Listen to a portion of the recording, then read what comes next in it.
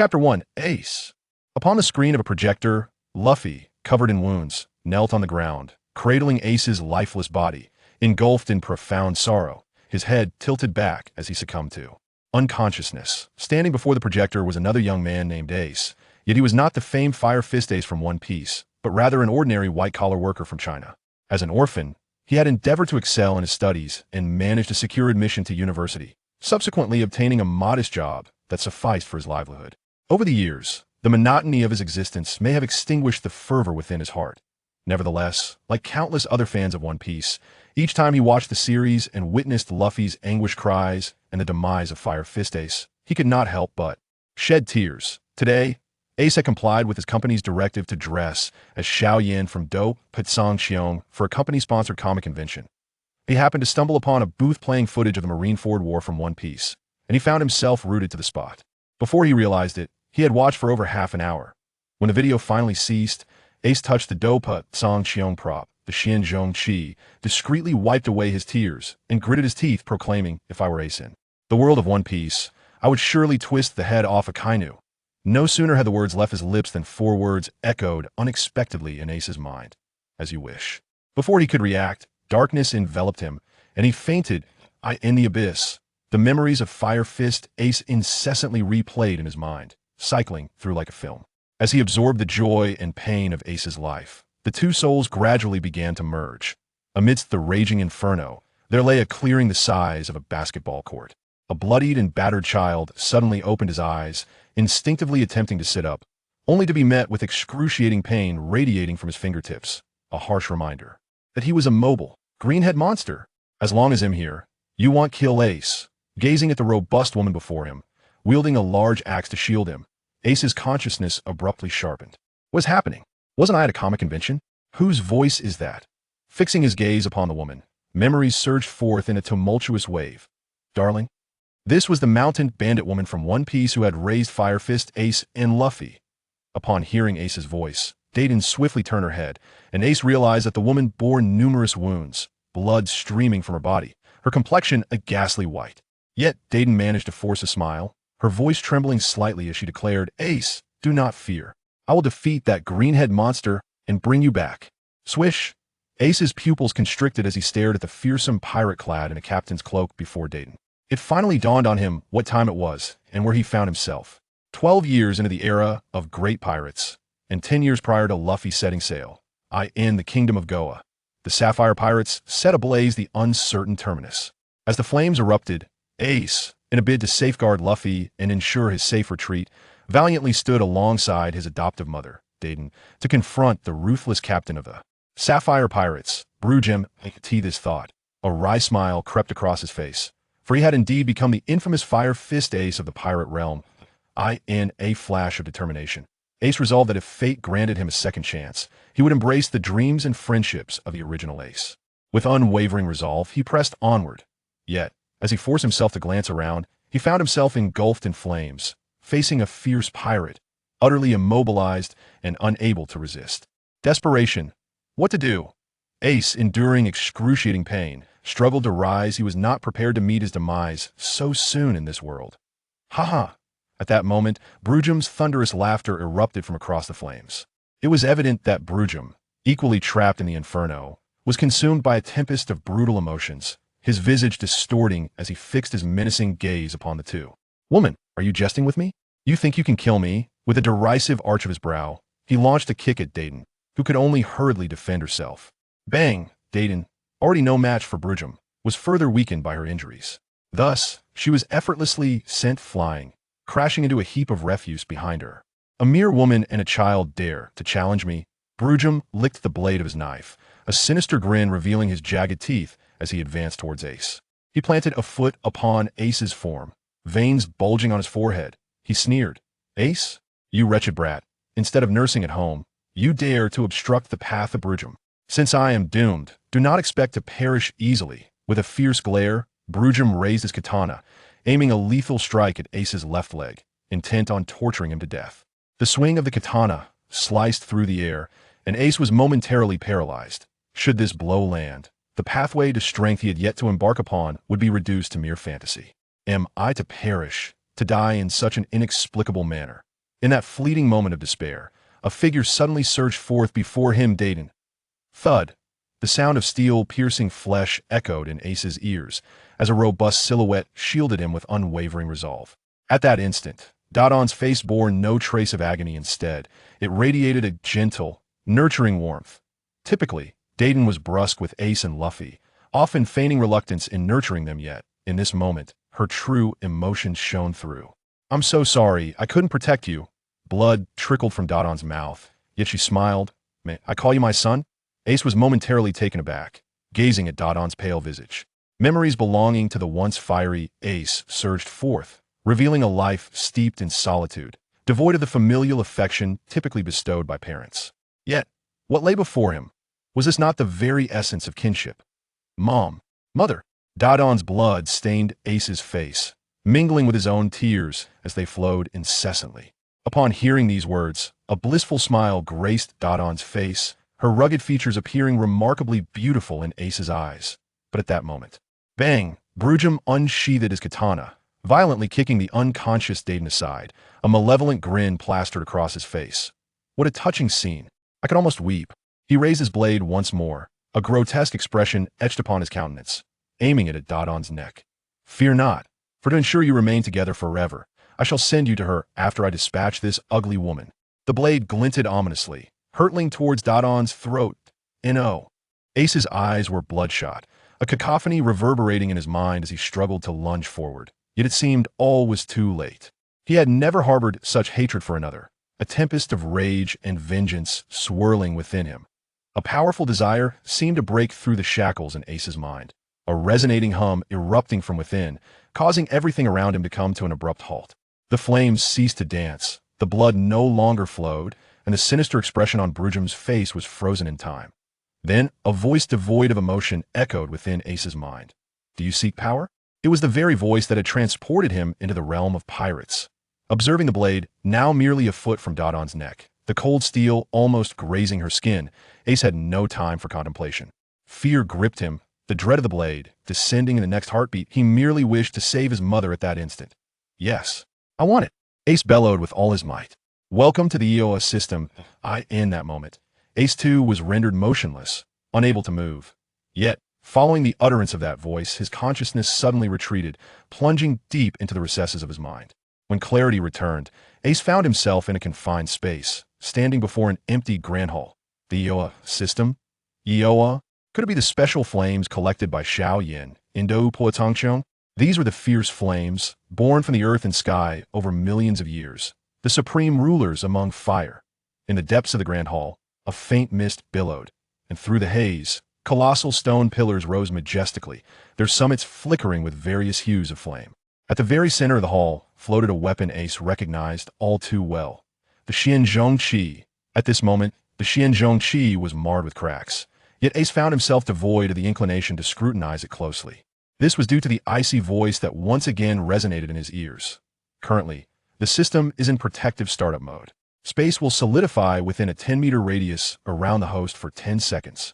Upon hearing this, Ace's heart raced with anxiety as the unmistakable countdown began to echo. Point 9. He shouted urgently, "Where's the power? Hurry up and give it to me." Seemingly attuned to Ace's escalating urgency, the system ceased its pedantic articulation and instead transmitted the relevant information directly into Ace's mind.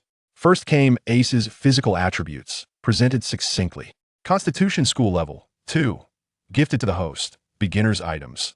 Before Ace could fully comprehend the subsequent information, 3 luminous orbs materialized before him, comprising a manual, a Chinese-style broad blade, and a swirling mass of purple flames, worrying for the distant Dadong.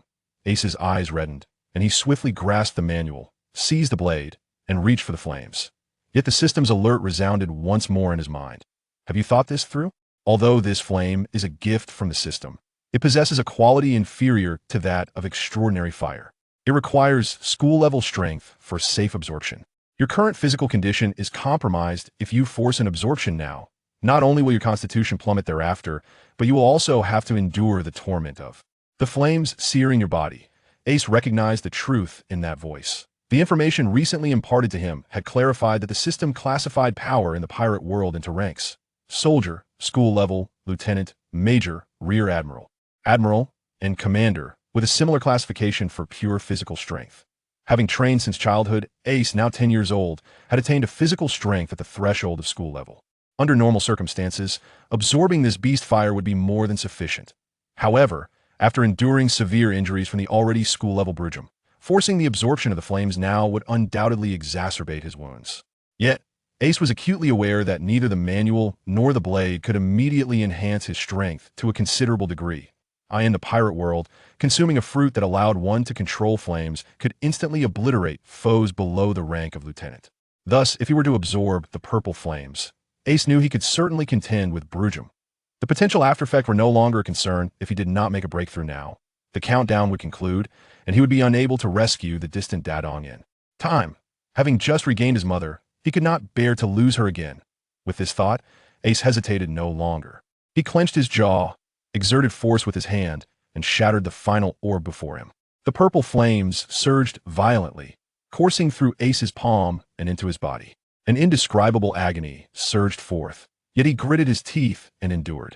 Tendrils of fire erupted from his wounds, as if threatening to reduce him to ashes in the next moment. That moment, the system seemingly refused to allow Ace to perish in flames, emanating a resigned sigh from the center of the Grand Hall. Subsequently, a wisp of black energy materialized from the mysterious weighty ruler at the heart of the hall and drifted into Ace's body.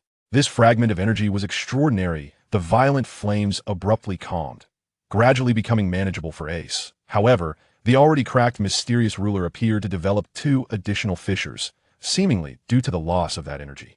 After half a second, Ace's eyes shot open, revealing what seemed to be 2 orbs of purple flame flickering within. Feeling the surging energy within him, Ace instinctively pointed forward, and a burst of purple flame ignited abruptly a meter ahead of him, the terrifying heat washing over him. He was certain that anyone below the rank of a major would stand no chance against such flames. Yet, the agonizing pain within him reminded Ace that this surge in power was but temporary. Shaking his head, Ace's gaze remained resolute. For the duration of his enhanced strength, he had sufficient time to deal with Brujum. 3, 2, 1. The moment the countdown concluded, Ace's consciousness abruptly returned, and everything around him sprang back to life. Observing Brujum's grotesque grin as he swung his blade, a glint of cold light flickered in Ace's eyes, and without hesitation, he pointed at Brujum's arm. With a fierce leap of his will, the dazzling purple flames erupted, igniting Brujum's arm out of thin air. Da-da! A piercing scream resonated as Brujum's wielding arm was instantly charred black by the purple fire, causing his sword to clatter to the ground. Ace, wielding a large blade, swiftly dashed forward to shield Dayton, casting a cold glance at the howling Brujum before quickly kneeling to inspect Dadon's condition. Upon confirming that Dayton was in no immediate peril, he exhaled a sigh of relief. He had finally caught up. Gently placing Dayton down, Ace rose once more. Swish! Ace whirled around sharply, his right hand raised beside him, a searing purple flame dancing quietly in his palm. Then, he began to advance step by step towards Brujum. No, this is impossible. Brujum stammered in terror, collapsing onto the ground, his legs flailing as he scrambled backward. The unknown is the most terrifying of all, and in this remote land, few were aware of the existence of the devil fruit. Even those who did, with their meager imaginations, could hardly conceive of someone wielding the dreadful power to control flames. In Brujum's eyes, the little imp who had once been at his mercy had now transformed into a devil capable of commanding fire. As Ace's icy gaze swept over him, and he beheld the eerie purple flames, cold sweat streamed down Brujum's brow, and the arrogant words he had just spoken seemed to vanish into thin air. Please, Ace, spare me. I can follow you from now on, and the Sapphire Pirates can be renamed as the Ace Pirates. Brujum, recalling the searing pain from the flames that had scorched his arm, forced a strained semblance of a smile, desperately pleading for mercy. Yet Ace's gaze was devoid of hesitation, his steps unwavering. He held no compassion for this wretch who would barter his own life and that of his kin. It is crucial to remember that half of his soul belonged to Fire Fist Ace, the 2nd Division commander of the Whitebeard Pirates, a man of stark loyalties. With such cowardice, how dare you call yourself a strong man? Ace cast a disdainful glance at Brujum, who was now retreating in sheer terror. Without a moment's pause, he raised his right hand, and purple flames began to drift toward Brujum at a slow yet resolute pace. No, no! Brujum desperately dodged, but the flames ultimately landed on him. With a puff, his body was instantly ignited, turning him into a purple torch. Without even looking at the result, Ace turned around gently, picked up Dayton, and softly said, "Mom, I'll take you home."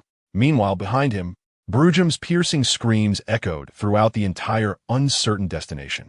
On a cliff by the sea of the Goa Kingdom, Luffy come down first. Ace's body was in excruciating pain. But looking at his foolish little brother, crying while holding onto his neck, he couldn't bring himself to say any scolding words. After carrying Dayton back to the hideout, Ace's strength had vanished, and the purple flames had shrunk into a ball, unable to be used. The after effects left his entire meridian system in agony, as if it were being burned by flames. Moreover, the attribute panel still only displayed the Constitution section, but it had turned into a dashed line. According to the system, this was already the best outcome. Although Ace's physical strength had temporarily plummeted to that of an ordinary person, it was not a permanent injury. As long as he continued to train, he would eventually be able to recover to the level of a school captain. However, at that moment, the news of Sabo's death arrived, and Luffy burst into tears upon hearing it. Although Ace, with his memories of the modern world, knew the later plot of One Piece and understood that Sabo was not truly dead, but had been rescued by Luffy's father Monkey D. Dragon, and would even become the second-in-command of the Revolutionary Army a decade later, he couldn't tell Luffy about it now, as it was crucial for Luffy's character development. Luffy, who had said he would set sail with them, dropped Ace and suddenly collapsed to the ground, clutching his hat tightly, crying uncontrollably, his whole body shaking. "Ace, you must not die." Ace felt a pang in his nose as memories from his past life surged into his mind. He couldn't imagine the pain that Luffy had to endure from his death during the Marineford War. Wiping away the tears that were welling up in his eyes, Ace suddenly punched Luffy on the head.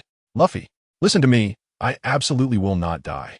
After saying this, Ace helped Luffy up and wiped away his tears, then asked with an extremely serious expression, "Luffy, do you believe in your brother?"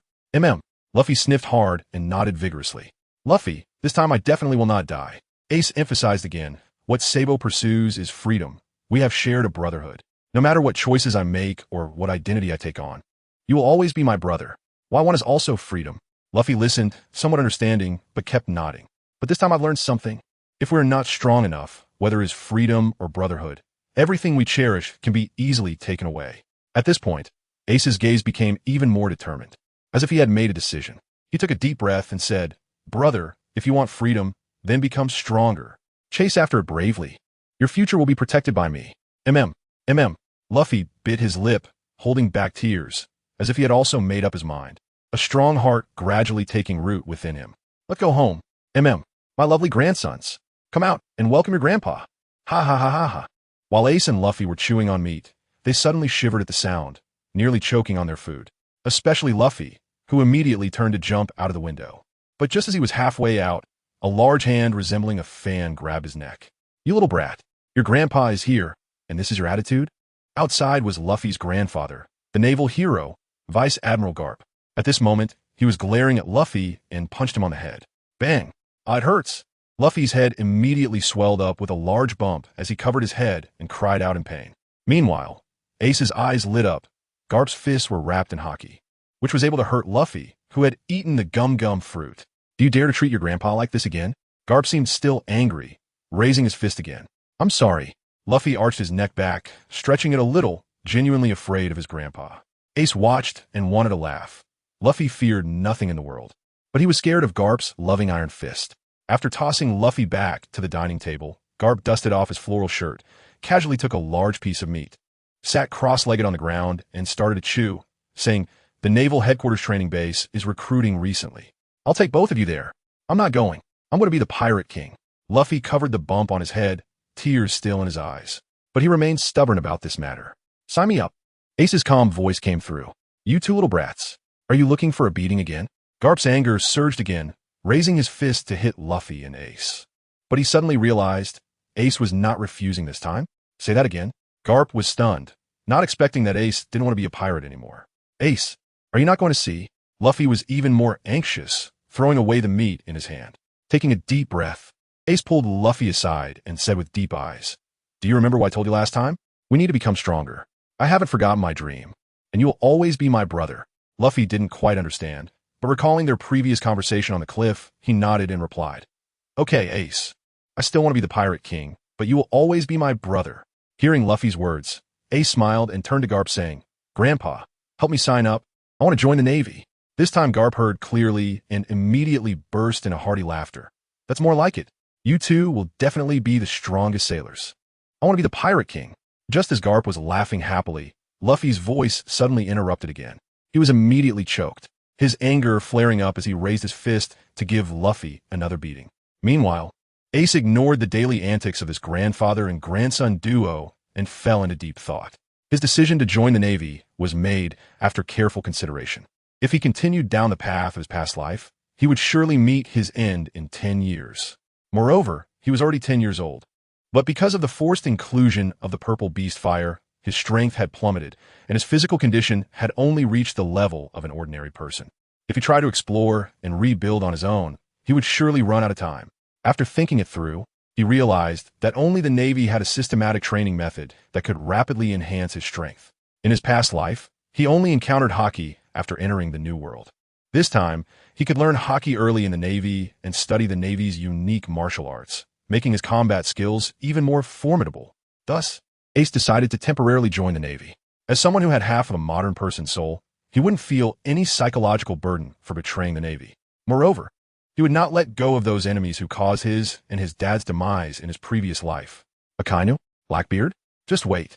A cold light flashed in Ace's eyes. At this moment, Luffy had swollen up like a pig's head, while Garp was in a good mood after giving Luffy a beating. He waved to Ace and said, "Ace, let us go now." "Haha, that's my good grandson." After bidding farewell to the still recovering Dayton, Ace embarked on the military ship docked at the port with Garp. This military ship was indeed imposing, towering 6 stories high, with rows of menacing cannon mouths protruding on both sides. It seemed ready to unleash roaring flames on the enemies at any moment, but the bow had a design resembling a pug, which really ruined the atmosphere. Garp was obviously pleased with this design and hoped Ace would work harder in the Navy. So, proudly pointing at the dog-headed bow of the military ship, he tempted Ace. "Did you see that emblem? That's your grandpa's unique mark, which means this military ship completely obeys me. As long as you work hard, once you achieve the rank of major, you can apply for your own small military ship. Although it won't be as big as grandpa's medium-sized one. You can still set off on your own to deal with those pesky pirates."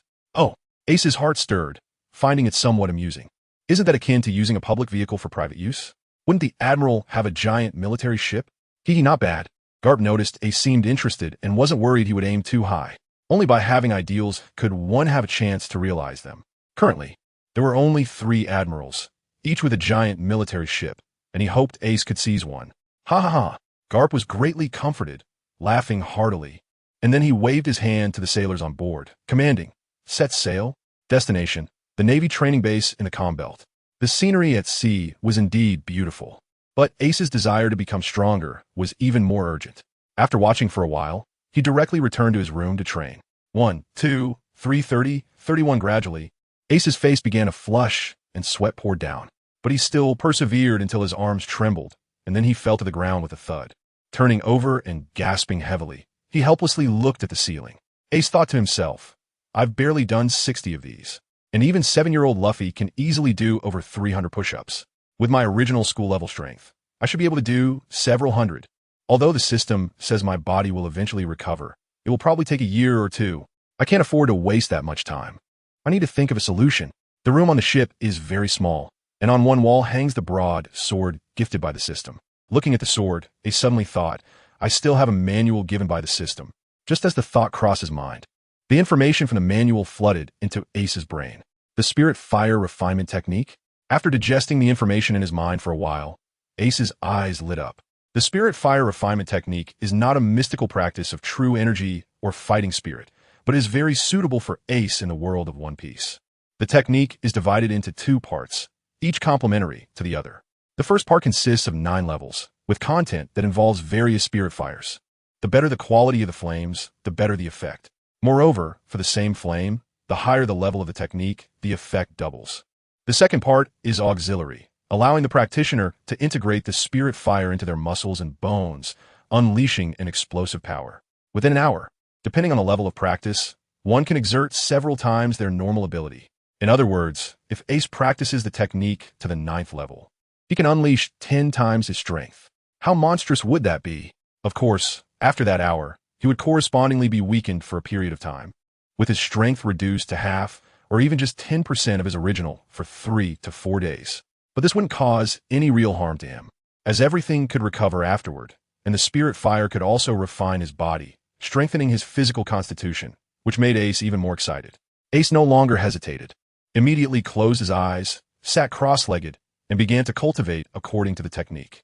In the following days, apart from eating, sleeping, and basic physical exercise, Ace was focused on practicing the spirit fire body refining technique.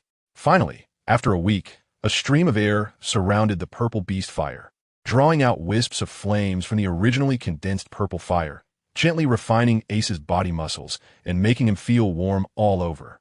At the same time, with a thought, the attribute panel appeared before his eyes. Attributes: Constitution, School 2 Spirit Fire Body Refining Technique. First level refining energy, 0-10 clearly. This technique was not difficult to learn, and Ace quickly reached the first level, feeling the generation of subtle body refining energy.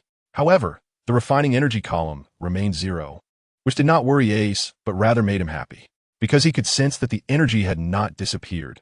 Instead, it was first being used to restore the physical strength he had previously overdrawn. In such a short time, although the Constitution column was still a dashed line, Ace knew that the text had become clearer. At this speed, he would be able to restore his original physical strength in less than a month, or even advance further. Roar! Just as Ace was secretly delighted, a deafening beast roar suddenly came from outside, followed by a violent shaking of the room, causing the large knife hanging on the wall to fall with a swoosh. It landed on the floor right in front of Ace, just an inch away from his little brother, startling him into a cold sweat. His good brother almost died before achieving success. Drawing the large knife, Ace hurriedly rushed onto the deck. At this moment, the deck was already filled with tense sailors, and following their gazes, Ace couldn't help but gasp. Sea King class. How could it be so big? Unbeknownst to them, the warship had entered a windless zone. In front of the warship stood an incredibly massive Sea King class, which was already 6 stories high. But the neck of the Sea King class emerging from the water was at least twice the height of the warship.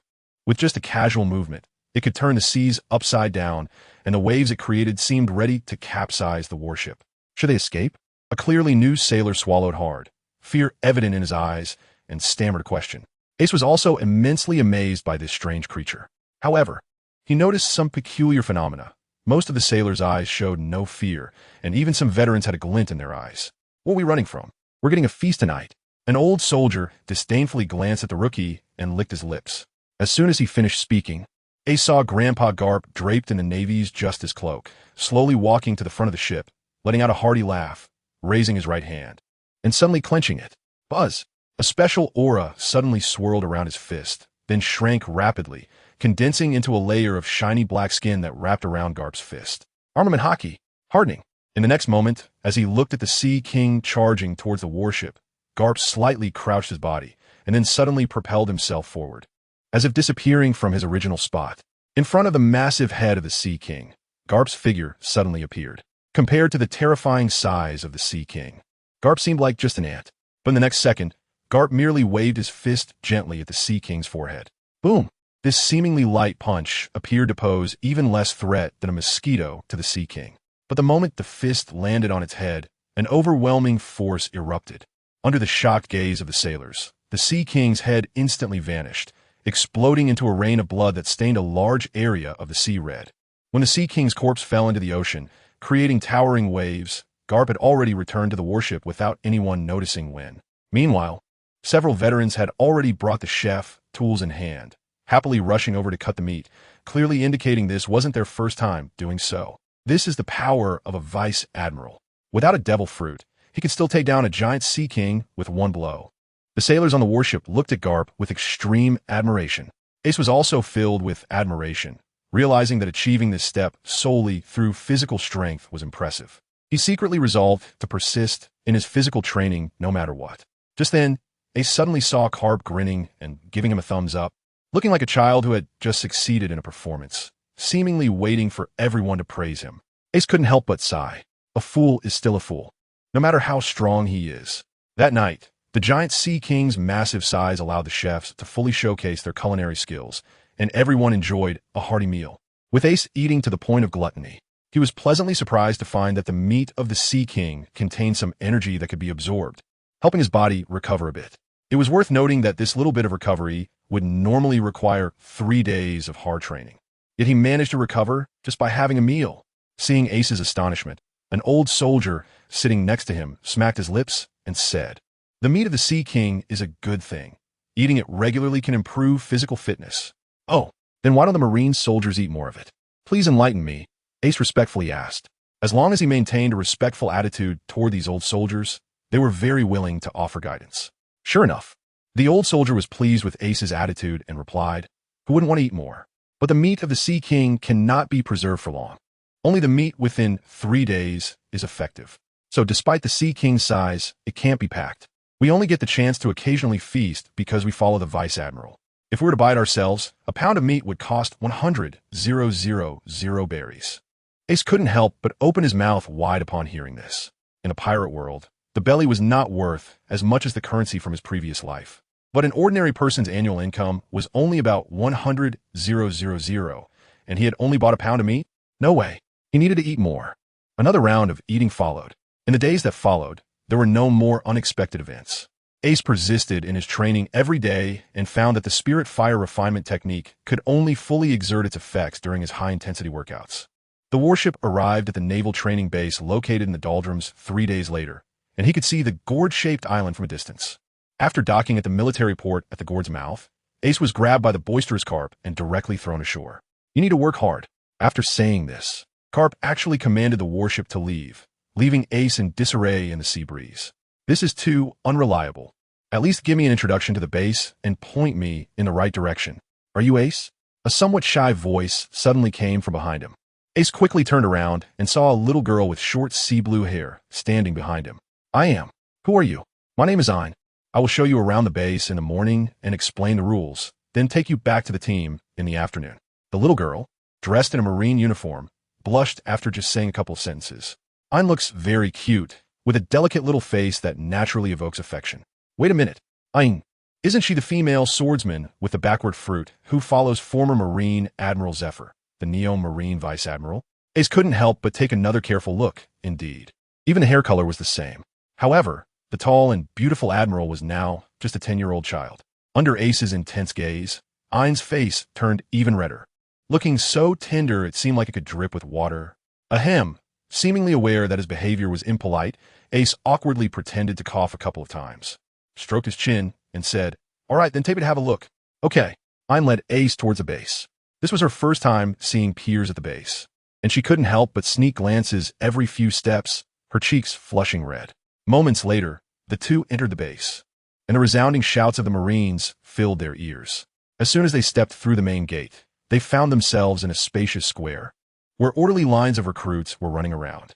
Various training equipment filled the square, with huge barbells and stone locks being swung energetically by the Marines. Ace's gaze slightly tightened as he noticed that most of the Marines in front of him were only around 15 or 16 years old. However, they all had at least the strength of seasoned soldiers, indicating that they were potential talents for the Navy future officers. The two huge screens in the center of the square also caught Ace's attention, displaying rows of names, totaling nearly 200. Sensing Ace's confusion, Ein quickly explained, "This is the leaderboard for the first phase of trainees at the base." Seeing the Marines' fighting spirit ignite every time they glanced at the leaderboard, Ace felt a spark in his heart. It seemed to be an effective way to motivate the trainees to work harder. "So how is this ranking calculated?" Ace continued to ask. "This ranking is based on last month's tests, which were divided into 3 categories: strength test, speed test, and physical reaction test. The higher the total score from these 3 tests, the higher the ranking," Ein elaborated, seemingly sensing Ace's lingering doubts. "The base conducts a test every month, and the leaderboard is updated accordingly, eliminating the bottom 20, while the top 10 receive privileges." Upon hearing this, Ace couldn't help but click his tongue. It was indeed brutal. No wonder these Marines were striving so hard. Ace also glanced at the top of the leaderboard. First place, Gasper D. Strength, 820 kilograms. Speed, 22 ms. Physical reaction, 70 points. Ace raised an eyebrow. This name sounds quite familiar. Isn't it the Navy traitor who was later defeated by Luffy? I didn't expect that although this person looks so anxious, they are actually not yet 20 years old. This person later ate the gum-gum fruit, and I wonder if they currently have any devil fruit abilities. Continuing to scroll down, I was surprised to see the name Ein, this little lowly, in 8th place. Ein. Strength, 515 kilograms. Speed, 24 ms. Physical reaction, 81 points. It seems this little girl is quite impressive, although her strength is just above average. She's only 10 years old, and her speed and physical reaction ability are even higher than the first place. Seeing Ace looking at her with admiration, Ein immediately blushed and kept waving her hands. I'm just naturally quick to react. There are many people stronger than me. Ace doesn't think so. It's important to know that these tests are targeted. With a fast physical reaction speed, it will be very easy to awaken observation hockey in the future. But Ace doesn't want to elaborate, just asking, how are these tests conducted? Can you take me to see? Oh, right. Aiden suddenly realized, come with me. There are only 10 days until the next test. I'll take you to get familiar with it. The two quickly arrived at a hall where several machines were placed. Aiden pointed to one of them and said, the first machine is for testing strength. Just punch the target, and it can measure your strength. Ace nodded and then looked at a machine that resembled a treadmill, saying, this should be for testing speed, right? Yes. I nodded in agreement and continued to introduce. The last machine tests physical reaction ability. It will shoot out 100 rubber balls at the target quickly, and you score points by dodging a few of them. However, there are no balls in the machine today, so it can't be used. The other two machines can be tried out first. Oh, Ace's eyes lit up. His physical strength had already recovered to the peak of soldier level, and he had long wanted to test how strong he really was. Ace walked up to the power testing machine in the corner and stretched his body. Inhale. He took a deep breath, then swung his right fist forward with great force. With a bang, his fist struck the punching pad of the machine. The pad shook, and the display screen showed the number 595 kilograms. Seeing this number, Ace was not discouraged, although it only ranked him around the 70th or 80th place on the list. He was sure that he would have already returned to his previous level in 10 days, and by then, he might even compete for a top 3 spot. But at that moment, Ace suddenly had a thought. He had practiced his Spirit Fire refining technique to this point, but had yet to try it out. After all, there were still 10 days until the end of month test, and by then, the period of weakness would have long passed. Let's do it. Ace felt a surge in his heart, and the airflow in his dantian no longer pulled out tiny flames, but suddenly enveloped the coiled purple fire. In the next moment, the purple fire exploded violently, rushing to every corner of Ace's body. Meanwhile, I was puzzled as to why Ace had not yet stepped down from the strength testing machine. Although a score of 595 kilograms was not top-notch, it wasn't bad either. Just as she was about to remind Ace to speed up the testing, her eyes widened in shock. Ace's skin suddenly turned bright red, and wisps of heat began to rise from the surface of his skin. He stood in front of the punching target, suddenly exerting force with his legs, his body slightly turning, and the power traveled from his waist along his spine into his arms. His fist swung out violently, accompanied by a sharp whistling sound, and with a boom, it struck the punching target. The target shook violently, and a hint of joy appeared in Ace's eyes. Such powerful strength. He turned a glance at the screen. 1255 kilograms. Double the strength. Ein's rosy little mouth forgot to close, and her eyes were filled with little stars of admiration. Ace looked about the same age as her. How could he be so amazing? Brother Ace, come and test your speed. Ein flipped her short sea blue hair and helped Ace turn on the speed test machine. Her way of addressing him had unknowingly become more intimate. Ace adjusted his breathing, bounced a bit on the spot, and walked onto the track with a smile. Whoosh! With a powerful push of his legs, Ace accelerated to the limit like a cheetah, instantly flashing past the speed testing machine's track. 27.8 meters per second. Just over 3 seconds for 100 meters. Ein's little face turned red with excitement, as if this achievement was hers. Brother, you'll get first place in the next test. Ein spoke rapidly. Ordinary students live in shared dormitories with 4 people, but the top 10 have their own individual dorms. And the first place even gets to live in a luxury apartment like the second phase students. Gurgle gurgle.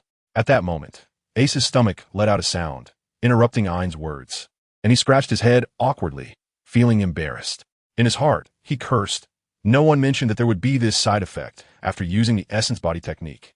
Realizing that he had been too excited just now and that it was a bit inappropriate, Ein's face turned red again, and he quickly said, "Let me take you to the cafeteria to eat." Ace stopped the operation of the technique, and the power within his body receded like a tide, leaving only half of his peak soldier-level strength. Although the duration of this technique was short and the aftereffects were mild, he would still feel weak for about half a day. The gurgling sound from his stomach made Ace feel a bit embarrassed. Time to eat, time to eat. Let's go. Big brother. Ace's awkwardness finally made Ein laugh, and his brother's call became more natural.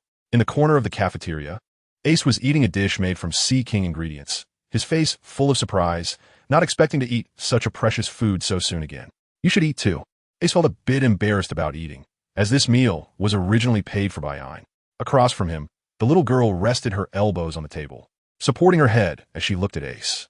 No, I'm on a diet, she said. Ein's face turned red again, but then his eyes lit up as he asked, "But brother, why didn't you use your full strength during the test just now? You're clearly so strong." "I'm not that strong," Ace replied, feeling awkward after eating her food. "I can only have that kind of power for a short time, and afterwards, I'll feel weak for a while." Ein immediately panicked, her eyes welling up with tears. "Is brother hurt? It's all my fault, making you exercise right after getting off the ship." Ace was also taken aback. In his past life, he had never been in a relationship and had very little contact with girls. Seeing the little girl with tears in her eyes made him feel completely at a loss. He quickly clenched his fist, pointed to the muscles on his arm, and said, "After eating Ein's food, I'm fine now. I have strength all over." "Really? Only then did the little girl smile and say, "Then you should eat more." Ace secretly wiped the cold sweat from his forehead and buried himself in a frenzy of eating. His period of weakness had certainly not passed. His strength was only at half of the peak soldier level, but his physical condition was indeed quite good. After the tempering from the purple fire eruption, as long as this period of weakness passed, he could restore his physical strength to that of a school level, and the purple fire had not shrunk back into a ball. It could be used again. "Huh, isn't that little girl Ein?" A somewhat sharp voice suddenly interrupted Ace's appetite. A slender-eyed, mean-looking Marine approached, saying, "This is the dining area for the top 10 on the leaderboard. Why did you bring a little kid here again?" Ace frowned as he looked at the newcomer, wondering what was wrong with this person. He had just arrived and hadn't offended anyone. When he saw the food on Ace's plate, the person sarcastically remarked, "Oh, they gave this kid an A-class meal. We in the top 10 can only eat for free once a week, and you let this kid eat? Bolka, that's enough. Just because I ranked one place higher than you this time, does it really matter?"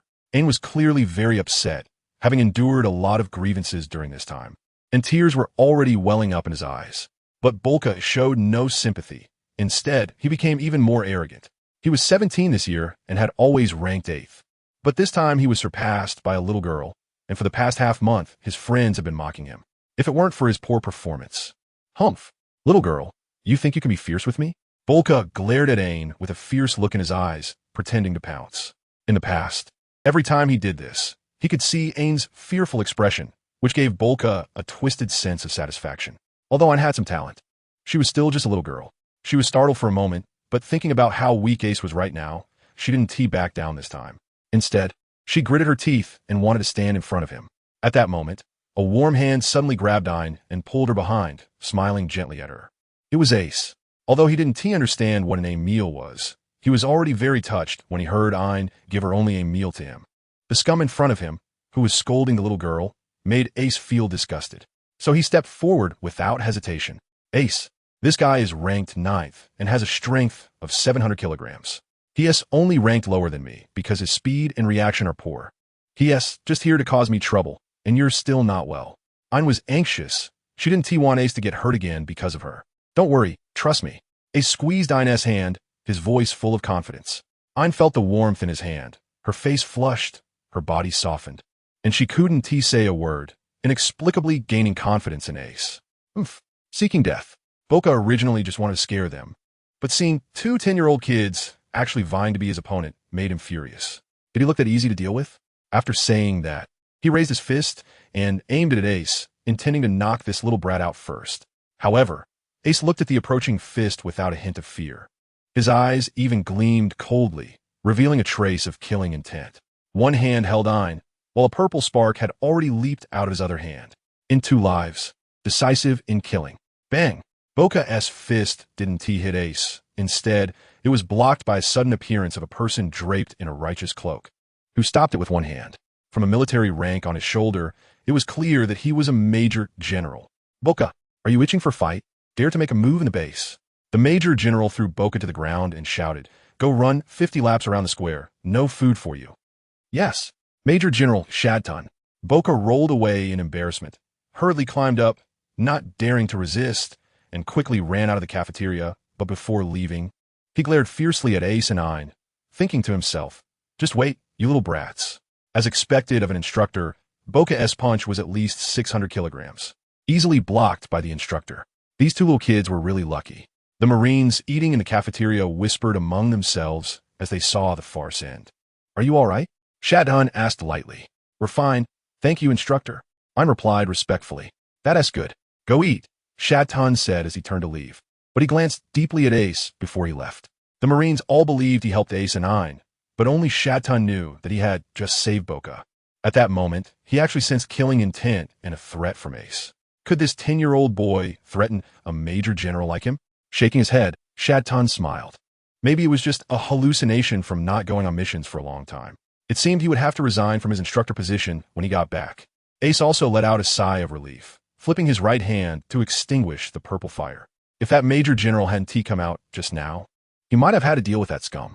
However, it was also good that he didn't have to reveal his trump card now. Ein, what does Boca mean by a meal?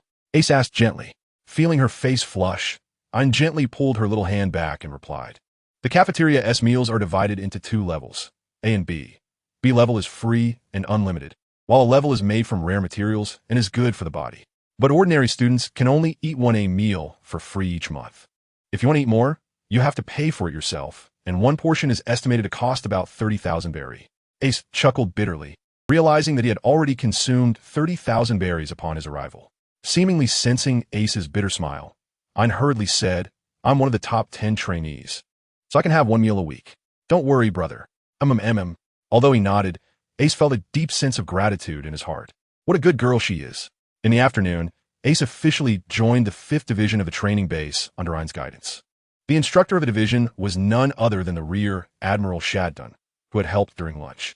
On the training ground, there were a total of 32 people in the 5th Division, with Shadun standing in the front, his justice cape fluttering in the wind. Ace finally found the time to carefully observe the instructor in front of him. Shadun was a middle-aged man towering at nearly 1.9 meters, with a head of short, hard hair resembling steel needles, a typical square face, and an imposing expression that commanded respect. When Shadun saw Ace, he was momentarily taken aback, smirking oddly with a sideways grin, and said, "So you're the transfer student that Vice Admiral Karp sent over?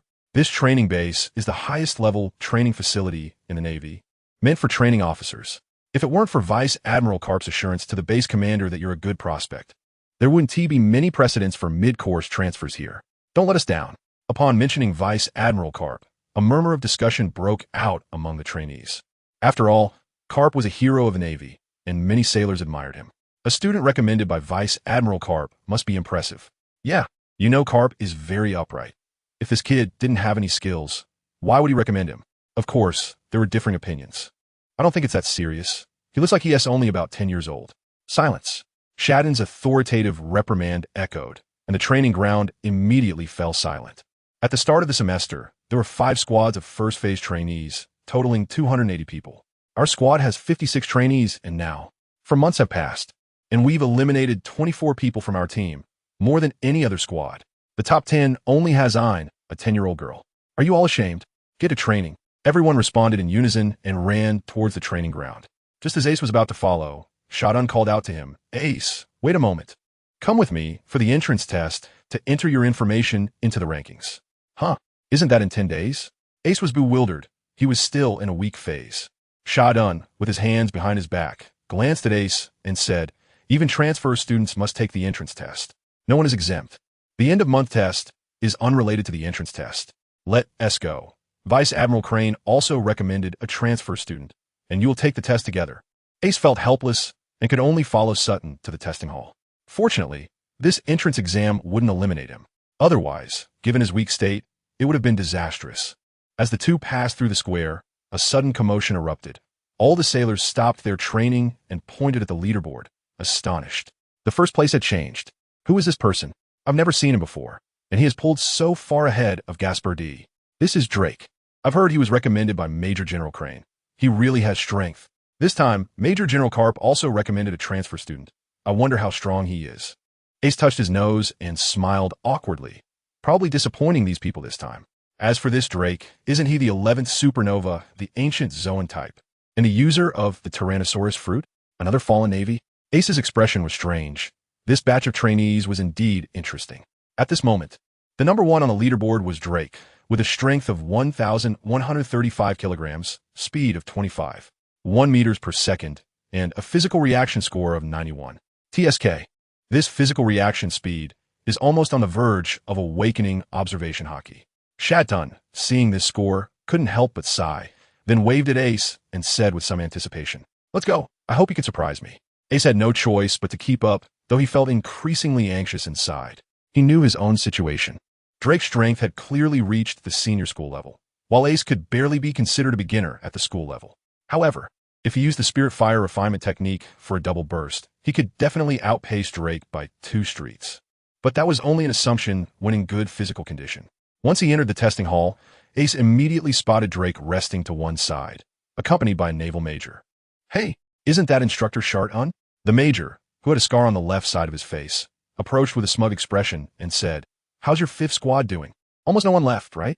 Our 2nd squad still has 42 students, and we have 2 in the top 10. No, wait, with Drake in 1st. Our squad now has 3 in the top 10. Ha ha ha."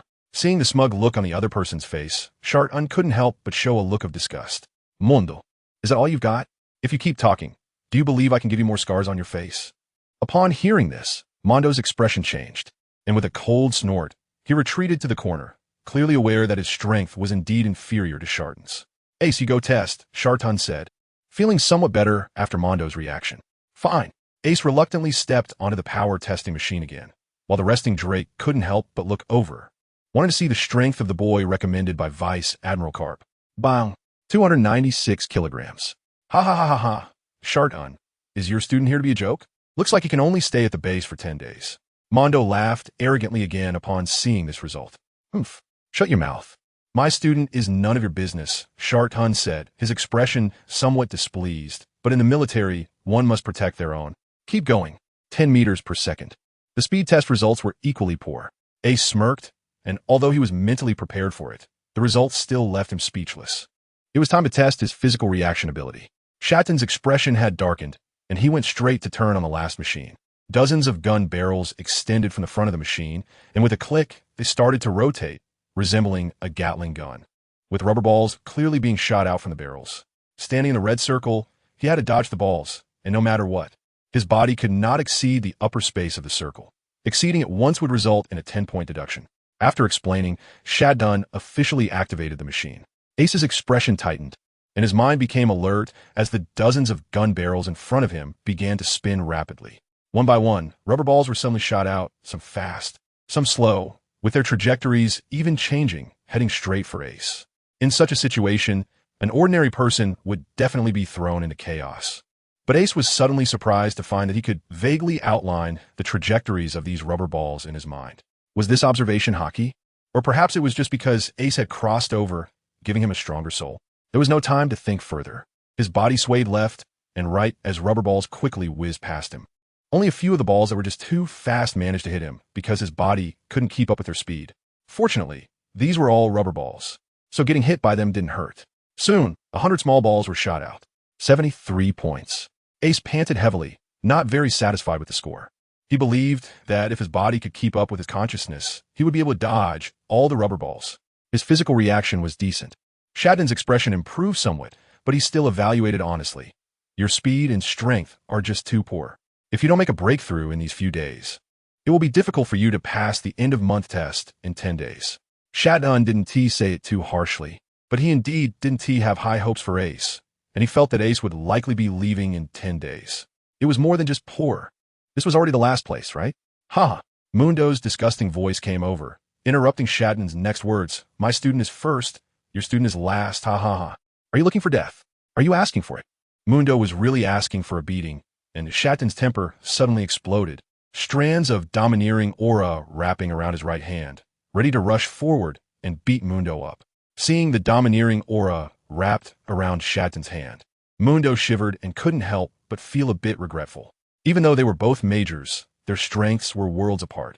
He was no match for Shattuck. "Instructor, wait." But at that moment, Ace suddenly grabbed Shattuck. The anger in Shattuck's chest surged with nowhere to vent, and his tone unconsciously turned sour. "What are you doing?" He was helping Ace stand up for himself, yet Ace stopped him. If this student couldn't even resist insults, how could he face the fierce pirates alone in the future? His evaluation of Ace worsened. But soon, Ace's words changed his attitude. Hello, instructor. Since Major Mundo looks down on me so much, I would like to make a bet with him. Shadun was somewhat puzzled, but suddenly recalled the sense of threat this kid had brought him at noon in the cafeteria. He suppressed his anger and, almost unconsciously, nodded, signaling Ace to continue. Major Mundo, right? Do you dare to take this bet with me? With Shadun's permission. Ace turned to face Mundo, his voice devoid of any respect. He wouldn't be friendly to an enemy.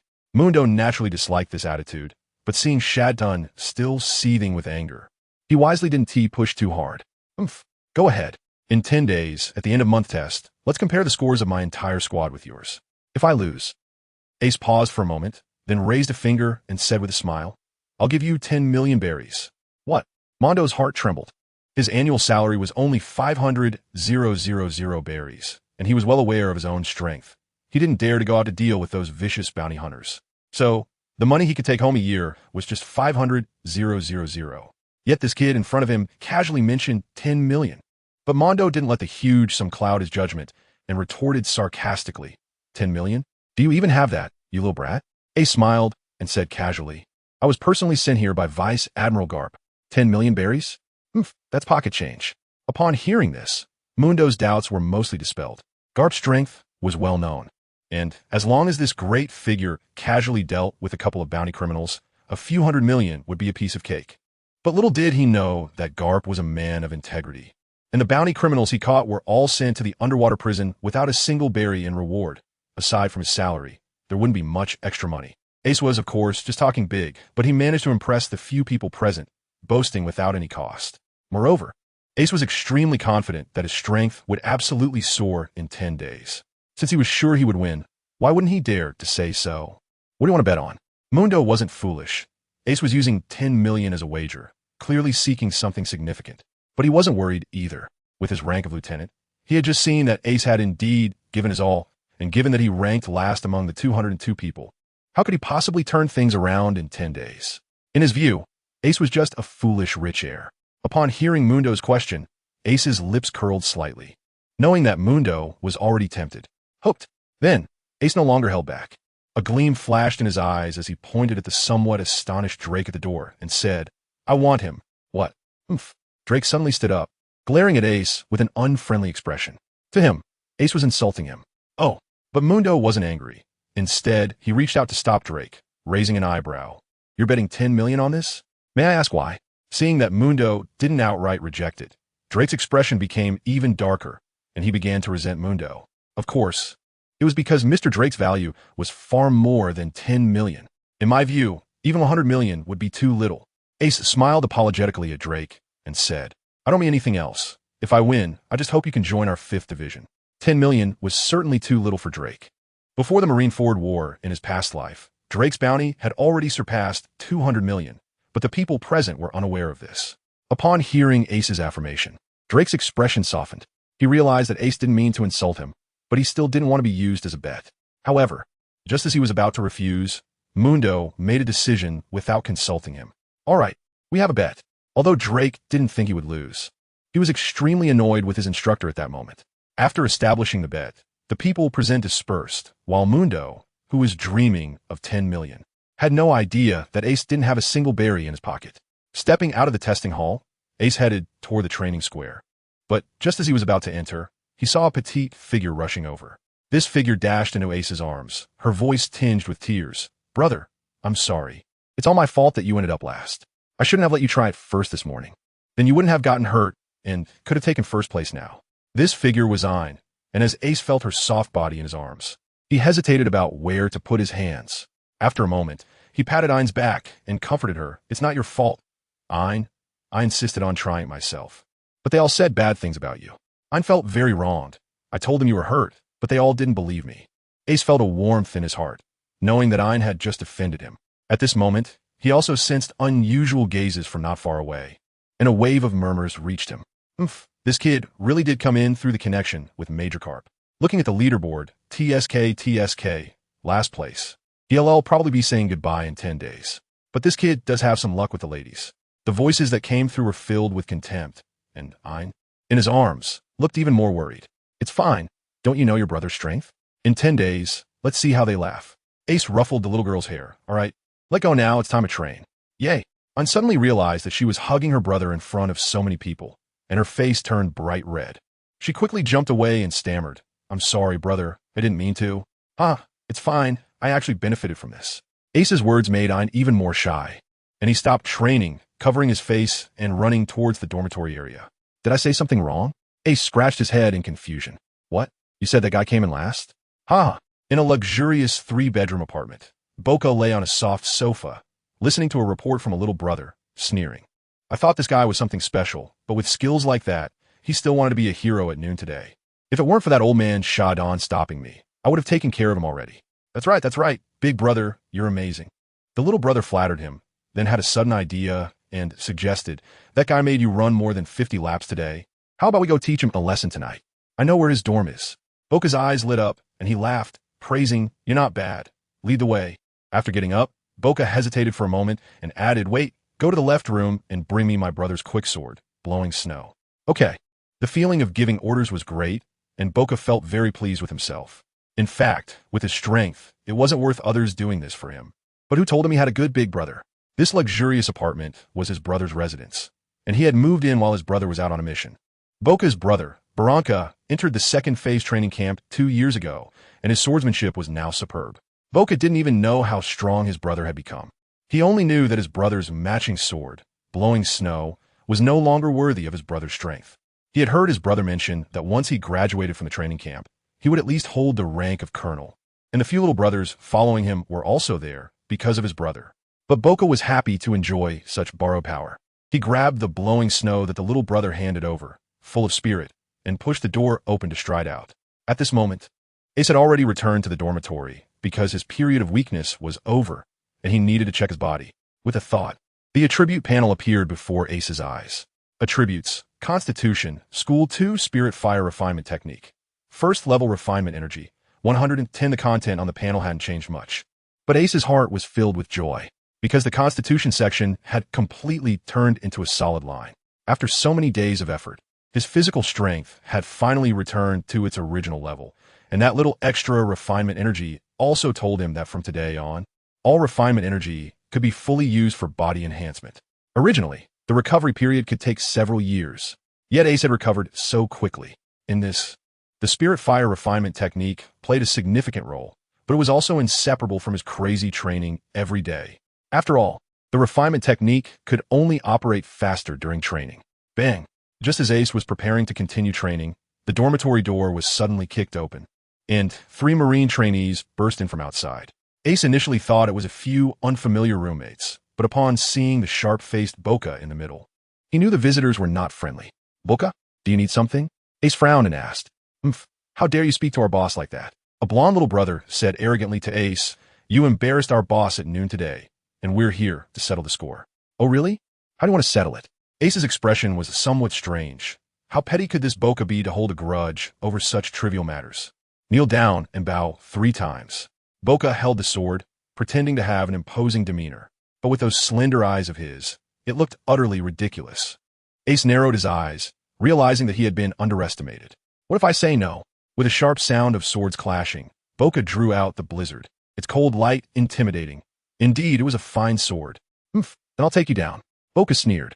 Ace was about to respond when his eyebrows suddenly twitched as the system, which had been silent for a long time, suddenly emitted a sound. It detected a sharp knife and suggested the host seize it. Ace knows that in the world of One Piece, swords are divided into 5 levels. Ordinary swords, fast swords, good fast swords, great fast swords, and supreme great fast swords. There are 12 supreme great fast swords, 21 great fast swords, and 50 good fast swords. These 3 levels of swords are limited in number and are the most precious. Although there are quite a few fast swords, they are still considered rare treasures in people's eyes. However, he is not a swordsman, so why would he want to seize swords? It seems that the system sensed Ace's confusion and explained, swords of fast quality and above can be used to repair my main body, and their internal energy can also be used to enhance the host's physique. Additionally, there are other benefits that will be disclosed after the host acquires them. Upon hearing this, Ace's eyes lit up. He recalled the Xian Zhong Qi in the previous hall, which should be the system's main body. The had indeed been covered in cracks. So the system was not lying. The The system's enticing tone also indicated that these famous swords must be even more important to it than it claimed. But Ace did not want to know the truth immediately. He only needed to know that seizing the fast sword would quickly enhance his physique, and that was enough. Suddenly, Ace's gaze towards the baka in front of him changed, as if a wolf had spotted a sheep, drooling with desire. The communication between Ace and the system appeared to be just a moment to the outside world. Poka only saw Ace freeze for a moment, and then he revealed a somewhat greedy expression, which sent chills down Poka's spine. But he immediately felt something was off, and then he became furious, realizing that he had been scared by the last-ranked person in the entire training camp. Looking for death, Poka didn't dare to actually use a knife in the training camp. Instead, he sheathed the knife with his left hand, clenched his right fist, and suddenly swung his waist, throwing a punch at Ace. He just needed to break Ace's arm, and with his brother's connections, he could definitely downplay the incident. But the next moment, Poka was shocked to find that Ace didn't dodge at all. Instead, he threw a punch right back. This kid, with only 300 kilograms of strength, wanted to match fists with him. A master with 700 kilograms? How overconfident. You're looking for death. Don't blame me. A cruel smile appeared on Poka's face as he imagined Ace's arm breaking into 3 pieces and him screaming as he flew away. Meanwhile, the blonde-haired guy also wore a gloating expression, thinking this kid was doomed. Bang! The next moment, both of their smiles froze on their faces, instantly replaced by disbelief. The 2 fists collided, producing a muffled sound, and Ace didn't take a step back. Instead, Poka staggered back several steps, and from the trembling of his arm, it was clear he had been injured. Ace didn't stop there. He lunged forward, turned, and kicked, sending Poka's knife flying. Thanks. Ace reached out and grabbed the hilt of Fubuki's sword, laughing. Carr wasn't worried that Ace would take the sword away because, in his view, with his brother's strength, retrieving it would be a piece of cake. However, he was still very angry and turned to yell at the blonde. You tell me this guy is dead last? A person with only 300 kilograms of power can go toe-to-toe with me? Are you kidding me? He really is dead last. The ranking shows it clearly.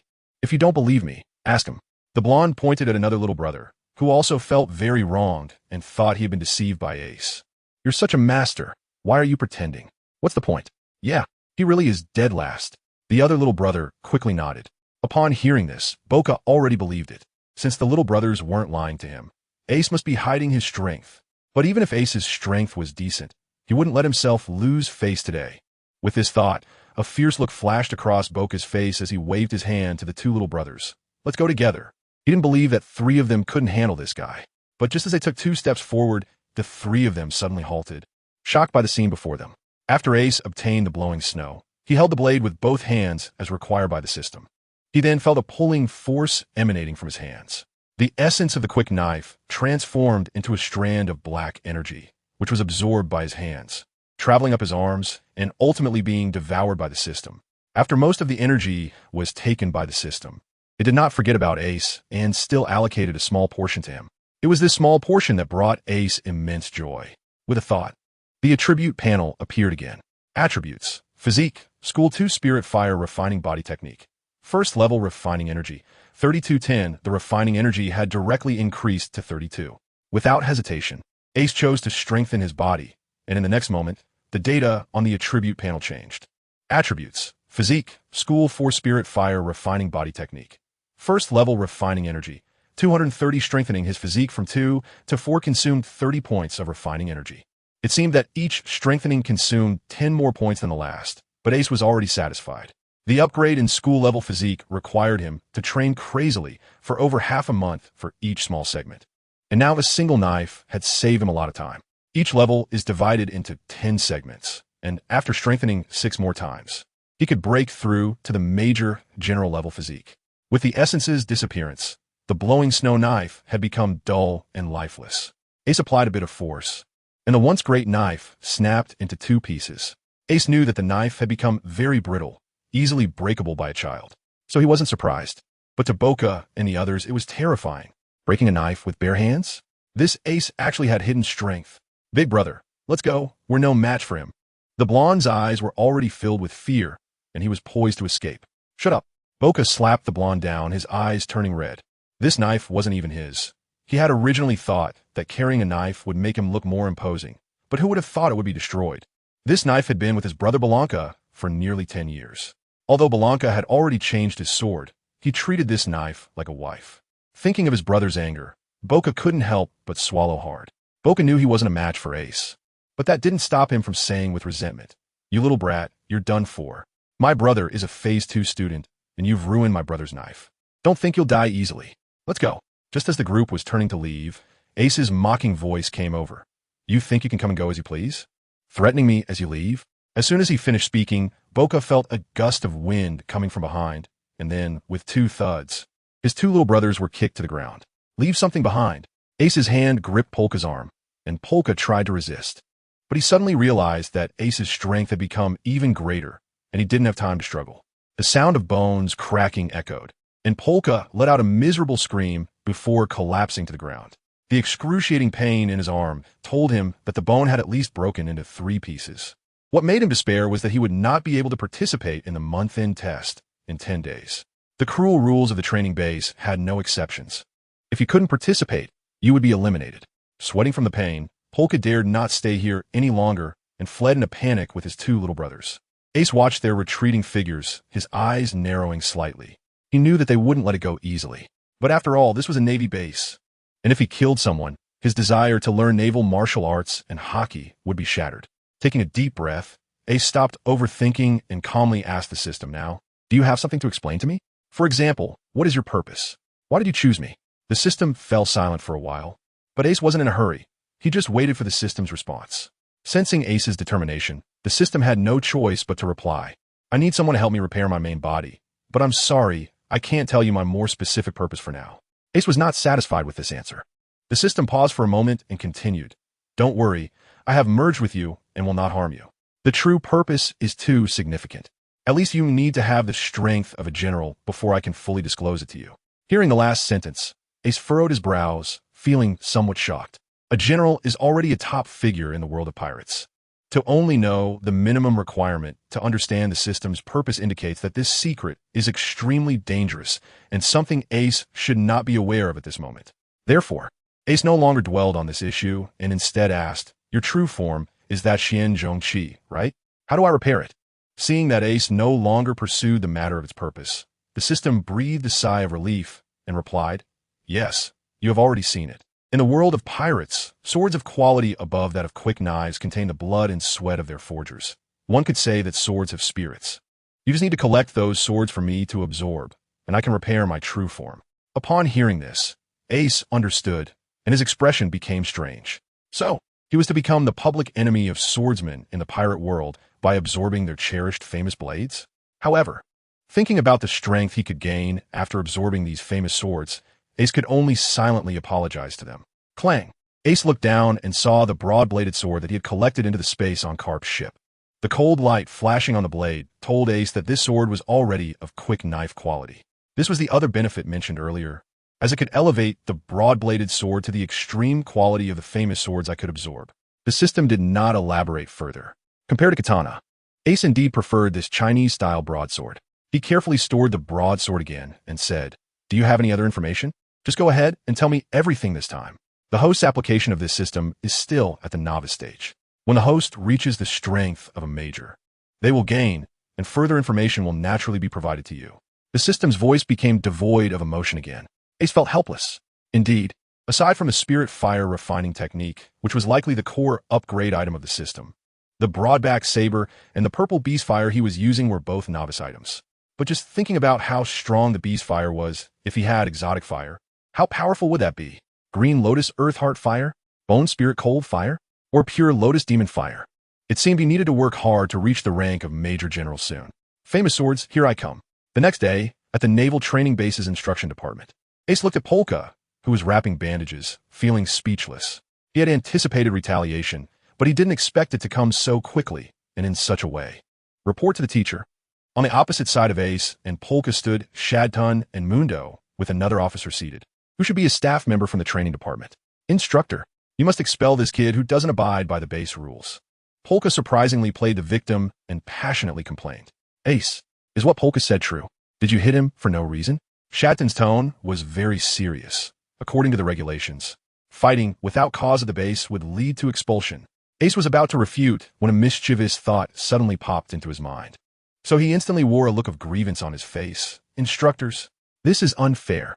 My ranking is the last one, while Boca is one of the top 10 experts on the leaderboard. How could I possibly defeat him?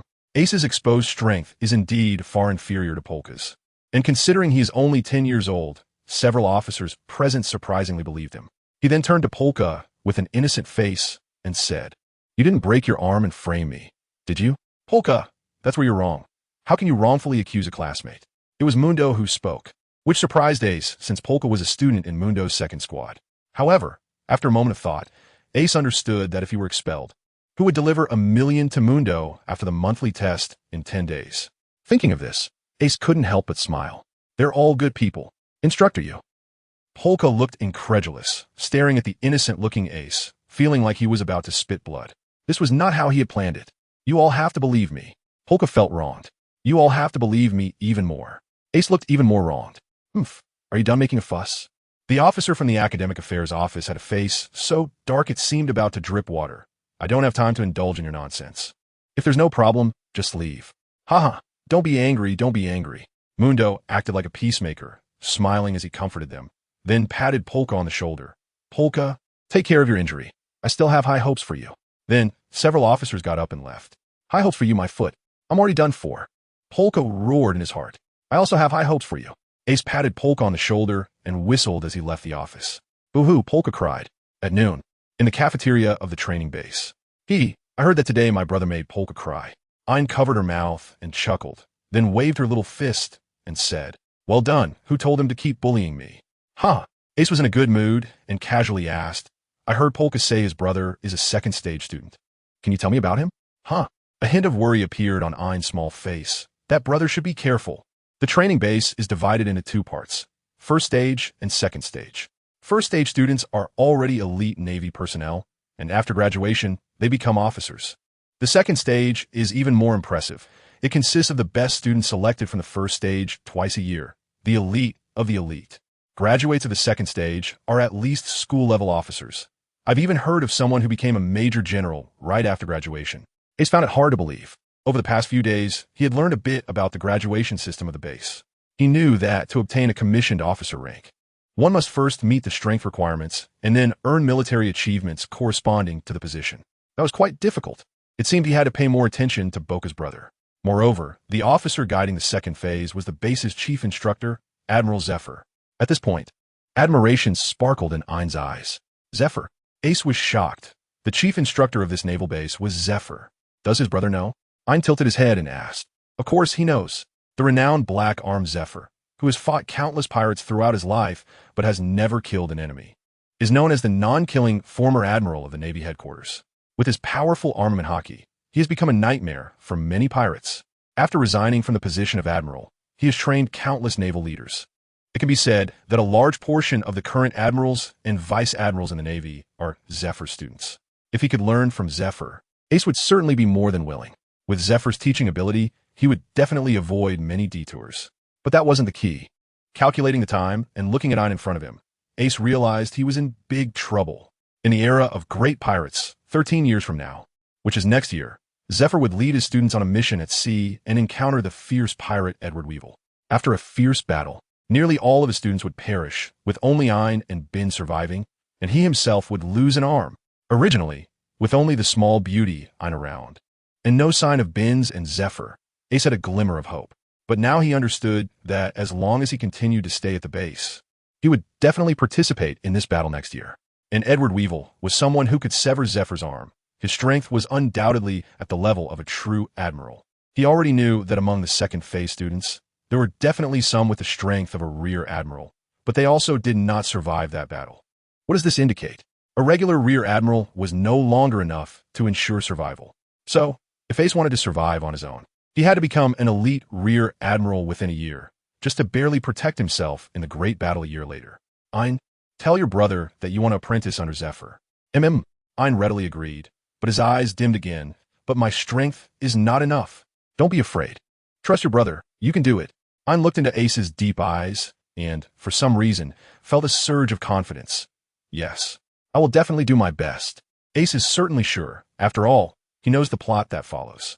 Once he understood Ayn's feelings, he completely dismissed the thought of avoiding battle. Over the past few days, he has developed feelings for the innocent Ayn, and this beautiful sentiment is worth protecting with all his might. Therefore, he intends to participate in the upcoming great battle and protect Ein during the fight. So how can he specifically become a Phase 2 student? Having made up his mind, Ace needs to quickly improve his strength, and entering Phase 2 to receive guidance from Zephyr is undoubtedly the most effective means. There are two methods. The first is that after the end of month test, there will be a month-long internship and outstanding students will receive recommendations. The second method is the arena battle after the internship, where the strongest among the Phase 1 students will be directly admitted. Ein's words were very clear, and it was obvious that he had long intended to become a second-stage student. After listening carefully to Ein, Ace had made up his mind. He wanted to secure the title of the strongest in the arena battle.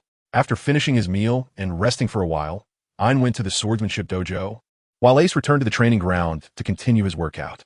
Squats, push-ups, and pull-ups. While Ace was training, he began to feel that something was off. Although he had been doing strength training since his rebirth, and the training volume had been increasing, there was always a sense of relying on past experience. In the original work, Ace and the others' martial arts fighting could only be considered as rough techniques, derived from their own struggles and experiences. While it could sometimes achieve surprising effects, it ultimately lacked sophistication and could not fully harness the power they possessed. Now that Ace had been reborn, he had not forgotten his original fighting techniques. However, his purpose for joining the Navy was to receive systematic training and learn formal martial arts.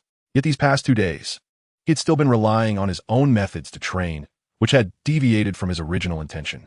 Therefore, he needed to seek guidance quickly. With this in mind, Ace no longer hesitated and asked a sturdy student who was lifting weights nearby, "Excuse me, don't the instructors usually provide guidance to the students?" The student, annoyed at being interrupted during his workout, replied curtly, "The instructors have already explained what needs to be taught at the beginning. If you want special attention from the instructors, go find it yourself." Ace was taken aback, realizing that he, as a transfer student, had already missed the start of the class. He prepared to go directly to find Major Shadun. "Wait, you're the transfer student? The one named Ace?" The big man easily guessed Ace's identity, since only the transfer students hadn't heard the instructor's lecture, and there were only 2 transfer students this time. "That's me. Is there something you want?" Ace frowned. "It's nothing, just heard a lot about you, the one at the bottom of the class." The big man grinned wickedly at Ace, cracking his knuckles. "I think you shouldn't go find the instructor anymore. Let me guide you properly." Ace looked at the big man in shock. He had just met him, and he was already eager to bully him? Could this be what they call school bullying? In his previous life, Ace had seen news about this kind of thing and found it hard to believe. After all, who would bully a classmate for no reason? But now it was happening to him, and he couldn't help but sigh, realizing that there really are such scumbags. However, Ace smirked slightly and smiled. He might have picked the wrong person to bully. All right then. Ace's response left the big man stunned. He didn't expect this little brat to break the rules. How could he not be afraid?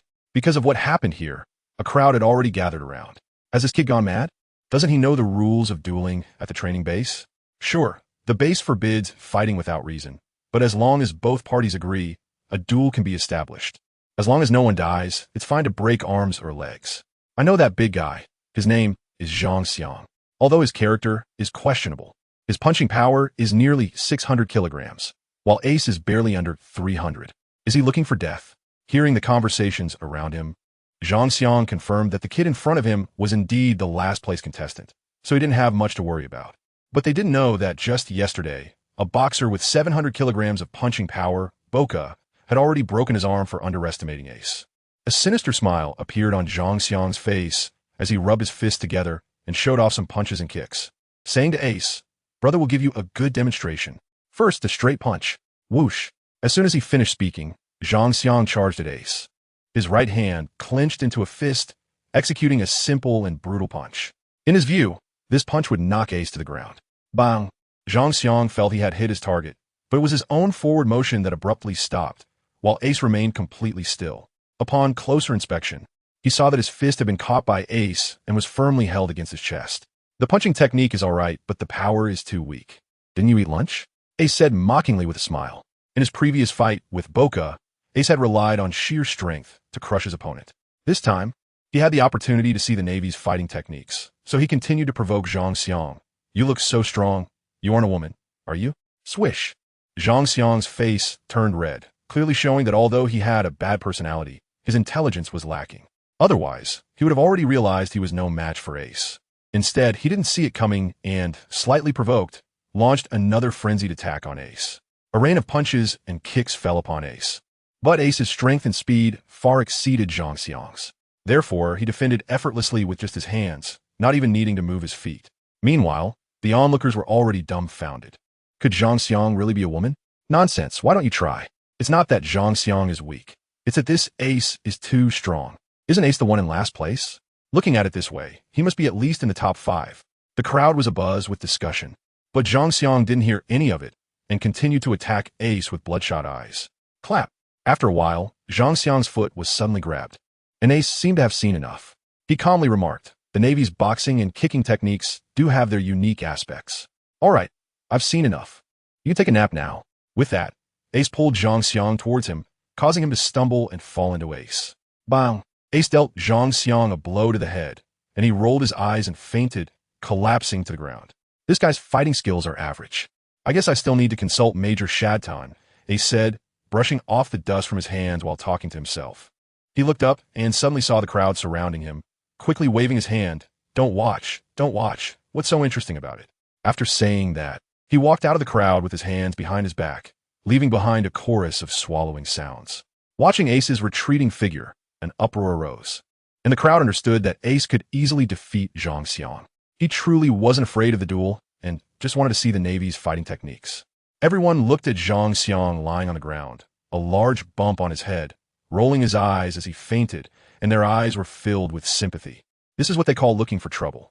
As Ace went to find Shadton, he was actually pondering that his easy victory over Zhang Xiang wasn't because the Navy's fighting techniques were poor, but because the difference in their speed and strength was too great. Ace estimated that he could already reach around 1,000 kilograms of pure strength without needing to use the double explosion of the pure body technique. In other words, if Ace mastered the Navy's fighting techniques, the power he could unleash with 1,000 kilograms of strength would definitely be incomparable to Zhang Xiang. Instructor. Ace suddenly brightened as he spotted Shadton, who was punching. Clearly, the boxing techniques being used by Shadton were the same set as Zhang Xiang's.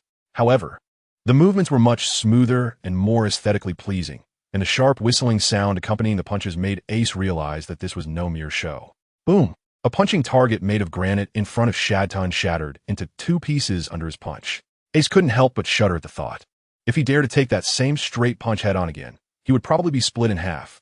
"Sigh, time to change the punching bag again." "Sigh, what can you do?" said Sutton helplessly.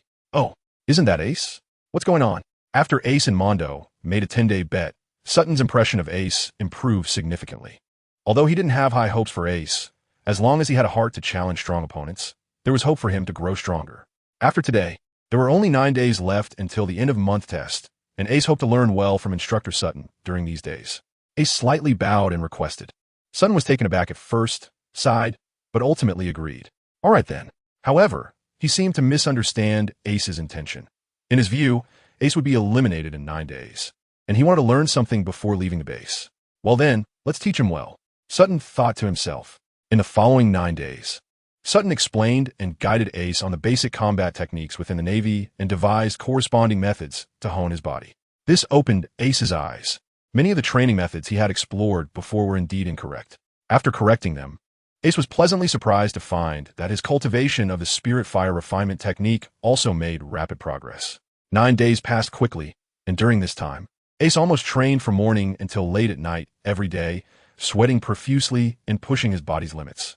Perhaps because of the nourishing energy from the refinement, Ace didn't have to worry about overtraining exhausting his body. His physical strength was improving almost every day. This made Sutton admire Ace's willpower. He had never seen a student make such significant progress every day. All right, this book is about the basics of swordsmanship. Take a look when you have time. Before you can cultivate armament hockey, weapons are still very important, Sutton said with a smile to Ace. Thank you, instructor. Ace's eyes lit up as he solemnly took the book in his hands. With this book, his broad-bladed sword would no longer just be for show. Let's go. Today is the end-of-month test, and I can't wait to see how that guy Mundo will cry, ha-ha.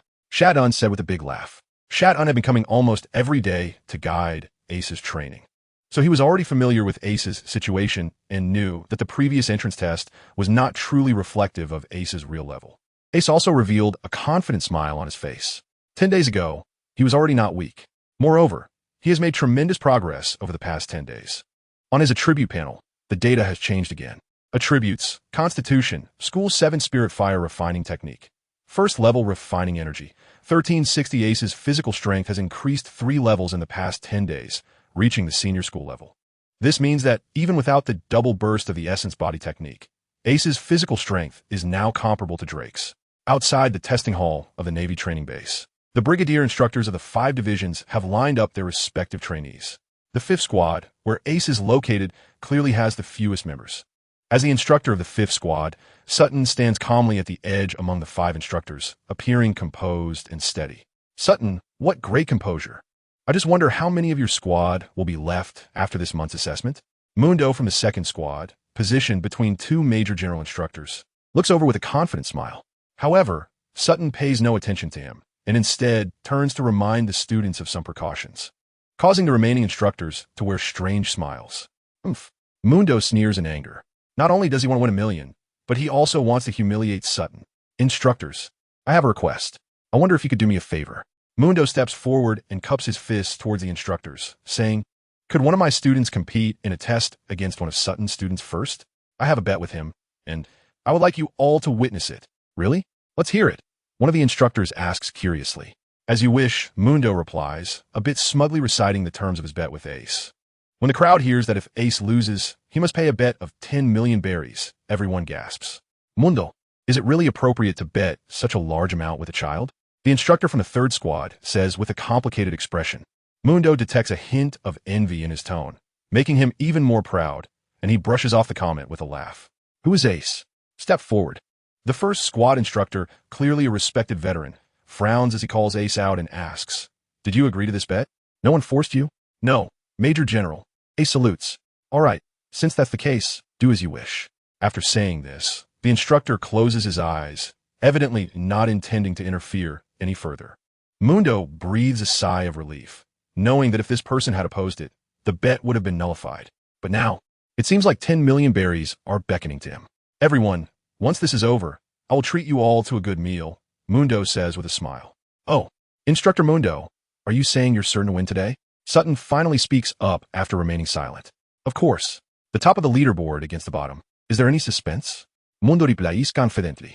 Sutton gives Mundo a deep look and slowly says, then, Instructor Mundo, how about another small bet with me? If Ace loses, I'll give you 500,000. If Ace wins, you give me 500,000. How about that? The other instructors look at Sutton in surprise, including the 1st squad instructor, who also gives Sutton a deep look. 500,000 is their annual salary. How can Sutton be so confident in the bottom-ranked Ace? Hearing Sutton's words, Mundo's expression freezes.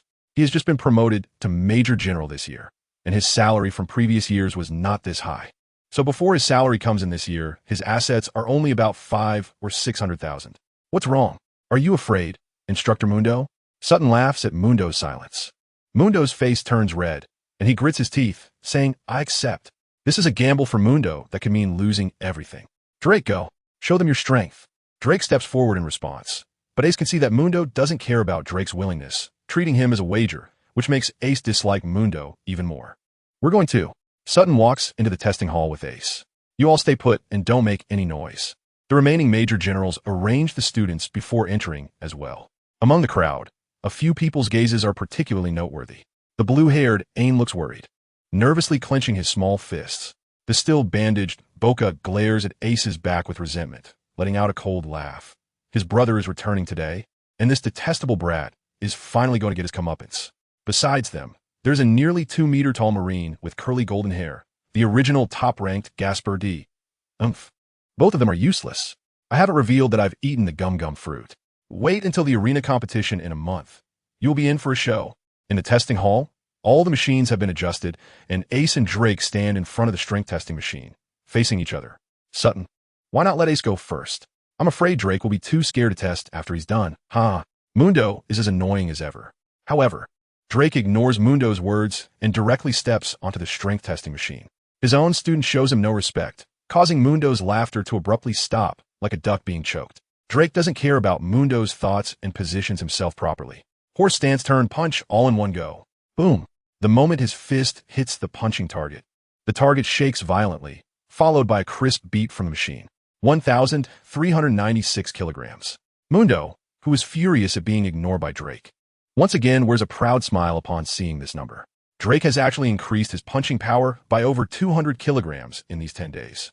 It's a sure win. How about this? I'll give you 3 chances, so you can't say I'm bullying you. Mundo puts on a hypocritical smile and pretends to generously say to Ace. As these shameless words leave his mouth, the other instructors show disdainful expressions. The strength should be what it is, no matter how many times it is tested. There won't be much change. 1,400 kilograms is quite rare in the history of our first phase training camp. The first squad instructor size, he's a good seed. Yeah, that kid named Ace is doomed. Clearly, the instructors present do not have high hopes for Ace, and even Sutton feels uncertain upon seeing Drake hit 1,400 kilograms, as the entry-level strength for a major general is only 2,000 kilograms. Ace was unaware of the thoughts of the instructors present. When he heard that Mundo was actually going to give him 3 chances, his eyes lit up immediately. After all, Drake's performance was indeed impressive. Just as he was hesitating whether to directly use the Spirit Fire refinement technique to unleash double the power, Mundo provided him with a solution. Since there were 3 chances, why not take them? All right then, thank you, Instructor Mundo, Ace said with a smirk. Mundo's smile froze. He didn't expect Ace to actually go along with it. But since it had already been said, he certainly couldn't back down now. Let's get started. Ace said no more, lifted his foot, and stepped onto the strength tester. Clenching his fist, taking a deep breath, and focusing his gaze, he threw a punch. Boom! With a loud bang. Mundo suddenly felt a jolt in his heart and quickly looked at the screen.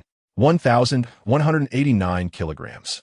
He breathed a sigh of relief. This Ace really had hidden his strength. But fortunately, Drake was stronger. A fake smile squeezed on Mundo's face. We won. Not yet, Instructor Mundo. I still have 2 more chances. Ace's calm voice came through. Instantly turning Mundo's face purple. Ignoring Mundo's frantic state behind him, Ace repositioned himself, knowing that he hadn't fully utilized his power just now. So, he decided to try again without using the Essence Body technique, relying solely on his own strength. After all, he had 3 chances. Trying again wouldn't hurt. Taking a deep breath to calm his emotions, he carefully recalled the boxing techniques that Shadun had taught him over the past few days. After a moment, Ace lowered his waist and stood firm, his feet gripping the ground like tree roots. Then, he explosively powered his calves, slightly turning his body, and a tremendous force erupted from his waist and abdomen, transmitting in waves to his arms. His fist shot out like an arrow, leaving a blur in its wake. And with a loud bang, it struck the target. The moment his fist connected, a hint of joy appeared on Ace's face. This punch truly showcased his real strength. In an instant, everyone's gaze was fixed on the display screen. 1,398 kilograms. 2 kilograms more? It seems I really have to thank Instructor Mundo for the 3 chances. Ace smiled slightly and cupped his fist towards Mundo. However, Mundo was so angry his teeth were grinding. He regretted being so talkative and giving those 3 chances. Don't get too happy too soon. There are still 2 more tests. Mundo was stubborn. As a result, 5 minutes later, Drake, 27. 6 meters per second. Ace, 27. 9 meters per second. The crowd on site was left speechless. Each time it was just a little bit higher. Was it intentional? Ace also touched his nose with a strange expression, not knowing why it was so coincidental. Mundo's face had already turned a bit pale. He felt as if he had fallen into a trap, but at that moment he still comforted himself that it was fine. There was still 1 more test, and he would definitely win. After losing twice in a row, Drake also realized that Ace's strength was not inferior to his, and his expression became serious, putting aside his resistance to the bet. Ace, I admit you can be my opponent, but I will not lose. Ace looked at the glimmer of battle intent in Drake's eyes and smiled without giving a definitive answer. Drake approached the last machine, this time particularly serious. Facing the rain of rubber balls, Drake maximized his senses, his body moving rapidly in small increments. And for a moment, not a single ball grazed his clothes. After the test was complete, Drake was already soaked in sweat, clearly indicating that this performance was not as easy as it appeared. 99 points. Drake gasped for breath, a satisfied smile on his face as he cast a fervent glance at Ace before walking over to the instructors. Very good. Your perception is approaching perfection, said the team instructor with admiration. You'll soon be able to awaken your observation haki. Shadun nodded at this, also generous in his praise for the opponent. Once you can move beyond your 5 senses and perceive the movements of surrounding objects with your 6th sense, your observation haki will truly awaken. Ace suddenly realized the essence of observation hockey. Ha ha! At this moment, Mundo laughed out loud again. With such a physical reaction ability, he was basically invincible among the first phase students. Just give up. Unless you can score 100 points, how can you win? It should be noted that the weight of physical reaction ability accounted for the highest proportion in the overall scoring criteria. So after hearing Mundo's words, this time the instructor did not refute. Unless Ace also scored above 99 points, he was indeed bound to lose. But Ace just shrugged indifferently. How would he know without trying? After saying that, he walked slowly to the reaction tester. Click, click. The tester's launcher spun rapidly, and the rubber balls shot out wildly, seemingly sealing off all of Ace's escape routes. But this time, Ace's body could clearly keep up with his thoughts. The trajectories of the rubber balls appeared clearly in his mind, and he leaned back to dodge the most dangerous few shots. In an instant, 100 rubber balls were fired, but there was nothing under Ace's feet, indicating that not a single ball had hit him. Beep. What? 100 points? How is that possible? Mundo shouted in shock and anger from behind, letting out a long breath. Ace also looked a bit smug. It seemed he was quite lucky. You tricked me, kid. Mundo's eyes turned red, and he gritted his teeth and yelled. Even he, no matter how foolish, understood at this moment that he had fallen into Ace's trap. Thinking of how he had become a laughingstock and would lose everything, Mundo's anger boiled over. In a flash, he charged toward Ace at the tester, ready to strike in fury. The muscles on his arms bulged, even tearing his shirt. The wind from Mundo's fist rushed toward Ace, who changed his expression and was about to unleash his chi explosion technique. But in the split second before that, the ever-watchful Shadun suddenly appeared in front of Ace, his fist surrounded by overwhelming power, sending Mundo flying back with just one blow. Mundo, can't you take a loss? The deep voice was exceptionally cold. Shadun. Mundo's face turned ashen. Although he was furious, he knew he was no match for Shadun. He turned to look at the other instructors for help. All right, let's stick to the agreed-upon bet. The words of the old instructor from the first squad completely crushed Mundo's hopes. With a gloomy face, Mundo shot a fierce glance at Ace, filled with killing intent, and turned to leave. Ace just smiled faintly, not taking it to heart. This person had always targeted him. It was just a small lesson for him. Instructor Mondo, don't forget about that 500,000 berries wager. Shadun's words made Mondo stumble again, and he quickly walked away even faster. You two are doing great. Keep it up. The old instructor felt quite pleased to see two good seeds emerge this year. Yes. Ace responded respectfully and smiled at Drake, saying that according to the bet, he was now a member of the 5th squad as well. Don't worry. I will follow you guys from now on. However, that doesn't mean I acknowledge that I'm weaker than you. Drake still seemed a bit unconvinced, but he was a person who kept his promises. Haha, from now on, you are all mine. Sutton embraced the two of them, laughing joyfully. The biggest benefit today actually went to him. Ace and Drake can definitely secure the 1st and 2nd places in the monthly test. With the addition of the little girl line, the 5th squad now has 3 members in the top 10, tripling the number in an instant. Plus, they won 500,000 for Mundo in a bet for no reason at all, and Shadun's grin has stretched from ear to ear. Ace was grinning from ear to ear as he was hugged by Sutton, and hearing his words made him even more annoyed. So he didn't hesitate to plan a little trick on the instructor. You don't have to thank me too much. Just treat me and Drake to a meal at a restaurant. And by the way, bring on along. Sutton's smile froze on his face. When a meal costs 30,000 berries, and 4 would be 120,000. His heart was bleeding. After the morning test, I'll take you guys there for lunch. Sutton gritted his teeth and agreed. You little rascal. On the side, Drake, seeing such a harmonious teacher-student relationship, unconsciously revealed a slight smile at the corner of his mouth. After morning, Ein also finished the test. Although his score couldn't compare to Ace and Drake, he wouldn't fall out of the top 10. As soon as they finished, the 3 of them dragged Sutton straight to the cafeteria. What left Sutton dumbfounded was that he had clearly miscalculated. It wasn't just one meal, but one for each of them, except for Ein, who ate relatively little and only had 1 serving. Ace ate 3 portions by himself, and Drake also turned his grief into appetite, devouring 3 portions as well. With 250,000 gone, Sutton wanted to cry. After eating and drinking to his fill, Sutton felt tears streaming down his face as he went back to supervise the afternoon test. Drake then suggested that Ace move into the luxurious apartment assigned to the 1st place. To Ace, it didn't matter where he lived. However, Drake was quite stubborn, saying, according to the rules, it's yours, so you should take it. But I will earn it back with my own strength. Ace didn't expect Drake to be so stubborn. Unable to persuade him otherwise, he reluctantly agreed to take a look. To be honest, he was also a bit curious about the differences in treatment between the elite trainees and the regular ones.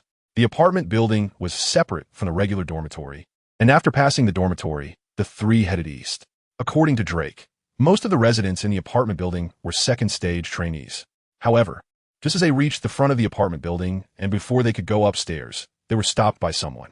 The newcomer was also wearing a Marine uniform, tall and slender, about 1.8 meters in height. What stood out most was the katana, sheathed in blue, hanging at his waist.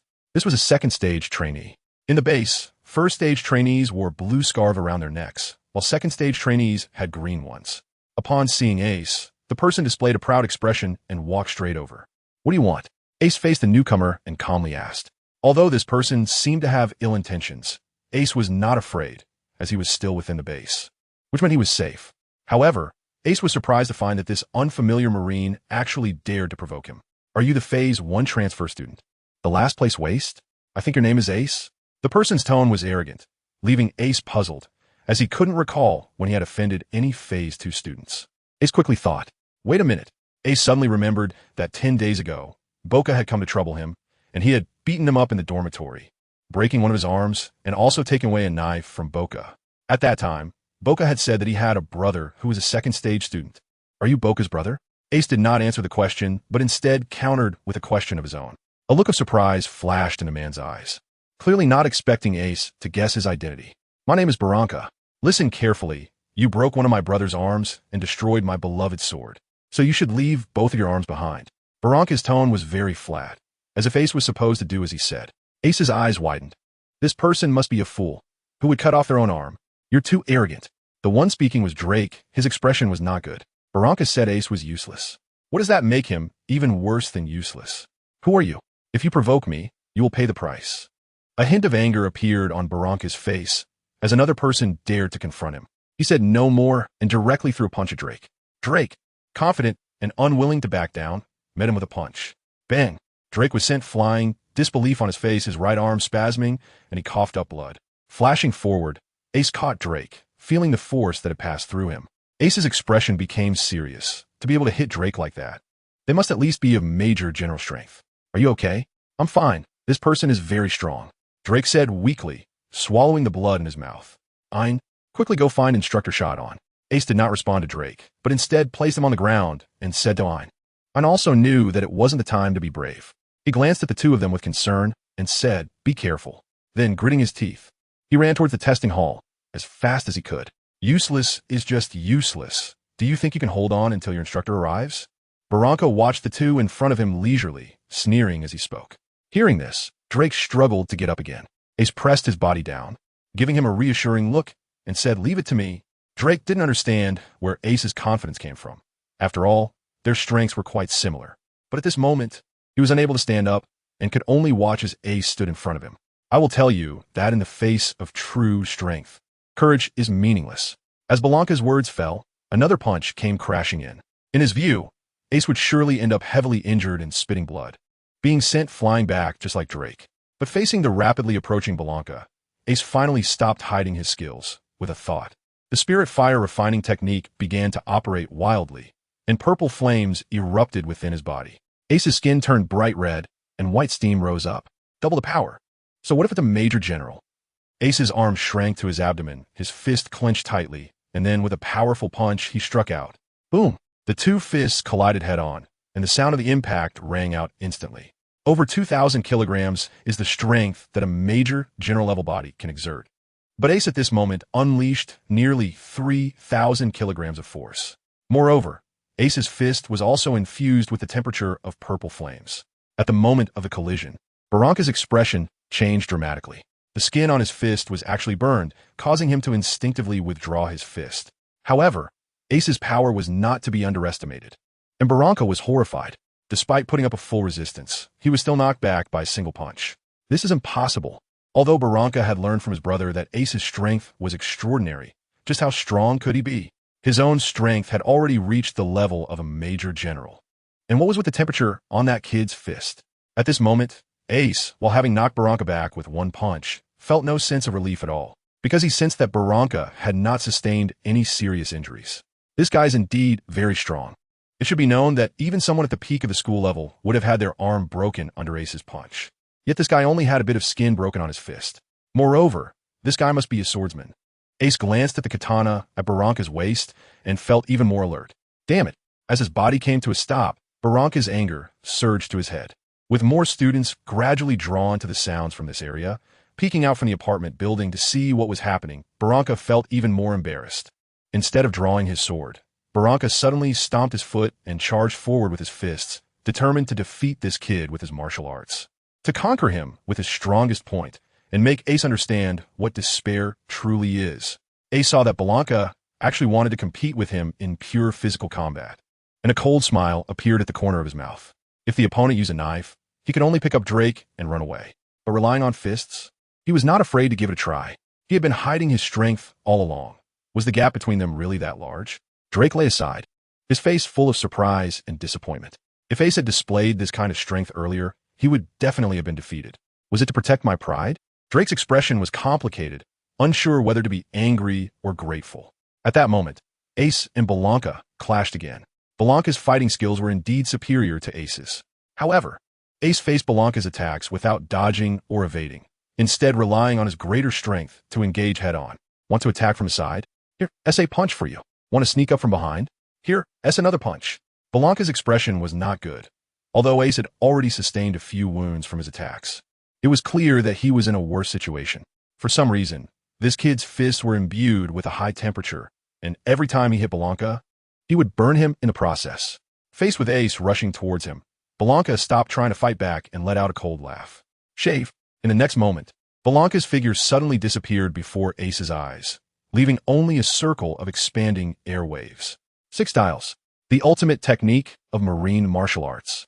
Ace's pupils constricted, and an intense sense of crisis surged in his heart. He suddenly turned his head and found Barranca had instantly appeared behind him, followed by a cold laugh. Finger gun. Barranca's index finger suddenly became incredibly hard, aimed at Ace's chest, and struck out with a speed comparable to that of a real bullet. At this critical moment, the scene of a body reaction test suddenly appeared in Ace's mind. Instinctively, he treated Barranca's finger gun as a rubber ball shot towards him. The trajectory of the finger appearing in his mind, and his body abruptly lowered to the left. In the instant he dodged the finger gun, a flash of brilliance appeared in Ace's eyes, and he threw a punch that landed squarely on Barranca's chest. Bang! What? Barranca had never expected Ace to dodge his finger gun. His body was sent flying back, and blood even flowed from the corner of his mouth. Top, top, top! Barranca, with a shocked expression, stumbled back several steps after landing, the intense pain in his chest making it difficult for him to stand upright. With a thud, he fell to the ground. The scene fell silent. Then, a wave of commotion erupted from the crowd of onlookers. How is this possible? Barranca was a second-stage student and considered an elite among them. He was actually knocked back by a child who looked only about 10 years old, and even spat blood? Barranca lay on the ground, momentarily forgetting to get up, his face filled with disbelief. He had actually been knocked down? How humiliating. Damn it, I will kill you. His heart was already filled with frenzied anger, and Barranca no longer cared about the rules of the base. He sprang up, drawing the katana from his waist. With a whoosh, the sword hummed, its blade gleaming coldly, and Barranca charged forward with the blade in hand. A good knife has appeared. I suggest the host seize it. The sudden voice from the system startled Ace, who then revealed a bitter smile. He was already in life-threatening danger. So seizing a knife was the least of his worries. With the sword in hand, Barranca's momentum changed completely, clearly a focused naval swordsman. He closed in on Ace in an instant, aiming to behead him with a single stroke. Not good. Has Barranca gone mad? With his swordsmanship, how could this child survive? Ace's expression also changed drastically. He had no armed color hockey. How could he possibly face a sharp katana with his flesh and blood? Just as he gritted his teeth, preparing to block the blade with his arm, suddenly, White Fist, a figure enveloped in white smoke, suddenly appeared in front of Ace, holding a 10-handed weapon, and with a clang, it blocked Barranca's katana. Ace quickly took the opportunity to step back and gasp for breath. He almost lost his life. Barranca, fighting without reason is prohibited in the base. Do you want this child to die? The voice was very cold. White smoke gradually swirled and merged, and a Marine with 2 cigars in his mouth and white hair emerged from the mist, appearing before everyone. It was Smoker, so this child is saved. Smoker has always had a feud with Barranca, so he wouldn't let Barranca cause trouble. Smoker is a devil fruit user, and he is the strongest Logia type. Ace immediately thought of the Marine in front of him, whose shirt was open, revealing his chest. Smoker, a future rival of Luffy. The Smoke Man who possesses the Logia type devil fruit, the Smoke Fruit, was known to be a student of Zephyr. Ace didn't expect to meet him so soon. Seeing Smoker blocking his way, Balaka's anger was gradually suppressed. He hadn't yet mastered Haki and had no way to deal with the Logia type Smoker. I think this kid looks like a pirate who sneaked into the base. I want to capture him and interrogate him. Damn, speaking nonsense with his eyes wide open. The people around were stunned by his shamelessness. Oh, is that so? Then it's better to leave him to the base commander for interrogation, Smoker said, somewhat puzzled. Turning to Ace. I believe it. The people around were dumbfounded. Several black lines appeared on Ace's forehead. He had always found it strange when watching the One Piece anime that Smoker, despite his considerable strength, only held the rank of captain at the beginning. But now it seemed that this guy often disregarded orders from superiors and wasn't very quick-witted. It was indeed surprising he managed to get promoted at all. Haha, all right. I'll take him to the commander. As Blanca spoke, he walked towards Ace, but the killing intent in his eyes hadn't faded. Once he had Ace in his grasp, he could easily manipulate him later. After all, after today, it would be the practical training for Phase 1 recruits. As long as he took Ace on a mission, if Ace ended up dead at the hands of pirates, could he blame me? The people around cast sympathetic glances at Ace, but that was all. In this ruthless world of pirates, it was common for hundreds or thousands of soldiers to die. They wouldn't risk themselves for a stranger. Just as Blanca was about to get closer to Ace to capture him, a sudden roar echoed. I'll see who dares to touch my student. Shadon had finally arrived. In the next moment, Shadton, who had been 10 meters away, now stood protectively in front of Ace, his cloak billowing wildly in the wind, a circle of white mist slowly dissipating around him. Blanca's face turned even uglier. This kid's instructor was actually Shadton, an elite rear admiral. Moreover, from Shadton's tone, Ace was apparently his prize student. Wasn't he supposed to be some insignificant person? It seemed impossible to deal with Ace today. The surrounding discussions reached Shadton's ears, and his expression darkened. You say my student is a pirate? Smoker, with a cigar in his mouth, furrowed his brow and looked at Blanca. Blanca, you knew all along? You tricked me? Two rear admiral-level fighters now stood against Blanca, causing his expression to change slightly as he forced himself to say, since it's a misunderstanding, let us drop it. At this moment, Drake, whose injuries had improved, leaned on his arm and stood by Ace's side. Drop it?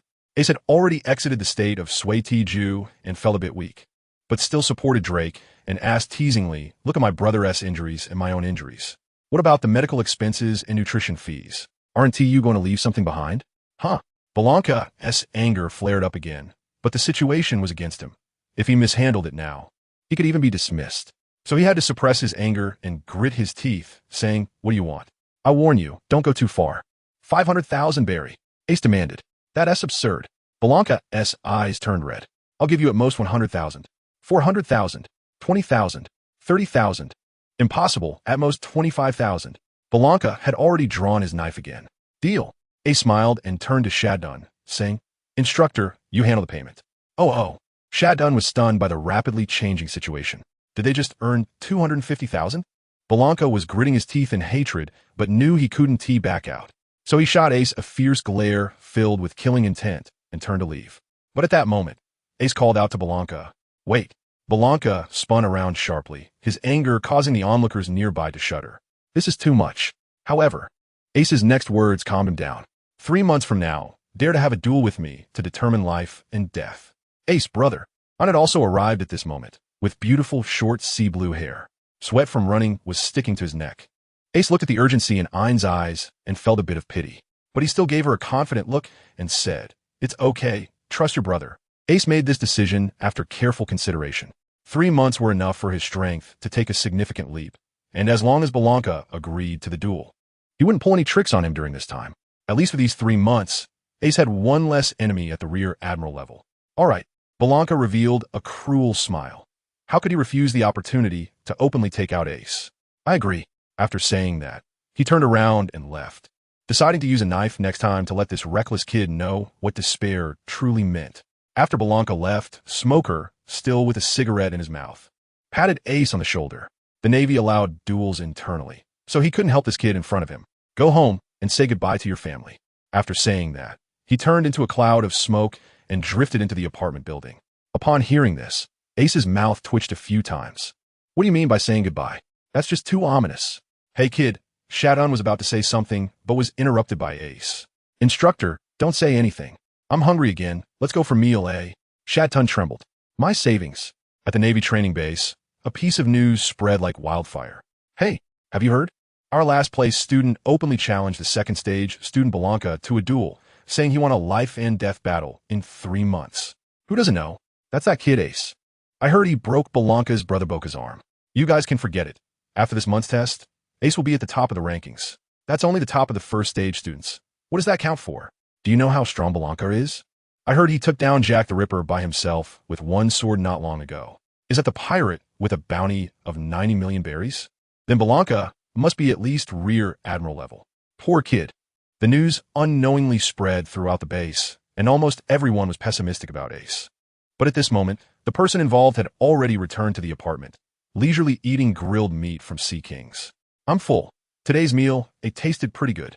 Plus, it can be packed, Ace said while pressing down on the sofa beneath him.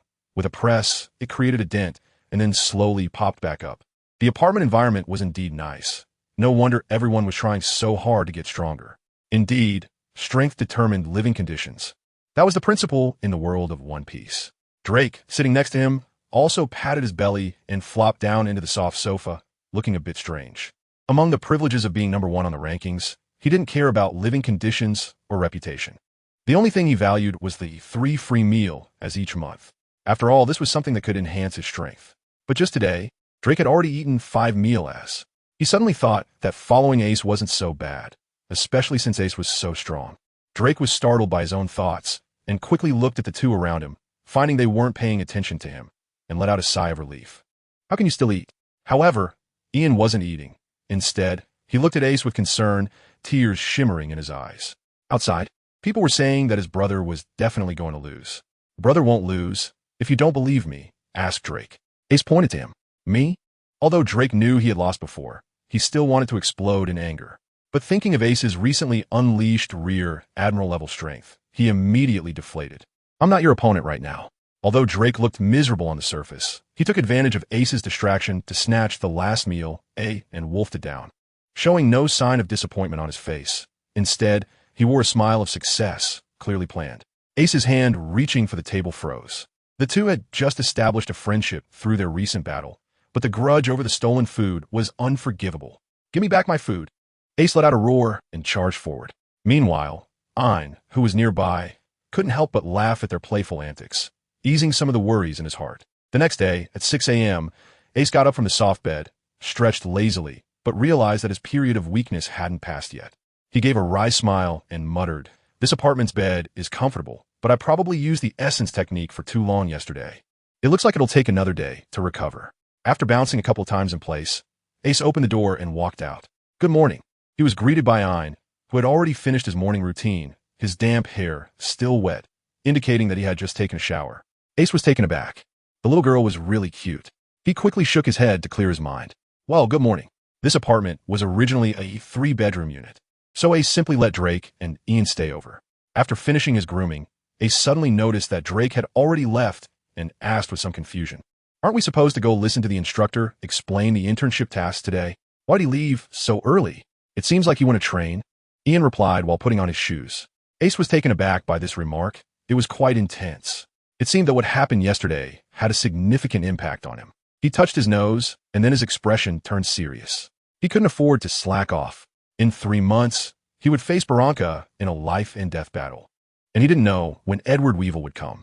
With his current strength, he would definitely die sooner or later. Taking a deep breath, Ace cast aside all thoughts of complacency. Let's go. We need to see the instructor. When Ace and the others arrived at the designated meeting point, in addition to Drake, more than a dozen trainees were already there. Upon seeing Ace, they couldn't help but gather together to whisper, clearly aware of what happened yesterday. Ace is now ranked first, so they don't dare to speak loudly. But Ace can still vaguely hear some words. Most of them are phrases like overestimating oneself, arrogant, and dead for sure. It seems that most people believe Ace will die in the duel against Barranca. Ace didn't care. Although these people were elites, they were just high-level cannon fodder, not worth paying attention to. So Ace simply chatted with Drake and Ian while waiting for Instructor Shadun. After about 15 more minutes, Instructor Shadun finally arrived. Silence, line up. Shadun stood in front of everyone and commanded with a serious expression. I think everyone has noticed that many cadets from our first squad have been eliminated again. Ace glanced around and found that the originally more than 30 trainees had indeed dwindled to just over 20. But there was some good news. Our first squad now had 3 in the top 10. Shadun pointed at Ace and the other 2. But he clearly didn't want to look Ace in the eye. Just thinking about how they had consumed 400,000 yesterday made his mouth twitch slightly. The surrounding trainees also cast looks of envy or jealousy at them. All right, today I will mainly explain the tasks for the next month. Shadun adjusted his expression and explained. The internship is divided into 2 categories. One is the garrison task, which, as the name suggests, means you will be sent to a naval base in the 4 seas to assist the local garrison in eliminating some rookie pirates, as the enemies are weak, making it relatively safe. At this point, Shadun looked at the trainees and continued, but if you choose this type of task, then don't expect to have the opportunity to enter the second phase of learning. Ace immediately dismissed this task upon hearing it. He was not here to seek stability. The second option was to follow a rear admiral to eliminate a well-known pirate crew on the Grand Line. If they performed exceptionally well during this period, they would have a chance for a recommendation. However, Shadun paused for a moment and then said, unlike the first type of task, the target pirate crews for this type are provided by the Navy's intelligence agency, and the captain's bounty is at least over 100 million. So during the battle, you are very likely to die. The students immediately stirred, as they had learned during this time that there was a general relationship between a pirate's strength and their bounty. School level, 20 million, 100 million. Rear Admiral, 100 million, 200 million. Vice Admiral, 200 million, 500 million. This classification is not an absolute standard, but it illustrates the point well. A pirate with a bounty of 100 million is an enemy at the Rear Admiral level. Although they would be dealt with by their own officers, who knows if they would be caught in the aftermath of their battles. That could be deadly. Instantly, a group of people began to back down. Now those who choose the second task step forward. Shadun was not in a hurry and waited for the students to finish their contemplation before giving the order. Ace, Drake, the 2 stepped forward without hesitation and exchanged smiles. I want to go too. Even the usually timid Aang chose the second type of task. In the end, only 7 people chose the second type of task. After all, for most people, even if they chose the second type of task, they might not be able to obtain a recommendation. So it was better to be safe and preserve their own lives first. Shadun then had these 7 stay behind, while the rest were dismissed to wait for further arrangements. All right, for the next month, you will follow me, Shadun said, looking at the students before him, smiling. Among this batch of students, only these few had the potential to be cultivated. Ace's heart stirred. From Sutton's words, he realized that he was the Rear Admiral who would lead them out to sea to hunt pirates. This is good. Sutton is a decent person with strong capabilities, so there is no need to worry about encountering an unreliable officer during the training. I will go to the intelligence department to select target pirate groups. At that time, I will be responsible for the pirate captain, and you will be responsible for dealing with their officers. Do you understand? Sutton said seriously. Understood. The trainees replied in unison. Good. You all go back and prepare. Gather at the port in the evening, and a warship will take us out. After finishing, Sutton turned and walked away. At this time, the intelligence department of the training base was very busy. The timeliness of intelligence is crucial. So the information about the pirate groups available for the trainees' practice just arrived this morning, requiring them to quickly organize the data on a total of 9 pirate groups. This Gruss is too inhumane. A young sailor raised the information in his hand, his face flushed with anger. Are you talking about the one nicknamed the Hangman Gruss? Another person asked. I heard he likes to hang captives to death. But these pirates are notorious. You don't need to be so agitated. No, this guy seems to have gone crazy recently, attacking 3 passenger ships and leaving no survivors, even taking the bodies away. It's simply monstrous. The young sailor shook the data in his hand forcefully. This is a scum of a person.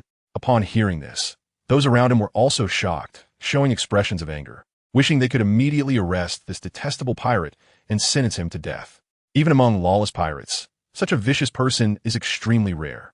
But when they saw the bounty of 150 million, they couldn't help but feel deflated. If they went, they could only be delivering food. Let me see. A thick hand reached out from behind the young sailor, taking the information. Admiral. Everyone was startled, seeing that the newcomer was 2 Rear Admirals, and quickly saluted. The one who reached out was Sutton, while the other Rear Admiral was Mundo, who had just given Sutton 500,000 in gambling money. Looking exceptionally gloomy, Sutton carefully examined Gruss's information. Although his expression was calm, he was already seething with anger inside. To be honest, in this era, some pirates are forced by life, while others are chasing dreams. For these people, Sutton feels that it's just a matter of different positions. Even in opposition, some of these pirates' actions are even worthy of his admiration. But the hangman Gruss in front of him is pure scum, slaughtering civilians? He deserves to be cut into pieces. I want this pirate group. Sutton's tone was calm, but everyone present seemed to feel his anger, an unspoken momentum enveloping the entire room.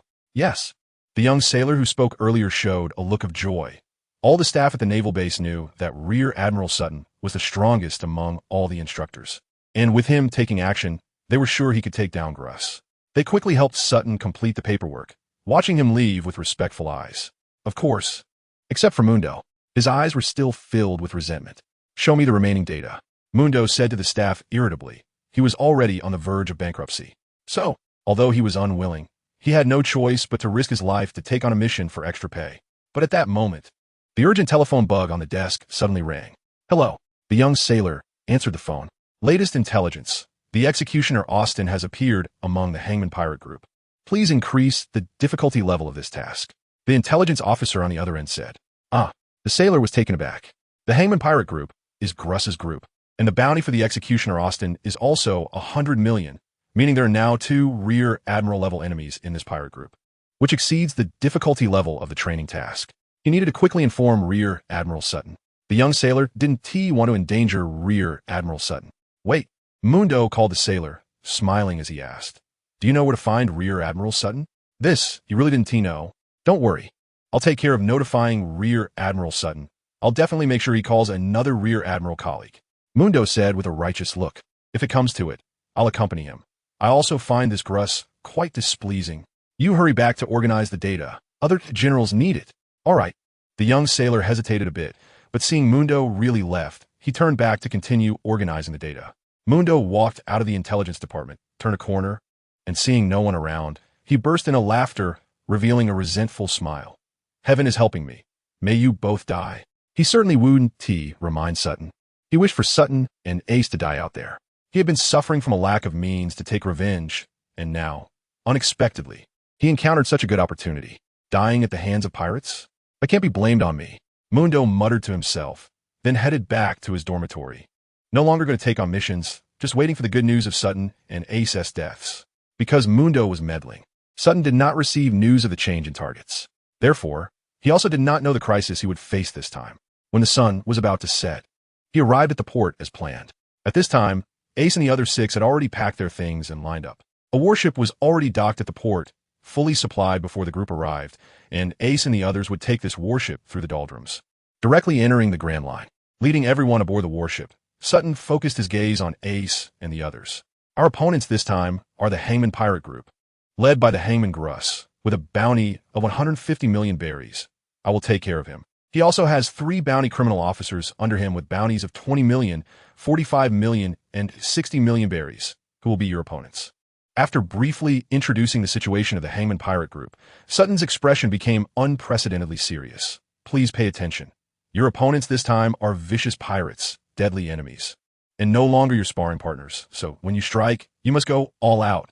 Yes, although the trainees' affirmative responses were heard, and the 7 in front of him were also the elite among the trainees, Sutton understood that facing real combat for the first time, merely having strength was far from enough. They needed the awareness that they might die at any moment. He had seen too many new soldiers unable to hold their swords tight due to nerves when fighting pirates for the first time, only to end up getting their heads pierced by the enemy. Sensing that the trainees' fighting spirit wasn't strong enough, Sutton added, "You may not yet have a concept of the brutality of this pirate group. Let me give you a number. 534. That's the number of civilians they have killed in the last 3 months." Suddenly, the warship fell silent, each one shocked by this number. Immediately, a fiery anger burned in everyone's chest. Slaughtering civilians? How could there be such a demon?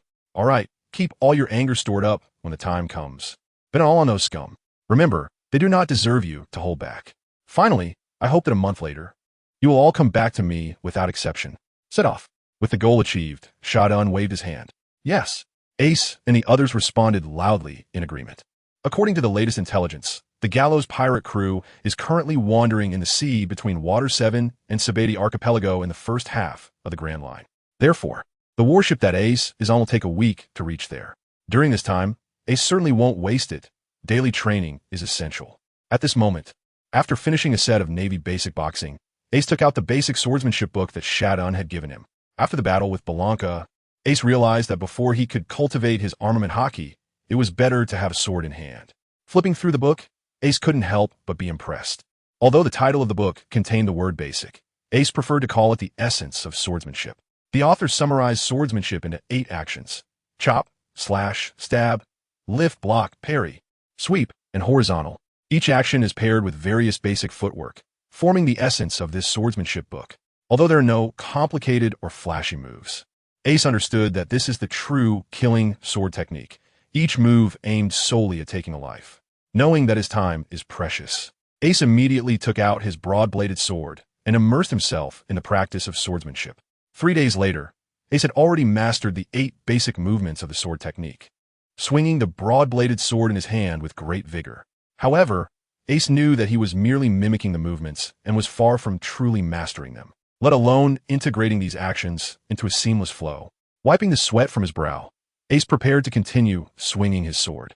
"Ace, Major Shadon is calling for you," shouted a middle-aged sailor with curly black hair. "Okay, Uncle William, I'll be right there." Ace stopped his actions and walked towards the captain's cabin. There were more than just the 8 of them on the warship. After all, operating such a large warship required dozens of sailors, along with regular Marines, totaling nearly 200 people on board.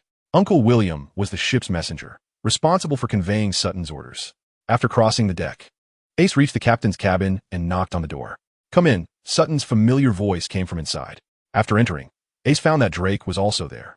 "I've only called you 2 here today. Do you know why?" Seeing both of them shake their heads, Sutton continued. "Let me ask you a question first. Do you know what haki is?" Noticing Drake shake his head, Ace thought for a moment and replied, "Haki is the potential power that all humans possess. It is an innate ability, similar to presence and intimidation, existing almost like an instinct." Sutton looked at Ace with some surprise, clearly not expecting Ace to have an answer. However, he still nodded in approval and said, "Not bad. Haki can generally be divided into observation haki and armament haki, and then there's the legendary Conqueror's haki. Conqueror's haki is innate, but the other 2 can be mastered through personal training." As he said this, Sutton clenched his right fist, and a surge of energy rippled within him, causing a stream of air to suddenly condense around his fist, forming a layer of black protective armor. This was armament haki. As he relaxed his fist, the haki disappeared, and Sutton smiled at the 2 of them, continuing, "As for observation haki, I believe you are both starting to sense it." Ace understood Shardon's strength after hearing this. In the Navy, officers at the rank of Rear Admiral can proficiently master both types of haki. The fact that Shardon had already mastered them indicated that his strength had reached the level of a peak Rear Admiral, which explained why the people in the base held Shardon in such high regard. However, what delighted Ace was that Shardon had called the 2 of them over to say this, which surely wasn't to show off his strength. He was going to guide them in practicing haki. Sure enough, after seeing the puzzled expression on Drake's face, Shardon spoke up. "Both of you have performed exceptionally in the physical reaction tests, which is the result of maximizing your 5 senses." As Shardon said this, he specifically glanced at Ace, and upon seeing Ace's contemplative expression, he continued, "What is known as observation haki is actually the 6th sense." As soon as Shardon finished speaking, Ace suddenly looked up, his pupils contracting, as if he had been enlightened, and he completely understood the essence of observation haki. In fact, Ace had been puzzled over the past few days, as his 5 senses seemed to have reached their peak. Although he could react quickly to what he saw and heard, he knew that this was not observation haki. After hearing Shardon's words, he realized that observation haki was actually the 6th sense. "My level is limited, and your armament haki is not even at the beginner level, so I cannot guide you. However, your 5 senses are almost at their peak, which means you have the foundation to develop the 6th sense." Shardon seemed to be impressed by their talents, and he added, "So, if you are willing, I will guide you in practicing observation haki in the coming days." "Thank you, instructor." Ace immediately thanked him and nudged the still somewhat confused Drake. So Drake also quickly expressed his gratitude. Ever since he lost to Ace, he knew this kid never suffered losses, and it was best to follow him. "Very good." Shadton took out 2 strips of cloth and a wooden sword, looking at the two boys in front of him. Remembering how he had almost coughed up blood from him earlier, he slyly smiled and said, "So first, blindfold yourselves with the cloth strips. When you can dodge the wooden sword in my hand without relying on your five senses, your observation hockey will be mastered." For some reason, both Ace and Drake shivered at the sight of the wooden sword in Shadden's hand. Meanwhile, near an uninhabited island in the first half of the Grand Line, two pirate ships gradually came to a stop. On the first pirate ship, voices were booming, with dozens of pirates busy dropping anchor and furling sails. In contrast, the ship behind it was eerily silent, exuding a chilling aura. Inside the captain's cabin of the first ship, there were only two people sitting. One of them, short and stout, had a prominent bald head, and his bare torso was covered in gruesome scars. Most notably, there was a gigantic cleaver on his back that was taller than he was, and he was currently glaring at the person in the higher position, saying, "Gruss, I've been accompanying your madness for so long, killing so many civilians. If I don't get what I want in the end, don't blame me for being rude." Sitting in the higher position was Gruss, the captain of the Gallows pirate crew. He stood at about 2 meters tall, sporting a wild mane of hair, and one of his eyes was completely white, which was unsettling. "Ha ha, dear Austin, it's just killing a few people. With your reputation as an executioner, are you still afraid of those useless Navy men? Cut the crap. When is the transaction target you mentioned arriving?" Austin, recalling this deal, couldn't he help but show a hint of disgust and apprehension. The other party wanted corpses. "Austin, don't be in such a hurry. Let us talk about something else first. As long as you join our Gallows pirate crew, I can immediately offer you the position of vice captain." Seeing that Austin didn't respond, Gruss didn't seem anxious. He then revealed a crazed smile. "As long as we get the devil fruit that the other party promised, we can make a name for ourselves even in the New World." Upon hearing this, Austin's face also showed a flicker of intrigue. The reason he was cooperating with Gruss this time was precisely for the promised devil fruit. In the black market, a single devil fruit was worth at least 100 million berries, and there was a market for it. This price was enough to make him take action. Trading corpses for devil fruits? There was no better deal. Gruss cruelly smiled and said, 500 ordinary corpses plus 10 strong, one should be enough to exchange for 2 devil fruits, right?" Upon hearing this, Austin couldn't help but look out the window at the ship behind. On that ship, aside from a few sailors operating it, the rest were all piled up with corpses, old and young alike, their faces still showing despair and pain from before death. The blood that covered the deck had already congealed, staining it brown. All of this spoke volumes about the brutality and bloodshed of the Gallows pirate crew. 5 days from now, the people from the other side will arrive here. Gruss's words pulled Austin's mind back. He heard they were notorious pirates returning from the New World. He chuckled. Although he didn't know what they wanted the corpses for, just handing over 2 devil fruits was quite a generous move. I hope nothing goes wrong during this time." Austin nodded, stroking his cleaver, murmuring softly. The recent slaughters always left him with a bad premonition. But thinking of the devil fruit beckoning to him, he pushed that thought aside, just killing a few people. In the Grand Line, in the Devil's Triangle, a sea shrouded in thick fog was quietly floating an island. Upon closer inspection, this island turned out to be a gigantic 3-masted sailing ship. An island-sized ship. At the center of the island stood a massive castle in dark tones. He. Absalom, are you ready? Go fetch those lovely, fresh corpses." In the central hall of the castle, a gigantic figure, towering at 3 meters, was shrouded in shadows. After all, only the dead are the most reliable. Across from him in the hall, although no one was visible, a male voice suddenly echoed, "Yes, my lord, the ship is ready. Go, it's up to you. Come back soon. I can't wait to see Hogback turn those corpses into powerful warriors." The massive figure revealed its appearance, with hair like green onions, a devilish face, and a mouth full of sharp teeth. At your command, a figure slowly emerged from a transparent state. This was a flamboyantly dressed and fearsome-looking long-haired man, known as Absalom. He respectfully bowed to the figure in front of him and then retreated out of the hall. The hall was once again cloaked in shadows. Thick cloth strips covered Ace's eyes, preventing him from perceiving everything around him normally. He could only keep taking deep breaths, putting himself in a state of emptiness. The surrounding time seemed to slow down, and the space appeared to have solidified.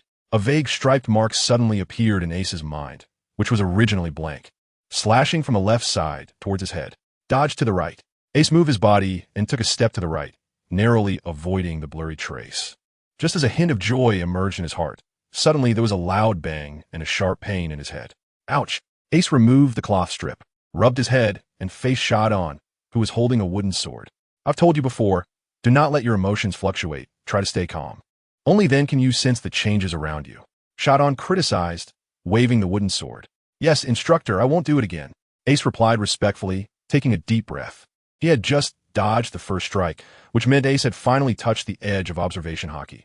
However, due to his excessive joy, he broke that ethereal state and was immediately hit by Shadon's second strike. Although his head hurt a bit, Ace was very satisfied, because after reaching this threshold, as long as he continued to train for a while, he would soon be able to master observation haki. Alright, that's it for today. Go call your classmates up to the deck. We should reach our destination this afternoon. Shadon casually tossed the wooden sword, which lodged into a nearby weapon rack. Okay, I'll go now. Ace responded and turned to head towards the cabin. After Ace walked away, a look of astonishment appeared on Shadon's face. In just 4 days, Ace had reached the threshold of observation haki, meaning that in about a month, he could initially master observation haki. It took Shadon 3 whole months just to reach the threshold. Perhaps this is what genius is. Shadon smiled self-deprecatingly, and instead of praising Ace, he pointed out Ace's shortcomings, fearing that Ace might become arrogant. After all, even the best raw talent needs careful polishing. Only Zephyr had the right to teach him. Shadon had already made up his mind that after this mission, he would definitely recommend Ace for the second phase of the base. At this moment, Ace was unaware of Sutton's thoughts. On his way to notify his classmates, he was carefully organizing the gains he had made over the past few days. 7 days was not a long time, and Ace could only be considered a beginner in naval swordsmanship. However, he had focused on practicing slashing. With one swing, anyone who dared to take it head-on would regret it. More importantly, during his sword training, Ace had thought of some ways to use flames. The recent battles, for Ace, could at most be considered sparring and did not lead to any fatalities, so he had not used his purple flames. The upcoming battles, however, would be life-and-death struggles, where a careless mistake could cost him his life. Therefore, Ace felt he needed to have some life-saving abilities. Some techniques from his past life with the burn fruit, after slight modifications, could be directly applied. Thus, Ace selected 2 techniques he could currently use. 1. Divine Fire, Unknown Flame. This technique condenses purple flames into 2 long spears of fire, which are thrown at the enemy, piercing through their body, while the high temperature of the flames would damage the internal organs of the opponent. 2. Layered Flame Slash. Ace's swordsmanship was just at the beginner level, and he could not unleash sword energy. But with a flash of inspiration, he thought that if he layered flames onto his large sword, he could mimic sword energy. Ace has been on the warship these days, so he hasn't had a target to test the power of these 2 moves. However, he made attempts in the dormitory according to his own ideas. Feeling the intense flames on the big knife has already caused the air to slightly distort. Ace is confident that with this trump card, he is already capable of competing with an ordinary major general. In terms of domineering power, he has already touched the threshold of observation haki and confirmed the direction of his efforts. Even without special opportunities, with diligent practice, a month is enough for Ace to get started. As for the advanced application of observation haki, such as listening to the voices of all things and even glimpsing a bit of the future, that is something Ace cannot consider at this moment. Finally, Ace's thoughts moved, and he brought up his attribute panel. Attributes. Physique. School 7 Spirit Fire Refining Body Technique. First level Refining Energy. 6460. Seeing that the refining energy was once again at its maximum, Ace chose to enhance without hesitation. A warm current swept through every corner of Ace's body, and his attributes changed once again. Attributes. Physique. School 8 Spirit Fire Refining Body Technique. First level Refining Energy. 477 days of training, guided by Shadon, proved to be more efficient, allowing Ace's physique to improve to a small stage once again, getting closer to the pinnacle of school level. It seems that I will soon reach the physical strength of a major general. Ace thought of this and couldn't help but feel excited, his steps becoming lighter as he jogged towards the accommodation area of the warship. Drake, Ein, and everyone else, the deck is assembled. The deserted island where the Gallows pirates are located is outside the main shipping lanes of the Grand Line. Without the appropriate nautical charts or navigation logs, it is indeed very difficult to find. So this deserted island is indeed a good place for underground transactions. At this moment, standing on the deck of the warship that Ace and the others are on, one can already vaguely see the outline of the deserted island ahead. Shadton stood at the bow of the warship, with Ace and the other 7 trainees standing behind him and behind them. Nearly 100 sailors on the warship were also prepared for battle. All right, what I needed to tell you has already been said. There are no civilians on the deserted island ahead, only pirates at this moment, so do not hold back. You don't need me to teach you what to do. Besides the captain with a bounty of 150 million, there are several other pirates with bounties over 10 million in the Gallows Pirates. So this will be a tough battle. Now, please check your weapons one last time and prepare for combat. Sha Dun turned around to face all the sailors, his expression serious as he gave the final pre-battle mobilization. After hearing Sha Dun's words, the sailors immediately began to check their weapons. After all, no one wants their bullets to jam during combat. That could cost them their lives. Ace had no gun. His weapon was a broad-back saber, which was currently slung over his shoulder. So Ace had the leisure to observe the movements of those around him. To his left was Drake, who was also taking out his weapon for the first time. It was a noble-style side sword and a four-blade warhammer. On Ace's right, the little girl, Ayn, had drawn two short swords, which she had tucked in her waist, and she was clearly a bit nervous. When the time comes, stick close to us, Ace said, patting Ayn's head in a low voice. Ayn nodded vigorously and smiled. He always felt secure beside Ace. At this moment, the warship was getting closer to the deserted island, and everyone could see 3 pirate ships anchored next to it. Sha Dun's expression changed. According to the information, the Executioner pirate crew should only have 2 ships. Where did the third one come from? The largest pirate ship had a lookout tower on its main mast, and the lookout saw a Navy warship sailing directly towards them, causing his expression to change dramatically. A Navy warship? It can't just be passing by. Nonsense. In this godforsaken place, it would be strange if it wasn't coming for us. Enough talk. Hurry and notify the captain. One of the lookouts immediately jumped up, flipped over the lookout tower, and slid down the mast directly onto the deck, turning to run towards the captain's cabin. The captain's cabin of this pirate ship was originally the largest room on board, but now seemed a bit cramped. In addition to some tables and chairs, there were 10 black coffins, making the place look extremely eerie. At the only table, 3 people were sitting at the moment. On one side, a bald man and a one-eyed man were none other than the executioner Austin and the hangman Gruss, while on the other side sat a creature that, although humanoid, had the lower half of its face resembling a lion's mouth. Absalom, you arrived a day earlier than agreed. Gruss is single. I turned as he stared at the lion-faced man before him. What's wrong? Aren't you ready yet? Absalom leaned back in his chair, crossing his feet on the table in a very rude manner. You messed with Lord Moria. You better be prepared to bear the wrath. Upon hearing this name, Austin's expression changed slightly. He finally realized the identity of his trading partner. Moonlight Moria, the notorious pirate who fought against the Yonko Kaido 5 years ago. Although he returned defeated, no one had ever escaped from Kaido after losing. Moria was the first. 5 years ago, Moria had a bounty of 300 million. How strong could he have become after disappearing for 5 years? At this moment, Austin immediately withdrew his contempt for the person in front of him. Of course not. We were prepared long ago. Here are the corpses of 10 powerful beings, including the legendary Captain John. Gruss pointed to the surrounding coffins, pretending to be magnanimous. You can check the goods at any time, but just say what you want. Absalom waved his hand impatiently. A cold light flashed in Gruss's eyes. If it weren't for his fear of Moria behind him, he would have already chopped this person down. But he endured and said, "It's just that it's not easy for us to find these powerful corpses, and to keep the 500 ordinary corpses fresh, we took a huge risk." Gruss appeared very emotional.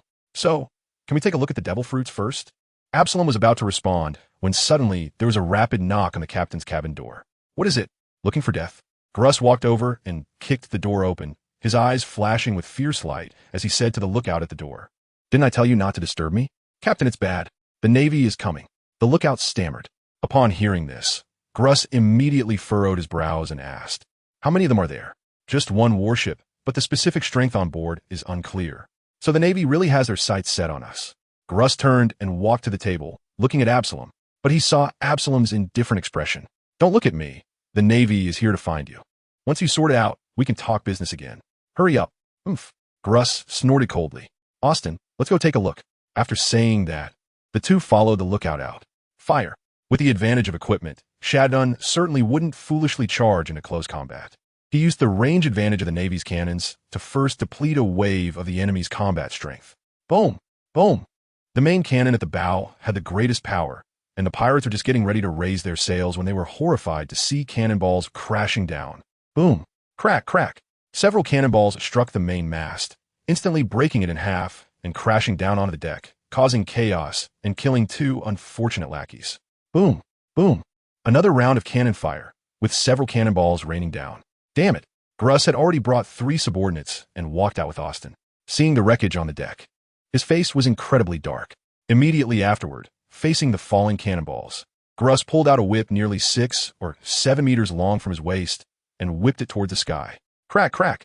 After a series of dense whip strikes, all the cannonballs were actually exploded in midair.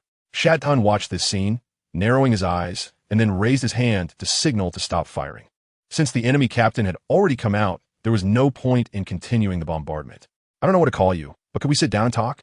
Gruss, having been at sea for many years, surprisingly still wanted to negotiate with Shad Tun in this situation. Perhaps he thought that as long as there were enough benefits, there was nothing that couldn't be discussed.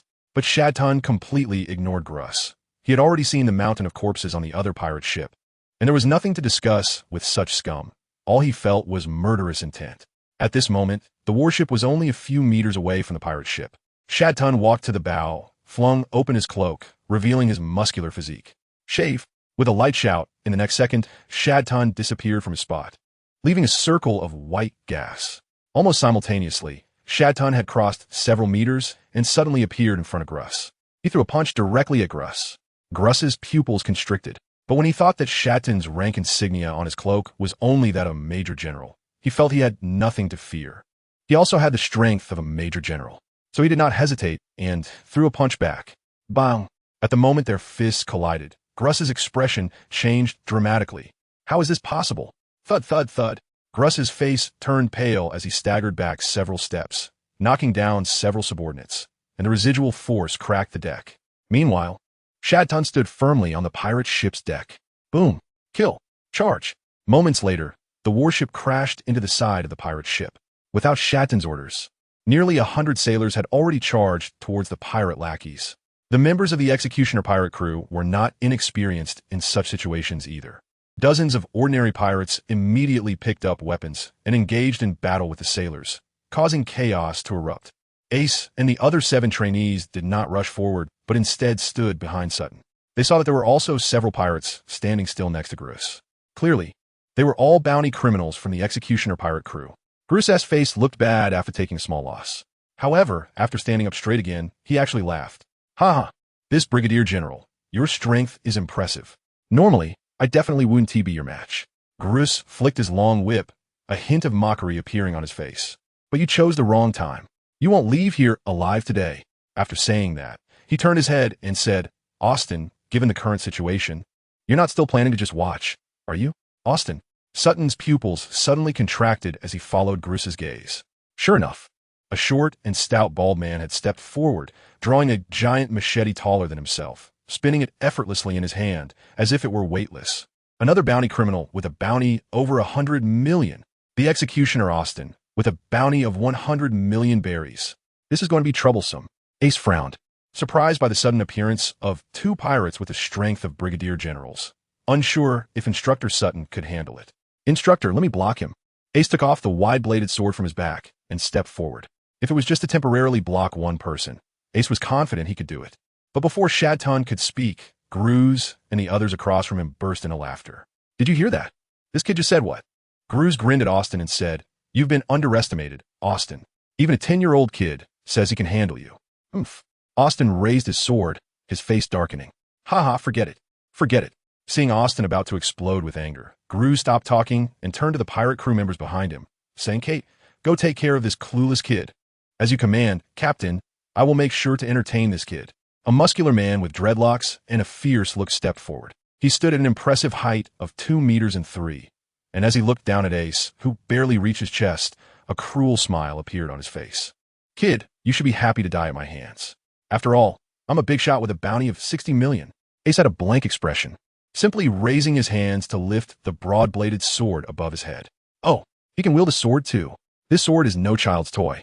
Hurry and hand it over to Uncle. Kate's expression remained cruel as he reached out towards Ace, taunting him with his words. Meanwhile, Gruss and Austin had already focused their attention on Shad Tun. After all, in their eyes, Shad Tun was the real enemy, while Ace was already considered dead. Flame slash. The sound was not loud, but in the next second, boom! A purple flame suddenly erupted from Ace's hand, instantly engulfing the broad-bladed sword, condensing on the blade. Then, Ace swung down towards Kate. The deep purple flames seemed to transform into a giant flaming sword several meters long, instantly igniting the air. The intense heat caused both sides of the battle to stop in shock and turn their gaze towards Ace. No, Kate could only let out a terrified scream, as he was too close to Ace to evade in time. In the next moment, the giant flaming sword cleaved into his skull. With a swish, Kate's head was split in two, yet strangely, not a drop of blood flowed out. Flames! There are flames! The moment the flames appeared, everyone present was already stunned into silence. The sense of threat felt earlier in the base cafeteria was indeed because of this. Shadun let out a laugh, thinking to himself, Ace is really hiding something deep.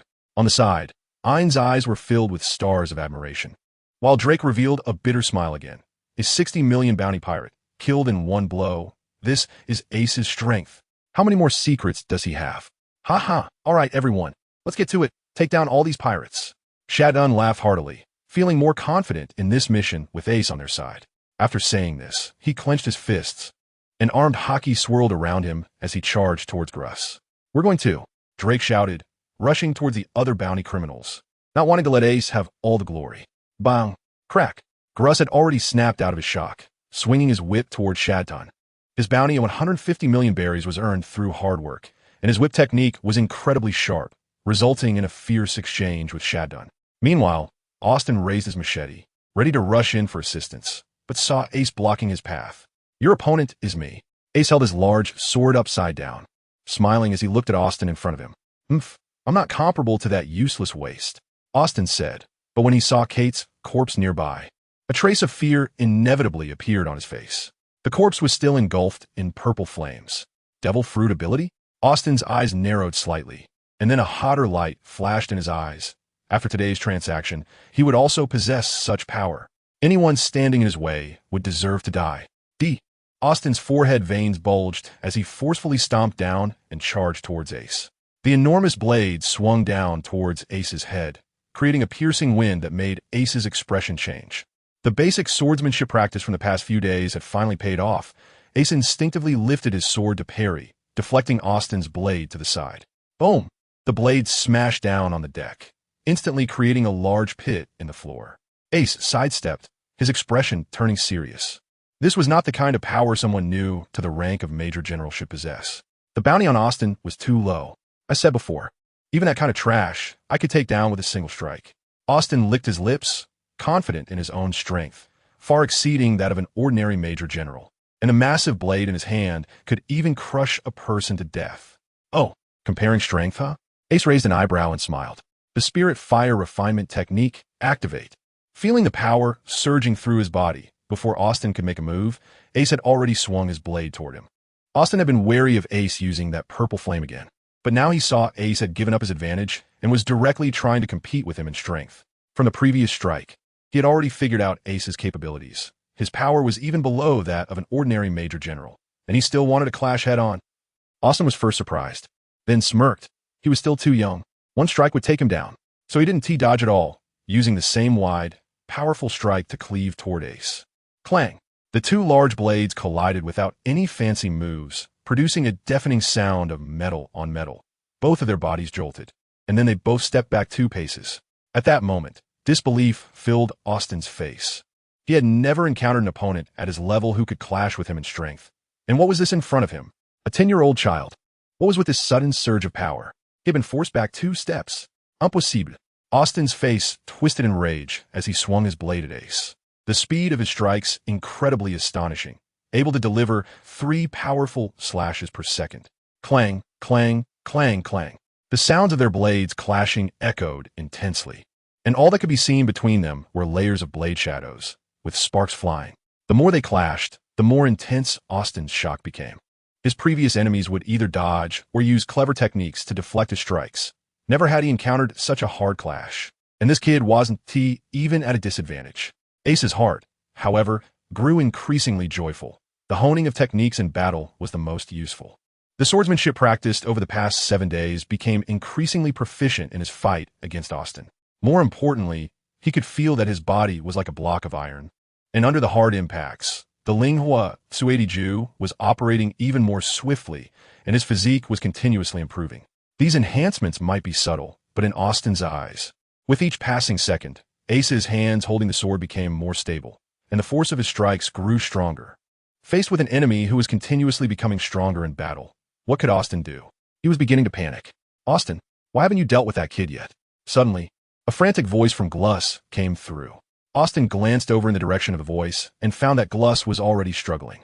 Although Gluss's strength was not weak, there was a clear gap compared to Shadton, who was already a top-tier major general. At this moment, Shadton could occasionally break through Gluss's whip defenses and land a punch or two. Getting hit by a fist wrapped in domineering aura wouldn't feel good. Blood was already hanging at the corner of Gluss's mouth. Austin felt anxious. He knew that once Gluss was dead, he would be next. But the kid in front of him was truly difficult to deal with, and, judging by his appearance, it seemed he was using this fight to temper his own body. What the hell? He was the infamous executioner. When did he become a sparring partner for a child? Suddenly, Austin thought of Absalom, that subordinate of the great pirate Moria. His strength shouldn't be too weak either. With this thought, he no longer cared about offending Moria. He might be facing death soon, so he couldn't worry about that. Austin shouted, "Absalom, are you just going to watch? Do you think you can escape after we die?" After Ace heard Austin's roar, he was taken aback. That name sounded very familiar. Could it be another enemy of the rank of a rear admiral? On the other side, Drake and the other 6 trainees were nearing the end of their battle.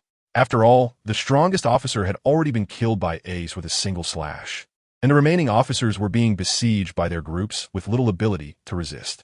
Drake had just defeated his opponent and was about to help Ein when he suddenly felt a wave of danger, and his hair stood on end.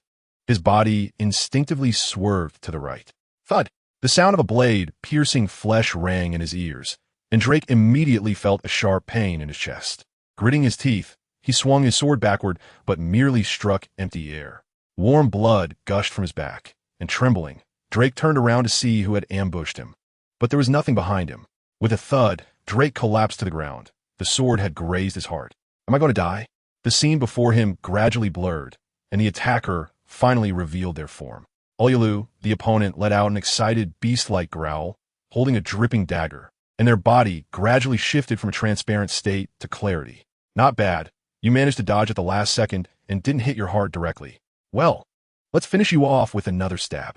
Absalom licked the blood off his dagger, a bloodthirsty smile spreading across his face as he prepared to stab Drake again. If he landed another hit, Drake would surely die on the spot, with no chance of survival, looking for death. But just then, Ace's angry voice rang out, followed by a deep roar. Divine fire, Inazuma. The moment Absalom heard Ace's shout, his body trembled, and he immediately kicked off the ground, rapidly retreating. 2 3-meter-long flame spears shot forth like arrows released from a full moon bow, leaving 2 afterimages in the air and instantly struck in front of Absalom. Although he retreated in time, the purple flame spear still hit his right hand, while the trailing flames grazed his chest. A piercing scream echoed across the battlefield. Absalom's right hand had been reduced to charred remains, and his chest was severely burned. The intimidation of the flames was overwhelmingly shocking, causing both sides to pause. Shadton also saw Drake lying on the ground, heavily injured, and his expression darkened. In his anger, he quickly closed the distance to Gruss and unleashed a relentless barrage of punches onto him. Clang! Raising his hand, Ace blocked Austin's strike once more, and a trace of blood appeared at the corner of his mouth. Having just used Inazuma to attack Absalom, his battle with Austin had naturally fallen into a disadvantageous position. Seeing that his attack had not finished off Absalom and that the opponent's form had returned to transparency, he could no longer guess who this person was.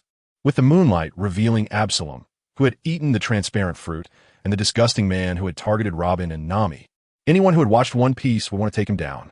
Ein, quickly take Drake back to the warship and find a medic for treatment. Ace ordered, as several trainees had already dealt with all the officers of the torture pirate crew. Once he saw Ein and the others lifting Drake away, Ace turned his attention back to the executioner, Austin. Ace's eyes were filled with killing intent. After this incident, he had lost the mood to train with his opponent. He just wanted to quickly deal with Austin and then take care of Absalom. Silent and unseen, a layer of purple flames had already covered Ace's broadsword. Austin felt a shiver run down his spine. Initially, when he saw Ace fighting him, he dared to distract himself and felt angry. But at this moment, he had a feeling that once Ace got serious, he would definitely not be able to block the next strike. Ace raised both arms high, his expression serious. The flames that originally covered the entire blade had all gathered at the edge, condensed into 10 layers of distinct flames. Layered flame slash tenfold. Whoosh. The muscles in his arms suddenly swelled a circle. Using this move clearly placed a great burden on Ace's body. But even with the veins on his forehead bulging, Ace still slashed down.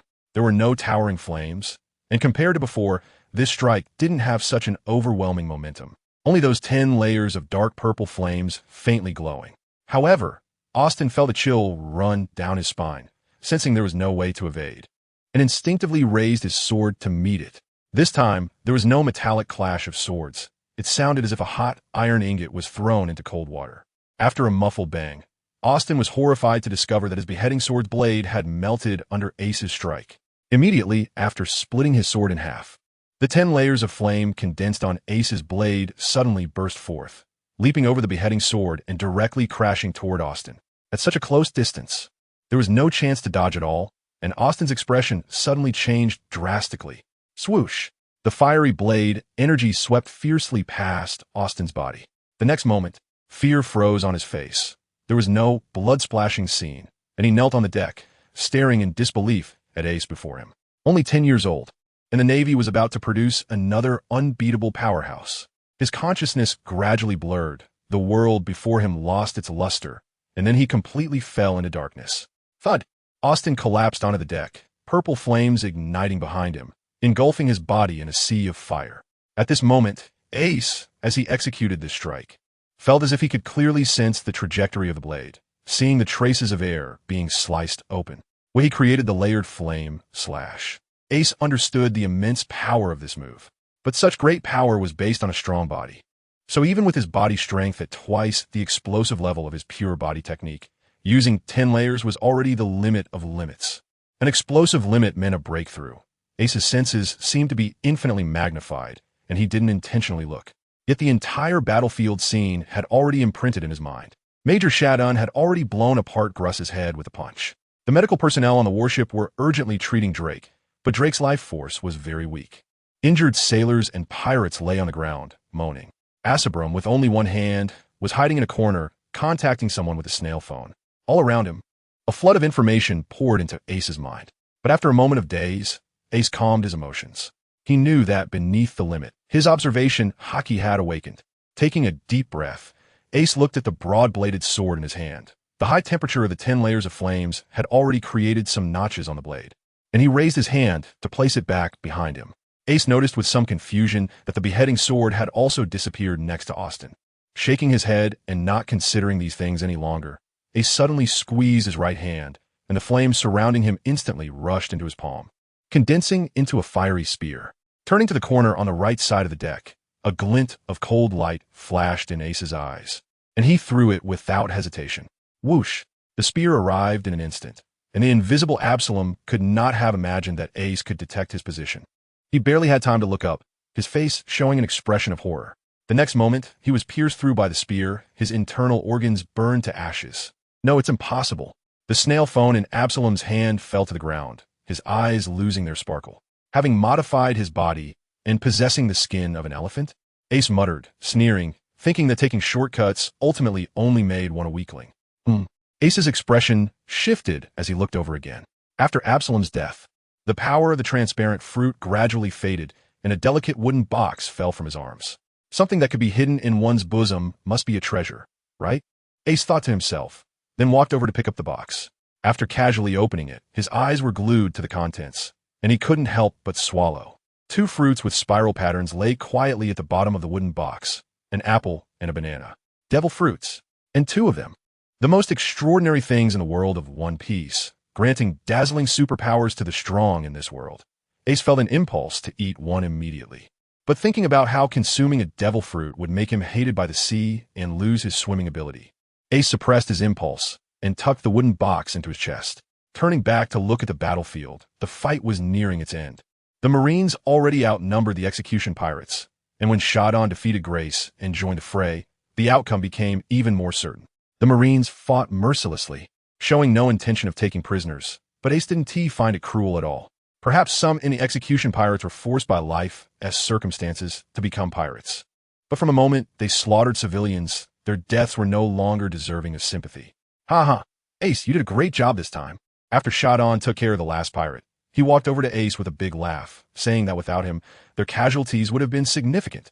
The Marines also looked at Ace, their eyes shining with awe and admiration, as Ace's purple flames were truly breathtaking.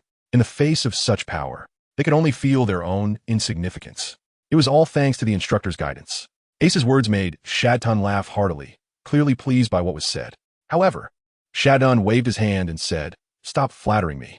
I can't teach you anymore. When we go back this time, I'll recommend you join the second phase of training at the base. Your flame ability is from a devil fruit, right?" Ace was non-committal. He had to protect the secret of the system. Shadton didn't ask further, but his expression became serious. In more than 2 months, you would have a life-and-death duel with Barranca. Although your strength was not weak, you still had to be cautious of this guy. If he used his sword, his strength would not be much weaker than mine. Seeing Shadton's serious expression, Ace nodded solemnly. He had witnessed Shadton's strength, and it seemed that Barranca's swordsmanship was quite powerful. "Ace, brother, instructor, you should go check on Brother Drake." Suddenly, Ian's voice came through with a sob, and Ace and Shadton turned their heads, their expressions changing. Could it be that Drake was in trouble? The two hurriedly dashed back to the warship. In the cabin of the pirate ship, a man in a black suit also followed them. Just as they reached the medical room of the warship, Ace's body swayed, and his face turned pale. The effect of the Chui Ti-Ju wore off, and Ace entered a period of weakness, feeling a wave of exhaustion. "Quick, someone help check on Lord Ace," a military doctor in a white coat said nervously upon seeing this scene. They also saw Ace's battle just now, so the military doctor unconsciously used honorifics. "Don't mind me for now.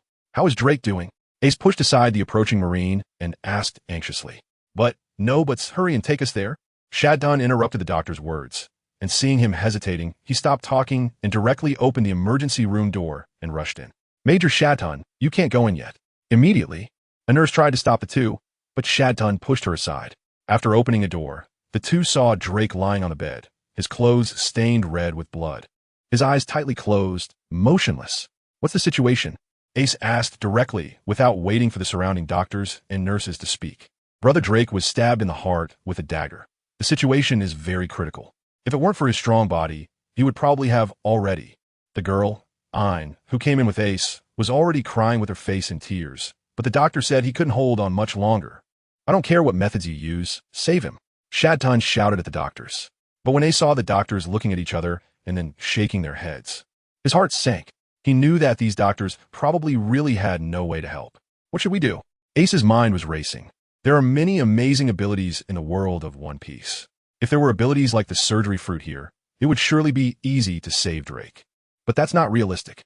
Suddenly, Ace had a thought. The devil fruits. He currently had 2 in his possession. With that in mind, Ace no longer hesitated and quickly took out the wooden box from his pocket, saying to Shadton, "Instructor, I just found 2 devil fruits from that pirate named Absalom." Shadton's eyes lit up at first, but then he looked puzzled. They were currently in a hurry to save Drake, so why was Ace saying this? As if seeing Shadton's confusion, Ace opened the box and pointed to the banana-shaped devil fruit, saying, "This fruit should be a Zoan-type devil fruit. Zoan-type devil fruits can grant the user powerful recovery abilities, which should help Drake." That makes sense. Joy appeared on Shadton's face as he immediately took the fruit from the box, ready to feed it to Drake. "Wait." Suddenly, a strange voice came from behind the group. Ace turned his head at the sound and saw a man in a black suit, wearing a black top hat. Instantly, he thought of the organization from the World Government. World Government CP8, number 167, had met Major General Shadton. The visitor bowed to Shadton. Ace's face showed a look of as expected. He had been wondering why the Navy's intelligence agency was so clear about the movements of the Gallows pirate crew. It turned out they had arranged for spies. CP8 should be a direct intelligence agency of the World Government, officially known as Cipher Pole Number 8. "What's the matter with you?" Shadton was anxious to save Drake and didn't give the man a good look. "I just wanted to remind you that these 2 devil fruits are stolen goods from pirates and should be surrendered to the government. You shouldn't handle them privately." The man in black said seriously, "Lord Shadton, Drake is about to die." Just as Shadton was about to respond, a nurse's voice suddenly came over and everyone's expression changed. Shadton, holding the devil fruit, rushed to Drake's bedside. "You can't do this." The man in black's expression stiffened. He clearly didn't expect Shadton to ignore him. "Soru," the man in black shouted, and his figure suddenly disappeared from the spot, almost simultaneously reappearing in front of the bedside, trying to block Shadton. "Get lost." Shadton didn't hesitate at all. With a slap, he sent the man flying, his face severely deformed, crashing into the wall and creating a hole. Without any pause, Chardin reached Drake's bedside, pried open his mouth, and stuffed a piece of devil fruit inside. As soon as the fruit entered Drake's mouth, it slid down into his stomach. It must be useful, Chardin murmured. Meanwhile, Ace, enduring his weakness, leaned closer to the bedside and said firmly, "It will definitely be useful." However, half a minute later, Drake's breath gradually weakened, as if he was about to leave. "You actually gave a devil fruit to a dead man." The man in black came again at this moment, his face swollen to twice its original size. Yet he kept talking, "But as long as you give me the other fruit, I will report to the organization and have him treat you lightly." Ace was already feeling quite irritated, and seeing this guy in front of him still thinking about another one made him even more disgusted. Ignoring his words completely, Ace turned to Ein beside him and asked, "Ein, do you want to become stronger?" Ein was still in tears. This battle made her realize her shortcomings. She couldn't even intervene in Drake's fight, let alone help her brother Ace. She wanted to help her brother. She wanted to become stronger, so Ein nodded vigorously. "Yes, this is for you." Ace reached out and handed another fruit to Ein. "I can't accept this. It's too precious." Ein waved her hands in panic. This was something worth at least 100 million berries. "Take it. Your brother Ace will definitely enter the second stage of learning later. If you don't eat this fruit, do you want to be separated from him?" Chardin was still staring at Drake on the bed, but couldn't help but speak up. He didn't have a good impression of this so-called intelligence agency either. If their own people didn't eat it, were they supposed to give it to them later? As soon as Ein heard that she had to part ways with Ace, a hint of panic flashed in her eyes. She quickly took the devil fruit and bit into it. The next moment, her small face turned bright red. "What's wrong? Is it really that bad?" Ace asked with concern. "No, it's really good. Everything my brother gives me is delicious," the little girl said, clearly feeling a wave of nausea but forcing herself to say otherwise. Ace felt a surge of emotion upon witnessing this scene. He knew how terrifying the taste of a devil fruit could be, and that Ein had managed to endure it for his sake. This feeling was something he needed to cherish. "Damn it, just wait for your prison time." The man in black was exasperated. "Instructor, this guy is too noisy," Ace said lightly to Chardin. "Yeah, I think so too." Chardin nodded, and then in a flash, he rushed in front of the man in black and slapped him on the back of the head. The slap shimmered with a dark glow, clearly infused with hockey. The man in black rolled his eyes and fainted just like that. "All right, finally quiet." Everyone turned their attention back to Drake on the bed. Just as Drake's breath was weakening to its limit, suddenly everyone heard his heart make a strong thump. Ace immediately looked over with joy, and, after a few strong beats, Drake's eyes suddenly opened wide, but his expression was extremely twisted. Everyone's hearts sank again. Could there be another problem?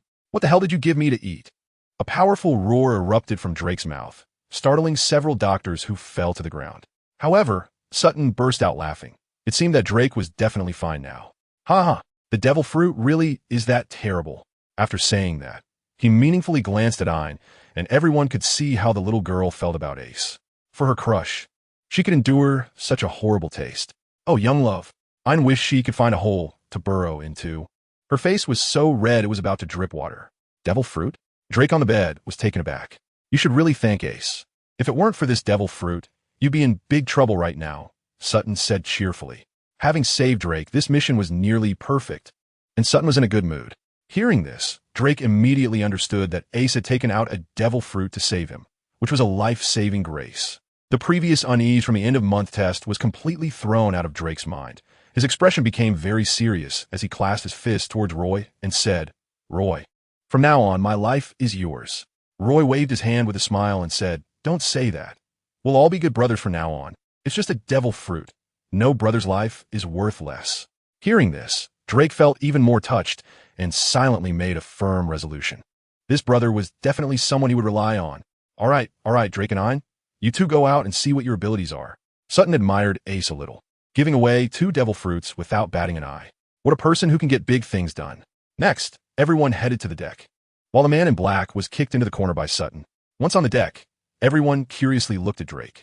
Closing his eyes and feeling for a moment, a strange expression appeared on Drake's face as he said to everyone, "I have a Zoan-type fruit, but the specific ability seems a bit strange."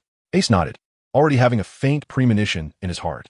He led everyone to retreat a short distance and then waved his hand, signaling Drake to continue. "Roar." Drake let out a massive roar, and in the next moment, his body underwent a violent transformation. His human form gradually disappeared, and in its place stood an ancient dinosaur nearly 10 meters tall, the king of dinosaurs, the Tyrannosaurus rex. Thud thud. The sounds of soldiers falling on the deck echoed, their eyes revealing a hint of fear. Drake's tail lightly flicked, directly creating a crack in the deck. That's enough. Change back now. Shadun quickly spoke up, fearing that Drake might accidentally destroy his warship. This ability is pretty good. T-Rex fruit. Drake, now back in human form, was quite excited. The ancient type is indeed rare. But don't be too happy. You won't be able to swim anymore. Shadun joked to bring him down a notch, and you almost lost control just now.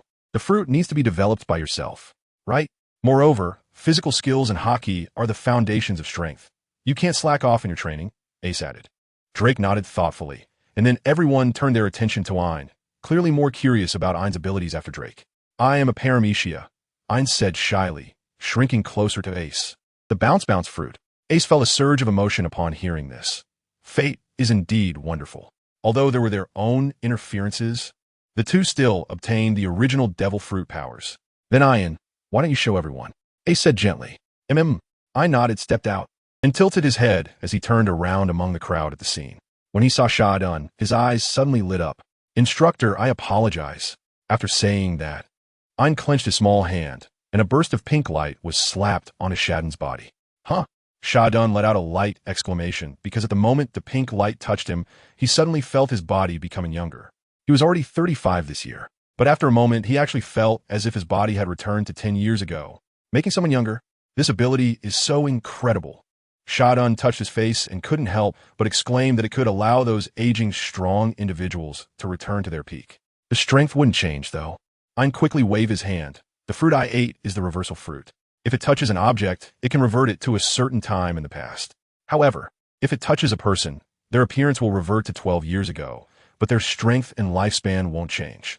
Upon hearing Ein's words, Shadun waved his fist and felt the power within his body, discovering that indeed only his appearance had changed. However, Shadun also felt a sense of sluggishness when moving his body. He could only exert half of his original strength at best. Thinking further, if his body turned into that of a child, possessing the original strength, he wouldn't be able to adapt immediately. This fruit still has great development potential. All right, turn me back, Shadun said with a smile to Ein. I can't yet, Ein replied weakly. Shadun's smile froze on his face. Huh? What is going on? The surrounding sailors couldn't help but laugh. Instructor, you look very handsome like this. Yeah, being able to return to a younger appearance must make you really happy inside. The crow's feet at Major Shadun's eyes had disappeared. The embarrassing incident of the commander immediately sparked a wave of discussion among the sailors, and the gloom brought by the previous battle was somewhat dispelled. After a while of excitement, the participating sailors returned to the warship to rest. Meanwhile, the logistics personnel became busy, starting to tally the casualties from the extermination of the execution pirates and counting the spoils seized from the enemy's pirate ship. As for captives? Sorry, there were no captives this time. The battle record stated that the execution pirates fought stubbornly and refused to surrender, and they have all been defeated. While the logistics department was getting to work, Ace had already returned to his room, because in this battle, Ace had almost continuously unleashed the spirit fire refinement technique. And combined with the final use of the physically taxing tenfold flame slash, Ace's stamina and spirit were extremely exhausted. As soon as he fell onto the bed, he fell into a deep sleep. This sleep lasted an unknown amount of time, and when Ace woke up, it was already the next day. Although Ace's period of weakness had not yet passed, he felt a surge of energy, and the minor injuries he had sustained had disappeared after this night. This refinement technique is truly miraculous. This mission yielded great rewards. Ace stretched lazily, revealing a hint of excitement in his eyes. In the battle with Austin, besides putting the techniques he created into practical use and strengthening his swordsmanship, the most important thing was that he unexpectedly broke through the bottleneck of observation hockey, saving quite a bit of time. Moreover, the hard-hitting confrontation with Austin honed Ace's body, significantly increasing the refining energy within him. At this moment, Ace's attribute panel showed attributes, Constitution, School 8 Spirit Fire Refinement Technique. First level refining energy, 10, 370. Ace did not immediately strengthen this time, but instead asked with his mind, System, isn't Austin's beheading knife a famous blade? There was a moment of silence. The system actually did not respond. I said, you don't want to keep it all to yourself, do you? A few dark lines flashed across Ace's face. An awkward atmosphere filled the air, and finally, the system replied. The beheading knife is of the quick blade grade, and I have indeed reclaimed it. Given that the host could notice such details. You have passed my test, so I reward the host with 50% energy. Actually, you just want to keep it all to yourself, right? Is this kind of forced argument really okay? Ace rolled his eyes and couldn't help but grumble inwardly. But when 50% of the black energy surged into his body, he no longer had the heart to think about these things. Almost instantly, the refining energy increased to 150, and Ace could feel that this bar had temporarily reached its limit. However, this 50% of energy had only consumed half, and the remaining energy was not wasted. Ace was pleasantly surprised to discover that at the moment the energy was fully consumed, his spirit fire refinement technique had reached the second level. This meant that he would have 3 times the explosive power in the future. After choosing to use the refining energy for enhancement, Ace's attribute panel changed to Attributes, Constitution, School 10 Spirit Fire Refinement Technique. Second level refining energy, 090. Each final segment of the Constitution level requires self-training for improvement, so that when the level breaks through, the foundation will be more solid. The system explained to Ace why the refining energy for the 10th segment was 0. Ace nodded. He was already very satisfied. After all, he had now become the pinnacle of the school level. With a 3-fold physical burst, ordinary rear admirals were no longer his opponents.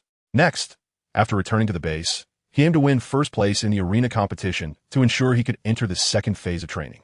Ace thought about learning naval combat techniques from Zephyr and even mastering armament hockey. This way, he could maximize his strength to face the impending crises. Just then, Ace felt the warship suddenly sway. Thinking about it, it should be time to return. So, Ace opened his door and walked towards the deck at the front of the warship. When he reached near the bow, he saw Rear Admiral Shaddun standing there with his back to him, alone. Ace, you've come. Shaddun didn't turn around, but seemed to sense Ace's presence. Yes, instructor. Ace stepped forward and saluted. Ace, tell me, why can't I protect them? Shaddun's voice carried a hint of sorrow as he gazed at the pirate ship not far away, filled with corpses, the morning sunlight casting a painful shadow on it. Ace fell silent. He could hear the pain in Shaddun's heart. Because you're not strong enough. Ace's tone was calm, but his words struck directly at Shaddun's heart. Only by being strong enough can one protect the people they cherish and love. Ha ha, you really don't hold back with your words. Shaddun let out a big laugh, but then his laughter suddenly stopped. He turned to leave the bow of the ship and, passing by Ace, said in a somewhat somber tone, Do me a favor, give them a decent cremation. At least in death, they should not be subjected to further humiliation. Yes, Ace responded with a sound, then threw several balls of purple fire toward the pirate ship. As soon as the flames touched the corpses, they instantly spread, turning the area into a sea of fire. Amidst the towering flames, the warship that Ace was on slowly turned around and gradually sailed away. In the Grand Line, in the Devil's Triangle Sea, in the center of the terrifying 3-masted ship shrouded in fog, several small puppet zombies rushed into a luxurious room deep within a huge castle. Master Moria, it's time to wake up. One of the blue puppets shouted, You've been sleeping for 4 days. It's time for your scheduled wake-up call. Opposite him, on a bed that was 10 meters long, the massive Moria was soundly asleep, a huge bubble on his nose. At that moment, under the blue puppet's calling, the bubble suddenly burst. A pair of crimson eyes snapped open, and Moria opened his mouth wide, revealing a set of sharp teeth. I had a terrifying nightmare. Hee. Congratulations. Master, having nightmares is such a happy thing, said another striped puppet carrying a knife. We have prepared food for you for the past 4 days. However, there's bad news. Lord Absalom was taken out yesterday. What did you say? Moria grabbed the puppet, his immense strength seemingly about to crush it. Is it those guys from the execution pirates? How dare they blackmail me, Moria? This time, he suffered heavy losses, losing 2 devil fruits, 1 subordinate, and got nothing in return. And no, it's not that. The puppet struggled to speak, forcing out the words, it was the Navy. The execution pirates are also finished. Yesterday, Lord Absalom mentioned something in the transponder snail, but halfway through, there was no news, so we speculate that he has been taken out. Which guy? Moria glared at him. Lord Absalom heard the Marines talking about someone named Ace. Ace, you better pray not to run into me, damn it.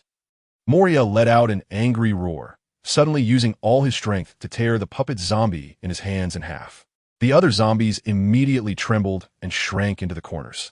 At that moment, Ace was at a banquet. It seemed that in the world of One Piece, whether pirates or Marines, They all liked to celebrate with a feast after victory. The supplies, food, and drinks seized from the execution pirates were directly used by Shadon to reward the Marines who fought hard. Of course, since it was the military, drinking was still prohibited. After Ace finished fighting yesterday, he went straight back and fell asleep without even having dinner. So his hunger erupted all of a sudden, and before long. A small mountain of empty plates had piled up in front of him. Ein kept passing food to him, watching Ace eat it all up with a happy and content expression on his face. Eat more. Hey, you two kids should be mindful of your influence. You're still so young, acting all lovey-dovey. Shadon leaned over from the table next to them, teasing them with a smile. Instructor, this is called childhood sweethearts. Yeah, Lord Shadon must not have experienced that. Jealousy, pure and blatant jealousy. Before Ace and Ein could say anything, Shadon was met with a collective mockery from a group of Marines. You bunch of little punks. Are you itching for a fight? Shadon laughed and scolded, instinctively reaching to scratch his stubble, only to find a smooth surface, which reminded him that Ein's reverse fruit ability was still in effect, leaving him to smile wryly. Meanwhile, Ein's face had turned as red as his ears, stammering a rebuttal, why you guys shouldn't say that. Yet he couldn't help but sneak a glance at Ace, noticing that Ace didn't refute anyone, which made his heart flutter with a bit of sweetness. I wonder if Brother Ace likes me? Ein couldn't help but think, then quickly lowered his head even more. Oh, how embarrassing. All right, Ace, this is for you, Shadon said as he tossed a yellow bag to Ace. Ace paused and casually took it over, feeling a bit puzzled. Then, he opened it directly and was even more surprised to see it was filled with shining berries. Don't be surprised. This is 1,000,000 berries, your well-deserved reward, Shadon said, a bit smug. Don't worry, everyone has a share, more or less. After the Navy eliminated the pirates, as long as half of the spoils were submitted, the other half would be directly distributed among the participating sailors. This executioner pirate crew turned out to be quite a fat sheep. Ace nodded upon hearing this. Although Shadon's words were somewhat crude, this policy could indeed motivate the Navy to eliminate pirates.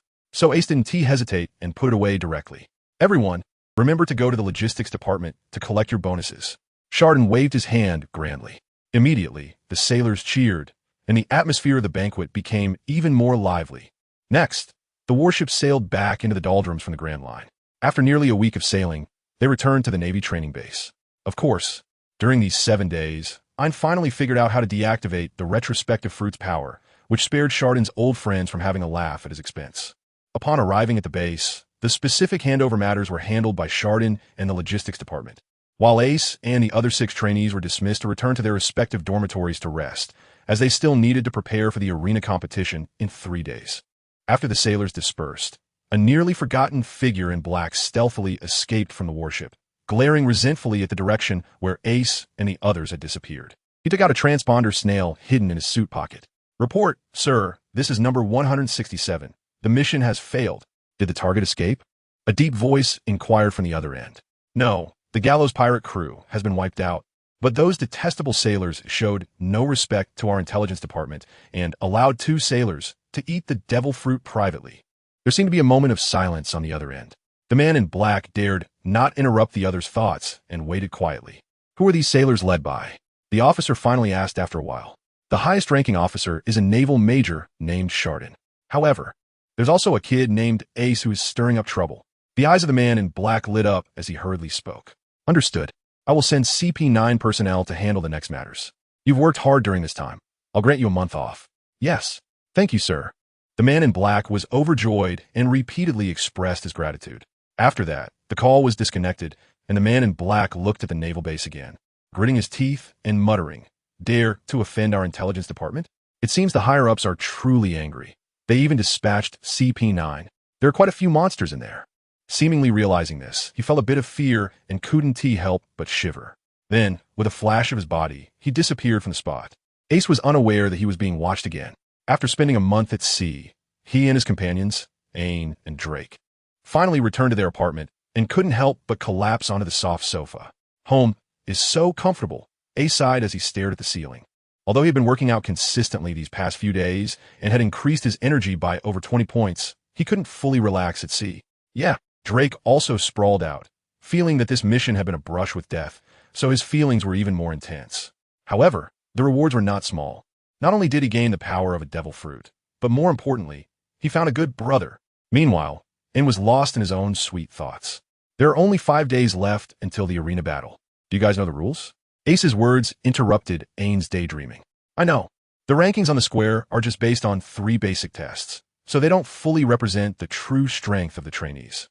The arena battle is meant for the trainees to showcase their actual combat abilities. Ain looked at Ace and continued. The rules are simple and straightforward. There are a total of 5 platforms. Students who are confident in their own strength can directly step up to become the platform master. Each student has 2 chances to challenge the platform master. If they win, they replace the master, and if they lose, they can only challenge another master. In the end, the remaining 5 platform masters will all receive a recommendation opportunity to become second stage students. Drake added, and these 5 platform masters will compete to determine the first place, directly becoming second stage students. Ace listened and had completely understood the rules of the arena battle. They were indeed simple and brutal. However, it also indicated that those who could become second stage students were definitely the elite among the elite. I heard that Lord Zephyr will be watching the arena battle, Ain said with a hint of admiration. Upon hearing this news, Ace was not surprised, because to put it bluntly, the second stage students were Zephyr's disciples. So he would naturally come to the scene to make selections. After chatting for a while, the 3 of them went to rest, enjoying a good sleep to replenish the energy they had expended during their mission. The next day, Ace got up early again, taking his big knife and throwing himself back into training. The urgency to become stronger had never left Ace's mind. After all, in this vast sea, the strong were as numerous as fish crossing a river.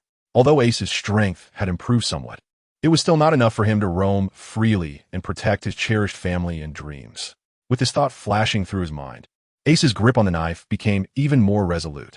His big knife had sustained some damage during the previous battle with Austin. However, after being absorbed by the system, it had regained its sharpness, which was quite miraculous. His body moved nimbly, and the big knife in his hand continuously sliced through the air, creating a dazzling display of cold light. Compared to a week ago, Ace had already mastered the basic naval swordsmanship, with his sword technique and body movement nearly perfect in combination. This was all thanks to the awakening of his observation haki, which seemed to have broken through an invisible bottleneck in his mind, allowing him to understand the sword techniques and body movements described in books more easily, greatly enhancing his learning ability. During Ace's diligent practice, 3 days passed quickly. In the early morning, the sunlight poured over the entire training ground of the base. When Ace and the others arrived at the training square, it was already filled with nearly 200 first-stage students, all eager to try their skills. In the center of the training ground, the training equipment that was usually placed there and 2 giant display screens had been moved in advance, replaced by 5 10-meter diameter arenas, as well as a podium at the front. However, there was only 1 seat on the podium, and the usually stern instructors could only stand respectfully on either side. In that only seat sat a strong old man with short purple hair, chewing on a toothpick, his sharp gaze fixed on the naval students before him. It was none other than the highest commander of this training base, former Admiral Zephyr. What is going on? Where is Mondo? Zephyr's tone was somewhat displeased. There were only 4 instructors present, and Mondo was notably absent.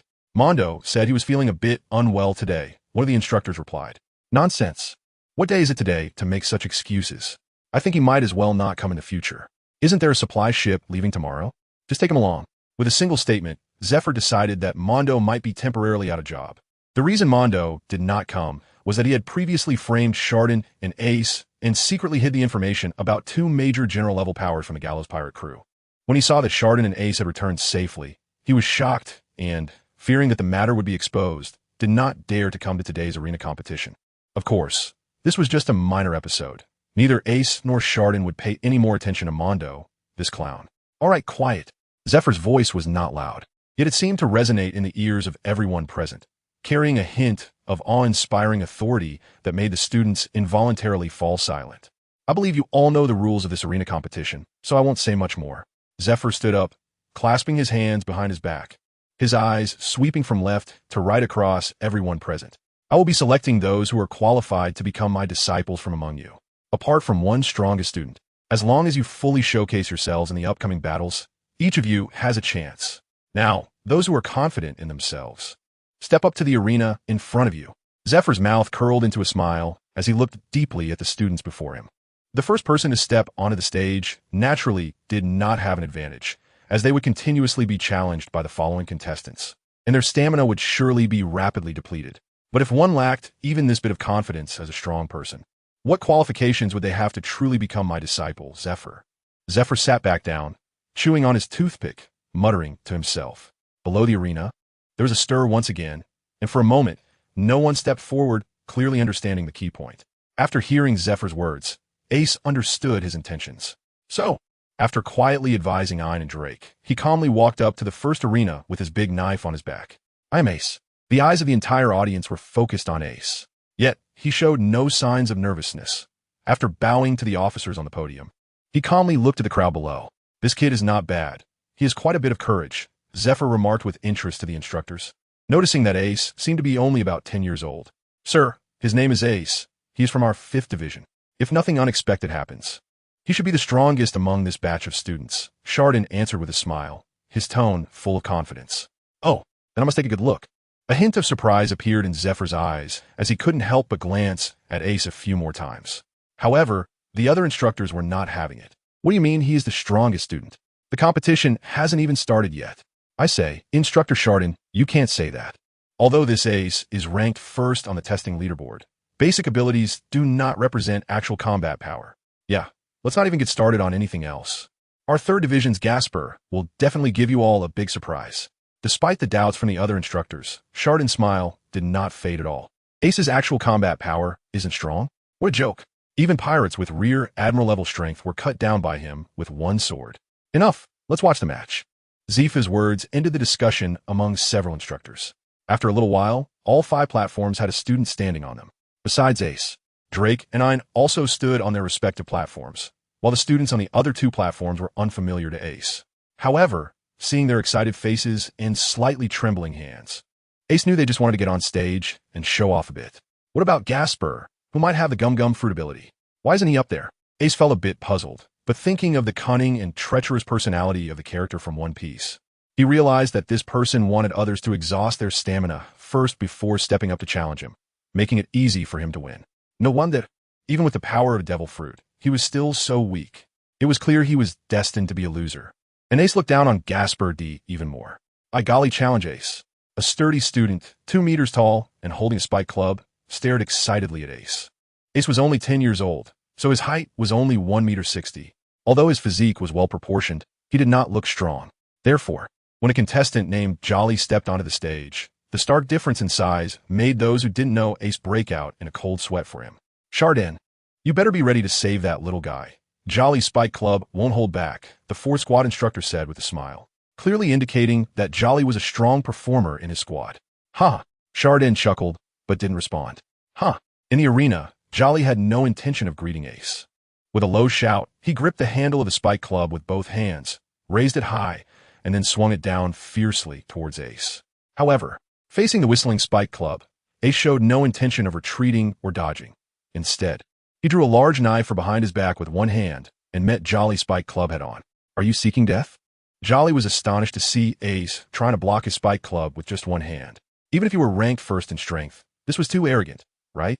He was swinging down with the power of the Spike Club. How could it be blocked? But the next moment, the expression on Jolly's face was replaced by shock. Ace really did block it. Clang!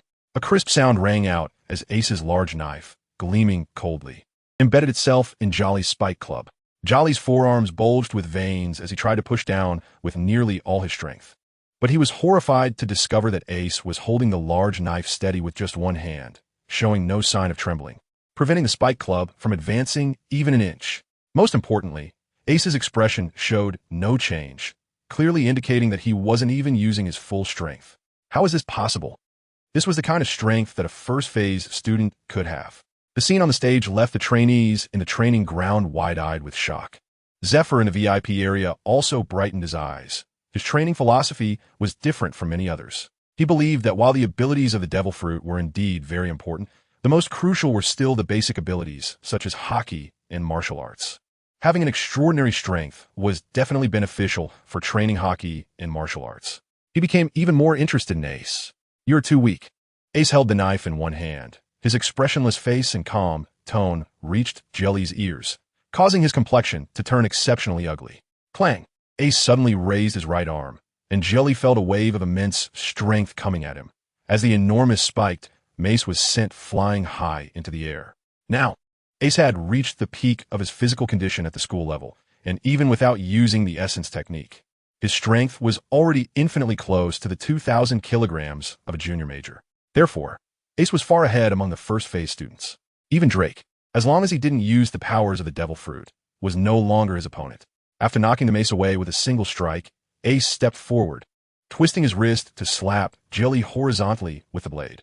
Bang!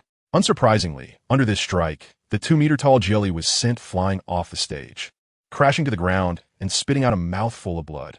However, Jilly showed no resentment towards Ace, for he knew that if Ace had swung the blade's edge at him just now, he would already be meeting his grandfather in heaven. Ace wins. As soon as Jilly was knocked off the stage, a staff member immediately announced the result. Hearing the result announced, Ace sheathed his large knife back, then walked back to the center of the stage to await the next challenger, looking as if he hadn't exhausted any energy at all. Please continue to challenge, the staff said to the students. I'll do it, a loud voice called out, as a student with a katana jumped onto the stage to challenge one of the champions. The competition for the champions continued like this. As the competition progressed, Ace and Drake both stood firmly on the stage, while Ian, although encountering a strong enemy, managed to hold on after a fierce battle. Meanwhile, the other two stages had already seen several changes in champions. On the main stage in front, four instructors, including Zephyr, were discussing. It seems there are several promising talents among this batch of students, Zephyr said with a smile, watching the battles on the stage. That kid named Ace is only 10 years old, but his strength is impressive. And that Drake, his fierce aura in battle, is also very strong. Lastly, that girl named Ian has quite a talent for swordsmanship. After praising these three students, Zephyr turned to the other instructors with a smile and asked, whose students are they? As soon as he spoke, he noticed the strange expressions on the instructors' faces. Aside from Chardin, who was smiling, the other three instructors looked very awkward. Could they all be students from your 5th division? Seeing everyone's expressions, Zephyr quickly understood the situation. After seeing Chardin nod, he couldn't help but burst into hearty laughter. Haha, Chardin, you're doing great. It seems I have a successor for my position as chief instructor. Ha ha ha. Chardin repeatedly said he didn't dare, but he was very happy inside. As the students continued to challenge, several hours quickly passed, and the first phase of the stage battles came to an end. Among the champions on the 5 stages, besides Ace and 2 others, Gasparity and another dual-wielding student named Rain each held a spot. Gasparity only challenged towards the end, and the original champion, having exhausted nearly all their energy and sustained significant injuries, was easily defeated by him. This behavior caused Zephyr on the main stage to frown, clearly displeased. All right, the 5 champions have been decided. We will now move on to the second phase of the competition. Zephyr pressed his hands down to signal for silence, then addressed Ace and the others. I will draw lots for you. 1 person will have a bye, and the remaining 4 will face off in pairs. After a pause, a mischievous look appeared on Zephyr's stern face. Luck is also a part of strength. Immediately after, a staff member handed Zephyr a lottery box containing the names of the 5 participants. Zephyr reached into the box, stirred it, and then pulled out a slip of paper. Ian, congratulations, you have earned a bye, ha. Zephyr read out the name on the slip and smiled. Next, the remaining 4 were paired according to the order drawn. Drake versus Gasparity, and Ace versus the dual-wielding Rain. The battles ahead should be a bit more interesting, Zephyr said, his smile growing as he watched Ace and the others stand on their respective stages. The 4 instructors also stopped discussing and turned their attention to the stage. On the stage where Drake was, he and Gasparity stood at opposite ends. Drake stood at a height of nearly 9 meters, his build not overly exaggerated, but looking very sturdy, while Gasparity, with his golden hair, stood over 2 meters tall with broad shoulders and long arms, appearing even more robust than Drake. At this moment, Gasparity suddenly let out a wild laugh and ominously said to Drake, You and that kid named Ace have taken the top spot on the leaderboard one after the other. You must be feeling pretty proud. Today, I will show you with facts who the real number 1 is. Drake felt confused. Was this person in front of him some kind of drama queen? Although he had held the top spot before, he had never recognized this person until today. I will show you my true strength, Gasparity shouted, charging at Drake empty-handed. He threw a powerful punch aimed at Drake's face.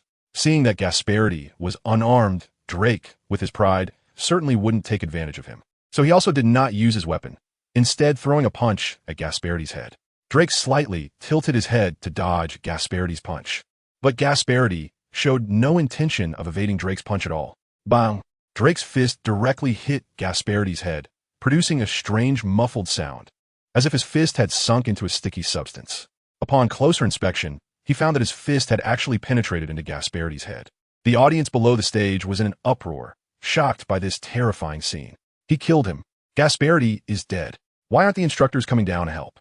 Such incidents are rarely seen in stage competitions, as there are many strong individuals watching, usually able to save someone at a critical moment. What happened this time? The students couldn't help but turn their gaze to the main stage, only to find that Lord Zephyr and the other instructors showed no change in expression. "Sir, this is the surprise I told you about," the 3rd Division instructor said proudly. "Gasparity has long consumed a devil fruit and possesses the abilities of the gum-gum fruit. What do you think, Instructor Chardin? Do you still think the top spot is from your division?" Chardin did not respond. But the 3rd Division instructor's words reached the students below the stage. Only then did the students realize that there was not a drop of blood on Gasparity's face. Instead, his head had turned into a green, gelatinous mass. A devil fruit user. The shock in the hearts of the students below the stage did not diminish at all. Rather, they were even more astonished. They had not expected Gasparity to have eaten a devil fruit. No wonder he was so confident earlier. He truly was the strongest among us in the first phase. Moreover, it appeared to be a fruit that could immunize against physical attacks. Even if Drake was stronger and faster, what good would it do if he couldn't harm Gasparity? I think it's better for Drake to admit defeat early. The discussions from the audience reached Drake's ears, and he finally understood the situation with Gaspari in front of him. But just because of this, they want to give up? Although Drake's right hand was temporarily stuck, his left hand swiftly drew a dagger from his waist and slashed toward Gaspari's neck. With a whoosh, Drake's swordsmanship was impressive, continuously striking Gaspari's body from various tricky angles, leaving more than a dozen cuts on him in an instant. However, none of these cuts bled. Only green gelatin squirmed, gradually restoring Gaspari to his original state. He really is immune to physical attacks. How can I fight like this? Ha ha ha. Useless. You can't hurt me at all. Gaspari's head had turned into a gelatinous form, his mouth squirming as he spoke, creating a nauseating feeling. But I can easily take your life. Gaspari grinned wickedly and raised both hands, his hands transforming into squirming gelatin, which then suddenly solidified into 2 hard green spikes. Whoosh! Taking advantage of Drake's immobilized hands, he suddenly thrust toward his abdomen. Is it about to end? At that moment, almost every spectator thought this in their minds. However, in the next instant, roar! A thunderous roar suddenly erupted from Drake's mouth, a terrifying aura emanating and stunning everyone. Drake's body suddenly grew larger, bursting out of his original clothes, revealing a gigantic monster before everyone's eyes. A 10-meter-tall Tyrannosaurus Rex. You say I can't hurt you? The dinosaur form of Drake emitted a deep voice. Immediately, Drake effortlessly pulled his claws from Gaspari's body and knocked him to the ground. With a puff, Gaspari's entire head instantly vanished, and his upper body turned into green gelatin, desperately squirming to regrow a head. Another devil fruit user? And what is this? Drake's body is almost too large to fit in the arena. I know this is an extremely rare ancient type of Zoan devil fruit, which significantly amplifies the body. The trainees below were stunned by the scene in the arena. Gaspari's ability to turn his body into gelatin was already abnormal. But it was nothing compared to the intimidating devil fruit ability displayed by Drake. In their eyes, there was no one who could deal with such a monster. On the arena, seeing Gaspari about to return to his original state, Drake raised his hind leg and stomped down on him. Boom! A loud sound made the audience feel a chill, looking at Gaspari, who had turned into a puddle of green goo, unable to help but swallow hard. If that stomp landed on me. Moments later, Gaspari's body slowly began to take shape again, so Drake indifferently raised his foot once more. Don't make me admit defeat. In this situation, holding on was meaningless, unless Gaspari was willing to be trampled into mush repeatedly in front of everyone without being able to resist. Otherwise, admitting defeat was the wisest choice. Drake wins, the referee immediately announced. Upon hearing the referee's words, Drake's body gradually shrank, finally returning to its original form. However, the towering 10-meter monster was deeply etched in everyone's minds, leaving an unbeatable impression. In their eyes, the championship was undoubtedly Drake's for the taking. When everyone regained their senses from the shock and looked over at the other arena, they were surprised to find that, at some point, the battle in that arena had already concluded. From the fact that Ace was still standing steadily in the center of the stage while Ryan lay on the ground unconscious, it was clear that Ace had won. However, The many trainees were only a bit surprised. No matter how strong Ace was, could he be stronger than Drake? After all, he was a devil fruit user, a rare, ancient zone type. The championship was definitely Drake's. Meanwhile, the instructors on the podium had witnessed Ace's battle just now. Ryan actually had decent swordsmanship and was a dual wielder. Otherwise, he wouldn't have been one of the 5 champions, but he couldn't even last a single move against Ace. Ace waved his hand casually, and the large blade drew a silver line through the air, slicing between the gaps of Ren's 2 samurai swords and striking the back of his neck directly. As a result, Ren's eyes rolled back, and he fainted. Shot on. Your 2 students are quite good.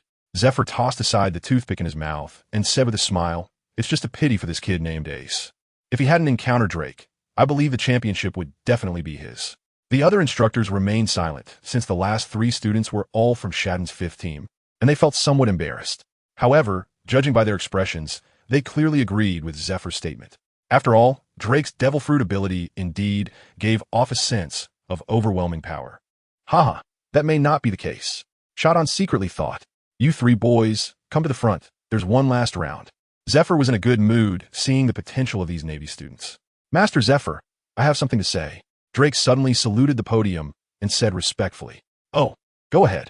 Zephyr was in a good mood and directly approved. In the last round, I concede, Drake said calmly but firmly. Upon hearing this, the smile on Zephyr's face gradually stiffened. I also concede. Ein's words made Zephyr's expression darken, as if it were about to drip water. Outrageous. Before Zephyr could speak, the instructor of the first team shouted from the podium, do you think the competition at the training base is child's play? The students watching the match below the stage were in an uproar. They had just witnessed Drake's strength. In their eyes, Drake was definitely the first in this tournament. But now he was conceding? Moreover, after Ein also conceded, that meant Ace would directly be the first. This was blatantly playing dirty in front of everyone. No, we won't accept this. Yes, we absolutely reject this unfair result. We don't want any underhanded tactics. Ace, get out of the base. Get out of the Navy. As someone led the charge, the venue was soon filled with angry shouts against Ace, and the situation began to spiral out of control. Everyone quiet down. At that moment, Zephyr's furious roar echoed in everyone's ears, leaving all the students stunned and instantly silenced. Immediately after, with a grim expression, Zephyr spoke to Ace and the others. Did you hear that? No matter what reasons you have today, if you can't give me a reasonable explanation, I think none of you will be allowed to stay in the base any longer.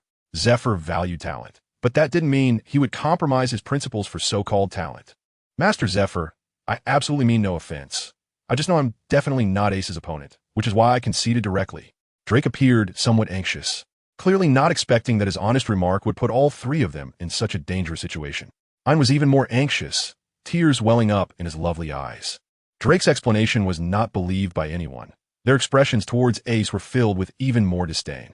They heard that Ace had some connection with Vice Admiral Garp and wondered what malicious means he had employed behind the scenes to force Drake to concede.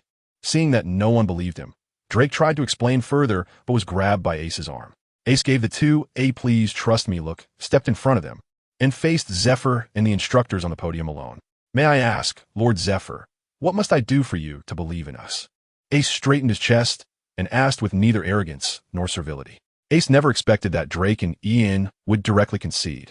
But since they have done so, Ace understands that even if they fought with all their might to win in front of these trainees, everyone would just think that Drake deliberately lost to him. Therefore, Ace knows that the only way to silence everyone and truly resolve the current predicament is to win according to Zifa's proposed method. You don't explain, and you still want to ask what Lord Zifa will do? One of the instructors interjected. Zephyr, clearly a bit angry because such underhanded operations could happen in his training base, did not mind the interruption from his subordinate and replied with a hint of anger. If you can take one punch from me, I will believe you. This was obviously said in anger. Although Zifa's strength had declined somewhat due to age over the years, he still had the absolute strength of a near admiral. And how strong could these Phase 1 trainees be, even at the peak of school level? They were 3 major realms away from a near admiral. A casual strike from him could easily kill them. Lord Zifa, I can prove that Ace and the others are telling the truth. Shadun, unable to sit still upon seeing Zifa wanting Ace to take a punch, did not want to watch his proud disciple get injured by a slap from a future teacher. Shadun, they are all your trainees. You wouldn't be biased and try to protect them, would you? The instructor from the 4th squad, feeling a bit down due to Gasper's elimination, couldn't help but target him. Enough. I will make my own judgment about this matter. You don't need to teach me. Zifa reprimanded sternly. The fourth squad instructor immediately shrank his neck and fell silent. But Shadton still wanted to speak up to explain for Ace and the others. Instructor Shadton, thank you for speaking up for us. Ace sincerely bowed to Shadton and then said firmly, but this matter is still best left for me to resolve. After thanking Shadton, Ace turned to the somewhat surprised Zifa, straightened his body, and cupped his hands, saying, Please, Lord Zifa, give me your guidance. Don't expect me to go easy on you. Zifa narrowed his eyes upon seeing that Ace really wanted to take his punch. Please, Lord Zifa, give me your guidance. Ace said again with a determined gaze. Ha ha, good. Zifa seemed to sense Ace's conviction and laughed heartily. If you really block my punch, not only will I make all 3 of you second phase trainees, but you will also directly become a second phase elite trainee. What? Several instructors nearby exclaimed in surprise. The so-called second phase elite trainees are equivalent to Zifa's true personal disciples, and there are at most 5 in each batch. There will be fewer, not more. Just mentioning a few names, and you will understand the significance of this identity. The current Admiral Akainu and Kizaru are elite trainees from the first batch, while Admiral Akiji is from the third batch, along with senior vice admirals like Firefist and Stoloberry, all of whom are elite trainees from certain batches. This clearly illustrates the nobility of the elite trainee identity. But now, Lord Zifa is actually promising it to a child who hasn't even become a second phase trainee. However, thinking of that terrifying prerequisite, they felt relieved again. Perhaps Zifa was just saying it casually. After all, no one believes Ace can truly block Zifa's punch, as Zifa is a former Marine Admiral. Then thank you, Lord Zifa. Ace understood that he had reached a crossroads. Success would lead him, Ein, and Drake to the second stage, while failure would mean complete expulsion from the naval training base. With no trace of hesitation left in his heart, Ace drew the large sword from his back, slightly parted his feet, and firmly gripped the hilt with both hands, adopting a stance in front of Zephyr. Zephyr had already understood Ace's determination, and a sense of battle intent rose within him as well. At this moment, he fully believed in Ace and the others' words. However, in a fight between men, regardless of the difference in strength, one should charge forward with passionate zeal. Catch this! Zephyr shouted lowly, taking a step forward, a surge of domineering aura swirling around him, then suddenly condensing, dark armament color covering his right fist, and from 10 meters away. He launched a punch directly at Ace. With this punch, the atmosphere within a 20-meter radius around the podium became extremely oppressive. A presence far beyond that of a rear admiral erupted from Zephyr, creating a wave that made the surrounding trainees, including instructors, break out in cold sweat. Filled with a sense of fear, Zephyr's fist was also enveloped in a swirling vortex of wind, rapidly crashing toward Ace. Rear Admiral! Ace gasped, and even though he had some mental preparation, he still underestimated the strength of the Rear Admiral. At this moment, Ace had no time to think further. The pressure from Zephyr had made him feel a genuine life-and-death crisis. Instantly, the spirit fire refinement technique within him operated at full power. Purple flames coursed through every cell in Ace's body, tripling his physical strength in a complete eruption. Without hesitation, he unleashed his observation haki, straining to visualize the trajectory of Zephyr's fist in his mind. Then, he raised his arms high, layers of purple flames stacking onto the blade of his wide-backed sword, adding up to a full 20 layers this time. Layered flames slash 20-fold. Ace's forehead bulged with veins, his biceps tensed, and he suddenly slashed forward. In an instant, a dark purple flame blade shot straight towards Zephyr, the terrifying high temperature distorting the air and causing the expressions of those around him to change again. Ace can actually unleash flames, he's so strong. But Zifa's punch, like a bamboo being split, is coming with an overwhelming momentum. When it is 2 meters in front of Ace, the fist wrapped in haki collides with Ace's sword aura. Ace, with the strength of 3 times the peak level of his school, unleashed a stacked flame slash with 20 layers, exerting all his strength, which could easily slay an ordinary rear admiral. However, facing Zephyr's punch, he could only hold on for a brief second before instantly collapsing, with the scorching heat wave scattering and even singeing the bangs of several students' foreheads. In that brief moment of pause, Ace, using all his strength, once again swung his sword upwards towards Zifa's fist. Clang! Although Zifa was striking with his flesh-and-blood fist, the moment it made contact with Ace's large sword, a deafening clash of metal and iron echoed. However, it was still overwhelming. The flames on Ace's sword dissipated instantly, only singeing a corner of Zifa's clothing, while a tremendous force surged into Ace's body, causing him to shake violently. Blood gushed from his mouth, and he could no longer control the sword in his hand, which flew out of his grasp. This all happened in the blink of an eye, a series of changes that left one breathless, and after 2 rounds of force absorption, the power behind Zifa's fist had already weakened considerably. Ace's second strike changed the direction of Zephyr's fist. It didn't hit Ace directly, but whizzed past the side of his head, blowing his hair into disarray. The series of shockwaves that followed made Ace's vision go dark, feeling as if he had walked through the gates of hell, and he couldn't bear to imagine the consequences if that punch had connected. Ace barely lifted his trembling hands and cupped his fist towards Zephyr, managing to squeeze out a smile as he said, "Thank you, Master Zephyr." He succeeded.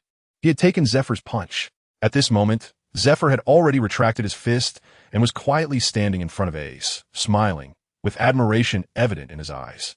As a veteran who had fought on the battlefield for decades and later devoted his life to training strong warriors, how could he not see the strength and potential of the child before him? Just now, Zephyr had used 90% of his strength in that punch. Even a vice admiral wouldn't be able to block it easily. However, in Zephyr's eyes, Ace was at most only the strength of a rear admiral. Yet within such a short time, he had successfully neutralized Zephyr's full force strike through a series of actions. If Zephyr knew that Ace was still just a school-level student at this moment, he would surely have different thoughts. "You're quite impressive. If I'm not mistaken, you must have mastered observation Haki, right?" Zephyr's good mood seemed to return as he smiled and asked, "Yes, Master. Your insight is remarkable." If Ace hadn't already mastered observation Haki, he wouldn't have been able to predict the trajectory of Zephyr's punch in advance and deflect it with 2 slashes, thereby blocking the blow. "Haha, stop flattering me, kid. If I really had such keen insight, I wouldn't have doubted you earlier. I apologize to you." Zephyr's words made Ace feel even more favorable towards him. Not all high-ranking individuals are willing to admit their mistakes. And rest assured, from today on, you're the 5th elite student of this training base. Your 2 friends will also successfully become second-phase students of the base. "Thank you, Master Zephyr." Ace was overjoyed and immediately bowed to Zephyr with Drake and Ein. This time, there was not a single voice of opposition from the audience. The scorching flames Ace had just unleashed still had residual heat lingering on the training ground. No student could muster the heart to resist such supernatural power. The arena competition officially ended here, with Ace becoming the first truly recognized by everyone, and the other students promptly dispersed. Just as Ace was about to return with everyone, Zephyr called out to him. The previous battle had severely damaged Ace's broadsword, and Zephyr felt a bit guilty about it. So, he waved his hand and said to Chardon behind him, "I see Ace's sword qualifies as a fast sword, but I've ruined it. Later, you get this kid a big fast sword." Hearing the old man's words, Chardon and the other instructors broke into a cold sweat. It seemed that Zephyr truly liked this promising kid Ace. However, casually offering a big fast sword, was that something one could just hand out? "Master, there are only 21 big fast swords in the world, and while the Navy has a few, they all have owners." Chardon replied with a wry smile. "Oh, is that so?" Zephyr was taken aback by this statement, but since he had already said it, he felt a bit embarrassed. He turned to Ace and said, "Kid Ace, I will definitely find a pirate to snatch a big fast sword for you later. For now, I'll have Chardon find you a fast sword to make do with." How could Ace refuse? In fact, this sword was only damaged because it couldn't withstand the high temperature of the flame slash, and it had little to do with Zephyr. However, Zephyr promised to give him a big knife later, and not taking this advantage would be a problem. So Ace immediately clasped his fists and bowed, thanking him. "Thank you, Teacher Zephyr." Calling him teacher made Zephyr burst into laughter. "Ha, good, my obedient student. You must be tired today, so go back and rest for 2 days. The day after tomorrow, come to the Vice Island of the naval base, and we will officially start classes." Vice Island? Ace's heart stirred. When he first arrived at this naval base, he noticed that the island was shaped like a gourd. However, for more than a month, they had been operating on one side of the gourd and had never seen second-phase students participating in training. After listening to Zifa, Ace finally understood that the other side of the gourd should be where the second-phase students were learning. "Teacher Zifa, I would like to ask you about the training methods for armament Haki." Ace retracted his thoughts and asked. Seeing Ace so eager to learn, Zifa felt a sense of satisfaction. But he still replied, "With your current physical strength, you can indeed start to learn armament Haki. However, I suggest you first learn the Navy's 6 styles." 6 styles? Ace murmured. He was very familiar with this name. In his previous life, he had seen the importance of the six-style series of martial arts in the One Piece anime. Each move could actually be further developed. During this time, whether it was the enemy Bellamy or instructor Sabo, both had used him in front of Ace. This move was one of the six styles. After witnessing the power of these techniques firsthand, Ace had long been eager to learn them. However, since Haki was a necessary strength for the powerful in One Piece, Ace had initially placed six styles in a secondary position. But judging by Zifa's words, six styles seemed to be quite important as well. That's right. The six styles referred to Soru, Tekkai, Jeppo, Renkyaku, Shave, and paper drawing. Each one is a summary of the essence of martial arts closely related to Haki by the Navy's predecessors, Zifa said slowly. When he saw that Ace seemed to have something to say, he smiled and encouraged him. If you have any questions, feel free to ask. Isn't Soru, Tekkai related to armament Haki, and paper drawing related to observation Haki? Ace said hesitantly. It was clear that Soru and Tekkai were about hardening parts of the body, and both had the embryonic form of armament Haki. Meanwhile, paper drawing was a combination of the sixth sense and the body's application, which was also closely related to observation Haki. As for the other three styles, Soru, Jeppo, and Renkyaku, although Ace didn't yet know their connection to Haki, the special effects they produced were something he definitely wanted to obtain. You are very smart. Zifa nodded appreciatively at Ace and continued, however, to be precise. Mastering the six styles will allow you to achieve twice the result with half the effort when you practice Haki. Ace couldn't help but feel a deep respect for the naval ancestors who created the six styles. These six techniques not only represented the ultimate use of the body, but also laid a solid foundation for countless Navy members to cultivate Haki, allowing strong individuals to emerge from the Navy and making it the largest force on the seas. So, Teacher Zifa, when can we start learning? Ace's eyes were already filled with a desire for the six styles. Ha ha ha. No rush, Kid Ace. You have to understand that to become a strong person, a healthy body is essential. Zifa increasingly appreciated the energetic Ace, but he still said, you just went through a battle and got a bit injured. So you must follow what I just said, go back and rest for a day, and the day after tomorrow I will officially teach you the six styles. Yes, Ace felt a bit helpless, but his rumbling stomach reminded him that he indeed needed to head to the cafeteria immediately to replenish the energy he had just expended. After saying his goodbyes, Ace dashed straight toward the cafeteria. Watching Ace's departing figure and then glancing at the satisfied Zifa, Shaddun couldn't help but twitch his mouth and finally spoke up. Lord Zifa, among the second stage students, there's one called Blanca. Do you know him? There are only a little over 30 second stage students. How could I not know? That kid has decent swordsmanship, but Ace has even greater potential. If it weren't for Ace, the fifth elite student spot would probably have gone to him. What's wrong? Zifa replied, a bit puzzled. Shaddun couldn't help but rub his forehead upon hearing this. It seemed this grudge was getting serious. Not counting the previous incident, Ace had once again snatched the elite student spot from Blanca. Actually, it's nothing much. It's just that Ace and Blanca set up a life-and-death duel for 3 months from now a month ago, Shaddun said, trying to keep his tone calm. Nonsense. Zifa raised his eyebrows, about to get angry. Was it Blanca who proposed it? Zifa had just sparred with Ace and probably already knew Ace's strength level. If the ranks of lieutenant colonels were divided into beginner, ordinary, elite, and peak levels, Ace, based solely on his physical strength, would be at the ordinary level.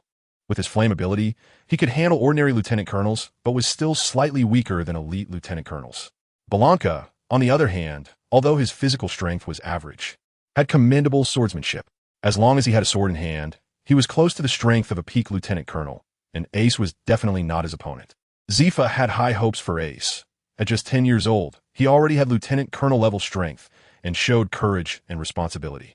If properly trained, he would undoubtedly become a great admiral in the future. The problem was that the duel was proposed by Ace. Shaddun immediately recounted the events from a month ago, and when everyone heard that Blanca had already harbored murderous intent toward Ace back then, they began to understand Ace's mindset at that time. Where there are people, there are conspiracies, and the Navy was no exception. For Ace back then, if he hadn't proposed the duel 3 months later, he might have quietly died during a mission by now. After hearing all this, Zifa had nothing more to say. In the Navy, challenging a strong person was permitted. After all, in this cruel world, without competition, one could only slowly decay. By then, I'll do my best to protect his life. Zifa sighed and then dispersed with the other instructors. In the Grand Line, in an ordinary sea area, a battle was gradually coming to an end, and the sea was already littered with the wreckage of ships. The few remaining surviving pirates were all kneeling on the ground, hands on their heads, looking dejected as they awaited the Navy soldiers to put handcuffs on them. Out of the corner of their eyes, they looked at the swordsmen on the opposite warship, and a wave of terror rose in their hearts. Their pirate crew leader had been cleaved in half by this person with a single blow. Congratulations, big brother. With the destruction of the Viper pirate crew, you can finally become an elite student at the training base. A Navy swordsman's small-eyed subordinate grinned and congratulated him. If Ace were here, he would recognize that this swordsman and the small-eyed Navy soldier were familiar faces. They were Boca, who Ace had broken an arm of, and his brother, Blanca. Blanca stood at the bow of the ship, crumpling the wanted poster of the Viper pirate crew captain in his hand and tossing it into the sea, feeling a wave of relief in his heart. He had already stayed at the training base for 3 years and could have graduated long ago. However, he had stayed until now just to strive to become an elite student at the base. To become an elite student, there were 2 ways. One was directly chosen by Zifa, and the other was to accumulate military merit within 2 years. That detestable Zifa always said he had a bad temperament. It was just because he accidentally killed a few civilians while pursuing pirates. So what? The Navy is absolute justice. Even the world government did not punish me. My strength has long been sufficient. Why shouldn't you choose me as an elite student? Now I'm relying on military merit to rise up. I am an elite. I am justice. A twisted and extreme arrogant smile appeared on Blanca's face as he shouted loudly.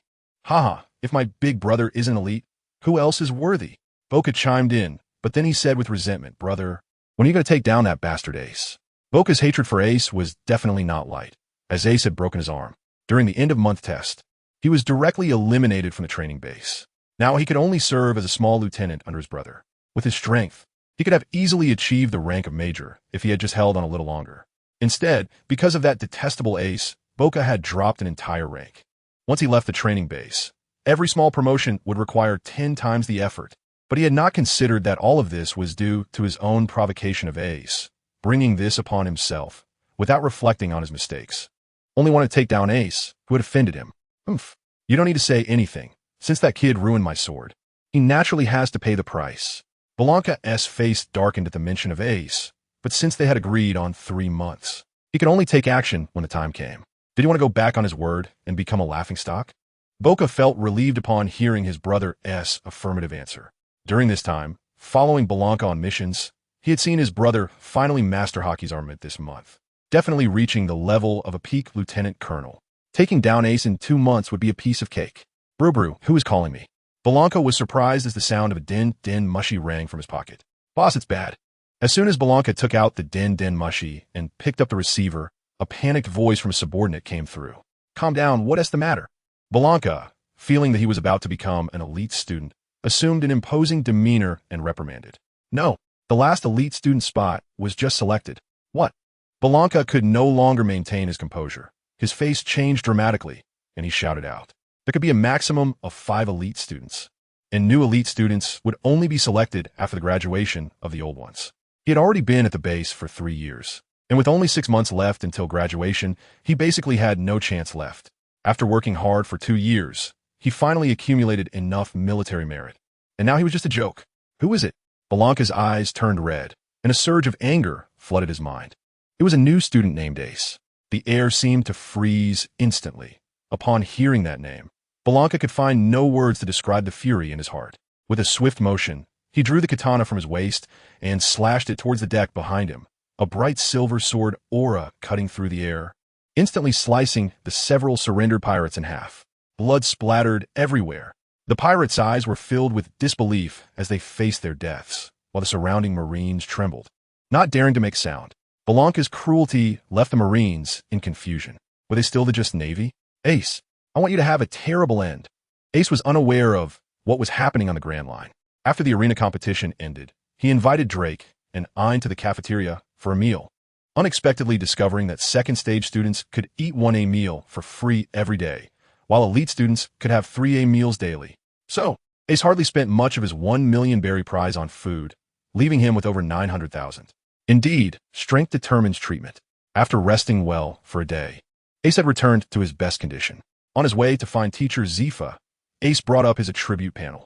Attributes: physique, school 10 spirit fire refinement technique, 2nd level refinement energy, 2,190 after the battles in the arena, especially the pressure from Zifa's punch. His refinement energy had reached 21. There were still 2 months until his duel with Blanca. By then, he should be able to break through to the rank of Major. A slight curve appeared at the corner of Ace's mouth. Once he reached the Major rank, not to mention the increase in physical strength, the most important thing was that he would then be able to possess true, strange fire. Should he choose the Blue Lotus Earth Fire or the Bone Spirit Cold Fire as his first? While pondering this, Ace finally arrived at the center of the island. At the indentation between the two gorge-shaped bays, there was only a straight road connecting the two peninsulas, and in the middle of this road stood a small outpost station. As Ace approached, a guard immediately stepped forward to stop him. Wait, ordinary students cannot proceed any further. Ace has just become a second stage student, so he is still wearing the blue scarf of a regular student around his neck. My name is Ace, and I just became a second stage student the day before yesterday. Ace's words left the guard momentarily stunned. He had never seen such a small second stage student before. A look of doubt crept onto his face, and after hesitating for a moment, he said, "Wait here, I'll go in and notify them first." Ace merely shrugged and nodded in agreement upon hearing this. He had no interest in making things difficult for a mere guard. "No need. Haha, he is indeed my student." A booming voice came from behind the two, belonging to Zifa, who wore a broad smile. "I am sorry, Master Zifa." The guard immediately stood up straight, his face turning red with anxiety as he saluted Zifa.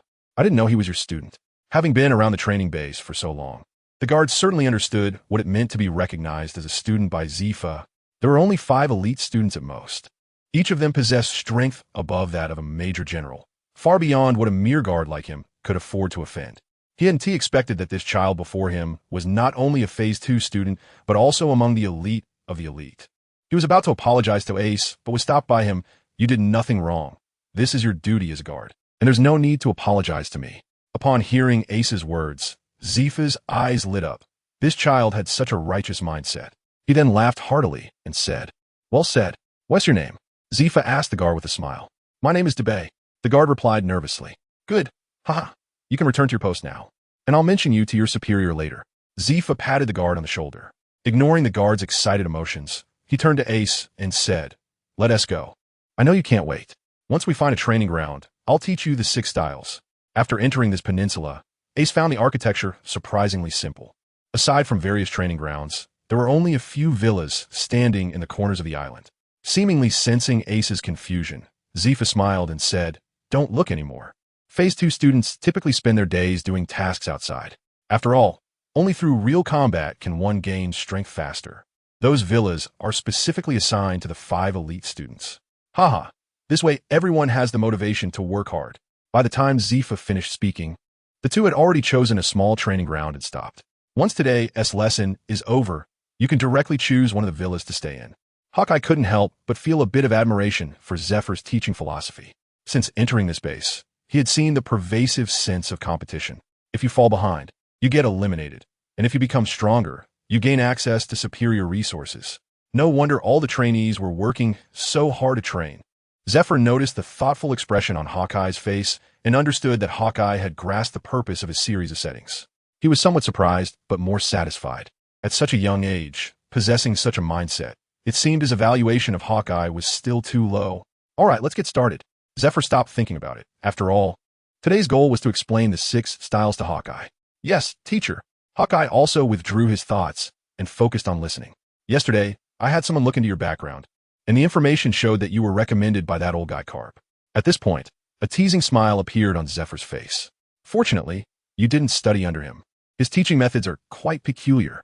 Ace couldn't help but nod secretly in his heart, his mouth twitching. Grandpa Garp was the man who pushed Luffy off a cliff and tied him to a balloon to let him fly into the sky. He called it a special training out of love, and his thought process was quite unique. After mentioning Garp, the teaching atmosphere inexplicably relaxed. Next, Ace experienced the powerful teaching ability of Zifa. No wonder he was the instructor who trained half of the Navy. Zifa first designed a series of exercise and diet plans based on Ace's current physical condition, systematically organizing Ace's training schedule for the upcoming period. Ace also brought up some issues he encountered during previous training, and Zifa was able to clarify them for him using the simplest language, allowing Ace to understand thoroughly in an instant. After today, Ace was more confident about becoming a major in 2 months. Next was the explanation of the 6 styles. After the basic explanation, Zifa's words suddenly brightened Ace's eyes. They were finally getting to the main topic. The 6 styles are 6 types of martial arts that surpass human physical abilities. In the Navy, mastering them means you have one foot in the door of the strong. Previously, he had already talked about iron block, finger pistol, and finger gun. Today, he would explain the other 3. Soryu is a technique that generates explosive power and high-speed movement by stepping on the ground dozens of times in an instant. While Jeppu is a technique that allows movement in the air by stepping on the air to create an air shield. These 2 can be said to have similar effects. But the final technique, Renge, involves rapidly kicking out a leg to exceed the speed of sound, causing air compression in front of the leg and creating a vacuum that emits a sharp slicing wave to directly kill the enemy. Sword, energy, Ace, who already had some understanding of the 6 styles, gained even more clarity after listening to Zifa. When he heard about the principle of Renge, he suddenly thought, could he combine the Flame Blade with Renge? They are both sword energies. Why not? With this thought, Ace immediately shared his idea with Zifa, which made the teacher's eyes light up, and he excitedly discussed it with Ace. In the time that followed, Zifa detailed the training methods for the 6 styles and resolved some of Ace's unclear points. All right, that's it for today. Go back and do as I said, and I believe you will see results within 6 months. Zifa had some confidence in Ace's talent. Normally, it would take a couple of years of hard work for an average Navy recruit to master the 6 styles. 6 months? Ace murmured to himself. He couldn't wait that long.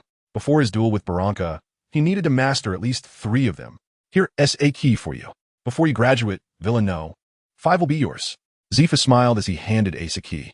For some reason, Zifa did not mention Ace's duel with Barranca today. Perhaps he thought that a fledgling, always protected under his mother's wings, could not soar against the wind. Ace's future can only be forged by himself. After bidding farewell to teacher Zephyr, Ace headed straight towards the villa area.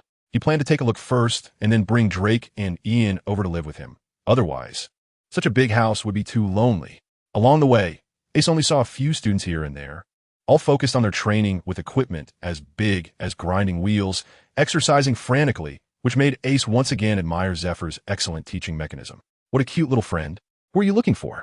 Just as Ace reached the front of the villa, a soft female voice suddenly came from his side, causing Ace to shiver. What does it mean to be cute? Although Ace still has a month to go before turning 11, his mental age has long been in his 20s. With a somewhat stiff expression, he turned to look at the source of the voice and saw a beautiful woman with light pink long hair parted in the middle, wearing purple sunglasses and a red professional outfit, looking quite dashing, around 20 years old. That cutesy voice just now was from her? A cute contrast? Little brother, do you want to come play my house for a while? The woman, with twinkling eyes, gently invited Ace. What is going on? What little brother? Is she trying to abduct a child? This is a naval base. No, I don't want to, Ace said with a stiff face, almost unable to speak. Oh, it's all my fault for not introducing myself. The beauty seemed to suddenly realize, and then said, my name is Tina. The villa number 4 in front is my home. Come home with me, and I'll give you something to eat. Hearing Tina's name and recalling her appearance, Ace already knew her identity. Black Cage Tina, a user of the Cage fruit. But this is not how it's supposed to be. In the anime, aren't you supposed to be cold and aloof? What else with this seductive look toward the child? Also, are you blind? I'm dressed in a full naval uniform. Do you think I'm here to play? No, thank you. Villa number 5 is my home. Ace suppressed his emotions and said, huh? Tina's sunglasses slipped down to her nose, startled. Enough, Tina. At this moment, Smoker, who had walked out from behind her with a cigar in his mouth, interrupted her with a serious expression. You just returned to the base yesterday and don't know that our base's last elite student has been selected. It's the Ace in front of you. Smoker looked at Ace with a complex expression. A month ago, when Smoker first met Ace, he was just an ordinary student. But now, upon their second meeting, this kid has jumped straight to becoming an elite student. Smoker had to work for 2 years at the base to gain Zifa's recognition. And Tina, when will you change your personality and stop talking to every child you see? Huh, I just couldn't help it when I saw something cute. Tina pouted, clearly not expecting that the little boy in front of her was also an elite student. Little brother, remember to come play? I'm really good at making braised sea king ramen. Tina called out to Ace as Smoker dragged her away. Ace looked at the light in her eyes, speechless. He never expected that Tina, who was so cold in front of pirates, would have such a side. Shaking his head, Ace took out the key and opened the door to the villa in front of him. The villa was 2 stories high, and the interior decor was not luxurious but made full use of every inch of space. It had 4 bedrooms, a living room, a kitchen, a reception room, and most importantly, a private gym. From now on, Ace wouldn't need to go out. He could use the abundant fitness equipment inside to follow the workout plan that Zifa had set for him. After touring the villa, Ace went to pick up Drake and Ein, assigning each of them a room. Ein obviously admired Ace even more, but during dinner one evening, Tina suddenly came over and said she wanted to give Ace a massage. As a result, this scene made the little beauty, Ein, pout her lips and inexplicably feel a surge of hostility, forgetting her shyness and firmly holding onto Ace's arm, as if afraid that someone might take her brother away. But who knew that Tina just liked cute things, and upon seeing Ein's rosy little face, she became even more excited. If it weren't for Smoker, who forcibly pulled her away soon after, Ace and Ein probably wouldn't have escaped this woman's clutches. In the following 2 months, aside from occasionally facing Tina's harassment, Ace devoted himself entirely to studying the 6 styles. Whenever he encountered something he didn't understand, he would ask Zephyr, and Zephyr, being a renowned teacher, often managed to convey profound insights in just a couple of sentences. This allowed Ace to make rapid progress in mastering this series of martial arts. 2 months later, in a small training ground, Soru, Ace's sharp gaze fixed on a patch of open ground a few meters ahead, and with a low shout, he suddenly stomped down on the same spot. In the next moment, Ace's figure abruptly transformed into a blur, disappearing from the original spot, leaving behind a ripple of air that slowly dissipated. Immediately after, Ace appeared right at the spot he had been staring at, remarkably precise. But it wasn't over yet. Ace spun around and performed a somersault. Then his feet suddenly traced 2 intersecting arcs in the air. Raging Foot. As soon as he spoke, 2 crescent-shaped blue sword energies erupted from Ace's toes, instantly striking the target not far away. Crack! With a crisp sound, an X-shaped sword mark suddenly appeared, slicing the hard target into 4 pieces. Ace landed steadily, letting out a long breath. He had slightly underestimated the difficulty of the 6 styles. 2 months was still not enough for him to fully master all 6. So a month ago, Ace decisively focused his main efforts on the shave and Raging Foot techniques, while the other 4 styles served as auxiliary training. Indeed, this greatly improved Ace's efficiency. After the 2nd month, he could already skillfully employ these 2 techniques and had extra time to experiment with integrating Purple Fire into Raging Foot. Although simply merging Purple Fire with Raging Foot could only unleash half the normal cutting power, Ace could now execute a flame slash that didn't require a sword as a medium, significantly increasing his combat flexibility. Ace's expression changed as he felt the changes within his body. Soon, a look of great joy appeared on his face. In just 2 days, he would face Barranca in a duel, and at this moment, he was about to be promoted to Major General. Ace decisively brought up his attribute panel. Attributes: Constitution, School 10 Spirit Fire Refinement Technique. 2nd level Refinement Energy. 90-90, it seems that after 2 months of hard training every day, pushing himself to the limit, he has finally achieved results, and that full refinement energy is proof of it. Ace's mind stirred, and he decisively chose to enhance. The 90 points of refining energy instantly washed over Ace's body, and his cells seemed to cheer with joy. After 2 months of hard training, Ace's physical condition finally broke through its original bottleneck at this moment, truly entering the rank of a major. Before Ace could fully experience his newfound strength, his consciousness suddenly contracted and reappeared in the familiar system space. In the center of the hall, the Xian Zhongqi emitted the system's emotionless voice. Congratulations, host, on reaching the major rank, fulfilling the minimum requirements for awakening the official version of the system. Ace's expression darkened. It turned out that the current version of was the official one. Sure enough, as soon as the system's voice fell, the thick mist that filled the depths of the hall slowly dissipated, and the few dark stone pillars on the outer edge gradually revealed their forms.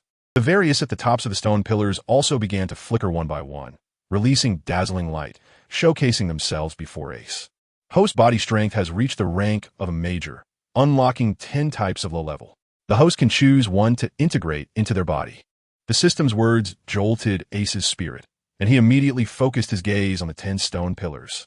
As his eyes swept over the pillars, the names and characteristics of the 10 types of all appeared in Ace's mind. From left to right, ranked from low to high: 23rd, Xian Huang Flame; 22nd, Beast Spirit Fire; 19th, Qing Lian Earth Heart Fire; 17th, Volcanic Stone Flame; 15th, Sea Heart Flame; 14th, Falling Heart Flame. Familiar names surfaced in Ace's mind, making him feel a wave of dryness in his mouth. He wanted them all. What to do? No, you can only choose one. The system's timely words interrupted Ace's fantasies. Why can you hear what I'm thinking? The system didn't want to explain, saying, I will only tell you that subduing is not that easy. During the major rank, you can only bear one type of low level. Once you reach the rank of Lieutenant General, you can choose 2 additional types of low level.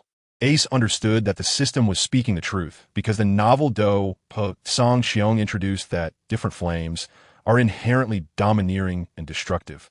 And 2 types of are fundamentally incompatible, like sworn enemies. If 2 were to coexist within a single body, it seemed that the only possibility would be to explode and die. Xiao Yin was able to simultaneously devour several thanks to the unique fighting spirit of the burning decision. From what the system implied, it seemed that he could also help Ace incorporate multiple into his body after reaching the mid-ranking level. This is incredible. It seems that the title of Flame Emperor is destined to belong to Ace, knowing that he could continue to choose in the future.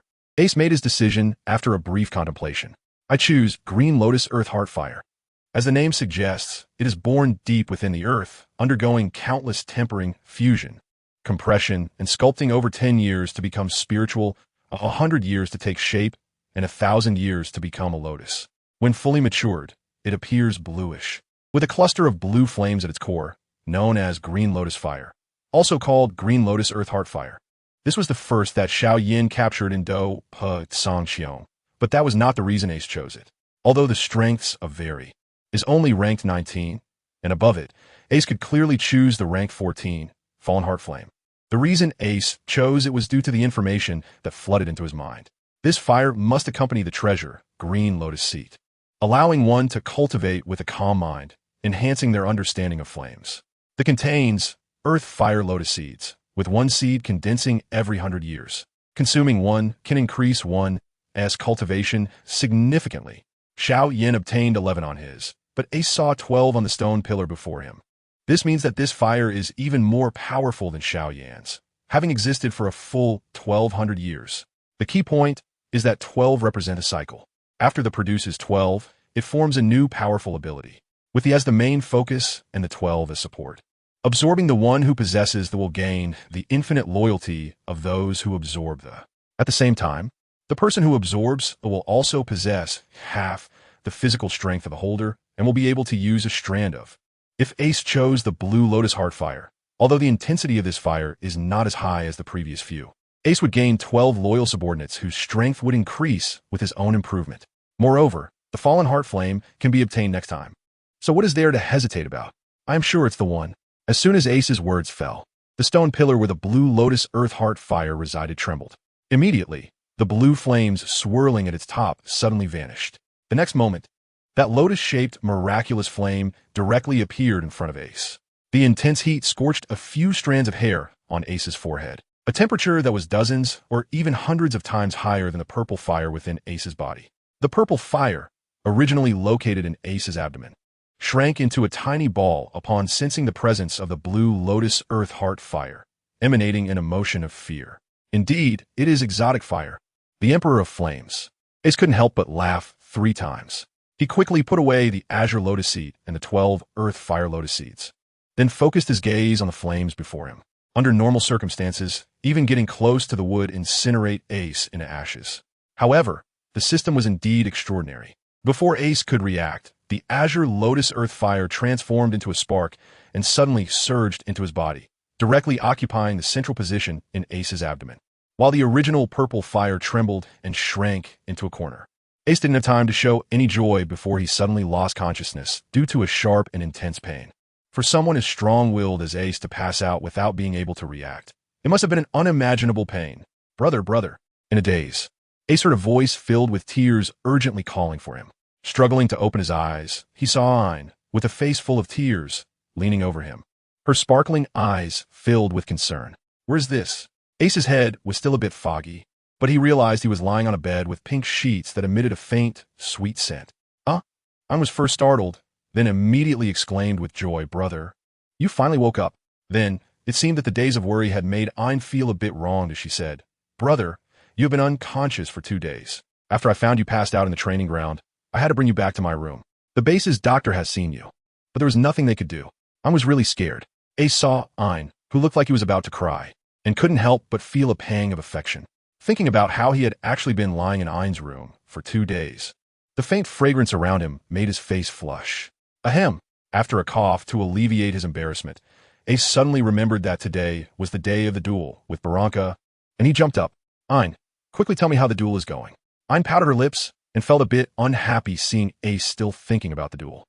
Brother, you just woke up. You need to rest more. Ace felt a bit helpless. He couldn't bear to harshly criticize Ein for his little temper and could only gently say, Ein, listen to me. Since your brother has set up a duel, he must fulfill it. Otherwise, he will be laughed at by others.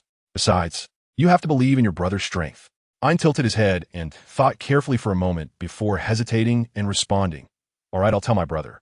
Barranca just returned to the base yesterday, and today he has already set up a ring in the woods at the corner of the training base. However, Brother Drake has already gone to help you refuse the duel, so you don't have to worry. What? Ace stood up immediately upon hearing this, then picked up Ein with one hand and pushed open the door, rushing out, ignoring Ein's flushed face in his arms. He sped towards the forest as fast as he could. He didn't think Barranca would be easy to deal with, and with Drake's temperament, there was no way he would back down. Please, nothing must go wrong. The dueling ground was a rarely visited corner of the training base. Although such duels were not prohibited in the Navy, they were not suitable for the public eye. Just like in anime, where Akainu and Akiji fought for the position of admiral, they also chose a deserted island like Punk Hazard for their duel. At this moment, there were only a few people in the dueling arena. Barranca stood in the center of the stage, while Boca and 3 of his underlings stood at the edge. Aside from them, there was only Drake standing beneath the stage. You say Ace is sick? Barranca looked down at Drake with a sneer. Such a poor excuse can be used. If you're scared, just say so. Boca's sarcastic voice reached Drake's ears. I guess hearing about our boss Barranca's return made you weak in the knees. After all, my brother brought back the head of a pirate with a bounty over 100 million, and that waste Ace can only pretend to be sick. Boca, holding a knife, unknowingly walked up to Drake, looking quite arrogant. He thought to himself that he had learned a few sword techniques by following his brother for the past 3 months and believed he could handle Ace now. After all, he wasn't present during the previous tournament, which gave him a mysterious confidence. Does your arm still hurt? Drake, knowing about Boca's situation from being with Ace, couldn't help but mock him when he saw his overconfident demeanor. Looking for death, Boca's expression changed. Being interrupted by Ace and having his arm broken was a disgrace to him. Now, with Drake poking at his pain, he couldn't stand it. Without thinking, Boca drew his knife and swung it at Drake. The few underlings behind him tried to warn him, but it was already too late. A beastly roar erupted, and Boca was sent flying, spitting blood, by Drake, who had transformed into a dinosaur. Boca, he has a devil fruit. Boca barely heard the voices of his underlings as he was flung into the air. Recently, many had come to ask Ace about the Mera Mera no Mi, so I'll share my personal opinion here. Indeed, in the world of One Piece, devil fruits can be continuously developed. Even the most useless fruit can unleash powerful abilities if the user develops it properly. However, developing a fruit requires understanding the correct methods. It's not as simple as just thinking or saying, I want to raise the temperature of the flames to 10,000 degrees. The temperature of the flames from the Mera Mera no Mi doesn't just increase because of your words. Just like Luffy, his Gear's second compresses steam in his body to increase speed. Gear third inflates his bones to enlarge his fists. Gear fourth uses Haki to enhance his skin's resilience and then inflates his muscles. We can see that Oda still hopes to add reason to the development of fruits. To be honest, my imagination is certainly not as rich as Oda's. I added the element of strange fire in my novel to provide a feasible way to increase the temperature of flames. Moreover, you can see that the Ace in my novel is only 11 or 12 years old. Would he really give up the opportunity to enhance his strength using for a Mera Mera no Mi that he doesn't even know the location of? Furthermore, in my setting, can also refine Ace's body and enhance his fundamental strength, which is also very important. Finally, I can assure everyone that the Mera Mera no Mi will definitely appear in the future, and it will have its unique function. As an author, there will always be areas I haven't considered well, so I hope everyone can provide gentle feedback. Thud! The moment Boca hit the ground, he didn't even have a chance to regret it. His eyes rolled back, and he fainted. Seeing this scene, Barranca's pupils constricted, shocked by Drake's devil fruit ability. Oof. However, seeing his brother knocked out with one punch clearly enraged Barranca. With a cold snort, he rushed towards the dinosaur-shaped Drake without hesitation. Armament Haki suddenly covered his fists as he hurled a punch at Drake. Facing the aggressive Barranca, Drake's massive form suddenly shrank, transforming into the half-beast form of an animal-type devil fruit. He became a monster with a dinosaur's head and human limbs. Yet it was still evident he had explosive power. Boom! As Blanca charged forward, Drake also threw a punch. Their fists collided, and a shockwave erupted between them. Originally, Blanca thought that he had heavily injured Drake with one punch 3 months ago. So now, even with the Devil Fruit, how much stronger could he be? But he underestimated the power boost from the ancient Zoan-type Devil Fruit. Moreover, after obtaining the Devil Fruit, Drake's physical strength had rapidly increased over the past 2 months. Thus, after transforming into half-beast form, Drake's strength had already surpassed Blanca. Tap, tap, tap. Drake stood still, while Blanca's face darkened as he retreated 3 steps. The few underlings who had been shouting earlier were now as silent as a duck being choked, unable to speak. Very good. It seems that if I don't show my power, you really all think I'm sick. Blanca gritted his teeth as he said this, feeling infuriated that Ace had repeatedly looked down on him, and now this Drake, who he should have easily crushed, had made him suffer a small loss. Blanca was on the verge of losing control of his anger. He drew his katana from his waist, slowly pulling it from its sheath, the cold gleam on the blade indicating its excellent quality. Meanwhile, Drake's expression also turned extremely serious as he drew his own knife and 4-blade warhammer from his waist. He knew that the punch he just threw had actually cost him more. Blanca had mastered armament hockey, wrapping his fists in hockey. Trading punches felt like hitting steel. Although he had pushed him back, Drake had instead sustained a minor injury from the recoil. You should consider yourself lucky that I can draw my weapon. Blanca, holding the sword, seemed to transform into a different person, his eyes filled with confidence. Drake sensed a dangerous aura from Blanca and crossed his weapons in front of him, ready for battle. Blood technique, thunder flash. Blanca softly uttered these 4 words, then suddenly swung his sword, producing a thunderous crack that echoed in the air. The blade flashed like lightning, and Drake's face changed dramatically. He barely managed to raise his weapon just in time, but his body tilted slightly, and the katana had already slashed across him. Puffed. The speed of that strike instantly left a terrifying wound across Drake's chest, blood gushing forth. With a thud, Drake knelt on one knee, his weapons propped against the ground, stubbornly refusing to fall. Oh, he still has strength? Blanca flicked his right hand, shaking off the blood from his blade, and looked at Drake, who still wanted to stand up, feeling somewhat surprised. It must be that layer of tough skin that reduced the power of my strike. Seeing the thick layer covering Drake's body, Blanca said with disdain, "Is that ace worth risking your life for? Is struggling even meaningful?" Facing the already injured Drake, Blanca stepped forward and kicked him to the ground. He then raised his foot and stomped on the wound on Drake's chest, grinding it down hard. Just say one word. That ace is a coward, a waste. Then I'll let you go. How about it? Drake, in excruciating pain, had reverted from his half-beast form back to human shape. At that moment, his face was pale from the pain, yet he still gritted his teeth and finally squeezed out a word between them. Oof. Refusing a toast and opting for a punishment drink. Blanca's expression darkened, and he raised his right foot high, enveloped in a domineering aura, ready to stomp down again. Stormfoot, layered flame slash. At that moment, a furious roar suddenly echoed from the edge of the forest. Immediately after, a nearly 5-meter-long crescent-shaped sword aura, carrying terrifying heat, swiftly swept through the trees outside the arena. Trees as thick as several people were instantly split in half, and then the raging purple flames consumed them entirely. Blanca's foot had not yet come down when he hurriedly raised his blade to meet the sword aura. Bang! With a loud explosion, the sword aura erupted, purple flames spread, and directly engulfed Blanca's body, instantly driving him back. Shave! As soon as the words fell, Ace and Ain's figures suddenly appeared in front of Drake. They bent down to check his body and saw the wound that nearly split Drake's chest in two, along with the footprints on it. Ace's face turned so dark it seemed like water could drip from it. "I'm sorry, I've caused you trouble again," Drake said, his face pale, but he managed to squeeze out a faint smile. "Brother, stop talking, just leave the rest to me." Ace's observation hockey had already covered the arena before he arrived, and he had witnessed the scene where Drake refused to insult him even in death. How would he blame Drake? Take Drake down to the area under the arena first. I'm going to kill that bastard. Ace's voice was deep, but carried an undeniable authority. Ain also sensed the determination in Ace's tone. So this time he did not refuse, but obediently helped the injured Drake down from the arena. "Ha! You want to kill me?"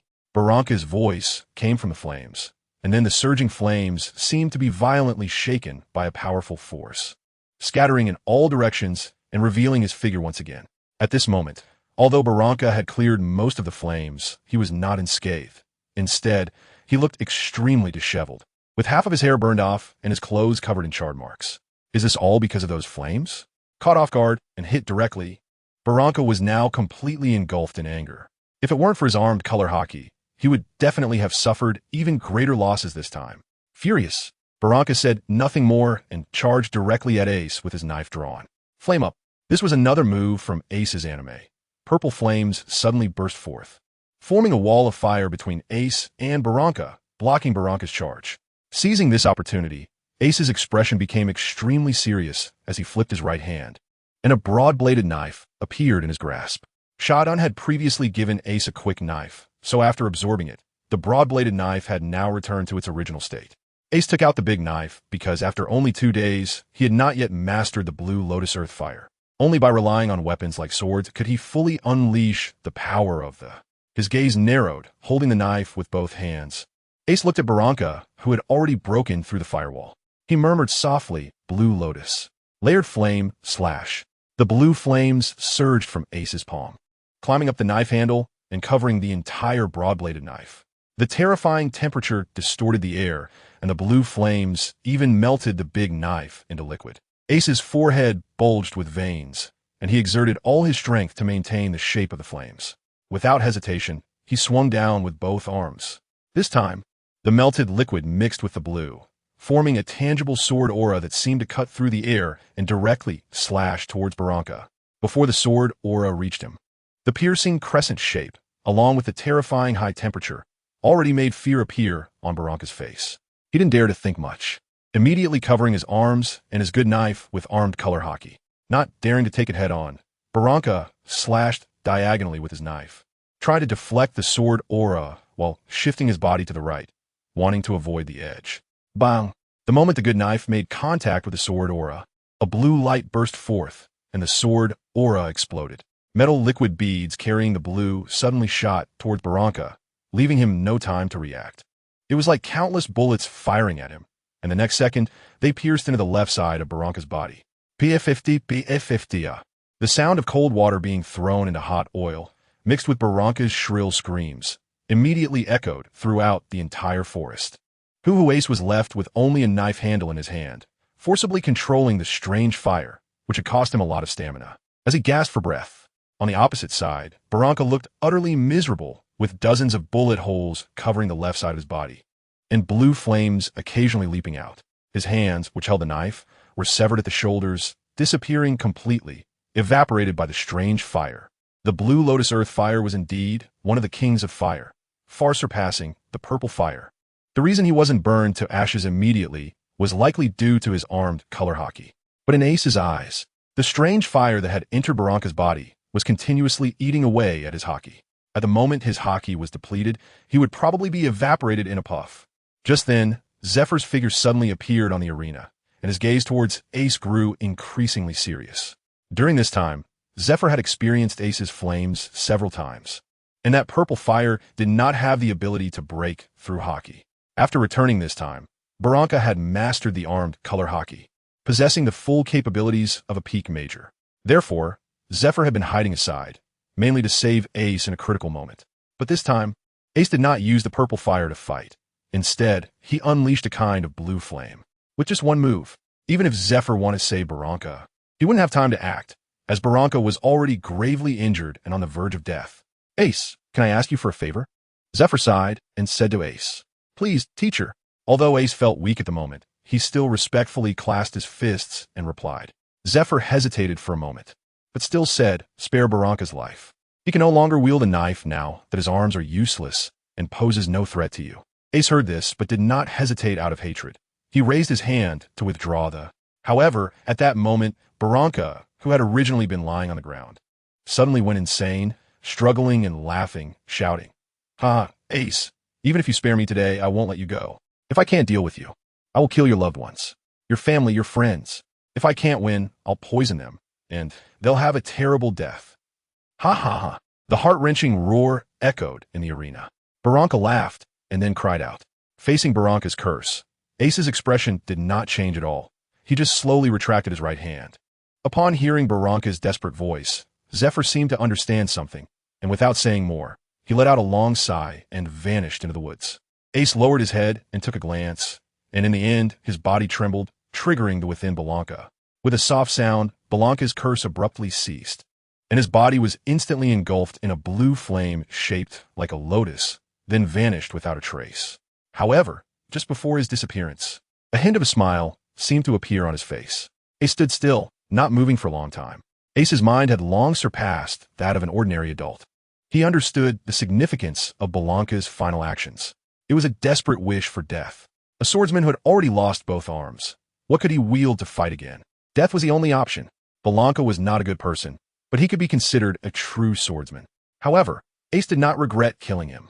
Anyone who threatened his family or friends would be turned to ashes without hesitation. Firmly turning around, bringing Drake and Ein with him, Ace walked out of the woods without looking back. This was his path, the path of a strong man built upon the ashes of his enemies. After sending Drake to the base hospital and confirming that his powerful recovery ability would allow him to heal quickly, Ace returned directly to the villa, sat cross-legged in his room, and slowly cultivated the within him. He sat like this for an entire day. The core of Ace's spirit fire refinement technique was originally the purple fire. After this battle, as he deepened his mastery of the Qinglian Earth Heart fire, it was replaced by this. In an instant, Ace could clearly feel that the operation speed of the spirit fire refinement technique had increased several times, and the accumulation of refining energy was much faster. More importantly, with the addition of the refining technique advanced once again. At this moment, the attribute panel showed that the spirit fire refinement technique had reached the 3rd level. Once he exerted his full strength, Ace would be able to unleash 4 times his original physical strength. But that wasn't all. With a thought, Ace commanded the system to directly devour the good quick sword that originally belonged to Belanca. After the Xian Zhongqi absorbed most of it, the remaining energy surged into Ace's body. Buzz. Attributes. Physique. Major 0 spirit fire refinement technique. 3rd level refining energy. 253100. Qinglian Earth Heart fire, seeing that a good quick sword had actually increased his refining energy by nearly 200 points. Ace couldn't help but feel a jolt of excitement and immediately chose to strengthen without hesitation. Attributes. Physique. Major 2 spirit fire refinement technique. 3rd level refining energy. 43120. Qinglian Earth Heart fire, a good quick sword, had improved by 2 levels. And the refreshing feeling of increased power within him made Ace unable to resist licking his tongue. If only he had dozens of treasure swords. But after shaking his head, Ace immediately dismissed this thought. Swords above the good quick sword were already limited in number. In other words, after Ace consumed this good quick sword, there would be at most 49 good quick swords left in the entire Pirate King world, let alone the even rarer great swords and supreme great swords. It mainly still depended on his own training. Ace sighed with some regret. Just then, a sweet voice suddenly came from outside the room. "Brother, Teacher Zifa wants you to go to Training Ground Number 3. Training Ground Number 3 was a small training facility located near the villa. So Ace quickly arrived at his destination. From a distance, he saw Zifa standing in the center of the training ground with his hands behind his back. Teacher Zifa. Ace stood firmly before Zifa and greeted him calmly. He did not appear anxious due to the matter with Belanca. I want to say much about Belanca. Ace was somewhat surprised. He didn't expect Zephyr to bring it up voluntarily. In the Navy, duels are a matter of life and death. Moreover, I have learned about the situation, and this matter was indeed Belanca's fault. Zephyr paused here and then continued, but the fact that you killed a colleague will definitely be recorded in your resume, and it will have a significant impact on your future promotions. Ace heard this and felt no regret at all, putting aside the fact that he didn't care about military ranks. Ace's purpose in joining the Navy was simply to become stronger through their training. So, Ace raised his head, met Zephyr's gaze, and his eyes sparkled with determination. Then may I ask you, Teacher, will you continue to teach me? This question came out with a hint of disrespect. But after a moment of surprise, Zephyr burst into laughter.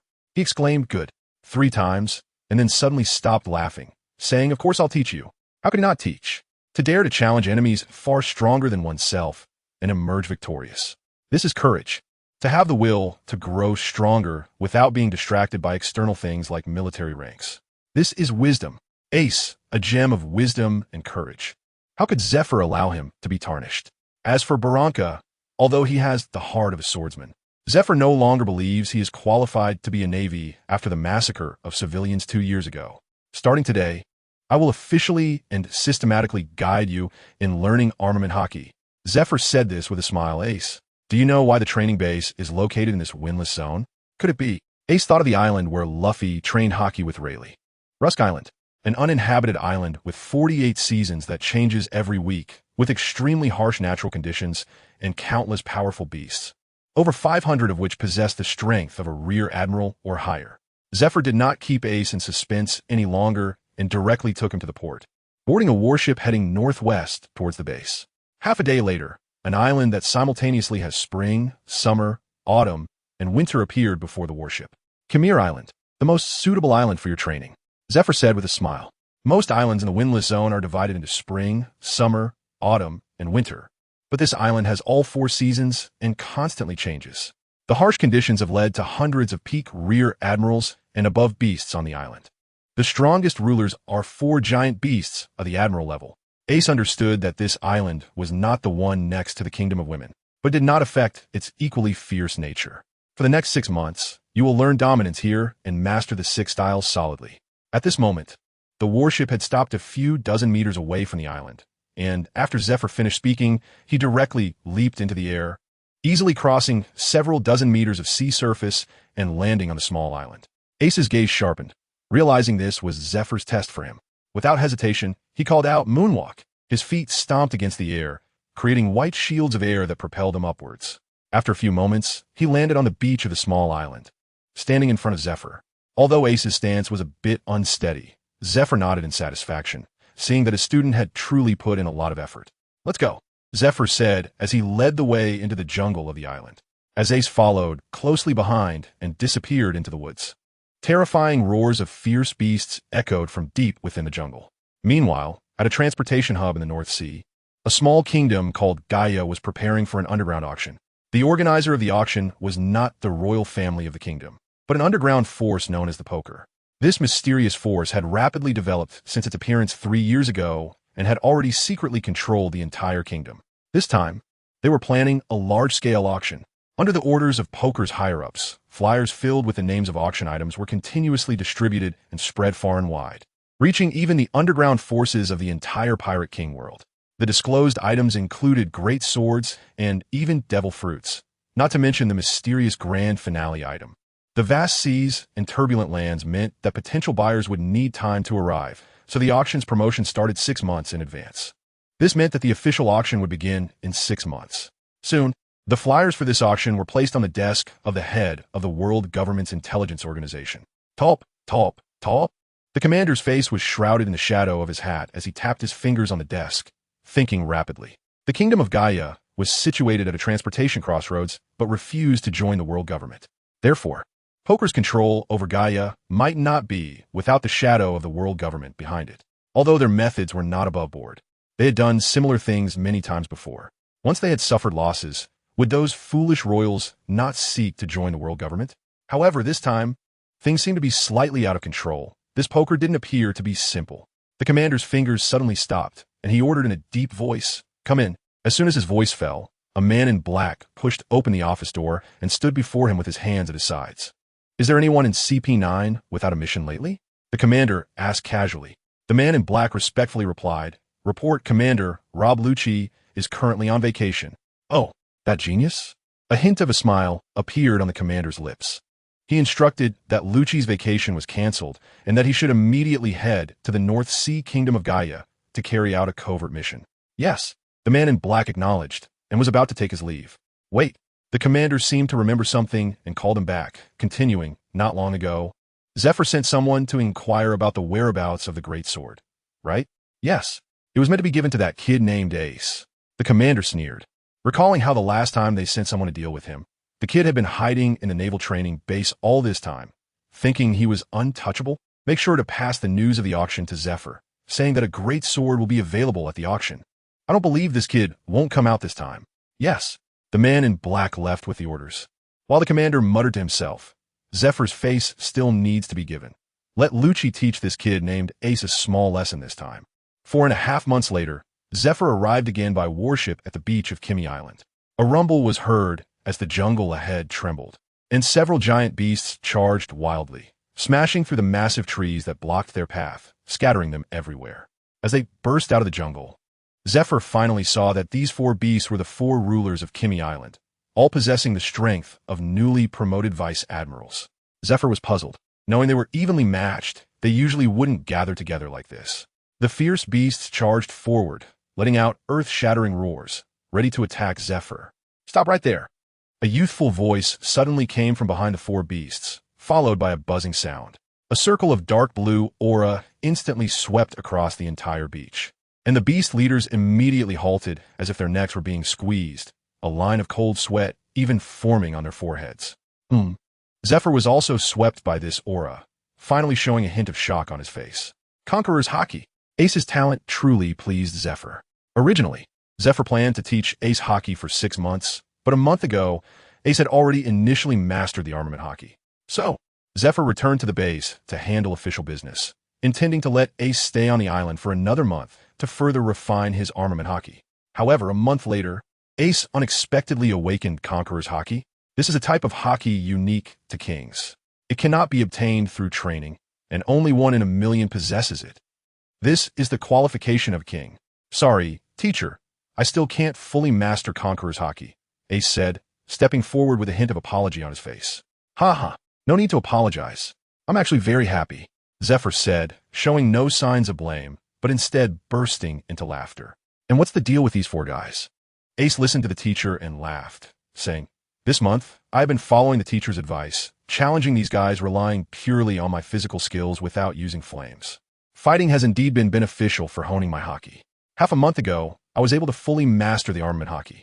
Interestingly, during the continuous battles, I awakened the Conqueror's Haki. What Ace didn't mention is that he actually awakened his Conqueror's Haki for the first time at the Uncertain Terminus a year ago. But he couldn't release it freely at that time. Haha, I see.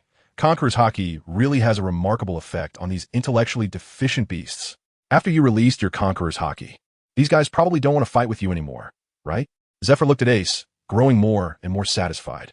Ace nodded with a smile, while the four fierce beasts let out a whimper towards Ace, as if they were being affectionate. "All right, I came back this time to take you away," Zephyr said as he handed Ace a piece of paper and continued. 2 months ago, the World Government's Intelligence Organization informed us that the Kingdom of Gaia in the North Sea will hold an underground auction in 3.5 months. Ace lowered his head to look at the information above and found it to be true. In other words, the auction would be held in a month and a half. At this point, Zephyr paused, smiled, and said, "Do you remember the big knife I promised you before? There's one at this auction. This time, I'll take you to raid the auction and seize it." Zephyr said this with a powerful demeanor, as if he didn't take the poker card's thieving power at all. No wonder he was a former Marine admiral. Ace silently thought to himself. After briefly browsing through the information, Ace boarded the giant ship with Zephyr and set sail towards the base. On Kimi Island, the Beast Lord surprisingly waved goodbye humanely, shedding tears of parting. This left Ace speechless and somewhat moved. Upon arriving at the base, Zephyr disembarked directly and asked Ace to go to the Gaia Kingdom alone to scout the area and confirm the location of the auction items. 2 days before the auction began, Zephyr would lead all the second phase students to take down the poker card and seize the auction items, while also eliminating the underground forces participating in the event. Ace wiped the cold sweat from his forehead. Who exactly is the pirate here? However, with a potential admiral and a luxurious lineup of peak lieutenants, this poker hand, no matter how strong, would probably be crushed to dust. At this moment, the ordinary residents, and even the military of the Gaia Kingdom, were unaware that their country had already changed hands. The kingdom was small, having only a city guard of 500 men, and the sergeant major of the army was named Base. He had the strength of a newly appointed lieutenant, but was already over 50 years old. At this moment, Base was standing in a training room within the barracks. In front of him stood a red-haired boy. The boy held a sword above his head with both hands, repeatedly striking down with all his might, his clothes drenched in sweat. Base watched for a long time and finally sighed, saying, "It's about time to take a break. You've been training for half a day. Forcing yourself doesn't make sense, Villy." Villy stopped and respectfully replied, "You're right, Sir Base." However, Base did not see the slightest intention of giving up in his eyes, so he smiled and said, "If you truly feel this way, I hope you won't make me say it repeatedly." "I'm very sorry." Villy slightly bowed. As Base said this, he had already taken a long sword from the weapon rack beside him. "So, how about we have a match?" Villy was taken aback. not understanding what the sergeant major meant. After all, he was just a small squad leader in the city guard, his strength barely at the school level. A hint of a bitter smile appeared on Base's face as he said, "Recently, I feel like our country has undergone some bad changes. The poker hand is becoming more rampant, yet there seems to be no intention of restraint in the palace. As the sergeant major of the kingdom, I have a responsibility. I plan to go and wipe out the poker hand alone in a couple of days. Before that, I want to find someone capable to fight with me. Are you willing?" Vili stood with his legs together, feeling the determination in Base's voice. "I am willing to accept Sir Base's guidance. However, I would like to accompany you and lend you a hand. First, this won't just be guidance. I hope you can treat it as a real battle. How much you gain from the fight depends on yourself. Second, your current strength is too weak. Going with me would only be a burden. All right, let's begin." Base raised his sword with one hand and stood still. Vili shook off all distractions from his mind, holding a shield in one hand and a sword in the other, spreading his legs and getting into position. He knew Base spoke the truth. His strength was too weak. Even if he wanted to help the person in front of him, he was just powerless. Since that's the case, let's give it our all in this battle beforehand. Vili's gaze suddenly sharpened, his right foot pushed off the ground, lifting the shield to his chest and charging straight at Base. Not bad. Base laughed heartily, swinging his raised sword down, striking directly against Vili's shield. Clang! With a crisp sound, Vili's momentum came to a halt, and he was slightly bent over from the force of Base's sword. Vili gritted his teeth, holding up the shield and straining against it, unable to be taken down by Base for a moment. After a brief stalemate, Base suddenly lifted his sword upward. Vili didn't react in time and stumbled. Before he could steady himself, Base kicked him hard, sending him flying. Thud! Vili fell heavily to the ground, letting out a muffled groan, but immediately sat up, raised the shield, and got back into position to face Base again. Base did not rush to attack, but slowly said, "Even if the enemy only has a sword in hand, you cannot focus all your attention on his sword. Otherwise, you will end up like just now, kicked away by the enemy." Yes. Vili felt a sharp pain in his chest, but stood firm again, pointing his sword at Base. "Oh, not bad. If it were an ordinary soldier, that last strike would have ended the fight." A hint of appreciation appeared in Base's eyes. "I must become stronger to help Sir Base." Vili's tone was filled with determination. Hearing this, Base couldn't help but be moved. He didn't expect the young man in front of him to have such a firm belief for his sake.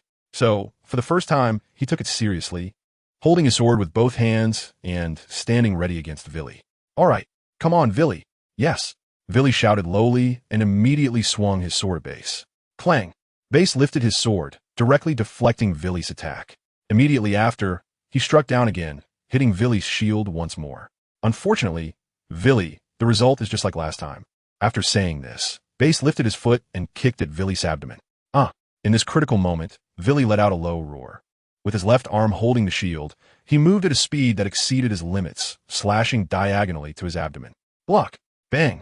Base's kick struck the smooth surface of a shield, sliding off, causing him to lose a bit of balance. "Did you predict my move?" Base exclaimed in surprise. "Yes." Vili tossed aside the shield, and without pausing, stepped forward, pushing off the ground, leaping high into the air. Then, using the downward force of his body, he swung his sword down with both hands. Slash! A series of moves flowed seamlessly, seemingly about to strike Base on the head. Clang! At that moment, it seemed Base's arm had only a remnant shadow, raising the sword at the last second to block Vili's attack. Swish! With a wave of his hand, Vili was sent flying again, crashing into the wall and then falling to the ground. "Ha ha!" Vili gasped for breath, lying on the ground, unable to stand up for a moment. "Ha ha, that was wonderful." Base laughed. "You did well. I made sure not to injure your bones while swinging my sword." "Ha ha, just some superficial wounds." Vili struggled to stand up. "Not too much a problem." Sir Base is indeed very strong, Vili thought, feeling a bit disappointed. "I only have a bit of talent. Compared to those true strong ones, I'm still far behind." Base returned the long sword to the weapon rack. "But that combo you just did was quite good. You just need to think more about the follow-up moves." "Yes, I will." Vili was indeed full of energy, immediately responding with renewed determination. "Sergeant Major." At this moment, a soldier suddenly entered from the door, and both Base and Vili looked over. "What is it, Deputy Chief?" Base asked. Vili saw that the Sergeant Major had business and saluted before exiting the training room. The Deputy Chief watched Vili walk away and then somewhat emotionally said to Base, "That child you rescued from the streets 10 years ago. I can't believe he's grown up so much." "Yes, he's a good kid." Base walked over to the Deputy Chief. "Did you have a match with him? How was it?" Does he have talent? The deputy chief asked with a smile. No. Base's words shocked the deputy chief. No matter how hard this kid tries, he is at most at the initial school level. Bastion paused for a moment and then said, however, his talent has limits, but through constant honing of his skills, he might still be able to reach a higher level. The deputy chief sighed upon hearing this. Sometimes, strength cannot be gained solely through effort. It's a pity for this child. Help me prepare some weapons and equipment. I'm going to confront those bastards from the playing cards. Bastion's words interrupted the deputy chief's thoughts. However, the king's orders had not yet been issued, and the deputy chief was worried about stopping him, saying, but we haven't fully investigated the enemy's strength. Go now. This is an order. I can't watch our country be destroyed by these scum. Bastion's command was still firm and resolute. Yes. The deputy chief understood Bastion's determination and immediately withdrew to make the final preparations for him. An hour later, Bastion, carrying his long sword, arrived near the only hospital in the city. The sword was exceptionally long, with a black sheath adorned with a pattern carved from top to bottom, and the guard was decorated with fluffy protective ornaments. If Ace were here, he would certainly recognize that this was the famous sword Oni Kuri, later belonging to the death surgeon Law. Coincidentally, in a library of this hospital at that moment, Trafalgar Law, wearing a striped velvet hat, was eagerly absorbing medical knowledge. The headquarters of the playing cards was right behind this hospital. Bastion's eyes filled with murderous intent as he charged in that direction with his sword drawn. 1 hour, 2 hours, a day, 2 days. Bastion seemed to have completely vanished. A major-level sergeant, the strongest of Gaia, silently lost to the world. The entire city guard frantically searched for Bastion's whereabouts, but was suppressed by the palace's personnel after half a day, leaving only Willie, who continued to search the city relentlessly. Half a month later, Ace finally arrived in the kingdom of Gaia aboard an ordinary merchant ship. The moment he set foot on solid ground, he let out a long sigh. Although living on the ship was relatively convenient, he had to hide his identity and could not train openly. Therefore, his progress during this half-month had slowed significantly. His current attribute panel, attributes, Constitution, Major 6, Linghua Essence Body Technique. 3rd level, Essence Energy, 23160. Exotic Fire, Blue Lotus Earth Heart Fire. He hadn't made any progress in the past half-month. Reaching level 6 was still due to the effects of the previous 4.5 months. Let's go. First, let's check out the local customs and culture. For this mission, Ace had received a budget of 500,000, so he was in a good mood as he walked towards the city center of Gaia. As a foodie, upon arriving at a place, he naturally had to try the local delicacies first. Although the kingdom of Gaia was small, it was a transportation hub, so the tourism industry was quite developed, and there were several must-try signature dishes. Sir, the braised jump fish you ordered is here. A waiter placed the dish in front of Ace. When he lifted the silver lid off the plate, a rich aroma seemed to become tangible, slowly wafting towards Ace's face. Unable to resist, Ace took a deep breath, and his saliva began to flow abundantly. His fingers twitched, truly worthy of being Gaia's top signature dish. Ace picked up the chopsticks from the tablecloth, reached out, and gently picked a small piece of cheek meat from beneath the fish's eye, dipped it in the sauce, and put it in his mouth. Hiss! Ace took a deep breath, and the fish melted in his mouth, incredibly tender. What was even more amazing was that the tender fish seemed to be like popping candy, bouncing around in Ace's mouth, lightly ing his taste buds. So refreshing. Ace couldn't help but shout after swallowing the fish. The other diners around him, however, did not seem surprised. Instead, they exchanged smiles, as if they had seen this kind of scene many times before. Ace was never polite when it came to eating, and this time, encountering such delicious food revealed his true nature even more. He picked up a bowl of rice and started to eat heartily with the jumping fish. Fish meat paired with rice was exhilarating. After eating and drinking to his fill, Ace began to wander along the main avenue of Gaia City. Clearly, there was no mysterious organization like the city management in the kingdom of Gaia, so the streets were filled with vendors setting up stalls. Ace walked slowly and suddenly stopped in front of a hat vendor's stall. Hey, handsome, is there anything you want? The vendor, a middle-aged man, saw Ace stop and immediately started to promote his goods enthusiastically. All the hats here are designed by professional designers, great quality at a low price. Don't miss out as you pass by. Ace, however, did not listen to him. His eyes were firmly attracted by a certain orange hat. This hat was adorned with 2 expression patterns, a smiling face and a crying face, and below the hat, there was a skull tag tied with a string. It was exactly the hat that Ace had always worn in the anime. Is this fate? Ace smiled, and the freckles on his face seemed to cheer with joy. He pointed to the hat and asked, Boss, how much is this hat? The vendor's eyes lit up. This was promising. As someone who had been in the streets for many years, he immediately recognized Ace's fondness for the hat. So, gritting his teeth, he boldly said, 10,000 berries. Old miser, are you crazy? You paid only 500 berries for that hat, and you dare to sell it for 10,000? The vendor next to him, who had always been at odds with him, immediately chimed in. Yeah, only a fool would buy it. You're a scammer. A passerby also interjected, but the miser paid no attention to them, still staring intently at Ace. He believed in his judgment.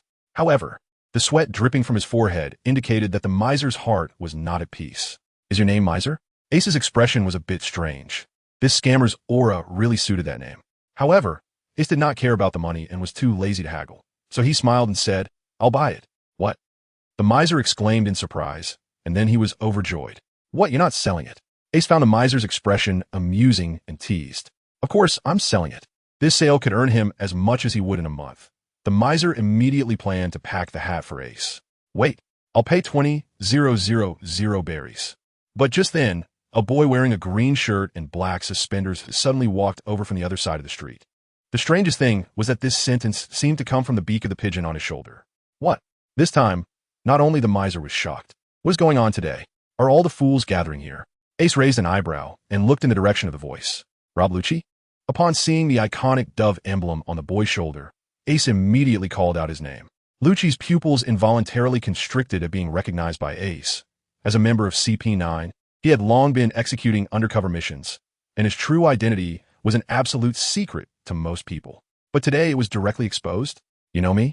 Rob Lucci questioned directly, losing the thought of using ventriloquism. Huh, that's none of your business. So, what trouble do you want from me? Ace sneered. An intelligence organization like CP9 values stealth and would never randomly seek trouble with a stranger. Therefore, Lucci's deliberate provocation just now must have been because he received some kind of mission specifically targeting Ace. Seeing that his intentions had been exposed, Lucci didn't want to beat around the bush anymore and said straightforwardly, I won't take your life. You just need to take a punch from me and lie in the hospital for a few months. Huh? Ace burst out laughing, still as unreasonable as ever. What if I refuse? Then I might not be able to control the strength of my blows. If I accidentally cripple your limbs, that would be bad. Lucci's eyes narrowed slightly, his tone filled with confidence in his own strength and disdain for Ace. Gentlemen, are you still buying or not? At this moment, Durantai's voice interjected inopportunely, interrupting their conversation. At this moment, Ace suddenly thought that Rob Lucci was in Gaia and certainly wasn't there just to deal with him. If he acted in such a public place, his real mission would likely be ruined. So Ace teasingly said to him, I say, Lucci, I don't think you want to make a move here, right? If you want to fight me, that's not impossible. Lucci paused for a moment and could only respond, Humph. You say, weren't you just trying to buy a hat? It's simple. You pay for me, and I'll go with you. Seeing the defeated expression on Lucci's face, Ace felt even more pleased.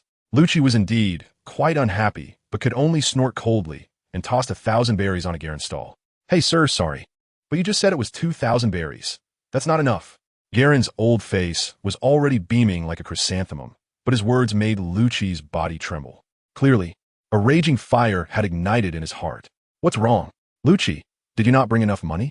Ace interjected at the right moment. Crack, crack. The bluestone road under Lucci's feet suddenly cracked with a web-like pattern of fissures. Take it. Lucci almost squeezed out this sentence through gritted teeth, tossing down another 1,000 berries before rushing towards the city outskirts. Ace let out a hearty laugh, put on the hat, and followed him at the same speed. When Garen saw the two of them disappear in an instant at the end of the street, he was horrified, drenched in cold sweat. These two were such powerful individuals? He had just extorted them? Garen no longer dared to stay in place, quickly packing up his stall and running off with the money. At this moment, Ace and Lucci had already exited the city and arrived at a deserted beach. Talp talp. Lucci's flying figure abruptly stopped, his feet landing on the ground as he turned to face Ace, who had followed him. You got some guts. I almost admire you for actually daring to come after me. Lucci waved his hand, sending the pigeon on his shoulder to a nearby tree, and coldly said, But don't expect me to go easy on you. Ace is now firmly settled across from Lucci. Hearing this, he simply shrugged nonchalantly. He has become immune to Lucci's daily show-off, smirking. Why wouldn't I dare come? It's just right to test the results of my 4 months of hard training on you. Arrogant. Lucci, seeing that Ace actually wants to use him as a sharpening stone, no longer wishes to say anything more. With a low shout, He directly charged at Ace. In an instant, he rushed close to Ace, suddenly raising his right hand, extending his index finger as if releasing a layer of black metallic sheen. Finger gun.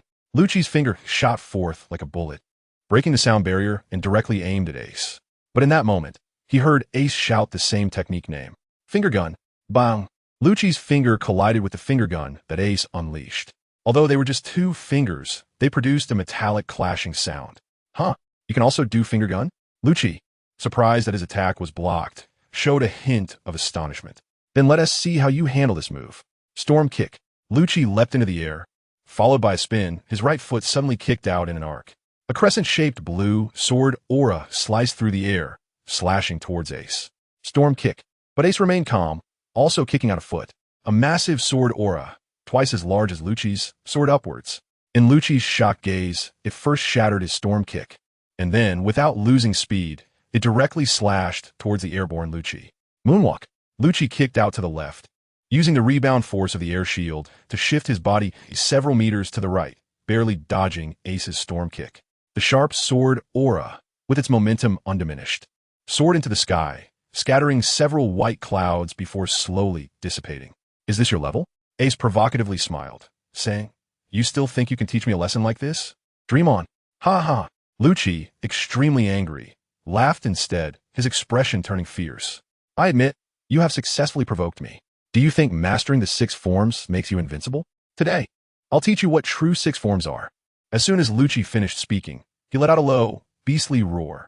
His already nearly 2-meter-tall figure slowly grew larger, and in a moment, he had transformed into a 3-meter-tall monster, his body taking on a leopard form. A powerful leopard tail sprouting from behind. The cat fruit, leopard form? Seeing Lucci's transformation, Ace showed no signs of surprise on his face, as if he had known all along. Meanwhile, Lucci's expression grew increasingly serious in response to Ace's reaction.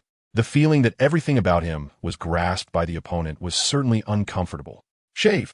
Unable to comprehend, Lucci decided to destroy his opponent with absolute power. With a low growl, he exerted force under his feet and rapidly charged at Ace, his feet slicing through the air, leaving behind a sharp trail. Ace faced this move without being overly ambitious, covering his right hand with a layer of black armament hockey as he met the attack. Zing! Lucci's figure flashed past Ace, and a sharp mark on the ground collided with Ace's right hand in a straightforward impact. Sparks flew instantly. At that moment, Lucci had already flashed behind Ace, his body spinning rapidly. Rankyaku, leopard tail. The tail behind Lucci straightened out and unleashed a spiral slash, cutting through the air with a hissing sound as it aimed for Ace's waist. At this moment, Ace was dazzled by Lucci's move, but felt incredibly happy inside. The shave is a fusion technique of shave and moonwalk from the 6 styles, while leopard tail is an advanced application of Rankyaku.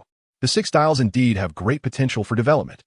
Facing the sword energy that had already reached in front of him, Ace, excited by the challenge, did not dodge, but instead shouted out a technique he had just thought of. Reaction armor. As soon as the words left his mouth, the sword energy slashed at Ace's abdomen. However, the scene of blood splattering that he had imagined did not occur at all. Ace's abdomen became as hard as iron, and sparks flew where the sword energy struck, yet could not break his defense at all. When Lucci saw this scene, his pupils shrank, but he did not stop his attack. Instead, he charged in front of Ace. Life return. Finger gun spotted. Lucci's originally 3-meter-tall body suddenly shrank to 1.90 meters. Although his form became smaller, his speed underwent a qualitative change, leaving countless afterimages in front of Ace, like a rapidly spinning Gatling gun, attacking various parts of Ace's body with finger guns. However, Ace still remained motionless, even smiling and closing his eyes. Clang, clang, clang. Lucci's finger gun attacks hit Ace, but it was as if they were all striking the hardest steel. Upon closer inspection, one would find that just a second before Lucci's fingers landed on Ace, a small black defensive surface would appear at the point of impact, perfectly blocking the finger gun. Top top. Seeing that his attacks had no effect, Lucci rolled away several meters. His face darkened as if it could drip water.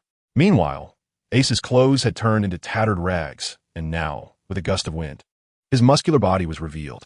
Ha, just as I thought. Ace adjusted his hat, feeling a bit excited inside. The so-called reaction armor is a fusion technique that combines iron block and finger drawing, which relies on the body's instinctive reaction to sense incoming attacks. At the moment before the attack arrives, It uses Iron Block instinctively in that small area of impact to block the enemy's move. This way, an attack that originally required using all the body's Iron Block and consuming full power to block can now be done with less than 10% of the power. It is definitely the best technique for a prolonged battle. Moreover, the creation of this technique is just the beginning. In the future, Ace can also develop 6 styles to gain even more powerful moves. Alright, I've got what I wanted. Thank you for your practice today. Ace revealed a harmless smile. Be careful. I'm getting serious now. Shave. As soon as the words fell, Ace suddenly appeared at Lucci's side, faint purple flames dancing at his toes. Stormfoot layered flame slash.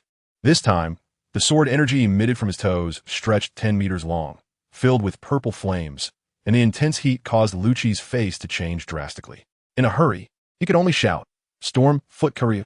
This Kiryu was the strongest Stormfoot Lucci could unleash. A cyan bird-shaped sword energy instantly collided with Ace's layered flame slash.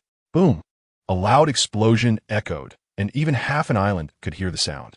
In Gaia's city, Jarrett, who was hurrying home, froze in place. That direction was exactly where those 2 people had just disappeared. I actually extorted such a terrifying powerhouse. Jarrett broke into a sweat and hurried faster. As the 2 storm feet canceled each other out, the purple flames exploded, engulfing Lucci's figure. After a wave of energy, Lucci rushed out, looking disheveled. His hair singed black by the flames. Lucci couldn't help but spit out a mouthful of blood, gasping for breath, and angrily said, Damn it. Today, let me show you the strongest move of a person who has practiced the 6 styles to the extreme. 6 styles secret technique. As soon as the words fell, Lucci instantly disappeared from his original position and almost simultaneously appeared in front of Ace. Fists clenched, palms facing each other, aimed at Ace's abdomen. 6 King's gun. A powerful shockwave suddenly shot out from Lucci's fist, directly crashing into Ace's abdomen and then piercing through. A circular column of airwaves surged horizontally into the distance, plowing a trench dozens of meters long on the beach. Top. Ace bent down and took several steps back, his brow deeply furrowed, and a trickle of fresh blood flowed from the corner of his mouth. It seems that no enemy should be underestimated. Although Ace protected his abdomen with haki, he still felt a sharp pain. After all, this was a terrifying move equivalent to the impact of the Sky Island's projectile. Straightening up his body and moving his limbs, he let out a series of cracking sounds. However, Lucci's expression could only be described as shocked. His previous strike was already comparable to a full power blow from a peak rear admiral. How could this little brat, who was even younger than him, possibly withstand it? Is that the 6 King gun? Ace smiled faintly. I'll take this move. After saying this, in Lucci's eyes, Ace suddenly vanished, and then instantly appeared in front of Lucci. The 6-style ultimate technique 6 King's gun, Flame. With the same movement, the shockwave unleashed by Ace's hands was imbued with rich purple flames, crashing out from Lucci's chest. The flames carved a trench behind him, and the sand in the trench turned into glistening crystals under the high temperature of the fire. Ugh! Under this attack, Lucci's body was thrown high into the air, his eyes rolled back showing only the whites, and he spewed blood as he fell to the ground far away. Before losing consciousness, he was filled with horror, wondering what kind of powerful talent this kid named Ace possessed. How could he learn his technique in an instant? Ace stood up after finishing his training, wiped the sweat from his forehead, and directly used this technique without urging the Spirit Fire refinement technique, which was still a bit forced. At this moment, the pigeon belonging to Lucci also flew down and landed beside him, its cooing sounding somewhat sorrowful. Ace thought for a moment, then reached out and summoned the residual purple fire from Lucci's body. Muttering to himself, I'll spare you this time and leave you for my silly brother Luffy. When he mentioned Luffy, thinking of his unconditional trust in him, Ace couldn't help but laugh. He then shook his head and flew back towards the Gaia district. After he had gone far away, a creaking sound that made one's teeth ache suddenly echoed in the air beside the unconscious Lucci. Immediately afterward, a large door appeared out of thin air. A burly man with hair styled into 2 horns walked out from the door. Was it Bruno? At this moment, Lucci had regained consciousness, but his body still couldn't move. Are you here to deal with me on behalf of the organization? Sighed. Bruno, the wielder of the Dorador fruit from CP9, sighed and said, We grew up together. Don't you know me? How could I possibly harm you? Let us go. This mission has already failed. This kid named Ace is no longer someone we can handle. After saying that, Bruno lifted Lucci and turned to walk back through the air door, disappearing from the spot. Once back in the city, Ace began to inquire about the auction. A month passed quickly, and during this time, Ace learned that the auction would actually be held in the royal palace. This was not good news for the Gaia Kingdom. According to the information, the auction would officially take place at 7 p.m. the next evening. Ace received news that Zifa and the others would arrive that evening, based on the phone call Zifa made to him a few days earlier. There would also be a commodore from the North Sea leading 500 Marines to assist them in preventing any criminals from escaping amidst the chaos. At that moment, this commodore had already arrived at the outer sea of the Gaia Kingdom. Ace at this moment walked down the central avenue again, heading towards the palace.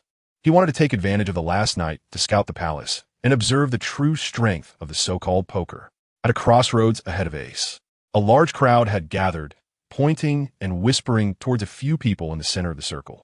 Hee-ha-ha, Stinky Brat, a thug, dressed in leather and covered in studs, wore a vicious smile as he kicked a child lying on the ground with his leather boots repeatedly. The child was already covered in bruises, his face marked with shades of blue and purple, and blood was continuously flowing from the corner of his mouth.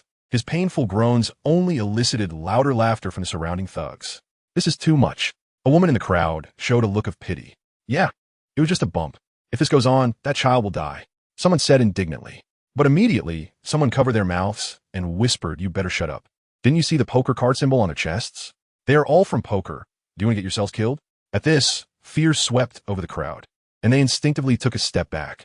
The poker gang had dominated the Gaia Kingdom for the past year.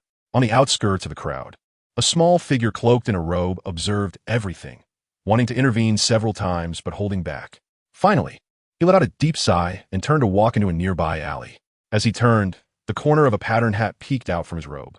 This figure was Trafalgar Law, who was studying medicine in the hospital. He had already gained the power of the Ope No Mi and could easily save the child lying on the ground. However, if he intervened, he risked being discovered by the Don Quixote family again.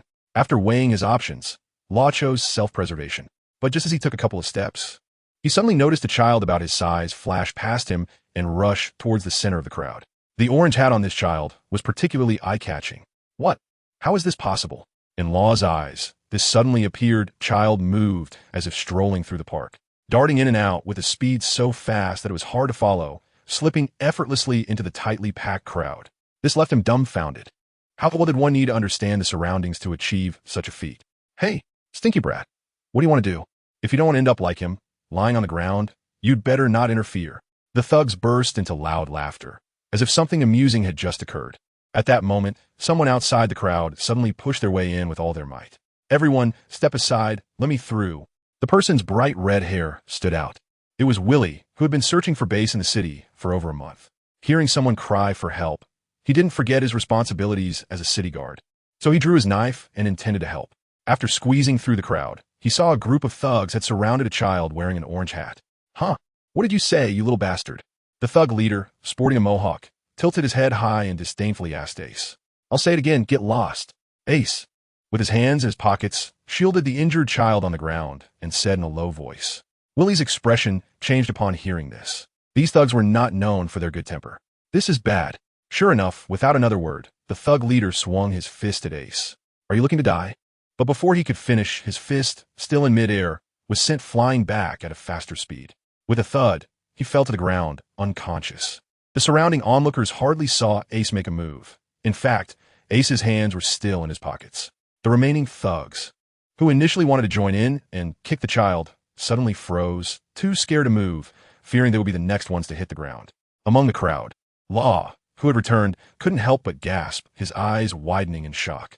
In that instant, the boy, who was the same age as him, executed his kick and retracted his leg in one fluid motion. Even he could barely catch a glimpse of a shadow. "So what now? Do you still want to fight?" Ace's gaze swept around, and the remaining thugs immediately panicked. "Monster! He's a monster!" The thugs scattered in all directions. Even the leader, lying on the ground, didn't care anymore. At that moment, Willie also ran over and quickly crouched beside the injured child. "Are you okay? Hang in there." Willie briefly checked the child's body and then let out a sigh of relief. Thankfully, there were no broken bones. "Is there a doctor around?" Willie stood up holding the child and shouted to the crowd. After a moment, finally a middle-aged man gritted his teeth and ran over. "I'm a doctor. Let me see the child." After briefly treating the wound, the doctor said to Willie, "There is no problem for now. Hand the child over to me." I'll take him to the hospital. Willie carefully handed the child to the doctor's arms and immediately looked up to find Ace. But he discovered that people had spontaneously cleared a path for Ace, who was now walking further away with his hands in his pockets. Ace pressed his hat down and walked through several alleys, trying to stay as far away from the incident site as possible. He was on a mission this time. Although he couldn't help but intervene and save that child, there was only one day left until the operation, and he didn't want to attract more trouble. After walking for a while, Ace noticed that someone had been following him. After turning another corner, he heard a shout from behind. "Excuse me, please wait a moment." Willie gasped for breath as he ran over. Ace frowned and turned to look at Villy. "Do you have something to say?"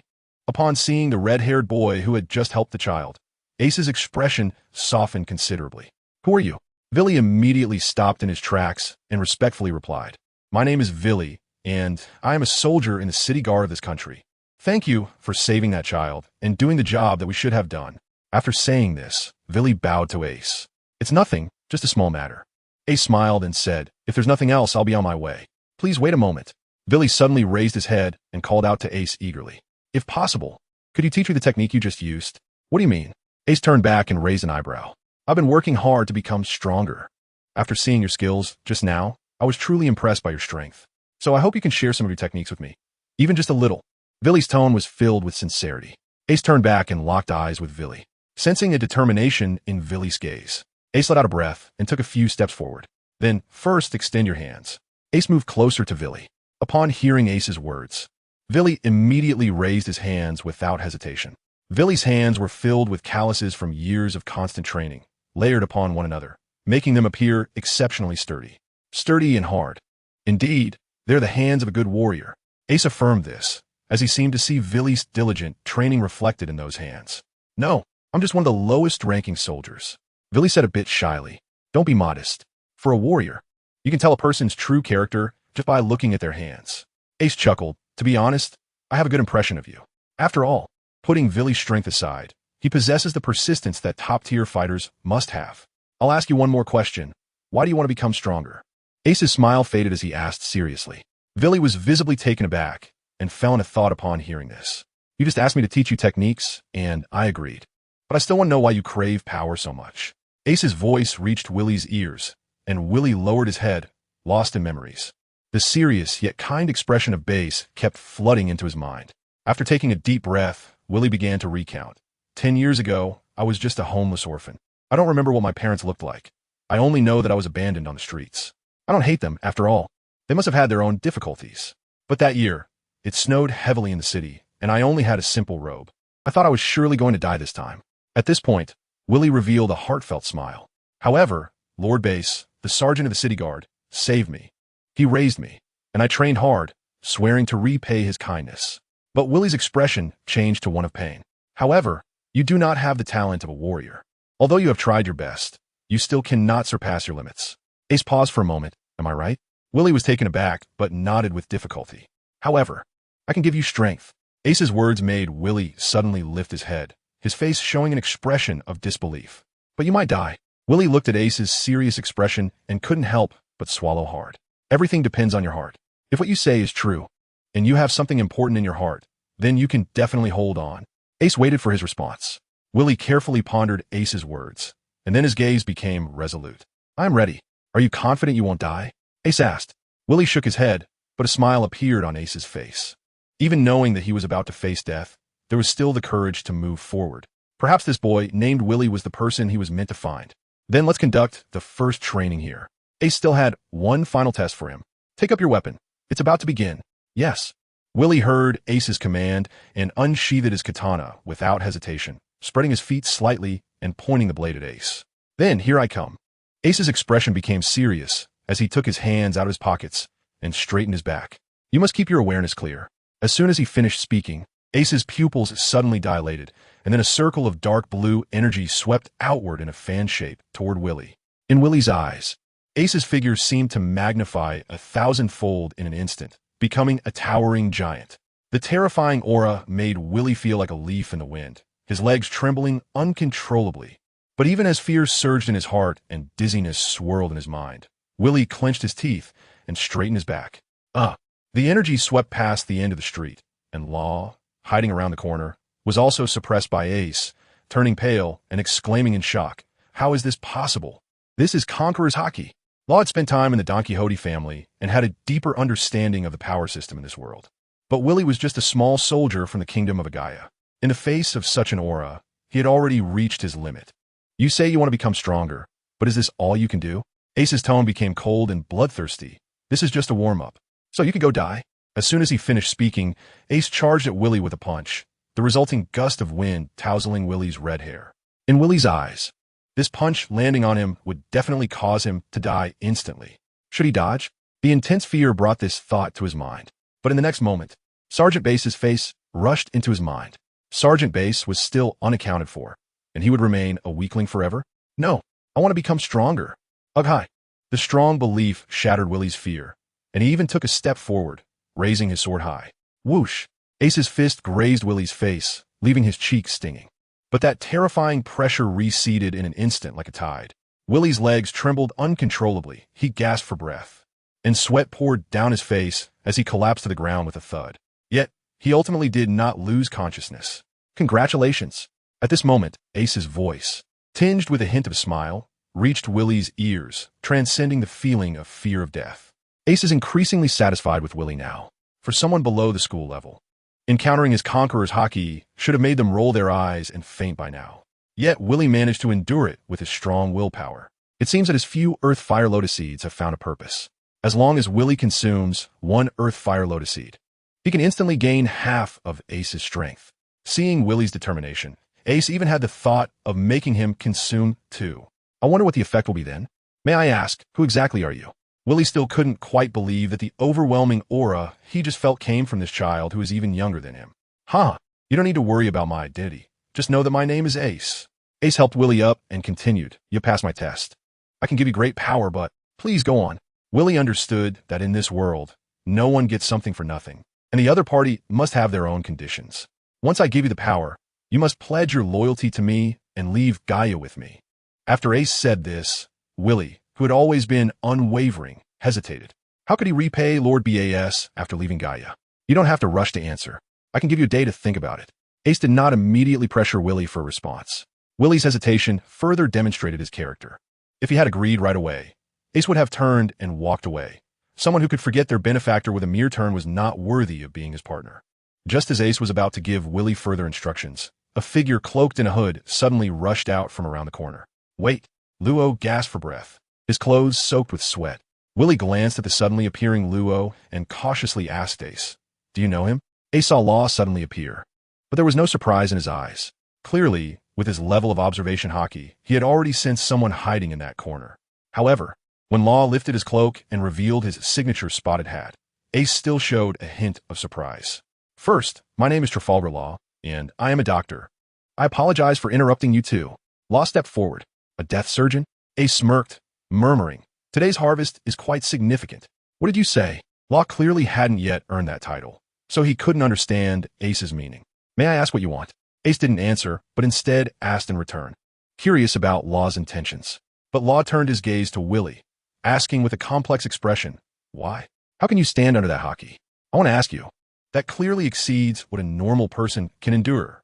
A hint of fear rose on Law's face as he continued, "To be honest, if I hadn't been leaning against the wall just now, I would have already fallen. But you are different. You endured it. How can you do such an impressive thing?" "I don't know," Willie said, lowering his head slightly, "but maybe it's because I was thinking of my benefactor." "Benefactor?" "Yes. It's Lord Base who saved my life. The thought of repaying him made me grit my teeth and endure." Willie's words were filled with conviction at this point. This showed that Willie's loyalty surpassed his fear. One should never underestimate the power of human belief. Ace added, "Is that so?" A hint of pain seemed to appear in Law's eyes as the figure of Corazon appeared in his mind. "Benefactor? I have one too." Suddenly, his gaze became firm, and he turned to face Ace, bowing deeply at a 90-degree angle. "Please teach me too." Law's words were not impulsive. He also wanted to repay his benefactor, Corazon. However, a year ago, Corazon had been killed by Don Quixote Doflamingo while trying to save him. So he wanted to make the Don Quixote family, especially Doflamingo, pay the price. But even though he had obtained the Ope Nomi a year ago and developed some abilities over the past year, just thinking of the powerful strength of the Don Quixote family made Law feel helpless.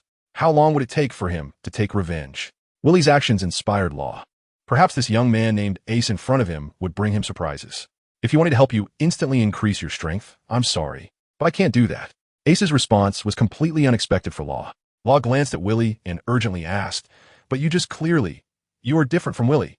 Ace shook his head and continued, "Willie is like a blank sheet of paper right now. He can completely follow the path I give him, but you." Ace paused here, his eyes revealing a deep light. "If I'm not mistaken, you've already eaten the surgery fruit, right?" Upon hearing Ace's words, Law's expression changed drastically, and he took several steps back. Very few people knew about him eating the surgery fruit. How'd this kid know? You don't have to be afraid. I won't harm you. What I want to say is that you now have your own path to follow. So I can only give you some advice to help you avoid some detours. If it's just some advice, the techniques that Law developed 10 years later are already in Ace's mind. After calming down, Law also understood that if Ace wanted to harm him, he wouldn't need to waste time talking here. Therefore, his attitude became respectful again, and he bowed once more, saying, "Please give me your guidance." "Huh. No need to be so formal. I'm actually 4 years younger than you," Ace said with a smile.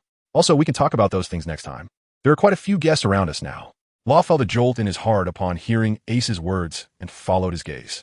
Sure enough, there were already 5 or 6 armed black-cloaked men blocking the entrances at both ends of the alley. Willie drew his katana from his waist and said to Ace, "Although it may hinder you, please allow me to fight alongside you. As a member of the city guard, it is also my duty to protect the safety of the people." "Then I'll help too," Law said as he took a dagger from his pocket. "Ha, good. I'll take care of the 6 people in front of us, and you can handle the 5 in the back, right?" Ace smiled. "Okay." Law and Willie replied in unison. Ace had already walked to the mouth of the alley, getting closer to those few people. Luo and Villy, with their backs to Ace, were heading towards the end of the alley. The several black-cloaked figures at the alley entrance noticed that the two dared to turn their backs on them, and their eyes lit up immediately as they threw several flying daggers at Luo and Villy.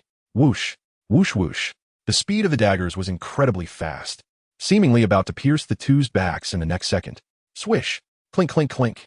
Ace's hands left a lingering shadow in the air, and none of the flying knives managed to pass by him.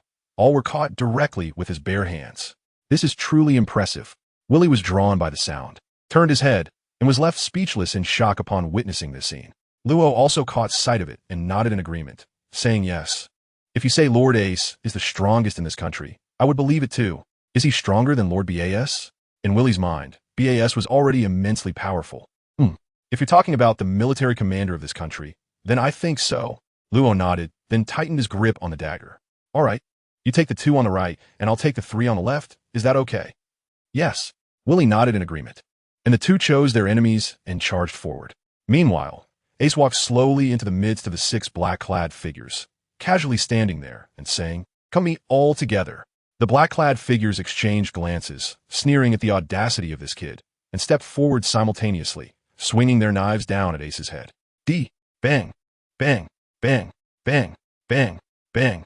6 dull sounds echoed at once, and then the knives in the hands of the 6 fell to the ground with a clatter, while their bodies were sent flying backward, spitting blood as they collapsed to the ground, breathing heavily and clearly on the verge of death. Ace stood still, seemingly not making a move, and even had the leisure to turn and look at the 2 people at the end of the alley. Unbeknownst to him, Ace was no longer a master who could be dealt with solely by numbers. In fact, the strength of these few people was not weak. At least they all had the strength of ordinary Marines. Therefore, the battle between Willie and the 2 men in black robes seemed somewhat difficult, as both of them were slightly weaker than Willie. But at this moment, with their cooperation, Willie found himself at a disadvantage. Don't be timid in battle. Courage is the most important emotion for a warrior. Ace's words came at this moment. After hearing this, Willie seemed to make a firm decision in his heart. "If I die in battle, please tell Lord Ba that I fought bravely." After saying this, Willie gave up on defense and charged at one of the men, leaping high into the air. Slash! Thud! The man didn't expect Willie to be so desperate and had no time to react before being slashed directly across the neck. Immediately after, sensing the chill behind him, Willie's body didn't stop. He rolled forward just in time to dodge another man's katana. Slice! He swung the knife backward, slicing upwards across the man's abdomen. After a scream, the man also collapsed into a pool of blood. Nice work. Ace had already come over. Although Willie was panting heavily, he still smiled due to the sense of achievement after dealing with 2 enemies on his own. Meanwhile, Law's battle had also come to an end. The 3 men in black robes had all been decapitated, but to Willie's astonishment, the heads of these 3 men were still screaming. They rolled on the ground continuously, creating a horrifying scene. "Ha! Don't be scared. This is Law's devil fruit ability." Ace patted Willie on the shoulder and said, "Let's go. It's good to leave a few alive to see what their purpose is." Devil fruit. Willie couldn't help but feel a sense of awe towards Law. Ace witnessed the entire process from his side. Earlier, when Luffy faced the 3 men in black cloaks, he raised his hand and shouted, "Room."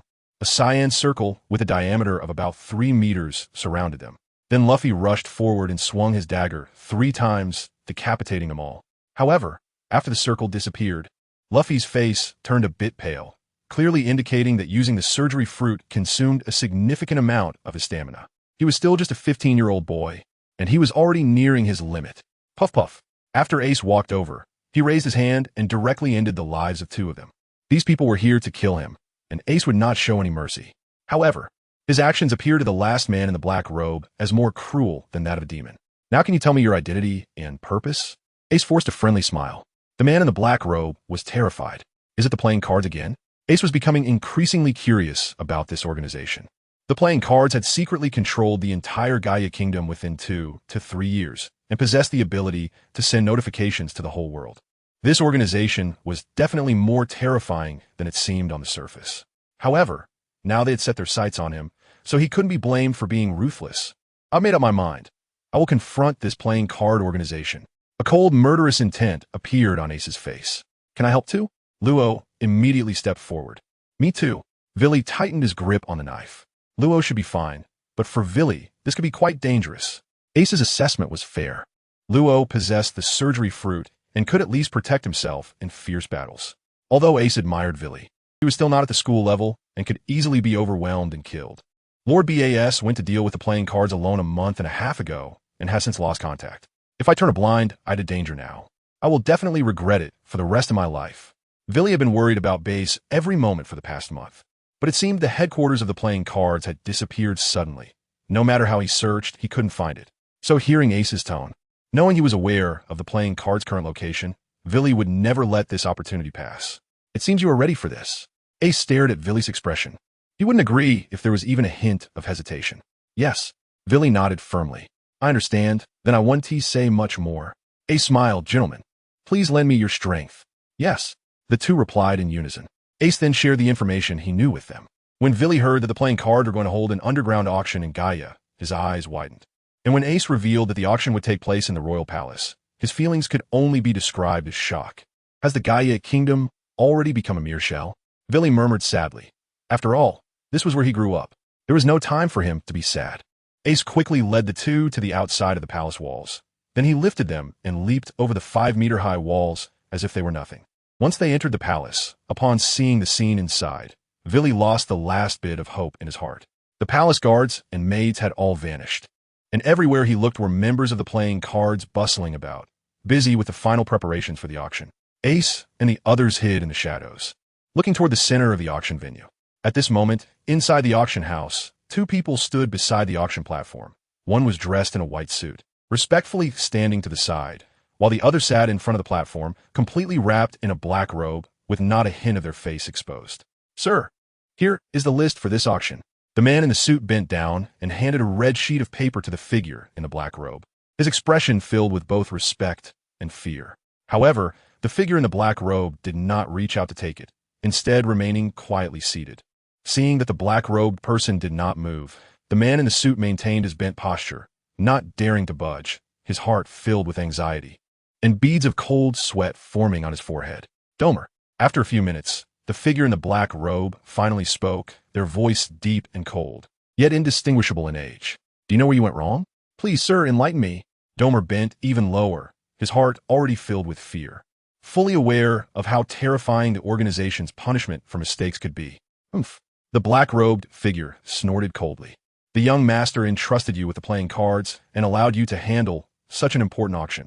How much trust is that?" "Yes, yes," Domer repeatedly acknowledged, not daring to lift his head. Originally, after this auction, the young master would appoint him as a cadre of the family. But as the black-robed figure continued, Domer raised his head. Although he could not see the black-robed person's face, he still felt a piercing gaze focused on him. You actually attracted the Navy. How is that possible? Domer suddenly raised his head and exclaimed, I have already made arrangements with the world government officials. They can't possibly send someone. Domer understood how crucial this auction was for him. He had been preparing for it for a year, spending a fortune bribing important officials of the world government. How could they go back on their word and take the money without delivering? Domer's face was filled with rage at having been deceived. You still don't understand? The black-robed figure suddenly shouted angrily. Seeing Domer lower his head again, they continued, I ask you, what's the current status of the royal family of the Gaia Kingdom? I killed them all. Domer finally realized something, his voice growing smaller. You're quite something. The black-robed figure laughed in anger. These world government officials hope to use us to force the Gaia royal family to join the world government. But would they be willing to see you, a criminal organization, kill the rightful rulers and take their place? Domer was drenched in cold sweat. Over the past 2 years, as his power grew, he had become unable to contain his desires, impulsively wiping out the Gaia royal family. Now, thinking calmly, how could the world government, which prides itself on legitimacy, possibly cooperate with him in this situation? All right, we'll discuss your punishment later. For now, quickly gather all the auction items and come with me. The black-robed figure said in a deep voice. The auction is canceled. Domer's face turned pale. He seemed to see his dark future ahead of him. The organization never tolerated useless members. Is there really no other way? A former Navy Admiral Zifa, leading at least 10 rear Admiral-level Navy officers, is coming to wipe you out. What do you think? The black-robed figure sneered. Domer trembled. His strength had only just reached the elite rear Admiral level. The Navy was sending so many strong individuals. Despair was all that remained in Domer's heart. Want to leave? At that moment, a mocking voice suddenly came from outside the venue, and then Ace and the others walked in. I'm very curious. This Navy operation is classified. How do you know so much about it? Ace stepped into the center of the venue, his eyes fixed on the figure in the black robe. But the robe was wrapped too tightly to see anything inside. Who are you? Domer, already feeling hopeless, was further enraged to see 3 young intruders. Are you the leader of the playing cards? What have you done to Lord BAS? Willie could no longer hold back, not answering Domer, but immediately rushing forward to question about Boss's whereabouts. Domer paused for a moment, then suddenly burst into wild laughter. You mean that useless sergeant? If I'm not mistaken, you must be Willie. That fool kept mentioning your name before he died, saying he regretted not being able to give you a peaceful and happy life. Ha ha ha, ridiculous. You're lying. Lord BAS is fine. Willie's face was filled with a fierce anger, a look Ace had never seen on this determined boy before. Lying? I'm not that bored. Look at this. Domer immediately had someone bring out a long knife, which was Boss's sword, the Demon Cry. This useless sword is quite nice, so, out of mercy, I tossed him in the sea to feed the fish. Ha ha, you bastard. Willie was almost driven to madness, drawing the knife at his waist and charging forward. Bang! But just as he reached Domer, he was kicked back. Thud! Willie flew back into Ace's arms, violently spitting out a mouthful of blood, tears mixing with the blood continuously flowing down his face. The boy seemed to have suddenly wilted. It wasn't because of physical injuries, but the despair in his heart. Is my benefactor dead? He was still caring about me before he died, but I couldn't do anything. At that moment, Willie seemed to suddenly remember something, looking up at Ace with determination. Lord Ace, please give me strength. I want to take revenge. Ace fell silent for a moment, then asked, have you made up your mind? Once you gain the power I give you, you will only be able to obey me from now on. And as long as you speak, I can act directly and help you eliminate that scumbag. No, I want to take revenge on my own. Willie's lips were stained with blood, but his tone was filled with determination and killing intent. All right, then as you wish. Ace sensed Willie's determination, reached out to help him up, and then took out 2 earth fire lotus seeds. The lotus seeds were slightly green, crystal clear, yet emitted a flame-like glow, radiating a slight warmth. You need to consume them now.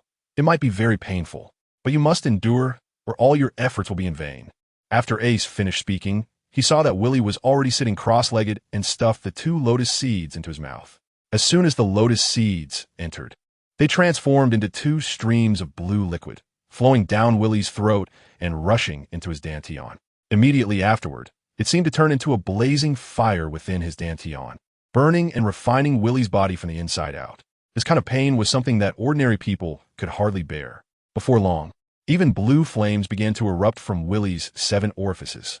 Ace was moved after watching from side, and he was sure that even a mid-ranking general would be burned into a fool by this flame without a strong will.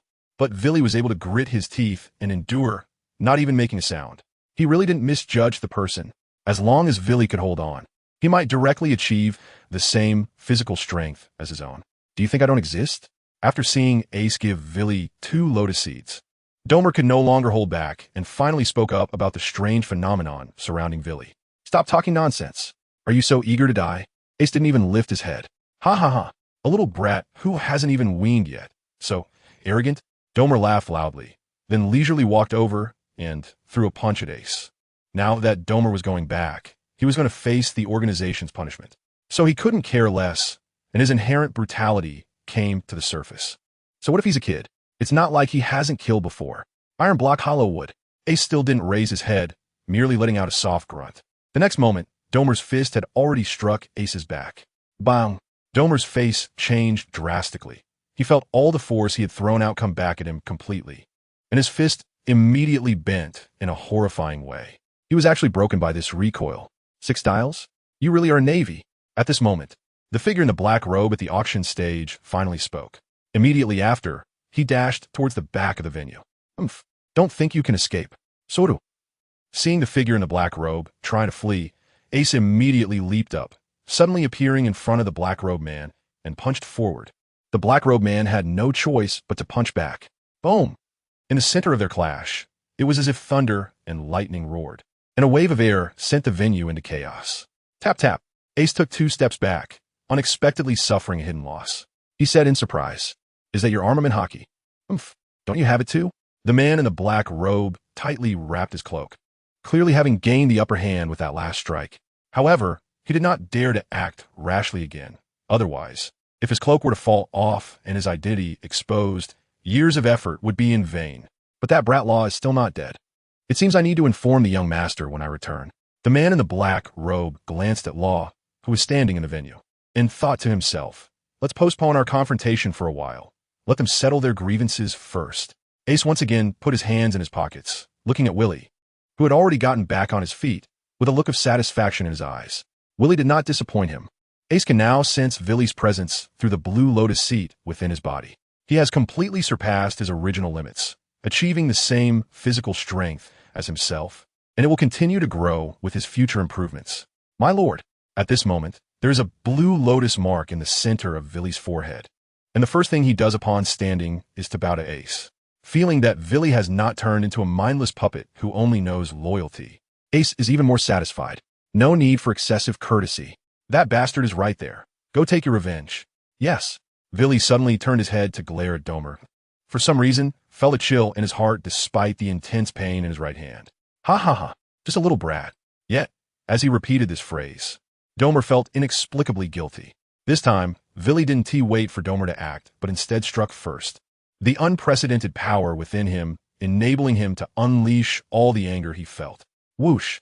Without a word, in an instant, Vili rushed to Domer's front, the blue lotus mark on his forehead shining brightly, and a layer of thin blue flames enveloped his palm. The flames were minimal, yet they seemed capable of igniting the air. It was indeed the blue lotus earth fire. With a single strike, Domer barely managed to lift his left arm to block. Vili's palm, wrapped in blue flames, was sharper than a great blade. Domer could only let out a scream before his left arm fell to the ground with a thud. Thud! Another muffled sound followed as Vili's palm pierced through Domer's chest, silencing his screams abruptly. Thud! Vili withdrew his hand, looking at Domer's body lying on the ground, tears silently streaming down his face. The few people in the auction hall did not disturb Vili, and Ace kept a watchful eye on the man in the black robe, preventing any sudden attacks. Vili stood there for 10 minutes. Then the blue lotus mark on his forehead shone again, and a flash of fire evaporated all the tears on his face.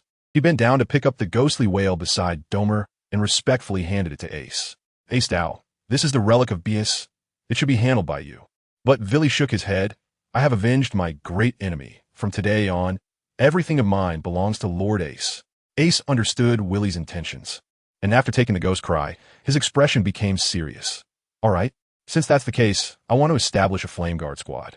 From now on, you will be the captain of this Flame Guard. Saying this, Ace flipped his right hand and took out 10 Earth Fire Lotus seeds, handing them to Willie. These 10 seeds will be entrusted to you. You can choose 10 determined young people and distribute the seeds to them, officially establishing the Flame Guard. Willie felt Ace's trust in him and was moved. After accepting the seeds, he stood with his legs together and replied, "Flame Guard Willie, at your command." Feeling dizzy and struggling with writer's block, he still managed to type it out desperately, hoping everyone would see the author's effort and send in their votes. Ace the captain. At this moment, Luo, who had been silent, walked over, lowering the hat on his head, looking very nervous. "What's wrong?" Ace asked in confusion. "We need to hurry." Luo first glanced at Domer's body, then nervously shot a look at the man in the black robe, urging him. Ace frowned. It seemed that Luo had discovered something.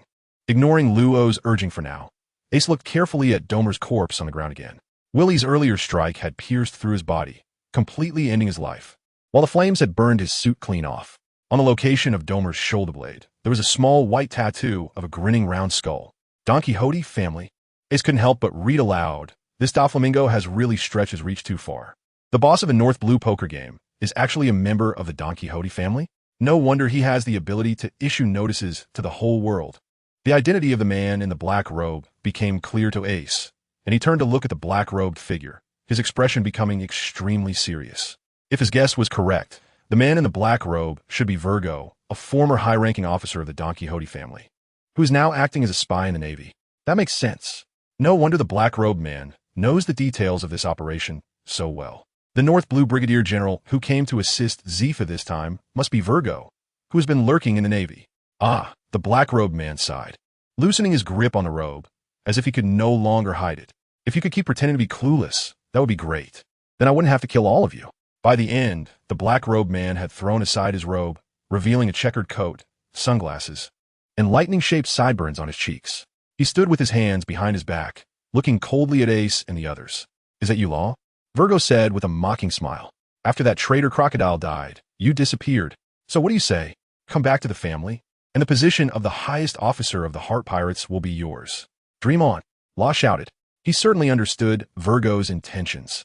Law possessed the power of the Ope Ope no Mi, known as the ultimate devil fruit, with a value that surpassed any pirate's bounty, trading for over 4 billion berries.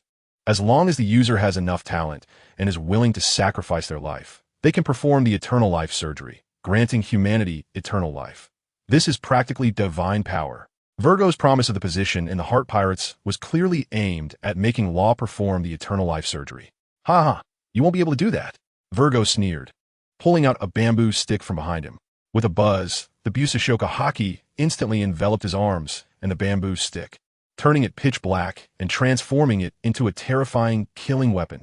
"Only take, Virgo." Ace understood the terrifying power of this seemingly ordinary bamboo. 11 years later, Smoker had become a rear admiral, but even his sea stone weapon, covered in Busashoka Haki, was easily broken by Virgo's Oni take. This indicated that Virgo's strength at that time had already surpassed that of an ordinary rear admiral. What about now? At the very least, he was at the level of a newly promoted rear admiral. Was he the strongest enemy Ace had ever encountered? Although Ace's physical strength could barely reach the elite captain level, he felt no fear facing the rear admiral level Virgo. Instead, a hint of excitement surfaced. With a display of Haki, Ace tossed the Oni-Kuri to Law and laughed. "You will be the first to face this weapon of mine."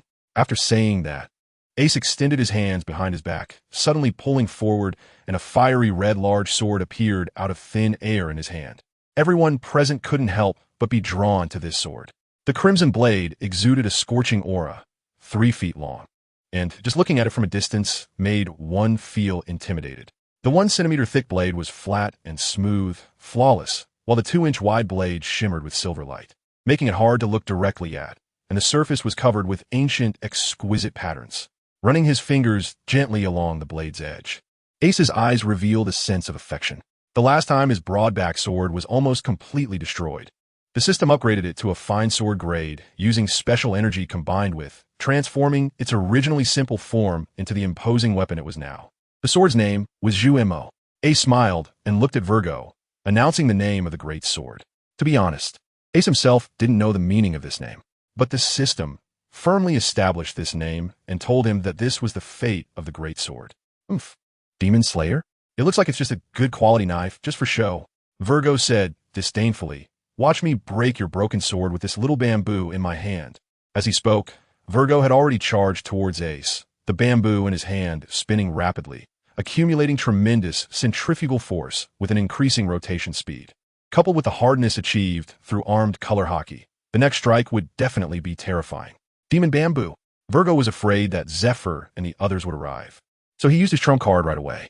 As the speed of the bamboo's rotation reached its limit, Virgo also rushed in front of Ace. The bamboo in his hand traced a horizontal arc at his side and directly swung towards Ace's chest and abdomen. "Ace, you can't take it head-on." Law's anxious voice sounded. Virgo's armed color hockey is extremely powerful. Virgo also heard it in his ears, and a cold smile appeared at the corner of his mouth. "Now you're reminding me?" Too late. The ace in front of him actually wanted to block his demon bamboo with that broken sword. Seeking death. Let this sword break into 2 pieces. Let me see how strong your hockey is. Ace suddenly shouted in his heart.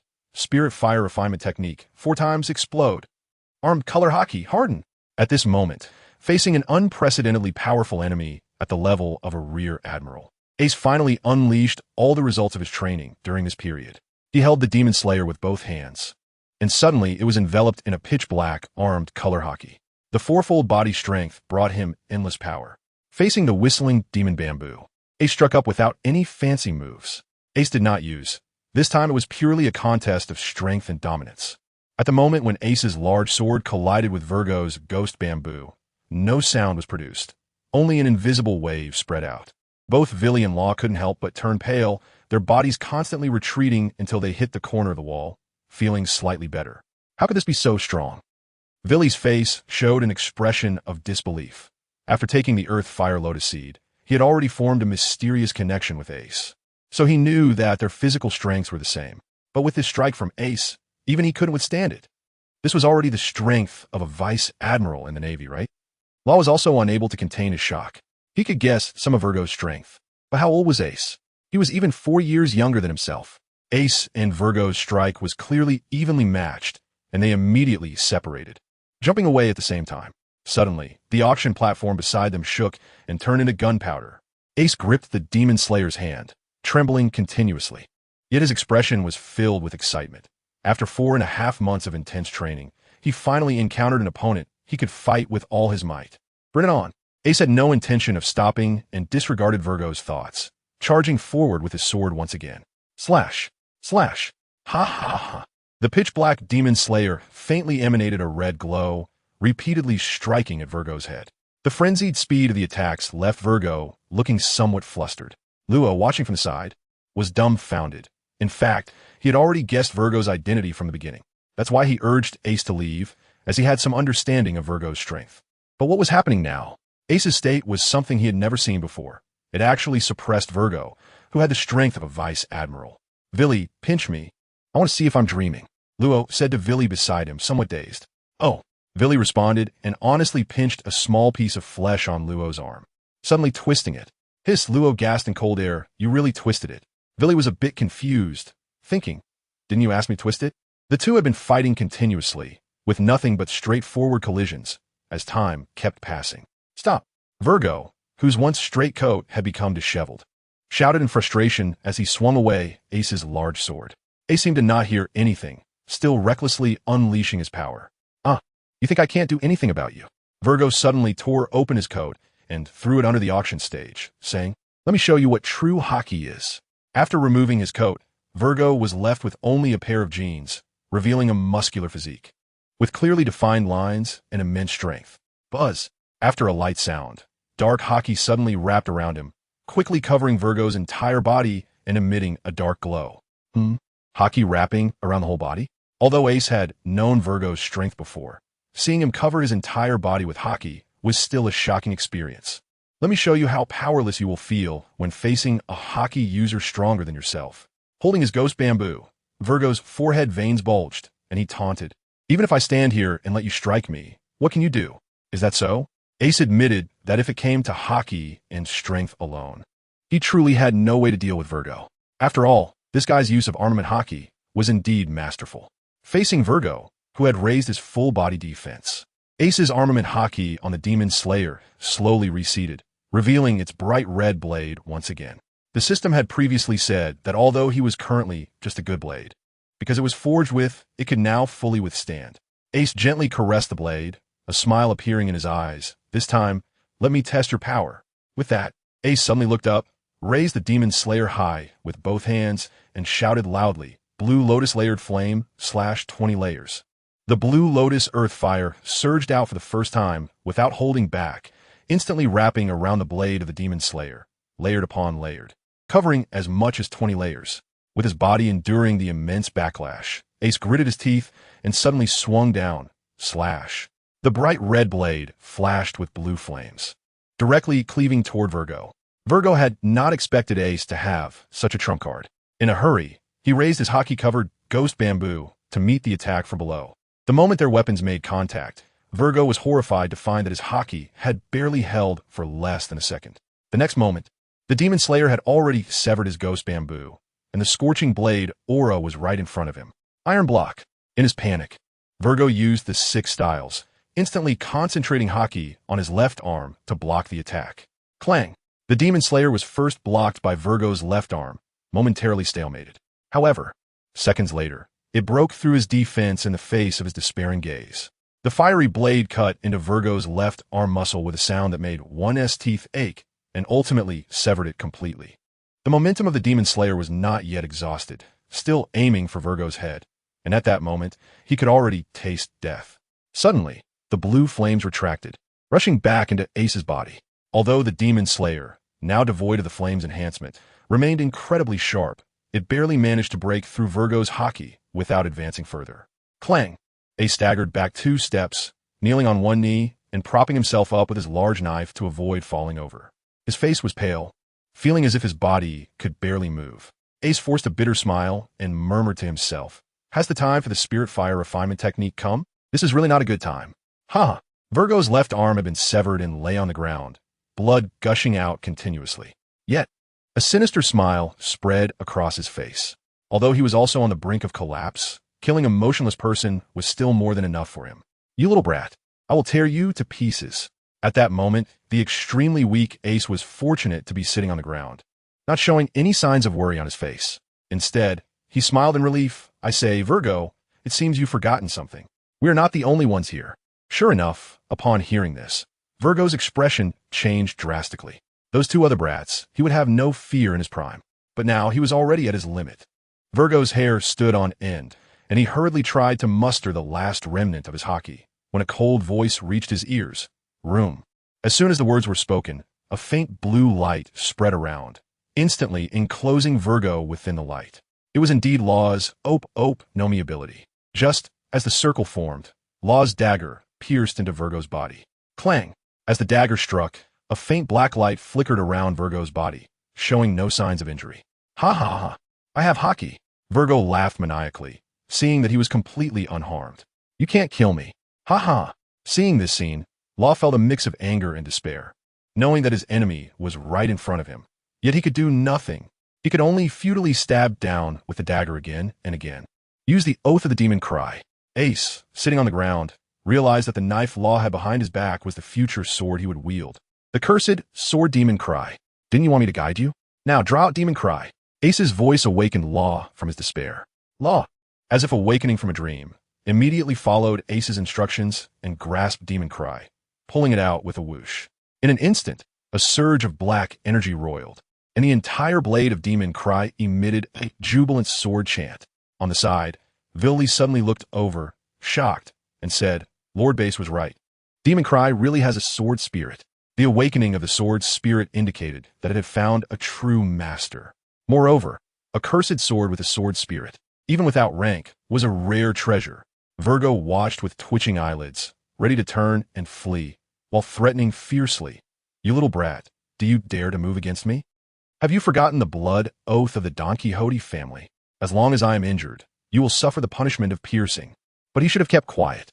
After hearing his words, Law immediately recalled the incident from 5 years ago when he attempted to assassinate Glaston. But Clarson had helped him keep it under wraps. Thinking of how Virgo was one of the culprits behind Glaston's murder, tears began to flow uncontrollably from Law's eyes. Without hesitation, he charged forward with his blade. Virgo certainly wouldn't sit back and wait for death. He sprang up, shouting moonwalk. Then he kicked off the air and soared into the sky. In midair, with a twisted face, he shouted at Ace and the others, "Ace, Law, and that Villi, I will remember you. Our next meeting will be your death day." Law, not knowing what to do, then heard Ace's voice. Think carefully about the medical knowledge you've learned over the years. Integrate it into your ability. After hearing Ace's words, Law suddenly felt enlightened and pointed his knife at Virgo. Room. Scalpel. Buzz. Law's small body suddenly vanished from his spot, and the next moment, he appeared behind Virgo, gripping Demon Cry with both hands, the blade's tip poised at a still-beating heart. Ugh! Virgo felt the intense pain from his heart and the new hole in his chest. He froze in midair. Slowly turning his head, he saw Law's indifferent eyes behind him and seemed to see a determination, a resolve for revenge. Virgo's pupils gradually dilated, and he suddenly felt regret. Doflamingo, did we make a mistake? Thud! Virgo's corpse fell from the sky, and Law, after landing on the ground, knelt on one knee, gasping for air. Yet, his eyes revealed a sense of relief. 2 tears flowed down as he turned towards the direction of a new world and shouted, Doflamingo, I will eventually use your head to honor Glaston. As soon as his voice fell, Law also collapsed to the ground. Whoosh! Villy rushed to Law's side, lifting him and bringing him to Ace, asking, Lord Ace, what's wrong with him? Ace's face was also a bit pale, but he endured the weakness and stepped forward to check. After a moment, he let out a breath and said, It's nothing. He's just exhausted. His devil fruit requires physical strength, and that move just now was still a bit too much for him. I also felt that Law's move just now was amazing. Willy exclaimed sincerely. Ha ha ha. Ace couldn't help but laugh out loud. After all, he was a death surgeon, and you're not too bad yourself. At this moment, Villy had avenged his great hatred and was determined to follow Ace wholeheartedly. So when he heard Ace's praise, he felt delighted and shyly scratched his head. Just then, a sharp alarm suddenly rang out from outside the palace. Then a butler-like person rushed in, running and anxiously shouting, Lord Domer, it's not good. A group of Navy has entered Gaia's city. We can't hold them off. Just as he was speaking, his voice abruptly stopped, and the scene in the auction house frightened him so much that he fell to the ground. Glancing at Domer's corpse, and then at Ace and the others who were staring at him, he stammered, who are you? What happened to Lord Domer? Ace has regained some strength at this moment, standing up and retracting the Demon Slayer back into the... He asked with a hint of amusement, What's wrong with Domer? Didn't you see? As for us, we are the Navy. Ace bared his teeth and leaned in closer to the man, saying the Poker King, Domer, is guilty of heinous crimes and has already faced justice. Now, please cooperate with us and hand over the stolen goods. Although fear was evident in the man's eyes, he still stubbornly replied, What stolen goods? I don't know, Villy. It seems someone is determined to resist till the end. Ace's expression turned serious, and he clasped his hands behind his back, standing straight. Yes, my lord. Because he shared a mental connection with Ace, Willy immediately understood his meaning. He saw the mark on his forehead flash, and blue flames covered his right hand as he gently sliced across a marble table beside him.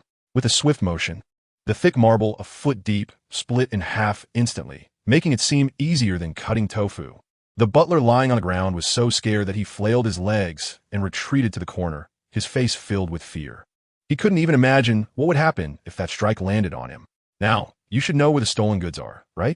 Ace revealed a harmless smile again, and Willy slowly walked toward the butler, the flames on his hand flickering slightly. If you don't come any closer. I know. The butler, having nowhere to retreat, was on the verge of tears. I'll take you there right now. Haha, that's more like it. Ace laughed heartily, then picked up Luo and led the way out of the auction hall. Behind him, Willy grabbed the butler as if he were a small chicken and followed along. However, the moment Willy's hand touched the butler, the latter nearly fainted from fright. At this moment, beside the kingdom of Gaia, a naval warship had dropped anchor. Zephyr stood at the bow with more than 30 second stage students, holding a phone bug with some freckles on its face, and said with a somewhat displeased expression, That brat Ace actually dares to ignore my calls?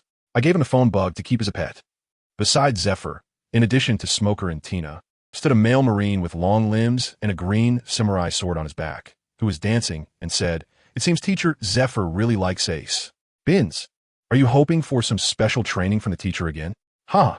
Tina couldn't help but cover her mouth and tease. Bins was another member of the Inyo Navy.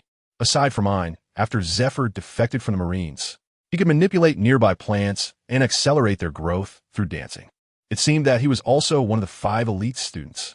Ha ha ha! After hearing Tina's words, the second stage students all burst into laughter, including the newly joined Drake and Ein, indicating that the relationships among most of the students were quite good.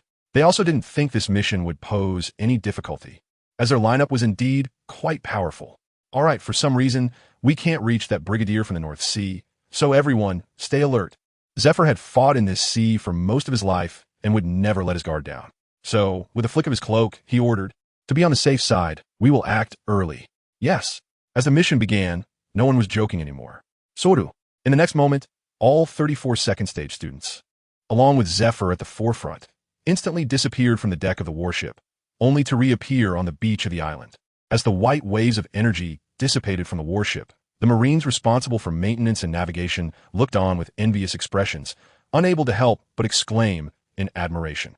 Yeah, even the 3 newly joined students have learned Sora now. Their names are Drake, Ein, and Rain, right? Haha, you guys didn't know, did you? This time, 4 people were selected as second stage students. One Marine said proudly, the last one named Ace has directly become the last elite student. What?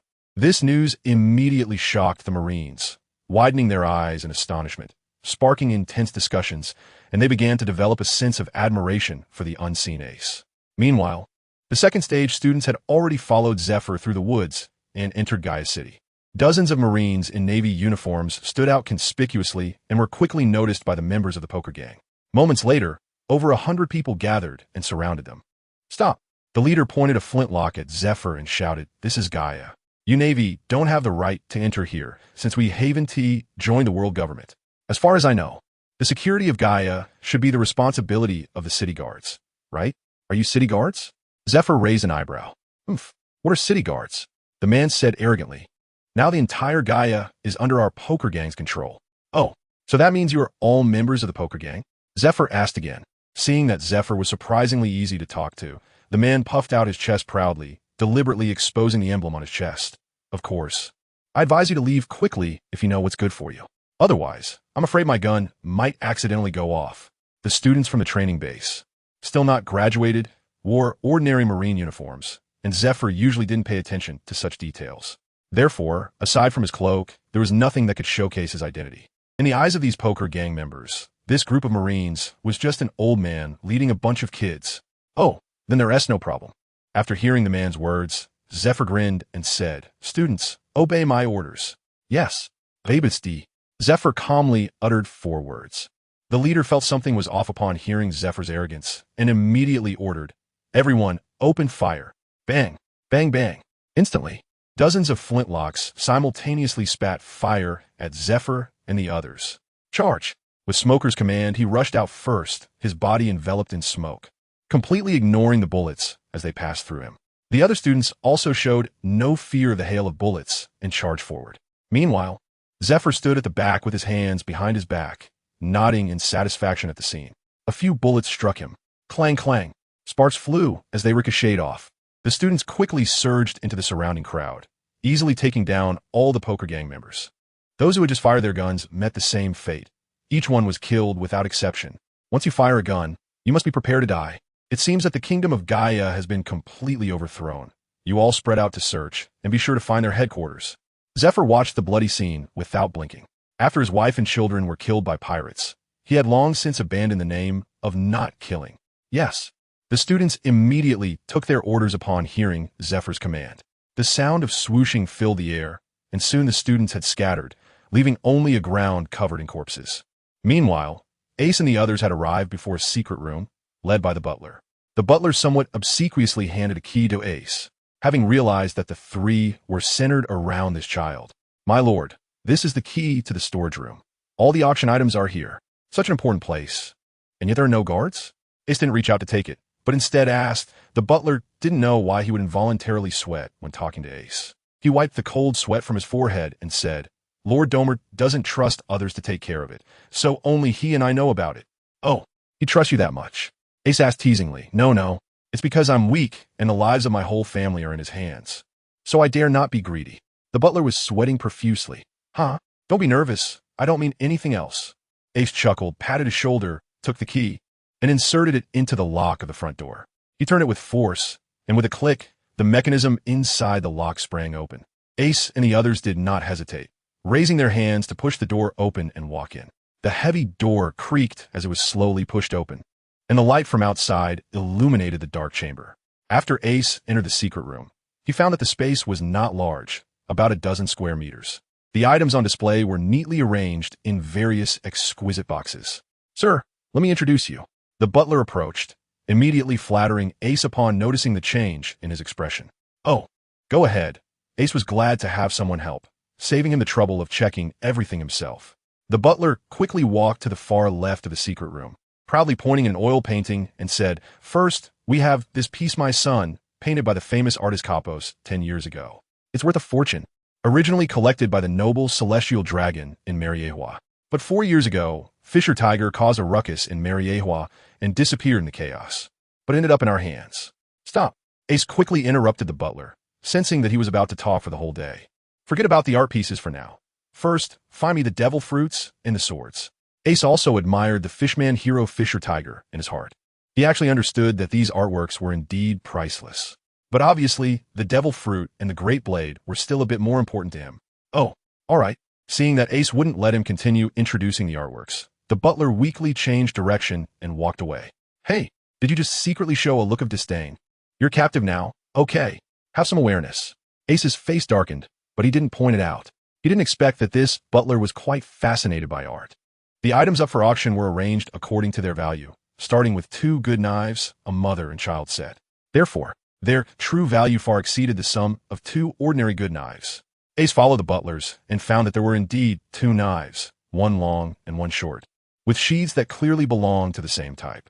For true knife enthusiasts, this was indeed a rare treasure, but Ace couldn't help but feel a bit disappointed. After all, for him, whether they were set or not, once absorbed by the system, the effect would still be the same, right? "Continue." Ace pointed his right hand at the 2 knives, and with a sweep of his dual blades, the 2 knives vanished before the eyes of everyone present. The butler's eyelids twitched, while Willie, holding Luo, admired Ace even more, secretly thinking, as expected of the master, the butler dared not make any more small moves. He originally thought Ace was some kind of second-generation heir, and the other 2 were sent by their families to protect him. But those 2 knives disappeared right in front of the butler, leaving no trace at all. What if it was directed at him? The butler shivered, not daring to think further, and continued to introduce with even more respect. "Next are the 3 devil fruits." The butler stepped forward and gently opened 3 exquisitely decorated gift boxes, revealing 3 fruits inside. The types of fruits were different, but their skins were adorned with mysterious spiral patterns. "Let's see what fruits they are." Ace also showed an interested expression at this moment. After all, the devil fruit is one of the most precious and magical things in the world of One Piece. Who would ever think there could be too many of these? Even if he doesn't use them, he could give them to friends or subordinates. Just think about it. In the future, he could just wave his hand and say reward, and hand over a devil fruit to whoever he liked. Just thinking about it made him a little excited. As for the specific abilities of the fruits, we're not sure. We only know that among these 3, there are 2 Zoan types and 1 Paramecia type. The butler answered somewhat nervously. "Huh? No Logia type?" Ace felt a bit disappointed, as he had already seen 5 devil fruits, and none of them were Logia types. No," the butler replied calmly. But inwardly, he was thinking, who would take out a Logia type to auction? "Got it, you can continue." Ace waved his hand. Willie packed them up. Yes, Willie, now aware of the value of these fruits, immediately placed Luo gently on the ground after hearing Ace's order and happily found a piece of wrapping to pack all 3 fruits. The butler watched with twitching lips, but thinking about the combat power of these individuals, he quickly continued the introduction. "Next is the most important item of this auction." The butler walked to the center of the secret room, pointing at a luxurious Western-style coffin nearly 4 meters long on the ground, and said, "This is it." "A coffin?" Ace was stunned. "Isn't it unlucky to buy this back?" "Master, this is not a coffin." The butler had given up on pretense and answered without reservation. "This is a sword box." "A sword box?" This was the first time Ace had heard of it. He wasn't afraid to expose his lack of knowledge. After all, learning is endless, so it's good to ask more questions. Some swords are too sharp, and when inserted into their sheaths, they will inevitably cut them in half. Therefore, they can only be stored in a box with a larger internal space. The butler became a bit excited at this point and immediately walked to the left side of the coffin, and after a couple of clicks, he lifted the lid with a flourish. Ace had long been intrigued by what the butler had said, so he quickly focused his gaze. Wow! After seeing the appearance of the knife, Ace's entire body couldn't help but tremble, and he couldn't help but shout, "Supreme Great Knife, Knight!" At this moment, Inside the coffin box, on the soft and smooth satin, lay a pitch-black long knife in the shape of a cross, adorned with countless jagged blade decorations. Could it be the legendary knight? This is one of the only 12 supreme great knives in the entire world. And now, it was right in front of him. Was this a dream? But isn't this knife the weapon of the world's strongest swordsman, Dracul Mihawk? How could it be here? Perhaps it's because after 13 years of being a great pirate, Mihawk still hadn't obtained the supreme great knife. Knight? Countless thoughts flashed through Ace's mind, but after swallowing hard, he couldn't help but ask, didn't you say the auction was for the Great Blade? No one would dislike a surprise, right? The butler shrugged. However, Ace didn't pay attention to the butler's response. Instead, he excitedly shouted in his mind to the system, hurry, devour it quickly. Then I can directly rise to the rank of Rear Admiral or even Vice Admiral. The system surprisingly sent him a string of colons? What does that mean? Hey, hurry up. Seeing that the system hadn't responded yet, Ace urged, don't you want to quickly restore the original body? I want to quickly get 2 more types of, please, host, show some restraint. The system finally became impatient with the noise and replied, firstly, you cannot directly level up by devouring a samurai sword. Secondly, I can only devour good blades for now. You can only devour the great blade when you become a Rear Admiral, and so on. In other words, you can't do it, right? Ace felt a bit disappointed and couldn't help but complain. The system was filled with black lines, wanting to refute that men shouldn't say they can't, but ultimately chose to remain silent. However, disappointment was only temporary. After all, this was an unparalleled great blade. Ace thought of this and immediately became excited, taking Knight out of the coffin and carrying it on his back, his freckles on the bridge of his nose seemingly glowing with excitement. Lord Ace, Willie, who was watching from the side, felt a bit envious and gave Ace a thumbs up. Cool. Huh. So stylish. Ace adjusted his hat and decided that this would be his look for the time being. At that moment, Law, who was lying on the ground, slowly woke up from his coma. After being dazed for a while, he saw Ace and immediately stood up, bending forward at a 90-degree angle to bow. Thank you, Captain Ace. This time, I really appreciate it. You've allowed me to kill Virgo and avenge my great grudge. Haha. No need to thank me. It's just a small effort. Ace smiled as he helped Luo up. Luo didn't speak, but it was clear that he had firmly remembered Ace's kindness in his heart. He cradled the ghost cry in his hands, a hint of reluctance in his eyes. Yet he still respectfully presented it to Ace. Ace didn't respond, but instead turned his gaze to Willie. Sir, the ghost cry is already yours. You can handle it as you wish. Moreover, I see that the sword spirit of Ghost Cry has already recognized Luo. Why not just let Willie understand Ace's intention right away? Haha, well said. From today on, this knife is yours. Ace smiled as he pushed Luo's hand back. This. Luo clearly didn't expect that Ace and Willie would so readily give him such a precious item. After all, this was a sword spirit demon knife that was even rarer than the great knife. Luo was extremely touched and, after a moment of contemplation, gritted his teeth and said, Ace, if you don't mind, I'll follow you from now on. Luo spoke these words after careful consideration. Although he had killed Virgo, it was because Ace had already severely injured Virgo beforehand.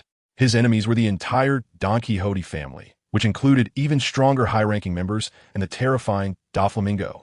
If it were just him, Luo didn't know how long it would take to seek revenge. Furthermore, Ace had pointed out the development direction of the Ope fruit earlier, making Luo realize that as long as he followed Ace, he could become stronger much faster in the future. Haha, of course you can. How could Ace refuse after hearing Luo's words? After all, Luo not only had great talent in medicine, but would also have powerful combat abilities after 10 years. Moreover, Ace was confident that he could significantly shorten the time needed for him to become stronger. Although Ace has now joined the Navy, he still longs for a life of adventure. To set sail, an excellent ship's doctor is essential. Is there anyone more suitable than Law? However, I need to go to the nearby town of Swallow Island first, where some of my friends are. Law hesitated for a moment and said, I came to the Gaia Kingdom to learn medicine, but I promised to go back and pick them up. Ace's heart stirred as he recalled the plot of One Piece. A year and a half ago, after escaping from Minion Island, Law should have ended up in the neighboring town of Swallow Island. On North Sea Swallow Island, there were 2 troublemakers, Shachi and Penguin. They were bullying the white bear Beepo when Law happened to pass by and gave them a beating. From then on, Beepo and the 2 troublemakers became admirers of Law. The subsequent plot was supposed to involve Beepo desperately learning navigation skills to return to Zou Island, and eventually, the 4 of them formed the Heart Pirates and set out on adventures together. How is Beepo's navigation skills coming along? Ace asked with a smile. That white bear is an ancient race from Zhou, the mink tribe, a natural warrior. Ace is also very interested, but his words fell on Luo's ears, once again leaving him so shocked that he couldn't speak. Ace also realized that his words were abrupt, and he awkwardly touched his nose and said, I just have a special ability to foresee some things in the future. Luo didn't fully believe Ace's words, but his respect for Ace deepened. My lord, can I leave now? The butler, seeing that Ace was no longer speaking, said a bit nervously, I have a wife and children. I'm just a worker. Today, Ace not only acquired 2 good knives, 3 devil fruits, and a supreme great knife named Knight, but he also gained the loyalty of Willie and Law. It's safe to say he hit the jackpot. Ace was in a good mood, so he didn't dwell on the butler's ambiguous words. After patting him on the shoulder, he said, All right, it's no longer your concern. You can go. Hearing Ace's words, the butler felt as if he had received a pardon, and he immediately nodded and thanked him profusely before turning and running off. My lord, are we really just letting him go like that? Willie asked with some concern. Domer trusts him so much. His identity must be more complicated than he claims. Don't worry. That pat on his shoulder just now has already planted a spark in his body. As long as he doesn't have any ill intentions, it will naturally dissipate within a month. But if he does make any moves with just a cold glance from me, he can forget about leaving with his whole body intact. Willie understood Ace's thoughts. Ace didn't want to mistakenly harm an innocent. Although this made Willie respect Ace's character even more, he still felt inexplicably worried. I hope nothing goes wrong, Willie thought to himself. All right, now let me make some arrangements for you. Ace began, You must already know my identity. I am a Navy officer. Willie's expression didn't change. No matter what Ace's identity was, he had already decided to follow him. Law's expression was somewhat complicated, but thinking of the noble qualities Ace had demonstrated in front of him today, he quickly felt relieved.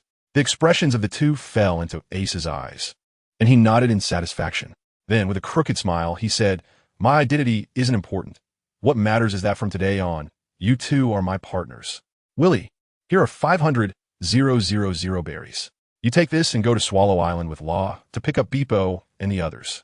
Ace pulled out 500 000 berries from his pocket and stuffed it into Willie's pocket. Due to my identity, I have to return to the Navy base first, so I won't be going with you this time. After saying this, he handed a transponder snail to Law, saying, Don't worry, within 6 months, I will definitely come back to find you. During this time, we can keep in touch through the transponder snail. Understood. Willie and Law replied in unison as they put away the items. What about these devil fruits? Willie asked hesitantly. Ace smiled at Law and said, You all take them. If Beepo and the others want, just pick one each. However, I can't guarantee that these fruits don't have some weird abilities, haha. At this moment, Law was at a loss for words, his feelings of gratitude surging within him. Just then, Ace suddenly changed his expression. He sensed a group of people rushing into the palace. He immediately used his observation hockey to scan the area, and his face changed. He urgently said to Villi and the others, You guys quickly climb over the wall from the back and take everything with you.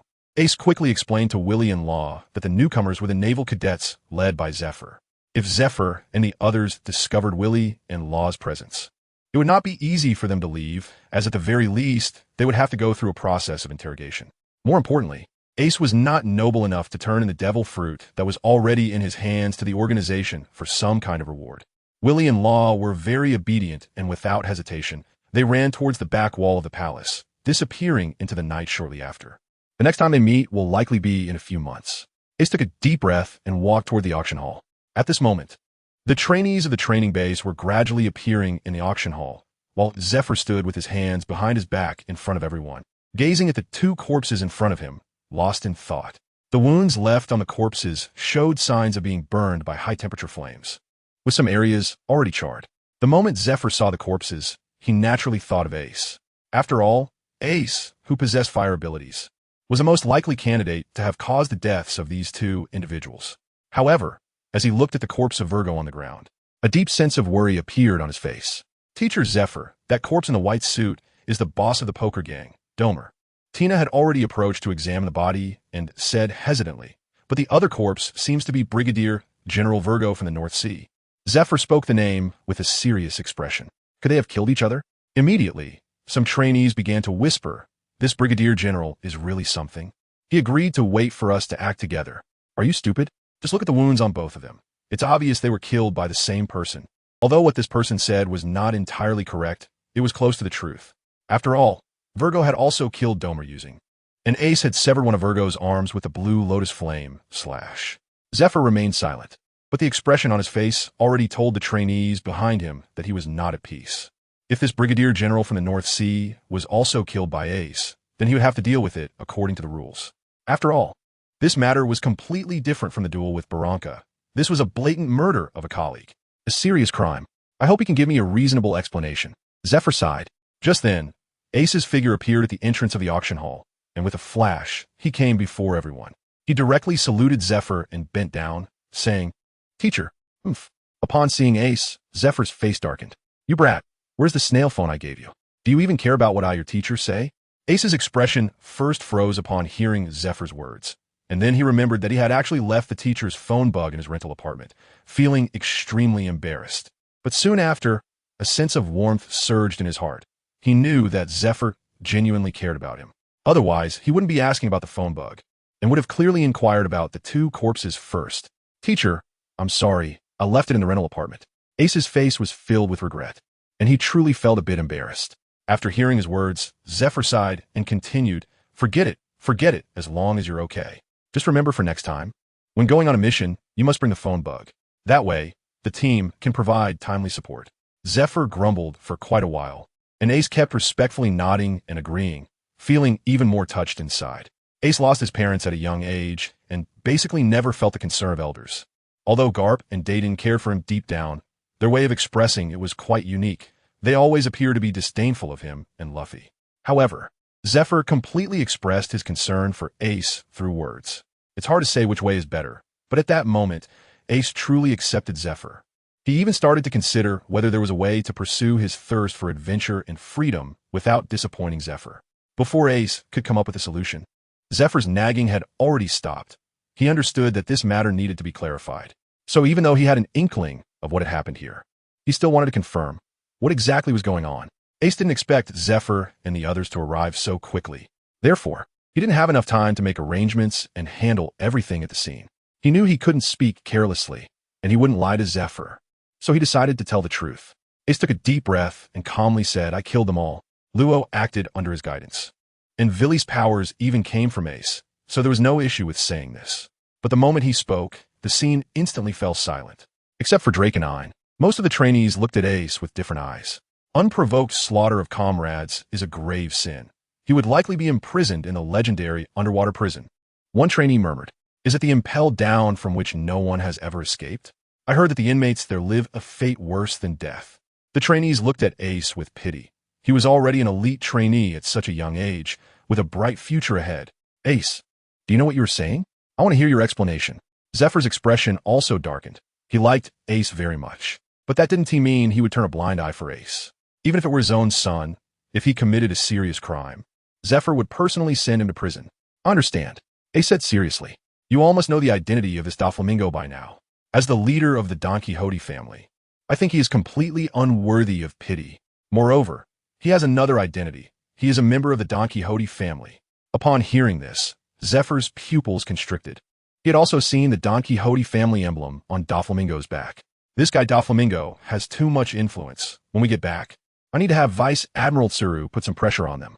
Zephyr thought to himself, "And that guy named Virgo, he is a spy from the Don Quixote family infiltrated into the Navy." When Ace spoke, it was so shocking that everyone present was rendered speechless, followed by a wave of uproar. "What?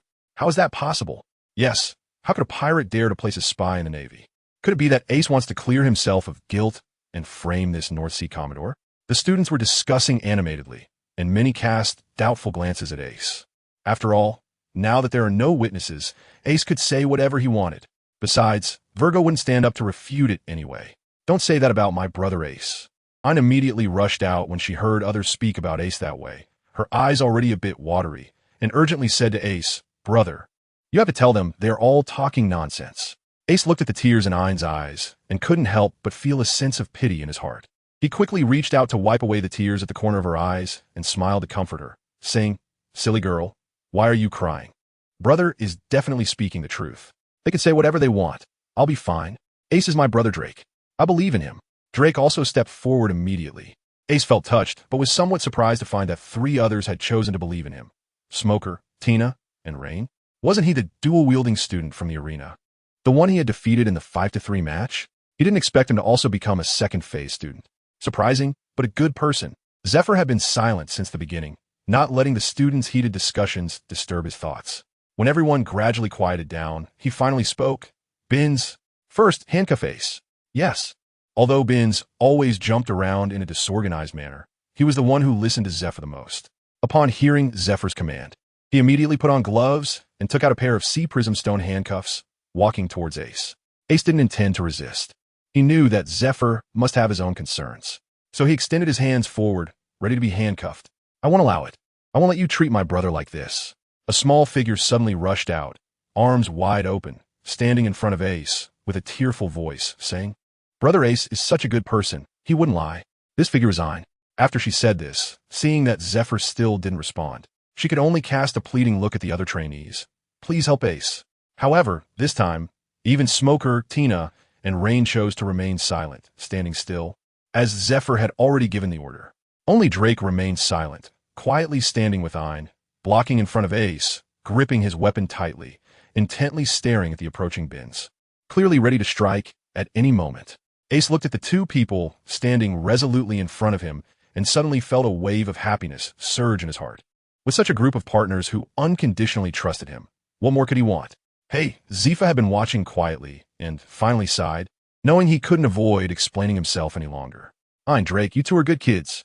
I also believe Ace is telling the truth, but you must understand, rules are rules.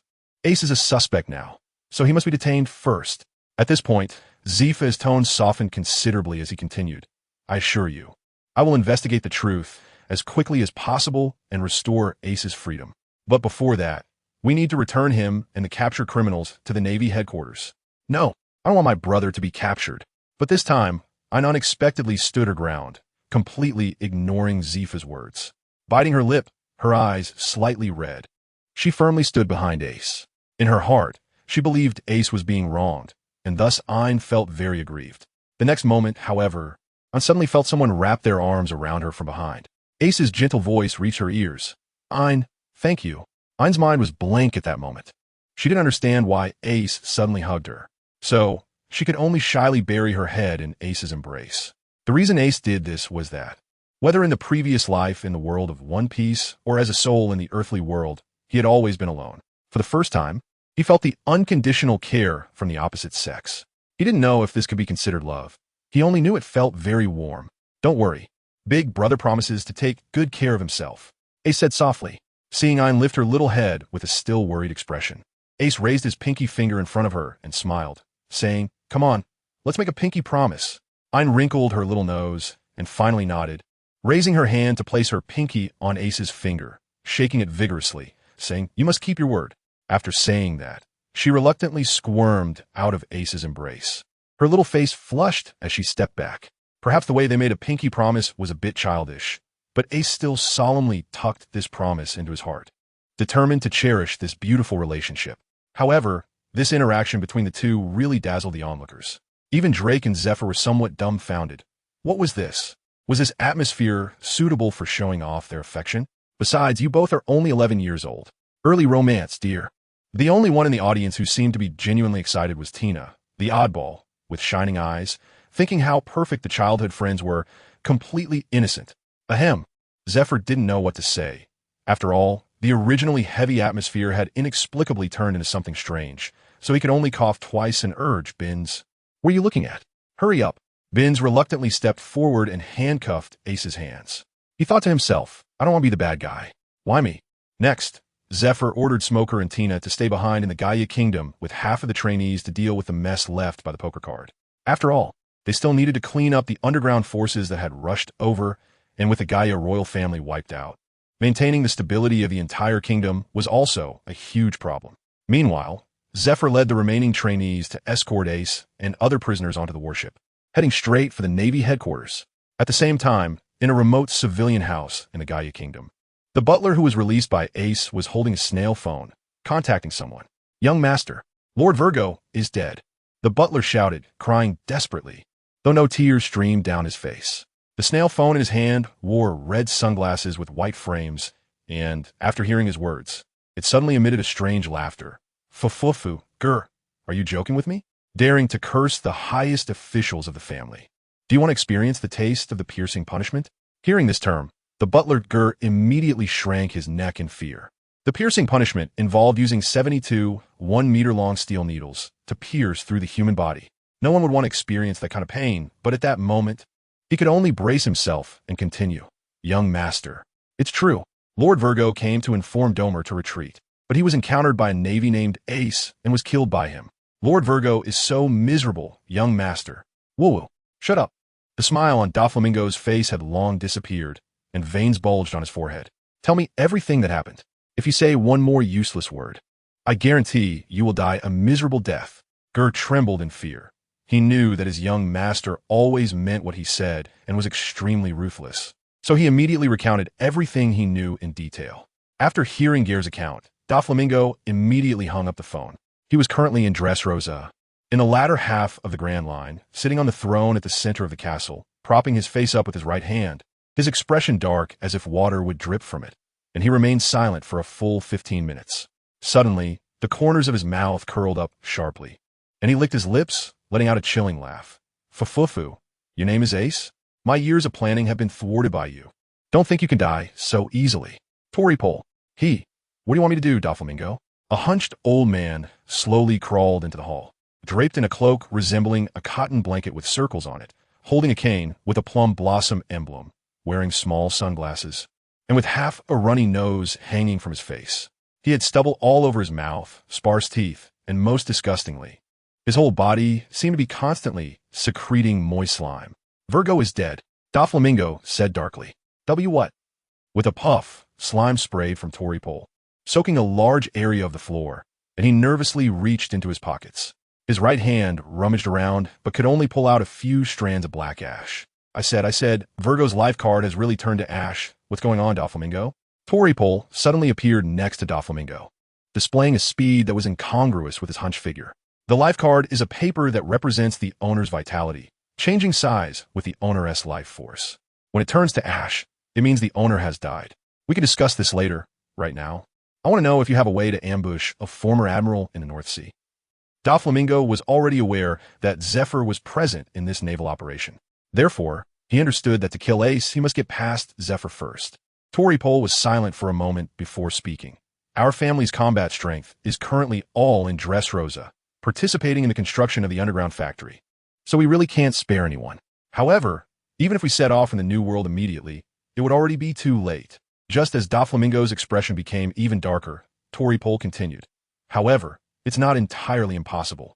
I said, Doflamingo, do you remember the peculiar mother and son we encountered a few years ago? The one with the son who is an idiot? Doflamingo was clearly taken aback after hearing Toripole's words. After thinking for a while, he finally recalled. You mean that pair who claimed to be Whitebeard's woman and son? Yes, that old woman Miss Bakken and her son, Edward Weevil. When Toripole mentioned this, his expression was quite strange. Although neither you nor I believe they are related to Whitebeard, that Weevil's strength is indeed terrifying. He's almost at the admiral level. You mean have them take action? Doflamingo raised his pink feather cloak, his expression shifting. Exactly. According to intelligence, these two are currently in the North Sea, and that old woman Miss Bakken is very greedy. As long as the price is right, they will definitely take action. However, Toripole hesitated and said, but if we let them take action, the price will probably not be cheap. We are currently building a factory, and funds are a bit tight. Stop talking. Doflamingo suddenly stood up, his face grim as he said, I'll give you 500 million berries. We can rob the funds for the underground factory later. How could I possibly let them go after killing my family? Yes, I'll take care of it right away. A fervent gleam appeared in Toripole's eyes, and the slime all over him trembled, since the young master regarded them as family. How could they not work hard? Watching Toripole's departing figure, Doflamingo suddenly burst into laughter. Fufufu, that kid named Ace. This time, I want everyone around you to accompany you to the grave. At this moment, Ace and the others had already boarded the warship and left the Gaia Kingdom.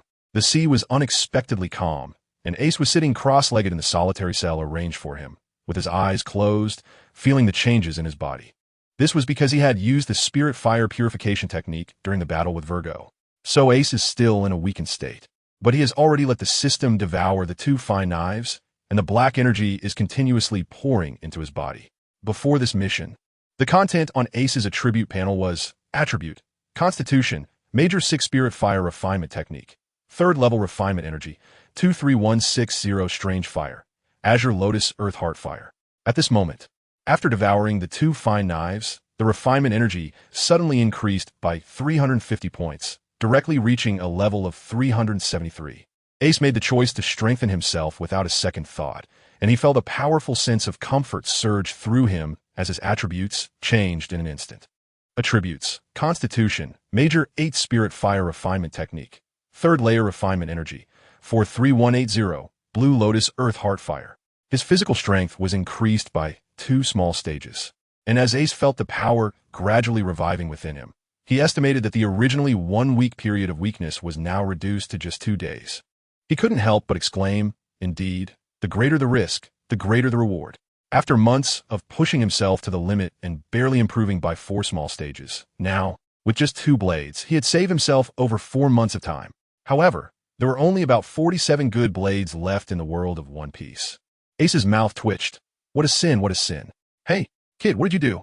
A bald man with a scar on his face leaned lazily against the iron bars of the adjacent cell, asking in a mocking tone.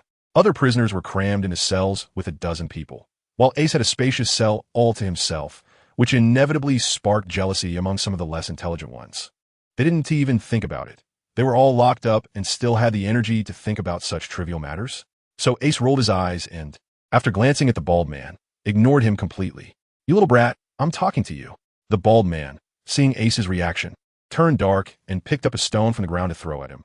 But with poor aim, it bounced twice on the ground before landing next to Ace. The other prisoners in the surrounding cells showed interested expressions. There were a bunch of desperate criminals looking for some amusement in prison. At this moment, Ace was already feeling displeased, casting a cold glance at the bald man.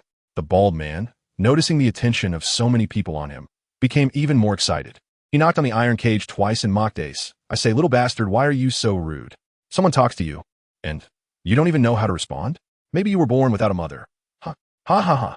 Just as he laughed, he saw Ace, who had been sitting cross-legged, suddenly disappear from his spot. The next moment, a foot came flying at high speed towards him. Boom!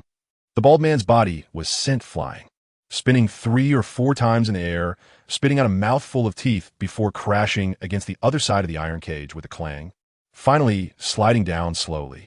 The entire cell fell silent in an instant, and one could hear a pin drop. No one can talk about my mother like that. Ace slowly retracted his fist, his eyes emanating a killing intent as he spoke. He adjusted his hat and sat back down cross-legged, while the prisoners in the cell no longer dared to utter a word, not even glancing at the bald man, who was now possibly lifeless. To be honest, Ace didn't have much feeling for that father of the Pirate King, but he loved his mother, whom he had never even met, from the bottom of his heart. Ace's full name is Port-Ghast Ace, and he chose to take his mother's surname. His mother was named Port-Ghast Rouge, and after Joel D. Rogers' death, the Navy conducted island-wide hunts for the bloodline of the Pirate King, arresting all children born within 10 months after Rogers' death in an attempt to eradicate Rogers' bloodline from history. However, Ace's mother, this great woman, endured for a full 20 months to protect her child, desperately delaying his birth. She gave birth to Ace on Batarilla Island, 1 year and 3 months after Rogers' death. Unfortunately, she died from exhaustion shortly after giving birth to Ace. Ace had never seen his mother and didn't even know what she looked like. But he understood that even if his mother had passed away, she was one of the people who loved him the most in this world. No disrespect.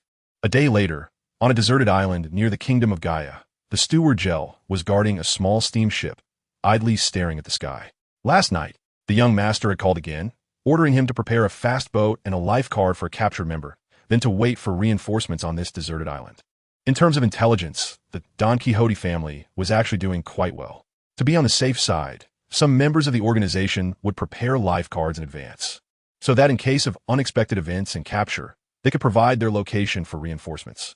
As long as a small piece was torn off from the main card and placed on a flat surface, it would slightly move towards the direction of its owner, which was truly amazing. Now, Gel was lying on the boat, watching the life card in his palm tremble and move towards the northeast, passing the time. Boom! Suddenly, the island shook violently, startling Gel into quickly putting away the life card and standing up, looking towards the direction of the sound.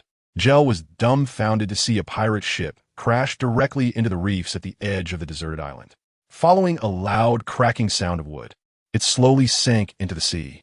A burly, overweight man jumped out of the wreckage, holding a long-handled crescent blade in one hand and a short, blonde elderly lady in the other, and directly jumped onto the deserted island. Boom! Another roar followed as the man stomped on the hard reef, creating countless cracks, and countless boulders fell into the sea, splashing waves nearly 10 meters high. Mom, our ship sank. The muscular man had a mane-like golden hair, with two braids hanging down to his chest, and a crescent-shaped white beard pointing skyward under his nose. The blonde elderly lady wore a fur cloak and was adorned with jewelry. Now that she jumped to the ground, her height was below the man's knees. Yet she forcefully struck her cane against his calf. It's still your fault for falling asleep while steering the ship. How could you be so foolish, child? Mom, it hurts. The burly man sniffled and said foolishly, I'm sorry, Mom. Suddenly, the elderly lady stopped her action, and a twinkling light surrounded her. But I won't blame you because I love you, she said to the burly man. Mom. The burly man wiped his nose, almost moved to tears. May I ask who you are? Jell had to interrupt their performance. After all, he still had a mission to attend to. Upon hearing Jell's question, both of them suddenly turned their bodies towards him, their eyes shining. Since you asked this question, we have no choice but to reveal our identities. This person beside me is the true heir of the world's strongest pirate. Whitebeard Edward Weevil. The elderly lady struck her cane sharply on the ground. Then with a serious expression, her wrinkled mouth opened and closed, and I am the woman loved by Whitebeard, Miss Bakeen. Huh? Jell's eyes widened in shock. Everyone in this sea knew the name Whitebeard. He was the legendary strongest pirate in the world.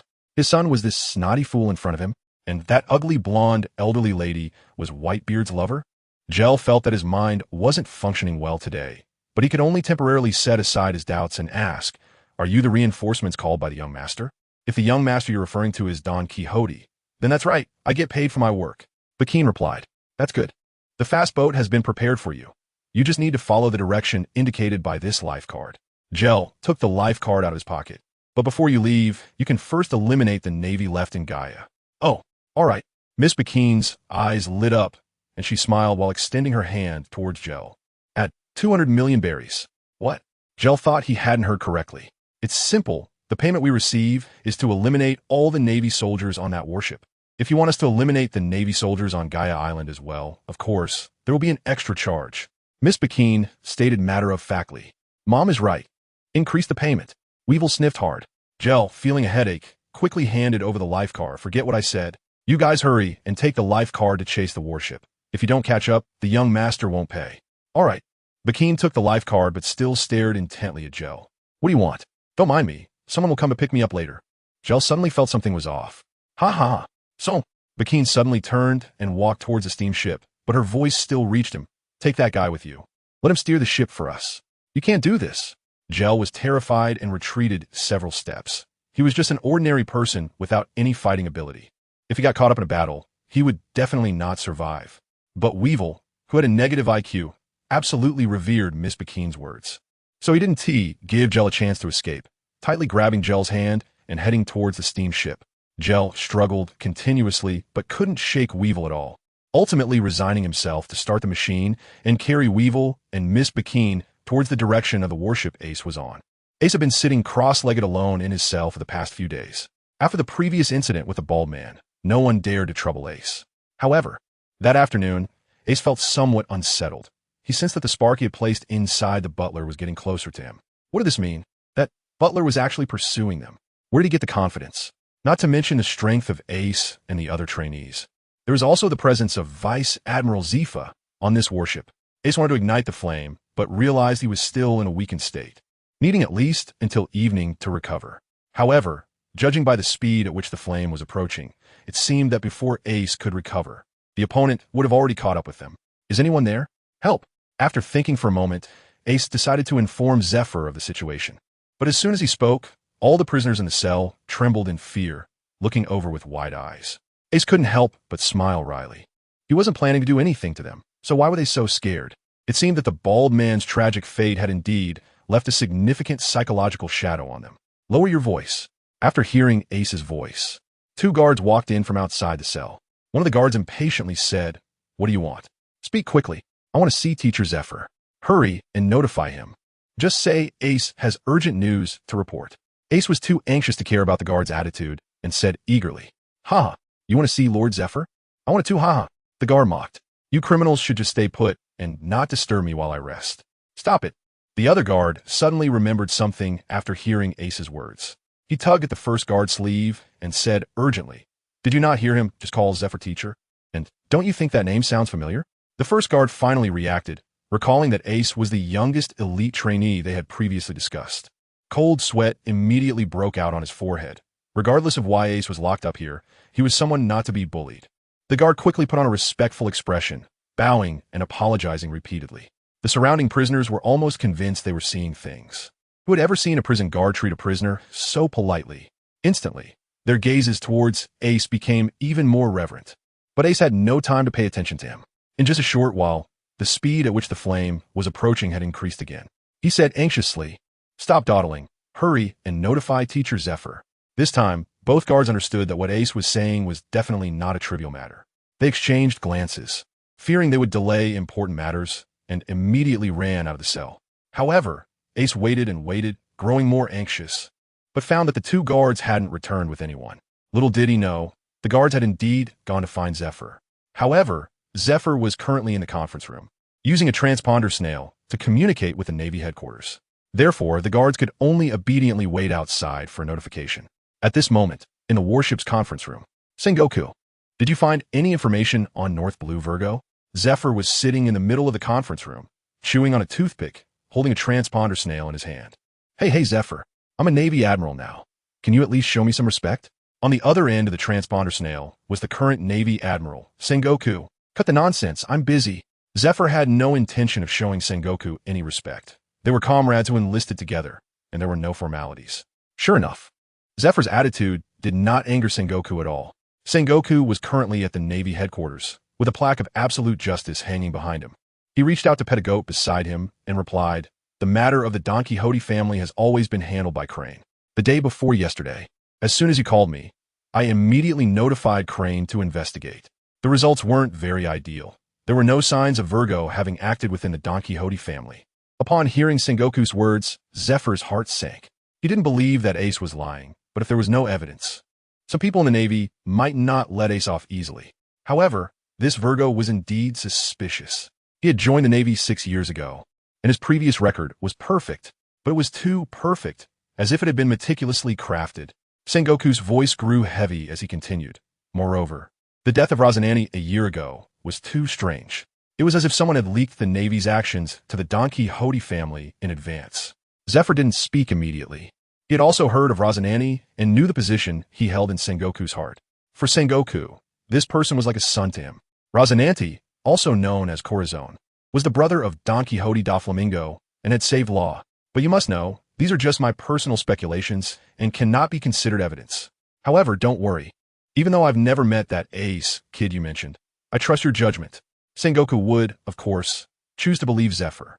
After all, in terms of judgment, no one in the Navy dared to claim to be better than Zephyr. Rest assured, I will continue to send people to investigate and won't let anyone wrong this kid. Zephyr could only nod in agreement and responded a couple of times before no longer discussing Ace, continuing to talk about other military affairs. Little did he know, 2 guards had been waiting outside for nearly 2 hours, but the one who was more anxious was Ace in the cell. He saw that he still had an hour left in his weakened state, while the flame would catch up to him in at most half an hour. He couldn't afford to delay any longer. Gritting his teeth, he walked up to the iron bars of the cage. Ace's hands were still wearing C-Prism stone handcuffs, but his flammability did not come from a devil fruit. Suddenly, the small puddle of water on the ground began to steam due to the high temperature, and wisps of blue flames rose from beneath Ace's feet, gradually spreading to the iron bars in front of him, turning dozens of bars into pillars of fire. The surrounding prisoners looked at Ace, enveloped in flames, with wide eyes filled with terror, continuously backing away, trying to distance themselves from him. Oh my God, is this a demon? Ace didn't care about the thoughts of these prisoners. He was currently in a weakened state, with only 1/10 of his original strength, and controlling that was already very challenging. The veins on his forehead were bulging, and his eyes were fixed firmly on the iron bars in front of him, watching as they gradually changed from deep red to bright yellow, and then slowly melted away. Ace understood that these iron bars had been heated to at least 1500 degrees Celsius. It is important to note that ordinary flames are only around 600 degrees. Only powerful flames like the Azure Lotus Hellfire can reach such high temperatures without insulation. It was unclear how much time had passed, but the blue flames retreated back into Ace's body. The once solid cage now resembled a ferocious beast's claw, with pieces broken off by the fire. The surrounding prisoners could no longer stand, and some were so terrified by the horrifying sight that they wet their pants. Ace gasped for breath and was surprised to find that the sea stone handcuffs on his hands had not changed at all. He couldn't help but marvel at how incredibly tough this mysterious material was. However, that was not important. Ace's expression hardened, he pushed off with his feet, and in the next moment, he disappeared from the cell with a whoosh. At this moment, there were still 15 minutes before Weibel and the others would arrive. The commotion in the cell had already alerted the guards, and when they saw a prisoner with handcuffs rushing out, several sailors immediately blocked Ace's path. "Don't move." Some sailors even drew their firearms, aiming at the speeding Ace. Bang, bang, bang. Seeing that Ace showed no signs of stopping, the sailors hesitated not at all and opened fire. Boom! Ace kicked hard against the deck, suddenly accelerating, and with a swoosh, he knocked over several Marines, breaking through their defense line. The bullets aimed at him lost their target and hit the wall instead. Anxious in his heart, Ace had no time to get entangled with these Marines. Without losing speed, he charged straight towards the captain's cabin, and before long, he reached the door. Due to the urgency of the situation, Ace kicked the cabin door open. "Teacher Zephyr, I have important matters to report."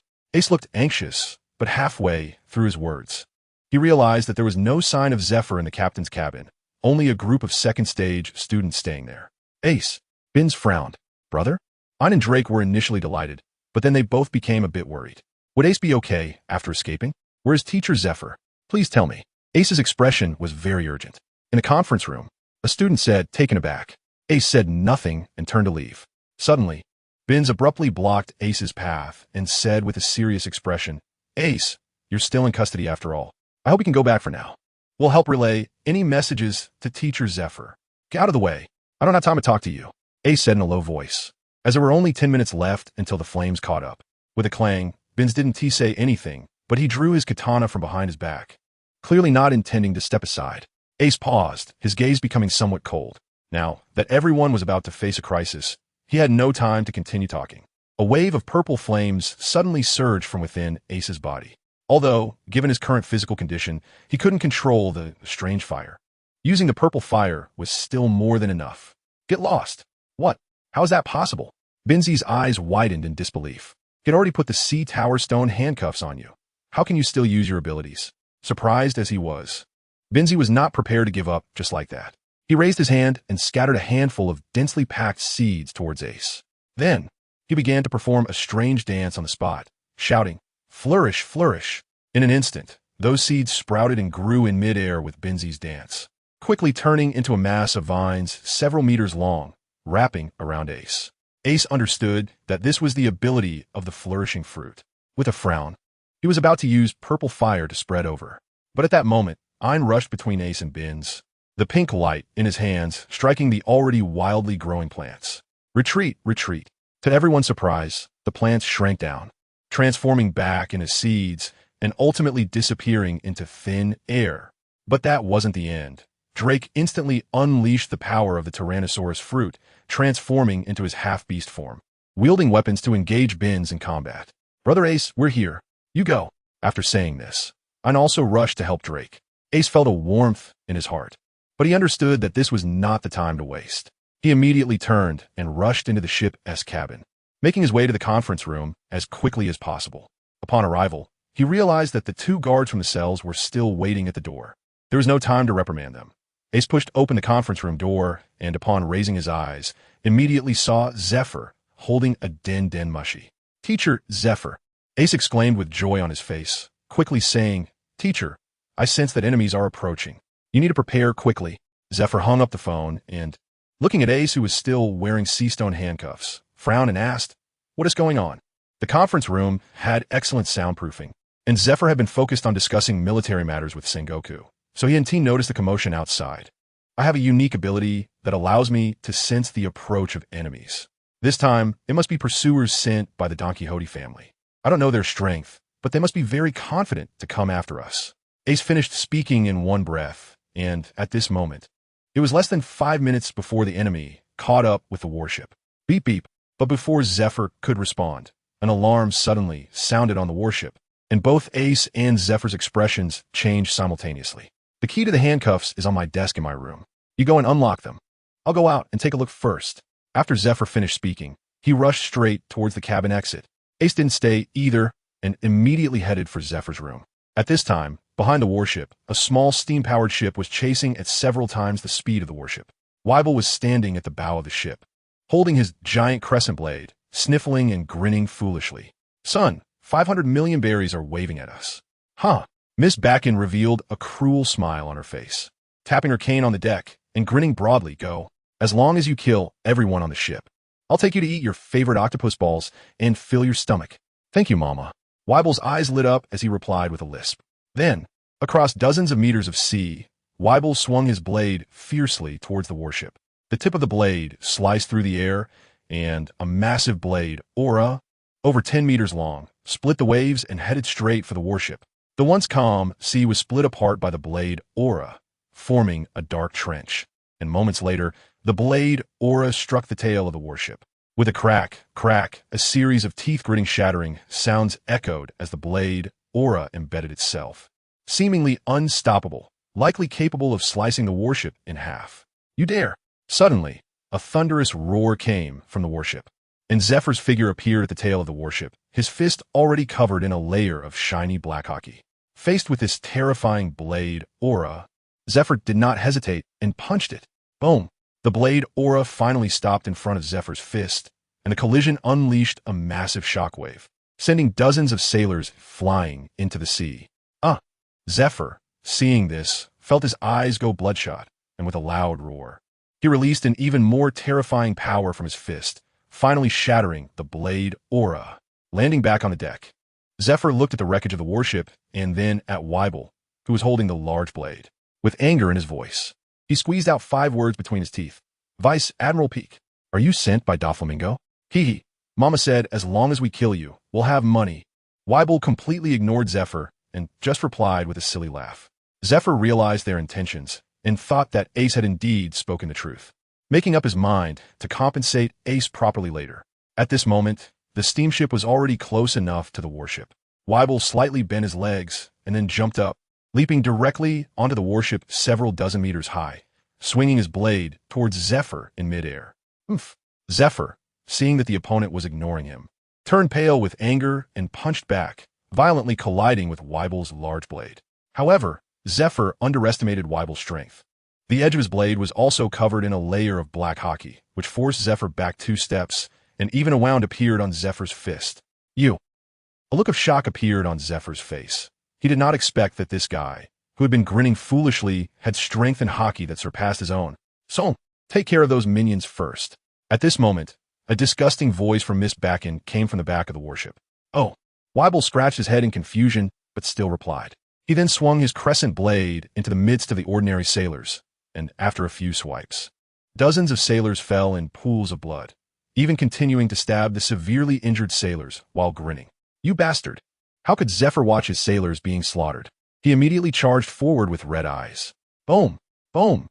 Zephyr punched Weibel again and again, the hockey on his arms becoming darker, and his frenzied momentum made him feel as if he had returned to the days of Black Arm Zephyr. However, he was already 65 years old, and after a moment of fighting, he was already a bit out of breath, clearly at a disadvantage. Just then, several trainees from the naval base, hearing the commotion from the tail of the warship, rushed over. Teacher Zephyr. The trainees saw their teacher in danger and immediately rushed over anxiously, drawing their weapons to help. Don't come over.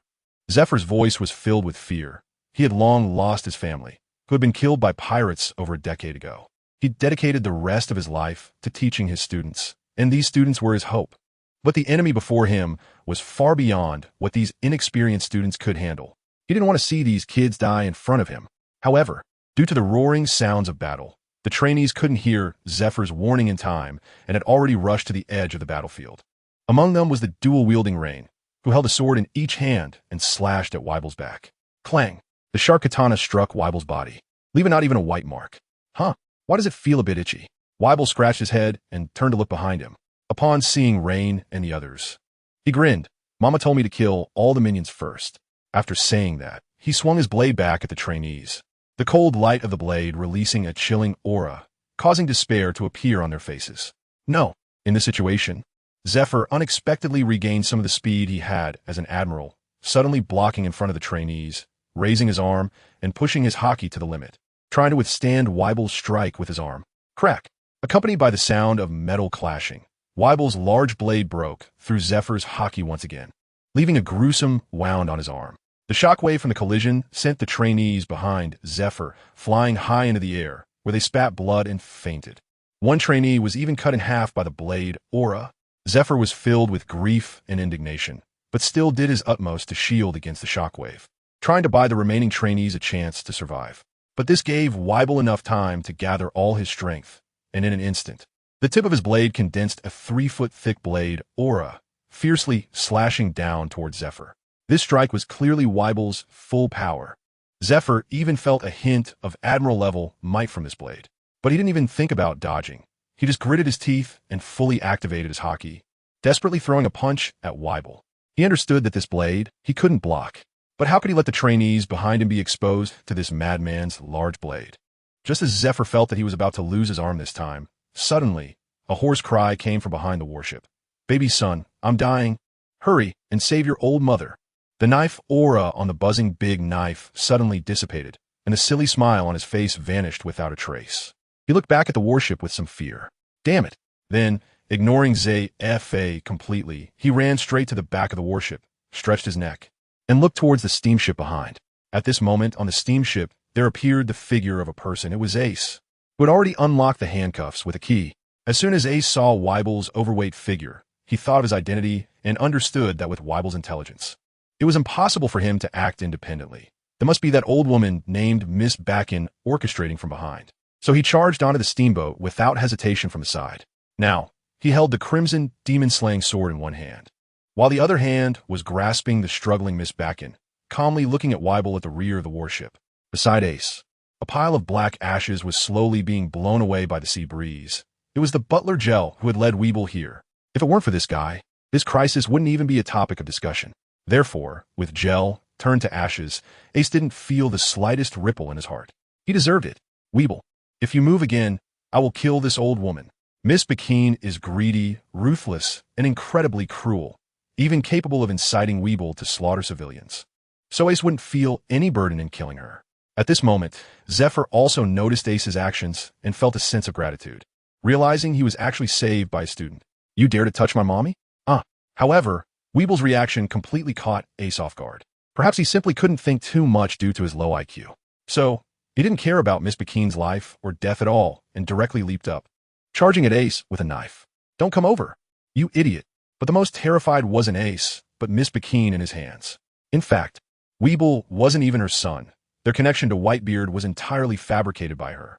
Weibel's low intelligence allowed her to easily construct stories to control him. But she truly didn't expect Weibel to be this foolish. At least negotiate some terms with this person. Charging straight over like that is just asking for my life, right? Ace didn't expect the opponent to play so unpredictably. However, since Miss Bakken couldn't restrict Weibel, how could Ace allow this venomous woman to live in the world? Weibel might not be inherently evil, but he has a wicked person like Miss Bakken behind him. Who knows how many innocent lives this woman has already destroyed? Go! Ace suddenly raised his hand and flung Miss Bakken towards Weibel's large knife. Although Weibel was powerful, his reaction time was a bit slow. When he saw the dark figure rushing towards him, he thought it was a hidden weapon and instinctively swung his knife. "No!" Miss Bakken cried out in despair. But it was all too late. The knife instantly sliced Miss Bakken in half, and crimson blood rained down from the air. Miss Bakken's body fell into the sea, and Weibel landed heavily on the deck of the steamboat. Ace had already bounced up and retreated to the stern of the steamboat, creating distance between himself and Weibel. At this moment, there was still 1 minute until he could regain his strength. Weibel stared at the blood on his knife, frozen in place, unable to move. At the moment he struck, he already knew it was Miss Bakken. He lowered his head slightly, his pupils dilated, appearing even more foolish, continuously murmuring, "Mama, mama," thud, thud, thud. Weibel's heartbeat grew stronger, and his body expanded and contracted with each beat. Ace's expression turned serious as he realized that Weibel's momentum was gradually growing stronger. What kind of strength lies above the peak of a quasi-admiral? Without needing to say, Ace knew that it was an admiral.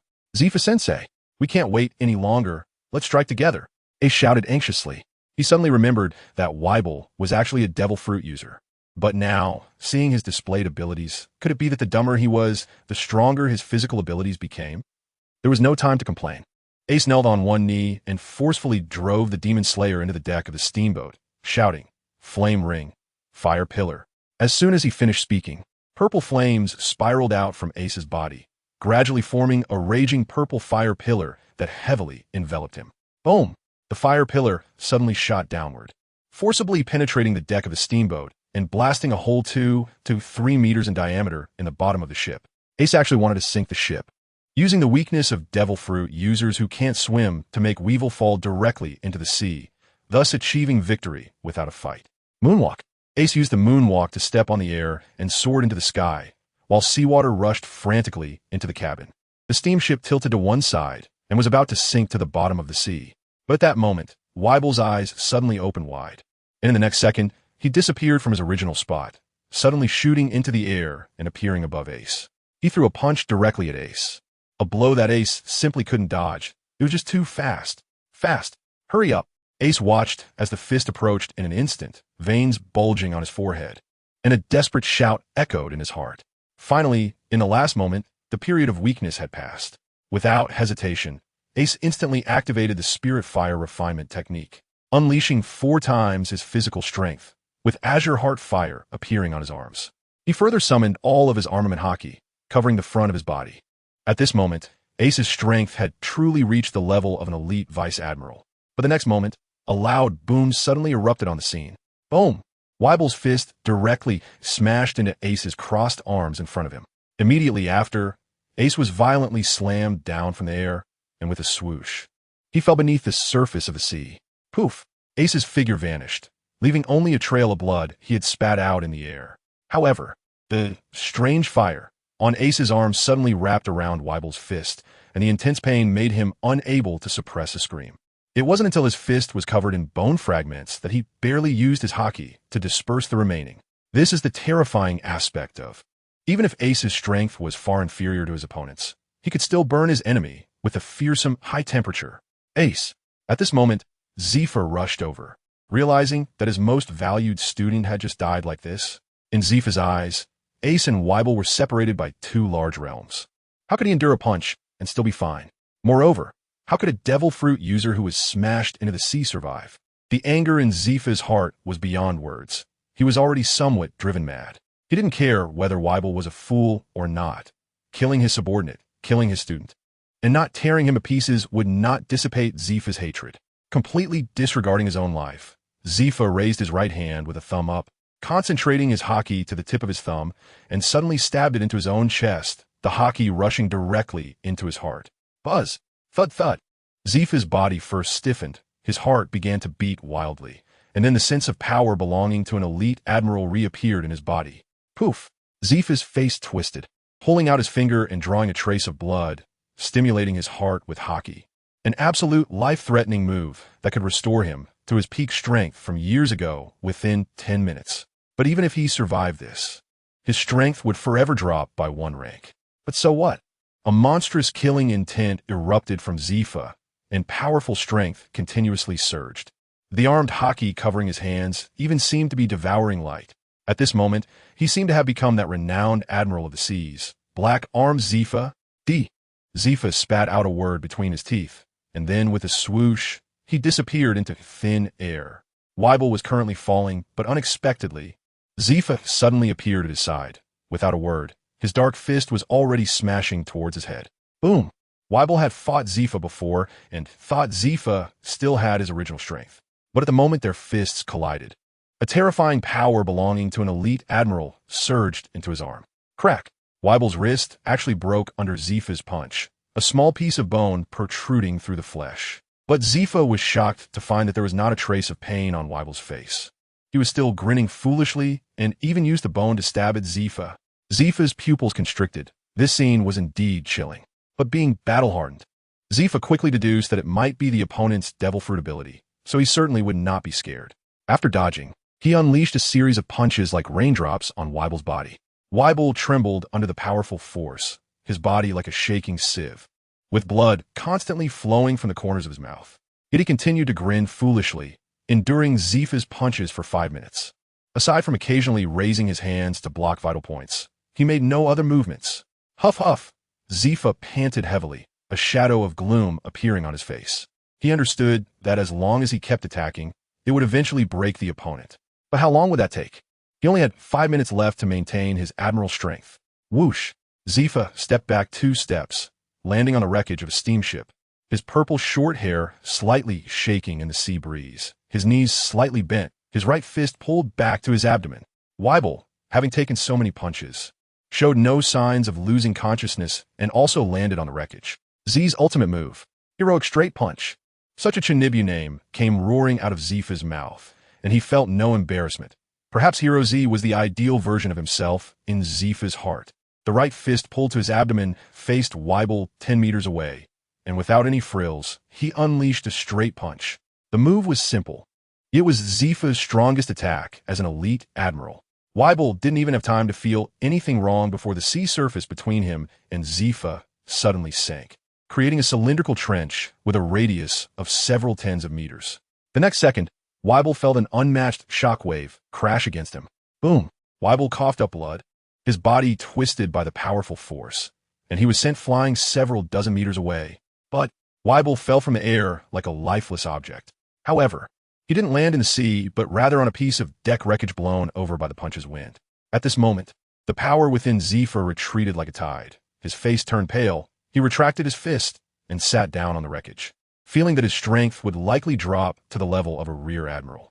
But looking at Weibel, whose body was already distorted beyond recognition, Zifa let out a sigh of relief. In that state, he should be completely dead, right? Crack, crack, crack. Just then, a series of dense, bone-crunching sounds echoed from Weibel's body, and his fat figure actually began to tremble. Zifa's face changed drastically. He wasn't dead yet. Zifa watched in shock as Weibel's body slowly began to recover from its distorted state amidst the cracking sounds of his bones. And in the end, he actually stood up. Zifa gritted his teeth and stood up again.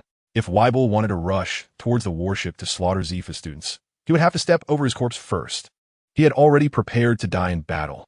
But a moment later, Weibel surprisingly didn't turn around. Instead, he stepped on the wooden boards, using his large knife as an oar, and began to escape in the direction away from the warship. Even with Weibel's intelligence, under Zifa's overwhelming pressure, he had already sensed fear. Zifa was first stunned, then quickly realized that the opponent's formidable recovery ability must have limits and should have reached its peak now. But the revenge for Ace and those fallen seamen could not be achieved. Zifa sighed skyward, tears streaming from the corners of his eyes. He was now too weak to chase after Weibel. Weibel desperately tried to escape, feeling too weak to fight anymore. But when he realized Zifa was not pursuing, he was about to breathe a sigh of relief. Gurgle, gurgle. Suddenly, from a distance, Zifa saw the sea water beneath Weibel's feet suddenly stir, bubbling up countless bubbles. Under the sea, a faint blue light flashed, and schools of fish floated to the surface, rolling their eyes. It was as if a terrifying high temperature had instantly cooked them. Blue Lotus layered flame / 40 layers. A deep voice seemed to penetrate the seawater, reaching everyone's ears. As the voice fell, a piercing blue light pierced through the sea surface, creating vast clouds of steam. And a blue flame sword aura over 10 meters long split the seawater in two, slicing through the deck beneath Weibel's feet, and then struck him. Weibel, whose power was nearly exhausted, could hardly withstand the terrifying high temperature of the. With a soft swoosh, the sword energy swept through his body. Still frantically swinging his large knife, Weibel instantly froze in place, his face filled with disbelief. Suddenly, a clear sword mark appeared in the center of his body, splitting him in two. Green flames erupted abruptly, instantly turning him into a flaming lotus, which slowly turned to ashes. Splash! Under the sea, Ace emerged somewhat disheveled, jumping onto a piece of wreckage before immediately lying down. After coughing twice and spitting out a mouthful of blood, Ace bitterly smiled to himself, saying, I just recovered from the weakened state, and I guess I'll have to lie down for another week. But at least I finally avenged those Marines. and the crisis that had been tense for over a year has finally passed. Ace let a long sigh. Ace. Zephyr struggled to leap over, asking in surprise, how can you use your abilities underwater? Ace can certainly do it. After all, the flame ability he is using now comes from the system, not from the devil fruits of the One Piece world. Although he lacks the ability to elementalize his body, he doesn't have to fear the sea. Just survive, just survive. When Zephyr saw that Ace didn't respond and didn't ask further, he seemed to have exhausted all his strength and collapsed beside Ace. This incredibly strong old man smiled, tears streaming down his face because of Ace's survival. However, he quickly wiped them away, and no one saw. The intense fatigue after the fierce battle caused both of them to lie down on the wreckage and fall into a deep sleep. In Ace's blurry vision, he saw the remaining recruits on the warship rushing over. After this encounter, the losses were counted. Among the 156 sailors on the warship, 32 were dead, and 54 were injured, including 12 who were severely injured and would inevitably be disabled. Among the 19 recruits from a naval base, 1 was dead and 6 were severely injured. Zephyr and Ace remained unconscious after the fierce battle, which could be considered a heavy loss. But they had forever left the bounty over 300 million pirate weeble in this sea. Looking at the bodies covered with white cloth, each pale-faced companion who still gritted their teeth despite the pain, the remaining sailors on the ship were filled with deep hatred for that weeble. When they heard that it was Ace who finally cut Weeble in half, they all admired and cherished this child who was even younger than them from the bottom of their hearts. The nurses in the infirmary were more careful when treating Ace's wounds. Looking at his somewhat pale face, they couldn't help but feel pity. If they knew that according to the original script, aside from Ein and Binz, everyone else on the warship would have been killed by Weeble, including Zephyr, who would have lost an arm, their admiration and gratitude for Ace would have been even stronger. Of course, Ace wouldn't actively say these things.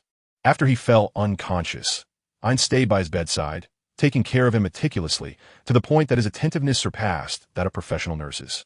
After receiving the news of Zephyr's attack, the naval headquarters immediately dispatched 3 warships from the nearest base to escort him. So a week later, they finally arrived safely at the naval headquarters, Marineford.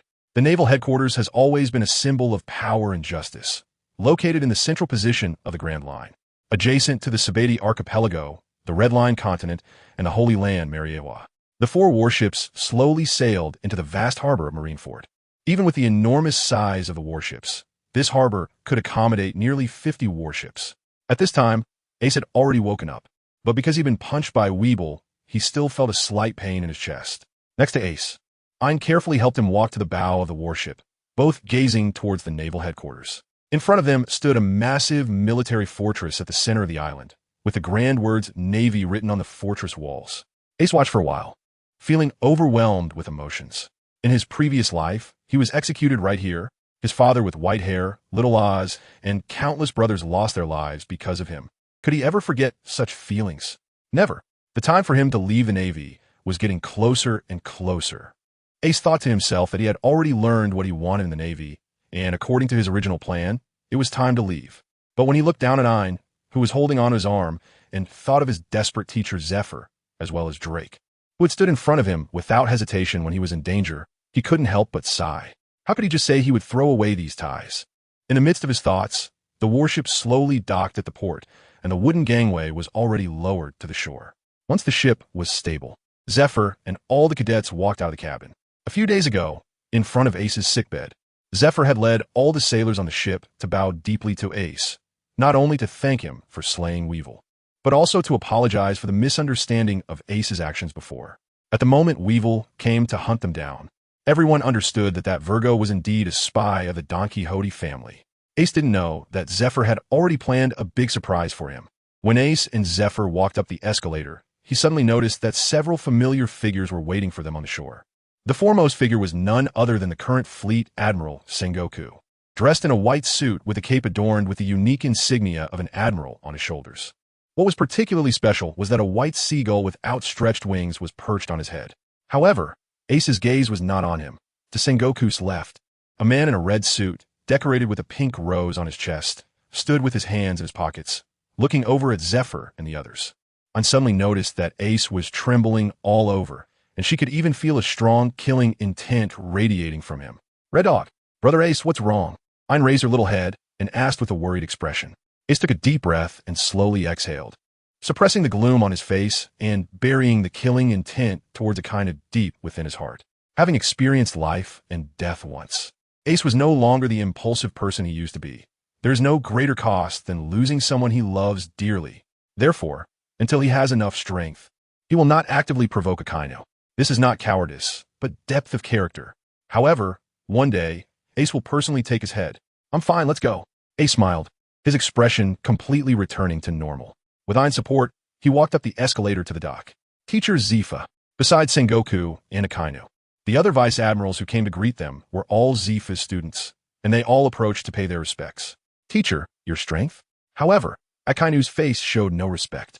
Instead, he frowned at Zifa's diminished power. In his view, without strength, how could one uphold absolute justice? Perhaps he should suggest to the higher-ups that the teacher retire early. Zifa's expression darkened slightly. Although the 3 admirals of the Navy were all his students, only Akiji had the best relationship with him. Kizaru always appeared lazy and relied too much on his devil fruit powers, while Akainu was a ruthless individual who would stop at nothing. "Enough, Sakazuki. Zifa is your teacher." Sengoku frowned and stopped Akainu from speaking further. "I have official business to attend to, so I'll take my leave." But Akainu, unfazed, stuffed his hands into his pockets and turned to walk towards the base. Since Zifa no longer had the strength to enforce justice, he saw no need to welcome him. Sengoku's face turned dark, but he couldn't do anything about Akainu for now. After all, he had just assumed the position of Fleet Admiral, and his authority was still weak. While Akainu was directly commanded by the 5 elders, which made him bold. Sengoku, he turned to Zifa to apologize, regretting bringing Akainu along to greet them. "It's fine. I've gotten used to this guy's temperament. He treats those he deems useless like this." Zifa waved his hand generously, then smiled as he pulled Ace closer and introduced him. "This is Ace, the one I mentioned to you last time. If it weren't for him during this attack, we would have likely faced total annihilation." "Oh." Sengoku's gaze shifted to the child wearing an orange hat, his eyes sparkling with a smile. He had a good impression of this little monster who saved his old friend's life. "Kid, what's your full name?" Zifa's eyes lit up, knowing that his old friend had developed an appreciation for talent. With Sengoku as a fleet admiral looking out for Ace, he would at least be safe from any potential underhanded rules. Poor Gas D. Ace. Ace felt there was nothing to hide about his name. A real man does not change his name or surname. D? Sengoku's pupils constricted. Could he be from the D clan? They were a group of lawless individuals, the natural enemies of the gods. "Hey, Sengoku, you don't have a bias against the DS, do you?" Zifa saw Sengoku's expression and knew what he was thinking. So he quickly added, "If you do, I might have to report to that old guy Garp." Upon hearing Garp's name, Sengoku's face darkened. How could he have forgotten that old man? However, saying Garp was lawless didn't seem wrong either. Sengoku couldn't help but internally complain, but on the surface, he laughed a couple of times to hide his embarrassment. Good name, good name. All right, since you also think this kid is good, I'll be straightforward. Ace has grown to the point where I can no longer teach him anything, so I plan to graduate him now." Zifa continued without exposing Sengoku's thoughts. As for his rank after graduation, Zifa paused and continued in a nonchalant tone. "It shouldn't be too high. Just make him a vice admiral for now." "What?" Sengoku couldn't help but curse under his breath, feeling a headache coming on. A vice admiral rank isn't high? There has never been a precedent for someone to be made a vice admiral without graduating. As fleet admiral, he was only 2 ranks higher. How shameless can you be? While he was internally complaining, he quickly realized his mistake. The dignity of the fleet admiral must be maintained, so he shouldn't curse. Taking a deep breath, he said as calmly as possible, "But no one has ever graduated as a vice admiral." "Why not?" Zifa raised an eyebrow. "What are the promotion conditions for vice admirals? Tell me."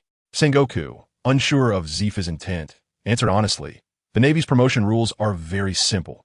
Everything depends on strength and military merit. Then Ace's strength must already be at the vice admiral level. I, as his teacher, can vouch for that," Zifa said proudly. Meanwhile, Ace touched his nose. In reality, his physical strength was only at the elite rear admiral level, still a bit short of what Zifa claimed. However, his abilities, combined with his unique fire powers, could indeed be said to reach the vice admiral standard. Sengoku, knowing Zifa's nature, understood he wouldn't lie, so he instinctively believed him. But what about his military merit? Ace had already slain a pirate with a bounty of over 100 million half a year ago, and had helped the Navy capture the lieutenant-level spy Virgo this time, which was a significant achievement. Zifa emphasized, "Wait a minute, this matter is still under investigation." Sengoku glanced at Ace, smiling wryly. What else is there to investigate? That Don Quixote has already sent people to retaliate. Isn't that enough proof? Zifa was a bit angry. As soon as he woke up, he used a din mushy to notify the Navy headquarters to clarify the previous misunderstanding about Ace. He didn't want Ace to continue being wronged. So he resolutely said, the guy who came to kill us is named Weevil. His bounty is 320 million. Although I think this bounty doesn't match his strength. It should be enough for Ace to have enough military merit for a promotion. Sengoku could only smile bitterly. But he admitted that Ace's strength was indeed sufficient for the position of Vice Admiral. All right. Why are you still holding a grudge against me? I agree. But positions above Vice Admiral must be appointed directly by the world government and will certainly undergo strict background checks. I probably won't be able to give you an answer for a while. Ha. That's more like it. Come on, I'll treat you to a drink. Upon hearing Sengoku's words, Zifa laughed heartily, throwing an arm around his neck as they walked toward the fortress. Watching the two high-ranking officers gradually walk away, the remaining people couldn't help but focus all their attention on Ace, including the vice admirals, whose eyes were filled with envy and jealousy. How long did it take them to become vice admirals? How old is Ace? 11 or 12? It's really infuriating how people can be so different. Brother Ace, you're going to become a vice admiral. Ein's eyes sparkled with little stars, her face full of excitement, as if she were the one becoming a vice admiral. Huh, you have to take us with you in the future. You're right, I didn't expect our class of trainees to break history. Ace will definitely become an admiral in the future. A group of trainees gathered around, chattering and joking. Since Ace risked his own safety to fight against Weevil and save the lives of the entire fleet, these Navy trainees have regarded him as a brother from the bottom of their hearts. All right. Let Ace go rest for a bit. He has not fully recovered yet. Drake laughed as he pushed through the crowd surrounding Ace and went ahead to ask about everyone's accommodations. Ace could only smile awkwardly and follow along. But he felt troubled inside. He had accidentally made a big mistake. He didn't want to be in the middle of this. He wanted to escape. He wondered if others knew his thoughts. Would they hit him? Crack. Doflamingo's forehead veins bulged, and the wine glass in his hand was crushed into pieces. Red wine slowly flowing down his palm, resembling fresh blood. Useless. This useless piece of trash. After extreme suppression, Doflamingo finally couldn't control his inner rage and shouted out. The news of Weevil's death had just arrived, and Doflamingo didn't expect to stumble again with the same person so soon. It should be known that he had already paid half the deposit to have Weevil take action, meaning 250 million berries had just gone down the drain. But the death of Virgo was the root of Doflamingo's anger. He had originally thought he could kill the opponent for revenge. But it turned out to be another empty victory. Zifa? He didn't expect that at 65 years old, he still had such strength. Torpal's expression was also exceptionally grim as he gritted his teeth and said, at this moment, in the Great Hall, Toripol, Pika, and Diamante, the three highest-ranking officers, had all gathered. The three of them and Virgo were the most special existence in the Don Quixote family. 10 years ago, after Doflamingo lost his celestial dragon status, the people who had been bullied by the celestial dragons seemed to find an outlet for their venting, torturing Doflamingo madly. And at that time, Doflamingo was close to death. It was those four highest-ranking officers who appeared at that time, giving Doflamingo the string fruit, giving him the power to rise. Therefore, in Doflamingo's heart, their status far exceeded that of others. But now Virgo was dead. There were no words to describe the anger in their hearts. Toripol, starting today, you will specifically gather intelligence on Zifa and that Ace kid. As long as they dare to come out of the Navy headquarters, I want them dead. Doflamingo's expression was ferocious, no matter what method. Do you understand? Yes. Toripol replied and slowly withdrew. He certainly understood what Doflamingo meant. In this world, wanting to kill someone doesn't necessarily require a head-on confrontation. Assassination, poisoning, there will always be a time when a person lets their guard down, and that would be their time of death. After that day, in the underground world, countless assassins and thugs suddenly discovered two private bounties. Zifa, 500 million berries. Ace, 200 million berries. As long as the target's death is confirmed, the bounty can be claimed directly, and the method is not restricted. Zifa's name is well known, so these thugs dare not act recklessly. But this kid named Ace is actually worth 200 million berries. To them, this is essentially a gift. Thus, countless cunning and ruthless assassins have already begun to investigate Ace's information, preparing to assassinate him at the right moment. Another week has passed, and Ace has fully recovered under the care of the Navy headquarters. He is unaware that countless assassins have their sights set on his head. During this week, he also contacted Law and Willie through the transponder snail he had given them earlier, instructing them to cross Reverse Mountain first and find an old man named Kurokas at the entrance of the Grand Line in the Twin Cape, and wait for him to come pick them up. Thinking about what he had told Law and Willie, Ace couldn't help but smile. This Kurokas is the ship's doctor of his father, the Pirate King. After the Roger Pirates disbanded, he has been guarding the lighthouse and taking care of the giant whale Laboon. Laboon's story is very touching, but that's not the topic here. I just wonder if Law and Willie will drive the old man crazy while they are with him. Knock, knock. Ace, your appointment news has come out. It's been approved from above. Drake knocked on the door and he shouted excitedly. Ace reached out to open the door, but there was no expression of excitement on his face. Instead, he wore a strange look he had accidentally mixed with the high ranks of the Navy. If he left later, he wondered if those government officials would be shouting in their hearts. Let's go take a look first. Ace thought for a moment. He wouldn't just leave now, so he decided to go take a look first. Meanwhile, at the top floor of the headquarters fortress, Akainu was stepping out of his office, preparing to use the special Den Mushi to contact the Gorosei to discuss Zephyr's position. But just as he stepped out, a Brigadier General's aide rushed over, holding a pile of documents. As the Brigadier General was about to run past him, Akainu grabbed the collar of his uniform and said in a deep voice, "You see your superior and you don't salute? As a Brigadier General in the headquarters, what kind of behavior is this?" The Brigadier General, realizing that it was the Admiral Akainu stopping him, was already sweating profusely and immediately saluted respectfully, saying, "Sir, I apologize. The materials for the newly appointed Vice Admiral just arrived, and if I don't deliver them quickly, it will cause delays." "Oh, there's a new Vice Admiral?" Akainu's expression softened slightly. After all, this Brigadier General was busy with official business. "Which division's Rear Admiral has met the promotion requirements?" "Reporting, sir, it's not. It's an elite cadet who just graduated from the Naval Training Base." The Brigadier General spoke with a hint of envy. After all, he had been in the service for so many years and was only a Brigadier General. Look at that person, graduating directly as a Vice Admiral. Unprecedented. Upon hearing this, Akainu's brow immediately furrowed. He knew that back in the day, when he, Kizaru, and Akiji graduated, they were only Rear Admirals. This person was stronger than they were back then.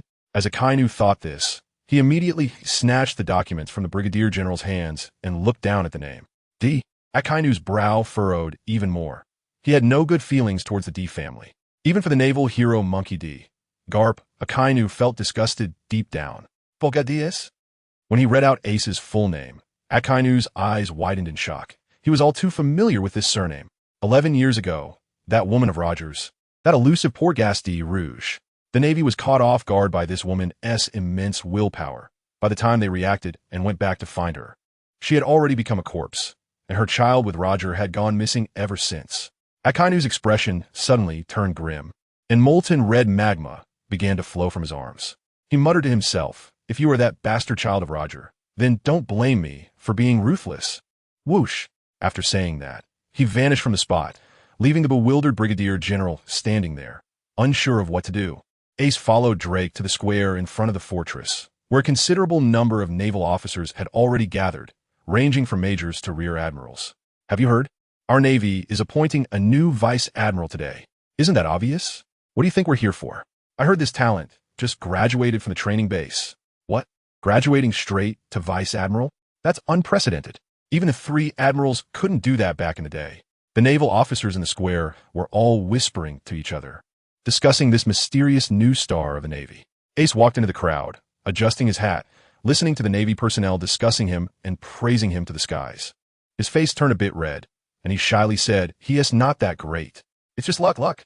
Originally, Ace was just being modest, but to the ears of the surrounding Navy, it sounded different. Clearly, this kid was envious. Moreover, seeing that Ace looked only about 11 or 12 years old, with his worldview still being shaped, he shouldn't be swayed by feelings of jealousy. This child needed proper guidance from them. The surrounding Navy immediately turned to him and earnestly advised, "New recruit, you must understand a principle. When dealing with someone stronger than yourself, you need to be humble enough. Never let jealousy blind your eyes." Well said. If you keep this up, you can forget about getting stronger. Just look at this Vice Admiral who was promoted today. How did he earn the rank of Vice Admiral right after graduation? He must be a diligent, hard-working, and humble learner. Ace was completely bewildered. Could it be that the newly appointed Vice Admiral today wasn't him? That didn't make sense. How could there be a gathering for vice admiral appointments? It seemed that the Navy, fearing they might upset Ace, patted him on the shoulder and comforted him, saying, "Don't be disheartened. As long as you correct your mistakes from now on, you'll have the chance to become an officer in the future." All right, everyone stand at attention. Before Ace could speak, a high-ranking official from the world government stepped onto the flag-raising platform in the center of the square, holding a stack of documents to issue commands. To be honest, the discipline of the Navy was quite strong. Regardless of rank, they immediately formed a neat line. "Hello, everyone. I believe you already know what will happen today," the government official said with a smile. "The appointment ceremony for vice admirals and above is directly presided over by our world government. So congratulations to everyone. Today our Navy will gain another powerful vice admiral." What made me even happier was that this vice admiral was really young, only 11 years old, which means he has limitless potential. Ha ha ha. This statement shocked all the Navy personnel. What was going on? Only 11 years old? Isn't that still a child? However, this is the world of One Piece, where strength determines everything. After a moment of astonishment, they admired this soon-to-be vice admiral even more, marveling at such a genius. Who is it? After the shock, some sailors couldn't help but look around for this person's figure. The official, holding the script, said with a hint of emotion, "Vice Admiral Ace, please come up to the flag-raising platform." Ace touched his nose, his expression somewhat strange as he made his way through the crowd towards the flag-raising platform. Wow. The Marines who had just reprimanded Ace were completely shocked. What was going on? Could it really be this kid? They had just criticized him for being jealous and told him to work harder, saying maybe he could become an officer in the future. But now he already had a rank that they had to look up to. What does it mean to be a vice admiral? It's important to know that in the vast organization of the Navy, there have never been more than 20 vice admirals. A few of the Marines couldn't help but swallow hard, their faces turning as red as if they were about to bleed. They had lost all their face, all right. Ace slowly walked towards the flag-raising platform. To be honest, he really didn't want to stay in the Navy for long. He just accidentally achieved the rank of vice admiral. His feelings were complicated, but for some reason, he felt a little pleased. Ace stepped up to the flag-raising platform and approached the government official. The official smiled and said, "General Ace, in the past year, you first killed the bounty of 100 million, the beheader Austin, then eradicated the underground organization Poker in the North Sea. And just a few days ago, you delivered a fatal blow to the notorious pirate Edward Weevil, who had a bounty exceeding 300 million. After hearing about Ace's achievements, there was a stir among the crowd. They had initially thought there might be some questionable aspects to Ace's appointment. But now, having taken down a pirate with a bounty of 300 million, what does the rank of a rear admiral even mean? With such strength and accomplishments, the position of rear admiral is well-deserved. With this in mind, the sailors in the audience looked at Ace with changed expressions. What is this kid's future limit? Admiral? Fleet admiral? Commander-in-chief? At this moment, sailors of all ranks, whether majors or brigadiers, couldn't help but applaud Ace. All right, quiet down. The official smiled as he calmed the crowd, then gestured behind him. Immediately, a ceremonial soldier stepped forward from the audience, holding a tray with both hands. Marching to the side of the two, Ace looked into the tray and saw a neatly folded justice cloak adorned with a major general's insignia placed in the tray. Give it a try. The official raised his right hand, gesturing for Ace to put on the cloak. Ace was not shy about it. To be honest, he also thought the cloak looked quite cool. So he directly took out the cloak, shook it in front of him, and then, holding the two corners of the cloak with both hands, he flicked his wrists and draped it over himself. The pure white cloak fluttered slightly in the sea breeze, with the words "Justice" written in cursive on the back. I have to say, Ace truly exuded a bit of a domineering aura at that moment. Below the arena, the trainees at the training base were all looking up. When will we be promoted to rear admiral? They all had envious looks on their faces, but there was no jealousy towards Ace. They were genuinely happy for him. Among them, I was the happiest. My man is really amazing. Ein realized what he had just said and nervously looked around, relieved to see that no one had heard him, but his cheeks still turned red. What, my man? Ein repeated it quietly to himself and cautiously glanced at Ace. Then he covered his face with his hands and exclaimed, "Oh no, I'm so embarrassed." Before the awarding ceremony ended, the government official smiled and handed Ace a katana, saying, "This fine blade, Cold Moon, is your promotion reward. I hope you can use this sword to eliminate more pirates." Ace's eyes lit up as he immediately took the knife. But he couldn't help but murmur to himself, "You're probably going to be disappointed. I can tell you this knife won't last until tomorrow." The supreme knife he had snatched from the poker card auction was currently in the strange fire system space because he couldn't devour it and feared it would be confiscated. But this good knife came at just the right time. As soon as Ace swallowed it, his physical strength would immediately reach the peak of a rear admiral. Speaking of which, he was clearly still at the rear admiral level in physical strength, but already held the rank of vice admiral. It seemed he needed to quickly improve his strength. Thinking of this, Ace felt a bit restless, eager to let the system devour the cold moon immediately. But there were too many people around, making it difficult to act. All right, Ace, you are now a formal vice admiral of the Navy headquarters. The awards ceremony ends here. An official smiled and patted Ace on the shoulder, about to turn and leave when suddenly a piercing sound of breaking air rang out. Whoosh! A mass of crimson magma fell from the sky, crashing down onto the square, and a surging heat wave caused several unprepared sailors to scream in pain. The magma bubbled and churned, slowly gathering together to form a figure dressed in a red suit. Admiral Akainu. The sailors, seeing the figure, all looked tense and respectfully saluted. Akainu emerged from the magma, but completely ignored the sailors, casually flicking his cape and casting a cold gaze at Ace on the flag-raising platform. Are you the son of Roger? The scene suddenly fell into a strange silence, and Ace's expression gradually darkened. At the same time, a medium-sized warship was sailing towards the Navy headquarters. In the bow of the ship was the head of a gray dog holding a bone. Atop the dog-headed bow stood an old man wearing a dog-head hood, holding a fishing rod and fishing. Judging by the smile on his face, he seemed to be in a good mood. However, the end of the fishing line was shaking continuously. Grandpa, I was wrong. Don't fish me. Ha ha ha, what did you do wrong? Are you still going to be a pirate? The old man on the bow was Garp, and seeing Luffy admitting his mistake, he immediately laughed and asked, I don't want to be a pirate anymore. Luffy's voice came from below. Garp's face brightened, but Luffy continued, I don't want to be an ordinary pirate. I want to be the Pirate King. Damn it, you little brat. Garp's beard bristled with anger, and he raised his hand to stretch the fishing rod even longer, causing Luffy to scream again. Suddenly, the sea surface ahead began to boil, and then a Sea King with a dinosaur head suddenly burst out of the water, opening its large mouth full of sharp teeth and swallowing Luffy whole, crashing onto the deck of the warship with a loud bang. Garp was shocked, his eyes wide, and a stream of snot ran down.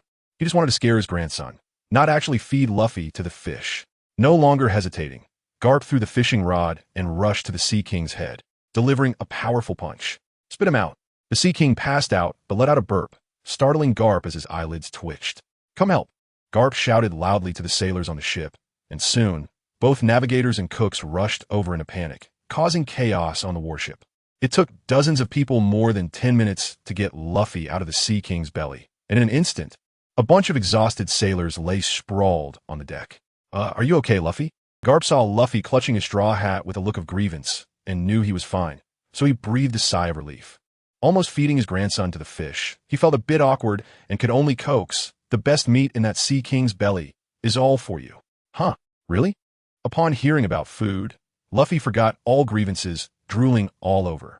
Garp, relieved that he had smoothed things over, ordered the cooks to deal with the Sea King and prepare dinner. Then, Garp picked Luffy up and jumped back onto the bow, setting Luffy down beside him.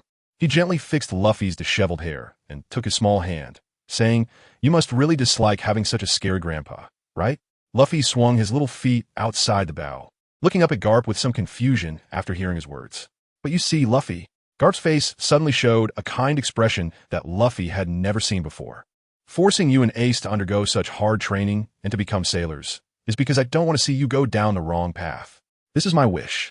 Garp ruffled Luffy's hair. Grandpa, Luffy murmured. Ha ha ha. All right, enough of that. Do you know why I brought you here? Garp laughed heartily, casting aside his earlier melancholy, and said proudly, because Ace is becoming a vice admiral today. Ha ha ha. My grandson is amazing. Really? Hearing Garp's words, Luffy suddenly became excited. His brother was indeed great. I need to work even harder since I'm going to be the Pirate King. Thud! Garp angrily punched Luffy on the head again, causing a meatball-sized bump to form immediately. Ouch, ouch, ouch. Luffy covered his head, tears filling his eyes, but he couldn't suppress his excitement. He hadn't seen Ace in over a year, and looking at the outline of the headquarters fortress in the distance made him increasingly happy. At this moment on the Navy Square, after the strange silence, it erupted into chaos, as sailors all cast incredulous looks at Ace. How is this possible? The newly promoted Vice Admiral of the Navy is actually the son of Pirate King Joel D. Roger? Impossible. Countless sailors shouted in their hearts. But would Admiral Akainu lie? The sailors' hearts seemed to be in turmoil, unsure whether to believe Akainu's words, ultimately just staring at Ace, waiting to see how he would respond. Akainu, do you know what you're saying? The government official's face darkened. He and Akainu were not in the same system at all, so he was not afraid of him. Ace's identity is guaranteed by both Zephyr and Garp. But Akainu ignored him completely, still coldly staring at Ace on the flag-raising platform. What's wrong? Are you too cowardly to even admit your own father? Are you just a coward? Ace suddenly laughed and scoffed, saying, Red Dog, you really are still that ruthless scum. Hearing Ace's words, the Marines in the square jumped in shock. This kid actually dared to speak to Admiral Akainu like that. Was he courting death? Even if you had Vice Admiral level strength, Akainu was a genuine admiral. He could kill you with just one hand. Akainu could no longer maintain his composure. His face twisted in rage as he said, You're looking for death. At this moment, although Ace did not admit it, even the government officials, no matter how foolish, had already understood Ace's identity. Thinking of this, he couldn't help but feel a pang of toothache. The Vice Admiral appointed by the government was actually the son of the Pirate King. Saying that out loud would make countless people laugh their heads off. So when he saw Akainu prepare to strike, he quietly walked down from the side of the flag-raising platform, tacitly allowing Akainu's actions. The government's scandal must be buried here today. From the moment Ace saw Akainu, he understood that there was no way to resolve things peacefully today. He knew Akainu's character. He was the kind of person who would rather kill an innocent than let a criminal go. Therefore, Ace didn't even bother to prepare a defense. Since he was exposed and couldn't escape, then let us fight. Ace looked at Akainu below the stage, raising an eyebrow as a surge of battle intent erupted from him. Although he had become more profound in this life, deep down, he was still that relentless fire fist Ace. With a flip of his right hand, the cold moon was directly absorbed by the system, which seemed to sense the crisis Ace was in at that moment. Therefore, without him needing to say a word, it absorbed and devoured the good knife. In the next second, a tidal wave of power surged into Ace's body. This time, the system was generous, transferring most of the energy into Ace, directly enhancing his physical strength to its peak. The remaining mysterious energy even upgraded the Spirit Fire refinement technique to the 4th level. Attributes: Physique, Major 10 Spirit Fire refinement technique. 4th level refinement energy, 0-200. Blue Lotus Earth Heart Fire, retrieving his thoughts from the attribute panel. Ace immediately took out the Supreme Great Knife Knight from the space. The several-meter-long blade shimmered with a pitch-black glow, and the sharp chill unique to the Supreme Great Knife made the Marines below widen their eyes involuntarily. The Supreme Great Knife. A knowledgeable Marine couldn't help but exclaim, What? Is it the Emperor among the 12 blades in the world? This Ace actually has such a treasure. And where did he just take this knife from? Did anyone see clearly? The Marines were overwhelmed with surprises today, and some with slower reactions might even have their worldview shattered. Meanwhile, in the square, Ein saw Ace in crisis and immediately wanted to rush to help, but was pulled back by Drake. Ein, you can't go, you will die, Drake said sternly. I'm not afraid. I want to help my brother. Ein struggled to break free, but found Drake unusually resolute. If you go now, you will only hold Ace back. What we need to do now is quickly find Teacher Zifa and Admiral Sengoku. Drake spoke as quickly as possible, as only they could help Ace now. To be honest, Ace's identity did shock both of them. But in just a moment, they unhesitatingly stood by Ace's side. This is true friendship among partners. You go find the teacher. I'll go find the Admiral. After Drake finished speaking, he leaped towards the square's edge, even using Shave to gain speed. I turned to look at Ace, and finally gritted his teeth and disappeared from the spot, silently thinking, Brother, you must be okay. Sizzle, sizzle. Before the flag-raising platform, drops of magma were already dripping from Akainu's right arm, and the boiling magma fell to the ground, scorching the hard stone square into various pits. The surrounding Marines could not withstand such high temperatures and staggered back several meters. Are you ready? Akainu asked with a dark expression, watching Ace prepare various things. It wasn't out of kindness, but rather a deep-seated disdain for Ace. His true goal was to defeat Ace, who had prepared for so long, with a single punch, causing him to collapse both mentally and physically. Ha ha ha! Ace suddenly burst into laughter, then raised his hand and tossed away the Navy Justice cloak that had just been draped over him. The white cloak floated in the air. Suddenly, a spark abruptly shot from Ace's fingertips and landed on the cloak. The words Justice were suddenly engulfed in flames, and the entire cloak was instantly reduced to ashes. Ace understood that from today on, regardless of whether he could survive this crisis, he could never be a Marine again. Neither the government nor the high-ranking officials of the Navy would allow the existence of a demon child like him in the Navy. Come on. Ace stared intently at Akainu, a smile at the corner of his mouth, holding his sword with both hands, full of fighting spirit. He was not a hesitant person, having made his decision.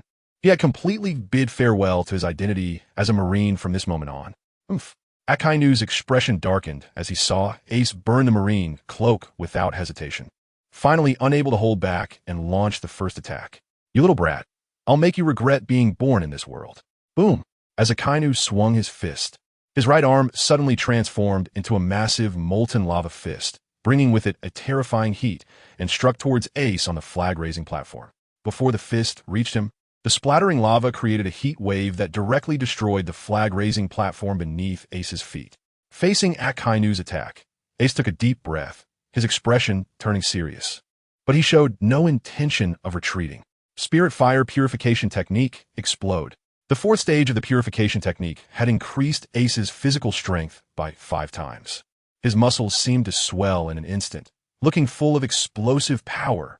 The Blue Lotus core fire suddenly erupted from Ace's body, instantly wrapping around the blade of his sword. The Supreme Great Knife was indeed one of the strongest weapons in the pirate world, and even under such terrifying flames, it showed no signs of melting. Blue Lotus layered flame / 80 layers.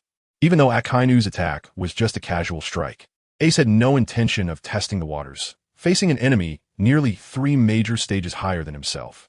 To think of holding back would be nothing short of seeking death. Ace's knight suddenly slashed down, a massive deep blue flame blade aura, carrying a terrifying temperature, seemed to distort the air as it charged straight towards Akainu's magma fist. Akainu, seeing the flames erupting from Ace's body, felt a hint of surprise, but immediately laughed disdainfully. What the flames? Just ordinary fire. I can burn even fire clean with my magma. I am completely superior to this ability. While still muttering to himself, his magma fist had already collided with Ace's flame sword aura. In Akainu's view, the sword aura would be crushed in the next instant. The surrounding Marines also believed that Ace would be directly killed by this terrifying punch. Boom! With a hiss, the next second, Akainu's magma fist fell into the disadvantage, and the blue sword aura suddenly pierced through it. Before disappearing, it even sliced the fist in half. Sizzling magma swept past Ace's sides, creating 2 10-meter-wide craters on the plaza behind him with a thunderous crash. Watching Ace still holding his sword pose, Akainu's smile gradually stiffened on his face. Gulp. It was unclear which Marine in the plaza swallowed first, but soon the sound of swallowing echoed one after another. Did I just see that correctly? Did Ace split Akainu's magma? No one answered him, because everyone had seen it. How strong is Ace really?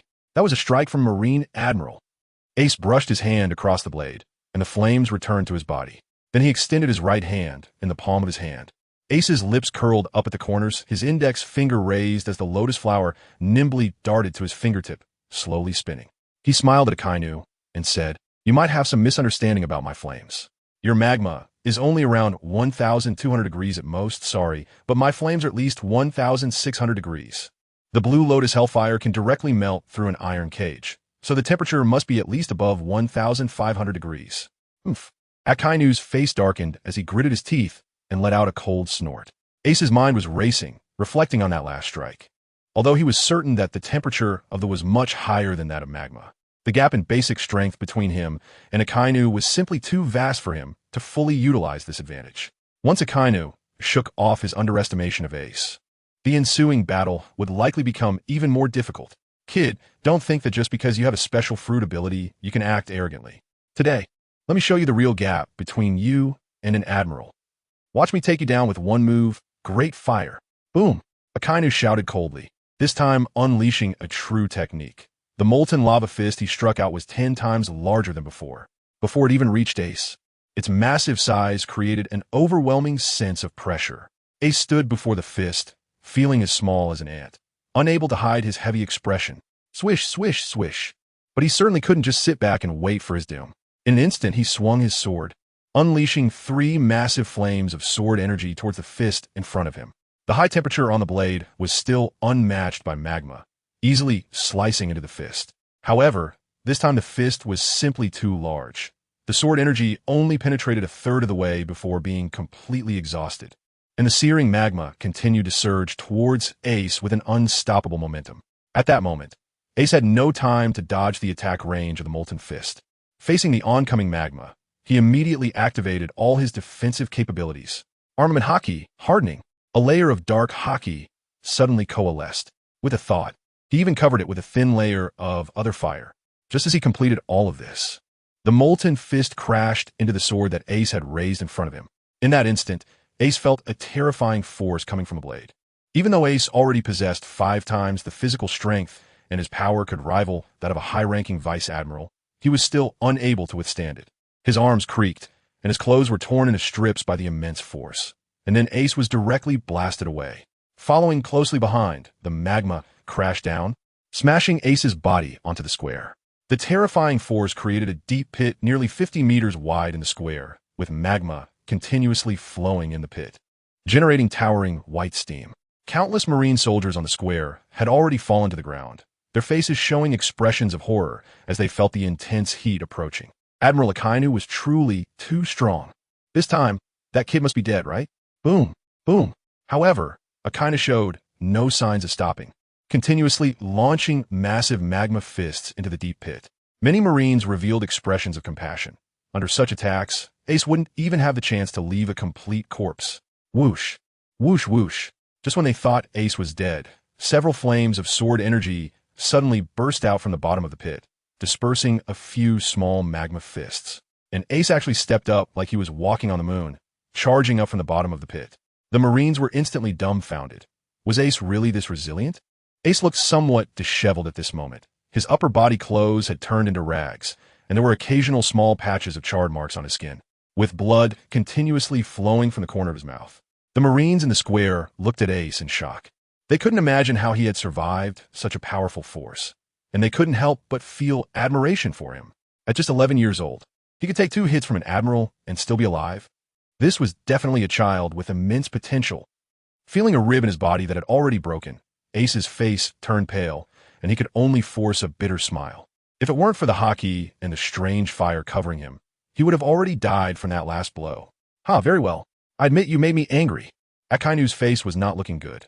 In his mind, a mere rear admiral could be dealt with in 1 punch. Yet after 2 hits, Ace was still lively, which made him lose face. It was as if he'd been slapped in the face twice.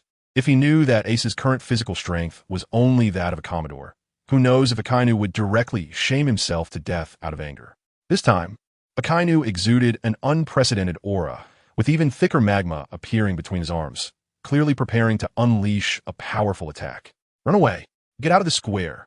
Those Marines who had seen Akainu in action immediately shouted in horror and turned to flee towards the square's exit, followed by all the Navy personnel in the square who changed their expressions drastically and hurriedly escaped.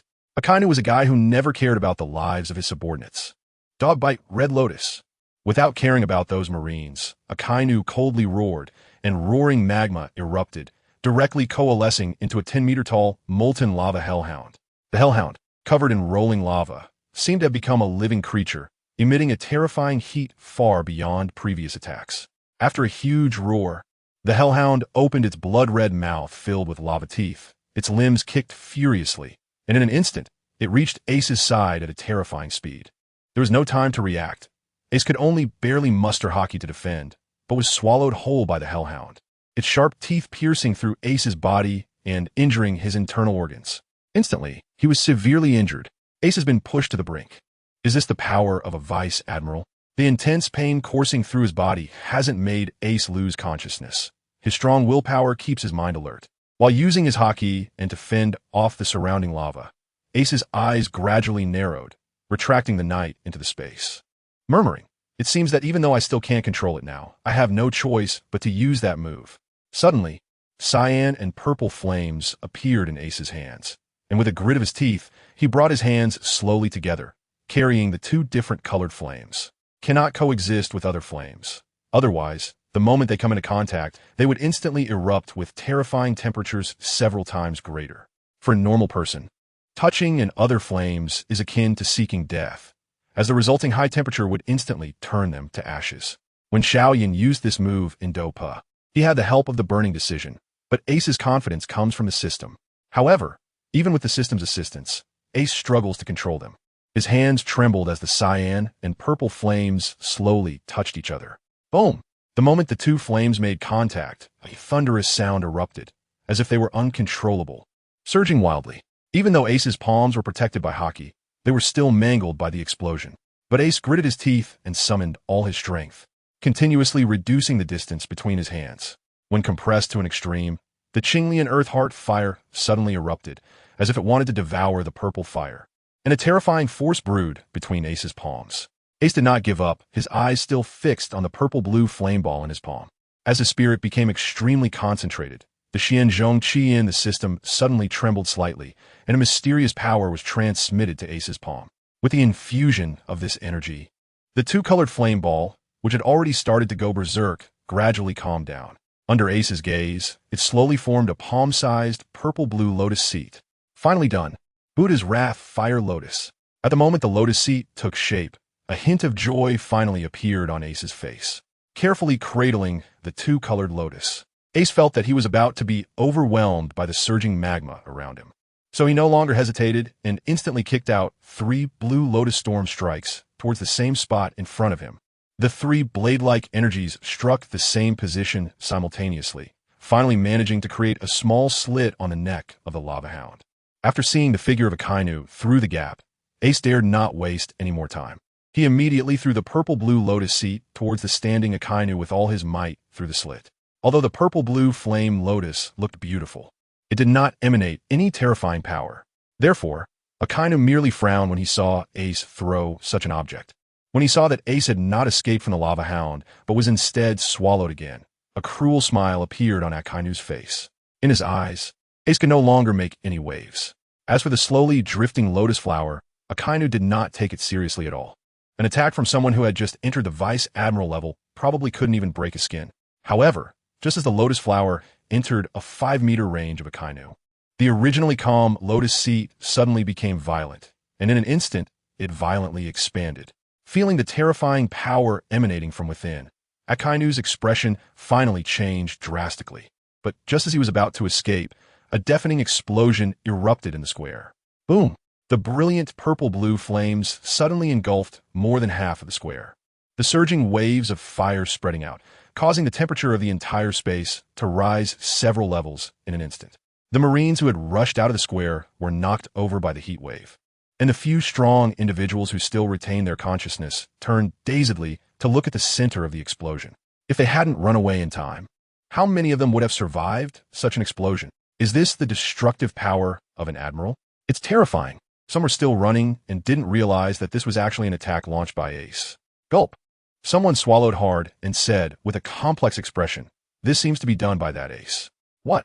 As the flames gradually dissipated, the original square had vanished without a trace, replaced by a dark pit dozens of meters deep. And Akainu, who was closest to the explosion point, undoubtedly suffered the most severe impact.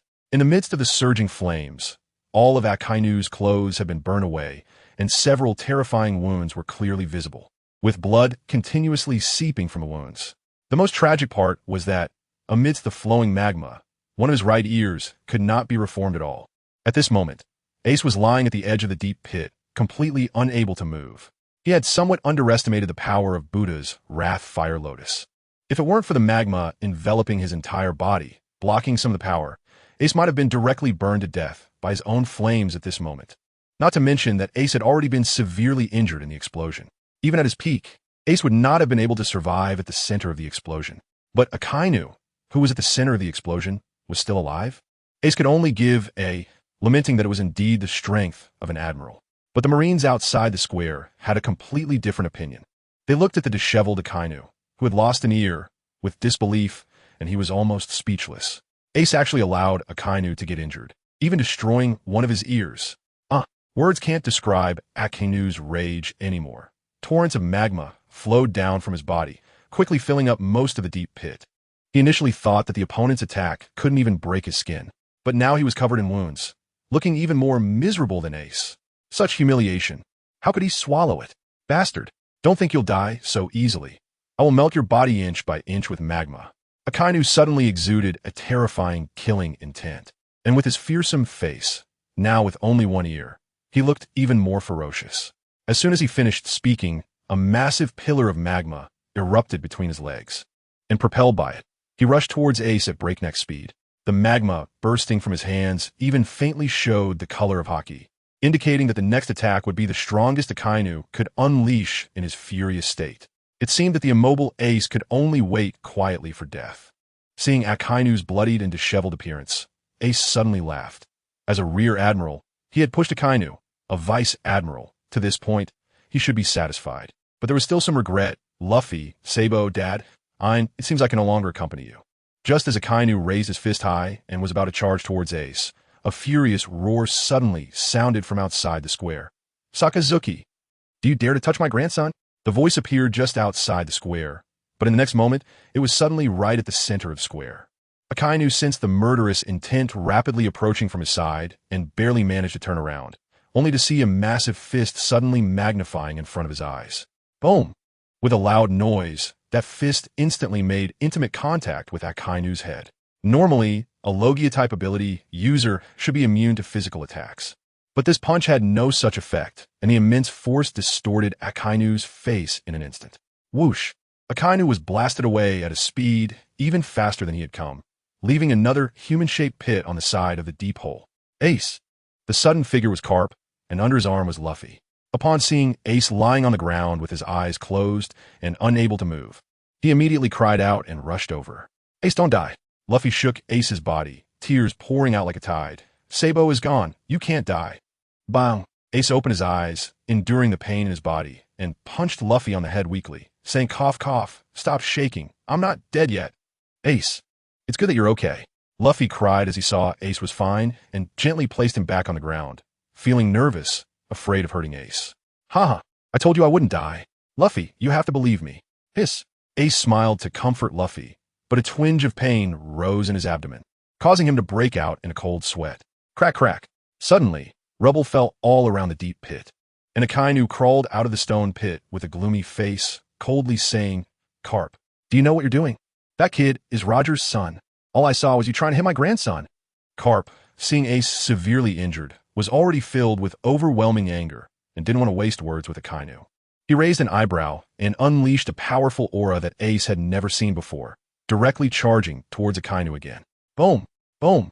Akainu never expected Carp would completely disregard his face and come at him with a barrage of punches and kicks.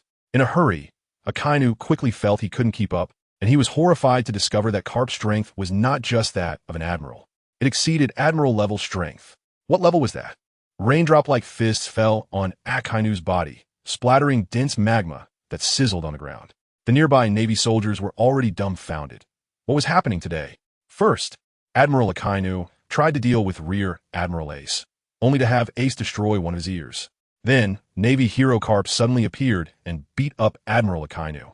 Hey, no, it seems like the one having the worst luck today is actually Admiral Akainu. Boom, boom, boom. Carp showed no mercy, and in a short time, Akainu was beaten to a pulp, looking utterly miserable. Meanwhile, Ein and Drake finally arrived with reinforcements. Zephyr and Sengoku rushed to the edge of the square, and upon seeing the scene, they froze in place. Isn't that Carp? Wasn't he supposed to come save Ace? Given the situation, shouldn't they be saving Akainu first? Sengoku's face looked the worst. He was nearly in tears, having just become the fleet admiral for a year. The Navy headquarters was almost being demolished. How was he supposed to report this to the higher-ups? Carp, you need to stop. Watching Carp and Akainu demolish a small part of the square, Sengoku became anxious. Boom! Boom! Carp seemed not to hear, still stubbornly punching Akainu. Did you hear me? I order you to stop. Boom! Boom! The rhythm was different this time, but Carp still didn't stop. Sengoku realized that if he didn't intervene, Carp might really hammer Akainu to death. Sengoku planted his feet firmly and suddenly appeared in front of Carp, the two strongest Navy members clashing with a punch.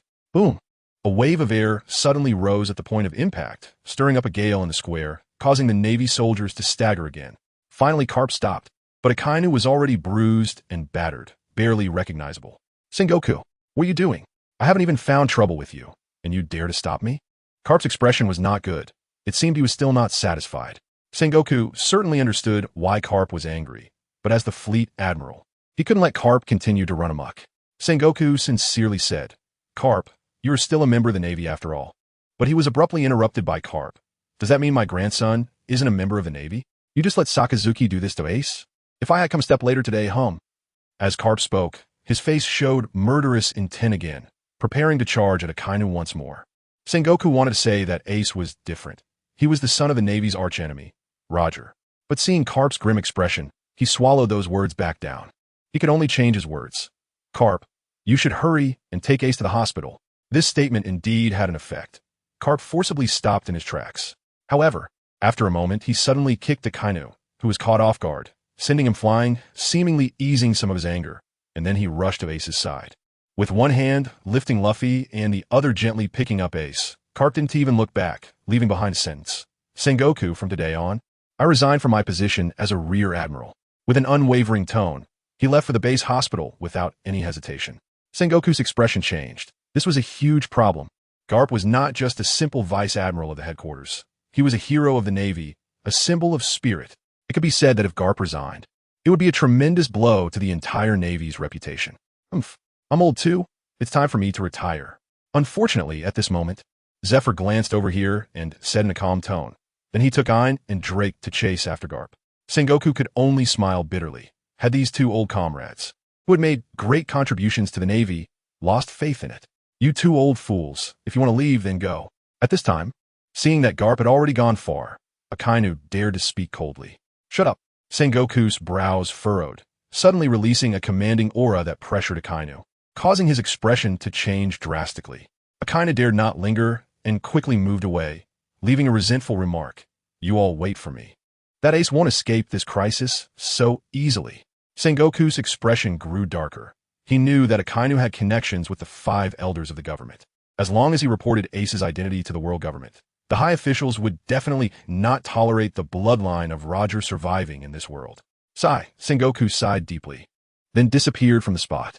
After all, he was just a pawn under the government's command. He could only do his job well and try to protect as many civilians as possible from disaster. Ace's situation was beyond their control. After being treated by the base doctor, Ace had already been moved to an intensive care unit. One cannot help but say that the people in this world have truly abnormal physiques, not to mention that Ace, whose physical strength had already reached the peak of a rear admiral, was feeling much better in such a short time. The few broken ribs in his chest had begun to itch slightly, clearly indicating that they were starting to heal. However, around Ace's hospital bed, there was already a circle of people. Garp, Zephyr, Ein, Drake, and even Luffy, who was hanging over the bed with his hands propped up. This made Ace feel a bit helpless, but more than that, he felt touched. Unbeknownst to him, as an orphan who lost his parents, so many people were now concerned about him. Brother Ace, are you feeling better? The first to speak was Ein, her face full of concern, with a hint of guilt hidden deep within her expression. I'm fine. Ace waved his fist vigorously, but the movement pulled at his wounds, causing a bead of cold sweat to form on his forehead. Yet his expression remained relaxed. You brat, why are you still putting on a brave face? Garp punched Ace on the head, angrily saying, 2 of your ribs are broken. It's strange that you're getting better so quickly. Hey, why are you hitting my student? Zephyr was displeased and rolled up his sleeves to push Garp. Oh, you old man. I'm disciplining my own grandson. What does it have to do with you? Garp frowned and pushed Zephyr back. All right, you still dare to hit me? Do you remember who carried you back when you were seriously injured on the battlefield for the first time? Zephyr stepped forward and grabbed Garp's beard. It hurts. As if I've never shielded you from a knife. Garp didn't back down either, grabbing Zephyr's purple hair. The 2 powerful Navy figures began to bicker and tug at each other. Who's making a scene in the hospital? A doctor, looking like the head of the hospital, suddenly burst through the door. Seeing the 2 old men causing trouble, he immediately shouted, You two. There are so many patients in the hospital. What if you disturb their rest? Get out. Upon hearing this, Zephyr and Garp instantly became obedient, bowing at a 90-degree angle to the doctor, and in unison they said, Sorry. Ace and the others were left speechless, seeing such proficiency. It was clear this wasn't the first time for this situation. The director snorted coldly and turned to leave the ward. Zephyr and Garp also obediently walked out. However, judging by the way they were tightly gripping each other's arms, it seemed there would be quite a battle outside. Cough! How awkward, Drake said with a strange expression. It was the first time he had seen his teacher behave like this and wondered if there would be a cover-up later. Ace and Luffy, on the other hand, were much calmer, as they had already gotten used to it. In Ein's eyes, there was only Ace, so she didn't pay much attention to the matters concerning Zephyr and Garp. After thinking for a while, Ein suddenly spoke with a somewhat sad expression. Ace, are you going to leave? Girls tend to be more sensitive. From the moment Ace and Akainu had a falling out, Ein already understood that Ace could no longer stay in the Navy. Upon hearing Ein's words, Ace was silent for a moment, then sighed and said, You all know my identity, right? Although I don't admit it, I really am the son of Roger. Hiss. Drake gasped when he heard Ace say this himself. He never expected his brother's background to be so terrifying. However, Ace is Roger's son and also Carp's grandson. Wait a minute. The relationships are a bit confusing. Seeing Drake's expression, Ace couldn't help but roll his eyes. He knew where Drake's thoughts were going. Don't think too much. Carp is just my god-grandfather. Ein's expression, however, did not change at all. She said firmly, no matter what Ace's identity is, he will always be my Mai. As she said this, a blush rose on her face, seemingly embarrassed to say it. And finally, she could only say, the person I care about the most. Haha, I understand. Ace reached out and ruffled Ein's sea blue hair. Then continued, I know you don't care about my identity, but that guy Akainu will definitely report my identity to the world government. At that time, they surely won't hesitate to eliminate me, the son of the devil. So I really can't stay in Navy any longer. I need to leave as soon as possible. At this point, Ace gently asked, Ein, Drake, would you be willing to come with me? Ein's face initially showed a look of happiness, but it was soon replaced by determination. Brother, we can't go with you. Ace was a bit surprised, but understood that Ein must have his own thoughts. So he continued to listen. We are still too weak to help brother with anything. If brother leaves, there will definitely be pursuers, and if we are on the ship, we will surely drag brother down. Ein's face was somewhat gloomy, seemingly blaming himself for not being strong enough. So we must continue to follow teacher Zephyr to learn. Once we finish our training, we will definitely go find brother. At this point, Ein suddenly took out a white card from his pocket, carefully tore off a small piece, put it back into his pocket, and then blushed as he handed the larger part to Ace. Brother, this is a life card I had someone help me make for you. We can use this to find you in the future. Ein seemed to see the confusion on Ace's face and stammered. I secretly left a piece of my nail when I was taking care of you last time to make this. Ace took the life card and suddenly stepped forward to gently kiss Ein on the forehead. He understood that Ein was right with their current strength. If they escaped the Navy together, it was very likely that someone would perish in the sea. Ein's small face instantly turned red, and she buried her head deeply, her mind going completely blank. Brother, he just kissed me. Oh, so embarrassing. At that moment, Luffy, who had been hanging by the bed, suddenly spoke up. But what he got in return was Ace's fist. You little brat, what do you know? Ace actually didn't know why he acted so impulsively just now, and his face was slightly flushed at the moment. But on the surface, he still had to maintain his authority as an older brother. A bump instantly appeared on Luffy's head, and he didn't understand why even Ace could throw out a loving iron fist now. Covering his head with both hands, Luffy fell to the ground with a thud. Although tears were hanging at the corners of his eyes, Luffy still said, Ace, I want to go to sea with you. Bang! Ace hit Luffy again and said, Stop messing around. Hurry back with Grandpa Carp. Ace certainly didn't want Luffy to come with him. After all, Luffy wasn't ready for an adventure yet. He didn't want to put Luffy in danger at this moment. So he resolutely ignored the somewhat aggrieved Luffy, who was holding his head, and turned to Ein and Drake, saying, I still need your help with something. Prepare a ship for me, along with enough supplies. I'm leaving tonight. Ein had been immersed in sweetness, but upon hearing Ace's words, she suddenly woke up, her eyes filled with reluctance. Are you in such a hurry? Yeah. Ace said no more, but the heavy expression on his face told them the answer. So, the two didn't ask any more questions and immediately turned to leave the hospital room. What surprised Ace was that Luffy also followed the two out. He didn't pay much attention, thinking Luffy was going out to find Garp. So he immediately closed his eyes and focused on operating the Spirit Fire refinement technique to speed up his recovery. That night, a small single-masted sailboat slowly sailed out of the Navy headquarters port under the cover of darkness. Ace was lying on the deck of the sailboat, still wrapped in bandages. But more than anything, he felt excitement. The ship was already filled with food and wooden barrels for water. Finally, they could officially set sail. Haha. Suddenly, a loud crash came from the cabin as a barrel tipped over, and Ace's expression suddenly stiffened. No way. Ace immediately sprang up and rushed into the cabin, only to see that the wooden barrels had been knocked over everywhere, and one of the barrel lids had fallen to the side. But there was not a drop of water inside, only, Luffy, what are you doing here? Ace grabbed Luffy by the collar and lifted him up, saying in disbelief, Didn't I tell you to go find Grandpa Garp? I want to be with Ace. Luffy tightly held onto his straw hat, covering his face, his shoulders shaking uncontrollably. Ace, you've been gone for over a year, and besides you, I have no one else to rely on. Luffy suddenly threw off his hat, tears streaming down his face, and he began to cry. Bang! Ace suddenly tapped Luffy's head, and then immediately pulled him into his arms. Feeling a bit heartbroken as he said, "You're already 8 years old. How are you still such a crybaby?" However, there was not a trace of blame in his tone, and he even felt a bit guilty. In his past life, he accompanied Luffy through his childhood, using their companionship to dispel each other's loneliness. In this life, he was determined to become strong quickly, wanting the power to protect his loved ones, but he had neglected his brother, who always needed him. Let's go together. Yeah. The next day, in the office of the Admiral at the top of the Navy headquarters fortress, crack! The desk in front of Akainu suddenly turned to powder, and with bandages wrapped around his head, covering one ear, he gritted his teeth and asked, "You mean that kid has already escaped?" "Yes." A sweating rear admiral cautiously replied in front of Akainu. "When we went to the hospital to arrest him this morning, he had already disappeared." "Oomph. Useless." Akainu glared at the trembling rear admiral, his face growing darker. "Get out of here." The rear admiral, feeling like he had been granted amnesty, immediately turned and rushed out of the room. Akainu sat in his chair, his expression shifting constantly. He touched the bandages around his ear, revealing a cruel look on his face. Taking a deep breath to adjust his expression, Akainu took out the snail phone that could directly contact the Gorosei. Beep, beep, click. The other side picked up the phone. "Sakazuki, what is it this time? Didn't we already agree to let you capture that kid named Ace?" He has already escaped."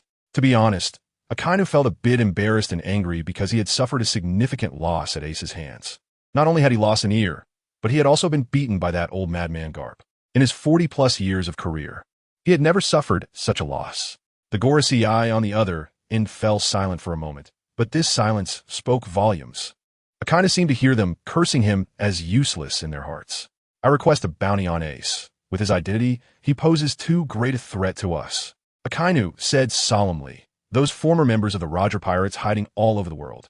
If they find out that Roger has such a son, then—" Akainu didn't continue, believing the Gorosei had already understood his meaning. "We approve." The voice of the Gorosei came through the snail phone. "Set the bounty at 250 million for now. However, do not indicate his identity in the wanted notice."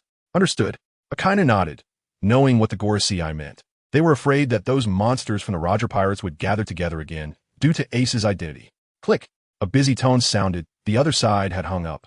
Akainu put away the snail phone, sneered, and immediately set off to prepare for Ace's bounty. With the direct order from the Gorosei, Garp and the others could not stop Akainu at all. Half a day later, Ace's wanted notice was printed and sent out to the four seas. Garp, furious, resigned and set sail back to the East Sea with his direct subordinates, while Zifa also chose to stop being a Navy instructor, instead taking Ein and Drake away from the Navy headquarters to focus on teaching the two in the days to come. On the light yellow wanted notice, Fallen Navy, Fire Fist, Ace, bounty 250 million. Meanwhile, with the issuance of the wanted notice, Ace's name echoed across the entire sea for the first time. In Dressrosa, Doflamingo held Ace's wanted notice and suddenly let out a chilling laugh. "Fufufu, this kid sure is unlucky.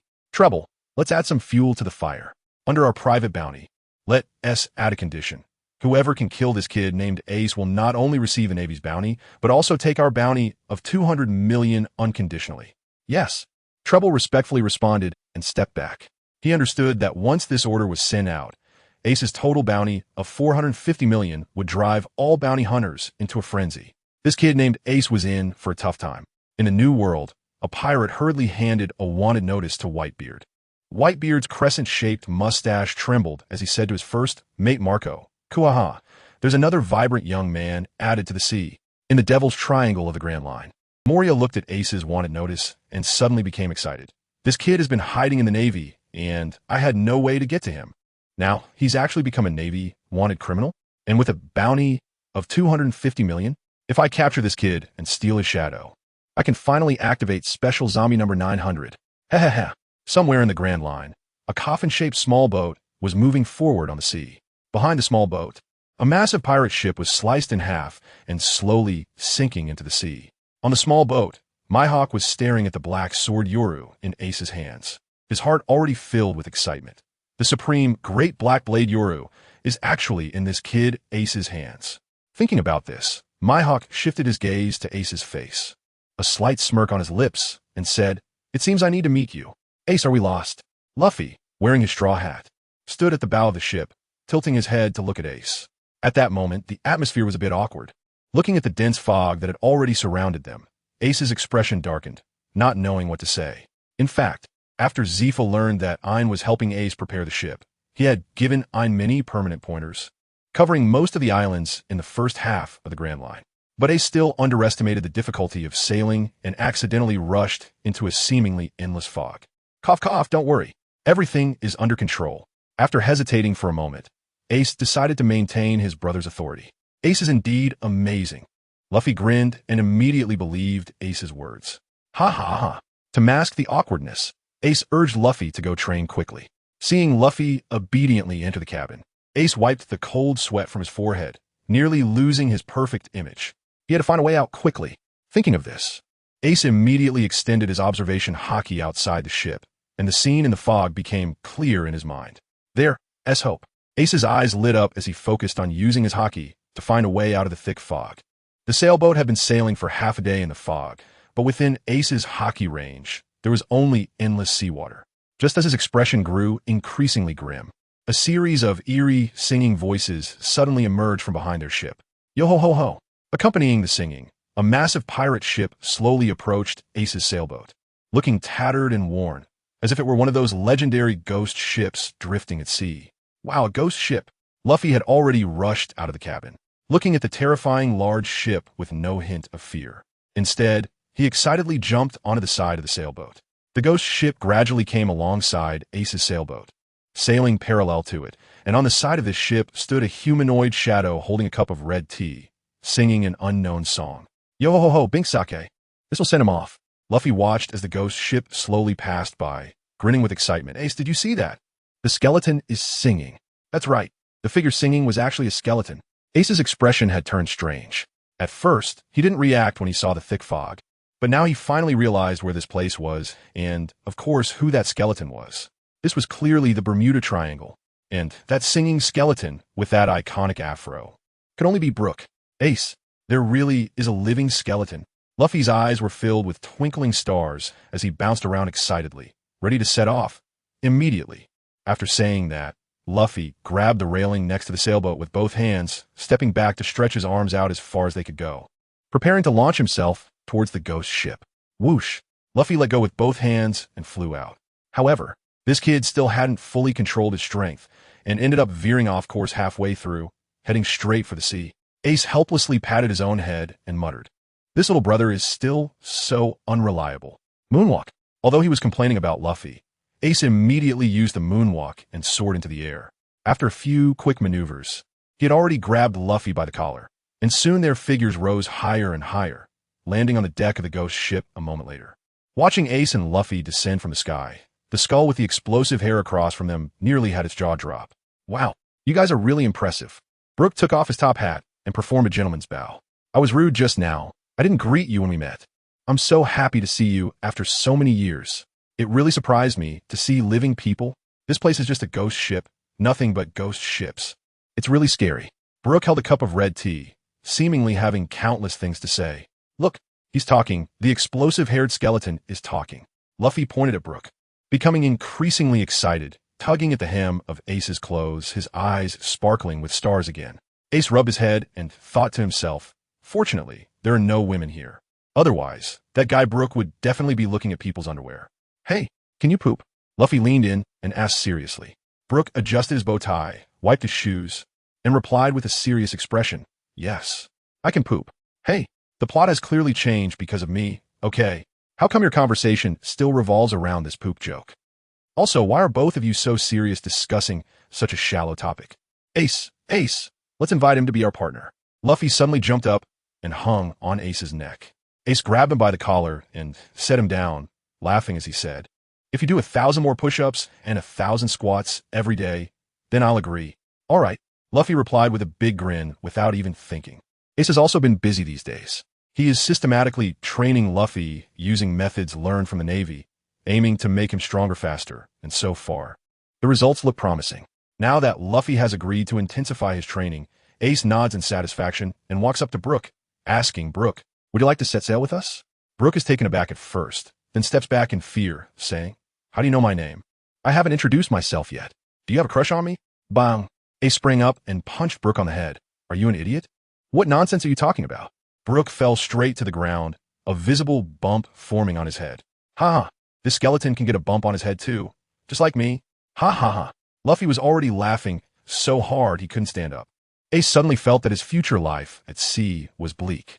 He sighed and thought, how did he end up with these two live treasures? Seeing Luffy and Brook quickly getting along, Ace had already given up resisting. He helplessly said, "Let's go, it's getting late. Let's head back to the ship for dinner." "Dinner?" Brook's eyes suddenly lit up, even though he didn't have eyes. "Speaking of which, I haven't eaten anything proper in 38 years. What are we waiting for?" After saying that, he jumped off the pirate ship. The moment his feet touched the seawater, he began to swing his legs rapidly and, surprisingly, started running on the surface of the water. "Wow, that's amazing." Luffy's eyes widened again, completely excited. Ace shook his head, grabbed Luffy's collar, and brought him back from the sky to the small sailboat. "Dinner, dinner, dinner. Let's eat, let's eat." Luffy and Brook sat at the dining table, banging on the utensils, looking eager and impatient. Ace had earplugs in his ears and didn't want to pay attention to them at all. He took out the ingredients and quickly made 3 huge portions of fried rice. He slammed the plates onto the table and said irritably, "Shut up, eat." The sound of utensils and plates clashing echoed, and 2 minutes later, they had completely devoured a large portion of fried rice. Burp! Brook let out a long, satisfied burp and said, "I'm so full my belly is about to burst. Even though I don't have a belly." Ho ho ho! Brook spread his arms wide and happily exclaimed, "Ding ding ding! Skeleton joke! Liquid! Skeleton joke!" Luffy laughed so hard his eyes almost disappeared. "However, Mr. Ace, your fried rice is a bit salty." Brook suddenly turned to Ace and said, "Bang!" Brook tilted his head, and another bump appeared on his head. "It's good enough to eat, and you dare to be picky." Ace frowned, clapped his hands, and asked Brook, "We've finished eating. Do you know how to get out of here? I've been wandering in this foggy sea for 38 years. Brook looked at Ace and said, "Today, not only did I have a proper meal, but I'm even happier to have met you all. You are my joy. I'm really happy, yo-ho-ho, but I'm sorry. I also don't know the way out." Ace fell silent. Having watched the entire anime, he understood even more the bitterness in Brook's heart. Alone, drifting at sea for decades. What a loneliness that is. What kind of faith is needed to endure such solitude? Therefore, Ace was not disappointed that Brook did not know the way. He suddenly realized that Brook's shadow was still present. He understood that Brook had not yet encountered Moria's devil triangle sails. Just as Ace thought of this, he suddenly felt the sailboat lurch violently. "No way. Am I really that much of a jinx lately?" Ace muttered to himself with a strange expression, then quickly dashed out of the cabin to look outside the ship. Sure enough, their ship had been swallowed by a gigantic mouth. A massive 3-masted sailing ship formed by islands had appeared before them. "What is this?" Brook and Luffy also stepped out of the cabin, and upon seeing the spectacular islands, both of them gaped in astonishment. After the initial surprise, Ace quickly calmed down, and a thought suddenly surged into his mind. This fog-covered sea area clearly required a powerful navigator to lead them out safely, and a year ago, he had eliminated Absalom, one of Moria's subordinates, on the Grand Line. This meant that Moria must have a navigator who knows how to escape the Devil's Triangle. The world government's Shichibukai plan wouldn't be implemented until 14 years into the Great Pirate Era, which is next year. So currently, Moria is just a slightly stronger pirate. Why not go meet Moria and find that navigator? With this in mind, a smile crept onto Ace's face as he turned to Luffy and said, "Luffy, do you want to go on an adventure?" "I do. Eat dough." Luffy's eyes lit up as he quickly pulled out his backpack, which was already filled with cans of food he could eat directly. "Huh, then let's go." Ace picked up Luffy again, but before leaving he said to Brook, "Brook, I'll leave the ship in your care while I take Luffy out to have some fun. You can leave it to me with confidence," Brook said, gripping his cane tightly. Ace nodded, knowing that the cane was actually a sword. Brook was not only a musician, but also a powerful swordsman. "Let's go." The sea surface in front of Ace posed no challenge at all. Even with Luffy tucked under his arm, after a few steps of moonwalking, the two had safely reached the main island ahead. Crack, crack. As Ace and the others landed, they stepped on a patch of weathered white bones. Upon closer inspection, the ground around them was actually paved with bones. In the face of such a terrifying environment, neither of their expressions changed at all. Ace had experienced several battles, making his heart as strong as iron.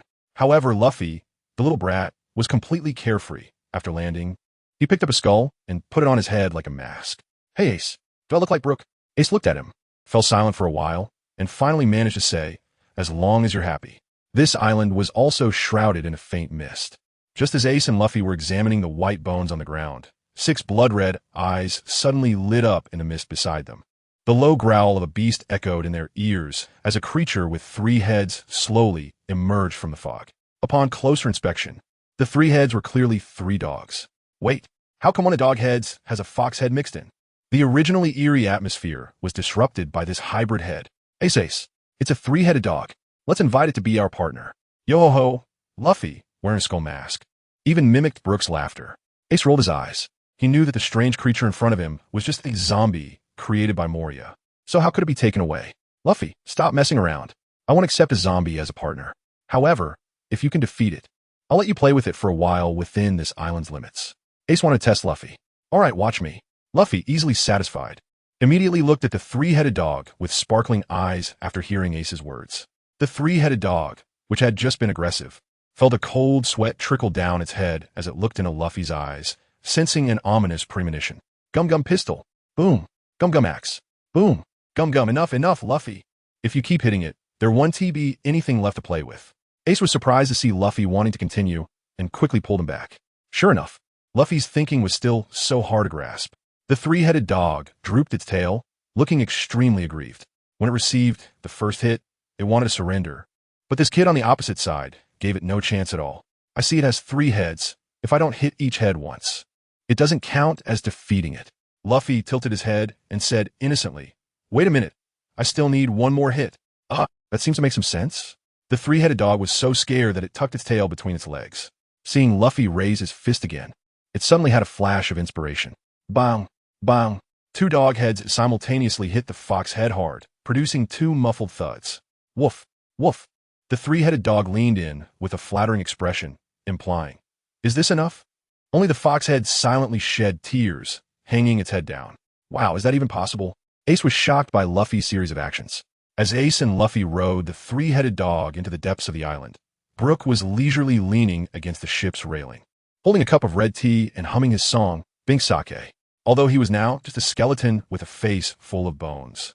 One could see the joy in his heart as he took a sip of tea and said comfortably, "What a lucky day." But just then, his expression suddenly stiffened and was quickly replaced by fear.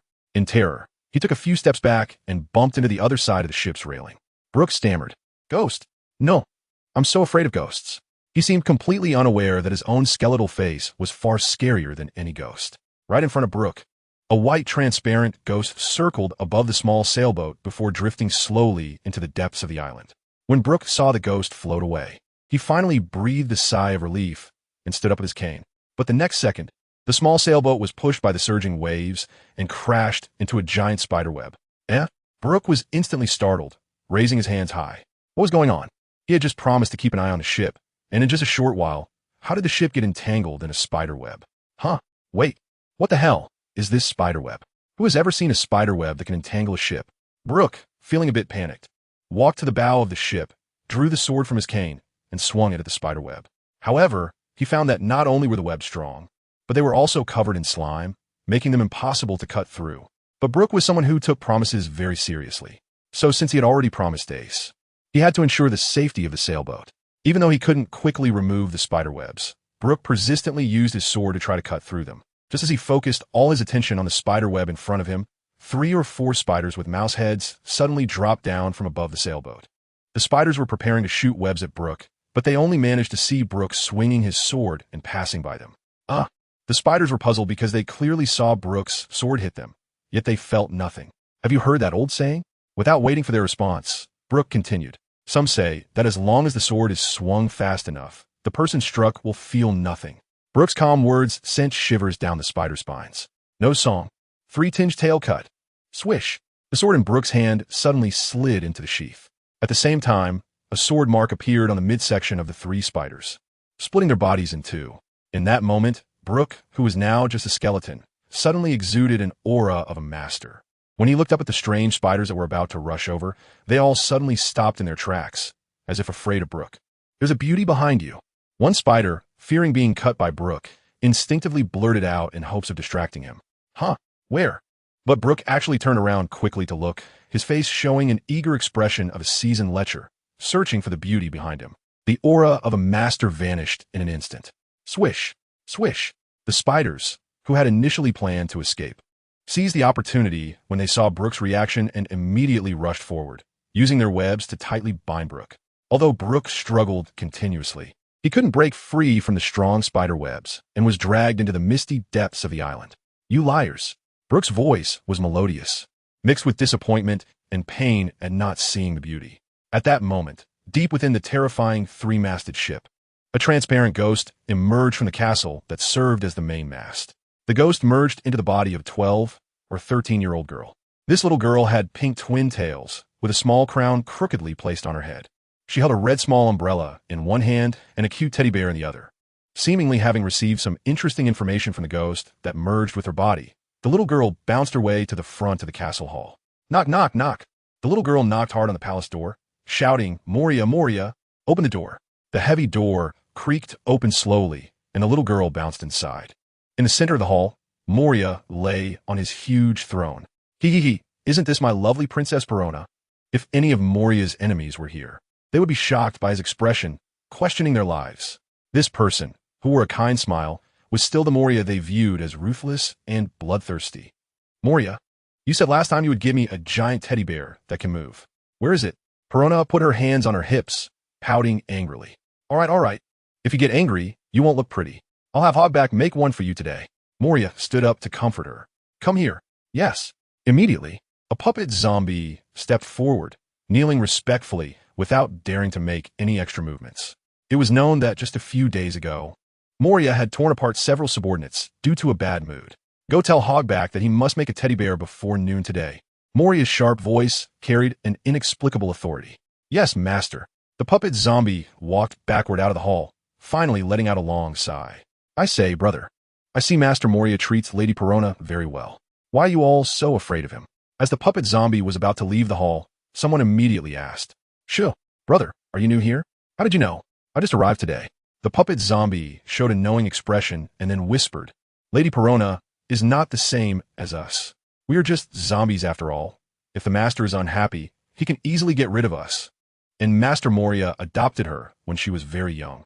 Having raised her himself, their relationship is like that of a real father and daughter. So only Lady Perona dares to speak to the master like that. Even Hogback's status in our pirate crew is not as high as Lady Perona's. The new zombie nodded solemnly upon hearing this, preparing to be more careful in the future and never offend Lady Perona.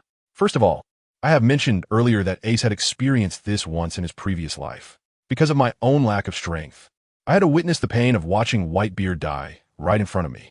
Therefore, when I said that Ace should have another chance, the desire to become stronger in order to protect the people I cherish grew even stronger. I believe no one would oppose this, right? Secondly, in the power system of One Piece, strength relies on two aspects: the development of devil fruits and the practice of physical techniques, with Haki being the most important among the physical techniques. As we can see in the manga, Ace did not display any Haki during the Marineford War.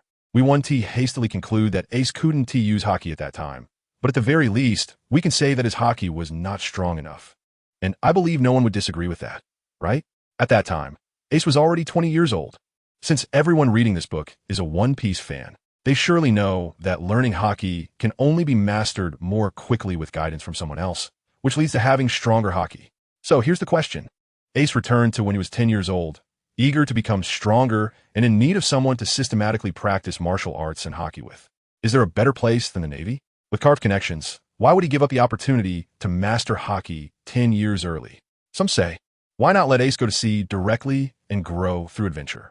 Dear, let me ask you, is it more efficient to learn with experienced teachers at school, or to sit at home daydreaming without any textbooks? In the end, just because Ace joins the Navy doesn't mean he will mindlessly forget his previous hatred. He will still hate those he needs to hate and kill those he needs to kill. But can you all understand one thing? In Oda's One Piece, whether it's pirates or the Navy, the characters are complex, not simply black and white. It's not the case that all Navy members are bad and all pirates are good. The reverse is also true. Even Roger can deepen his friendship with Carp through constant battles. Why can't Ace have some ties with a few kind-hearted Navy members? Also, I wrote this book as a creative exploration, and I want to gradually reveal it in the upcoming chapters. If you really can't stand my plot, please click the X in the upper right corner. It's just a difference in opinion. so there is no need to say more. But to be honest, the most important point of writing this book is to make myself happy during the process. So if anyone continues to insult me in the comments, I will delete the posts directly. That's it. Thank you all for your support. My little princess, are you satisfied this time? Moria laughed as he sat back on his throne, gesturing for someone to prepare a slightly smaller seat beside him. This is more like it. Perona scrunched her little nose, showing a happy smile. However, Moria, I just found out that 3 people have broken into our ship. Perona hugged her little bear and sat down on that seat, tilting her head in thought before adding, "It seems one of them is the ace you said you wanted to capture a while ago." Oh, Moria's eyes lit up, revealing a cruel smile. That kid actually came to me by himself? Tarara. As soon as Moria's voice fell, a giant spider with a monkey head descended from the ceiling. "Bring me 500 rat-headed spiders and catch them all," Moria commanded. "It's all up to you." The monkey spider let out a series of strange laughs and said, "Dear master, my subordinates have already caught one person. Please wait a moment." "Haha, you did well." A series of chain sounds rang out, and then, under Moria's gaze, a pitch-black coffin was transported into the hall along the iron chains. Thud! The coffin fell to the ground, and the lid flipped to the side, revealing Brooke lying motionless inside. Moria's laughter stopped abruptly. "What the hell is this skeleton? Are you messing with me?" Moria glared at Tarara. "Do you think I haven't seen a corpse before? Trying to show me something?" At this moment, Tarara's mind was racing with 1,000 thoughts. Didn't those subordinates say they caught a powerful swordsman? What exactly is lying in the coffin? He knew that if he couldn't explain clearly today, he would probably be directly kneeling. 236. "Get out here," Tarara shouted angrily. Immediately, a rat-headed spider numbered 236 jumped out, nervously saying, "Master, to wake him up. We need to chant a spell." Huh? Moria's face darkened. The rat-headed spider, not daring to keep him in suspense, cleared his throat and shouted at Brooke, "There are beautiful women outside. What kind of spell is this?" Moria was about to explode. Where? Although Brooke was tightly bound by spider silk and couldn't move, he still wriggled and jumped out of the coffin. When he realized he was still pretending to be a corpse, everyone's attention was already focused on him. The scene was a bit awkward. It was too easy to be exposed. His acting was somewhat stiff. Brooke chuckled awkwardly, then plopped down on the ground, lying motionless again as if he were a corpse. Still pretending? Too late. Moria was furious and grabbed Brooke, lifting him high. "Turn on the lights." As soon as he finished speaking, a spotlight shone from behind Brooke, casting a long shadow on the ground. With a pop, to Brooke's horror, Moria tore his shadow directly from the ground and then produced a giant pair of scissors. With a snip, he directly cut off Brooke's shadow. At the same time, Brooke's head tilted, and he fainted while his shadow fell into Moria's hands, struggling continuously. Is he a swordsman? Then the corpse of the dragon horse I brought back from Wano can finally come in handy. Moria grinned widely, revealing sharp teeth, and commanded, "Tarara, it's up to you. Take this skeleton away, and then bring the other 2 as well. I can't wait to activate number 900. Yes." This time, Tarara and the rat-headed spiders swiftly carried the unconscious Brooke and disappeared into the shadows with a swoosh. "Hey, Moria, Perona wants to go too. I'm strong too," Perona said seriously, flexing her little arms to show off her muscles, only to find that her arms were soft. A bit embarrassed, she still stubbornly said, "I don't care. I want to go play too. Perona, be good. Those people are dangerous," Moria advised while stuffing Brooke's shadow into the dragon horse's corpse. The once lifeless dragon horse suddenly opened its eyes, picked up the large knife Chiu Shui at hand, stepped out of the coffin, exuding an imposing aura belonging to a great swordsman. Yo-ho-ho, Perona's eyes lit up, and she immediately said, "Then let him follow me. That way I'll be safe." Moria hesitated for a moment, but then thought that the dragon horse had once been the strongest swordsman of Wano, so powerful that he could even slay real dragons in his lifetime. Moria nodded in agreement and said, "All right, but you have to bring 3 more zombie generals. If you really can't capture that ace, and it threatens your safety." Moria's eyes flashed with a cruel light, and he said ominously, "Then just kill them all." Moria only shows a kind demeanor when facing Perona. To others, he is still that cruel pirate. "Okay," Perona happily responded, and, with the resurrected dragon horse, bounced out toward the castle. Meanwhile, Ace and Luffy rode into a graveyard that exuded a sinister atmosphere on a 3-headed dog. "Ace, there are so many tombstones here," Luffy said, sitting on the 3-headed dog with his legs hanging off, swinging them back and forth, filled with curiosity about everything on the island. Ace understood that although the graveyard looked calm, it was already filled with zombies beneath the surface. So he suddenly had an idea and laughed as he said to Luffy, "Luffy, do you want to see zombies dance?" "I do." "Ha!" Luffy's eyes lit up immediately, shouting, "Dance! Dance!" Ace's mouth curled up at the corners, and silently, the purple flames spiraled outward from their center, quickly spreading across the entire cemetery. The high temperature of the flames scorched the ground, and soon, the zombies underground couldn't hold back any longer, crawling out of their graves one by one. Hot, so hot, as the flames burned the zombies. They panicked and jumped around, transforming the originally eerie cemetery into a disco. What a graveyard dance party! The three-headed dog was sweating profusely, trembling in fear, wondering what kind of competitors were sitting on it. How could each one be more terrifying than the last? The three-headed dog just wanted to ask, "Hey, are you two demons?" The burning flames ultimately turned the zombies into ashes, and countless shadows shot up from the ashes, breaking through the mist and scattering away. "Huh, little three, why are you shaking?" Luffy had already given the three-headed dog a rather unflattering name, and then showed a look of realization, laughing. "I know, you must want to dance too." "Huh."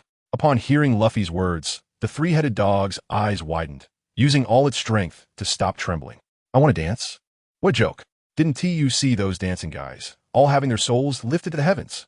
The three heads of the dog shook their heads vigorously, each more emphatically than the last. Ace watched in amusement and exasperation. He didn't really want to see zombies dancing. It was just that those whose shadows had been taken by Moria could only live in the shadows from then on, never seeing the light of day. So he just wanted to do a good deed while he could. "All right, let's go, little third." Ace patted the Cerberus on the head. The Cerberus, feeling relieved, didn't mind Ace's choice of words and immediately wagged its tail in goodwill, carrying the two of them out of the cemetery. It also sighed with relief, realizing it wouldn't have to dance after all. How nice. After exiting the cemetery and passing through a forest, a hospital overgrown with weeds appeared before them. The Cerberus deliberately slowed down its pace upon reaching this place, knowing it was the territory of Hogaback. Usually, it wouldn't even dare to approach here. If discovered, it could end up being reprocessed. Oh no. One step, two steps. It was about to cry, wishing that the pair of brothers on its head could understand its feelings and make it stop. "Little three, I see that your steps have a certain grace. You would make a great dancer." Ace's calm voice floated from behind him, reaching his ears. "Damn dancer." The three-headed dog flinched for a moment. If he went to the hospital now and got caught by Hogback, that would be another story.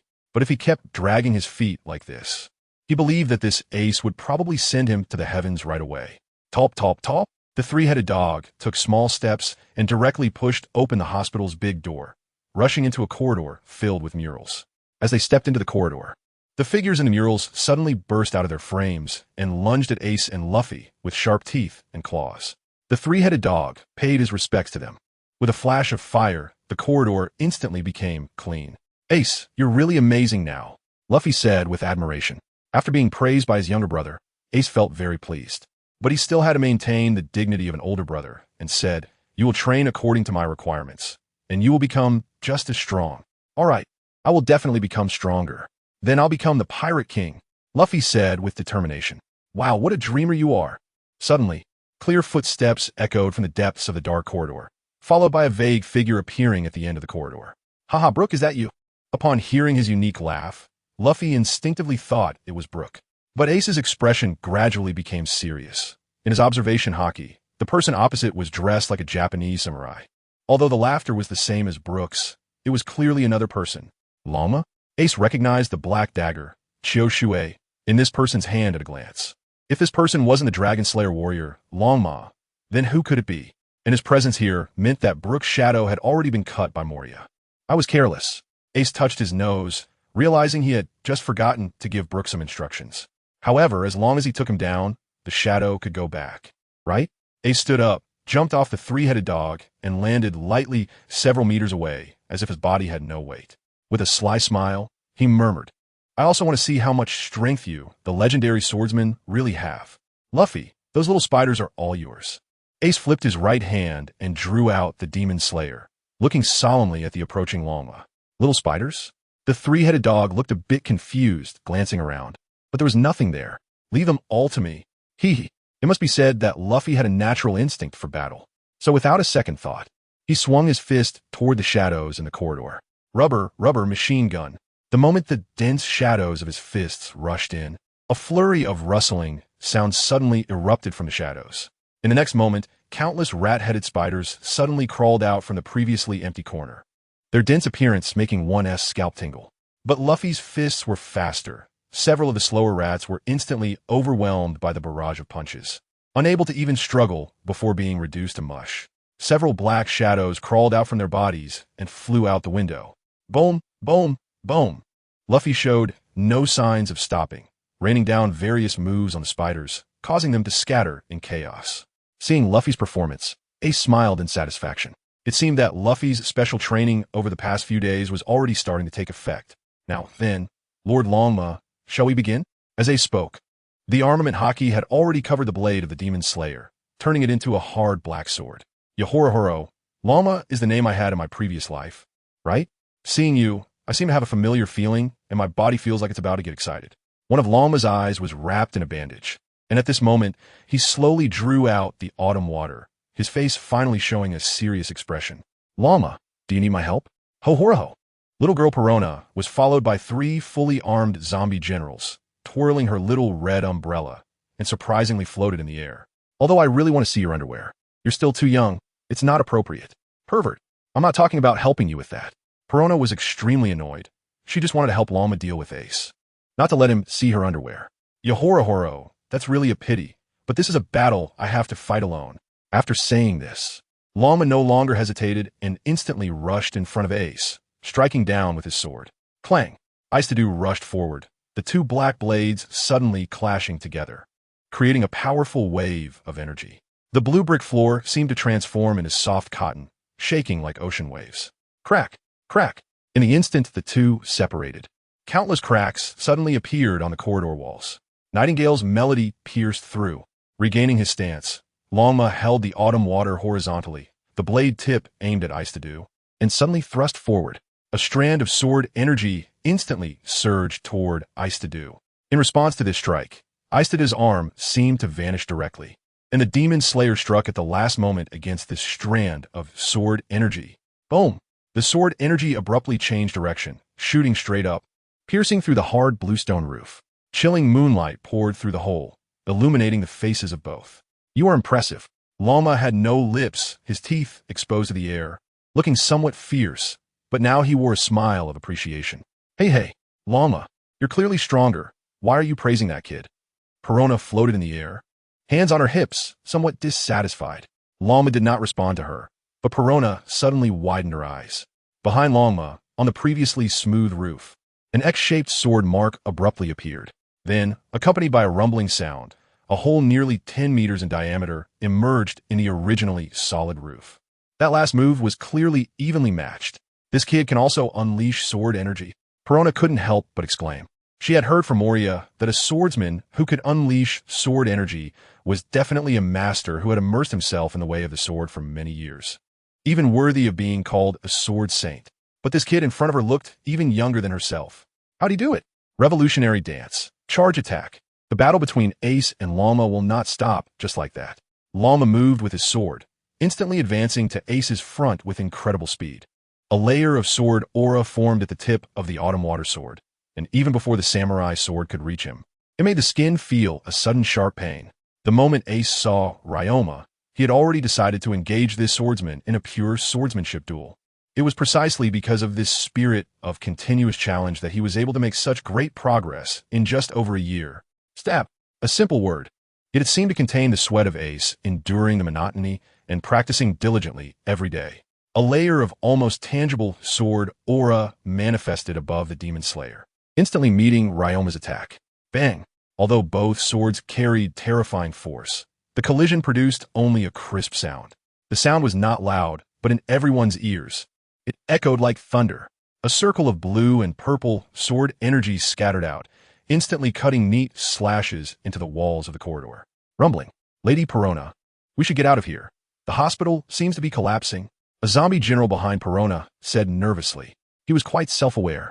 They really couldn't intervene in the battle between these two. However, the fight between Ace and Ryoma was so intense that in just a short while, the two had exchanged several blows, and the flying sword energy was dazzling, continuously damaging the structure of the building. Bang! Thud thud! Debris kept falling from the ceiling, quickly clearing a large area of rat-headed spiders. At this moment, the Cerberus truly showed some intelligence, turning around to run out of the hospital building.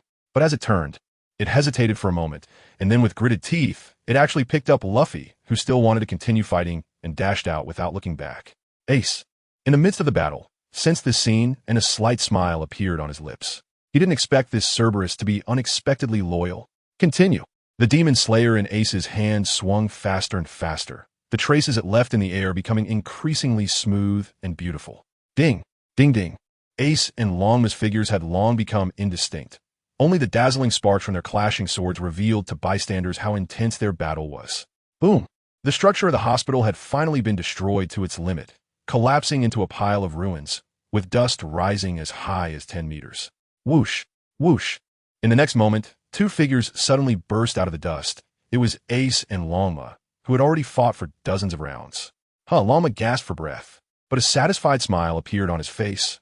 Thank you for letting me experience the joy of battle again. Can you tell me your name? Ace's swordsmanship is actually not as good as Ryoma's, but his physical strength is several times stronger than Ryoma's. Therefore, he does not feel exhausted. You deserve my respect, Ryoma. My name is Ace.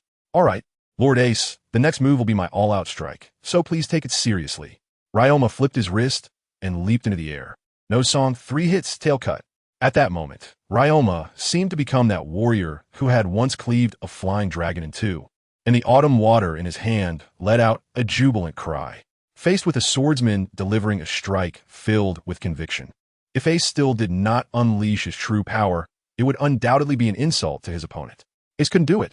Flame slash 40 layers. With the package of flames in hand, Ace's figure soared into the sky, passing by Longma in an instant. Both landed on the ground simultaneously, the scene seemingly frozen in place. In the next moment, a cut suddenly appeared on Longma's abdomen. Immediately, purple flames erupted from the wound, instantly engulfing Longma's entire body. Toof! Longma still stood firm, spitting out a mouthful of blood. But amidst the flames, a wry smile appeared on his face. Did I really lose? Is this the first time my warrior's body has tasted defeat? So sad. With a casual flick, Ace absorbed the flames from the demon-slaying sword back into his own body. He didn't comfort him, but after a pause, he said, I really wish I could have met you in your living era. This statement was sincere, representing one strong person's recognition of another. Ha ha ha. Longma's laughter this time actually carried his own voice, feeling happier than he had in a long time. Consider this knife a gift from me to you, Ace. Whoosh! Longma raised his hand and threw the large knife, autumn water, directly at Ace. Ace casually took it over, feeling a bit emotional. He knew Longma was leaving. Sure enough, with a satisfied laugh, Longma tilted his head back and opened his mouth, and a black shadow flew out from his mouth, heading towards the east of the small island. Oomph. Useless. In the ruins, Perona seemed like a true ghost, completely unimpeded by physical matter, directly emerging from the debris. Behind her, several zombie generals were dazed from the impact, wobbling as they pushed aside the stone slabs and barely stood up. It seems we still have to rely on the invincible Perona. Perona proudly lifted her chin, pointed at Ace from a distance, and coldly snorted, mini ghost. Ghost bomb. As soon as she finished speaking, countless fist-sized mini ghosts drilled out from her body, surging towards Ace. Bang, bang, bang, bang. The moment the mini ghosts gathered around Ace, Perona snapped her fingers, and a series of explosions erupted, engulfing Ace in a cloud of smoke. Look, I'm really strong, right? I easily took this guy down. Moria didn't even need to send you to protect me. Perona said proudly. Yes, yes, yes. You're the strongest. The generals understood Perona's status in Moria's eyes, so they could only flatter her. But the last zombie general, standing at the back, swallowed hard, poked the backs of the few in front of him, interrupting their attempts to continue flattering her. What are you doing? Perona said unhappily. She was enjoying herself. The zombie said nothing, just fearfully pointed ahead. Everyone turned to look, and their bodies stiffened at the same time. After the smoke dissipated, Ace stood there completely unscathed, not even a wrinkle on his clothes. Impossible. Perona screamed. Her ghost bomb could blow through city walls, and there had just been dozens exploding at once. Not only was the opponent not crushed, how could he be completely unharmed? Girl, it's useless. Your little attack can't break my defense. Ace shrugged. Impossible, I don't believe it. Perona floated high into the air and shouted, Take this. Super large ghost. Divine wind bomb. A super large ghost, nearly 2 meters in diameter, suddenly drilled out from Perona's body and opened its mouth wide, charging straight at Ace. I told you it's useless. Ace faced the oversized bomb and simply threw a punch calmly. Boom! The violent explosion ravaged the ruins of the hospital once again. But when the dust settled, Ace still stood unharmed in place. Ace no longer had the patience to wait for Perona to make a move. After putting away the autumn water he raised the jumeau and walked step by step towards Perona. A few zombie generals felt a surge of fear in their hearts, but they had no choice but to obey Moria's orders and step forward to shield Perona behind them. Swish! Swish! The large knife in Ace's hand flashed with a cold gleam, and with a single stroke, he cut the zombie generals in half simultaneously. Don't come over here, Perona said, a bit scared. She instinctively floated back a little, deliberately putting on a fierce expression, waving her small fist and stubbornly saying, I'm not afraid of you. I still have even more powerful moves. But it's too cruel, so I've decided to let you go. Just leave. I've forgiven you for what happened before. Ace was somewhat amused by Perona, but of course, he wouldn't be foolish enough to believe her, and he lunged at her. To his surprise, his hand passed right through Perona's body, as if she didn't exist at all. Ha ha ha. Perona was taken aback for a moment upon seeing this. Then she laughed arrogantly. I am the invincible, beautiful girl. You can't even touch me. What do you have to win against me? Ace's lips curled into a teasing smile. If it were someone else here, they really wouldn't know how to deal with Perona. After all, who could hurt a ghost that couldn't be touched? However, Ace understood the principles of Perona's fruit, so he didn't hesitate at all, and his observation haki instantly scanned everything around him into his mind. Do you think I can't do anything about you? Ace smiled, and with a sudden movement of his feet, his body vanished from the spot. When he reappeared, he had already dashed to a small grove on the left side of the hospital. Perona, who had originally worn a smug expression, could no longer maintain her composure upon seeing Ace rush over there. Her soul could exist outside of her physical body, ignoring physical attacks. However, her body, devoid of a soul, had no power to resist external attacks, and her body was right there in that grove. Perona instantly panicked and flew towards the small grove with all her might. But Ace was faster. Under her desperate gaze, he leisurely walked into the woods. Thud! A muffled sound came, and Perona suddenly felt a wave of dizziness wash over her mind, followed by her soul uncontrollably being drawn towards her body, plunging her into unconsciousness. In the last moment, what flashed through Perona's mind was, I still have a big move. I haven't had the chance to use Negative Ghost yet. At this moment, Ace suddenly felt a bit awkward. Faced with the motionless Perona, who had no power to resist, he didn't know how to proceed. It's against traditional values for men and women to have physical contact. He was quite traditional. Should he just finish her off? After thinking for a while, Ace couldn't bring himself to do it. After all, aside from having a bit of a princess complex, Perona hadn't done anything truly evil. So in the end, Ace decided to leave her there and turned to leave the grove, calling Luffy and Cerberus to continue deeper into the island. Meanwhile, Tarara, the monkey-headed spider, crawled out from the ruins. He had determined from the very beginning that he was no match for Ace, so he decided to play dead in the ruins. The final outcome proved his decision correct. After all, he saw that those zombie generals had already been cut in half. But when he saw Perona lying motionless on the ground, his eyes instantly filled with fear, and misunderstandings arose in his heart. Has Lady Perona been killed? Tarara couldn't even imagine the fury that Lord Moria would unleash upon hearing this news. Although Tarara was very afraid that Moria would vent his anger on him. His absolute loyalty to Moria compelled him to rush towards the castle in the center of the island as fast as possible. Master! Tarara was very familiar with the terrain of the island, so he arrived at the castle before Ace and the others. Tarara, did you bring the kid Ace back? Moria lay on the throne, a look of excitement on his face. Once he possessed Ace's shadow, he could activate number 900. No. Tarara's face showed signs of struggle, but he ultimately said, Lady Perona was killed by that kid Ace. You say, what? Moria's eyes instantly filled with bloodshot veins, and an unprecedented killing intent radiated from his body as he asked each word slowly. Tarara gulped. Lady Perona is dead. Then how are you still alive? In Moria's eyes, no matter what the reason, Tarara must prioritize protecting Perona and die before her. Puff! Moria's own shadow suddenly extended beneath Tarara, transforming into dozens of shadow spears that sliced him into countless pieces. Although Tarara was a zombie, he felt real terror and pain before dying. This was the special effect that the shadow fruit could inflict on zombies. Looking at the dismembered body before him, Moria's rage did not diminish in the slightest. Perona, don't worry. I will make them pay for your burial. Directly stepping down from the throne, Moria walked straight towards the entrance of the ice cellar deep within the castle. Upon seeing Moria's dark expression, a zombie guarding the ice cellar hurriedly stepped forward and frantically pushed open the heavy door. Puff! The cold air from the ice cellar instantly rushed out through the doorway. A few beams of light shone into the ice cellar, faintly illuminating the massive head of a terrifying giant at the end of the ice cellar passage. Moria walked through the passage and entered the ice cellar, where the giant, with its full set of fangs, was several times larger than an ordinary giant. Hee. Moria looked at the terrifying giant before him, finally revealing a sinister, cold smile on his face. Ors, today is the day you are revived.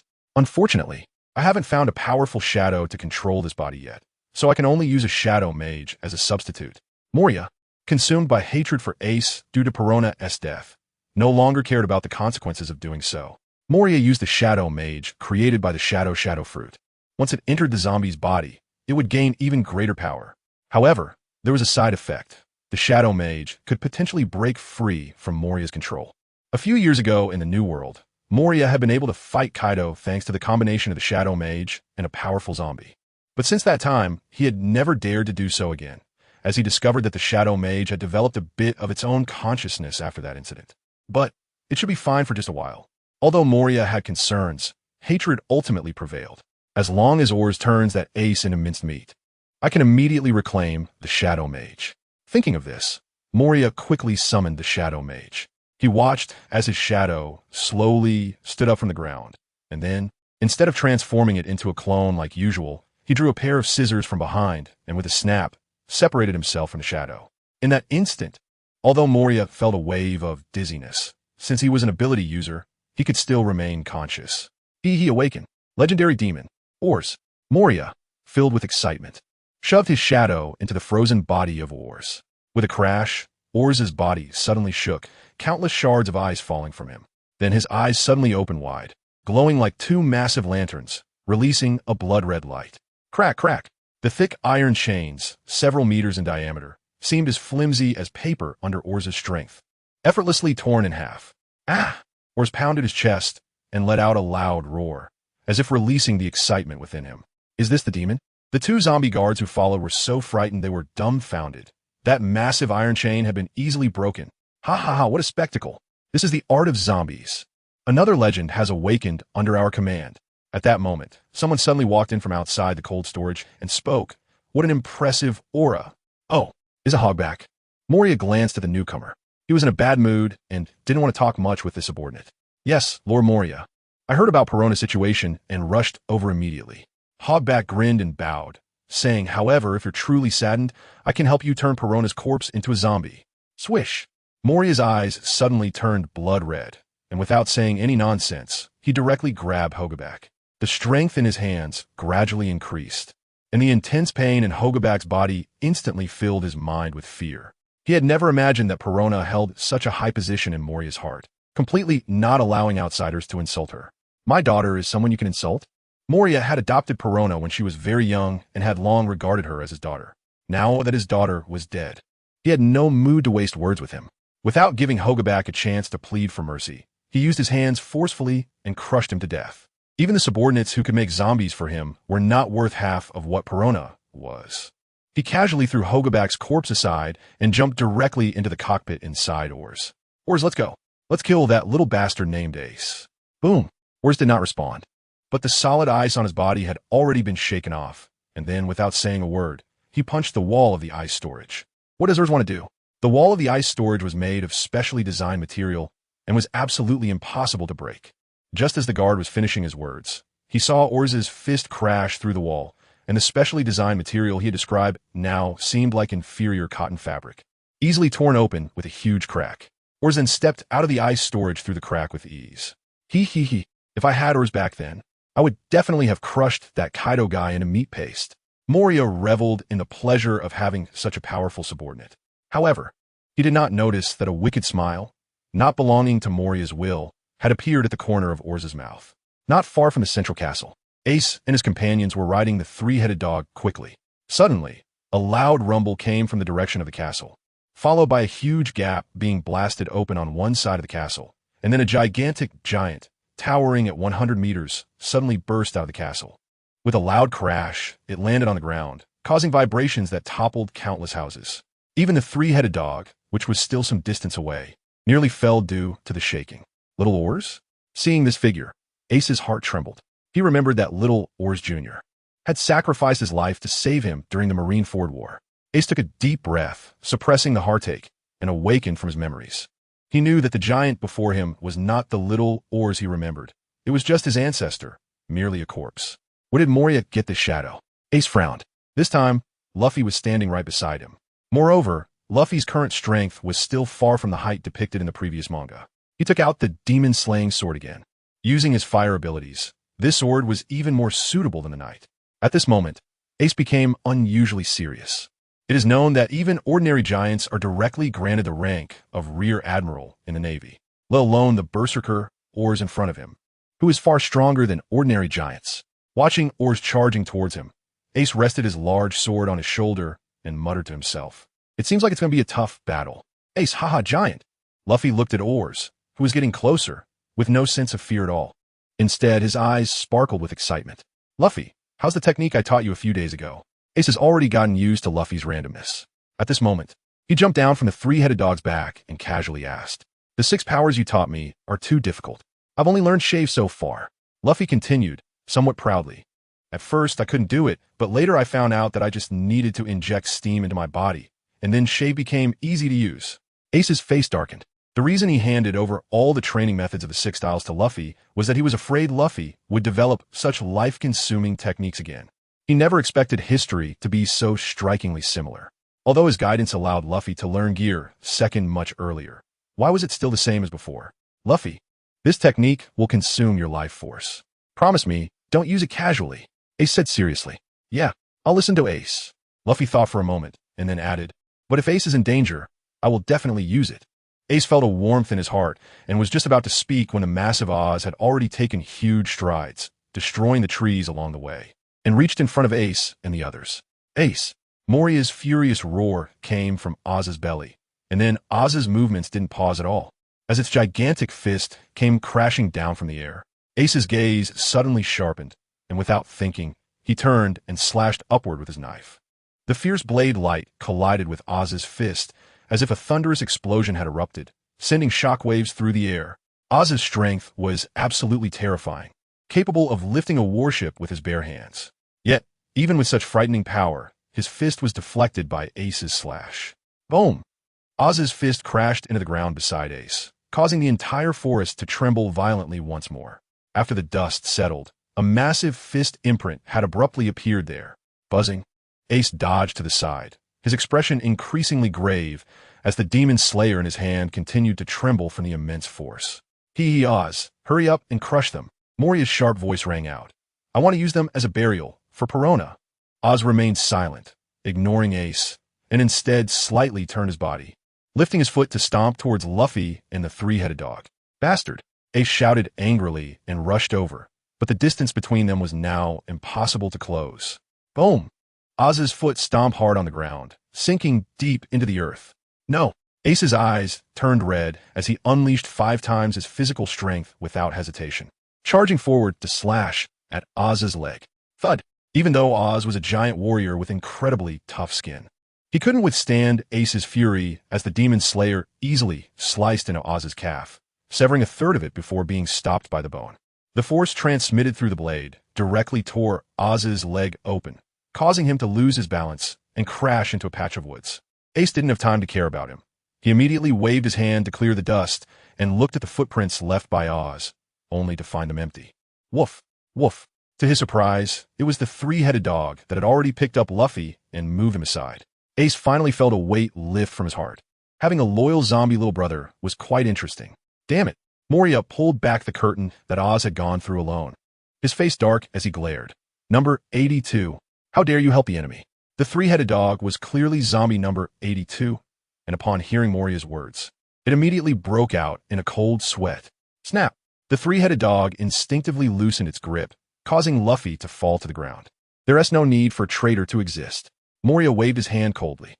As Moria moved, the three-headed dog's eyes rolled back, leaving only the whites.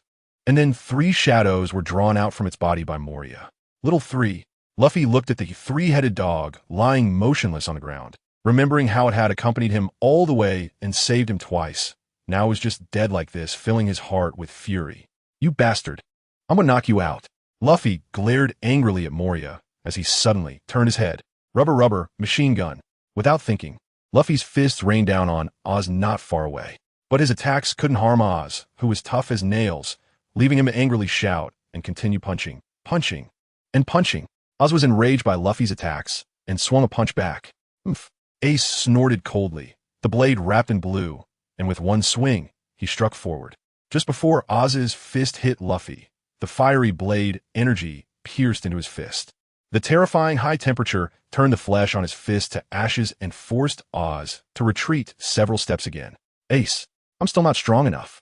Luffy was blown back by the shockwave, unable to take revenge for the three-headed dog himself, leaving his anger nowhere to go.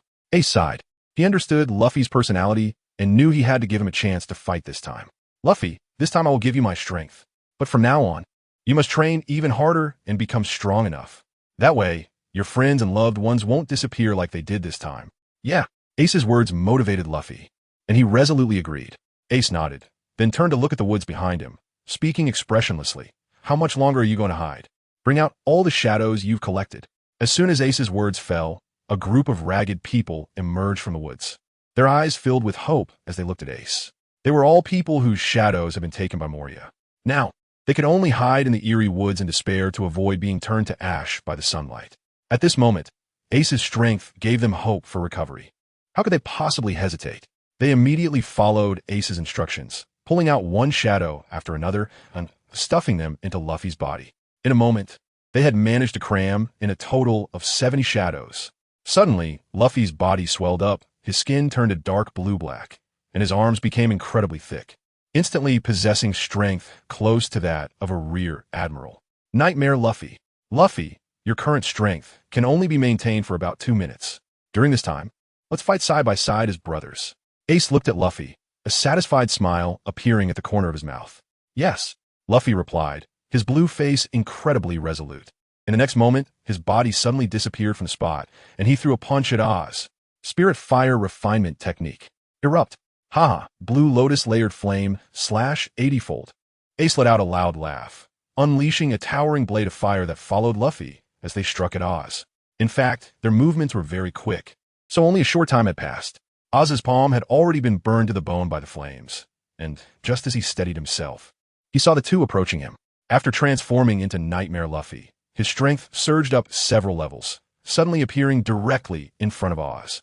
His fist the size of a sandbag smashing into Oz's chin. The giant, nearly 100 meters tall, was actually lifted off the ground by Luffy's punch, temporarily losing his ability to move. In the next second, Luffy shifted sideways 10 meters to clear the way for Ace's sword energy. Oz, suspended in the air, had no way to dodge the rapidly approaching sword energy. Thud! The sword energy pierced into Oz's body, and wisps of blue smoke continuously billowed from the wound. Even though he was a zombie and felt no pain, he was fully aware that he was at the brink of life and death. With a forceful push of his abdomen, he suddenly sank down, stabilizing his form, ready to attack Ace, who was approaching with a sword. But just as he clenched his fist and swung it toward Ace, Luffy suddenly appeared in front of him, throwing another punch. Boom! Luffy's fist, much smaller than Oz's, nonetheless blocked the punch. At the same time, Ace had already flashed to the right side of Oz's arm, and with a downward slash, without any surprise, Oz's arm was directly severed in two. A foul rain of blood splattered from Oz's arm, evaporating into gas in the air due to the intense heat of the flames. Boom! Oz's arm crashed down, flattening a large area of forest as it rolled. At this moment, Luffy took a deep breath, twisting his body into a spiral, and then shouted, "Goma Goma no Storm!" Luffy's fists rained down on Oz like raindrops in a storm, and the one-armed Oz trembled all over, countless blood droplets spilling from his wounds. Meanwhile, Moria, who was trapped in Oz's belly, could not escape the punches of Nightmare Luffy and was beaten to a pulp. Ace and Luffy's cooperation seemed to have been rehearsed countless times in advance, displaying an extraordinary synergy. Wow! The victims hiding in the woods all widened their eyes in disbelief. That Moria must be inside this zombie, right? He's actually taking a beating too. These two kids look like they're only around 10 years old. How could they be this strong already? Does that mean we have a chance to see the sun again? After the shock, they all fell into ecstasy. As long as Ace and Luffy could defeat Moria, they would be able to return to a normal life. Boom! With one final punch, Oz's massive body was suddenly sent flying, crashing down, and collapsing half of the castle, his body sinking deep into it. The black shadows began to pour out from Luffy's body, and after 2 minutes, Luffy fell from the air, returning to his original size. Ace stepped on the moonwalk, pulled Luffy over gently, and placed him on the ground. Looking at Luffy, who still wanted to struggle to get up, he said with a hint of pity, "You've done great. Just leave the rest to your brother." Damn it! Damn it! Moria, caught off guard by Ace and the others, had a face full of bruises, and his anger surged even more as he jumped directly out of the cockpit. Shadow Gatling Technique. But at the moment Moria unleashed this powerful move, something unexpected occurred. Suddenly, the Shadow Master burst out from Oz's body, a sly smile on his lips, appearing right behind Moria. Phew! The Shadow Master's hand suddenly reached out and plunged directly into Moria's chest. Ghoul! Moria spat out a mouthful of blood. His eyes widened in shock, barely turning around, his expression completely replaced by horror. Why you, your own clone? How could it attack you? He. The Shadow Master grinned widely, his mouth stretching to his ears as he let out a sinister laugh. Phew! The Shadow Master withdrew his hand, blood splattering everywhere. Moria's body felt heavy, and he helplessly fell from the air, crashing through a giant tree and hitting the ground hard. His consciousness began to blur, and Moria let out a bitter laugh, realizing he had underestimated the side effects of the Shadow Master, losing control at such a crucial moment in battle. It's just a pity that he hadn't had the chance to avenge Perona. Moria looked at Ace with a grim expression, filled with resentment for not being able to take revenge. Moria, what happened to you? Suddenly, a little girl in a pink dress ran out from the nearby woods. Seeing Moria lying on the ground, she threw aside her beloved umbrella and rushed over anxiously. Moria's fierce expression was completely replaced by shock, his eyes nearly popping out as he stuttered, "Perona? Moria, don't move. You've lost so much blood." Perona cried as she rushed to Moria's side, clumsily trying to tend to his wounds, wrapping them with bandages. Even though she was covered in blood, she didn't care at all. "That Ace, he didn't try to kill you?" Moria carefully observed Perona, wanting to know if she had been hurt. "When I woke up, I had fainted in the woods next to the horror hospital, so that Ace probably didn't intend to kill me." Perona's words made Moria's expression become complicated. Did that mean that his current predicament was entirely self-inflicted? Because he wronged Ace, in his anger, he let the Shadow Master slip out of his control, ultimately giving it the chance to ambush him. Ace watched expressionlessly from the side, although he was somewhat surprised by the betrayal of the Shadow Mage. He was not bored enough to sympathize with Moria. He. Shadows gather. The Shadow Mage's voice attracted the attention of everyone present, and all the zombies on the Devil's three-masted ship fell to the ground almost simultaneously. The shadows, which were the souls of these zombies, quickly moved along the ground and drilled into the Shadow Mage's body. "This is impossible." Moria saw this scene and spat out a mouthful of blood. This Shadow Mage not only gained self-awareness, but could also use its own abilities. Although the Shadow Mage had already broken free from Moria's control, there was still a faint connection between them. So he understood that if he did not stop the Shadow Mage, once it absorbed all the shadows on the island, it would certainly kill everyone on the island, including Perona. As for himself, he had already died half a time after losing all his partners in the New World. But Perona cannot die. Moria had already experienced the pain of losing a daughter once and did not want to go through it a second time. Thinking of this, Moria pushed Perona aside and shouted, "Ace, I know I deserve to die in your eyes. I don't expect you to help me deal with the Shadow Mage, but I hope you can protect Perona. What I've done has nothing to do with her." Ace's expression changed slightly. He didn't expect that Perona held such a high status in Moria's heart, high enough for him to plead with his enemy who had killed his subordinate. After saying this, when Ace moved his knife in front of Perona, Moria suddenly shouted, "Gather the shadows." Instantly, half of the shadows rushing towards the Shadow Master were drawn to Moria. Both of them exerted all their strength to start competing for control of the shadows on the island. At this moment, Ace's expression was more serious than ever. From the moment the Shadow Master appeared, the Demon Slayer in his hand began to tremble wildly. Meanwhile, the system in his mind, upon seeing the Shadow Master, solemnly uttered a single word. "Demon, are you referring to the Devil Fruit?" Ace furrowed his brow and instinctively asked yes but also no. Perhaps it's more appropriate to say it in a curse. The system said this and refused to elaborate further. At this moment, the Shadow Mage and Moria had absorbed all the shadows from the zombies on the island, with the number of shadows on the island nearing 1,000. And the two absorbed half each. After absorbing this number of shadows, both Moria and the Shadow Mage had actually grown to the size of Oz. Once the shadows were absorbed, the two massive monsters simultaneously charged forward and collided thunderously in front of the castle. Boom! With a loud sound, Moria and the Shadow Mage clashed their palms together, the tremendous force causing the nearby castle to tremble again, with countless fragments crashing down. Boom! Boom! In his past life, Ace had never seen Moria fight so desperately. He ignored the Shadow Mage's attacks completely, continuously tearing off chunks of black flesh from the Shadow Mage in a brutal exchange of injuries. Yet his own body was already covered in wounds, blood flowing down like small streams.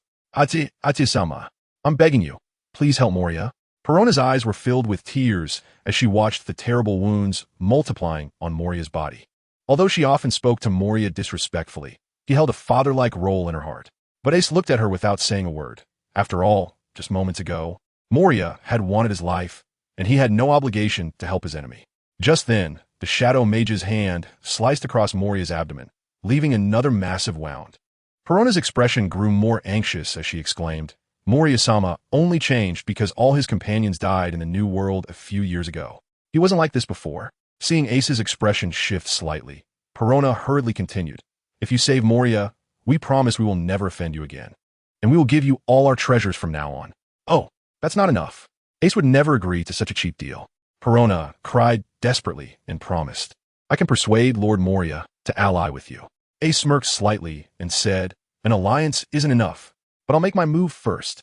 Due to the system, he originally wouldn't let this Shadow Mage go, but now that the opponent was willing to give him money and offer even greater benefits, Ace certainly wouldn't refuse. At this point, Moria was completely at a disadvantage, and the shadows absorbed into his body were already starting to escape, seemingly about to return to their original form at any moment. Remember your words. Ace glanced at Perona, and his body suddenly disappeared from the spot. Almost at the same time, Ace reappeared between Moria and the Shadow Sorcerer. He swung his somewhat excited Demon Slayer, blocking the Shadow Sorcerer's deadly attack on Moria. After Ace swung his sword to deflect the Shadow Mage's arm, his expression shifted slightly. He had never imagined that the Demon Slayer could convey such clear emotions. At that moment, the Demon Slayer continuously emitted excited sword chants, which suggested that this blade also had a sword spirit. Currently engaged in battle, Ace couldn't dwell on it too much. He tossed the unconscious Mariah to Perona and immediately slashed out 3 flames of sword energy towards the Shadow Mage. The azure sword energy instantly penetrated the Shadow Mage's body, producing an unexpected effect. Initially, the Shadow Mage had grinned at Ace's sword energy, appearing completely unafraid. After all, his true form was that of a shadow, and apart from Mariah, no one else could harm him. However, as soon as the sword energy entered his body, his smile froze on his face, followed by a shrill scream that seemed entirely inhuman emanating from him. The Demon Slayer seemed to be a natural nemesis to the Shadow Mage, inflicting immense damage. In an instant, the Shadow Mage's body began to resemble a mass of liquid, suddenly boiling, and at the very center of his body appeared a monster with a head adorned with 2 horns, covered in scales, and dragging a demonic tail, struggling and wailing in the flames. Ace frowned. Could this be the demon that the system mentioned? However, this wasn't the time to ponder such questions during battle. The Demon Slayer in Ace's hand flickered with a crimson light, repeatedly piercing the body of the Shadow Mage, as if it were puncturing a balloon. Shadows continuously escaped from the wounds Ace inflicted, flying towards the horizon. The Shadow Mage's body also shrank like a deflated balloon, gradually revealing the demonic figure at its center. Damn it, I've hidden in Moria's body for so long, finally finding this opportunity to escape. How could you, this inexplicable brat, disrupt my plans? The shadows absorbed by the Shadow Mage ultimately all fled, and a sinister expression appeared on the demon's face as it stared at Ace and said, You have a devil fruit too? Although Ace hadn't eaten a devil fruit, his expression tensed up, ready for whatever this guy meant. Suddenly, the demon sprang out from the Shadow Mage, leaving behind Moria's true shadow, and then it charged at Ace's head with a speed that was completely untraceable. Ace's expression changed drastically. He didn't want this inexplicable thing to stay within his body. But the next second, the Xian Zhong Qi in the system trembled slightly, and the demon rushed out of Ace's head at an even faster speed. At this moment, his face was already filled with fear, and he let out a sharp voice, screaming, "What is that? You are not a devil fruit user." Oomph. Ace's expression changed abruptly, and he snorted coldly. There was no way he would let this guy reveal his greatest secret. Without any hesitation, he brought down his right hand's demon slayer, directly cleaving the demon in half. Black smoke continuously billowed out from the demon's body, his facial expression seemingly frozen, and his body melted away like a snowman, turning into smoke and disappearing from the spot. The demon slayer, which had just slain the demon, suddenly emitted a crisp sound at this moment, unexpectedly upgrading to a higher grade of blade. Ace observed the scene with a slight change in expression, deep in thought. Did he really advance directly without devouring the great blade? It seems the name of this sword truly holds significance. The devil fruits originally didn't have this name. They're the most extraordinary treasures of this world. They are indeed cursed now. But the curse was not cast by the so-called C system. The words floated into Ace's ears. Does every devil fruit contain such a demon? Ace's expression darkened. After all, he had made Ein and the others consume the devil fruits. No, usually it's just an ordinary curse, but this is clearly a special case. Upon hearing the system's words, Ace's expression improved slightly. However, he became even more curious about the system's intentions. But when Ace tried to ask another question, the system no longer responded, causing him to curse under his breath about its unreliability. "Moria, don't die." At that moment, Perona's cries jolted Ace from his thoughts. In a flash, Ace covered the distance of several meters, arriving beside the two. At this moment, Moria was on the brink of death, and his bizarre figure began to shrink slowly. The originally ugly onion head vanished, transforming into a slightly handsome middle-aged man. Ace observed these changes, lost in thought. It must be the devil within the fruit that made Moria's appearance and personality so strange. "Perona, I might not make it." Moria forced out a hand to touch Perona's small face, squeezing out a faint smile, even a bit flustered as he asked, "Can you call me Dad?"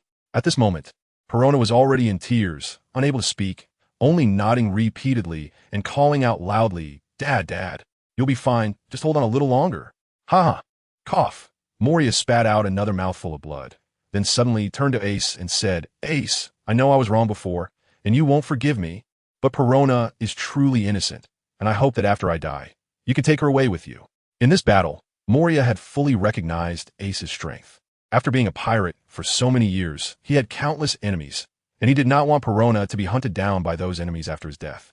Ace raised an eyebrow. To be honest, Ace had never had a good impression of Moria. This person had a powerful devil fruit ability, but preferred to rely on others' strength, was arrogant and conceited, and cruel to his enemies. However, after seeing this scene today, Ace had to admit that human nature is complex.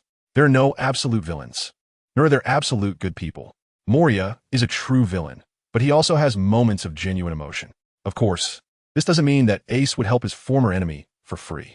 "I refuse." Ace smirked. "You." Moria was furious, blood spilling from his mouth. But he couldn't say anything to Ace. After all, just half an hour ago, he was still thinking about how to kill Ace. "If you want to take care of Perona, just come yourself." Ace slung the demon slayer over his back. Upon hearing Ace's words, Moria felt even more frustrated. He was about to die, and Ace was still making fun of him. "I have a way to save you, but the price you have to pay will definitely not be small." Ace clasped his hands behind his back and looked down at Moria, saying Moria's eyes lit up. If he could survive, who would be willing to die? But he didn't agree immediately. Instead, he cautiously asked, "What is the price?" "Give up your dreams and become my subordinate."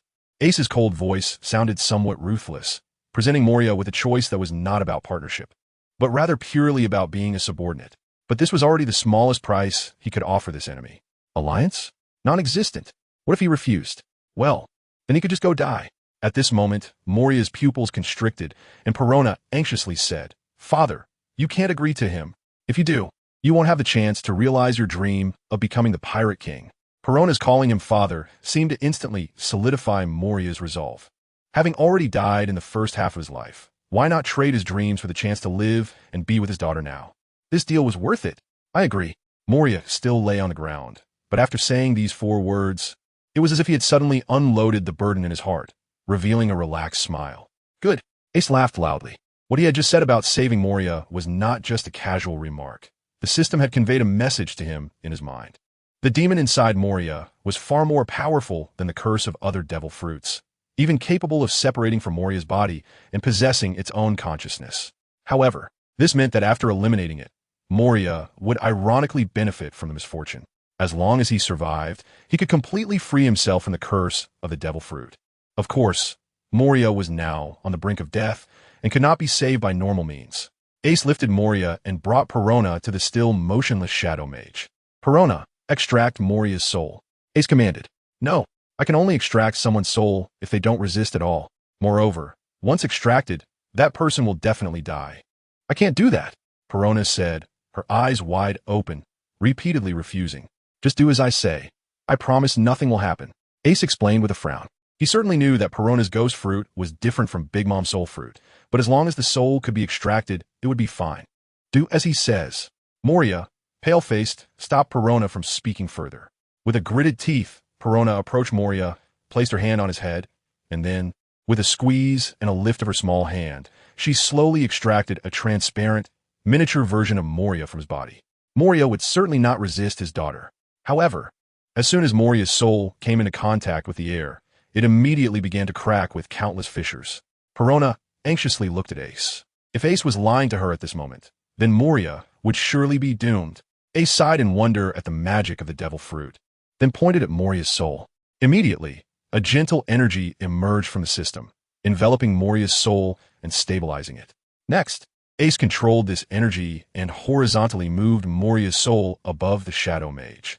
At this moment, the demon within the Shadow Mage had already been eliminated by Ace. Thus, with its eyes tightly closed, it was merely an empty shell. Ace controlled the energy to directly fuse Moria's soul with his shadow. Moments later, the Shadow Mage's eyes suddenly opened wide, and Moria's voice emerged from its mouth. What is this? Moria looked at his body in disbelief. He had actually merged with his shadow. Realizing this, Moria's shadowy form suddenly dispersed, turning into a puddle of shadow that spread across the ground. Then, a dark figure could be seen moving swiftly on the ground, with nothing able to obstruct its path. Perona gasped in surprise, while Ace had already anticipated this. The body was directly the shadow, and this was the true terror of the Shadow fruit. From now on, Moria would surely be the most terrifying assassin. My lord, Moria suddenly emerged from in front of Ace, deeply bowing and lowering his proud head before him. It wasn't that Moria hadn't thought about leaving immediately. He could feel that his life was now completely in Ace's hands, and with just a thought, Ace could cause his immediate death. Don't worry, I've set a 10-year deadline for you. After 10 years, I will definitely lift the restrictions within you. At that time, whether you choose to stay or leave will be entirely up to you, Ace said with a smile. Offering a stick and giving a sweet date is the true way to win the loyalty of subordinates. Yes, Moria replied respectfully. When Perona ran up with concern and hugged Moria's arm, any lingering reluctance he had vanished. After being so close to death, Moria finally understood what he truly wanted. Dreams are important, but family is even more so. Moria smiled and patted Perona's head. However, among everyone present, Ace was the happiest. What a huge gain. First, he had battled against Lama and obtained the Great Blade Xiaoshui. Then, after slaying the demon, he had directly advanced to the Great Blade. Moreover, he had unexpectedly subdued Moria, a strong figure at the level of the 7 warlords. Furthermore, due to Ace's influence, Moria had completely eliminated the curse of the devil fruit and had fully merged with his shadow. His strength could be said to have reached a new level. A total bumper harvest. Most importantly, Ace could already vaguely sense that after this battle, his physical strength was just one step away from breaking through to the Rear Admiral level. At this moment, some trembling victims from the forest brought Luffy over, cautiously saying, "Great sir, can we leave now?" After asking, they didn't dare to breathe. No kidding. Although this Ace looked like a child, he was someone who easily defeated Moria. If he were in a bad mood and casually killed them, where would they go to reason? At this moment, their shadows had finally returned, and they were eager to break free from this fog and enjoy the warm sunlight. It was only right to lower their voices in front of their benefactor. "Do you have a way to get out of the Devil's Triangle?" Ace asked, surprised as he took Luffy. "We have a navigator among us. Although we don't have absolute confidence, we don't want to stay here for even another minute." This statement was met with frantic nods of agreement from everyone. "There's no need to make it so complicated. I can lead you out with a ghost," Perona's words reminded Ace. It seemed that the powerful navigator beside Moria must be Perona. Actually, it was clear to think about it. As long as Perona released countless ghost clones to scout the way, there wouldn't be anywhere that could trap her. Prepare some supplies for me first, and then help us get out, Ace said to Moria while holding Luffy. Don't you need us to follow you? Moria asked in confusion, thinking that he would have to follow Ace from now on and be his subordinate. No need. Ace revealed a meaningful smile and said, our relationship cannot be exposed just yet. Ace's identity is too sensitive. If the Navy learns about Moria's relationship with him now, it would definitely be detrimental to Moria's future development. Moreover, there is less than a year left before the world government launches the Shichibukai policy.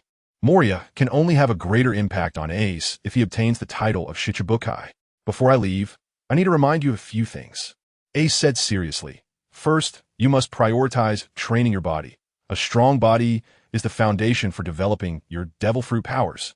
Second, your shadow body has advantages for practicing assassination techniques, so I suggest you develop that ability. Lastly, within a year, the world government will implement a Shichibukai policy, and I hope you can secure a spot. Since Moria had the demon in his body removed, his mindset had become much more normal. After respectfully accepting the order, he immediately turned to prepare supplies for Ace. Ace also held Luffy and went back to the small sailboat. As expected, Brook was lying in the cabin, fast asleep. Ace smiled and shook his head, placing Luffy on the bed. Then, he sat cross-legged, a hint of excitement on his face. It was time to advance to Rear Admiral. He summoned his attribute panel. Attributes: Physique, Brigadier General 10. Linghua, Refinement Technique. 4th level, Refinement Energy, 199200. Blue Lotus Earth's Core Fire. This is a bit awkward. What does it mean to be just a little short? Although he felt like spitting blood, Ace could only helplessly get up, do over 3,000 push-ups, and then add 5,000 squats to finally make up that last bit of refinement energy. Strengthened. The attribute panel changed instantly. Attributes: Physique, Major General 0. Linghua Refinement Technique. 4th level, Refinement Energy, 0210. Blue Lotus Earth's Core Fire. Finally reached the body strength of a Major General. Ace was in a great mood, and his consciousness eagerly shrank into the system. This time, in the familiar hall, in addition to the Xianzhong Qi, there was actually a small medicinal cauldron. Congratulations to the host for reaching the mid-general level. You can now select 2 types of low level. The system wasted no time and directly presented the remaining 9 types of low level in front of Ace. Ace had already made plans beforehand, so without thinking, he first chose the 14th ranked Fallen Heart Flame. As soon as his thought moved, an orange-red, snake-like flame suddenly burst out from the stone pillar on the far left and surged directly into Ace's body, coiling around his heart.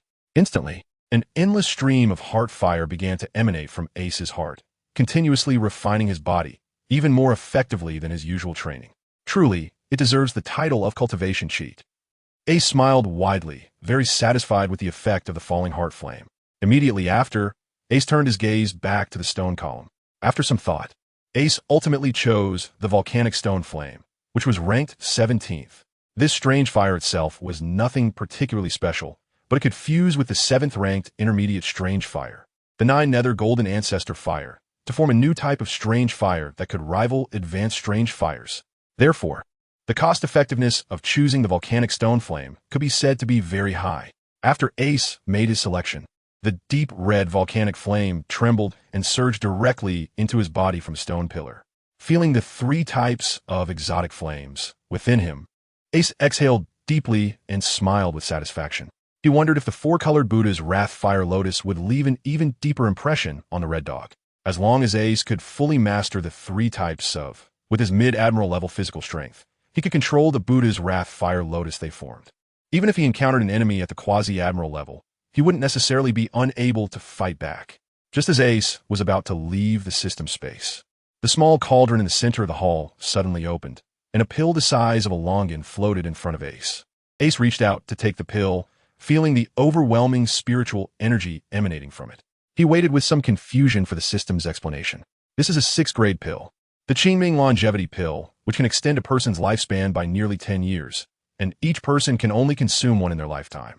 The system paused for a moment and added, "This is the reward for your first kill of a demon." Ace's expression was truly moved at this moment. The value of this pill was simply too high. In the world of One Piece, countless powerful beings had already passed away, and their strength was far from their peak. But if he took this pill, it would mean being 10 years younger. If outsiders found out, countless powerful individuals would surely go crazy for it. However, apart from these benefits, Ace was thinking of even more. The weapon given by the system was named Demon Slayer. And after slaying the so-called devils, the system offered such a precious reward. These events hinted that the true purpose of the system was beginning to reveal itself. These devils must be the real enemies of the system. A scream interrupted Ace's thoughts as Brooke suddenly rolled around the room. My shadow was cut off. How terrifying. Then, he suddenly seemed to remember something, first scratching his hair, and when he found that his afro was still there, he breathed a sigh of relief. Then he lifted his skull and pulled out a Den Mushy from inside. After carefully inspecting it and confirming that the Den Mushy was intact, Brooke's heart finally felt at ease. Ace quietly walked up behind Brooke's side and asked, "Do you still want to see Laboon?" Upon hearing Ace's words, Brooke suddenly turned to look at him, his face filled with tension, and his jaw trembled slightly, as if he wanted to confirm that he hadn't misheard. He cautiously asked, "Lord Ace, were you just talking about Laboon?" "You heard me right. I'm talking about that island whale named Laboon." Ace hadn't finished speaking when Brooke suddenly stood up, excitedly rushing in front of Ace. "Have you seen Laboon? Is it okay?" Ace hesitated for a moment, but ultimately decided to tell the truth. The bond between Brooke and Laboon was too deep. This feeling made Ace think that even a kind-hearted lie was unnecessary. "I haven't seen Laboon, but I know that for all these years, it has been waiting day and night at the Twin Cape, waiting for you to cross the upside-down mountain to meet it." Ace paused and continued. "I think if it cannot see you, it will just keep waiting until death." At this moment, Brooke was already in tears, realizing that he was not the only one who had been waiting in solitude. 40 years. Time has changed everything, but across the distant ocean, there was still a companion who silently waited for them for a promise. "I am not lonely at all."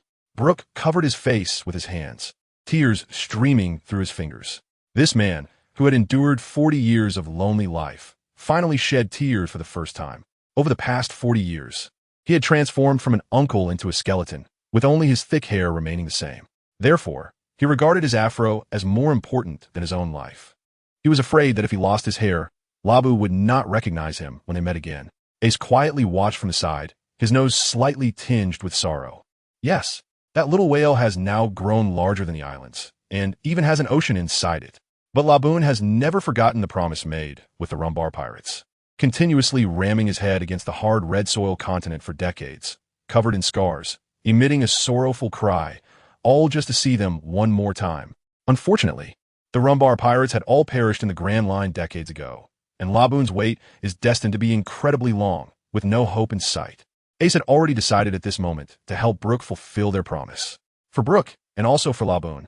At some point, the button on the sound shell was accidentally pressed, and a familiar song echoed in the cabin.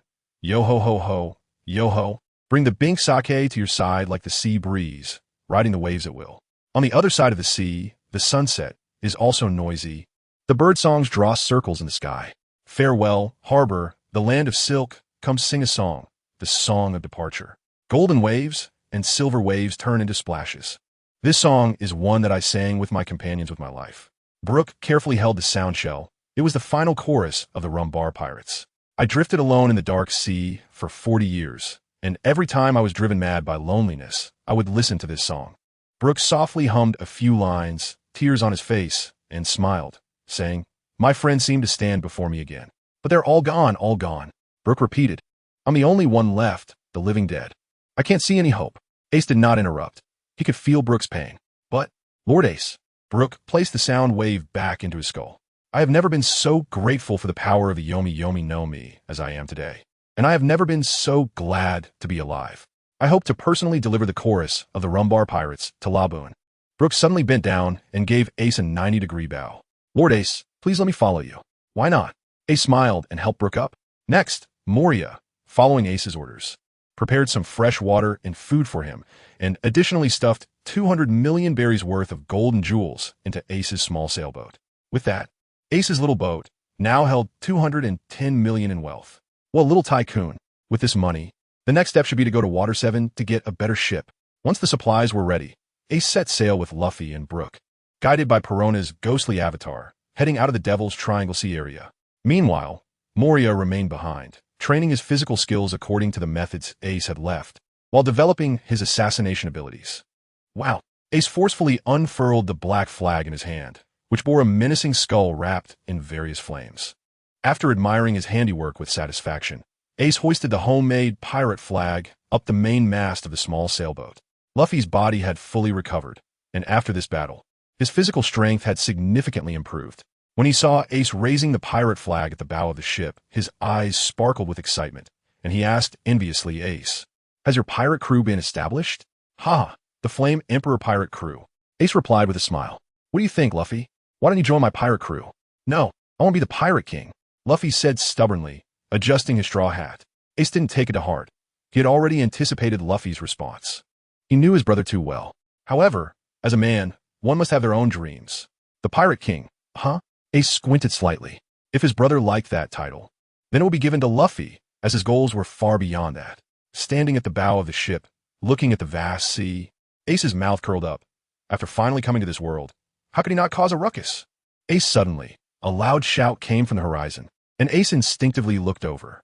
He saw that several miles away, the sea was churning with waves, and a small boat resembling a western coffin was speeding towards them. On the boat, a man wearing a black top hat adorned with white fur and a wine-red patterned coat had a pair of sharp eyes like a falcon, radiating two blazing gazes directed at Ace from afar. Hawkeye. Ace's pupils suddenly contracted. How could this world's #1 swordsman know him at this time? However, despite his confusion, Ace still felt a sense of anticipation about meeting Mihawk. After all, as a swordsman, Mihawk's formidable strength and elegant demeanor were truly admirable. The distance of several miles was merely a blink of an eye from Mihawk's rapidly speeding small boat, and he instantly arrived next to Ace's small boat, appearing beside him in a flash. "Are you Ace?" Mihawk looked up at Ace and asked with a slightly trembling voice, "That supreme great sword, Yoru, is in your hands?" Ace was taken aback, realizing that the long sword on Mihawk's back was just an ordinary large knife. As he seemed to understand the purpose of Hawkeye's visit, he flipped his right hand, and the knight was taken out from the. In that instant, a black streak of light flashed by, and the air let out a piercing howl, revealing the unparalleled sharpness of the great knife. Mihawk's face immediately showed excitement. The dark, shining blade, and the densely packed chaotic patterns on the edge must be the legendary unparalleled great knife, Knight.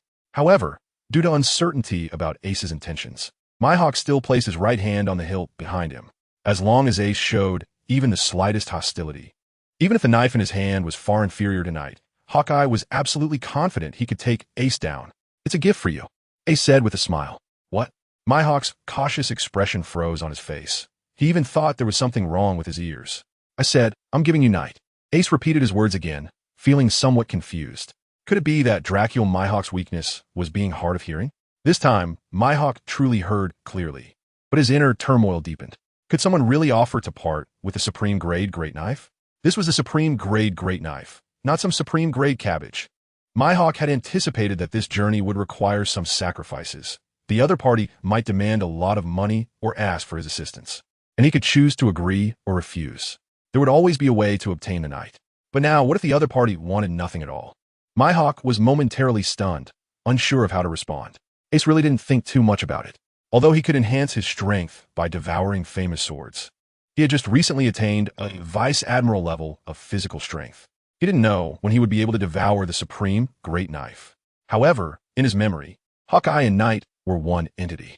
Only Hawkeye, who bore the supreme great knife. Knight was the complete Dracula Mihawk. Therefore, Ace decided to give Knight to Hawkeye. As for the famous swords to enhance his strength in the future, weren't there still 11 supreme great knives? He could find an opportunity to snatch them later. Don't you have any conditions? Mihawk was still unwilling to give up, wanted to find out some clues. But he was destined to be disappointed, as Ace simply shook his head.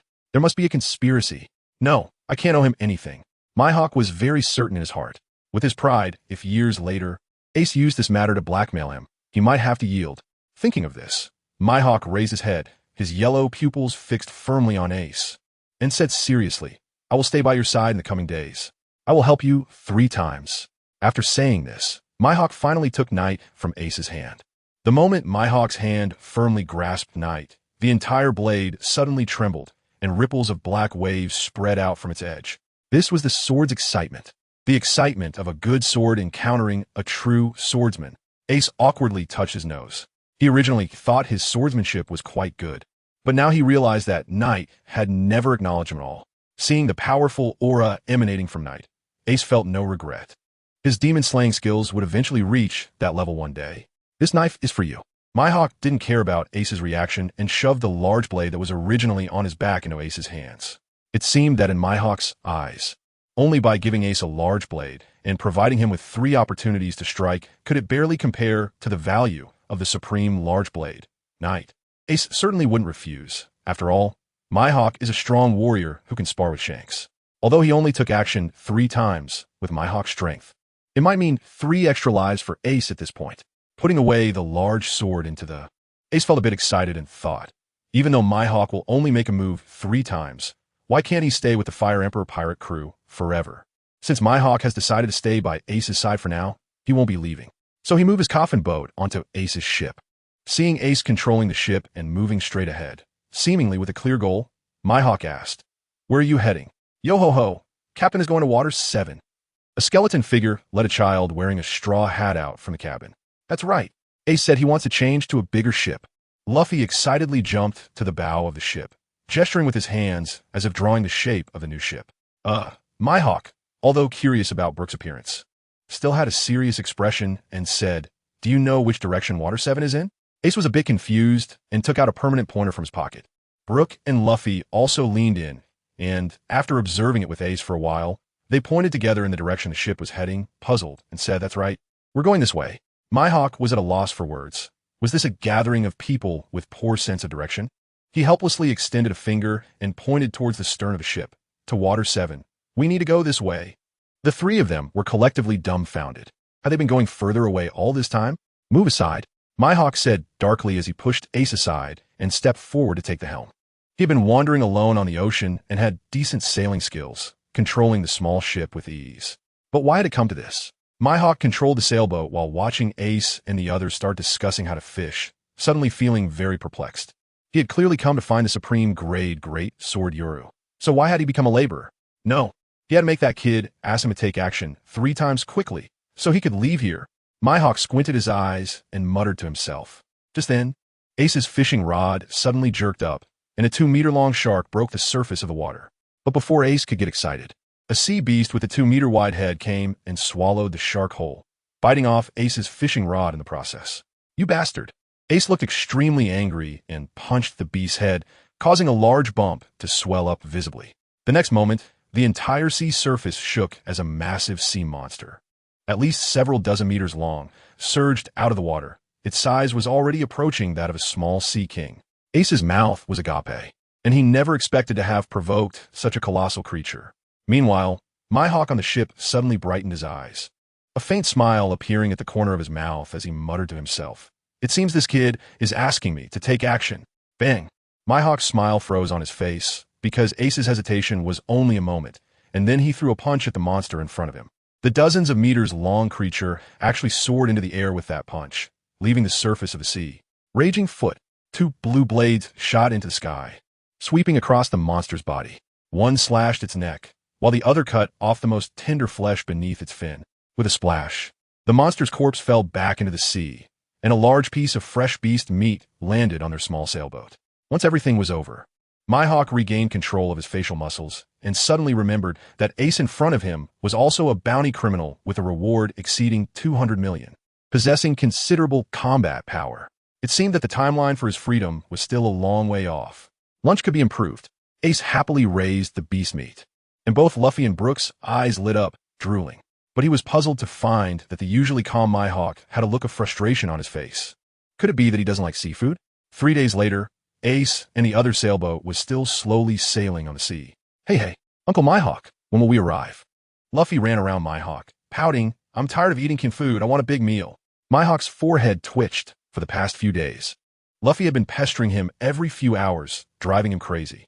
Normally, as the world's greatest swordsman, who would dare to speak to him like this? Yet he found himself unable to deal with Luffy.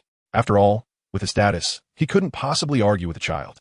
In the end, he could only take a deep breath and helplessly say, Soon, we'll be there in half a day." "Luffy, stop messing around. There's still half a piece of roasted sea beast meat. You take it first." Ace walked over at that moment. "Meat." Luffy's eyes immediately lit up. Complaints forgotten as he grabbed the meat Ace offered and began to munch on it with delight. Ace smiled knowingly, thinking that this younger brother was actually quite easy to take care of. "You've worked hard these past few days." Ace walked over to Mihawk and thanked him with a smile. "Oomph." Hawkeye just snorted coldly, not wanting to engage in conversation. He had been the one steering the ship for the past 3 days, almost becoming a professional helmsman. When had he ever done such a thing? Ace awkwardly touched his nose and turned to walk in the other direction. He couldn't help it. After all, the few people on the ship were almost all directionally challenged. So he had no choice but to let Mihawk steer the ship. However, Ace didn't notice that after he turned around, a faint smile appeared on Mihawk's face. Mihawk had always been alone, and this was the first time he had to spend day and night with others.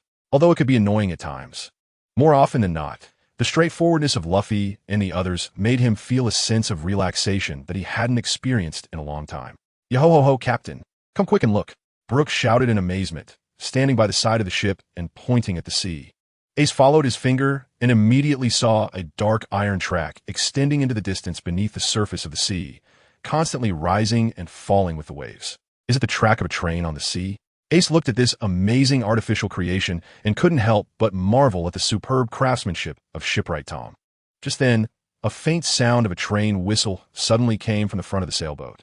Ace and the others turned to look in the direction of the sound.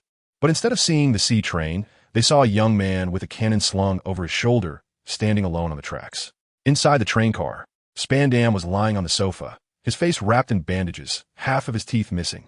"Damn it, that brat named Carter Flam. I will never let him off the hook." Spandam cursed with a face full of resentment, covering his eyes. "That kid dared to hit me, the commander of CP5. He has committed a grave sin. Once this matter is settled, I will definitely come back to hang him." The 3 intelligence officers sitting across from him exchanged glances. Although they had to strictly follow their superiors' orders, they could still make basic judgments. Their commander Spandam could be said to be extremely malicious. In order to obtain the design of the Pluton from Fisher Tom, he plotted to frame Tom and his apprentices Iceberg and Frankie, causing Tom, who had already been acquitted, to be sentenced to death again. Now, that poor Tom was still seriously injured, lying in the next car. "Mr. Spandam." At that moment, an intelligence officer responsible for guarding the post suddenly burst through the cabin door, looking flustered. "What now?" Spandam shouted impatiently. "It's Carter Flam." The intelligence officer suddenly pulled open the window beside the train car and pointed toward the front of the train. "He has chased us here, standing on the tracks with a weapon." Spandam's eyes widened in shock. "Is this Flam crazy? This is a high-speed moving train. How could anyone block a train with their body? Standing in front of the train would only turn them into mush." "What do we do, Commander?" The intelligence officer had never encountered such a situation and asked with a face full of cold sweat. "Are you idiots?" Spandam thought for a moment and suddenly revealed a cruel smile, shouting, "Of course, we accelerate and crash into him. He is asking for death himself. Anyway, he offended me, and it's only a matter of time before he gets his death sentence. We can just squash him flat this time. What are you worried about?" Yes. Although they thought it was too cruel, they had to obey the command of their superior, so they increased the speed of the train and rushed toward Frankie. "Frankie, stay there." Frankie, standing on the tracks ahead, first let the frog Yokozuna beside him move away a bit. Looking at the approaching train, he took the cannon off his back and hoisted it onto his shoulder, his face filled with determination, and fired several shots at the train. "Stop. Go and marry. Where are you taking your true father?" Boom, boom, boom. The shells hit the train, but didn't even break through the outermost layer of armor. Quack, quack. Tears streamed down Yokozuna's eyes as he tried to get Frankie to move off the tracks. But Frankie simply tossed aside the cannon, facing the oncoming sea train, suddenly spreading his arms wide in a blocking gesture. His face was full of tears, and he felt deep regret. If it weren't for the warships he built, Spandam wouldn't have had the chance to frame Mr. Tom. "I want to let you pass. Give me back Mr. Tom." Frankie shouted loudly, his expression slightly grim due to the tension in his muscles. "Ha ha ha, die fool." Spandam leaned out from the window, seeing the train about to crash into Frankie. His face flushed with excitement. He could almost see Frankie being crushed into a pulp, blood splattering everywhere. No one can stop this steel behemoth. Suddenly, just as the train was about to hit Frankie, a boy wearing a red hat appeared beside him. Facing the roaring sea train, the boy simply extended one hand calmly. Clang! At that instant, everyone on the train was suddenly enveloped in a ringing in their ears. The sea train, moving at over 100 kilometers per hour, came to a sudden stop the moment it collided with the boy's right hand. Boom! Boom! Boom! Each car of the train was instantly crammed together because of the sudden stop of the front. The tremendous inertia caused the CP-5 intelligence officers inside the train to tumble toward the front of the car, with Spandam, who had his head sticking out of the window, suffering the worst. With a crack, his neck twisted at a horrific angle, spinning several times in the air before crashing into the train car, unconscious. Meanwhile, in front of the train, Frankie still maintained the posture of extending his hands forward, staring in disbelief at the C train that had stopped just a centimeter from his palms. How is this possible? Frankie's eyes widened as he muttered to himself. He was one of those who participated in building the Going Merry and knew exactly how terrifying the power of this steel behemoth was. It could be said that even if a Sea King were standing in front of the train, it would be directly crushed. The reason he came to block the train was that he never thought he could succeed. It was merely a form of self-redemption. No one can do it. Only a monster. Only a true monster can block a speeding sea train with bare hands. Hey, what are you dazed about? Ace released the twisted front of the car, adjusted his hat that had been blown askew by the wind, and turned around with a relaxed expression. Frankie finally came to his senses from shock, and looked at Ace with a hint of fear, respectfully asking, "What is your name?" "Oh, I forgot to introduce myself. My name is Ace." Ace grinned and said, Lord Ace, this train is heading to Judicial Island, and it's filled with intelligence agents from the world government." Frankie kindly reminded him, Don't worry. After that impact, there probably aren't many left alive." Ace said nonchalantly, "That's not what I meant." Frankie shouted in his heart, "Aren't you worried about the government's retaliation?" Wait a minute. Frankie's expression suddenly changed, and he looked flustered. Mr. Tom was still on the train, and he was already seriously injured. Wasn't he in danger after that impact? Thinking of this, he couldn't care less about whether Ace was a monster and was about to rush into the carriage. "Mr. Tom." "Wait." Ace grabbed Frankie's collar, and Frankie immediately felt like that hand was a steel hoop, the strength in it rendering him completely immobile. "You don't need to worry about Mr. Tom. He's right there." Ace pointed to the side. Lo and behold, Brooke had already placed Fishman Tom onto their small sailing boat. Before Ace made his move, he had already let Brooke rescue Tom. Frankie, seeing that Tom was safe and sound, finally felt relieved. Just as he was about to express his gratitude to Ace, a sudden cacophony of footsteps echoed from the sea train in front of them. In the next moment, a dozen or so surviving agents climbed onto the top of the sea train car, carrying Spandam. At this time, Spandam's neck was twisted 90 degrees to the right, rendering him immobile. Yet he was still alive, and as he felt the intense pain in his neck, his heart was already filled with frenzied rage. "You all better kill him. Kill that hat-wearing punk." The agents exchanged glances, but none dared to make the first move. They had not forgotten that this kid had just single-handedly stopped the speeding sea train. "Whoever goes first will die. Are you all idiots?" Spandam leaned sideways, facing Ace, and shouted, "How is it possible for someone to stop a train with their bare hands? It must be that bastard Tom who tampered with the train. That little punk looks like he's barely over 10 years old. How could he possibly be strong?" Spandam's face was twisted as he roared, "Quick, tear this pretentious brat to pieces. And that Tom, I want to die a horrible death." Indeed, it's impossible for anyone to stop the sea train with their bare hands. The agents were finally swayed by Spandam's words, brandishing their weapons as they charged towards Ace. "Lord Ace, hurry and escape. There are too many of them." Even Frankie was starting to believe Spandam's words. Perhaps it really was a backup plan set by Mr. Tom. "Yo-ho-ho." Brooke watched from a distance and laughed, saying, "Captain, you really have been underestimated." "Hey." Ace watched the numerous intelligence agents rushing towards him and could only smile helplessly. In the next second, his figure vanished from the spot, and a shadow darted through the crowd. Then, Ace suddenly appeared behind these intelligence agents. Spandam, seeing Ace suddenly appear in front of him, was so frightened that he fell to the ground with a thud, his face showing a look of terror as he yelled hoarsely at the intelligence agents. "What are you doing? Are you all blind? You just let him charge through. No need to shout. They can't answer you anymore." Ace, with his hands behind his back, walked up to Spandam, but the smile on his face had long disappeared, and his heart was filled with murderous intent towards this disgusting guy in front of him. Thud, thud, thud. As soon as Ace's voice fell, a series of falling sounds suddenly erupted. Those intelligence agents, still maintaining their momentum, had crimson blood gushing from their necks, staining the top deck of the carriage beneath their feet, and one by one, they collapsed, clearly not surviving. "No, impossible. How could you be this strong?"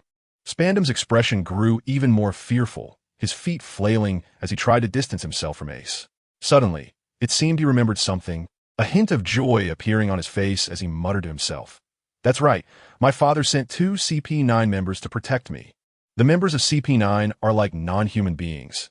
As long as they take action, they can definitely take down this brat. What are you waiting for? Hurry up and come out to protect me. Spandam shouted desperately into the air as Ace drew closer. Ace still had his hands behind his back, calmly watching Spandam's struggles. Creak, creak. Suddenly, a grating sound of a door opening filled the air, and then a large door slowly opened behind Spandam. Following that, 2 figures walked out from the door in succession. Ha ha ha. Spandam's face was still dripping with cold sweat. But upon seeing the 2 CP9 members who appeared out of nowhere, he seemed to regain his courage. You little brat, I will never let you escape. You will definitely regret meeting me. Go, hurry up. Spandam shouted for a long time, but the 2 of them didn't move at all. Turning around, he realized that the expressions on their faces were unexpectedly serious. After seeing the 2 men, Ace's face showed an unexpected expression. They were actually acquaintances. Oh, we meet again? Rob Lucci. Hearing Ace's words, Spandam's mind seemed to be overwhelmed. It should be known that CP9 is a secret intelligence agency directly under the world government, and the identity of each member is absolutely confidential. Even he only knew that there were 2 people protecting him, and he had no idea what their names were. How could this kid know? Impossible. He must be making it up. Yes, we meet again. Rob Lucci, still dressed in overalls, with a white dove perched on his shoulder, answered with a complex expression. Spandam's words got stuck in his throat, his neck turned in shock, and his eyes bulged out. They actually knew each other. His mind was filled with doubt, his face full of disbelief, but he still clung to the hope. So what if they know each other? Spandam was covered in cold sweat, barely comforting himself. As a member of CP9, I must absolutely obey the command of the superior. They will definitely listen to my orders and take down this brat. You want to protect this scum? Ace glanced at Spandam, raised an eyebrow, looked at Rob Lucci and the other man, and his fingertips flickered with flames. Rob Lucci and Bruno's eyelids jumped simultaneously, and they instinctively shook their heads together, although they hadn't seen it with their own eyes. The news that Admiral Akainu of the Navy headquarters suffered a great loss at the hands of a kid named Ace was no secret for every member of CP9. Moreover, Rob Lucci had personally experienced Ace's strength and had been defeated by him. What are you guys doing? Spandam saw that the 2 didn't want to take action, and immediately screamed in a shrill voice, Do you dare disobey my father's orders? Rob Lucci, right? After today, I will definitely sue you hard. You won't be able to escape. Hearing Spandam's incessant chatter, Rob Lucci frowned and coldly snorted, noisy. Bang! Lucci kicked Spandam directly, sending him crashing into a nearby carriage with a loud bang, rolling around in agony while blood sprayed from his body. Mr. Ace, we have no intention of fighting you. It was Bruno who spoke. He slightly bowed and said, As for that idiot, please feel free to deal with him. No, you can't do this. Spandam's terrified voice came through. He never expected that the so-called superhuman monsters he called for would be unwilling to even fight against Ace. However, Rob Lucci and Bruno completely ignored Spandam. After nodding to each other, they simultaneously slapped themselves hard, spitting out blood, clearly intending to pretend to be injured from a battle. Then Bruno opened the air door and disappeared with Lucci on the train's roof. Until the 2 figures vanished, Ace did not take action. Instead, he squinted his eyes, revealing a thoughtful expression. It seemed that Rob Lucci and the others did not have such a harmonious relationship with the world government. Recalling his thoughts, Ace coldly looked at Spandam, who was lying on the side. This time, Spandam was truly in despair. Who the hell are you? Spandam's eyes were filled with fear. He really did not know who this child in front of him was, to the point that CP9 would rather injure themselves than engage with him. It was laughable that he had just been so arrogant, thinking that as long as CP9 took action, they could easily take him down. Seeing that threats were useless, Spandam could only barely suppress his fear and desperately pleaded, My dad is the commander of CP9. If you let me go, I can give you a lot of money. 100 million berries. Ace had no desire to say another word to this guy and directly reached out to lift the battered Spandam. 500 million, no. I'll give you 1 billion. Spandam cried and wept, still trying to persuade Ace to let him go. No need. You can go ask him if he's willing to spare you. Ace finally spoke, but casually threw Spandam to Frankie beside him. No. Spandam finally fell into complete despair. He had previously framed Tom and his apprentices severely and was even prepared to kill them. Now being handed over to Frankie, how could he possibly have a good ending? But Ace completely ignored his pleas and turned to admire the scenery around him.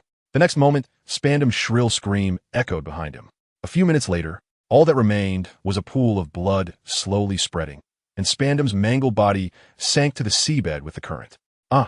Frankie looked at the blood on his hands and let out a triumphant roar, but tears involuntarily streamed down his face. If Ace hadn't intervened today, Tom would definitely be gone for good, and he would have spent the rest of his life in regret. Frankie suddenly turned around, dropped to the ground, and performed a deep bow to Ace, saying, "Thank you so much, Mr. Ace. If it weren't for you, I really wouldn't know what to do." Ace hurriedly stepped forward to help him up and said, "You don't have to do this. I just did it as a matter of convenience. In any case, you are the savior of our master and disciple." Frankie's expression remained sincere. Ace could no longer persuade Frankie and said, "Let's go to Water 7 first. I can see that Mr. Tom's injuries are quite serious and need to be treated quickly." Ace's words reminded Frankie, and he immediately hurried onto the ship to check Tom's injuries. When he saw that Tom was breathing steadily and was not in immediate danger, he finally felt relieved. Soon after, under Frankie's guidance, several people boarded a small sailboat and headed straight for the city of Seven Waters. Ace's actions this time were quietly observed by Mihawk, who felt inexplicably that this kid's future achievements would be limitless. Perhaps he could lend a helping hand? The next moment, Mihawk shook his head, dismissing the ridiculous thought, deciding that he should help him with 3 strikes as soon as possible, so he could go home and train those baboons. Half a day later, a small sailboat carrying 6 people and a frog arrived at the abandoned ship island on the side of Water 7. As soon as the boat docked, Frankie hurriedly carried the unconscious Tom towards Tom's workshop, while Ace and the others parked the boat and followed suit. At this moment, in Tom's workshop, Grandma Kokoro was drinking strong liquor with Tom's eldest disciple, Iceberg. Iceberg had no expression on his face, but tears were constantly streaming down. His master had been falsely accused by that damn Spandam, and he could only watch as CP5 took him away, while his junior brother Frankie was also missing. "Grandma Kokoro, I want to change this city. I want to become the mayor of Water 7. Iceberg said, taking a big gulp of liquor with determination in his eyes. "You can definitely do it. After all, you are Tom, the world's #1 shipwright's eldest disciple," Kokoro said, her eyes also glistening with tears, but smiling as she encouraged Iceberg. Suddenly, with a loud crash, the door of the workshop was burst open, and a bloodied Frankie rushed in carrying Tom. "Quick, save my master!" Thud thud. Iceberg and Kokoro stood up in shock, looking incredulously at the two at the door, knocking over the chairs beneath them. "Frankie." Iceberg's eyes widened, filled with questions. He never expected Frankie would be able to rescue Master Tom from CP5. But seeing Tom covered in blood, Iceberg swallowed all his doubts and didn't waste time asking Frankie what had happened. He rushed over as fast as he could, took Tom, and carried him to the bed in the workshop. "Let me do it." Grandma Kokoro, who knew some first aid, turned around and retrieved a set of medical supplies from the cupboard, immediately starting emergency treatment on Tom. She quickly disinfected his wounds and wrapped them with bandages. However, after all this was done, they found that Tom's face was still extremely pale. At that moment, Ace and his group also walked into Tom's workshop. "Don't come over." "Who are you?" Iceberg shouted warily at the suddenly appearing strangers. There were 2 fugitives here, and if these people reported them after escaping, he wasn't sure he could protect his master and junior brother. "Iceberg, don't be so rude. This is Mr. Ace and his companions. He is our master's savior. He was the one who rescued Master from that damn Spandam." Frankie hurriedly stepped forward to stop Iceberg, fearing he might offend their benefactor. Hearing Frankie's words, Iceberg immediately felt apologetic and bowed deeply to Ace, saying, "I can't repay this great kindness. If there is anything you need from me, Iceberg will definitely not hesitate." Ace quickly helped Iceberg up, saying, "We can talk about that later. Right now, let's find out what is going on with Mr. Tom." Seeing that Ace didn't have the intention of using his kindness for personal gain, Iceberg felt even more grateful to Ace. He nodded and turned to ask Grandma Kokoro, "What is the situation with Master now?" "The situation is not good," Kokoro said with a serious expression. "Although those guys used tranquilizer darts on Tom, he was probably shot dozens of times, and now he has lost too much blood and urgently needs a transfusion." "Then hurry up and give Master a transfusion," Frankie said anxiously. "How can we have blood bags in our workshop?" Kokoro said worriedly. "Moreover, Tom has the rare blood type. It's hard to find someone compatible." But Kokoro had more to say that she held back. Tom was a fishman suffering from human discrimination, and no one would be willing to donate blood to a fishman. "Can my blood work? I'm type E." Just then, Ace's calm voice came through. He remembered that he had this blood type. Kokoro's eyes widened in shock, stammering, W, what did you say? You really want to donate blood? But Tom is a fisherman. So what if he is a fisherman? Isn't the blood red? Ace shrugged indifferently. The moment those words came out, not only Kokoro, but everyone in the room looked at Ace with different eyes. Human discrimination against fishmen had existed for a long time. How broad-minded must someone be to say such a thing without hesitation? Even the usually silent Mihawk couldn't help but have a bit of respect for Ace. This kind of magnanimity was a quality that a true king must possess. Come on. Ace smiled, extending his arm, but afterward, you all have to buy me more meat to make up for it. Meat? Where? Luffy, who had been a bit sleepy, suddenly perked up. His adorable expression lightened the tense atmosphere in the workshop a bit. Next, Frankie quickly found a set of blood transfusion equipment, and Kokoro, with a touch of emotion, connected Ace's arm to Tom's. Bright red blood flowed slowly through the transfusion tube, and Ace finally completely won the hearts of Iceberg and Frankie.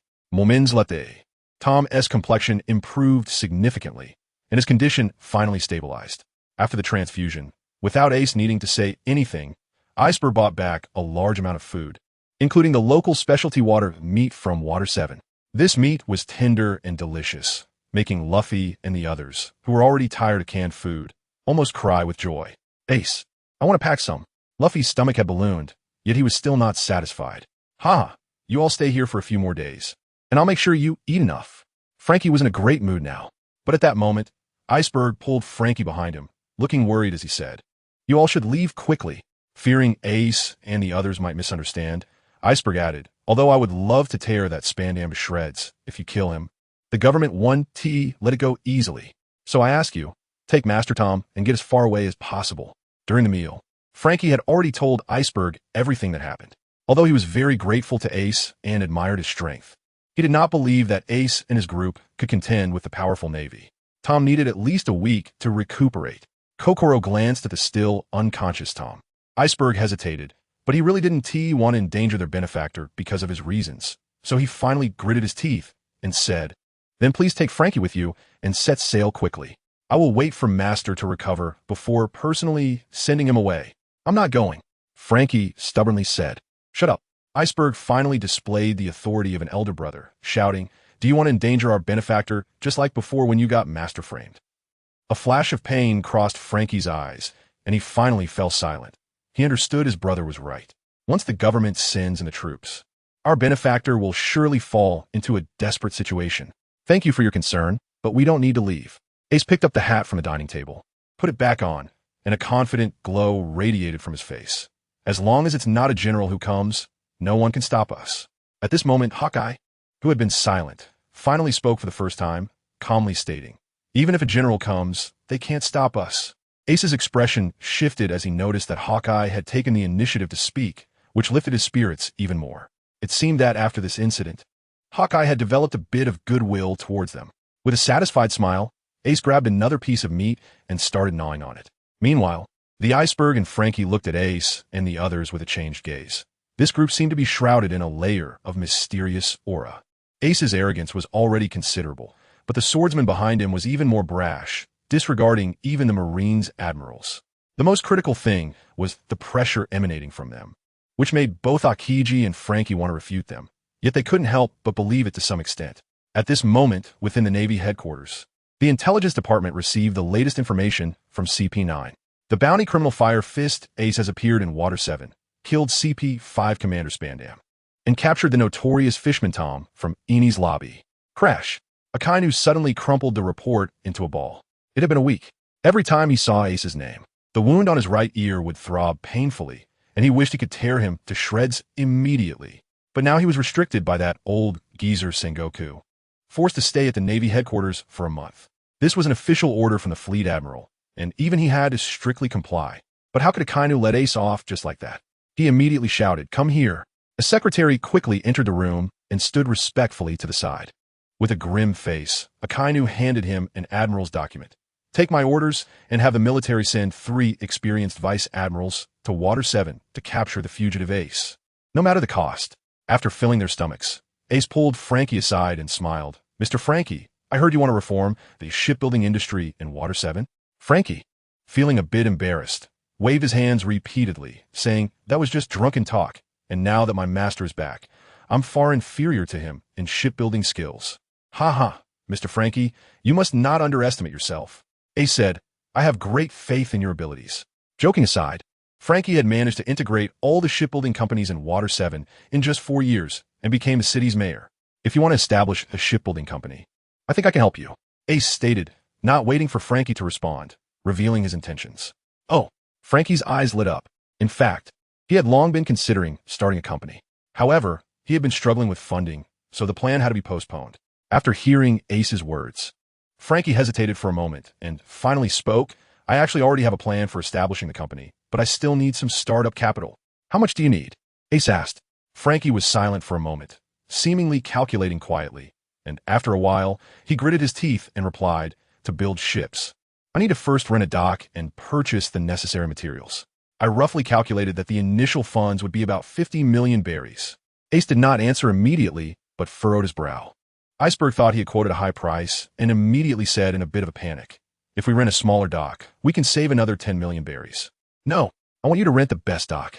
Ace's lips curled up as he said, if we're going to do this, we should do it the best. Let me ask you, if I give you 50 million berries, how long would it take to integrate the entire shipbuilding industry of Water 7? For a moment, Iceberg didn't quite understand what Ace meant, but after calculating seriously, he replied, if I start from scratch, I am confident I can achieve the goal in 4 years. If I have 50 million in startup funds, I can guarantee to cut that time in half. Ha ha ha, good. Ace laughed heartily, very satisfied with Iceberg's answer. Then, as his laughter subsided, he said, I will give you 200 million. What? Iceberg suddenly looked up, incredulous as he stared at Ace.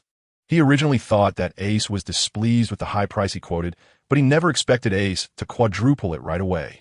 Ace looked at Iceberg, raised a finger, his eyes shining with brilliance, and said, however, I hope you can merge the entire Water 7 into a single entity for your use within a year. After hearing Ace's words, Iceberg calmed down from his excitement. The time frame shrank from 4 years to 1, and the difficulty increased exponentially. After thinking for a moment, Iceberg said, since the Great Pirate Era, the shipbuilding industry in Water 7 has been severely damaged. It was only after the introduction of the sea train that there were signs of recovery. But even with these signs, Water 7 is still in decline, and major shipbuilding companies are losing money almost every day. If you come back in a few months, I wouldn't dare to make such a bold claim. But now is indeed the best time to merge the major shipbuilding companies. If you give me 200 million berries, I can't guarantee that they will fully submit within a year. However, our company will definitely be the largest one in Water 7. Inspired by Ace, Iceberg erupted with strong confidence at that moment. Good. Ace, pleased with Iceberg's assurance, turned and shouted, Brooke, hurry and bring all the gold and silver from the cabin. Aye, aye, Captain. Brooke replied. His body was exceptionally light, so he quickly retrieved all the gold and jewelry from the sailboat by the sea. When Ace personally opened the package containing the gold, the dazzling golden light immediately made everyone squint. Glug! Iceberg couldn't help but swallow. Although he had long been mentally prepared to see 200 million berries, seeing it in the form of gold still shocked him. Master, can I follow you from now on? Frankie exclaimed, his eyes wide, forgetting to bicker with Iceberg. No, you have to leave Water 7 with me. Just then Tom, lying in bed, finally opened his eyes and weakly spoke. Master, Frankie and Iceberg exclaimed in surprise, rushing to Tom's bedside. Although Tom was surprised to find himself still lying on the studio bed when he opened his eyes, he quickly calmed down and asked Iceberg what had happened. Iceberg immediately recounted the events in detail, and when Tom heard that Ace was willing to give him a blood transfusion, he could no longer maintain his composure and tears streamed down his face. Master, what's wrong? Iceberg and Frankie had never seen Tom cry before, and this time they were genuinely panicked. Are you okay? I'm fine. Tom wiped his tears and said, Tiger, my friend, how wonderful would have been if someone had been willing to give you a blood transfusion 5 years ago. Ace certainly knows who Fisher Tiger is, the symbol of liberation and freedom, the hero of the Fishmen. However, as far as Ace knows, Fisher Tiger died from excessive blood loss because he refused to accept human blood, not because no one was willing to give him a transfusion. Of course, saying this now is meaningless. Ace said seriously, Mr. Tom, humans and fishmen can coexist. We all bleed the same red blood. Tom looked at Ace's serious expression and suddenly struggled to stand up, placing his right hand on his chest and bowing to Ace. Mr. Ace, I will remember your words. Iceberg, from now on, you will do as Mr. Ace says.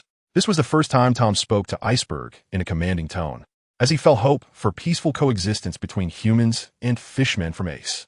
Yes, I will definitely integrate Water 7 within a year, Iceberg replied respectfully.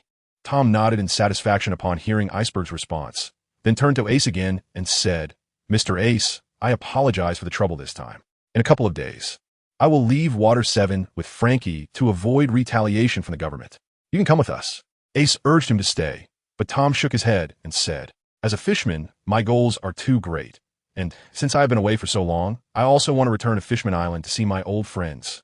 Old friends? Ace frowned slightly. Yes, he is Jinbei, the captain of the Sun Pirates now. Ace couldn't help but laugh when he heard that name. Jinbei was indeed his old friend. So Ace no longer insisted, as Jinbei Sun Pirates were truly a good place for Tom. Mr. Tom, could you please deliver a message to Jinbei for me? Ace suddenly remembered something and said seriously, Tell him to take good care of Princess Otoheim and watch out for the kingdom's Hody Jones. Although Tom didn't know who Hody Jones was, he still solemnly agreed. Mr. Ace, I'll take my leave now. After sitting for so long, Tom's face showed signs of fatigue, especially since he was still injured. Ace saw that it was getting late, so he made arrangements with Akiji to go to the commercial street the next day to exchange gold for usable berries. After that, he took Luffy and the others back to rest. At the Navy headquarters in the military port, 3 warships were already prepared for departure, each with a senior vice admiral standing at the bow. The leader was a giant from the giant race, with a chest full of medals, standing over 60 meters tall, carrying a 20-meter-long giant cleaver on his shoulder. Even if he stood there without moving, he would bring immense pressure to those around him. Who exactly is our target this time? How could they send out 3 vice admirals at once? A sailor in the port said in disbelief. Isn't the legendary demon-slaying order only a lineup of 5 vice admirals? Don't you know? Another sailor whispered. This time the target is that Vice Admiral Ace who defected from a Navy a week ago. Seeing that the first sailor still looked puzzled, he carefully glanced around and added mysteriously, Have you seen the bandages wrapped around Admiral Akainu's head these past 2 days? That was Ace's doing. I heard he blew off the entire ear of Admiral Akainu. What? The sailor couldn't help but shout that Ace can actually injure Admiral Akainu. Keep your voice down. If Admiral Akainu hears you, do you still want to stay in the Navy? The other sailor said nervously. All right, enough talk. Let's get back to work. Heh, how interesting. After the 2 sailors left, suddenly 2 people walked to their original position. The leader had a face full of flesh, hands behind his back, wearing a square mask and a thick jacket, and excitedly said, Coming down from Mariewa this time was indeed the right choice. Haha, I'm very interested in this Ace. I want to make him my slave. Respectable Charles Mako, how can you, with your precious life, encounter such a dangerous person? The person behind Charles Mako, dressed in black, knelt on one knee in a panic and pleaded, Please think it over, my lord. I am the greatest celestial dragon. No one in this world dares to touch me. Charles Mako said arrogantly, If you dare to contradict me again, I wouldn't mind having another slave. Although the man in black had the strength of a vice admiral, he trembled in fear. In this world, the power of the celestial dragons was supreme, so he did not dare to show any dissatisfaction. Charles Mako, with his hands behind his back, was very pleased with the fearful expression on the man's face and excitedly said again, Let's go, we'll board the ship and catch that kid named Ace. The next day, on the rooftop waterways of Water 7, 2 arrows of rain moved swiftly forward. Ha ha! In front of Ace, Luffy stood on the seat, feeling the sea breeze blowing towards him, his face flushed with excitement. The brew, a unique water transportation tool of Water 7, provided a magical experience as they sailed along, stuffing a piece of meat into their mouths in the blink of an eye. Refreshing. Haha. Although Water 7's economy is currently sluggish, the scenery on the island is truly unique in the whole world. Iceberg sat on another brew, with a whole package of gold behind him, smiling as he acted as a tour guide for Ace and Luffy. About half an hour later, they arrived at the commercial street of Water 7. However, Ace was somewhat surprised to find that about 5 or 6 out of 10 shops had their doors tightly closed. Iceberg sighed and said, These past few years have been tough for everyone. I hope things can get better soon. The brew sailed a little further, and Iceberg took Ace and Luffy ashore, leading them into the currency exchange located in the center of the commercial street. Welcome. As soon as the 3 entered, a sweet-looking female attendant greeted them with a big smile. What service do you need? We have a lot of gold and want to exchange it for berries. Luffy waved his arms excitedly. The hall fell silent for a moment. Ha ha ha. Then it burst into laughter, as other guests in the hall couldn't help but laugh at Luffy's words.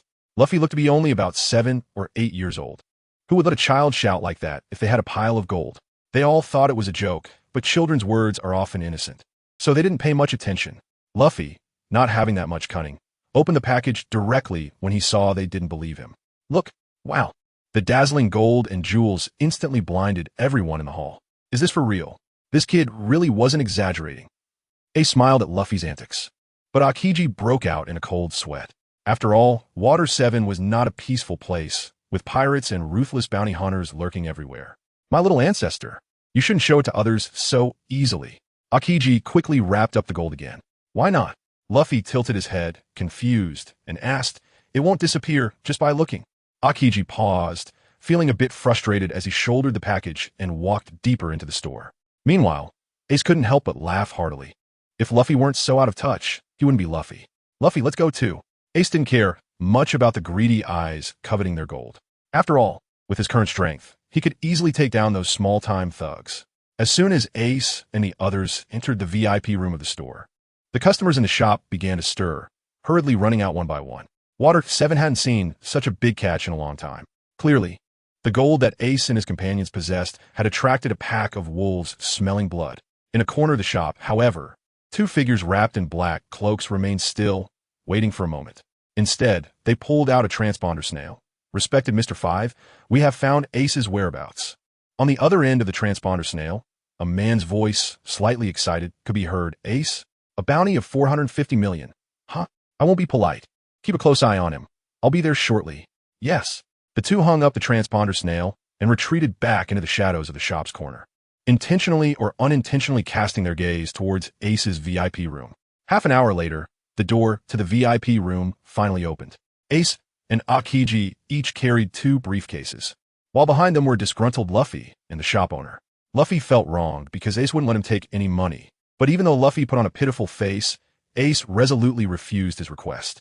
Are you kidding? Letting Luffy take the money would be like throwing it away. The shop owner, on the other hand, was terrified. He had initially thought to trick Ace and the others, misjudging the value of the 200 million berry gold and jewels as only 100 million berries. Ace didn't say anything at the time. He just reached out and lightly tapped the coffee table in front of him, and the next second, the entire table turned to dust.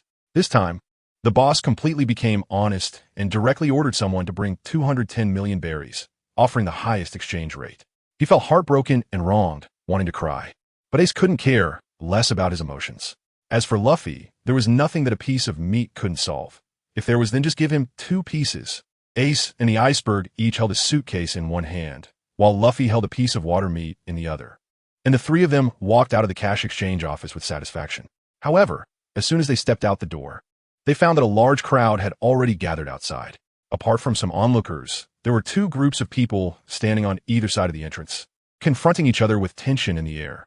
Bose, this fat sheep, was discovered by our scorpion pirates first. The leader on the right, a heavily made-up woman, said while constantly posing and flirting. Bullshit. Stinking scorpion. I tell you, this money is going to be mine today. The big man on the left, with 2 samurai swords at his waist, spoke in direct opposition to the woman on the right. Clang clang. As soon as he finished speaking, the lackeys behind both of them drew their weapons, seemingly ready to start a brawl at any moment. Isn't that Alice, the captain of the Scorpion Pirates? And Bose from the Crab Pirates? What are they up to? A nearby citizen whispered. Yeah, Alice has a bounty of 41 million, and Bose has a bounty of 50 million. If they start fighting, they might tear this place apart. Someone said anxiously. You don't know anything. I heard that 2 fools just made a big fuss inside the cash exchange and exchanged 200 million berries. These 2 are sensing the blood, someone mysteriously explained. After he said this, everyone immediately turned their attention to Ace and the others standing at the door. When they saw that only the iceberg was an adult among the 3, their eyes were already filled with sympathy. Sigh, someone sighed and said, I hope they honestly hand over the money. At least that way they can save their lives. After all, I've heard that the captains of these 2 pirate crews are ruthless killers. Ace's senses were so acute that he picked up all the discussions around him. It became clear that the guys at the door were there to rob them, and that was unacceptable. Hey, if you want to fight, take it to the side. Don't block my way. The battle between the 2 pirate crews was on the verge of breaking out when Ace's voice suddenly intervened, causing them all to stop their actions, their faces displaying disbelief.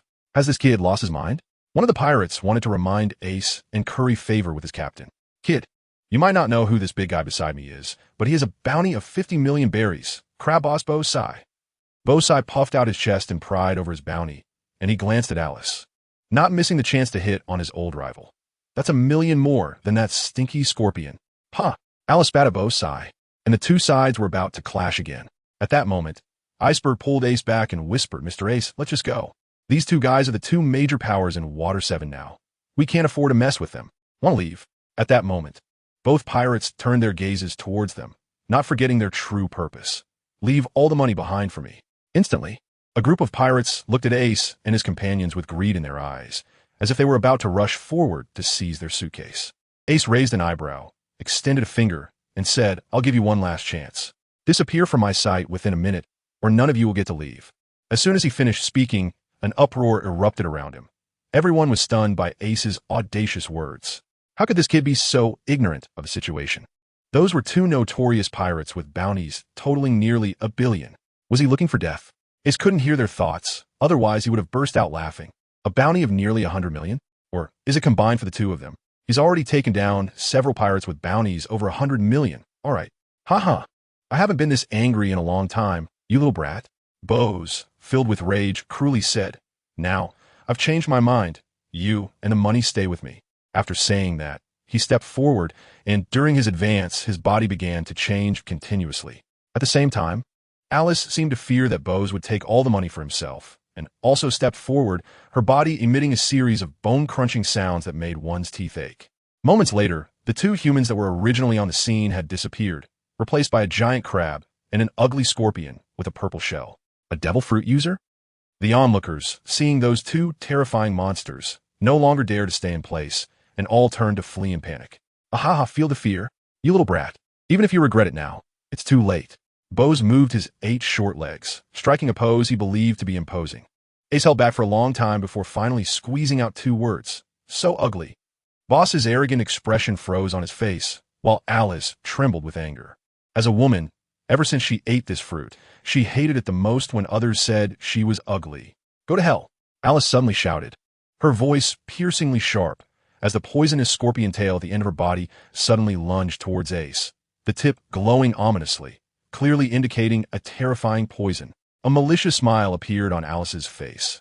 Everyone she attacked would be poisoned by the scorpion, dying in a horrific manner, their bodies turning into pus in an instant.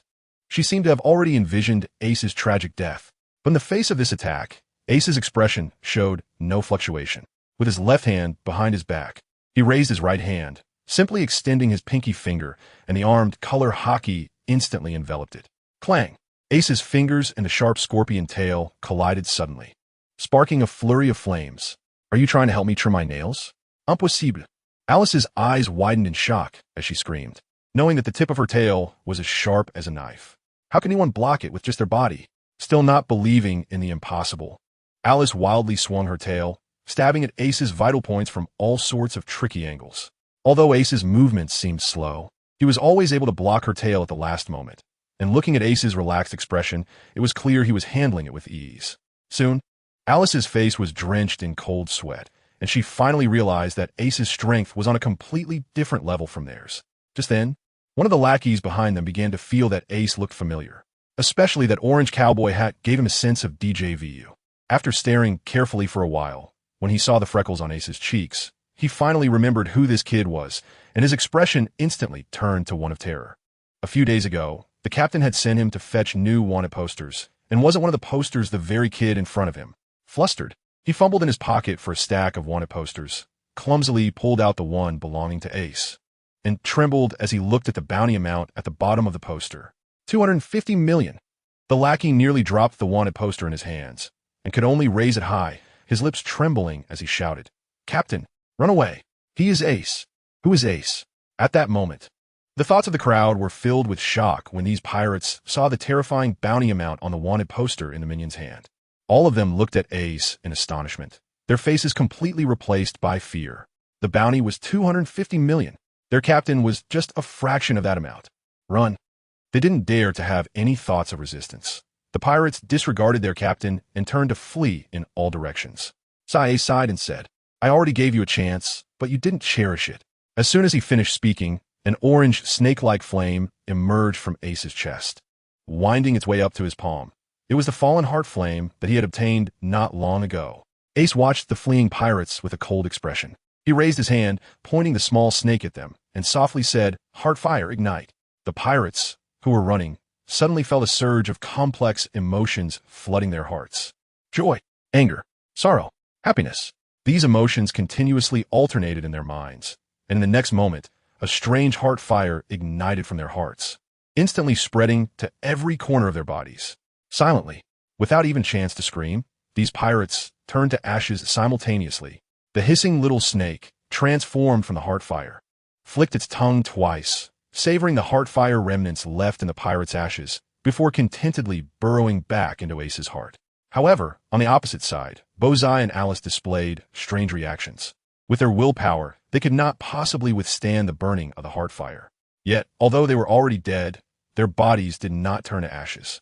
Instead, a wisp of black smoke trembled continuously, with faint screams emanating from within the dark mist. Ace felt a surge of inspiration, and he drew out the demon slayer with a swift motion, making a gentle slash at the black mist in front of him. A piercing scream echoed, followed by the two indistinct demon heads being sliced in half, and the black mist finally dissipated into blue smoke. Meanwhile, Ace also sensed that the quality of the demon slayer in his hand had improved a little more. Ace looked at the bodies of the two people in front of him. With the disappearance of the black mist, they had collapsed into two piles of ashes. He murmured thoughtfully, "Can the heart fire actually bring out the curse of the devil fruit? Does that mean that as long as I can trigger someone else's heart fire without harming them, I can lift the curse of the devil fruit?" Just as Ace was deep in thought, the crowd that had just fled began to notice the situation here. One by one, they widened their eyes, staring at the piles of ashes on the ground, all displaying expressions of astonishment. What happened? Where are Boss and Alice? Someone pointed to the ground, seemingly not daring to believe it. Could those two piles of ashes be them? The notorious pirate crew that dominated Water 7 has now turned into ashes all over the ground. At that moment, Ace's bounty notice floated in front of them, the bounty of 250 million clearly displayed at the bottom, dazzling their eyes. It was more than double the combined bounty of Boss and Alice. Gouldong. Someone swallowed nervously, and soon, the sound of swallowing echoed one after another as their bodies involuntarily began to retreat. No way. In front of us is a super criminal with a bounty of 250 million. How ruthless must a person be to have such a high bounty? They glanced at the ashes in front of Ace and suddenly shivered at the same time. The next second, everyone screamed and turned to run, fearing that if they were slow, Ace would burn them with a fire. Huh? The surrounding voices startled Ace from his thoughts. He looked at the crowd that was fleeing wildly and asked in confusion, "What's wrong with them?" The iceberg behind him had a face full of black lines, thinking to himself, "Isn't it because you scared them?" However, despite the inner complaints, the iceberg was once again shaken by Ace's displayed strength and felt grateful for making the right choice. "All right, since we have the money in hand, let's go back." Ace ignored the civilians, put away the demon extermination again, and boarded the Swordfish Blue in the waterway. Luffy and the iceberg followed suit. But at this moment, around the corner of the street, a man and a woman were peeking and looking towards this side. The woman, dressed in a green dress adorned with lemon patterns, was now sweating nervously as she spoke. "Mr. Five, this guy named Ace is too strong. Shouldn't we report to the president first?" Clearly, she had witnessed everything that had just happened, and Ace's strength had already made her reconsider.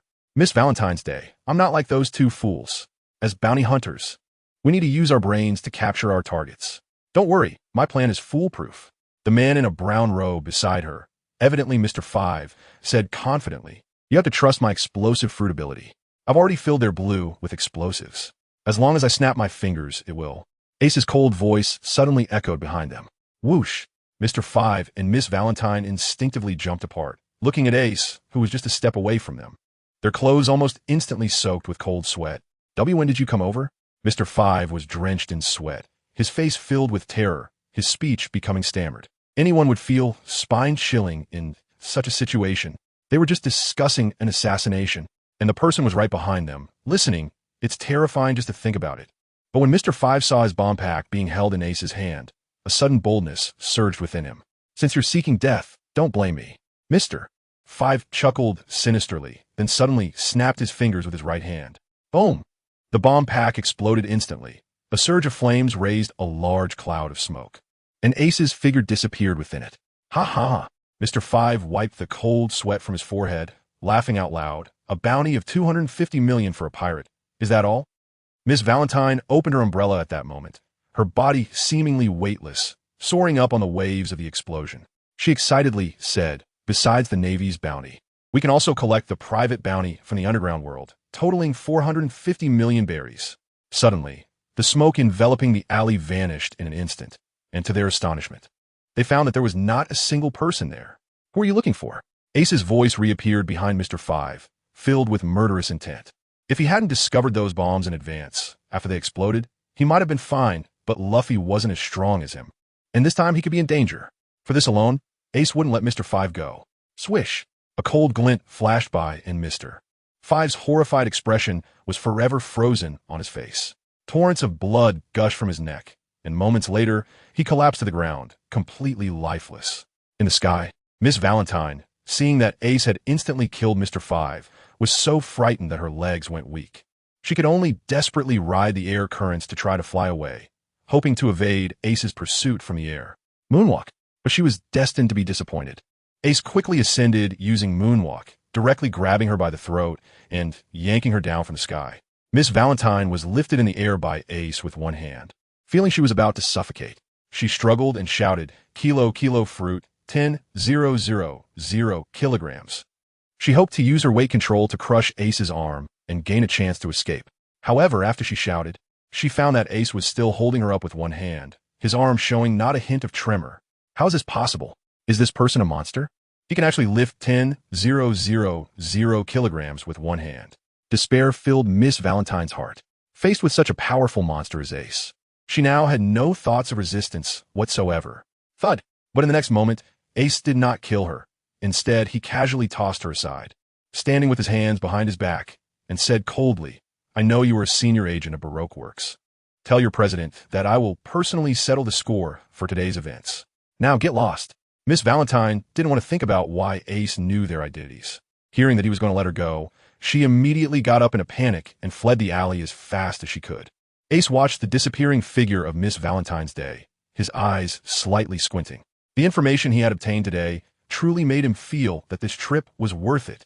First of all, he finally learned that the Navy had set his bounty at an astonishing 250 million berries, which further demonstrated their fear of him. Secondly, from Mr.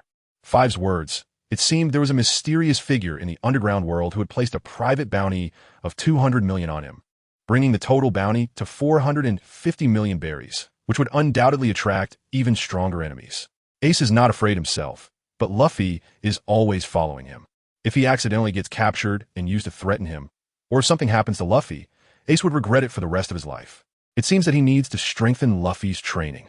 He needs to make him stronger as soon as possible. Meanwhile, Luffy, who is still happily eating meat, has no idea that his brother Ace is thinking of ways to torture him. One last thing, the mysterious president of Baroque Works is actually Crocodile, the user of the Sand fruit. Since high-ranking agents from the organization have already set their sights on Ace, it means that the time for them to meet is not far off. Although Crocodile has a bounty of only 81 million berries, Ace does not underestimate his strength. This guy prefers to operate from the shadows, using schemes to achieve his goals. So this bounty amount is far below his true strength. And who is that mysterious person? Ace lowered his head and thought for a while. Suddenly a flash of inspiration struck him, and a name appeared in his mind. Doflamingo. Among the people Esty has offended, the only one who both hates him and has money is this guy. Ace's pupils contracted. If what he guessed was true, he would eventually erase the entire Don Quixote family from this world. Ace, it's time to go home for lunch. At that moment, Luffy's voice came from afar. Ace listened in speechlessness and thought to himself, "Dear brother, Haven tea you've been eating all along? Why are you still thinking about lunch?" However, Ace only complained in his heart, casually throwing out a ball of flame, reducing Mr. Five's body to ashes. As he walked, Ace shouted, "I'm coming." After running through several streets, Miss Valentine's Day finally stopped, panting heavily, and the look of terror on her face lingered for a long time. That Ace had become so powerful that he could probably kill her with a flick of his hand. Moreover, it seemed he was planning to cause trouble for the organization afterward, but Miss Valentine's Day wouldn't worry about those emotionless colleagues. Her mind was already a tangled mess. The organization's rule was that failure in a mission would lead to elimination. So she couldn't return to the organization now. After thinking for a while, as if she had made a decision, Miss Valentine's Day found an opportunity to write down what Ace wanted to say to the president on a note and stuffed it into the pockets of the two low-ranking members of the organization. Then, she left Water 7 without looking back. As for when Mr. Zero would receive this news, it was no longer her concern. In the windless zone, Amazon Lily. The Kuja pirates were getting ready to set sail, and on the pirate ship driven by two giant snakes, the Boas sister stood at the bow. Sister, this is your first voyage since becoming the Empress of Amazon Lily. The second sister, Boas Sandersonia, said with some worry, Please, let there be no accidents. Huh? Hancock replied with a proud demeanor.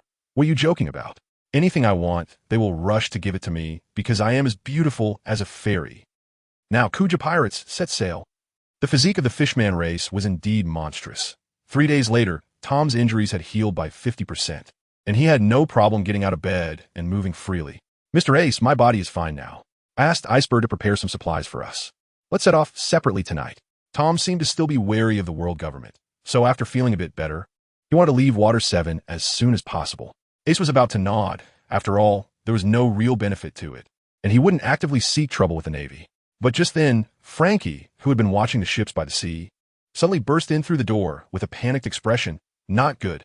I just saw 3 Navy warships heading toward Water 7 while I was repairing the lookout tower of the Scorpion pirate ship. After wiping out the Crab and Scorpion pirates, Ace certainly wouldn't waste their resources and immediately ordered Frankie and the others to take all the valuables from both pirate crews. In addition to 2 decent pirate ships, there was also about 50 million berries on board, all of which fell into Ace's hands. However, this was not the time to think about those things. Ace's eyes narrowed slightly. He certainly didn't believe that those 3 Navy warships were here to sightsee. Ace said nothing, silently took out the Demon Slayer, rested it on his shoulder, and walked alone towards the sea. If there are any generals, remember call me. Mihawk crossed his arms over his chest, embracing the supreme blade Yuru, his voice devoid of any extra emotion, yet a smile appeared on Ace's face. All right. While speaking, Ace did not pause in his steps, and since Tom's workshop was not too far from the seaside, he quickly reached the shore. He jumped onto the lookout tower of a pirate ship, where the massive silhouettes of 3 warships were already reflected in Ace's eyes. Among them, the enormous giant Vice Admiral, nearly 60 meters tall, was particularly eye-catching. Is the one leading just a Vice Admiral? Ace raised an eyebrow, and the first person was only a lieutenant general, so it was unlikely that there would be any generals among these warships. If there were no quasi-general level powerhouses here, then they would be looking down on me. Ace couldn't help but laugh after saying this. Unconsciously, he had already begun to disregard the rank of Rear Admiral. During this time, 3 warships had charged over here at high speed, and upon seeing 2 pirate ships on the shore, the warships showed no hesitation. Fire! The roar of the giant Rear Admiral could be faintly heard, followed by the booming of cannons as a dense barrage of cannonballs rained down on Ace. The firepower of 10 warships could completely destroy a small island, and the cannonballs fired simultaneously from 3 warships were incredibly powerful. Yet Ace's expression showed no change. Mirror fire. With a low shout, flames surged from Ace's body. When they first emerged, they were just a thin column of fire. But after bursting out for 10 meters, the fire column had spread into a towering inferno. The flames even formed a massive curtain of fire that engulfed the densely flying cannonballs. The moment they entered the fire curtain, they all turned into fireballs and merged into it without exception. The barrage of cannonballs fired by the 3 warships was completely blocked by Ace alone. Is this what you call the Navy's elite? At this moment, the celestial dragon, Charles Mako, stood on the central warship, looking down with disdain and saying, How can you useless fools serve us, noble celestial dragons? Rear Admiral John felt the veins on his forehead bulging, but he dared not refute a single word spoken by Charles Mako. Because no matter how despicable and shameless the celestial dragons were, they would always be the noblest aristocrats in the world, and a casual word from them could determine their future and fate. Respect to Charles Mako, I will capture that Ace for you. No matter how indignant John felt, he could only obediently follow Charles Mako's words at this moment. After a moment, as the fire wall slowly dissipated, Ace's figure reappeared in the eyes of the Navy. John fixed his gaze on the small figure that was only the size of his palm, yet he did not dare to be careless. After all, that was Ace, who could withstand several moves from Admiral Akainu. John solemnly drew out the 20-meter-long machete at his waist and shouted, All warships stand by. The upcoming battle is not something you can participate in. After a pause, seeing the warships gradually stop, John continued to shout, "Mark, Andy, let's go." With that, John's figure suddenly sank, but in the next second, he leaped up. His 60-meter-tall figure was surprisingly agile as he crossed dozens of meters of sea surface at an astonishing speed, swinging the giant knife towards Ace. Behind him, two figures cloaked in rear admiral capes followed closely. Clearly the other two rear admirals, Mark and Andy. At the moment the three rear admirals launched, the sea surface beneath the warships began to shake violently, evidently due to the huge recoil as they leaped from the warships, causing the massive vessels to struggle to maintain stability. Seeing that not just one, but three rear admirals had come, Ace's pupils narrowed, and he murmured, "You really do think highly of me." There was no hint of fear in his tone. Instead, it revealed a slight sense of excitement. "That's more like it. This is going to be fun." John's giant blade was already crashing down, and the 20-meter blade could even slice the pirate ship under Ace's feet in half. The wailing fire technique burst forth in an instant, and feeling the 5 times the strength of an ordinary rear admiral within his body. Ace's eyes sparkled as he swung his demon slayer straight towards John's giant blade. Seeking death, John's eyes flashed with fierce light, a smile appearing at the corner of his mouth as he increased his strength by threefold. No one dares to compete in strength with the giant race. The demon slayer was not even 1/10 the size of John's machete. Yet at the moment of collision, the enormous force emanating from their clash froze John's smile on his face, as his giant blade couldn't advance an inch. Impossible. How could a mere human possess strength to rival mine? Boom! Crack! Crack! Moments later, the sound of blades clashing echoed out, and the pirate ship under Ace's feet shattered into pieces, turning directly into dust. The force transmitted to the sea surface created 10-meter-high waves that surged outward with a roar. "You dare to destroy my ship?" Ace looked at the sawdust scattered across the sea beneath his feet, feeling immense sorrow. This was already his ship. It seems that he can only demand compensation from your warships now. Ace's face was filled with anger as his right arm, holding the knife, suddenly swelled with strength. Then, with a swift upward motion, he directly sent John flying with a single strike. How could you possibly have such immense power? John's massive figure was lifted into the air, and he shouted in shock. Ace just sneered. When his physical strength hadn't even reached the vice admiral level, he could take on Oz with 2 punches. Now that he had broken through to the vice admiral level, he was even more powerful. Without responding to John's intentions, Ace flipped his hands and used 2 blades to block the attacks of the other 2 vice admirals. As vice admirals of the Navy headquarters, Mark and Andy had both mastered the 2-color hockey. However, they were horrified to discover that Ace's hockey strength was actually above theirs. Attack together! John exerted force in his abdomen, suddenly sinking his body down to stabilize himself after being thrown. Coordinating with Mark and Andy, he swung the machete in his hand and charged at Ace once again. Mark and Andy attacked from the left and right, their fists enveloped in armament hockey, targeting Ace's abdomen. The combined strike of the 3 vice admirals was such that even a quasi-admiral level powerhouse could only temporarily evade their attack. Ha-ha, bring it on! But in the face of the imminent crisis, Ace threw his head back and let out a hearty laugh. In an instant, various surging flames erupted from Ace's body. The blue-green hellfire of the Blue Lotus, the fiery volcanic flames, and the orange serpent-like fallen heart flame slithered up to Ace's shoulders. The hissing of the snake's tongue flickering in and out caused the originally imposing 3 vice admirals to suddenly change their expressions. An overwhelming wave of negative emotions surged within them, and a heated sensation arose in their hearts. It was the fallen heart flame that stirred their inner flames. However, as vice admirals, their willpower was not comparable to those third-rate pirates, and their inner flames did not materialize, burning them directly. Nonetheless, their attacking movements had already become severely distorted. Ace would not let this opportunity slip by. He raised his sword, Zhu Mo, above his head and suddenly struck at the 3 people in front of him. Various flames followed the blade, surging forward like terrifying giant fire beasts, opening their scorching mouths to swallow the 3 vice admirals whole. Originally, the 3 vice admirals were attacking Ace, but in the blink of an eye, the situation had turned upside down, as if Ace had surrounded the 3 of them by himself. At that moment, the vice admirals were all busy struggling with their negative emotions, unable to maintain their attacking stances. They could only hurriedly retract their arms, trying their best to protect themselves. Boom! John was directly in front of Ace, taking the brunt of the attack. Even though he was nearly 60 meters tall, He was completely engulfed by the flames Ace unleashed. The intense heat instantly burned off all his clothes and hair. The shockwave from the flames sent him flying backward. Although Mark and Andy were not the main targets of the flames, they were also charred and in a wretched state, with a strong smell of burnt flesh emanating from them. John spat out a mouthful of blood as he flew out, but as soon as the blood left his mouth, it was evaporated into mist by the high temperature. His massive body crashed onto the sea, and the flames swirling around him instantly evaporated a large amount of seawater. In an instant, the entire area was enveloped in mist.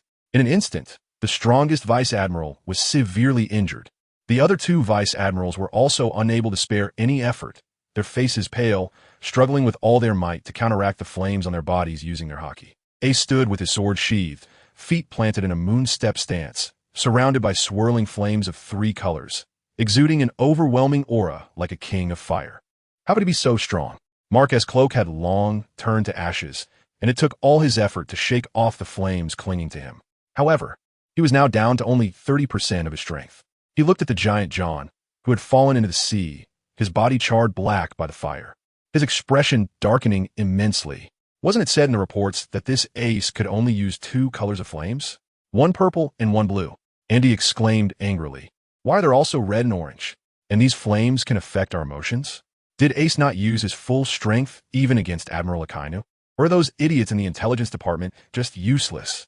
They no longer dared to make a move, and as they looked at Ace, enveloped in flames not far away, a hint of fear inexplicably rose in their hearts. At just 12 years old, he already had the power to crush a vice admiral.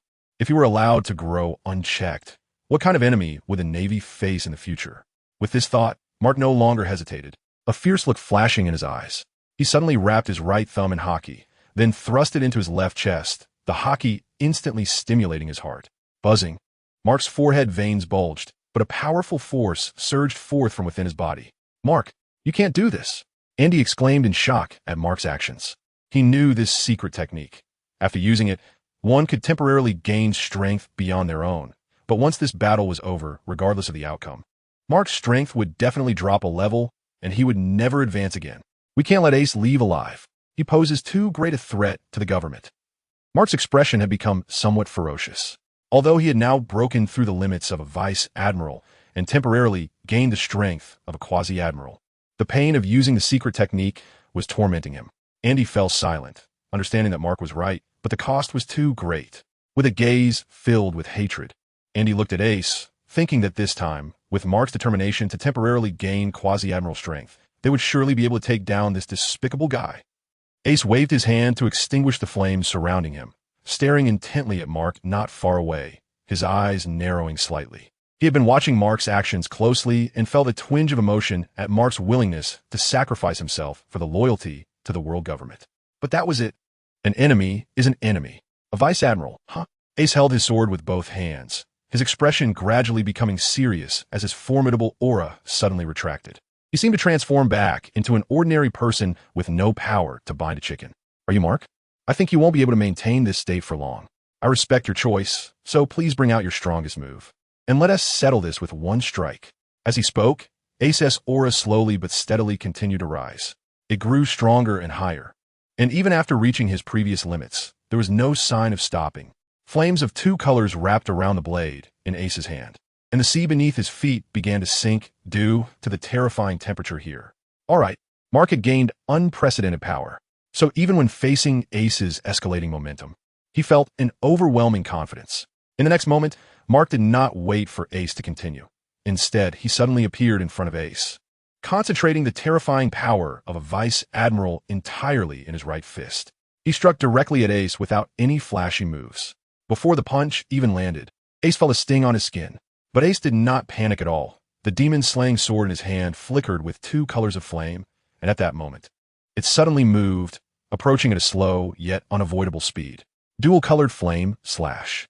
The blade of the demon-slaying sword clashed with Mark's fist, but instead of a thunderous sound, a crisp sound rang out, as if their attacks had no power at all. However, a moment later, a tangible pressure of wind suddenly swirled between the two of them, and the once calm sea roared as it collapsed under the immense pressure, with water swirling wildly within a diameter of several dozen meters. The immense pressure crushed countless sea creatures into mush, turning the surrounding water completely red. Mark's eyes turned blood red, and he was on the verge of madness. In the instant he engaged with Ace, he realized he had underestimated Ace's strength. His peak attack at the Vice Admiral level was still on par with Ace's sword. As if seeing through Mark's thoughts, a smile appeared on Ace's face. On par? How is that possible? In the next second, the sword energy formed by the two colored flames instantly detached from the blade of the demon-slaying sword, and the temperature increased by another third, causing the air to crackle. The air beneath the sword energy surged like waves in a storm, crashing repeatedly against Mark's body. Crack! Facing such an onslaught, Mark's armament hockey could not hold up first, suddenly emitting a sound like shattering glass, and then it shattered piece by piece. I won't accept this. Mark's face twisted with intense unwillingness, as he had thought that by sacrificing his future and temporarily gaining Vice Admiral level power through secret methods, he could crush the threat of Ace, the Navy, in its infancy. But why can't you just die? The scorching dual-colored sword energy finally broke through Mark's defenses, and in an instant, it swept past his body. Mark's twisted expression was forever frozen on his face. In the next moment, his body was instantly ignited, turning into an eerie, two-colored torch.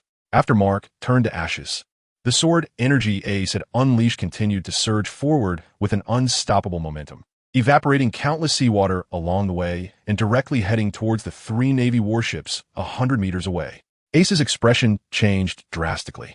In his mind, the treasures on those three warships should all belong to him. If that sword energy really struck the warships, wouldn't he suffer heavy losses? If the Navy heard his thoughts, who knows if they would spit blood? They were still in the midst of battle, and he was already calculating their belongings. Charlemagne, let's go. Charlemagne's black-clad bodyguard said anxiously, if I join the fight, I can't guarantee your safety. Shut up. Charlemagne kicked the black-clad man and shouted, what do you think I pay you for? Hurry up and help me catch that Ace. Upon hearing Charlemagne's words, a hint of despair rose on the bodyguard's face. However, having been trained as a celestial dragon's bodyguard since childhood, his somewhat pathological loyalty compelled him to strictly follow Charlemagne's orders. Faced with the imminent sword energy, the bodyguard charged forward without hesitation, his arms covered in armament hockey, and a barrage of punches rained down towards the sword energy. With every punch the black-clad bodyguard threw, dazzling blood splattered from his arms. Clearly, although he possessed Vice Admiral level strength, this sword energy was on a completely different level. The black-clad bodyguard was fighting with his life, and since the sword energy had already been weakened by Mark, he managed to block Ace's flaming sword energy just as he exhausted all his strength. However, the strange fire had already begun to erode his body. At that moment, he had no extra strength left to dispel the flames on him. In his final moments, he desperately turned to look at Charlemagne on the warship, his eyes still filled with concern for his safety. But the last thing he saw from Charlemagne was him opening his mouth to say two words, waste. The black-clad bodyguard felt a surge of frustration in his chest, spat out a mouthful of blood, and ended his own life. In that final moment, he would have rather not been able to block that sword energy. Ace took a deep breath, feeling the strength within his body weakening. He sheathed his sword Jumal and landed on a piece of wreckage from a pirate ship on the sea. With one strike, he killed both an enemy at the quasi-admiral level and a captain level. This was Ace's current strength. However, after delivering that blow, he immediately entered a state of weakness. Major Andy fell beside the giant John from a distance, his eyes filled with pain and helplessness. Just a moment ago, he thought that Mark, with his quasi-admiral strength, could easily take down Ace. But moments later, his comrade had died right before his eyes, not even a complete corpse. Watching Ace from afar, Andy was filled with hatred but did not dare to make any move, fearing that Ace might turn and cut him to ashes with a single strike. John, are you okay? Andy, already scared, fixed his gaze on Ace and asked, I'm okay. John trembled as he stood up. He had taken so long to extinguish those strange flames with the help of seawater. Meanwhile, Mark had completely left this world. John looked at Ace in the distance, wanting to avenge Mark, but rationality held back this desire. Ace's recently displayed, overwhelming power made him tremble. An ordinary quasi-admiral was no match for him. So in the end, John could only grit his teeth and shout, retreat. After saying that, he turned with Andy and fled towards the warship. Ace watched from a distance, appearing to be full of fighting spirit on the surface. But secretly he let out a sigh of relief. He was currently in a weakened state. Both rear admirals John and Andy could easily take him down. However, seeing them in a state of disarray, as they fled unexpectedly brought him some satisfaction. He adjusted his hat narcissistically and thought to himself, "It seems I really do have the demeanor of a master. Just a slight display of my aura can scare them away." But just as Ace was about to turn and head back to Water 7, a pirate ship suddenly appeared on their flank, being pulled by two enormous sea serpents, its entire body a bright red, rapidly closing in on the battlefield. Ace and the two rear admirals were taken aback at the same time, then turned to look over. They saw a stunning beauty in a red cheepow at the bow of the pirate ship, raising her hands to form a heart shape, sweetly calling out to them, "Sweet, sweet wind." A faint pink heart-shaped wave of light rushed toward them, enveloping Ace and the two rear admirals, seemingly aiming to capture both sides in one sweep. The attack came so suddenly. Rear Admirals John and Mark were already wounded, and their willpower had weakened significantly from resisting Ace's heart fire. Therefore, the desires in their hearts were easily drawn out, and in no time, they transformed into two stone statues with hearts in their eyes. "Sister, isn't it a bit too much to attack the Navy like this?" Hancock's third sister, Marigold, looked at the two rear admirals turned to stone, expressing her concern. Hancock raised her delicate, fair arm, brushing aside her wind-tousled hair, her brow slightly furrowed. "My sister, you must understand, no matter what this queen does, the whole world will forgive her, because I'm just too beautiful." This statement was so narcissistic, yet coming from Hancock's lips, it was impossible to refute. Her beauty indeed could be described as world-shattering. Lady Snake Princess, her crew members behind her, all women, were also captivated by Hancock's beauty, collectively screaming in admiration. At this moment, the nine-snake pirate ship had arrived next to the three warships. The giant Python Salome coiled into a throne-like chair, and Hancock elegantly sat down, gently waving her hand, commanding, "Amazon Lily warriors, bring me all the treasures from the warships." Yes, the female warriors of Daughter Island excitedly took out their bows and arrows, nimbly leaping over the sea, charging towards the numerous Navy soldiers. Boom, boom, boom. Each of these Amazon warriors had mastered the armament hockey, and their arrows, wrapped in hockey, resembled cannons, instantly causing the Navy to collapse in disarray. Hancock reclined on her throne, a satisfied smile on her face. Just then, Hey, don't destroy my warships." Suddenly, a somewhat dissatisfied voice came from the side of the nine-snake pirate ship, causing Hancock's smile to freeze on her face. "How could you be in Skye?" Second sister Sandersonia turned to look and found it was that kid who was left aside from the two rear admirals, her face filled with disbelief. No one can escape big sister's charm. This person was, of course, Ace. The reason he was affected by Hancock's sweet, sweet wind, but did not turn into a stone statue, was not that he was indifferent to Hancock's beauty. After all, he was not like Luffy, who understood nothing. However, in the face of the fallen heart flame that could burn emotions, these desires could only turn into heart fire, contributing a bit more to Ace's physical strength. "You're not even a little moved by my beauty?" The Empress had now stood up, staring intently at Ace's face, hoping to see some change in his emotions, wishing to find that Ace was merely pretending to be indifferent. But she was destined to be disappointed. Ace helplessly shrugged and said with an innocent expression, "Sister, you really are beautiful, but I'm still just a kid." "Isn't that right?" On the surface, Ace still looked like a 12-year-old child.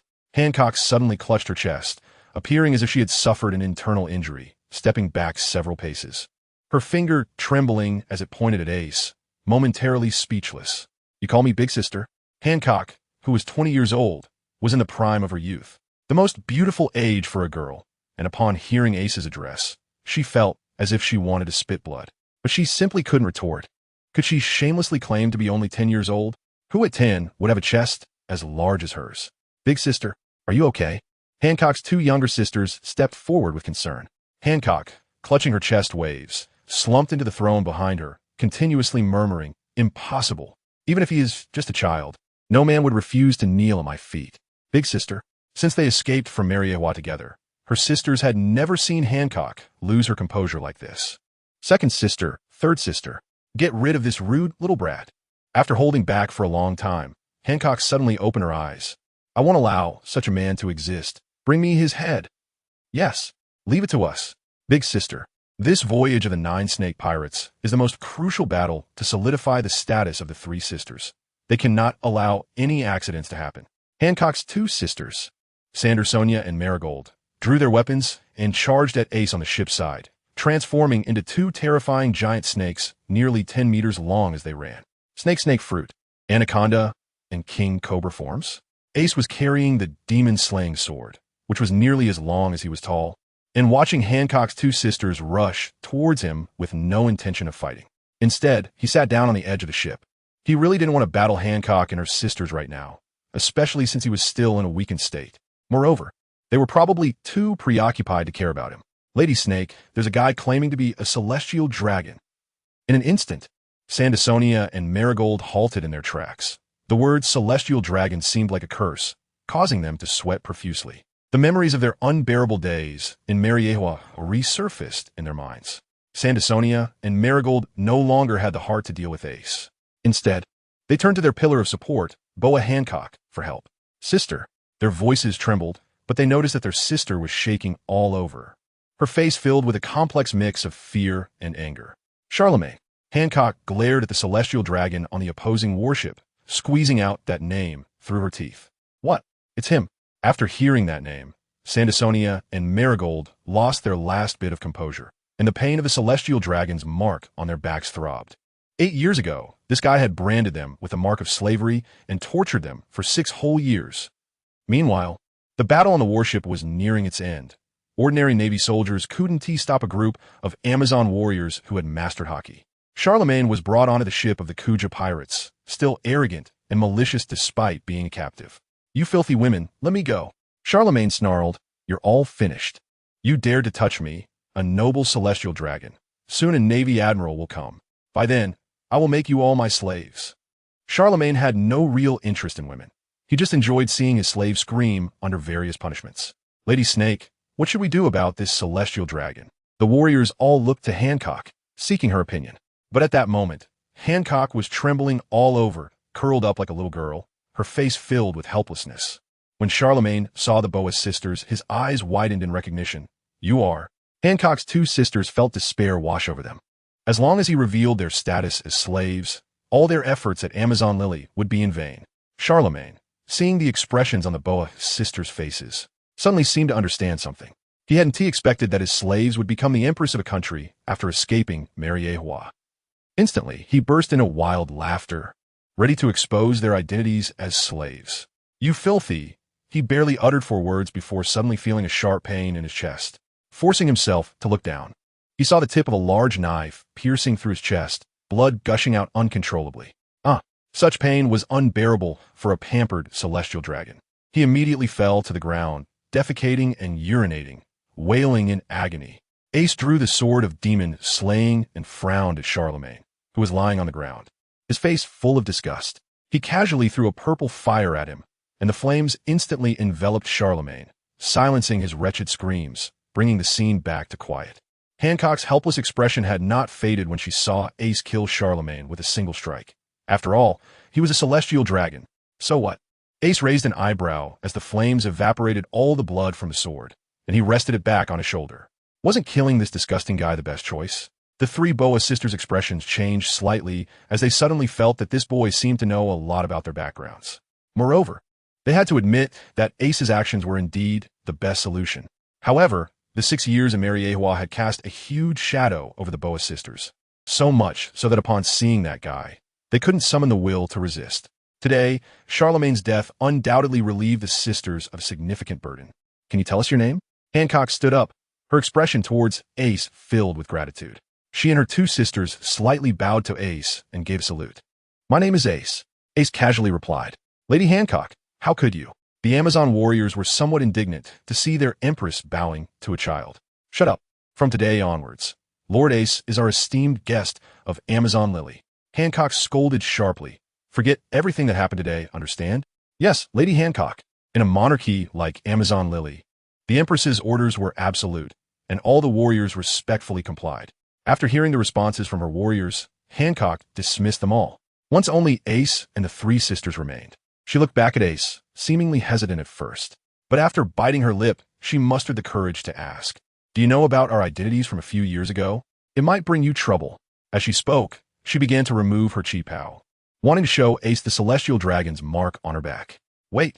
Ace quickly stopped her. He was not like Luffy, who remained unaffected by such stimuli. I know what the celestial dragon's mark looks like. Besides, I've already killed one. Why would I be afraid of these?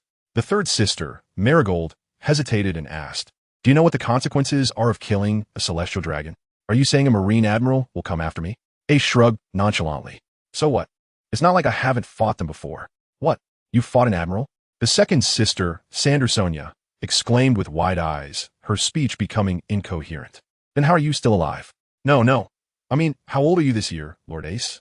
Ace was somewhat speechless, but after a cough, he answered, I'm 12. 12? And you already have the ability to fight an admiral? Hancock's two sisters looked at Ace with even more respect. Wait, you're only 12? Hancock's face turned slightly red, seemingly disappointed by the age difference. But she still asked with some anticipation, are you willing to face an admiral for us? Huh? What's going on? Don't make assumptions. Okay. It's not for you. Ace was actually just prompted by the system and sensed the aura of a devil within that celestial dragon. That's why he acted and killed Charlemagne. Helping the Boa sisters was just a side effect. But little did Ace know, in Hancock and the others' eyes, the Ace who killed Charlemagne was much more handsome than any Prince Charming. Moreover, although Ace is still young, his physical strength has already reached that of a vice admiral, and he is now close to 175 meters tall, resembling an ordinary young man, which made the Boa sisters not completely regard him as a child. I never said that. Right after he killed Charlemagne, Ace felt a demonic energy far stronger than that of the devil fruit being eradicated. So now he wants to hurry back and check for any changes in the system. He doesn't have much time to chat with Hancock and the others. So what can we do to repay you? Hancock said shyly, a bit embarrassed, thinking, even if Lord Ace asks me to pledge myself to him, I can wait for him to grow up. Ace looked at Hancock's expression and felt a bit overwhelmed. Something about the direction of the plot seemed off. Ahem, and I must say it. Ace certainly wouldn't let Hancock offer herself up. After coughing twice, he pointed to the 3 warships on the side and said, these 3 warships and everything inside were originally mine. Now that you've intervened, I want to make it difficult for you. I'll take 2 ships, and you can have one. How about that? All of them are yours. Hancock replied gently and without hesitation, which made Ace feel a bit awkward. That's not necessary. Just organize the things on the 2 ships and send them to the shore. Ace said, feeling flustered and fearing that staying any longer might lead to something happening. So he directly sheathed his sword and jumped off the side of the Kuja pirate ship. Hancock watched as Ace's figure grew farther away, covering her mouth with a light laugh, murmuring, I thought you had no reaction to me. I didn't expect you to be shy after all. Sister, what about those Navy soldiers? The second sister asked, pointing to the soldiers tied up like Zongzi nearby. Upon hearing this, Hancock's smile faded, her brow furrowing as she regained the imposing aura of the Empress. She casually waved her hand and said, just kill them all. With the Empress's command, chaos erupted on the warship holding the Navy, heads rolling and blood flowing as the Navy soldiers were wiped out completely. Hancock sat sideways on Salome, her emotions showing no sign of disturbance in the face of the bloody scene. Sister, is what you're doing really necessary? The second sister questioned, a bit puzzled. Although her sister was usually somewhat self-centered, she wasn't known for such brutality. The celestial dragon's death here, besides our Kuja pirates, must not be known to anyone else, including Lord Ace, Hancock said lazily. Also, tell the warriors to hurry up and count the spoils and send them to Mr. Ace. Yes, the second sister understood Hancock's intent. After all, killing a celestial dragon was a heinous crime. By eliminating all the Navy witnesses, even if they couldn't stop the Navy from knowing the truth, at least they could delay the government's discovery. So she didn't ask any more questions and turned to coordinate with the third sister on the counting of the spoils. Meanwhile, Ace had already returned to the front of Tom's workshop. You're quite impressive, Mihawk said, still holding his sword with a blank expression, but he still complimented Ace. Clearly, he had observed Ace's earlier battle with the 3 Marine vice admirals. For the world's greatest swordsman to voluntarily praise him indicated that Ace's displayed strength was indeed remarkable. Ace was busy going back to check the system, so he subconsciously replied, I know. Mihawk's expression darkened. He had never seen someone so shameless. Besides, when talking to a senior, shouldn't one be a bit more humble? Speaking of which, why did it feel so unpleasant even though he was clearly complimenting him? Mihawk immediately felt uncomfortable speaking another word to Ace. He turned his back to Knight, scowled, and left without saying a word. Fuming, he made up his mind to quickly help Ace 3 times and then leave immediately. Ace scratched his head, not reacting to what Hawkeye was going through. So he didn't think much of it, directly opened the door and walked in, choosing a room to sit cross-legged. Ace's consciousness directly entered the system. System, is what you just said true? Ace asked seriously. Yes, I didn't expect things to have gotten this serious. The system's tone was unprecedentedly serious. The current guardians of this world actually have such a strong demonic aura on them. They have truly fallen to this extent. Are you saying they have eaten the devil fruit? Ace asked, somewhat puzzled. I mentioned to you before that the devil and the devil fruit is essentially just a curse. However, the aura on the celestial dragon is truly that of a real demon. The system paused and added, a true otherworldly demon. Ace's pupils constricted, as if he had grasped a hint of a secret about this world. He hesitantly asked, the curse of the devil fruits. Could it be the work of those otherworldly demons? The system did not respond, but Ace could sense that it had tacitly agreed. Do you know why the celestial dragons hold such a high status? The system did not continue the previous topic, but instead posed a question to Ace. Aren't they the descendants of the 20 kings who established the world government 800 years ago? Ace did not understand why the system would ask this question. They called themselves the descendants of the creators for this reason. Do you think that's reasonable? The system calmly countered. Just because of this, they possess such great privileges. Upon hearing the system's words, Ace was taken aback. He indeed felt that the privileges of the celestial dragons were somewhat unreasonable, and this privilege had allowed them to be arrogant for 800 years. The celestial dragons do not participate in politics, do not serve in the military, and only know how to stay in Mariehua, enjoying a luxurious life. The key point is that they do not actually hold real military and political power.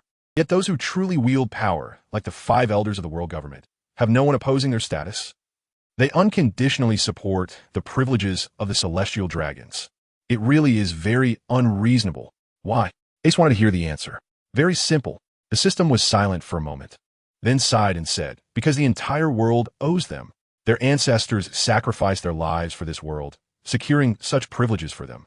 However, the system's voice suddenly rose in intensity. Now they have forgotten the honor of their ancestors and have entangled themselves with those otherworldly demons.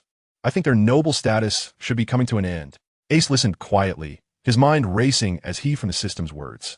First, the ancestors of the celestial dragons were not only the founders of the world government, but also heroes who saved the entire world, sacrificing themselves to stop a great enemy that threatened this world. This is what granted their descendants, the celestial dragons, unimaginable privileges, allowing them to receive the greatest benefits without any effort. Secondly, the true enemy of this world seems to be a creature known as the Outworld Demon. 900 years ago, thanks to the efforts of the celestial dragon's ancestors, it was temporarily held back, but it still cursed the world's treasure, the devil fruit. This is enough to demonstrate the power of this creature. Finally, what gave Ace a sense of crisis was that the descendants of the world's heroes, the celestial dragons, have been corrupted by the Outworld Demon. Although those heroic ancestors had nothing to do with these spoiled descendants, it was enough to indicate that, after 900 years, the Outworld demons had returned. With this in mind, Ace asked the system a few more questions, such as where the Outworld demons came from and the true name and origin of the devil fruit. However, the system seemed unwilling to elaborate on these deeper issues, only repeatedly emphasizing that once Ace's physical strength reached the level of an admiral, it would reveal everything to him. Ace saw that the system was unresponsive. So he stopped asking further questions and instead turned his attention to the small cauldron in the strange fire space. This time, he had slain a celestial dragon, and the demonic energy he had eliminated was even denser than during the encounter with Moria. He wondered what good items the system would extract this time. Ace was somewhat expectant. Firstly, 2 Qingming longevity pills floated out from the cauldron. Following that, a red pill emerged, releasing spiritual energy far beyond that of the Qingming longevity pills. Choose one. The revitalization pill, a 7th grade pill, can save a life as long as the person hasn't had their head chopped off or their heart directly shattered. The system said, I need to remind the host that the last reward was a 6th grade pill because the host eliminated the demon curse for the first time. And this time it is also because the host discovered the changes in the celestial dragon people, which is why the reward is particularly generous. Therefore, if the host wants to receive rewards in the future, they must follow the rules. After the system finished speaking, it transmitted a redemption list into Ace's consciousness. 6th grade pill. Eliminate 100 points of demonic energy. 7th grade pill. Eliminate 1,000 points of demonic energy. 8th grade pill. Eliminate 10,000 points of demonic energy.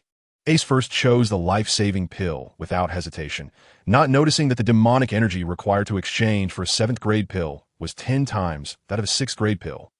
The system added, a mid-general level outer demon has 100 points of demonic energy, a quasi-general level has 1,000 points of demonic energy, and a general level has 10,000 points. Ace, after listening, pulled up his attribute panel. Attributes: Constitution, Vice Admiral 0, Linghua, Refinement Technique. 4th level, Refinement Energy, 83, 210, Elimination of Demonic Energy, 112. Falling Heart Flame, Blue Lotus Earth Fire, Volcano Stone Flame. Ace had not yet absorbed those 2 large sabers, and in recent days he had been at sea, so the training conditions were not very good. Therefore, this 83 points of refinement energy was almost entirely the result of the falling heart flame spontaneously refining Ace's body. Truly a cheat for cultivation. This is akin to lying in your own bed, doing nothing while the balance in your bank account grows. Ace thought to himself that he had indeed made the right choice when selecting. The added line in the attribute panel should be the points required for exchanging elixirs. After a glance, Ace roughly understood the origin of the 112 points. The demon formed by the curse within Moria was stronger than the curses in ordinary devil fruits, but weaker than the authentic demonic energy within a celestial dragon. Therefore, the one within Moria should be worth 10 points, and the 2 extra points should come from the curses of the Scorpion and Crab Pirate Captains. What surprised Ace was that the demonic energy within an ordinary celestial dragon was actually equivalent to a Vice Admiral level extraterrestrial demon, reaching as high as 100 points. This shows how dire the situation had become. However, the overall situation in the world was not something Ace could consider at the moment. So with a thought, he first exchanged 100 points for a 6th grade elixir, Qingming Longevity Pill. Although this elixir could only be consumed by one person, the number of people needing to extend their lifespan was countless, so having more was definitely better. Carp, Zifa, Whitebeard, and even the old veterans of the Roger Pirates were all in Ace's mind. With this, Ace had already obtained 2 Qingming Longevity Pills and 1 higher value revitalizing pill. This time, entering the space, Ace also planned to organize his belongings properly, so he simply absorbed both large sabers as well. Instantly, the attribute panel underwent another change. Attributes: Constitution, Vice Admiral 3, Linghua, Refinement Technique. 4th level, Refinement Energy, 23, 240, Elimination of Demonic Energy, 12, Falling Heart Flame, Blue Lotus Earth Fire, Volcano Stone Flame. According to the system's explanation, the difficulty of obtaining refinement energy increases with each major stage. Thus, 1 large saber increased approximately 300 points of refinement energy. This also solidified Ace's Vice Admiral level body strength completely. Ace! Ace! It's bad, Brook has turned to stone. Suddenly, Luffy's loud shouting echoed from outside the room. Ace was somewhat speechless and felt a sharp pain in his teeth as his consciousness returned to his body. Without needing to think, he could guess what was happening outside. Pushing open the door with a dark expression, Ace saw Luffy anxiously pacing around a skeleton statue by the door, scratching his ears and pulling his hair.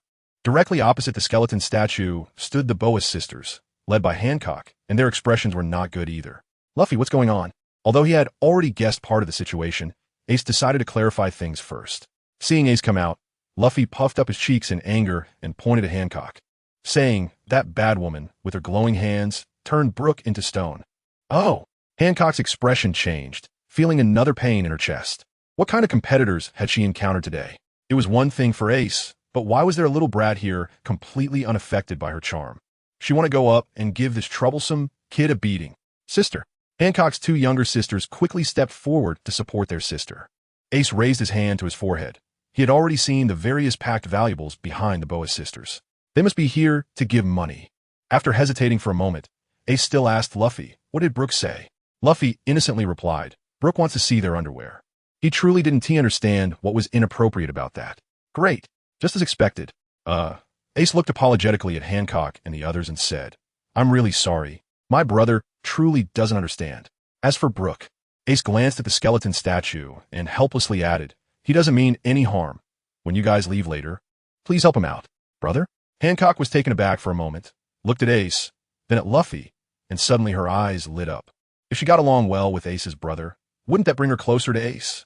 Thinking of this, Hancock put on a kind, big sister smile, crouched down in front of Luffy, and said, "Luffy, did I scare you? I apologize. In the future, Can you say a few good words for your sister in front of your brother? Okay? Oomph. Luffy seemed very angry about Hancock turning Brook into a statue, crossing his arms and pouting with a huff. Hancock took out a lollipop and held it out to Luffy.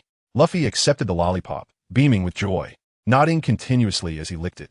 What is going on? Ace was dumbfounded. Can you guys make a deal in front of me? Moreover, my dear brother, you were bribed with just a lollipop. Don't you think Brook will cry when he finds out? Ahem, that's enough. Ace coughed and said, we should leave Water 7 now. All right, Lord Ace, please come visit Amazon Lily sometime. Hancock stood up, shyly handed Ace a life card with a lip print on it, and added, please take good care of this life card. Ace helplessly took it, only to find that Hancock had no intention of leaving. Instead, she was staring straight at him with her right hand extended in front of him. What does that mean? Brother, you're such an idiot. Sister wants to trade cards with you, Luffy said while licking on a candy. Ace's eyes widened even more. How could this silly kid Luffy understand more than him? It's what Sister Makino, the bar owner from Windmill Village, taught me, Luffy said seriously, pointing at Ace. Brother, you need to be polite. Oomph. What had those guys taught Luffy in the year he was away? However, looking at Hancock's small hand extended in front of him and her eager eyes, Ace really couldn't refuse. He had no choice but to take out his life card and tear off a small piece for Hancock. After she carefully took it and tucked it into her bosom, she left satisfied, casually restoring Brook to his original state as she left. Yo-ho-ho, where did the three beauties go? Bang!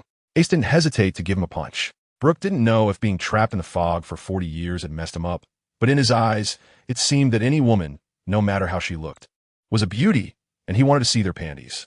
One could say he was a true warrior. However, Ace hitting him had nothing to do with that. It was purely because he was feeling itchy, regardless of Brook, who was lying on the ground with a big bump on his head, silently shedding tears. Ace clapped his hands and turned to look at the piles of goods on the floor of the room. He had just spent all his money, and now the Navy was sending money over. Ace couldn't help but sigh, clicking his tongue twice. Truly a good person. He opened the package and quickly counted, finding over 300 million berries in cash alone, plus some other valuables, which he estimated brought the total to over 500 million berries. It seemed that these three warships should be the personal vessels of those three vice admirals, and their wealth must have been stored in the warship's treasury. After all, for these vice admirals, there was no place safer than their own dedicated warships. But who would have thought that the powerful trio of vice admirals would be directly wiped out? Now it all came to me. Ace smiled slightly, reached out and swept his hand, collecting all these large and small packages into the space of his. Next, the 9 snake pirates set sail. And then Tom said goodbye to Ace and the others, taking Ace's original small sailboat directly to Fishman Island with Frankie. Luffy, with a drumstick in his mouth, watched Tom and their ship gradually sail away and asked, Ace, aren't we leaving? Ace patted Luffy's head, squinting as he looked towards the horizon of the sea, and replied, let's stay for 2 more days and help your Uncle Iceberg solve some last troubles. Iceberg had already followed Ace's orders to acquire a medium-sized shipbuilding company and renamed it Carrera, beginning to integrate the entire shipbuilding industry of Water 7. With sufficient funding and Iceberg's superb shipbuilding skills, Ace believed that as long as Iceberg was given time, he could definitely achieve this goal. But this was predicated on the condition that no one would interfere. So Ace was prepared to leave a more profound impression on the world government here. After completely capturing their attention, he would then leave Water 7 and create a better environment for Iceberg to thrive. At this moment, the Navy headquarters was in chaos. News had just arrived from Mary Geos that the noble celestial dragon Charomako had suddenly burned to death, with the place of death being Water 7. And the murderer was Port Gas D, Ace. No one doubted the authenticity of this news, and no one dared to ask how they knew it so clearly, as it came directly from the 5 elders. The 5 elders directly designated Akainu and ordered him to rush to Water 7 as quickly as possible to execute Port Gas D. Ace on the spot. Only the corpse was allowed. Capturing him alive was not permitted. This time, even Sengoku could not stop it. A celestial dragon died on the warships of the Navy under his command, and, as the fleet admiral, he could hardly escape blame. If it weren't for the protection of the commander-in-chief, Sengoku might not even be able to keep his position as fleet admiral. Sengoku stood at the port, watching Akainu sail out of the harbor on the warship, feeling helpless as he sighed. In the eyes of those world government officials, his importance as the fleet admiral of the Navy headquarters seemed to pale in comparison to that of a disgusting celestial dragon. With a sense of desolation, Sengoku turned and walked back into the headquarters fortress. Even with so much darkness within the government, Sengoku would not leave like his old friends Garp and Zephyr. He would do his utmost to protect more innocent civilians. This was Sengoku's justice. Ace, oh Ace, I wonder how you will escape from my grasp this time. Akainu stood at the bow of the fast warship, wearing a brutal smile on his face as he contemplated how to find an opportunity to kill that detestable Ace. Unexpectedly, Ace committed such a grave crime as murdering a celestial dragon. Heaven is helping me. At this moment, Akainu's right ear had been reduced to a hole. His ear was completely gone. He touched the hideous scar where his right ear had been, and his expression turned vicious again, secretly swearing that this time he would definitely capture Ace. 2 days later, Iceberg's Carrera Company was completely on track. Both the dock and various workers were fully in place. It was no small feat to smoothly accomplish the first phase of their objectives. One must say that the timing of the company's establishment was excellent. Water 7 had long been famous for its shipbuilding industry. However, in recent years, it had been severely affected by the Great Pirate Era, with merchant ships transporting materials being constantly plundered by pirates, and the shipbuilding industry suffered heavy losses. Although Tom's invention of a sea train had emerged in the past 2 years, various shipbuilding companies were on the brink of bankruptcy, struggling to even pay their employees' wages. Therefore, after the establishment of Carrera, it easily recruited many skilled workers, with some even stating that they would work as long as meals were provided. At this moment, Ace was standing on the beach alongside Mihawk, gazing out at the sea. What exactly do you want to do? Mihawk broke the silence first. Over the past 2 days, he had witnessed Ace and Iceberg establish a shipbuilding company, acquiring and recruiting, merging and taking over. When Mihawk saw these two skillfully help the new company establish its foothold in Water 7, he had to admit that he had underestimated Ace. Starting a company, making money, Ace replied casually. That's obvious. Mihawk rolled his eyes. That was not what he was asking. Having roamed the Grand Line for decades and seen countless pirates, Mihawk knew that most pirates carried bounties and lived day by day, spending money as soon as they got it. Who would take the trouble to start a company? Any pirate who did such a thing had ambitions far beyond those of ordinary pirates. Lord Mihawk. This was the first time Ace spoke so seriously to Mihawk. Have you ever thought that even if a person's strength is powerful, there are still very limited things they can do on this boundless sea? Only by establishing a force, having partners, and sufficient funds can one truly grasp freedom in their own hands. As Ace said this, he smiled and invited, so, how about it, Lord Mihawk? Are you interested in joining our Ember Pirate crew? Mihawk's golden pupils narrowed slightly. The ambition displayed by the young man before him moved even his iron-willed heart. However, Mihawk did not agree but turned to look again at the horizon of the sea, watching a warship gradually revealing its outline, and said, You should first deal with the trouble in front of you. At the bow of the warship, Akainu stood with his hands behind his back, and in front of him, Water 7 was already in sight. Sir, I have investigated as you requested. Vice Admiral Garp is still in the East Blue. A secretary reported behind Akainu. Moreover, we have also sealed the information, so Vice Admiral Garp will temporarily not know about the situation here. Hearing this, Akainu's brows relaxed considerably. The last time Garp had displayed his strength, it had instilled a bit of fear in him, which was why he had made these arrangements in advance. Now, knowing that Garp was not here, Ace was left without a strong ally. A mere Vice Admiral was nothing more than plaything for him. Last time, it was because of that old man Garp that you escaped a disaster. This time I want to see how you die. Akainu laughed with a twisted expression. The scar Ace had left on his right cheek resembling wriggling worms, making Akainu's expression even more ferocious. Sir, it will definitely be an easy task. The secretary appropriately flattered Akainu, making his mood even more pleasant. On the beach of Water 7, Ace and Mihawk saw Akainu at the bow of the warship. It seems a Marine Admiral has come. Mihawk's expression showed no signs of fear. Instead, he smiled and asked, Do you want me to make a move? In Mihawk's view, Ace might be strong, but in front of a Marine Admiral, he might not even be able to withstand a single blow. Ace smiled non-committally at Hawkeye's words, not answering, but instead flipped his hand to take out the Demon Slayer. Hawkeye's pupils slightly constricted as the world's strongest swordsman could sense the power of this great sword. Its quality was already infinitely close to that of the supreme Great Blade. This kid in front of me really has many secrets. After unhesitatingly giving night to himself, he casually took out such a precious good sword. Let me give it a try. Ace held the knife tightly in both hands, but did not refuse Mihawk's help. However, if possible, he still wanted to keep Mihawk as a trump card hidden for a while longer. Additionally, he wanted to see how much he had narrowed the gap with Akainu during this period. with the Sword of Destruction held high above his head.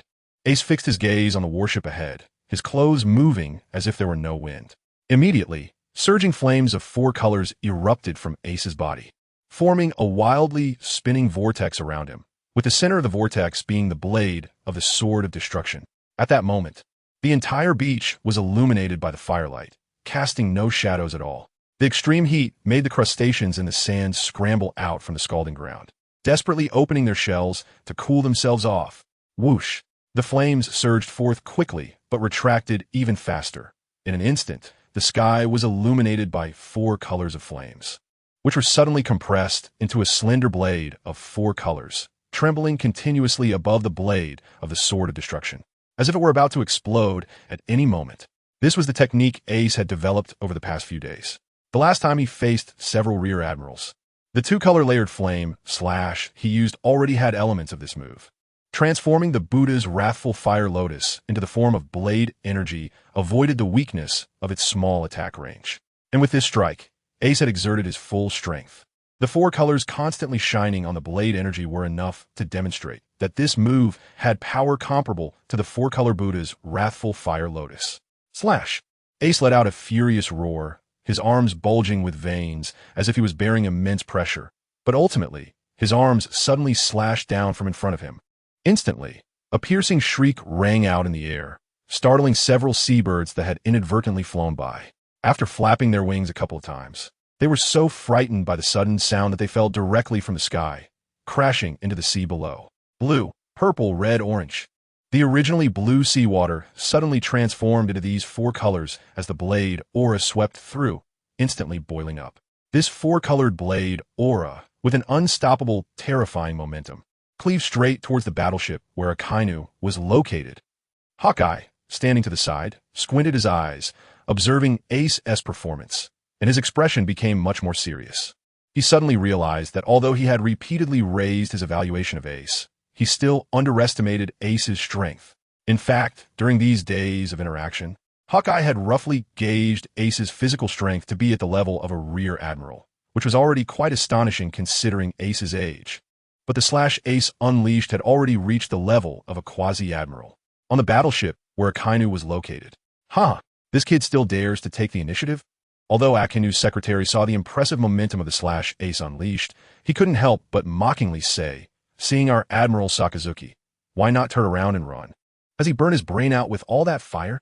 "Shut up," Akainu shouted directly, cutting off the secretary's words, who then realized he had probably flattered at the wrong moment, quickly retracting his neck and daring not to say more. The reason Akainu became serious was that he sensed a trace of the fire lotus that Ace had used on the Marine headquarters square from the blade aura flying towards him. Just thinking about the terrifying power of that fire lotus made the scar on Akainu's right ear throb faintly. That was a terrifying move that had destroyed the entire headquarters square, but do you think I would fall for the same trick again? A sinister smile appeared on Akainu's face. The reason he was injured last time was entirely due to his lack of caution, allowing the fire lotus to get close to his body and explode beside him. Being at the center of the explosion was what caused him to bear the brunt of the explosive power, even losing his own right ear. This was Akainu's humiliation, and he would not allow it to happen again. The explosion range of this move is about 60 meters, right? Akainu muttered, his expression brimming with confidence, as he suddenly swung a fist towards the blade aura cleaving towards Ace. In the next moment, a deep red magma fist shot out, intercepting Ace's blade aura at an astonishing speed just 100 meters away from the battleship. "I will let you know that any resistance you put up is futile." A smile appeared on Akainu's face. In his view, no matter how powerful this move was at such a distance, how could it affect him? Boom, boom, boom. In the next second, the flame blade aura indeed exploded, but Akainu's smile froze on his face. He was astonished to discover that the 4-color surging flames expanded outward at a terrifying speed, and 100 meters was far from the explosion's limit. Almost at the moment of the explosion, the flames had already swept over 100 meters, instantly engulfing the battleship where Akainu stood. Back then, even a 2-colored Buddha's Fury Fire Lotus with just one type could cover most of the square, creating a giant pit dozens of meters deep. What about this time when Ace unleashed a 4-color attack? Among them was even a mix of If Akainu judged the power of Ace's move based on the old experience from weeks ago, he would certainly have to swallow the bitter fruit of his miscalculation now. As the flames raged, the battleship, with its ironwood structure, began to crack under the extreme heat, first shattering into countless splintered boards, and in the next moment, it was directly burned to ashes by the flames. The sturdy battleship turned to ashes, let alone the weak-bodied Marines on board. Akainu's elite guards didn't even have time to scream before they were reduced to charred remains in the flames of the explosion, ultimately turning to dust that fell into the sea below. Akainu felt that terrifying high temperature again, watching as all his elite subordinates perished before his eyes. His eyes were bloodshot with rage. Akainu roared with a face full of resentment. He had just said he wouldn't be at a disadvantage in the same place again, and Ace had just slapped him hard in the face. Now, the battleship beneath his feet had completely vanished, and the explosion's flames had left several terrifying burn marks on his body. Open up!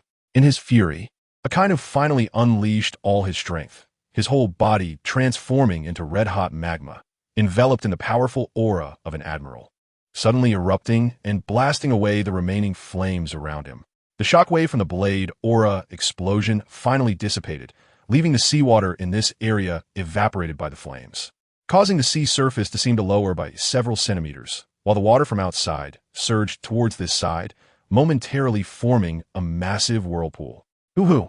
The shattered magma reformed into human shape, and Akainu gasped for breath, his once pristine red suit now tattered, with blood continuously oozing out. I hate this. Akainu looked far at Ace on the beach, unable to help but roar to the sky. Twice, he had suffered significant losses at the hands of this Ace. Clearly just a 12-year-old brat. He should be able to crush Ace into ashes with a casual squeeze. Why? Why is he always in such a disgraceful position? I want you dead. Akainu's head suddenly dropped, staring fiercely at Ace, and then his feet transformed into two streams of magma, shooting out with such extreme speed that it produced a sonic boom, as if he could rush to Ace's front in the next second. Ace was currently leaning on his demon-slaying sword with one hand, his body trembling as if he would collapse at any moment. Using the four-colored flames for his slash was already his limit, and after swinging his large blade, he felt a wave of weakness wash over him. Looking at the rapidly approaching Akainu, Ace let out a bitter smile. He still only had one strike's worth of power against an admiral. But he was not alone now. Ace smiled and turned to look at Mihawk, saying, Mihawk, it seems we need your help. Mihawk did not answer directly, but simply nodded at Ace. However, his expression already conveyed a sense of treating Ace as an equal. At just 12 years old, he could exhibit the strength of a near admiral. Such potential was completely deserving of Mihawk's equal regard. With a calm expression, he drew the sharp black sword from behind him, and Mihawk slowly stepped in front of Ace. Watching the rushing Akainu, a smirk of disdain appearing at the corner of his mouth. Bearing the title of the world's greatest swordsman, he couldn't be outdone by a teenager. The knight silently sliced through the air, the sword sang joyfully in Mihawk's hand. This was the first time he fought alongside Knight, and the two seemed to have already merged into one, exuding a unique beauty. Buzz! The moment Mihawk swung his sword, the entire beach seemed to enter a silent space, where only a buzzing sound could be heard. Immediately, Ace's eyes widened as he finally witnessed Mihawk's true strength. Before the blade of Night, a blue sword aura connected heaven and earth, and dense black fissures appeared around, as if space itself had been directly sliced open, seemingly splitting the entire sea in half, suddenly rushing towards Akainu. On the opposite side, Akainu, who had been fixated on Ace, suddenly noticed a somewhat familiar swordsman, standing in front of Ace with a giant black sword. Although he found the figure familiar, Akainu was solely focused on taking down Ace, so he didn't think much about it, intent on eliminating both of them. However, when the swordsman locked his hawk-like golden eyes onto Akainu, he suddenly felt a chill run down his spine. He actually felt a sense of unavoidable dread. How could this be? He was a genuine admiral of the Navy. After the opponent unleashed that terrifying sword aura that seemed to connect heaven and earth, a dreadful name suddenly appeared in Akainu's mind. Mihawk. Dracula Mihawk. The moment that name appeared, Akainu wanted to dodge the sword aura, but he was horrified to find that the space around him seemed to have frozen under that sword aura. In the end, just before the sword aura reached him, he could only awkwardly tilt his body to the right, watching helplessly as the sword energy swept past from the root of his right leg. Piff. Blood rained down from the sky, mixed with the minced flesh of Akainu's right leg, shredded by the sword aura. Ace watched from distance, unable to suppress a gulp. He then realized that the strength displayed by Mihawk during the Marineford War in his past life anime was not his true power at all. He had probably never intended to go all out for the Navy. With a single blade, he had severely injured a Marine admiral. This was the strongest strike for Mihawk, the world's #1 swordsman. Why? Why? The intense pain in his right leg made a kind of break out in a cold sweat. However, the humiliation brought by Ace made him wish he could smash his head against a wall. For the first time, he was beaten by Carp, who was behind Ace, losing his right ear. The second time, he was struck by the sudden appearance of Mihawk, who severed his right leg. He couldn't understand why such powerful figures always appeared around Ace. Akainu, with magma boiling all over his body, still retained the formidable strength of a Marine admiral. But at this moment, he no longer dared to fly towards Ace. After his rage and grief, he fled towards the direction away from Water 7, covered in injuries. Dragging a severed leg behind him, he had come in a fierce manner, but ended up with all his subordinates wiped out. And now he was escaping in a more desperate state. Mihawk, holding his sword, lifted his foot to chase after him, but Ace, who had slightly recovered, called out to him. Ace's tone was calm, but carried a hint of determination. No need to chase. Next time, I will personally take him down. Hearing Ace's words, a glimmer of appreciation flashed in Mihawk's eyes as he quietly put his sword back behind him. If Ace wanted to rely on him to deal with his enemies, Mihawk might not have any further interactions with him after helping Ace 3 times. However, Ace's current display of determination and his desire to personally resolve his enemies made an idea surge in Mihawk's mind. Perhaps he should stay around this kid a bit longer to see how far he could go in this era of rising pirate powers. Mihawk's intense gaze made Ace feel somewhat confused. However, he didn't think much of it, nor could he realize that Mihawk's attitude toward him had changed considerably without him noticing. Thank you for your help, Mr. Mihawk. Although there had been an agreement between the two, Ace understood the gravity of the situation. This time, the target was a Marine admiral. No matter how rampant the pirates were in this age of piracy, the Navy remained the most powerful maritime force in the world. Therefore, even though Mihawk had promised to help Ace 3 times, if the target was the Navy, no one would blame him for choosing standby. But Mihawk acted without hesitation, heavily injuring Akainu and placing himself in opposition to the Navy. So Ace had to express his gratitude. You don't need to be so formal. I will keep my word. Mihawk frowned slightly, seemingly displeased with Ace's gratitude, and walked ahead towards the studio. Just when Ace thought Mihawk would walk away without looking back, Mihawk suddenly paused, and his calm voice came back. Let's go back for dinner together, bring Luffy along. We should leave. After saying that, Mihawk continued walking, and upon hearing this, a barely noticeable smile appeared on Ace's lips. Had he unknowingly made Mihawk feel a sense of belonging? Sighing inwardly, Ace felt extremely relaxed, quickened his pace, and walked alongside Mihawk back to Tom's workshop. At this moment, a pirate ship was slowly sailing towards Water 7. The ship's prow was unique, resembling a crocodile with a banana on its head. In a conference room on the pirate ship, a big man dressed in an orange plaid suit, draped in a deep black cloak and sporting a meticulously styled slicked-back hairstyle, puffed on a cigar that continuously released smoke. President, Miss Valentine knelt beside him, her face filled with terror. She ultimately couldn't escape. But she never expected that the one coming to catch her would be the president himself. The president of Baroque Works had always hidden behind the codename Mr. Zero, and this was the first time she had seen him. But looking at the glimmering golden hook on his left hand, Miss Valentine wished she had never entered this room. With a deep inhale of his cigar, the president exhaled a large cloud of smoke, which highlighted a scar that crossed his entire face from left to right. What did Ace tell you? Repeat it to me. The president's voice was low and carried an inexplicable authority, causing Miss Valentine to break out in a cold sweat. He said he would come back to personally settle the score with you. Miss Valentine trembled, her head bowed deeply, not daring to look up at the president.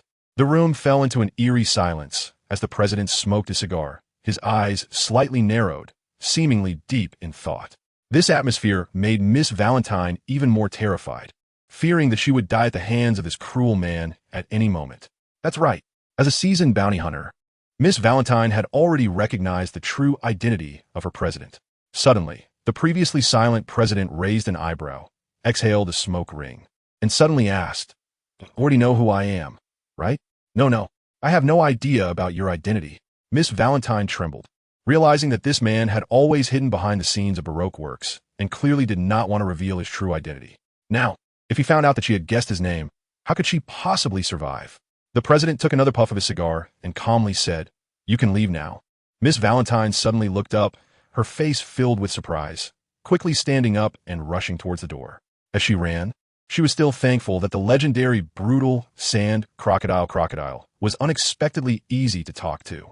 In an instant, she reached the door, flung it open, and looked at the vast ocean outside, her face breaking into a smile of relief. As long as she could get out of the room, she could ride the sea breeze and escape far from this ship.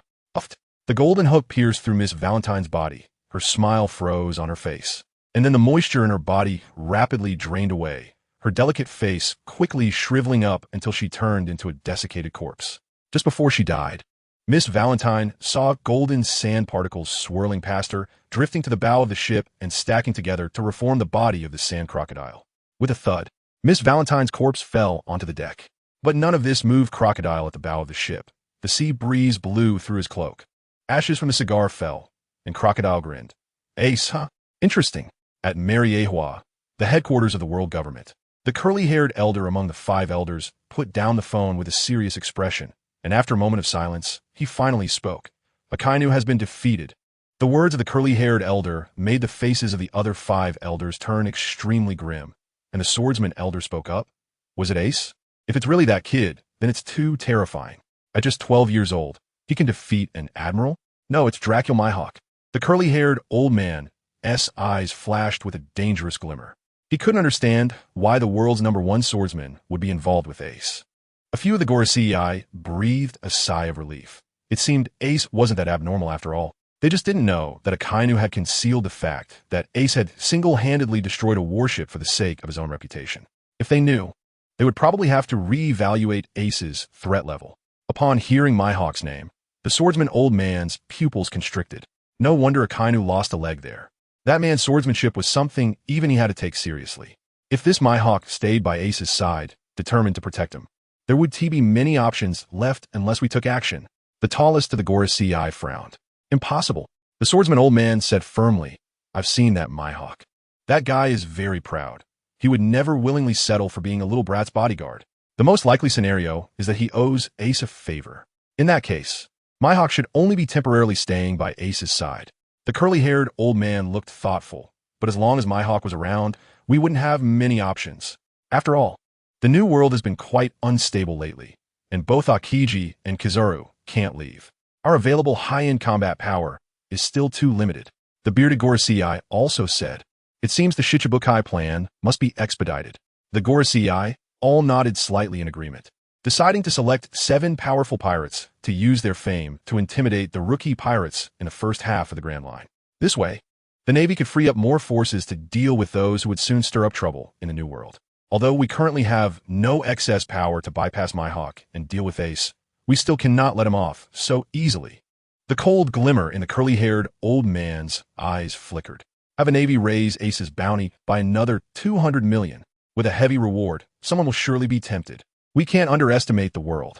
There are still many strong individuals hidden in every corner of this world. At this moment, Ace was unaware that due to the Gorosei's conversation, his bounty in the Navy had already risen to 450 million. Ace and his group of 4, or rather 3 people and a skeleton, are now on the ship of the Poison Scorpion Pirates, sailing away from Water 7. Originally, Ace wanted to take a warship directly, but Hawkeye darkly split one of the warships in half. Ace's forehead was dripping with cold sweat as he realized that it had always been Mihawk who was steering the ship for the 3 directionally challenged people. Steering a ship had nothing to do with strength. How could Mihawk possibly maneuver a warship that required dozens of people to operate? So Ace, no longer caring about feeling sorry, scratched his head awkwardly and ultimately chose a smaller pirate ship. The warships weren't wasted either. Ace simply chopped them all into timber to give to the iceberg as free materials. "Uncle Mihawk, you've worked hard. Have some fruit." Luffy walked over to Mihawk, who was at the helm, and innocently lifted his little head, offering a bright red apple. Originally looking gloomy from being forced to steer, Mihawk's expression improved a bit after receiving the apple. He was starting to like this little Luffy more and more. Mihawk reached out and ruffled Luffy's hair, smiling as he said, "Thank you, Luffy. You're welcome." Luffy tilted his head back, smiling cutely and appearing very polite. Meanwhile, Ace and Brooke looked at Luffy and Mihawk with strange expressions as they approached the cabin. Ahem, Brooke, do you think I should tell Mihawk that Luffy is actually a carnivore and just doesn't want to eat fruit? Ace coughed a couple of times, the corners of his mouth twitching. Yo-ho-ho. Brooke struggled to suppress his laughter and replied, forget it. I see that Mr. Mihawk and Luffy are getting along very well. No need to disturb them. Suddenly, a crunching sound of something being chewed reached Ace's ears. He turned his head towards the kitchen, and his smile gradually faded. Had someone sneaked onto the ship without him noticing? How embarrassing. It seemed that the chewing sounds in the kitchen stopped as if sensing Ace's murderous intent. After a while, the door was pushed open a small crack, and then a creature the size of an ant stealthily emerged and scurried towards the side of the pirate ship. Ace's observation haki swept through the kitchen, and his face darkened instantly. Over half of the canned goods in the kitchen had been wiped out. The four of them couldn't cook at all, so they relied entirely on these canned goods to survive at sea, and now someone was stealing them. This was intolerable. With this thought, Ace no longer hesitated, and without looking at how he moved, his body suddenly vanished from the spot and instantly appeared next to the creature. He then waved his hand and grabbed. Without any surprise, he caught the creature in his palm. Trying to run? A panicked female scream suddenly came from Ace's palm. This made Ace's expression change abruptly, and his face gradually became somewhat stiff. The sensation in his palm was soft. Pervert. The voice sounded soft and cute, but at that moment it was tinged with a cry. Ace felt a bit embarrassed, and the killing intent that radiated from him receded like a tide. He slightly opened his palm and looked down at his hand. There, lying in the palm of Ace's hand, was a girl the size of fingertip with green hair, slightly dark skin, and an exceptionally attractive figure, exuding the vitality of youth.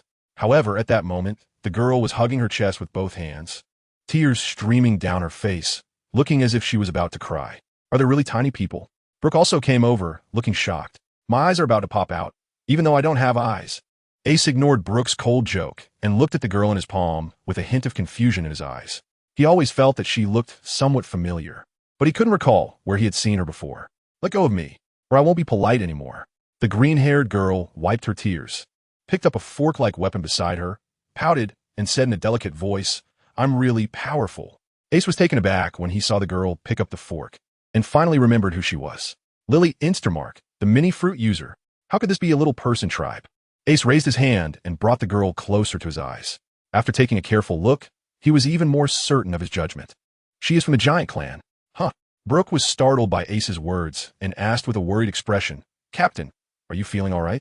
You say this tiny thing that's about the same size as an ant is from the Giant Clan?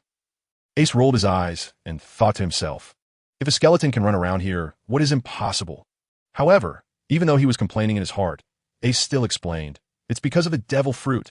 But perhaps it was because Ace got too close, or maybe it was because he had accidentally taken advantage of Lily earlier. Her pretty face flushed as she said, Mini fruit, maximum recovery. At this point, Ace no longer needed to explain to Brooke. Under his astonished gaze, Lily, who was originally only a few millimeters tall, suddenly grew in size. In an instant, Ace could no longer hold on to her as she landed on the deck and transformed into a giant towering several dozen meters tall. At the same time, Mihawk and Luffy were also drawn to her. Wow! Luffy handed the fruits to Mihawk, stuffing his mouth with the leftover meat. He looked excitedly at the now giant Lily, exclaiming how amazing it was. Lily, now back to her original size, was clearly filled with confidence in her strength. However, she felt a lingering, tingling sensation in her chest from when Ace had touched her, causing her cheeks to flush with embarrassment and anger. She had never had such contact with the opposite sex. So, looking at Ace beside her feet, she raised the huge fork in her hand and, with a hint of embarrassment and anger, stabbed down without hesitation. The tip of the giant fork glimmered with a piercing cold light, and as it stabbed toward Ace, it even whipped up a gust of wind. It seemed that even ordinary female giants had strength that should not be underestimated. But Ace, facing the giant fork coming down, appeared frozen in shock, showing no intention of dodging, while Brooke and Mihawk also showed no inclination to intervene. At that moment, seeing Ace seemingly without the power to resist, it was Lily who was taken aback.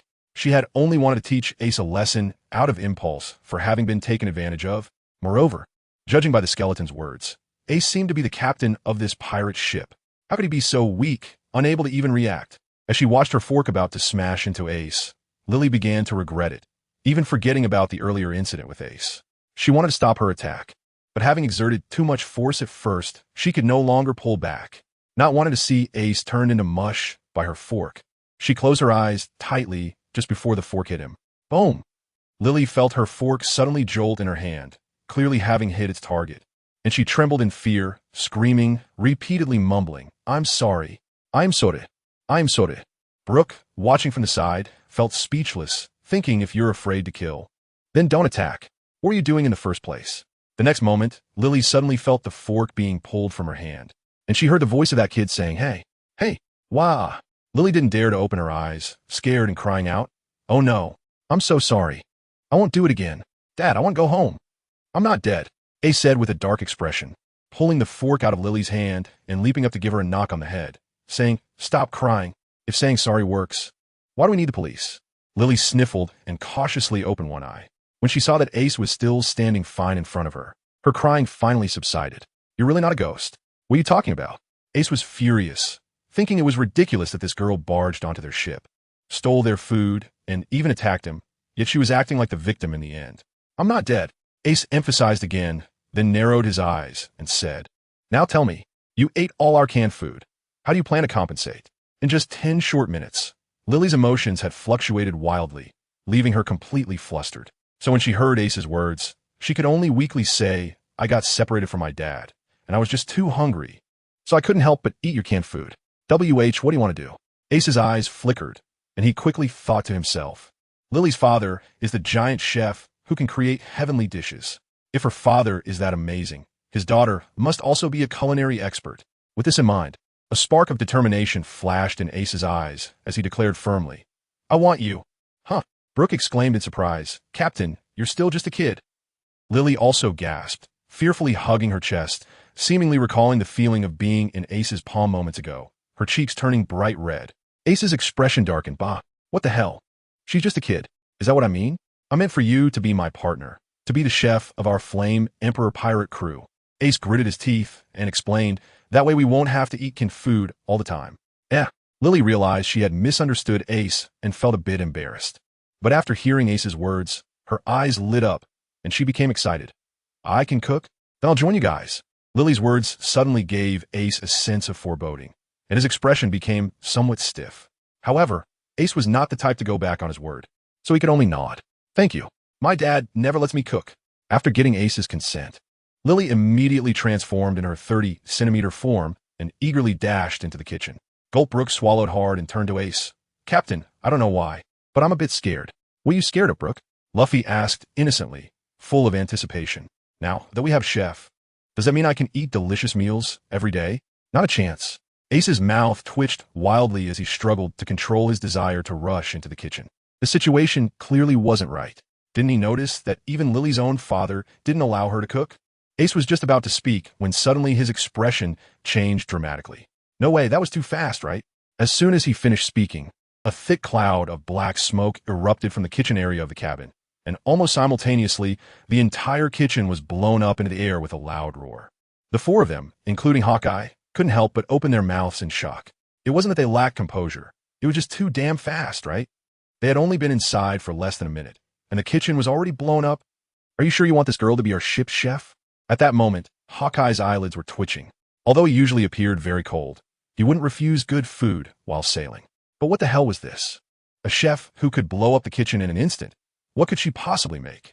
After this explosion, all the remaining cans and ingredients were probably ruined too. Cough, cough, cough. In the ruins after the explosion, Lily emerged from the debris, covered in black soot, staggering as she made her way to Ace. Standing in front of him, she pointed her 2 fingers at her chest and said with a pitiful expression, I'm so sorry. What good does saying sorry do? The police are very busy. Ace wanted to shout out, but ultimately held it back. He had recruited his companions, and no matter how troublesome they were, he had to endure. I could try again. I definitely won't next time, Lily said with a hopeful expression. Don't, Ace and the others said in unison, never having been so in sync before. Oh, Lily felt even more wronged, taking her fork and secretly drawing circles. Ace looked at Lily, who seemed so wronged, and felt reluctant to criticize her too harshly. So, after letting out a sigh, he changed the topic. Lily, where's your dad? Lily seemed to just remember that she had a father, and immediately became anxious. Right? I need to hurry and find my dad, or he'll be worried. Ace was at a loss for words. This girl was not small, yet she was so absent-minded. Lily took about 10 minutes to recount her experiences over the past month and a half. It turned out that she and her dad, Pans Fry, had entered the Grand Line, where they had been seizing food from the government, the Navy, and pirates to cook for the starving civilians. Along the way, they had helped many unfortunate people, but their bounty had also skyrocketed. Recently, Lily's dad, Pans Fry, had a bounty of 100 million berries. They were constantly being pursued by the Navy and bounty hunters. If it had been done through legitimate means, that would have been one thing. But a little over a month ago, right after they left Alabasta, bounty hunters took advantage of their sleep and blew up their pirate ship with bombs. After the explosion, luckily, there was an intact glass bottle next to Lily, and she quickly dove into it to avoid drowning in the sea. But since then, she had been completely separated from her father, drifting at sea for over a month without food or water. If Lily hadn't been a mini fruit user, able to shrink and reduce her consumption, she wouldn't have survived to this point. Captain Ace, can you take me to Alabasta? My dad might still be there. Lily looked at Ace with her big, watery eyes, pleading. Lily's dad was a volcanic chef who could make heavenly dishes and was inherently a kind giant. So even without Lily's request, Ace would have stepped in to help. But just as Ace was about to agree to Lily, suddenly a few golden sand grains, carried by the sea breeze, floated around them. Ace frowned, a hint of doubt rising in his heart. How could there be sand on this boundless sea? Brother, I got sand in my eyes. Luffy's voice came over, and Ace looked down to see Luffy rubbing his eyes, tears about to fall. Don't move. As soon as Ace spoke, Luffy obediently stopped and tried hard to endure the discomfort in his eyes. Ace looked a bit heartbroken, quickly reaching out to pick up Luffy, gently lifting his eyelids and softly blowing the sand out of Luffy's eyes. Mihawk, watching the warm scene between the two brothers, was slightly moved. He had seen Ace's cold demeanor when facing enemies before. What a richly complex character. Ace didn't know what Mihawk was thinking, but he saw more and more grains of sand around him and thought of a name. The power of sand. Ace squinted at the direction the sand was coming from. Could it be Crocodile? At that moment, a pirate ship twice the size of theirs was rapidly approaching on the waves, and on the bow of that ship stood a tall figure with a cigar in his mouth, his black cape billowing in the wind. Looking at this man, Ace was completely certain of his identity.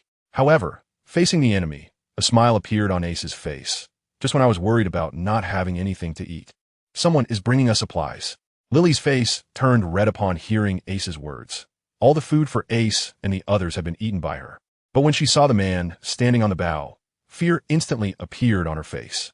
She anxiously jumped onto Ace's shoulder and said, Captain Ace, we need to escape. That man is Crocodile, the notorious pirate with a bounty of 80 million berries. However, after she finished speaking, not only was Ace unmoved, but even the expressions of the other crew members on the ship showed no change. Thinking that her words hadn't been understood, Lily's face flushed with urgency. She tugged at Ace's hat and said, My dad once told me that even if he saw a crocodile, he would definitely run away. Because this man is a terrifying Logia user. My dad has a bounty of 100 million berries. But he also admits he isn't a match for Crocodile. We need to escape quickly. Lily thought she had made herself clear, but Ace just extended a finger, rubbed her little head, and smiled to reassure her. Don't worry. Leave him to me. However, I have a task for you. After a pause, Ace leaned Lily closer to his mouth and whispered a few words. When he finished, he took Lily off his hat and gently placed her on the deck. Then Ace stepped forward a few paces, walked to the bow, and naturally exuded a domineering aura. Standing opposite Crocodile, Crocodile also noticed Ace's actions, took the cigar from his right hand, flicked off some ash, and exhaled a smoke ring, calling out in a deep voice. So you're Ace, huh? I admire you. Why not become my subordinate? That confident stance and the arrogance naturally revealed in his tone made Ace's expression turn exceptionally strange. He never expected the first thing the other party would say was to recruit him as a subordinate. Seeing that Ace was silent, Crocodile sighed to himself and continued. Do you know, I have been roaming this sea for many years, and the most regretful thing for me is that my subordinates are a bunch of useless trash. They are simply unqualified to conquer this sea with me. So Ace, your flames combined with my sand, even in the new world, I can take you to make a stir, causing upheaval. Crocodile raised his left hand with the golden hook, his eyes flickering with madness and hatred. Oomph. Ace glanced at him with some disdain. You want me to be your subordinate? Just based on you, a guy who fled from the new world in disgrace. Ace's words made Crocodile's pupils suddenly constrict, and the veins on his forehead bulged. That sentence hit him right where it hurt. Back then, he entered the New World with overwhelming ambition, wanting to make a name for himself by taking down Whitebeard. But not only was he easily defeated by Whitebeard, but he also lost his left hand during a subsequent voyage. He was a Logia user. Thinking of that person's name made the wound at his severed hand throb with pain. Joker, shaking that name from his mind. A glimmer of killing intent flashed in Crocodile's eyes as he slowly raised his right hand, countless grains of sand quickly materializing, forming a small sandstorm in his palm in the blink of an eye. It seems we can't continue this conversation, Crocodile said coldly. I originally didn't want to kill you, but now I've changed my mind. As soon as he finished speaking, his cloak swirled, and the pirate ship beneath him shook violently as a large amount of sand burst out from the cabin, floating above the sea as if completely free from gravity. Swirling madly around Crocodile, his pirate ship was actually stocked with a large amount of sand to facilitate the use of his abilities. Sandstorm. Crocodile pointed his golden hook towards Ace and the others, and the massive sandstorm surged forward with an unstoppable momentum, sweeping across the sea directly towards Ace and the others. The sandstorm obscured the sky, completely blocking Ace and the others' line of sight, forming a dim curtain of yellow sand in front of their pirate ship. The sand pelted against their ship with a crackling sound, and the spinning speed of the sandstorm was so fast that the solid surface of the pirate ship was stripped of a layer of wood. As the furious sand rushed in, Ace was completely engulfed by the sandstorm, surrounded by countless grains of sand, his eyes narrowing slightly as he released his observation hockey. Suddenly, amidst the sandstorm, a golden hook shot out from behind Ace, glinting with a cold light, and fiercely aimed for Ace's neck. Crocodile's voice reached Ace's ears. At the same time, the golden hook swung fiercely, seemingly about to leave a gaping blood hole in Ace's neck. Clang! But in the next moment, the golden hook seemed to hit a layer of hard steel. Crocodile's pupils dilated as he realized that a layer of pitch-black armament hockey had already enveloped Ace's neck. Unable to land a hit, Crocodile's body transformed back into countless scattering grains of sand, merging again into the surrounding storm. I don't believe you could defend against all my attacks. Crocodile's voice was cold as the golden hook continuously emerged from the sandstorm, attacking Ace's vital points from various tricky angles. But each time the golden hook struck Ace's body, that small patch of skin would turn into a deep black color, blocking Crocodile's attacks. It was the reactive armor technique created by Ace. After experiencing several of Crocodile's attacks, Ace raised an eyebrow and thought, this sand crocodile really relies too much on his fruit abilities. Having crossed the New World once, he still hasn't mastered the two-color hockey. After a sigh, a circle of flames enveloped Ace's fist. He smiled and muttered to himself, I don't know why, but my name on the bounty is still Fire Fist Ace. Since that's the case, I'll make this title truly worthy. Fire Fist. The flames on Ace's fist suddenly swirled and expanded, instantly forming a massive fiery fist. In the next moment, with a powerful swing of his fist, it crashed down onto the sandstorm surrounding Ace. Boom! The fiery fist, carrying immense force, abruptly created a huge gap in the sandstorm, continuing its momentum. After breaking through the sandstorm, it brushed past Crocodile's pirate ship and plunged directly into the sea, creating a wave as high as 10 meters, which pushed the pirate ship away by several meters. Although it merely brushed past, it directly smashed off almost half of the ship's body, and the flames constantly burning at the cracked parts of the hull were a serious threat. If not extinguished in time, this pirate ship would definitely be completely destroyed. Hurry! Put out the fire. Immediately, pirate lackeys grabbed water buckets and rushed to the burning area to try to extinguish the flames. Bucket after bucket of water was thrown onto the flames, but it was merely a drop in the bucket. The fire spread rapidly, showing no signs of being extinguished at all. Ace's flames are not something that ordinary liquids can extinguish. At the same time, the sandstorm surrounding Ace collapsed under this punch. Crocodile spat out a mouthful of blood, reappearing in his form, and landed on the side of the deck with a dark expression. Although he was limited to the weakest state of his fruit ability on the sea due to the lack of sufficient land for him to turn to sand, he never expected that not only could he not harm Ace, but he was also beaten to the point of spitting blood by Ace. How long has it been since I was injured? Crocodile's face was grim, dark enough to drip water. Since he left the New World, no one had been able to harm him, a Logia fruit user. But today he tasted the pain again, glancing at his damaged pirate ship and the panicked crew. The veins on Crocodile's forehead bulged, all useless. However, Crocodile would not just watch his pirate ship burn to ashes in the flames. He glared fiercely at Ace.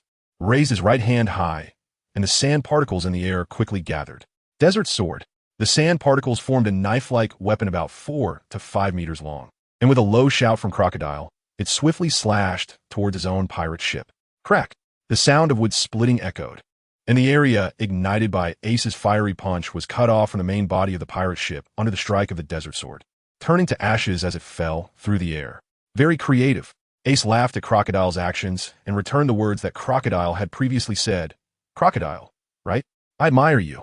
Be my subordinate. Crocodile's face instantly turned ashen. The other party actually threw his words back at him and wanted him to be his subordinate. Crocodile had great ambitions. Since he set sail, he aimed for the title of Pirate King. He wanted wealth, status, and fame. He wanted his name to echo across the seas. Even after entering the New World and suffering significant losses against the monsters there, he never forgot his dream. He believed he would eventually trample those New World guys, especially that Joker who cut off his left hand. But now someone wanted to take him as a subordinate. Crocodile's anger turned into a sneer, his voice seeming to be squeezed out from deep in his throat, low and hoarse. Very well. I want to see what gives you the courage to say such things. His right hand tore off a layer from the golden hook on his left hand, revealing a silver hook underneath, covered with a layer of purple venom. If it dripped onto the deck, it would corrode a small pit. Ace looked at Crocodile's movements, shaking his head in disappointment, and said, You rely too much on external factors. The improvement of strength should be based on the enhancement of your own body. Oof. Crocodile merely snorted coldly, completely ignoring Ace's words. His lower body instantly transformed into a swirling sand tornado, propelling him towards Ace at an astonishing speed. When he reached Ace's side, the hook in his hand transformed into a series of phantoms, simultaneously launching dozens of attacks at Ace. A cruel smile adorned Crocodile's face. Before this, hundreds of people had already died under this move of his. But facing the silver hook filled with venom, Ace remained calm, with his hands in his pockets, merely shifting his feet left and right, effortlessly dodging all of Crocodile's attacks. Why don't you listen to what I'm saying? As he spoke, armament hockey enveloped Ace's fist. Without a moment's hesitation, Ace's dark fist suddenly struck towards one side. Crocodile's position was completely exposed under observation hockey. Clang! The sound of metal clashing echoed as Ace's punch directly hit the rapidly moving silver hook. To Crocodile's astonishment, the immense power actually twisted the hard hook. This golden hook was crafted from precious metals that Crocodile had collected, made by skilled artisans. But unexpectedly, in Ace's hands, it was as malleable as clay. Ace's fist, after smashing through Crocodile's hook, maintained its speed without any slowdown and landed a powerful blow on Crocodile. Bang! Crocodile's expression changed dramatically. His previous ability to ignore physical attacks with his Logia fruit was now completely ineffective. Intense pain surged through Crocodile's mind, and he quickly dispersed into a cloud of sand, trying his best to lessen the damage from Ace's punch. However, when he returned to his human form, he was still injured internally and spat out a mouthful of blood. Crocodile's eyelids twitched wildly as he realized that Ace before him was actually stronger than himself. At the same time, he couldn't help but start to reconsider the validity of Ace's words. Could it be that I've been relying on my fruit ability all this time, and I was really wrong? But the pain in his chest reminded Crocodile that this was not the time to ponder such things. His body quickly turned to sand, and he fled back to his pirate ship without looking back. Get the ship ready, we're leaving. Crocodile's command startled the pirates on the ship, who hurriedly rushed to their posts, trying to control the ship's movement. Hey, if you don't want to join our pirate crew, you can't just leave like this. Ace smirked, drawing out his sword, Shura, and gazing at Crocodile, subtle flames already beginning to emanate from his body. But just as Ace was about to strike, he suddenly frowned, as he established a connection with 10 strangers in his mind. This change was abrupt, and the information that came through was complex. So Ace had no choice but to put down Shura and sort out his thoughts. Ace thought for a moment and realized who these 10 people were. Originally, in Ace's mind, there was only a slight connection to Willy due to the relationship between the Qinglian seat and the Earthfire Lotus seed. And these 10 people who suddenly appeared should be the flame guards that Willy helped him assemble. Not bad, this kid Willy. Ace smiled and regained his focus, looking over to the opposite side. However, at this moment, Crocodile's pirate ship had already started to drift away. Captain, are we just going to let him go? Brooke asked with some concern as he approached. Ace shrugged nonchalantly. It would be great to leave Crocodile behind like this, but even if he couldn't keep him this time, Ace had already achieved his goal. He had planted a seed in Crocodile's heart, waiting for it to take root and sprout the next time they met. Moreover, he hadn't suffered any losses this time either. Ace smiled and looked around, then shouted, "Lily, how did your task go?" "Mission accomplished," Lily shouted excitedly, and then Hawkeye and the others looked on in amazement as a large amount of supplies suddenly appeared on what seemed to be an empty deck, filling more than half of it. Food, drinks, and even a pile of treasures. "Wow," Luffy exclaimed as he pounced on the pile of supplies. "So much meat." Ace had a smile on his face, and now that he saw the treasure scattered all over the ground, his mood was even better. When he saw that Lily could shrink both clothes and weapons, he concluded that Lily could use her ability to shrink items other than herself. So before the battle, he instructed Lily to sneak on a Crocodile's pirate ship and shrink all of Crocodile's supplies, then bring everything over. "Captain Ace, it's all here." Lily walked up to Ace, proudly grinning, and said, "Not a single bit is left." Cough, cough, cough. Hearing this, Ace couldn't help but cough. He really didn't expect Lily to be so capable, actually taking everything from that pirate ship. Sailing on the vast sea without sufficient supplies would lead to a disastrous outcome, and there was no need to think too much about it. Ace now feels a bit of sympathy for Crocodile. At this moment, on Crocodile's pirate ship, a group of pirate lackeys are exhausted on the deck. After fleeing for dozens of miles, they dare to take a brief rest and chat in a slightly fearful tone. "Our captain actually lost." One pirate's lips tremble slightly. "He is the Sand Crocodile with a bounty of 81 million berries. Yeah, on this Grand Line, we've never encountered an opponent. The captain's battles have always been overwhelming, and no one has ever been able to injure him." Another pirate secretly glances at Crocodile, whose face is somewhat pale and can't help but swallow hard. Crocodile stands at the bow of the ship, blood still hanging at the corner of his mouth, and the pain in his chest tells him that his injuries this time are not light. Taking a hard puff of his cigar, he alleviates some of the pain with nicotine, tightens his fists, and Ace's voice keeps echoing in his mind. "He wants me to join his crew." Crocodile's eyes flicker. "Humph, how is that possible? But that kid must only be a little over 10, right? How does he already have such strong power? He must have some secret method to rapidly increase his strength. I could pretend to join his crew first, trick him into revealing that method.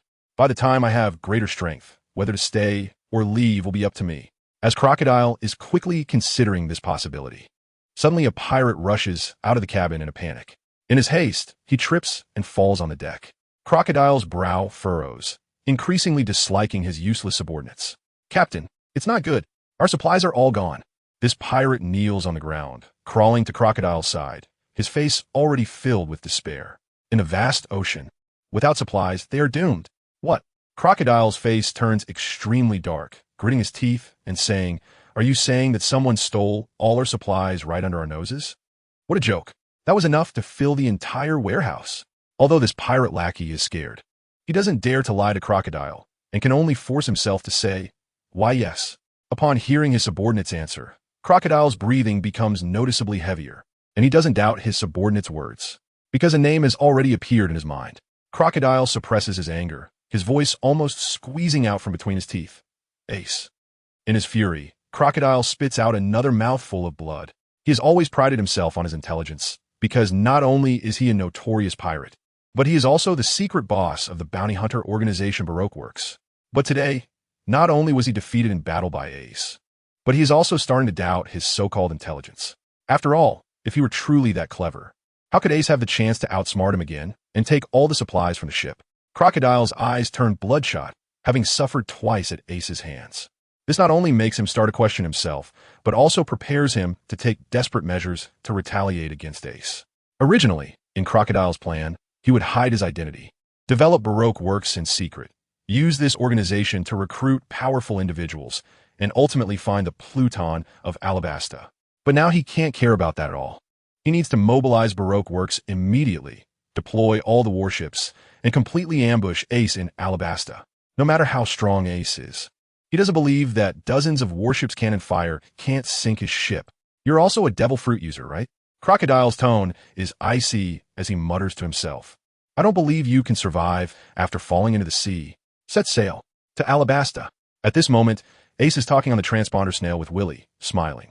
"Mr. Ace, the Flame Guard has been formed." Willie's words are firm. "We have also left the North Sea and officially entered the Grand Line." "Haha, well done." Ace is in a good mood, adding, "And no need to call me Mr. anymore. Just call me Captain from now on." "Yes, Captain." Willie's response makes Ace even more satisfied.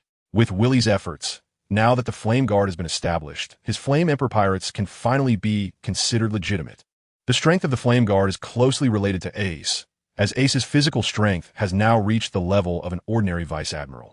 This means that Willie's physical strength is the same as Ace's, at the level of an ordinary Vice Admiral. The other 10 ordinary Flame Guards are at half the level of an ordinary Vice Admiral. However, since the Flame Guards can all use special fire, even the ordinary Flame Guards can now contend with Vice Admirals. We have now arrived at the Twin Cape, but that Kurakasi you mentioned is indeed a bit troublesome. Willie says he is with a giant island whale and is always trying to find ways to drive us away. Ace listened in speechless disbelief. He never expected Kuroka's temper to be even stranger than in the comics. Ask Kuroka if he still remembers Brook from the Rumbar Pirates. Okay, Willie responded, and there was momentary silence on the other end of the line. Before long, an elderly man's urgent voice came through. Are you Brook? Where have you all been these years? How long has Laboon been waiting for you? Do you know? Uncle Kuroka's, please don't get excited. I'm not Brook. Ace said somewhat helplessly. Kuroka's paused for a moment, then seemed to think Ace was playing a trick on him, his tone tinged with annoyance. Who are you calling Uncle? Also, if you're not Brook, what do you mean by bringing up that name? Firstly, although I don't want to admit it, Roger is indeed my father. You extended his life by a year, allowing him to fulfill his dreams, so it's only right that I call you Uncle. Although Roger did not fulfill his responsibilities as a father for the sake of his so-called dreams, which made Ace feel some resentment towards him. Ace's mindset had changed after living 2 lives. At least he would no longer deny his blood relationship with Roger. You're the son of Captain Roger? Kuroka's tone carried a hint of shock, and he seemed a bit incredulous. He never expected Captain Roger to have a son. Yes, my name is Portgas Ace. You can call me Ace. After saying this, Ace did not continue to prove his identity because he did not care about that. Moreover, the Rumbar Pirates had already disappeared from the Grand Line. Hearing this, there was a moment of silence on the other end. Clearly, Kuroka's understood the meaning of disappeared. The Rumbar Pirates would never return to the Twin Cape. Laboon, Kuroka's voice was filled with sadness. Was Laboon's wait destined to have no result? However, Brook was still alive in a sense. Ace's words reignited hope in Kuroka's. Forgive me for not being able to let him talk to you right now. I'm afraid he won't be able to control his emotions. That's understandable. That's understandable. Kuroka's tone was now completely free of unfamiliarity, filled with gratitude towards Ace. I will soon bring Brook back to the Twin Cape. In the meantime, I will trouble you with my companions. Ace added also, Law is the user of the Op no Mi and is an excellent surgeon. He can work with you to better treat Laboon. I hope that by the time Brook and I get there, Laboon will have turned back into a healthy and lively whale. Ace said with a smile. Kuroka's smile widened even more. As the former ship's doctor of Roger's pirates, he had certainly heard of the famous Op no Mi. With such a miraculous ability, the Law that Ace mentioned must be a top-notch doctor. His goodwill towards Ace had now reached an unprecedented level. All right, they can stay as long as they want. I'll listen to my dear nephew. Ace's mouth twitched slightly. His old uncle changed his expression quite fast. Just a moment ago, he still had a sullen face. And now he was calling him a wise nephew. After that, Ace didn't chat much with Kakaro's. He had him pass the phone bug to Luo, explained Luo's training plan, and instructed him to cooperate with Kuroka's in treating Labu. Meanwhile, Villy followed Ace's orders and headed straight for Alabasta with the newly established Flame Guard. Ace's next destination is there, where he not only needs to find Lily's father, but also collect the historical texts of Alabasta, while checking out what the ancient weapon Pluto looks like. 3 days have passed in the blink of an eye. The morning sun shines on the sea, and a pirate ship moves forward slowly with the waves. At this moment, Ace is leading Luffy in intense physical training. The 2 figures, one big and one small, have clearly defined muscle lines, with sweat dripping down from their muscles. Yo-ho-ho-ho! Brook walks out of the cabin with his violin, and upon seeing the 2 drenched in sweat, a look of envy appears on his face. The captain really is diligent. Ace and the others training for their muscles is destined to have nothing to do with Brook. Can't you see that Brook is all bones? Get up, Brook. Ace stretched his body and surprisingly made a crackling sound like frying beans. Yes. Would you like me to play you a morning song? Brook grinned and placed the bow on the violin. Stop. Ace, with cold sweat on his forehead, stopped Brook. He understood just how powerful this so-called good morning song was. It really did refresh the mind. But damn, the more invigorating it was, the more ear-piercing and terrible it sounded. Ace has no masochistic tendencies. Brook, let's talk about you. Ace asked, what do you think about the Yomi Yomi no Mi you consumed? Brook put away his violin, understanding that Ace wanted to give him some guidance. Well, this fruit, aside from bringing me back to life once, I haven't been able to feel any other abilities from it so far. Let me rephrase the question. Ace paused and asked, "Do you remember how you came back from the afterlife?" Brook was taken aback, thought for a moment, and suddenly his eyes lit up. "You mean the soul?" "Exactly." Ace laughed. "Your own soul might be the true manifestation of Yomi no Mi's power. If you can freely control your own soul, then can you also use your soul to influence the souls of others?" At this point, Ace saw Brook lost in thought, knowing he had started to contemplate, and with satisfaction he instructed, "Next, what you need to do first is to be able to freely control your soul to leave your body." "Yes, Captain," Brook responded earnestly, turning to head back to the cabin to start developing a method for soul projection. Meanwhile, at the port of Alabasta, a dilapidated pirate ship slowly approached the shore. "Look, a pirate ship is coming. This is too tragic. The ship is in such bad shape. It looks like it's about to fall apart. Forget about that.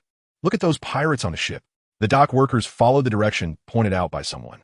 They immediately saw the pirates on the deck. All collapsed, their faces pale, lips cracked, clearly suffering from severe dehydration, and it was evident that if they didn't get water soon, they would definitely die from dehydration. These pirates must be newbies. How could they go to sea without enough fresh water? One of the workers chimed in. "You know, if you're out at sea without food, you can still fish from the ocean. But if you don't have fresh water, even surviving 3 or 4 days is considered lucky." "Stop talking." Suddenly, one of the dock workers seemed to remember something, panic on his face as he pointed at the pirate flag. "That Crocodile pirate flag. That's Crocodile's ship." "What? You mean the pirate with an 81 million bounty? No way. Who could have made him so miserable?" Someone exclaimed in disbelief.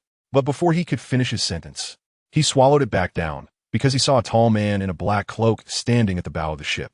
Looking at the scar on his face and the distinctive golden hook on his right hand, it could only be Crocodile. It really is him. How could his crew end up like this? Who did this? A flurry of questions raced through the minds of the people at the port. In their eyes, Crocodile, with an 81 million bounty, was a monster of a pirate. They could hardly imagine what kind of opponent could reduce Crocodile's crew to this state. Crocodile certainly wouldn't answer them. In fact, he was too preoccupied with them. Suddenly, his body turned into a cloud of sand, whipping up a whirlwind that rushed toward them. The dock workers, witnessing this terrifying sight, were all horrified. This brutal pirate, wasn't he going to start a massacre as soon as he arrived? Was he? Not daring to think further, the group turned and fled in a panic, dropping the cargo they were carrying all over the ground.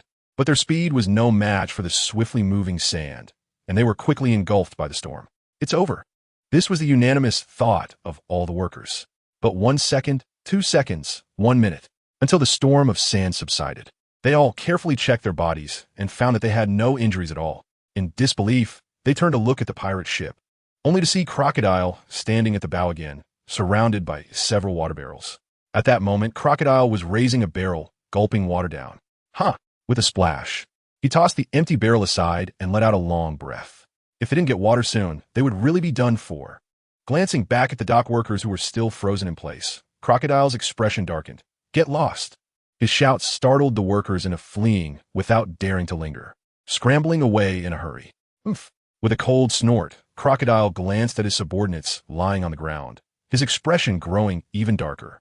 He tossed the remaining barrels to them, cursed them as useless, and then took out his den mushy. "Miss All Sunday, are all the agents gathered?" A graceful female voice came from the other end.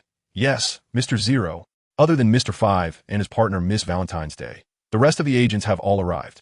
200 billionaires and 1,800 millionaires will also arrive with 26 warships before tonight." Crocodile's eyes narrowed slightly. The members of Baroque Works had no idea that their leader was Crocodile. However, Crocodile no longer cared about hiding his identity at this point.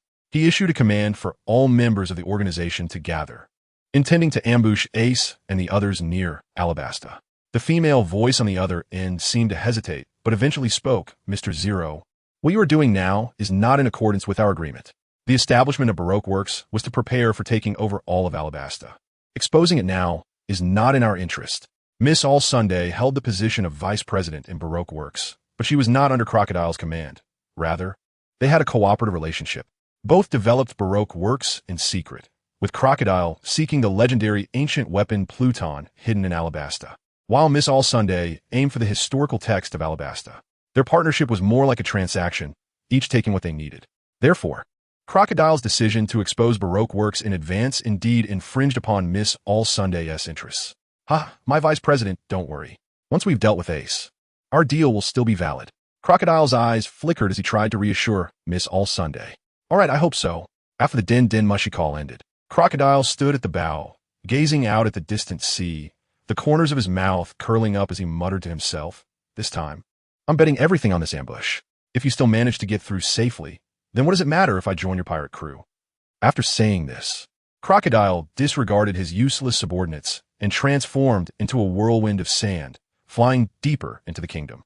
He still needed to meet the senior agents of Baroque Works in person. At this time, in the waters surrounding Alabasta, dozens of warships flying the Baroque Works flag were rushing to the assembly point in Alabasta from various directions. On one of the warships, two giant numbers, 7 and 11, were written on the sail. "Haha, Mr. 7, our luck is really good this time," said a man wearing a hat with the number 11 tattooed on his cheek, excitedly. "We actually found such a big guy at sea." "Oh, right, Mr. 11, said a man with eyebrows shaped like the number 7, holding 2 yellow pistols, as he also turned his gaze to the center of the warship's deck. "I didn't expect the giant pirate Panzerfly to be drifting at sea, completely starved of strength.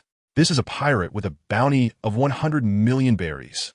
If we capture him, we might be able to advance further in the organization." At the center of the warship's deck, the giant bound with thick iron chains was none other than Lily's father, Panzerfly.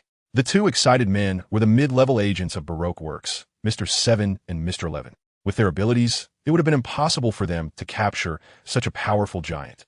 However, ever since Panzerfly got separated from his daughter, he had been searching for her and had been drifting at sea for nearly half a month. By now, he had long lost all his strength, which was why these two guys found an opportunity. Mr. 11, envisioning his bright future, was very excited and turned to Mr. 7, saying, "Mr. 7, I don't know why, but the usually mysterious president has called all the members together this time. I heard even the senior agents are all here. Also, I have heard some insider news that Mr. 5 and his partner have already died on a mission." After a pause, he flattered, "As long as we present this pirate, you might have a chance to get the position of senior agent." Mr. 7's eyes brightened, but after taking a deep breath, he suppressed the desire in his eyes and said, "Let's set aside my becoming a senior agent for now. We should focus on safely completing this mission first. Have you thought about what kind of enemy would require our entire organization to act together?" Mr. 11's expression froze at Mr. 7's words, and a hint of fear appeared on his face. An enemy capable of mobilizing all of them must be at least on par with their organization's strength. In such a great battle, even mid-level agents like them could not guarantee their safety. Haha. Mr. 11 forced a smile and said, "Don't worry. Maybe the president just wants to hold a meeting with us?" Mr. 7 curled his lip. Such words could only deceive children. He was now almost certain that they would face an unprecedentedly powerful enemy. Lily. While the two continued to think, Panzerfly, who had been in a coma, suddenly moved, murmuring his daughter's name. In a daze, he swept his hand to the side. Boom! A casual movement from the giant was not something these clumsy crew members could withstand. Several crew members who failed to dodge were immediately hit by Panzerfly's right hand. Crashing into the deck, their bones broken, blood spurting out as they flew off, twisted and lying on the deck, unconscious. Seeing the tragic state of those crew members, the two agents jumped back in fright, shouting in a panic, "Quick! Bind him with more iron chains."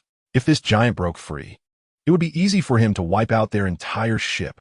But despite their orders, none of the crew members dared to approach Panzerfly's body. After all, no one wanted to risk their life. Bang! Can't you understand my words? Mr. 7's face twisted in rage, and he shot one of the crew members who had retreated the farthest. "Get over here." The death of a crew member sent chills down the spines of the remaining ones, and they no longer dared to retreat. Only after seeing that Panzerfly had stopped moving did they slowly take out several thick iron chains and cautiously approach to bind him. After the crew members retreated, Mr. 7 carefully inspected the chains. Only after confirming that Panzerfly had fallen back into a coma and that the chains were tightly bound did he dare to approach. Damn it! Mr. 7's forehead bulged with veins. He had just been scared by Panzerfly, which made him feel embarrassed. To regain his dignity, Mr. 7 first lightly kicked Panzerfly, and seeing that Panzerfly was in a deep coma and had no reaction to his actions, Mr. 7 then dared to kick him hard. He kicked Panzerfly in the face, grinding his foot on it while continuously cursing, "Huh? Still want to see your daughter? Dream on. Once we hand you over to the Navy, you'll spend your life in the underwater prison." Thud! Thud! Thud. Mr. Seven kept kicking Panzerfly, masking the weakness deep in his heart. As if the more footprints he left on Panzerfly's face, the more courage he could display. Even though the giant's skin was tough, once they fell unconscious, their faces could not withstand such treatment, and soon Panzerfly's face was covered in bruises. Just as Mr. Seven was lost in this twisted pleasure, an angry roar suddenly came from behind their warship. Bastard! Behind the warship, at some point, a pirate ship had appeared, and a shadow the size of an ant shot out from that ship, letting out a deafening roar. Mr. Seven turned in surprise, initially failing to notice the source of the roar due to the small size of the shadow. But in the next second, the ant-sized shadow suddenly expanded in the air, and in the blink of an eye, it had grown to the size of a normal human, with a fork in its hand glinting ominously. However, the transformation did not stop there. Under the horrified gaze of the crew members, the shadow expanded to several dozen meters, and what was once the size of an ant had now become a towering giant. Giant! Mr. 11 shouted in fear. Facing the giant that had leaped above their warship, he could not muster the slightest fighting spirit, his legs trembling uncontrollably. Mr. 7 also hurriedly withdrew his foot from Panzerfly's face and raised his pistol, instantly firing 2 shots at the giant in the air. The suddenly appearing giant was, of course, Lily. Seeing her father being insulted, Lily's mind was already filled with rage. After expanding to her original giant size, she unhesitatingly thrust the 20-meter-long fork toward the warship in front of her. The bullets fired by Mr. 7 merely sparked against Lily's fork, causing no harm to her whatsoever. No! Mr. 7 could only let out a desperate scream as the cold, gleaming fork crashed down on him. Boom! The sound of the deck shattering suddenly echoed, and Mr. 7's figure instantly disappeared from the deck, with only a trickle of blood seeping through the debris, indicating that this mid-level agent of Baroque Works had completely left this world. Dad! Lily didn't spare Mr. 7 a second glance. As soon as she landed on the deck, she rushed over to Pans with a worried expression. However, Pan showed no reaction to Lily's call. He lay there motionless with cracked lips and a pale face. Mr. 11, seeing Mr. 7's grim state, was already frightened to the point of turning pale. At this moment, noticing that Lily was temporarily distracted, he quietly started to sneak away. Hey, where do you think you're going? Suddenly, a strange laugh came from behind Mr. 11. Our captain wants you to stay here. Mr. 11 turned around to find a skeleton right up against his back, its jawbone moving up and down as it grinned at him ominously. G. Mr. 11's eyes bulged, his pupils shrinking to pinpricks, and in an instant, he was drenched in cold sweat. Thud! The next moment, he rolled his eyes back and fell straight down, fainted from being scared by Brooke. Ha ha ha! Brooke, you're so funny. Luffy bounced over, laughing uncontrollably. Ace glanced speechlessly, as he originally wanted to ask Mr. 11 something, but now it seemed he would have to wait a while. The ordinary crew members around him couldn't laugh either. These people had just shown up and easily taken out 2 agents on the ship, which is not something they dare to mock. Moreover, looking at the composition of these few individuals, it was one thing to have a giant, but what was that skeleton? Lily, your father is dehydrated. Quickly find him some water and also get him something to eat. Ace reminded as he saw Lily still crying there. Only then did Lily snap out of her daze, hurriedly shrink and dive into the cabin. Before long, she found more than a dozen barrels of fresh water and carefully fed it to Pans. After that, Pan's complexion improved a lot. Ace turned to look at Mr. 11, who was lying on the ground, after confirming that Pans was temporarily fine. Hey! Ace kicked him and, seeing he had no reaction, said coldly, if you pretend to be unconscious again, I'll tie you up and throw you among those ordinary members of the Baroque Works. Upon hearing Ace's words, Mr. 11, who had been completely still, suddenly trembled and then stood up abruptly, nervously pleading, Sir, please don't do that. I'll tell you whatever you want to know. Ace was quite satisfied with Mr. 11's reaction. Although this guy had some cunning, he was behaving quite sensibly now. The reason Mr. 11 was so scared was that the Baroque Works promotion mechanism was very special. The number of mid-level and high-level agents was fixed. Therefore, ordinary members could only be promoted to agents if the original agents died. So if there was an incapacitated agent lying in front of them, these ordinary members would not lift a finger to help. The most likely scenario was that they would step forward to deliver the final blow. Tell me, did you guys do this to the giant? No. Mr. 11 shook his head rapidly, seemingly afraid that Ace would misunderstand. We found him in that sea area behind us. We came to Alabasta for another mission. Oh, Ace raised an eyebrow. He originally thought these two guys were here to capture Panzerfly, but now it seemed there was another reason. What mission? I'm not too clear on the specifics. Mr. 11 cautiously glanced at Ace, and, seeing that Ace's expression hadn't changed, continued, but the boss notified all members to gather here 3 days ago. It seems he is targeting a powerful organization. Hearing this, Ace's heart stirred. 3 days ago, wasn't it the day they clashed with Crocodile? As for that organization, could it be us? Ace muttered to himself with a strange expression. Turning to look in the direction of Alabasta, Ace narrowed his eyes slightly. It seemed there was an ambush ahead, waiting for them to dive in. But so what? Ace's lips curled up, revealing an incredibly confident smile. Crocodile, you don't think I can be defeated by numbers, do you? You're Mr. 11, right? Ace squinted at Mr. 11, pointed at Lily and the others, and ordered, bring your subordinates and take good care of these two. Also, you can notify your boss that the person he's waiting for has arrived. After saying that, Ace took Luffy and Brook and leaped away, instantly disappearing from the warship. Mr. 11 stood frozen in place, his eyes flickering. He really didn't understand what this mysterious young man meant. Could he be the target the boss wanted to deal with? If that's the case, since he knew the boss was after him, why would he want me to notify the boss? Forget it. Since he wants to die, I'll help him. A trace of ruthlessness flashed in Mr. 11's eyes. He didn't believe that the kid he just saw could handle an army consisting of 2,000 members and over 20 warships. In the center of the newly emerged oasis city of Rainy in the Alabasta Kingdom, in the luxurious reception room of the Casino Rainy Banquet, Crocodile's expression darkened as he hung up the transponder snail. The news brought by Mr. 11 made his eyelids twitch. That kid Ace actually took the initiative to expose his position. Didn't that mean he completely disregarded him? Anger made the veins on Crocodile's forehead bulge, and due to his emotional fluctuations, a number of golden sand particles suddenly appeared in the reception room, showing signs of a potential sandstorm. Mr. Zero, beside him, Miss All Sunday's voice pulled Crocodile out of his fury. If Ace were here, he would definitely recognize that Miss All Sunday was Robin from the Straw Hat Pirates in the anime. The senior agents are already here. It's time for you to issue the mission, Robin elegantly reminded, tossing her hair. Crocodile took a deep breath, suppressing the anger in his chest, and regained the authority of the boss. He glanced at the senior agents around the conference table. These agents had come in looking rebellious, but after Crocodile demonstrated his strength, they had become much more obedient. Originally, we wouldn't have met this early.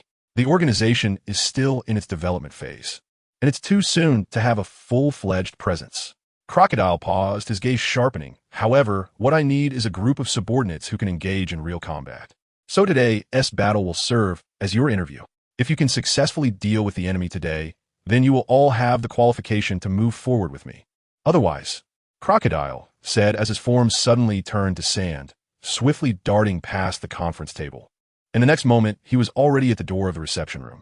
Trust me, you will all die. The senior agents broke into a cold sweat as they realized that at the moment Crocodile passed by, a blood hole the size of a grain of sand had appeared on the same spot on their necks at the same time. They hadn't even had time to activate their devil fruit abilities. What are you still dawdling for? Robin saw that Crocodile had already left the reception room and walked towards the door with a smile. Let's do a good job. The agents finally snapped out of their daze and immediately jumped up from their chairs, rushing out in a frenzy. The Baroque work strict command structure ensured that Crocodile's orders quickly reached all levels of members in the organization. Within half an hour, all unrelated personnel at the Canola Flower Port had been cleared out by Baroque Works members. 25 warships loaded with cannons formed a formation resembling the outspread wings of a wild goose, arranged in 2 rows extending from the inside of the Canola Flower Port. The crew stood confidently at their posts, aiming the dark cannon mouths towards the horizon away from the island, waiting for the approaching enemy. With sturdy ships and cannons, along with thousands of soldiers, they were confident that the so-called enemy would be forever sunk beneath the waters in front of them. Behind the warship's defense line, 200 billionaires and 1,800 millionaires armed with weapons stood ready at the port. Is it really necessary to make such a big deal out of it? A member quietly asked the person next to him, sounding quite unconvinced. Yeah, the combat power we've displayed could sweep away the military strength of some small countries, right? Plus, with those powerful senior agents, I think this battle will have no surprises at all. It will definitely be resolved quickly. After the battle, I'll treat you guys to drinks. Ha ha ha. Their discussions sparked a round of hearty laughter, completely lacking any tension about the impending battle. At this moment, a small black dot appeared at the horizon's edge, and then the dot gradually enlarged, revealing a small pirate ship coming into view for Baroque Works members. The crew adjusted their cannons, their eyes peering past the pirate ship to look further behind. This small boat couldn't even be considered the enemy. The real enemy's main force was surely trailing behind it. After a moment of waiting, they found that no other ships were appearing behind it. Only that pirate ship riding the waves, slowly approaching alone. Seeing this situation, the crew exchanged puzzled glances, somewhat at a loss. What is going on? Where's the enemy? What are you all doing? Hurry up and get ready. As the raging sands swept by, Crocodile's figure suddenly appeared at the forefront of the Canola Flower port. His roar was instantly transmitted to all the warships via the snail phone. Haven't you seen that ship approaching? Are you going to wait until the enemy is right in front of you? Although the president had never shown his face, they were all familiar with his voice. So they immediately understood the president's meaning. Was the enemy really that pirate ship? The distance between both sides had now closed a bit more, and they could even see the ruins formed by the explosion on that pirate ship. Was such a dilapidated ship worth the collective action of the entire Baroque Works? It was known that each of their warships was equipped with dozens of cannons, and there were as many as 25 warships here. If these warships fired in unison, the falling shells could probably sink that small ship directly. Although all the members were filled with doubts, Baroque Works had cruel rules. Therefore, the president's orders were strictly enforced. The 25 warships simultaneously activated, forming a half-circle formation, like an open pocket, surrounding the slowly approaching pirate ship. From the looks of it, they were not planning to give the other side any chance. Meanwhile, on the pirate ship, Ace and the others had all gathered on the deck at the bow. Looking at the Baroque Works fleet that almost blocked their view completely, Brooke exclaimed, "Captain, there are quite a lot of enemies. Even you will have to exert quite a bit of effort, right?" Ace's lips curled slightly as he clasped his hands behind his back. "Maybe, but I think I won't need to make a move." Huh? Brooke didn't understand Ace's meaning. Mihawk pointed at the small cannon at the bow of the ship and unexpectedly made a joke. "Are you going to rely on that?" Just as he finished speaking, before Ace could respond, Mihawk's brow furrowed, as if he sensed something, turning to look at the sea beside the ship. There was nothing there now, but Ace was also smiling as he looked in that direction. In the next second, the calm sea suddenly bulged into an astonishing arc, followed by a bright yellow submarine abruptly breaking through the surface. Is that a ship? Brooke and Luffy widened their eyes, leaning over the side of the ship to get a better look. So cool. This ship can move in the water. Luffy was already standing on the ship's railing, as if he would jump over at any moment. Luffy's arm had already stretched out, about to leap, but was pulled back by Mihawk. "Little Luffy, don't go over there yet." Mihawk's eyes narrowed slightly. He sensed several strong auras from this submarine. The owners of these auras certainly wouldn't pose a threat to him. But Luffy's strength wasn't enough to be considered in their eyes. Click!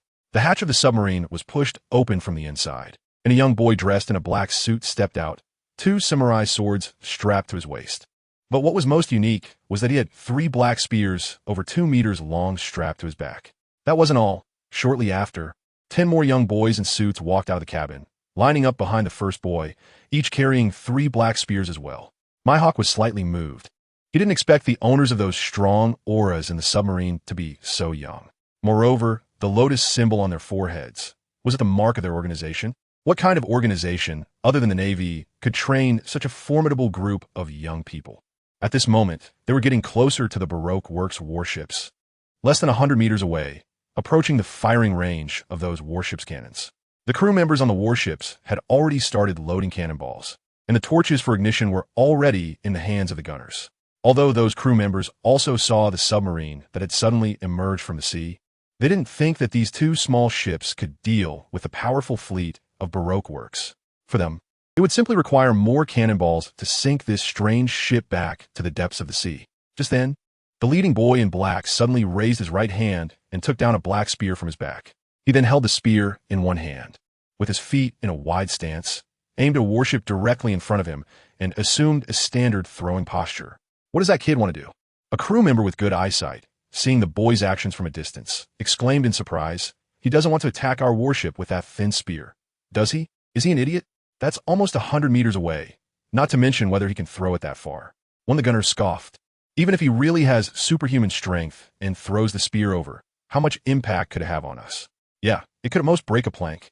But they soon saw that the 10 boys behind this leading one had also taken out a spear, pairing up in groups of 2, each assuming the same throwing posture, aiming at 5 other warships. What's going on? Are idiots clustering together? At this moment, Mihawk's expression turned serious. He didn't think that these mysterious boys in black were just posing for fun. Sure enough, in the next moment, the lotus marks on the foreheads of these boys flashed simultaneously, and then azure flames suddenly burst from their right palms, instantly melting the black spears in their hands. The flames extended outward, forming giant spears nearly 4 meters long, as thick as a human arm. The temperature radiating from the 11 giant spears caused the seawater around the submarine to ripple. Yet the expressions on the faces of these boys remained emotionless. More flames?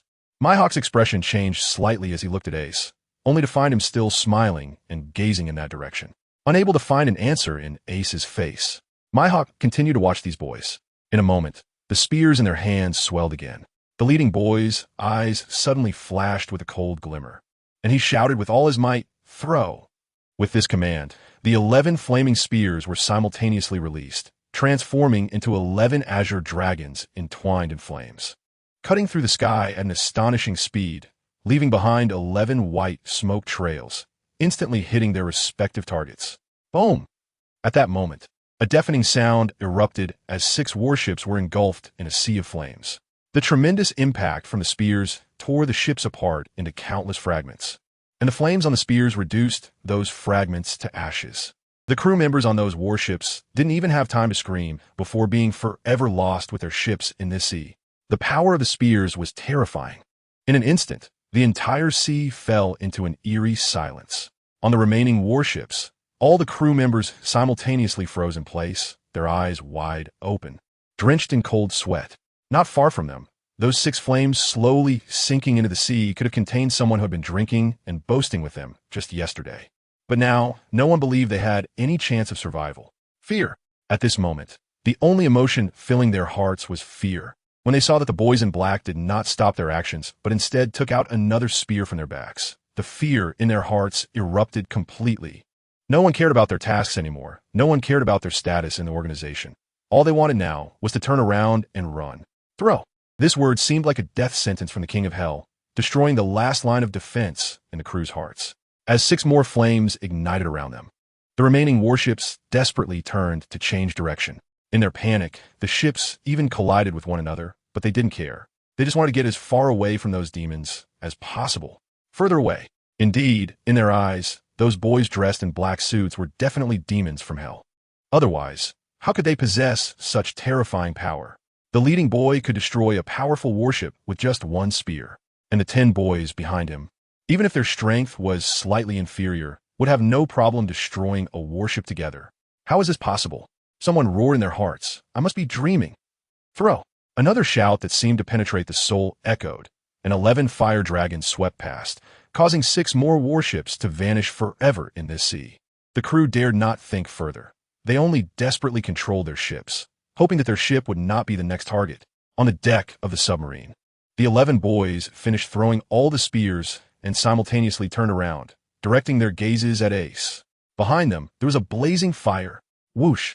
The black-clad youths simultaneously vanished on the submarine and suddenly appeared in front of Ace and the others.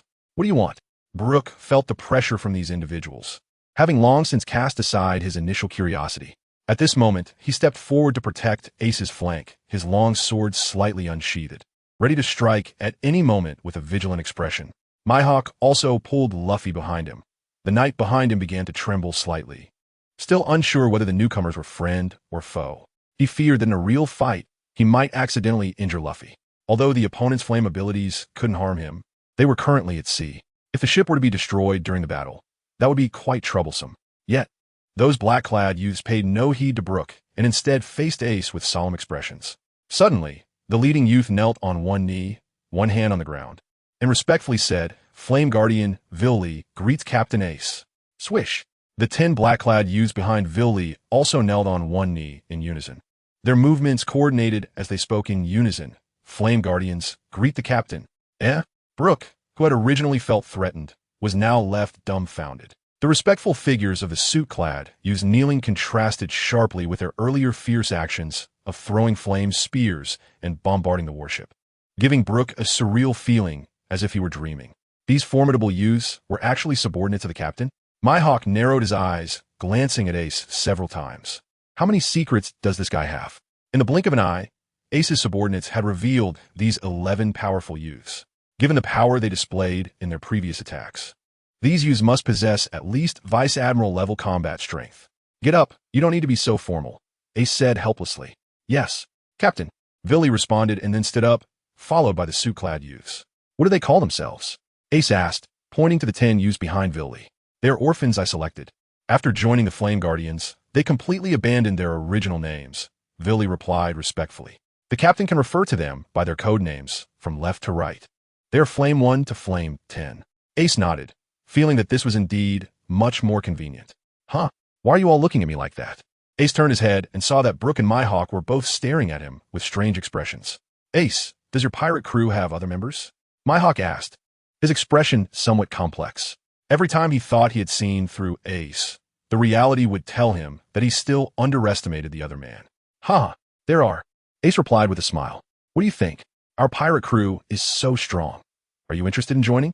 Mihawk rolled his eyes, his lips twitching. This guy really had no shame in trying to recruit others. However, although Ace's pirate crew was not as terrifying as some of the most notorious ones in the New World, Mihawk had to admit that this crew indeed had limitless potential. Meanwhile, Brook nodded in agreement. He knew that at least the Flame Emperor pirates had a bounty of over 300 million on Moria in the Devil's Triangle. All right, Willy, you all head back to your ship first, and don't worry about those enemy ships that escaped. Let us set sail for Canola Flower Port at full speed. A glint flashed in Ace's eyes. It's time for me to settle things with Crocodile once and for all. Understood. Willy respectfully bowed and led the members of the Flame Guards back to the submarine, controlling it to rush towards the port at maximum speed. At this moment, at Canola Flower Port, all 2000 members were in a state of panic. The fire blazing on the sea seemed to project deep into their hearts, causing their fighting spirit to collapse. At first, when they saw only 2 small enemy ships, they were dismissive, thinking they wouldn't even need to engage. With just 25 powerful warships, a single volley of cannon fire could sink the enemy instantly.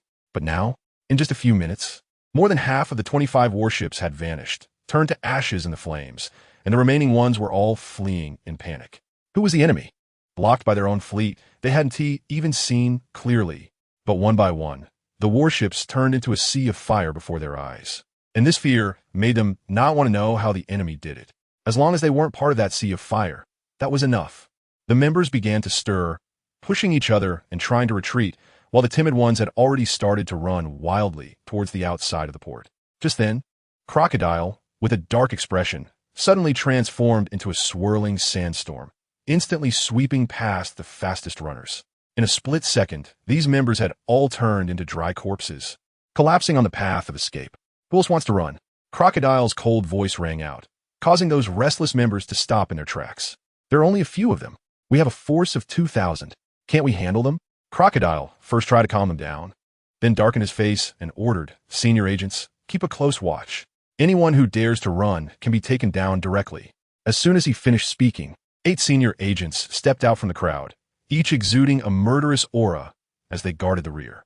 No one doubted that these cold senior agents would deliver a fatal blow if they attempted to flee. After struggling, the members ultimately chose to turn back and return to their positions. Such is human nature.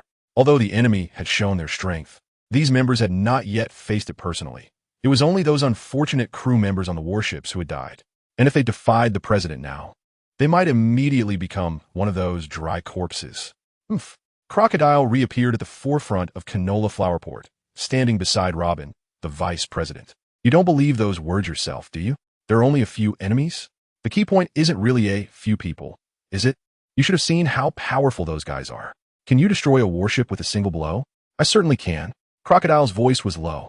In just 5 minutes. Can you destroy 18 warships? Robin's tone was now somewhat impolite. But Crocodile unexpectedly fell silent, clearly knowing he couldn't do it. You should leave. Crocodile suddenly spoke, surprising Robin. This battle has gone beyond the scope of our cooperation. Robin had been a wanted criminal since she was very young, surviving all these years by betraying her companions.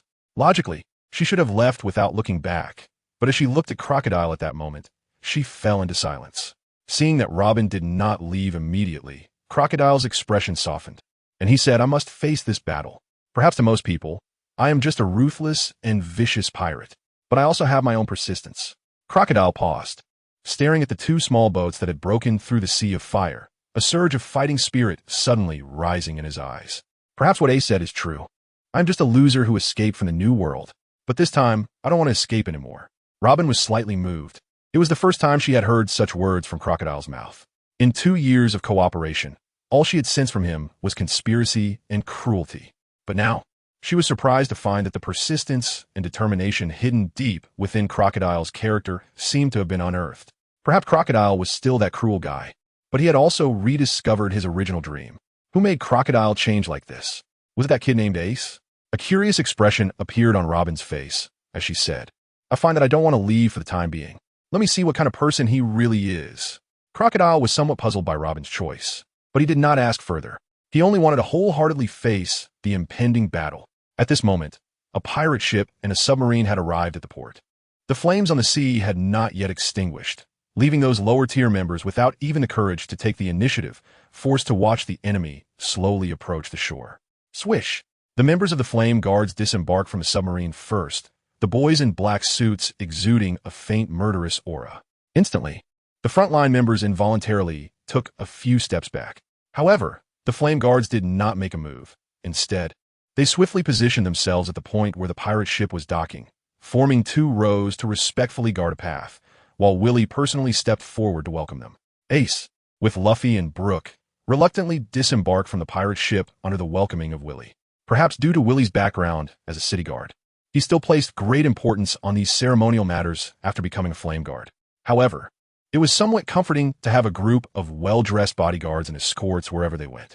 Meanwhile, Mihawk remained on the ship. He wasn't very interested in this level of battle. Moreover, he knew that with Ace and the other strength, they could definitely handle the fight themselves, and there was no need to call on him for help. How long would this kind of life continue? Mihawk looked at the ship's helm beside him, feeling quite regretful for agreeing to intervene 3 times. These enemies below the rank of Admiral, Ace and the others could handle them on their own. So how much longer would he have to remain as the helmsman?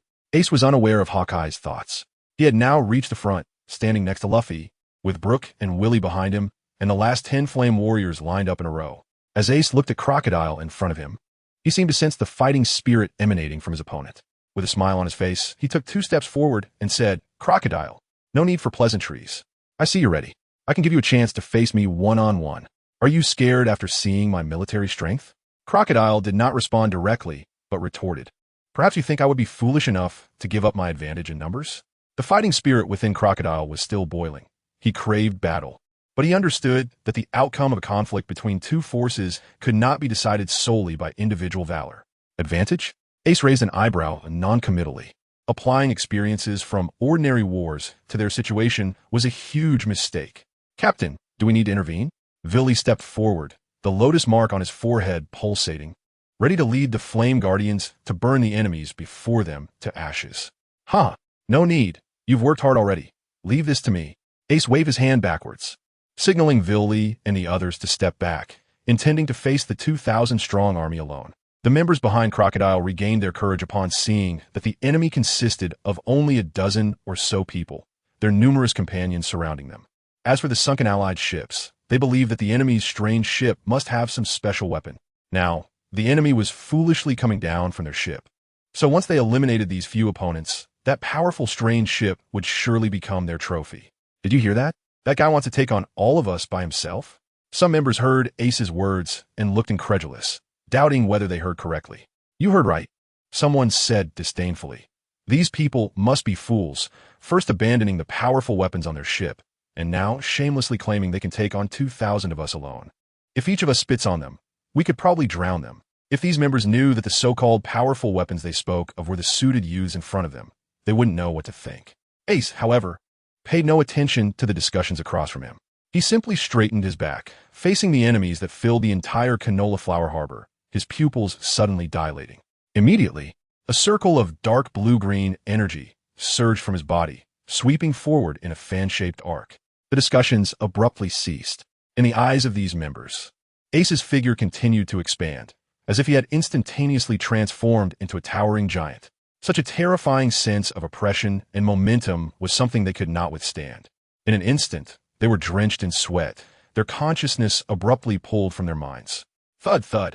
The sound of bodies hitting the ground rang out continuously as 2,000 members rolled their eyes and fell one after another to the harbor floor. Whoosh! The dark blue-green energy suddenly retracted, as if it had never existed. But at that moment, only a handful of members from the Baroque works were still standing in the Canola Flower Harbor. What is this? Robin was drenched in sweat, feeling somewhat unsteady, her face filled with shock. 2,000 troops. Now only 5 or 6 senior agents could barely maintain their consciousness. Crocodile's face had turned extremely grim. Having once roamed the New World, he certainly knew what just happened. Whitebeard, and that detestable Joker, who had both demonstrated such abilities before him. Crocodile's forehead was bulging with veins as he spoke slowly. Conqueror's Haki. In the face of such power, the so-called advantage in numbers was merely a joke. Mihawk, at some point, had also stood by the side of the pirate ship, silently watching Ace's back from afar. The cards Ace had displayed had left him somewhat numb, and in the end he could only sigh and exclaim, "The qualities of a king." The entire Canola Flower Harbor fell into silence. What had just transpired was simply too shocking, as a 2,000 strong army had been taken down by a single person in an instant. If someone had told them this earlier, no one would have believed it. Yet now this scene unfolded right before their eyes. The members of the Flame Guardians, led by Willie, looked at Ace with even more fervent admiration. This is their captain. Ace took out the exaggerated Demon Slayer sword and rested it on his shoulder, then smiled and said again, "Crocodile, join our pirate crew." Ace's invitation, combined with the astonishing power he had just displayed, was exceptionally persuasive. However, Crocodile merely snorted coldly. "You want me to join your pirate crew? You'll have to defeat me first." Upon hearing Crocodile's response, Ace was not angry. Instead, he smiled even more brightly. His invitation to Crocodile was just a casual remark, and the fact that Crocodile did not outright refuse meant there was a chance. However, the premise was to completely suppress him with absolute strength first. At this moment, while they were at a standoff, the few senior agents in the farthest distance who could still maintain their composure were already fleeing without looking back. They originally had the duty to stop the ordinary members from escaping, but now they were running faster than anyone else, which was quite ironic. "Villy, you and Brooke go catch those guys. The rest of the Flame Warriors stay here and keep an eye on these guys on the ground." "Aye, Captain." Everyone immediately took their orders, and Villy and Brooke darted towards the direction of those senior agents, while the remaining 10 Flame Warriors spread out. Despite only having 10 people, they exuded an aura that seemed to surround 2,000. Crocodile watched this with his eyelids twitching but couldn't respond, as Ace's aura was firmly locked onto him. After Ace explained everything, he turned to Crocodile again, took off his sword, pointed to the left front, and grinned, saying, "Let's choose that desert as our battlefield." "Desert?" Crocodile squinted his eyes. "What's wrong? The desert is your home ground. You wouldn't dare to come, would you?" Ace raised his eyebrows. Only by defeating him in Crocodile's strongest domain could he truly make him reign in his pride. Ace finished speaking and, without waiting for Crocodile to respond, shouldered his weapon and rushed toward the desert at an astonishing speed. He was confident that Crocodile would definitely follow him. "Am I afraid?" "Ha!" Sure enough, Crocodile, enraged, couldn't help but laugh. Ace's words had provoked him. He stopped talking and, with a spin of his body, transformed into a whirlwind of sand and chased after Ace. At this moment, Robin had already recovered from the overpowering Conqueror's Haki and was about to follow to see what was happening when she was tugged by Luffy's shirt. "Sister Robin, Ace told me to advise you not to go over. Their battle is too dangerous." Robin's pupils contracted. How did this kid know her real name? She had always used the code name Miss All Sunday while working for Baroque Works. Aside from Crocodile, no one knew her identity as an O'Hara survivor. Forcing out a reluctant smile, Robin asked, "Little brother, what is your name?" "How do you know my name?" "My name is Luffy," Luffy replied innocently. Sister's name was told to me by Ace. It was then that Robin noticed Luffy's unique way of addressing Ace. Everyone else referred to Ace respectfully as Captain, but Luffy called him by his name directly. "Luffy-kun, what is your relationship with Ace?" "Ace is my brother," Luffy said without any cunning, then added seriously, "My brother is very strong, but I will catch up to him. After all, I'm going to be the Pirate King." "So they are brothers?" Robin was slightly moved. She could hear the determination in Luffy's voice. Many aspired to become the Pirate King, but those who could say it out loud were either destined for madness or would reach the pinnacle. This pair of brothers was truly worth looking forward to. On the other side, Ace and Crocodile had already entered the desert. The sun in the desert was exceptionally scorching, and the light was intense. The most uncomfortable part was the unusually dry air, making one feel as if the moisture in their body was rapidly evaporating. However, Crocodile felt incredibly comfortable in this desert environment, almost wanting to moan. His perception extended outwards. The dunes stretching far away felt like a part of his body, and controlling those golden grains of sand was as simple as controlling his own fingers. Being in this home turf, the sense of power that nature brought him inflated his confidence once again, and the feelings of defeat brought on by Ace dissipated. With a casual wave of his hand, a terrifying sandstorm formed, swirling madly and rushing into the distance. Looking at his own hands, Crocodile burst into laughter and contemptuously said to Ace in front of him, "Do you see this? This is the power I possess. Choosing this place as the battlefield will be the biggest mistake of your life, because this time next year will be your death anniversary." Hearing this, Ace merely shrugged without comment and smiled as he said, "Don't worry, although you're a bit rude. I won't kill you." Crocodile's face twitched, filled with shame and anger. He didn't expect Ace to still be so arrogant after witnessing his immense power. "You're good. Since that's the case, let me make you feel it even more clearly." As soon as he finished speaking, Crocodile stretched out his arms to the sides, palms facing up, and suddenly lifted them, causing the wind and sand to rise, making his body float into the air. After reaching a height of 10 meters, he closed his eyes to sense it, seemingly deepening his understanding of his abilities. A smile crept onto his lips as his 10 fingers trembled continuously. Rise. Just one word. But the entire area, a radius of hundreds of meters in the desert, began to shake violently, and countless grains of sand started to detach from the ground, floating into the sky. "Here I am, the true god." In the midst of the swirling sand, Crocodile only showed a hint of his silhouette, but exuded an overwhelming aura. Super heavy sandstorm. Crocodile let out a loud roar, and the yellow sand within a radius of hundreds of meters rapidly gathered towards him, producing a piercing, howling sound. Seconds later, centered around Crocodile, a massive sandstorm formed within a range of dozens of meters, seemingly reaching the sky. Sand grains continuously struck Ace's body, making loud cracking sounds, and his expression had become serious. He truly couldn't underestimate anyone. Ace looked at the roaring yellow sand before him and realized the terrifying aspect of nature-type ability users. Perhaps their abilities were at their most frightening when they aligned with the true forces of nature. The scene before him was filled with yellow sand, and the scale of this sandstorm was unprecedentedly vast. The howling winds made it impossible for Ace to hear anything else. Meanwhile, Crocodile's figure had already vanished into the storm. Ace casually slashed out a 10-meter-long sword chi, cutting a huge gash in the sandstorm. However, the rotation speed of the sandstorm only paused for a moment, and the gash was quickly filled by the swirling yellow sand, which began to spin even faster. Clearly, this kind of attack was completely ineffective. If Ace continued to struggle against the sandstorm, in the end, he might not even harm Crocodile in the slightest. In this brief moment, due to the frenzied rotation of the sandstorm, the flow of air inside and outside was cut off, and the air around Ace was becoming increasingly thin.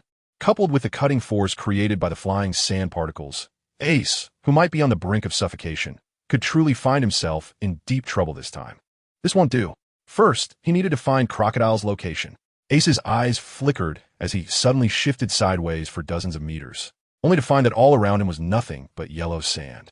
After several fruitless attempts, Ace finally realized that the sandstorm was moving with him, and having wasted so much time, the air around him was nearly gone. "Have you finally realized?" Suddenly, a massive face made of yellow sand appeared in front of Ace, bursting into a loud laugh. "But it's too late. I told you, today 1 year from now will be your death day."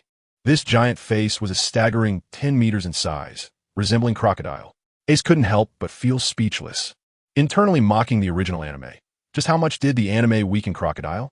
If he had used this move on my little brother Luffy back then, he would have been in danger. However, despite his inner reflections, Ace felt little fear. No matter how powerful Crocodile's abilities were, he had a significant flaw. Without the ability to use both types of haki, he would never become a true powerhouse. "Crocodile, did you really think I couldn't find you?"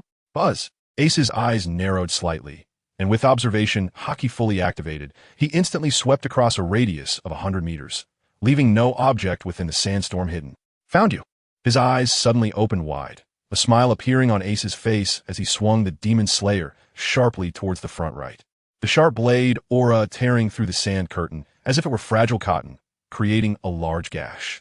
The speed of the blade, Aura, was extremely fast, quickly penetrating deep into the sandstorm, reaching the astonished face of Crocodile, who never expected Ace could find his position so easily. Could it be luck? But at this moment, he had no time to think further. With a grip of his right hand, the sand particles floating in the air suddenly gathered together, forming a massive treasure sword. Desert Treasure Sword. The giant blade abruptly met Ace's blade, Aura, and the sand particles on the blade were spinning rapidly, like a fully powered chainsaw, creating immense cutting power. ZZ. The two clashed, producing a sound that grated on the teeth. Crocodile's yellow sand treasure sword was constantly shattering and reforming under the impact of Ace's blade, Aura, as his figure was forced back several meters, barely managing to block the strike. Crocodile's face quickly turned ashen. He never expected that Ace's casual strike would possess such tremendous power. If it weren't for being in the desert, where the yellow sand seemed almost endless, this casual move from Ace could have cut him in half. Although he possessed the power of a Logia fruit, making him immune to physical attacks ever since he lost his left hand, he had never dared to withstand others' attacks with his body easily. Regaining his composure, Crocodile quickly retreated, merging back into the swirling yellow sand. Only by blending into his surroundings and waiting for the right moment to attack could he maximize his advantages. I don't believe you can still find my position.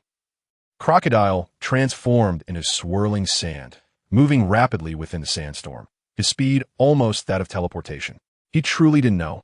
One learns from experience. Ace sighed, purple flames spreading out from his hand, enveloping the demon slayer. He did not use his special fire because he did not intend to truly take Crocodile's life. Layered flame slash, 10 layers. The purple flame blade, Aura, slashed into the ground in front of him, the sand dunes unable to block the fire blade, Aura. The intense flames causing the sand to begin to vitrify, digging down to a meter deep. At the bottom of the glass tunnel, Crocodile's shocked face appeared.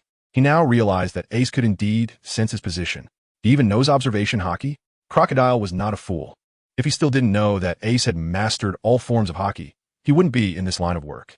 But now he deeply regretted relying too much on his fruit ability. He hadn't T-trained his two-color hockey until now. Otherwise, he wouldn't be so passive. Poochie. The blade Aura suddenly struck Crocodile, blood splattering as his body abruptly transformed into scattered sand particles. Ace raised his eyebrows and murmured in admiration, "Not bad. You actually know how to elementalize in advance to dodge the slash." But the blade energy moved too fast. Looking at the blood left at the bottom, it seems Crocodile still couldn't completely avoid it and got a bit hurt. Desert Sunflower. Crocodile's roar sounded somewhat weak, but he immediately counterattacked Ace. His perception extended to the bottom of the sand dune, controlling the flow of the underground water veins, which in turn caused a sand vortex to form beneath Ace's feet. An area of over 10 meters became quicksand that would swallow a person whole, exerting a powerful consuming force on Ace's feet, trying to directly entomb Ace in the quicksand, turning him into a desert coffin that would claim his life. Useless. Ace's tone was quite calm as flames surged wildly from his feet, instantly spreading out and melting the quicksand into a glass-like substance due to the extreme heat. When the flames dissipated, Ace was able to steady himself again. "I don't believe you can't be hurt." Crocodile's roar grew more furious, not knowing whether he hated Ace or his own powerlessness. Desert Spada. Crocodile suddenly revealed himself. A knife wound on his chest, still bleeding profusely, but he paid no attention to it, as countless grains of sand gathered in his hands, instantly transforming into 4 gigantic sand blades. The edge of the sand blades inadvertently sliced through a rock that was 5 meters thick, easily splitting it in half. Without any hesitation, Crocodile summoned all his strength and simultaneously swung the 4 sand blades toward Ace. The speed at which the 4 massive sand blades came crashing down was astonishing, completely sealing off Ace's front, back, left, and right. It was like a claw made of sharp blades, suddenly tightening inwards while simultaneously striking towards Ace's body. Ace didn't use flames this time, but looked at Crocodile not far away and sighed. "Actually, your ability is really strong, but you just don't deserve it." Ace's words caused Crocodile's pupils to shrink suddenly, filled with contempt for him. However, Crocodile couldn't refute it because, in front of him, Ace was completely covered by a layer of black hockey. It was indeed the last type of armament hockey. Bang! 4 sand blades struck Ace simultaneously, but instead of the expected blood splattering, a loud sound of metal clashing echoed. "Why?" Crocodile shouted in his heart. already feeling a sense of despair. Why has 12-year-old Ace already mastered all types of Haki? Boom! The four massive sand blades failed to cut through Ace's Haki and shattered into countless grains of yellow sand. Crocodile, filled with anger and sorrow, wanted to blend back into the surrounding sandstorm. But Ace had clearly assessed Crocodile's abilities and had no intention of waiting any longer. Soru, with a low shout, Ace appeared just 1 meter in front of Crocodile, his sword flashing like lightning, the blade shimmering with the dark light of Haki, aiming directly for Crocodile's neck. Crocodile's expression changed drastically. Had Ace already developed a murderous intent? He dared not hesitate any longer, pushing off the ground with force, retreating while transforming into a cloud of yellow sand. Whoosh! The large blade swept past, only hitting the yellow sand in front of him. However, the Haki still inflicted damage on Crocodile, and a line of blood appeared in the air. Ace's eyes narrowed, and the attack did not stop. He moved with the blade, getting closer to Crocodile's position. In his hand, the Demon Slayer instantly unleashed several blooms of blades, slicing through the writhing mass of yellow sand in the air multiple times in an instant. Immediately, Crocodile, who was trying to reassemble his body, was once again shattered into countless grains of sand. Ace swung his sword continuously, the momentum unending, like spring rain and like lightning, leaving Crocodile completely unable to escape Ace's attack range. After a few minutes, Crocodile was still in his elemental state, unable to return to his original form. The surrounding sandstorm gradually dissipated into the air, as Crocodile was too preoccupied to control it, and the sand fell back to the ground. At this moment, Ace finally stopped his attack, sheathed his sword, and Crocodile had the opportunity to barely return to his original state, his face unusually pale, staring at Ace with a look of fear, gasping for breath. The 2 knife wounds on his chest reminded him that Ace had just shown mercy. Aside from the initial strike, Ace had not used Haki in his subsequent attacks. Yet even so, Crocodile was overwhelmed and struggling to breathe. This battle revealed to me the potential of the Sansan fruit, and I have high hopes for your future. Therefore, I formally invite you to join the Ember Emperor pirate crew. Ace, holding the Demon Slayer, made the invitation for the 3rd time, but his expression was more serious than before. However, even though Crocodile sensed respect in Ace's tone this time, anyone would instinctively feel a sense of rebellion when a 12-year-old child said, "I have high hopes for your future." So Crocodile still sneered and said, "What if I refuse?" Buzz! Ace's figure suddenly vanished from the spot and appeared in front of Crocodile in an instant, holding up the blade of Mera Mera no Mi with one hand, positioned across Crocodile's neck, its blade shimmering with the dark glow of Haki. "I'm going to kill you." Ace opened his mouth, revealing a harmless smile, his white teeth shining in the sunlight. However, Crocodile could no longer smile. He felt a palpable killing intent emanating from Ace. The bone-chilling cold left him with no doubt that if he uttered even half a no, Ace will really kill him. Damn it. Crocodile clenched his fists, gritting his teeth. But he didn't dare to move. The blade wrapped in armament Haki could genuinely threaten his life. "Make your choice, Crocodile. Life or death." Ace still smiled, but his words were terrifying to Crocodile's ears. He had witnessed the death of Pirate King Roger in Lowtown, and Roger's final words echoed in his mind. He craved fame, but even more so, he craved status. So he resolutely chose to set sail, relying on the powers of the Sansan fruit. He was unmatched all the way. He thought he could continue smoothly and eventually reach the place of dreams that Roger spoke of, to become the true Pirate King. However, there were too many strong people in this world. After entering the New World, he faced repeated defeats and ultimately had to escape back to the first half of the Grand Line in embarrassment. This time, he wanted to rise again. He wanted to defeat Ace and once again tread the path to the top. But he lost again, defeated by the 12-year-old Ace. Perhaps he truly couldn't stand out from the myriad of strong beings in this sea. "All right, I agree." Crocodile finally said this after holding it in for a long time. After saying it, he showed a relieved expression and even pulled out a cigar from his pocket. He lit it, took a strong puff, blew out a smoke ring, and pointed at the knife resting on his neck. "Can you take the knife away now?" "Of course." Ace smiled, flipped his right hand, and retrieved the Demon Slayer back into the space of the, noticing Crocodile's surprised expression. However, Crocodile, having restrained his ambitions, had no other thoughts. "Trust me, you will definitely be grateful for today's decision in the future." Ace brushed the sand off his hat, his tone filled with confidence. "What? Are you so confident in becoming the Pirate King?" Crocodile said, puffing on his cigar, his tone carrying a hint of jest. Now, completely relaxed. His personality had also changed somewhat. "Pirate King? Ace chuckled, his tone calm. My goal is not just that. As he spoke, Ace had already flashed away in the direction of the canola flower port, seemingly not worried that Crocodile would just turn around and escape. Not just the Pirate King? Crocodile's eyes flickered intensely, his tone filled with shock. The cigar between his fingers had already gone out, and his body remained motionless. It wasn't until Ace had walked far away that he murmured to himself with a complicated expression, perhaps he really can forge a new era? Facing the best opportunity to turn and leave, Crocodile ultimately chose not to escape, but transformed into a gust of yellow sand, heading in the direction of Ace. A few minutes ago, at Canola Flower Port, aren't you worried about your brother? Robin pointed towards the desert direction, where the sandstorm was towering, seemingly blocking the entire sky. Robin couldn't help but marvel at Crocodile's devil fruit abilities. In this desert, they had been pushed to the extreme, truly reaching a near-divine level. So looking at the terrifying sandstorm in the distance, even though Robin had just witnessed Ace's strength, she didn't believe Ace could withstand Crocodile's power. However, upon hearing Robin's question, Luffy tilted his head in confusion and asked, why worry? Ace has already said he would handle it, so Ace will definitely solve it. Robin was left speechless. Are you that confident in your brother? Didn't you see that your brother has been completely engulfed by the sandstorm, disappearing in there?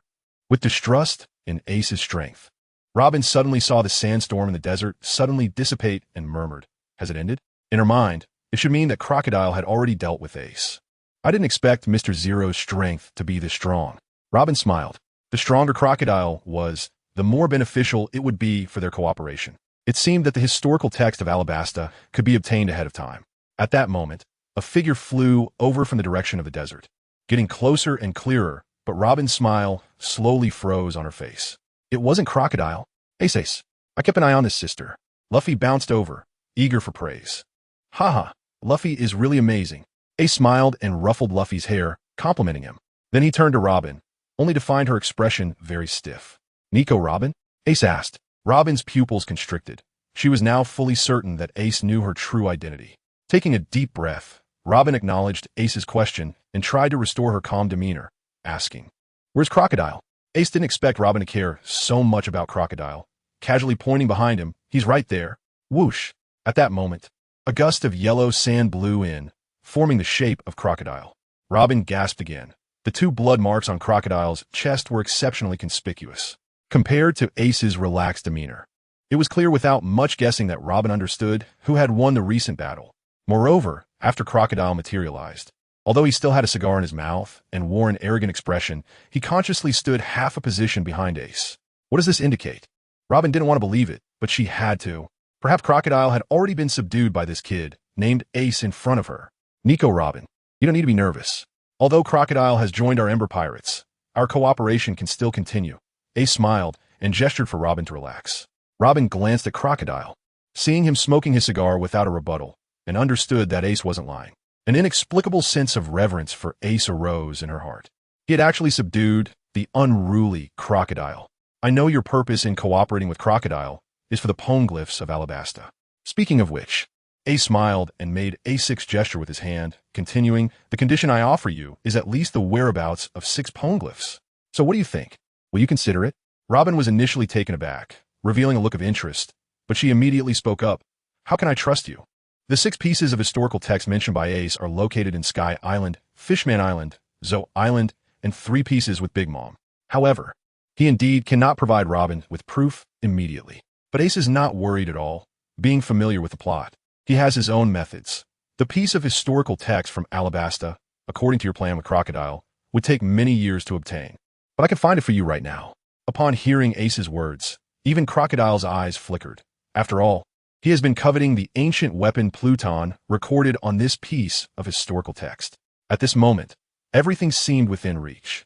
But the next moment, he suddenly recalled Ace's previous words about relying too much on external things, which has hindered his strength from advancing further.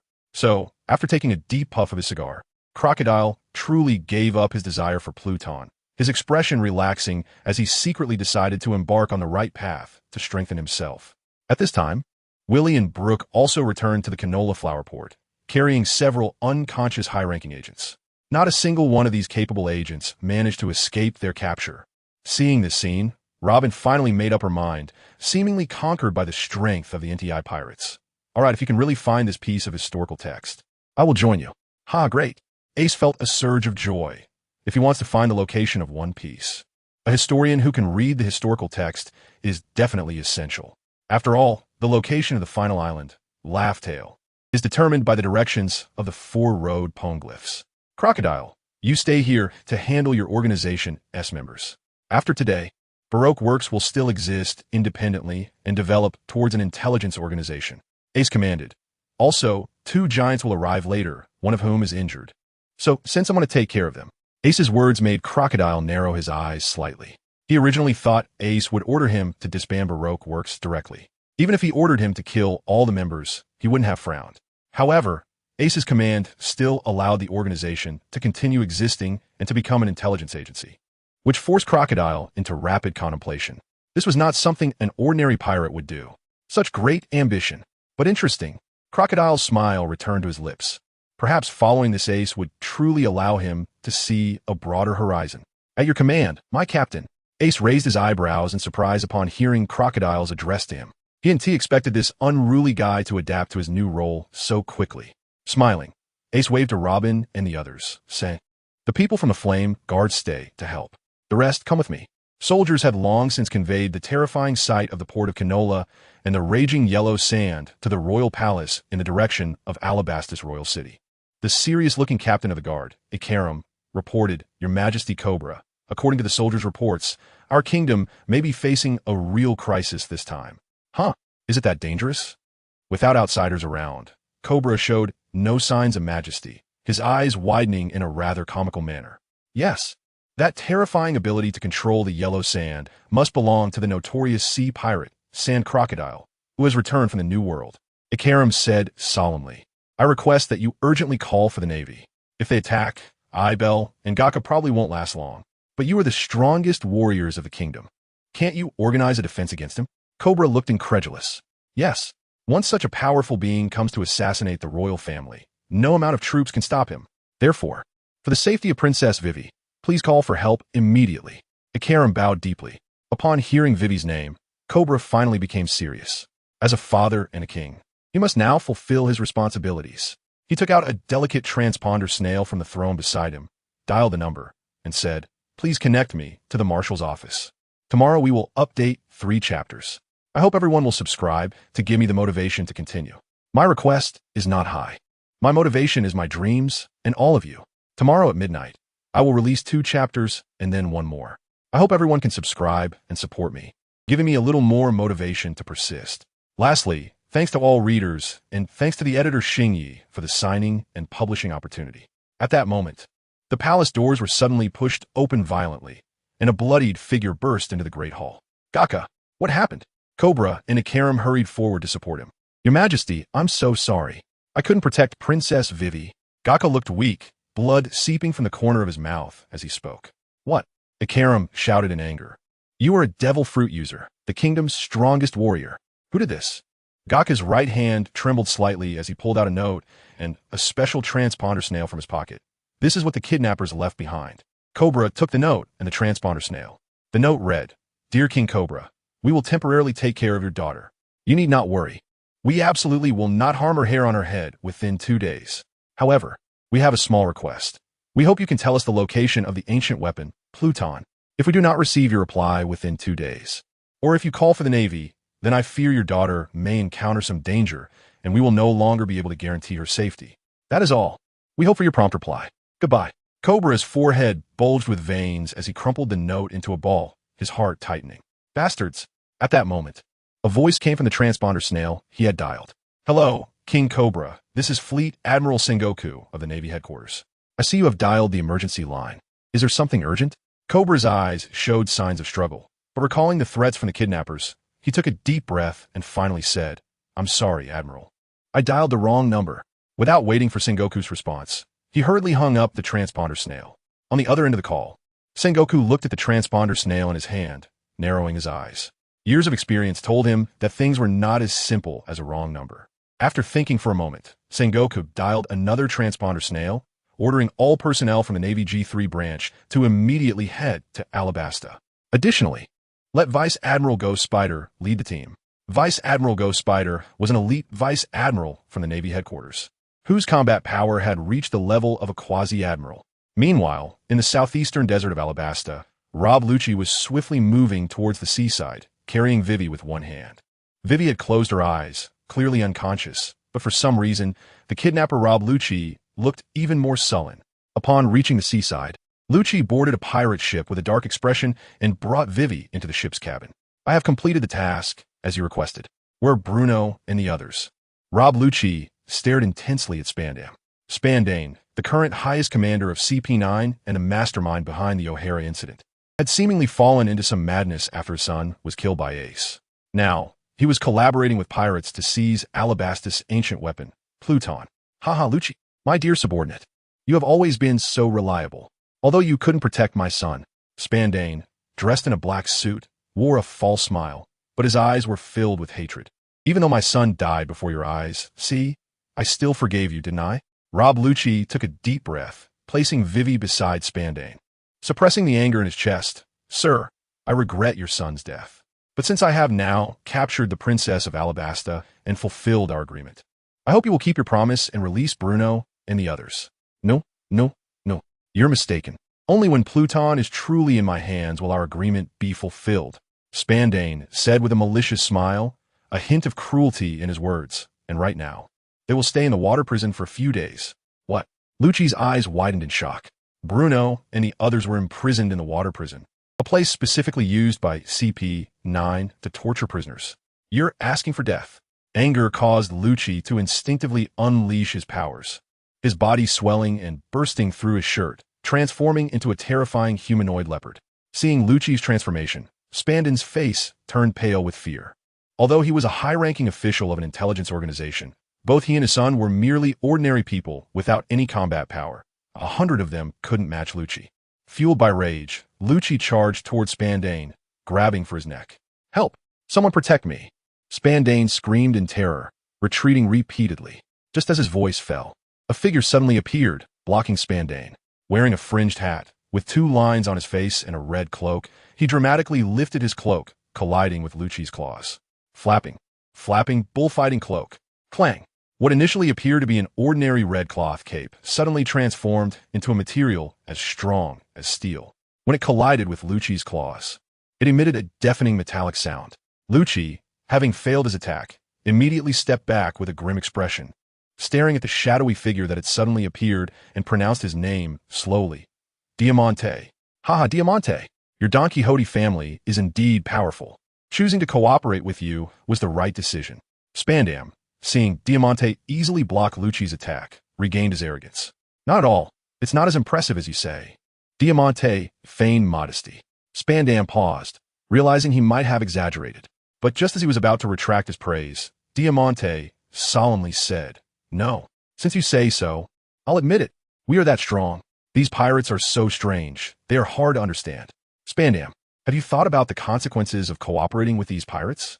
Lucci's question interrupted Spandam's thoughts. "Haha, consequences?" Spandam turned around, speaking somewhat crazily. "Ever since my son died, I stopped caring about consequences. As long as I can obtain the ancient weapon Pluto, everything will be under my control. No matter if it's that Ace or you all, I will make sure you die horribly." At that moment, Diamante added, "You may not know, but the world government is about to announce the Shichibukai plan, and our young master has already reserved a spot in advance. So, in reality, we are on the same side as the government." Lucci's pupils constricted. Could this Doflamingo actually influence the decisions of the world government's higher-ups? Moreover, he didn't expect Spandam to hold such a grudge. Wanting to kill all of CP9 just because he couldn't protect his son, he couldn't stay any longer. If he got caught too, Bruno and the others would really be doomed. Thinking of this, Lucci sprang up and dashed towards the ship's exit. "Diamante, don't let him escape." "Blade? Snake blade." Diamante drew a weapon from his waist. The original belt flew out, then he forcefully swung it in the direction Lucci was fleeing, causing it to stretch straight and emit the brilliance of a famous sword. This was a large knife that Diamante had softened using his devil fruit ability. At that moment, the large knife struck like a venomous snake, aiming directly at Lucci's back with astonishing speed. Iron block. In a moment of danger, Lucci shouted loudly. The Zoan-type devil fruit granted Lucci extraordinary physical abilities, and combined with the iron block enhancement, his body was now almost like real steel. However, the blade was dark and was wrapped in Diamante's haki. The tip of the sword was slightly obstructed before it suddenly pierced into Lucci's body. With a muffled thud, blood splattered from the wound. One strike had severely injured Lucci's internal organs. But Lucci understood that he absolutely could not stop now. So, despite the excruciating pain, he gritted his teeth and shouted, "Soru!" In the next second, he vanished from his spot, leaving a trail of bright red blood falling from the air. Diamante was about to give chase when he was stopped by Spandam behind him, who screamed, "Don't pursue. Your primary task is to protect me." Diamante paused, shrugged, and a trace of barely perceptible disdain flashed in his eyes. Clearly, even he couldn't commend Spandam's character. This man not only lacked strength, but was also cowardly. Yet he harbored immense ambition. Spandam might have noticed Diamante's attitude, but he didn't care about such a lowlife. Seeing Lucci's figure reappear on the beach, he hid behind Diamante and yelled towards the beach, "Lucci, you better not inform the government about what happened here. Otherwise, I guarantee I will kill all your companions, not leaving a single one alive." Upon hearing this, Lucci's pace momentarily halted, and his anger caused his body to tremble slightly. But ultimately, he stepped in a moonwalk and swiftly dashed deep into Alabasta. Only by escaping could he hold Spandam in check and make him cautious enough not to act against Bruno and the others for the time being. At this moment in the palace, Cobra looked haggard, his eyes bloodshot, and his hands were tangled in his hair. On one side was the secret his family had protected for centuries, and on the other was his beloved daughter. Responsibility and affection left him unsure of which to choose. "Your Majesty, please give the order quickly. We must go save Princess Vivi at once." Icolum beside him also looked anxious. Princess Vivi had grown up under his watch, just like his own daughter. Cobra abruptly raised his head, seemingly having made a decision, and was about to give the order. "Report." Suddenly, a guard burst in at the door, looking terrified, head bowed, kneeling on one knee before Cobra.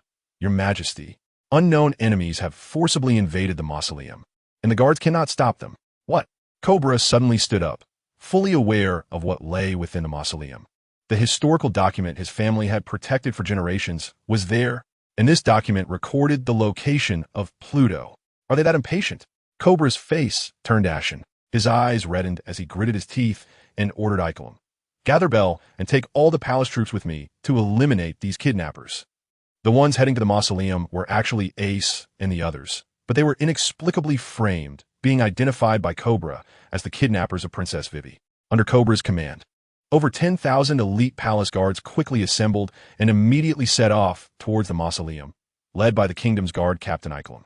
In the sky, Bell, the vice captain of the guard team who had consumed the Zoan-type bird fruit, Falcon model, transformed into a hawk and circled above the guards. As the thousands of troops headed towards the mausoleum, Ace and the others had already entered the interior of the mausoleum. Before them stood a massive stone tablet inscribed with historical texts. For historians like us, this tablet is a true priceless treasure. The lost history from 800 years ago is recorded on this stone tablet. Robin gazed at the ancient characters on the tablet, her face showing a look of obsession. Luffy, on the other hand, was yawning beside her, completely uninterested. In fact, if it weren't for being forced by Garp as a child, he wouldn't even care about reading. Ace is quite interested in the contents recorded in the historical texts, but he completely cannot understand the ancient characters written on them. So for now, he can only wander around with Luffy and the others. This burial hall is not only a hiding place for the historical texts, but also the final resting place of the kings of Alabasta throughout the ages. Therefore, this royal tomb is naturally extremely luxurious. Along the central passage of the main hall, there are tightly locked tomb chambers on both sides, which are clearly the resting places of those kings. Ace didn't need to think much to know that there must be rich burial treasures within these tombs. However, he wasn't a tomb raider, so he didn't want to disturb the peace of the deceased. Just at that moment, Ace suddenly sensed something and turned to look at a corner of the hall. He discovered a large knife and was advised to pick it up. Sure enough, at that spot, there stood a warrior statue at the entrance of a tomb, with a gleaming samurai sword tucked into its waist. Ace took a sharp breath. Was it this extravagant? To use a precious big knife as a burial item? It should be known that the king of Alabasta is famous for loving his people like his own children. If they have such strong financial power, let alone those kings who desperately squeeze the lifeblood of the people. But before Ace could walk over to take a look, a sudden sound of numerous footsteps came from the ground, sounding like an exaggerated number of people. Ace frowned and said, "Robin, You continue to look at yours. The rest of you come with me, take a look. Yes, Captain.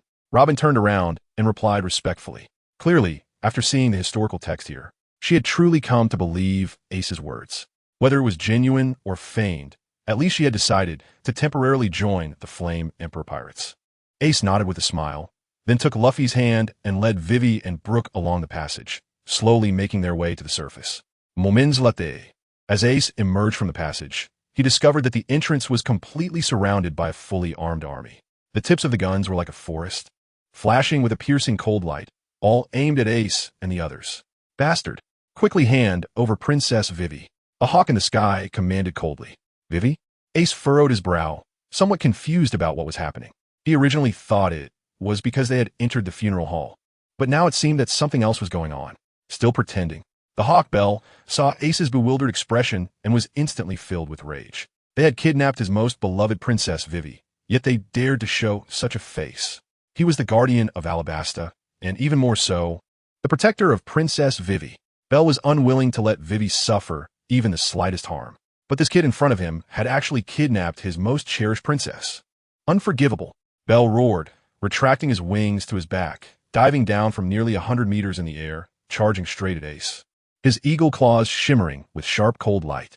He wanted this villain to understand that the dignity of the Alabasta royal family was not to be violated. Ace squinted his eyes. He certainly recognized Belle and knew he was a loyal guardian who could sacrifice his life for Alabasta. Due to the anime, he actually admired the other party a bit, but didn't he understand why Belle had such strong hostility towards him? Oof, how could I let you hurt the captain? Seeing Belle actually wanting to attack Ace, Will immediately stepped forward from his position behind Ace, drew his twin swords, and his eyes flashed with a dangerous cold light, clearly intent on killing. Well, don't kill him, Ace said calmly. Before he understood the situation, he didn't want to completely oppose Alabasta. After all, he still had some goodwill towards this country. Yes, Will respectfully replied, sheathing his swords again, and then took a claw-like stance to face the enemy, seemingly intending to deal with Belle unarmed to avoid hurting him. The soldiers, who were on high alert, all widened their eyes in disbelief, questioning if they had heard wrong. That guy actually wanted to face Lord Belle, unarmed? Is he crazy? Lord Belle is the guardian of Alabasta, one of the strongest warriors in the kingdom. Just wait to die, you bastard. A group of soldiers were eager to see Will's miserable fate. At this moment, Belle had already dived in front of Will. The acceleration of 100 meters had brought his speed to the limit. In that instant, he spread his wings, his body drawing a graceful arc, and his claws, carrying terrifying impact, suddenly lunged towards Will's head like two sharp iron hooks. He wanted this kid in front of him to pay the price for his arrogance. Facing the overwhelming pressure coming down from the sky, Will showed no signs of nervousness. After taking a deep breath, he forcefully exhaled, then his gaze sharpened, and his right hand shot out like lightning, even faster than Belle at that moment, because he had swallowed 2 Earth Fire Lotus seeds. Will was the only one among the Flame Guards whose physical strength matched Ace's. Therefore, even without using his speed and strength had all reached the level of a true lieutenant general. At this speed, his right hand instantly grabbed Belle by the neck. The immense strength emanating from his palm caused Belle's body to abruptly halt, rendering the impact from diving down from the sky completely ineffective. Those iron hook-like eagle claws couldn't reach Will, only futilely swiping through the air. Bang! Will landed a punch on Belle's head, cleanly knocking him out. Then, without saying a word, he tossed Belle in front of Ace and returned to stand behind him. Ace stood completely still, casually putting his hands in his pockets. However, the army of tens of thousands in front of him was eerily silent, each soldier wide-eyed, unable to believe what was happening before them. The strongest warrior of Alabasta was completely outmatched by that young man's subordinate. Lord Belle had been subdued in one blow. At this moment, their hands gripping their weapons began to tremble. Shock and fear surged in their hearts. I ask you, what is going on? Ace frowned and asked.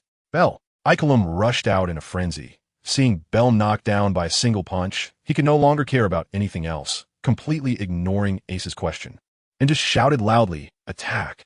All troops charge!" Instantly, tens of thousands of elite soldiers raised their spears high and marched in unison, charging towards Ace and the others. Ace's brow had already furrowed. The other party continuously launched attacks against them, not giving him a chance to explain, which made him quite displeased. This is what you brought upon yourselves. Ace faced thousands of charging warriors and took a step forward without hesitation, unleashing his conqueror's haki that swept across the front. There was no surprise. Although these soldiers were elite, they could not withstand Ace's Conqueror's Haki. In their panic, their eyes rolled back, and they instantly lost consciousness. The sight of thousands of soldiers collapsing simultaneously was quite spectacular, their weapons clattering to the ground, producing a melodious sound that reached Cobra's ears. But it sounded like the whispers of a devil, causing him to break out in a cold sweat. "Your Majesty Cobra, I think we can have a good talk now." In front of Ace, the only one left standing was Cobra. This was certainly not because Cobra was the strongest. Rather, Ace had first used his observation Haki to locate Cobra hiding among the troops, and then, when launching his attack, he deliberately avoided his position. With thousands of soldiers falling around him, Cobra's shock was unimaginable, but he was, after all, a king, and the years spent in a high position allowed him to maintain a minimum level of composure. "What have you done to Vivi?" Cobra eventually asked. "Vivi?" Ace's brows furrowed tightly. "I don't know what you're talking about. If this is about that, I think you might have the wrong person." Although Ace did not care about others' opinions of him, he did not want to be wrongly accused. Cobra, having earned the people's respect as a king, was not lacking in wisdom. Now, having calmed down slightly from his anger, he had already deduced from Ace's expression and words that Ace was telling the truth. This might really be a misunderstanding. Now that he knew the person who kidnapped Vivi was not Ace and his group, Cobra's heart tightened again. Where's Vivi now? Who are the kidnappers? With their country's own strength, how could they possibly rescue Vivi? Thinking of this, Cobra suddenly seemed to understand something, and he stepped forward to Ace, then without hesitation, bowed at a 90-degree angle. "I beg you, please save my daughter." The strength displayed by Ace and his group has exceeded Cobra's imagination. With their help, they could definitely crush those real kidnappers. A king actually bowed deeply to a young man. If this scene were seen by outsiders, it would surely cause a huge uproar. However, Ace's emotions didn't fluctuate much. Besides, he wasn't a philanthropist. The other party had just brought tens of thousands of soldiers to try to encircle and kill him. He wouldn't be so magnanimous as to overlook it just because the other party was a king and bowed to him. "You can propose any conditions, and I will definitely meet them as long as I can." Cobra seemed to see through Ace's thoughts. Now we're getting somewhere. Ace raised an eyebrow. If it were just a simple transaction, he could consider it. Moreover, the royal family of Alabasta was one of the few that genuinely cared for the people, so helping out wasn't unreasonable. After thinking for a moment, Ace smiled and said, "In that case, I want that big knife from the burial hall." Cobula had already straightened up, and after hearing Ace's words, he furrowed his brows and thought for a while before recalling what Ace had mentioned. "Of course, no problem. My father loved collecting famous swords, and that was one of his collections." At this point, feeling that this price was a bit low in front of Ace and the other's strength, Cobula added, "If you successfully rescue my daughter, you can take all the famous swords my father collected. I can't remember exactly, but there should be at least one or two more big knives." "Deal." Ace happily extended his hand and shook Cobula's right hand. This time, he finally witnessed the generosity of the royal family. "Did you see that? They are the ones actively raising the offer." It seemed like a few big knives were as common as bricks on the street, just given away. "Villy, go fetch that big knife," Ace commanded with a smile. "Yes, Captain Ace." Villy respectfully bowed and then turned to dive back underground. Seeing the scene, Cobula's offer Ace increased even more. He knew Villy's strength and had witnessed him subduing Bell with a single move. Yet, such a powerful person treated Ace with such respect. This was enough to prove just how formidable this young man named Ace was. "Cobula, since I have promised to help, can you now tell me about the information regarding these kidnappers?" Ace asked. After all, if he wanted to take action, he needed to at least confirm who the enemy was and where they were located. Upon hearing Ace's words, Cobula quickly took out the note left by the kidnappers and the snail phone from his pocket and handed them to Ace. Ace reached out to take it, glanced at it, and was somewhat surprised to see that the other party's goal was also the ancient weapon, the Queen of the Underworld. "Is that all?" Ace raised the note. There wasn't much useful information on this note, and that single-line contact phone bug wouldn't be of much help either.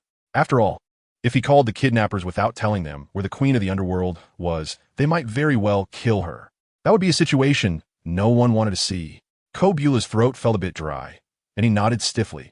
"Moreover, the information about the Queen of the Underworld that they want me to provide, I have no idea about. After all, our family only guards the historical texts, but we can't decipher the words on the stone tablet." Ace raised his eyebrows. "You don't understand.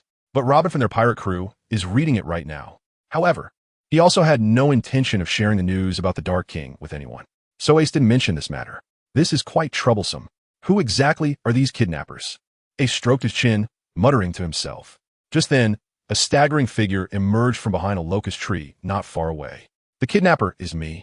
Swish. Kate Buera's head snapped around, glaring at the person with anger, feeling an immediate urge to rush over and fight. Ace looked at the newcomer with some surprise. Rob? Lucci? This person was indeed Lucci, who had escaped from Spandam. At this moment, his face was exceptionally pale, and his clothes were completely soaked in blood. Diamante's sword had severely injured Lucci. Where's Vivi? What have you done to Vivi? Cobra's eyes were filled with bloodshot veins. No father could remain calm when his most cherished daughter was kidnapped. Princess Vivi isn't here, but I do know her location.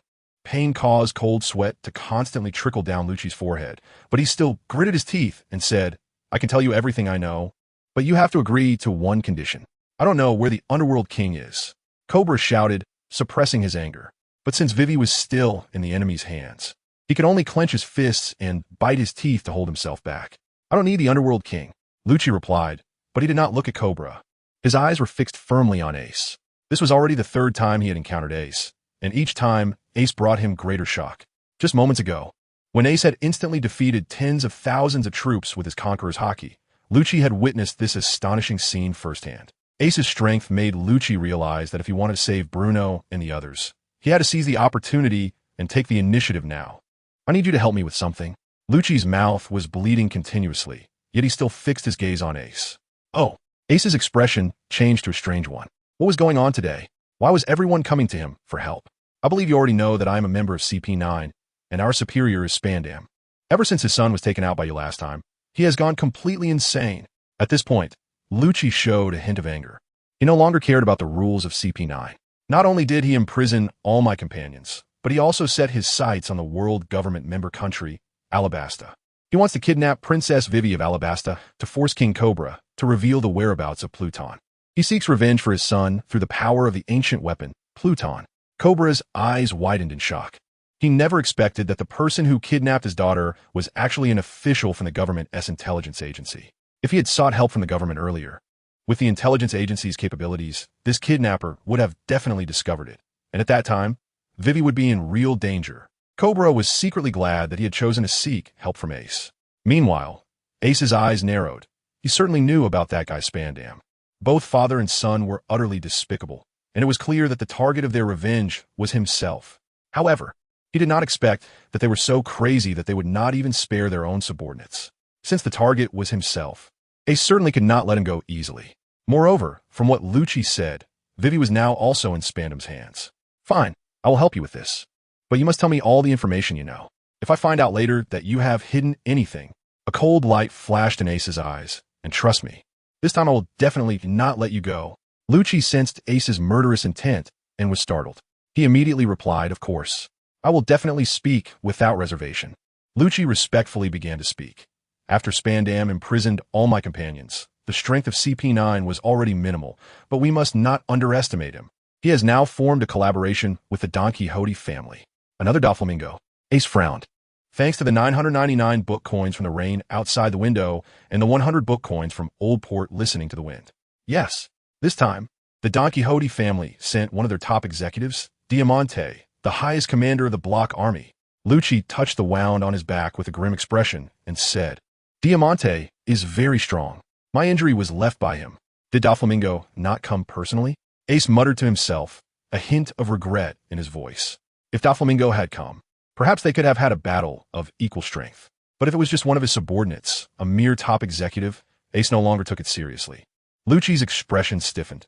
He could tell from Ace's tone that the Diamante, who could easily defeat him, seemed insignificant in Ace's eyes. There's another piece of news. The government will have a plan to recruit pirates, the Seven Warlords program, and Doflamingo seems to have some hidden influence, as he can even reserve a spot as a warlord in advance. Lucci revealed this explosive news, hoping to see a hint of surprise on Ace's face. However, Ace's expression did not show any fluctuation, as if he had already known about this news. Aren't you surprised? Lucci hesitated for a moment, but couldn't help but ask. Ace just smiled and said nothing. He not only knew, apart from a few candidates for the Warlords of the Sea other than Doflamingo, he could immediately name them all. Even on this island, the two quasi-warlords, Dracule, Mihawk, and Crocodile, were currently working under him. Ace shamelessly included Hawkeye under the banner of the Flame Emperor Pirates. At this moment, Willie, who was heading to the sacrificial hall to retrieve the sword, walked out with Robin. Ace reached out to take the large knife and casually stored it in the... After saving Vivi and obtaining the promised famous swords from Cobra, Ace's strength would rise to another level. Robin, you've gone through the historical texts, right? Ace asked. Yes, that's good. You all take Luffy back to the ship first. I'll handle some matters and come right after. Ace briefly explained. All right, where are Spandam and the others now? Seeing that Villi and the others had walked far away, Ace turned and asked Rob Lucci. Cobra also looked anxiously at Lucci, constantly worrying about his daughter. However, Lucci was temporarily stunned, watching Robin and the others leave. Robin? Isn't she the girl from O'Hara, the one at the top of the CP9 arrest list? Why is she with Ace? She's recognized by the world government as a highly dangerous historian, a genius who can understand the historical texts, which are extremely rare in the world. Lucci, Ace called out again. Only then did Lucci snap out of his daze, and upon reflection, he thought, what does this have to do with him? He just wanted to rescue his companions. Please follow me. Lucci, with an apologetic expression, didn't inquire about Ace and Robin's relationship. At this moment, he didn't want to waste a minute, enduring the severe pain in his back, and directly led Ace towards Spandam's location. At this time, Crocodile had already arranged for the members of the former Baroque Works, waking them all from unconsciousness and directly ordering them to leave Alabasta for various surrounding seas. Once these members were scattered, they would establish the most basic intelligence organization, and Crocodile would continuously improve the intelligence functions of Baroque Works based on them. Swish! Crocodile, transformed into sand, reformed his body on the lookout of Ace's pirate ship. Puffing on a cigar, he exhaled a cloud of smoke. Watching his subordinates sailing away, he felt a surge of emotion at that moment. Most of his subordinates had evacuated from Alabasta, which meant he had completely abandoned his original plan to usurp the country and was genuinely following Ace's orders. Just as he was lost in thought, he suddenly caught sight of a figure on the deck of the pirate ship, someone carrying a huge black sword, seriously studying the steering. Crocodile found the figure somewhat familiar and wondered why this crew member hadn't disembarked with Ace and the others. The person seemed to have sensed Crocodile's gaze and turned to look, revealing a pair of hawk-like sharp eyes. The gaze sent a slight sting across Crocodile's skin. Hawkeye, my hawk! Crocodile exclaimed in shock. The terrifying swordsman, who was known for being unbeatable in the New World, was actually in Ace's Flame Emperor pirate crew? Moreover, what was he doing? Crocodile even thought he might be mistaken. Oomph. Hawkeye merely snorted coldly and turned back to continue studying his steering skills. Recently, operating a medium-sized pirate ship alone had even left Hawkeye feeling somewhat overwhelmed. I really didn't see wrong. Crocodile was now at a loss for words. The world's #1 swordsman was indeed studying how to operate a pirate ship. He realized that the little bit of unwillingness in his heart had completely vanished by now. Of course, Ace was unaware of what was happening on the pirate ship. At this moment, he was following Lucci and moving swiftly with an easy expression. No matter how fast Lucci was, Ace could easily keep up with his hands behind his back. Lucci's face showed no surprise. He already understood Ace's strength, which definitely exceeded that of a vice admiral. Before long, the two could hear the sound of waves crashing against the shore, indicating they were getting closer to their destination. On the Doflamingo family's exclusive pirate ship, Spandam looked at the transponder snail in his hand, his face extremely grim. That old man Cobra really doesn't care about his daughter's life anymore. It's been over half a day, and there's not a single piece of news. Huh, your plan was flawed from the start. Diamante had a dumbfounded expression. If he could kidnap, why not just directly abduct the old king? Why go for his daughter? Spandam was instantly stunned. He hadn't thought of that. That's because that old guy is recognized as the king by the world government. I'm still a government official and need to consider the implications. Spandam argued. Diamante rolled his eyes, too lazy to deal with him. If you really cared about that, you shouldn't have kidnapped his daughter in the first place. What's the difference in this situation? Sir, 2 people are rushing over from the coast, one of whom seems to be the previously escaped Rob Lucci. Oh, that guy dares to come back? Diamante appeared indifferent, thinking that dealing with Lucci, a defeated opponent, would just be a matter of swinging a sword. Sir, the other person you should know. Speak quickly. Diamante impatiently ordered, stop wasting time. The other person seems to be Fire Fist Ace. His subordinate quickly reported his judgment. What did you say? Originally, Diamante had been sitting still in his position, but upon hearing that name, he suddenly stood up, the indifferent expression completely gone, replaced by a face full of killing intent. This was the person who had killed his brother, Virgo, and Diamante had never forgotten his name. He constantly wanted to kill Ace with his own hands. "You've finally fallen into my hands." Diamante wore a satisfied smile as he drew his belt and casually flicked it, transforming it into a sharp, gleaming large knife. Diamante had always been somewhat dissatisfied with the young master's bounty on Ace. In his view, the deep hatred for Ace killing Virgo could only be resolved by tearing him to pieces personally. Filled with overwhelming killing intent, Diamante no longer cared about Spandam beside him and directly dashed out of the cabin. His vengeful gaze was fixed on the shore, where Ace's figure was now clearly visible.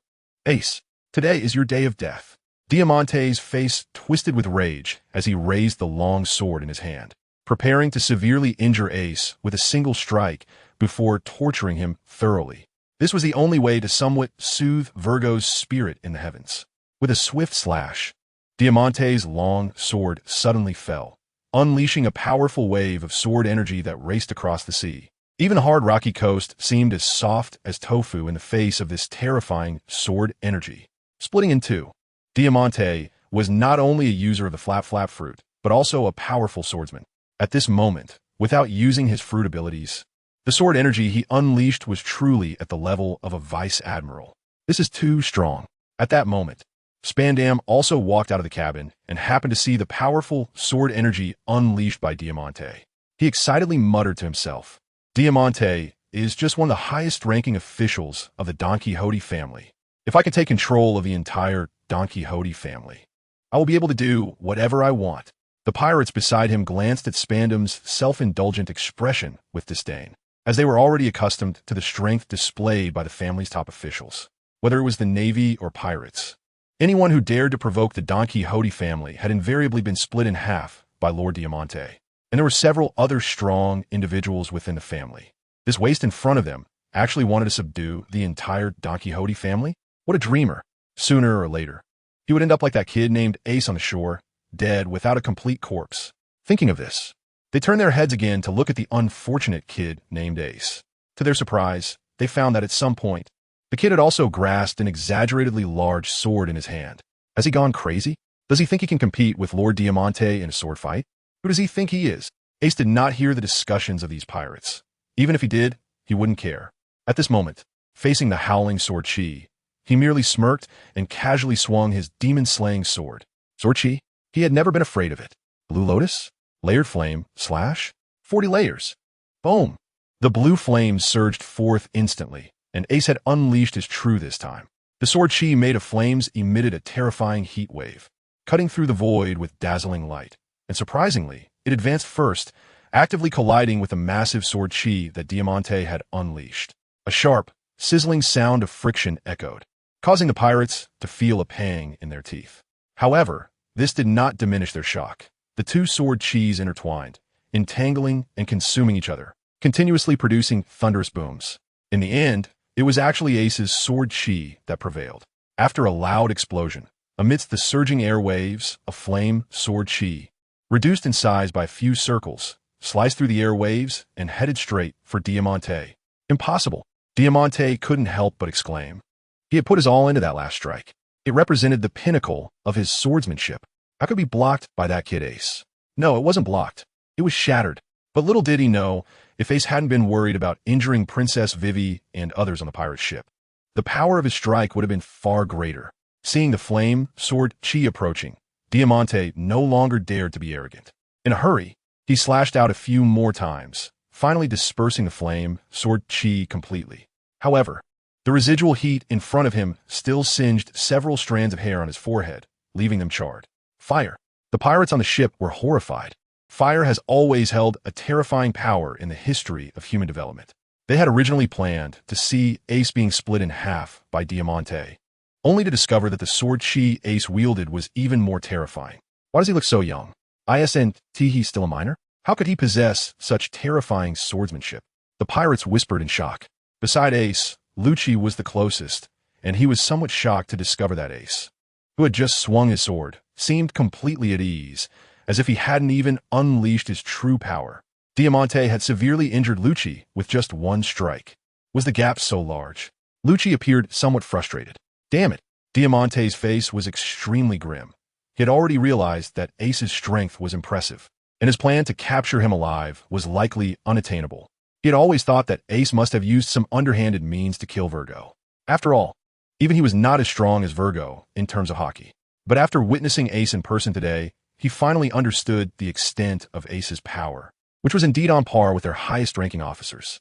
If Virgo had underestimated Ace from the beginning, he would definitely have suffered a great loss in battle, which ultimately cost him his life.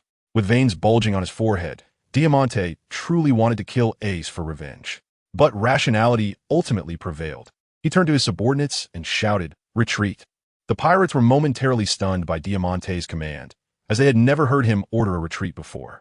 However, recalling the terrifying flames and sword energy from just now, they immediately stopped dawdling, hurriedly returned to their posts, and quickly prepared to launch the pirate ship. Trying to leave? Ace raised an eyebrow, and the demon slayer in his hand was held high. I have to ask if the knife in my hand agrees. At that moment, Ace was already closer to the pirate ship. The raised demon slayer suddenly slashed down, unleashing another massive wave of fiery blade energy, carrying a terrifying heat, instantly cutting across the sea surface and striking towards Diamante. Ace's attack came swiftly, leaving Diamante unable to pose again and unleash his sword energy in time. In a moment of panic, he could only shout, "Bullfight staff." The long sword in his hand instantly transformed back into a light and flowing form like cloth, and then it quickly twisted into the shape of a bull's head. Diamante immediately hardened it to the toughness of a large knife. At that moment, the sword energy Ace slashed out had already reached Diamante's eyes. He could only muster all his strength to raise the long sword with the bull-shaped blade at the front. Enveloped in armament Haki, and with all his might, he confronted the blade energy that was so close. Boom! The blade energy exploded into a raging wave of fire, radiating outward from the center of Diamante's long sword. Even though it didn't actually burn the pirate's ship, the wood on the ship couldn't withstand the temperature, and the sound of cracking and drying out echoed frequently. Sporadic flames splattered onto Diamante's body, instantly scorching him and turning his face pale. Fortunately, his clothes were all made of special, sturdy steel. Although they looked like ordinary fabric, they were essentially steel. So while his body was red from the heat, at least he didn't end up completely naked. Another large knife? Ace saw that Diamante's long sword could actually block his blade energy, and he felt no frustration at all. Instead, he grinned. After all, in his eyes, this large knife already belonged to him. This time, the gain was indeed not small. "Ace, don't force me," Diamante shouted angrily. "Our strengths are evenly matched.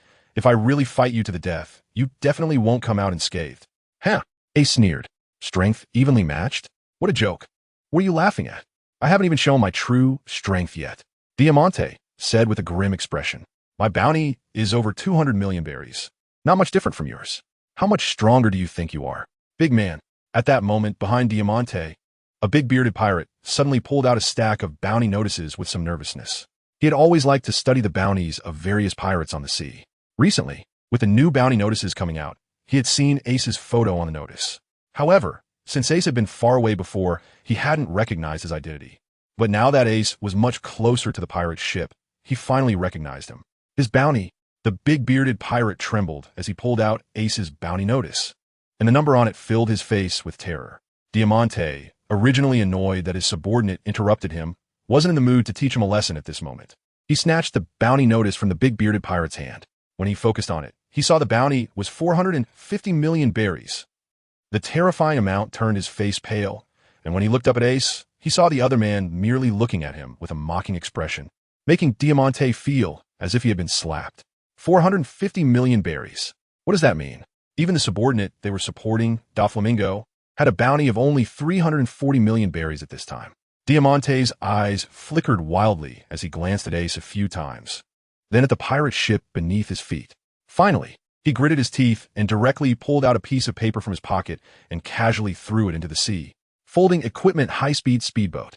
Just before the paper touched the seawater, it instantly unfolded into the shape of a speedboat.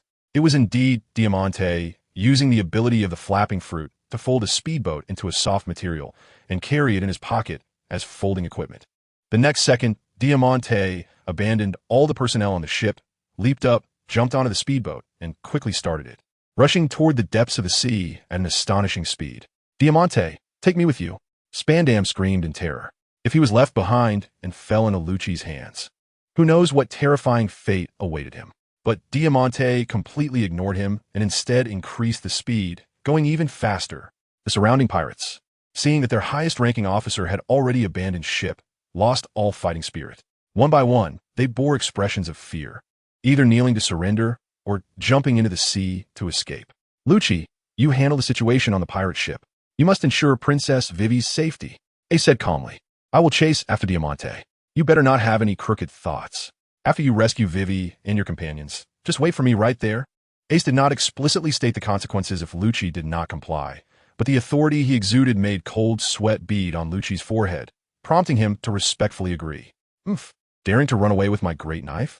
Ace stared at the rapidly fleeing speedboat, sneering, and suddenly vanished from his spot. The next moment, he appeared in the air above the sea, combining the shave and moonwalk techniques, and swiftly pursued Diamante. Meanwhile, Lucci, left behind, felt both shocked by Ace's strength and puzzled by his words. His great knife? When did Diamante steal something from Ace? Lucci did not dwell on this question, as Spandam's screams from the bow of the pirate ship had already caught his attention. Spandam! Lucci gritted his teeth and roared, instantly turning Spandam at the bow into a duck with its neck pinched, swallowing all his screams. No, don't come over here. Spandam, filled with fear, collapsed onto the ship. Watching Lucci approach, he kicked his legs wildly in retreat. I will let go of Bruno and them, and also that Princess Vivi, I will let them go. Spare me. Spandam had retreated to a corner, with nowhere else to go. At this moment, Lucci jumped onto the pirate ship and stood before Spandam, his eyes bloodshot, filled with hatred. Where are they? They're all in the water prison at the bottom of the ship. Lucci's eyes turned even redder. The CP9 water prison could be set up at any time, and the prisoners handcuffed with sea prism stone would be tied to a wheel partially submerged in the sea. The wheel would slowly rotate, and the prisoners would be continuously submerged by the seawater, just as they were about to drown. They would surface with the turning of the wheel, gasping for air. As long as the wheel kept turning, they would have to repeatedly endure this suffocating pain. It could be said that it was worse than death. Spandam continued to plead for mercy, but before him, Lucci slowly transformed into his leopard form. The shadow of the leopard gradually engulfing Spandam, completely crushing his hopes. The next second, a horrifying scream echoed across the deck. Thank you for the bribe of 100 starting coins. Let go of my great knife. Ace's voice was righteous and stern, as if the opponent was a detestable thief. Diamante, who was fleeing rapidly on a speedboat, almost spat out a mouthful of old blood upon hearing Ace's words. Would I take your big knife? This on my hand is mine. Mine. Diamante was so furious that he almost turned around to loudly scold this shameless guy. However, the strands of killing intent emanating from Ace made him wisely choose to step on the gas and continue fleeing. This speedboat was clearly designed specifically for escape, and after increasing its speed, Ace found himself momentarily unable to keep up. Ace felt a bit annoyed. He didn't want to waste too much time here. With the Demon Slayer on his back, Ace raised his palms together above his head, then swept his hands down by his sides, flames surging from his palms. Suddenly, dozens of fireballs of various colors surrounded him. Go! He pointed his right hand at the speeding speedboat, and with a whoosh, the fireballs simultaneously vanished from Ace's side. Containing terrifying explosive power, the fireballs, under Ace's control, shot straight towards Diamante like bombs ready to be detonated at any moment. Bastard! Diamante's face turned ashen. He couldn't understand why Ace was relentlessly pursuing him. Faced with the barrage of fireballs raining down, he had no choice but to reduce the speed of the speedboat to free up his hands, forcefully spreading out the cloak behind him into a parachute shape to shield his head. Bullfighter cloak. The cloak instantly hardened, transforming into a solid steel material. Diamante was very confident in the material of his cloak. Ordinary steel wouldn't melt under typical flames, let alone his specially made steel. Boom! Boom! Boom! The fireballs exploded on the steel cloak, scattering flames of various colors, as if dyeing the sky into a rainbow. Blocked it. Diamante laughed. A bounty of 450 million was nothing special. Just as he thought this, the cloak above his head suddenly began to soften and turn red, quickly melting into liquid. The liquid steel dripped down like raindrops, and Diamante's expression changed drastically. Before the molten metal could splash onto him, he hurriedly abandoned the boat and jumped into the sea. Once in the water, Diamante realized that the flames of different colors, when they came into contact, erupted with several times the previous temperature. The hundreds of degrees were simply unbeatable. His specially made steel was a joke in front of such high temperatures. With a thunderous roar, his specially made speedboat exploded in the flames. The explosion sent waves that pushed Diamante several dozen meters sideways in the water. But no matter how dazzling the sparks before him were, Diamante's heart was filled with despair. At that moment, Ace had already arrived above the surface of the sea, stepping lightly as he looked down at him from a high vantage point. Hand it over. Ace's tone was very calm, as if he were discussing something completely normal. But the veins on Diamante's forehead were throbbing wildly. He clearly wanted to seize the large knife from him, yet dared to put on such a nonchalant expression. "You're going too far," Diamante shouted in anger, no longer willing to hold back. He exerted force with both feet and leaped out of the water. He casually took out 2 fireworks from his pocket and aimed them at the sky above Ace, launching them. Bang bang. With 2 muffled sounds, colorful confetti floated and filled the sky. "Death Star shards," Diamante whispered, activating his ability, instantly transforming all the confetti back into its original iron form. Whoosh whoosh whoosh. Under the force of gravity, the thorn-covered iron balls smashed down towards Ace like cannonballs. At the same time, Diamante also leaped to the same height as Ace, his arm muscles suddenly bulging, and the long sword in his hand drew a semicircle in the air. Immediately, a massive green sword energy sliced through the air, cleaving down towards Ace. This sword strike had already utilized Diamante's maximum power. Faced with the barrage of iron balls crashing towards him and the enormous sword energy slicing towards him, it seemed to be a situation that could bring despair to everyone. However, Ace showed no signs of panic. He slightly stomped his feet, and his body continuously shifted within a small range, as if the iron balls were deliberately avoiding him, with not a single one able to hit Ace. "All right, I don't have time to play with you." Ace's figure flickered, directly bypassing Diamante's blade aura. He slightly raised his right hand, and a 2-colored flame lotus was already spinning in his palm. After this period of training, Ace could now freely control this 2-colored Buddha's Wrath Flame Lotus. The flame lotus moved to the tip of Ace's index finger, and with a flick of his finger, it shot out directly, instantly flying towards Diamante. Upon seeing Ace evade his sword aura, Diamante had already lost his fighting spirit again. Just as he was about to turn and flee, he saw a 2-colored flame lotus shoot from Ace's fingertip right in front of him. Boom! Without giving Diamante any time to react, the flame lotus exploded under Ace's control, and the blue and red flames instantly engulfed the terrified Diamante. The sea surface beneath him was also impacted by the shockwave of the explosion, creating a deep hemispherical pit. The residual shockwave of the explosion surged towards Ace, but, like a swallow returning to its nest, it converged into a pillar of fire, obediently re-entering Ace's body. Bathed in flames, Ace truly possessed a hint of the kingly aura of the Flame Emperor. As all the flames were retracted back into his body, there was no trace of Diamante left at his original position, only a long sword, burned bright red, falling towards the sea. Diamante, the highest-ranking officer of the Don Quixote family, is dead. Swish! Ace smiled as he swiftly moved past, returning the large blade to the space of, and then directly retraced his steps. As long as he brought Princess Vivi to Cobra, he would at least obtain 3 large blades this time. Perhaps he could not only reach the peak of the Vice Admiral rank, but also further enhance the Spirit Firebody refining technique. At this moment in Dressrosa, a messenger bat belonging to the world government flew into the palace hall. Sitting on the throne, Doflamingo waved his hand in the air, and several faint threads appeared, retrieving the letter from the bat's feet into his hands. He tore open the envelope, and after reading the contents, Doflamingo covered his forehead and laughed wildly. Those high and mighty world nobles? They're still at my mercy. He tossed the letter to his side to Toribol and said, "Help me reply. Tell them I will attend the appointment ceremony."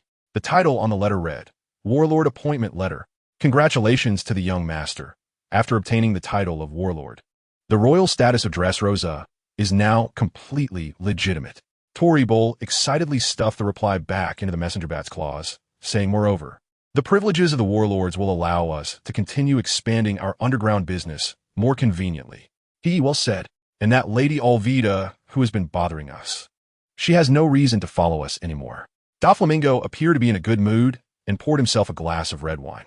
But at that moment, Doflamingo's expression suddenly changed drastically, and he violently threw the red wine away, reaching into his pocket.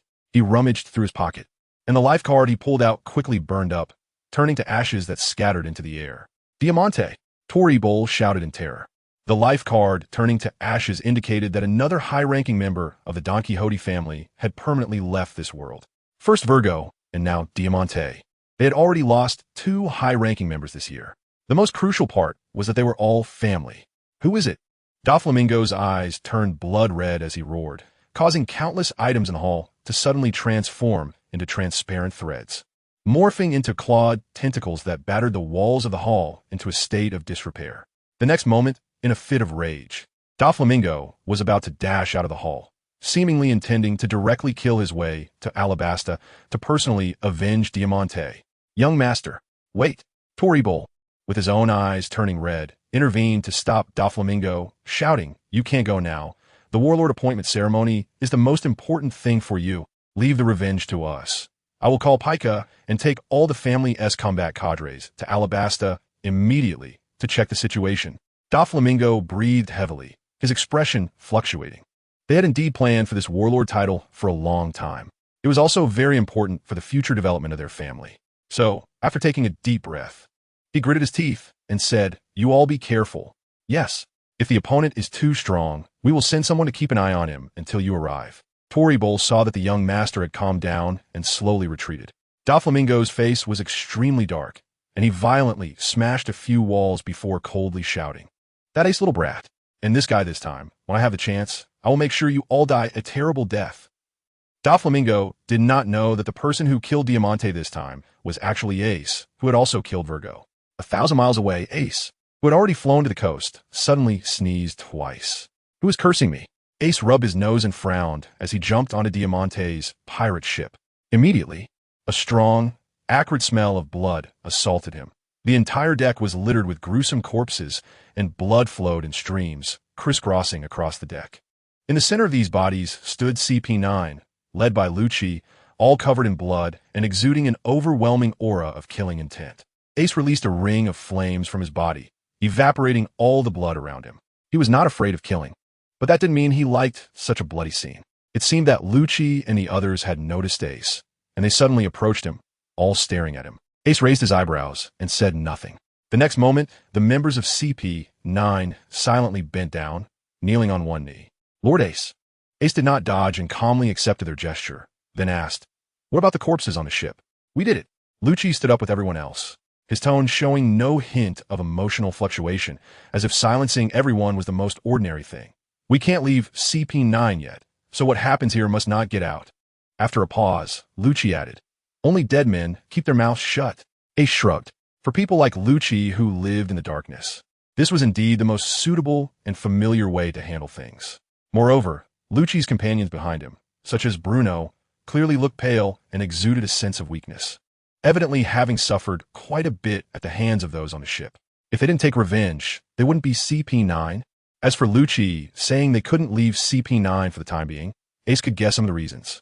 In the cover story of the anime, there was a plot where Lucci and the others protected their hometown.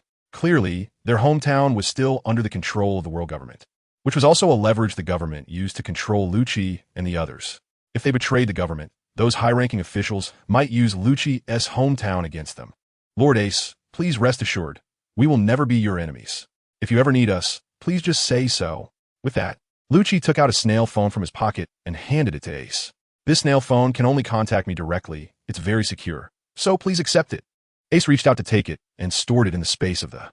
Then he said, "If there's a chance in the future, I will help you drive the government army out of your homeland." Hearing this, Lucci and the others were greatly shocked. Ace actually knows about their hometown, but immediately, they fell into a frenzy of joy. For many years, the children of their hometown had been forced by the world government's intelligence agencies into brutal spy training, and many of them died before they even reached adulthood. If Ace is really willing to help, perhaps the painful experiences of their childhood will no longer happen to the next generation in their hometown. No need for formalities. Ace stopped Lucci and the others from thanking him, swiftly taking the still unconscious Princess Vivi into his arms, and before leaving, he said, "The Baroque Works is my intelligence organization. You CP9 are veterans of intelligence agencies, and you can help improve the intelligence system of the organization in the future." "Yes." Lucci and the others responded in unison with joy. Since Ace needs their help, it means that his promise is definitely not empty talk. and he will eventually come to their aid. Kaku. Bruno. Seeing that Ace had already walked far away with Vivi, Lucci ordered, "You stay here to handle the bodies, and then go directly to the Baroque works to help." "Yes." "The others, come back with me to Eni's lobby." Lucci's eyes flickered, and he said excitedly, "Since Ace said he would help us take back our hometown, we need to start preparing now." At the same time, as Ace was heading to the capital of Alabasta with Vivi, apart from the messenger bat from Dressrosa, the other 6 messenger bats had also arrived at their destinations one after another.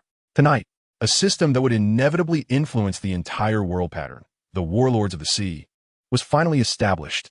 14 years into the Great Pirate Era, on a certain morning in October, the Newsbird delivered the latest newspaper to people all over the world.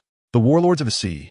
This special term entered people's sights as 7 notorious pirates transformed into legally recognized marauders by the world government.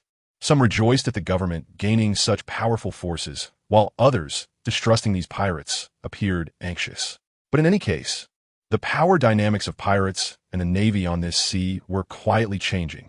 In the Devil's Triangle Sea, on the fog-covered 3-masted ship, Moria, already familiar with the shadow body, held the warlord appointment letter from the world government, his lips curling up, and a hint of fervor in his eyes as he murmured to himself, "Captain Ace is indeed impressive.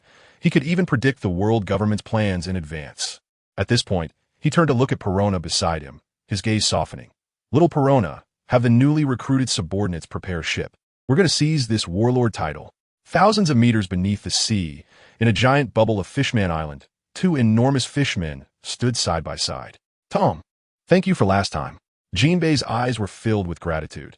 "If it weren't for your reminder, that bastard Hody would have truly succeeded. It was a close call. Princess Odoheim almost died at that guy's hands." Tom quickly waved his hand. "I can't take credit for that. It was Ace who asked me to remind you." "Ace, I understand. A great favor is not to be repaid in words." Tom seriously said, "I owe him a big one. Haha, I can't interfere with your decision. Besides, my life was saved by him." Tom laughed a couple of times, as if recalling something, and asked, "By the way, what do you think about the warlord appointment letter? This could be a trap. I will go." Jinbei's eyes were resolute. This might be an opportunity to ease the relationship between the 2 races. "And I could also make demands of the government to lift the bounties on all members of the Sun Pirates, including yours." Tom felt warmth in his heart, knowing that Jinbei was genuinely thinking of everyone. In the calm belt, on the ship of the Kuja pirates, laden with plundered goods, their first voyage made the world recognize the fearsome reputation of the pirate Empress Hancock. But at this moment, the Empress, who terrified countless people, was lying in bed, tightly gripping a life card, her face flushed, constantly murmuring, "Lord Ace, sister, are you okay?" Hancock's 2 sisters anxiously asked by the bedside, but received no response from Hancock. An elderly woman with white hair stood by the bed, suddenly sighed deeply, and said, "Your sister has caught a terminal illness called love." "Terminal illness?" The sisters exclaimed in fear. This elderly woman was the former queen of Amazon Lily, and she ignored the 2 sisters, instead addressing Hancock. "Hancock, the warlord appointment letter has arrived from the world government. You must go."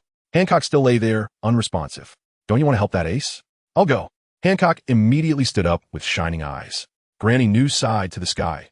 Late-stage terminal illness. On an unnamed island in the first half of the Grand Line, Bartholomew Kuma stood together with the Okama King Ivankov. Kuma, the things you've done while pretending to be a pirate finally paid off."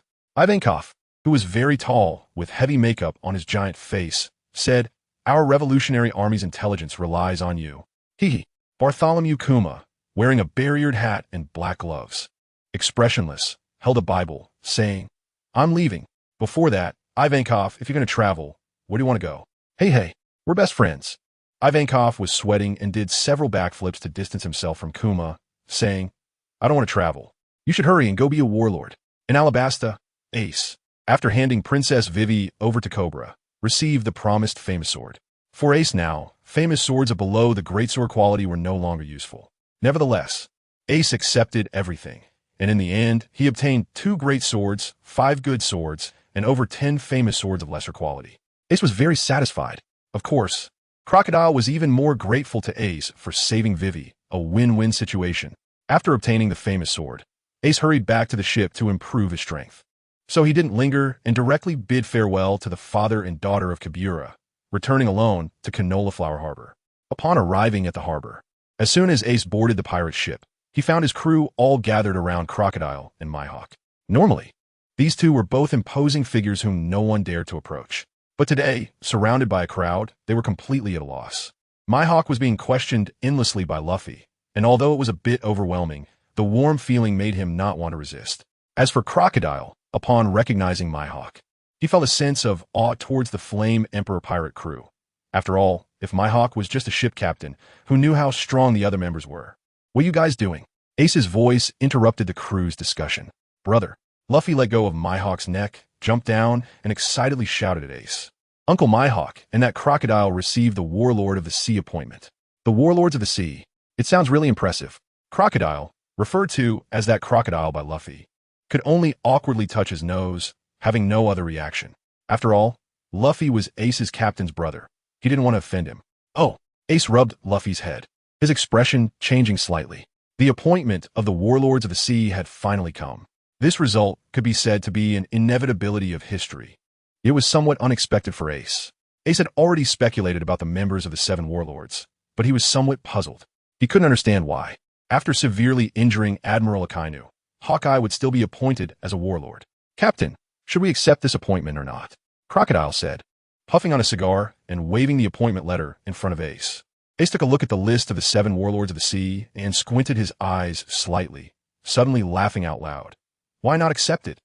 I need some recommendation votes, monthly votes, and so on." As it turned out, among the Seven Warlords, 6 had already interacted with Ace, except for Bartholomew Kuma. Both Moria and Crocodile were secretly his crew members. Mihawk had also been staying on Ace's ship lately, while Jinbei and Hancock both had a good impression of Ace. The only one who hadn't interacted with Ace yet, Bartholomew Kuma, still held a position as a cadre in the Revolutionary Army, whose leader, Dragon, was Luffy's biological father. The bond between Ace and Luffy was definitely closer than that of biological brothers. This might sound a bit complicated. In simple terms, among the 7 warlords, except for Doflamingo, who was Ace's enemy, the other 6 could actually be said to be on Ace's side. I wonder how the officials of the world government would react upon hearing this news. Would they break out in a cold sweat and immediately revoke this recently implemented system? This is definitely not the 7 warlords of the sea. It should just be renamed Ace's support group. Ace was in a good mood. So he smiled at Crocodile and said, "With the title of Warlord of the Sea, it will be even more convenient for you to develop the Baroque works in the future." Crocodile's brows furrowed from Ace's words. It seemed that he didn't intend to reveal their superior-subordinate relationship at all.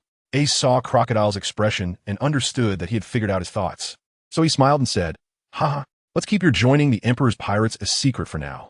You can continue to be your Sand Crocodile, and I will send 5 flame warriors to assist you in developing your power." "Why?"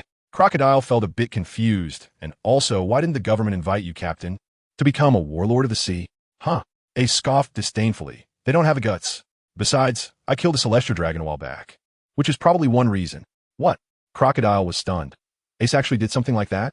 Taking a deep breath, Crocodile looked at Ace with even more reverence. Killing a celestial dragon is simply slapping the world government in the face. "All right, you guys should set off soon to attend that warlord appointment ceremony. Before we part ways, I will also teach you the method of cultivating Haki. Of course, I will share some of my ideas on developing the Sansan fruit." Developing the Sansan fruit? Crocodile frowned. Although he now greatly admired Ace's strength, he was still the genuine Sansan fruit user. How could an outsider like Ace understand more than him? Regarding Crocodile's doubts, Ace was not angry. He just smiled and briefly explained several techniques of Gaara from Naruto. After a few minutes of explanation, Crocodile's eyes widened more and more, astonished by Ace's ideas. What genius techniques these are! Sand armor, sand coffin, sand shield, sand waterfall funeral. Crocodile became increasingly excited, even wanting to put these ideas into practice immediately.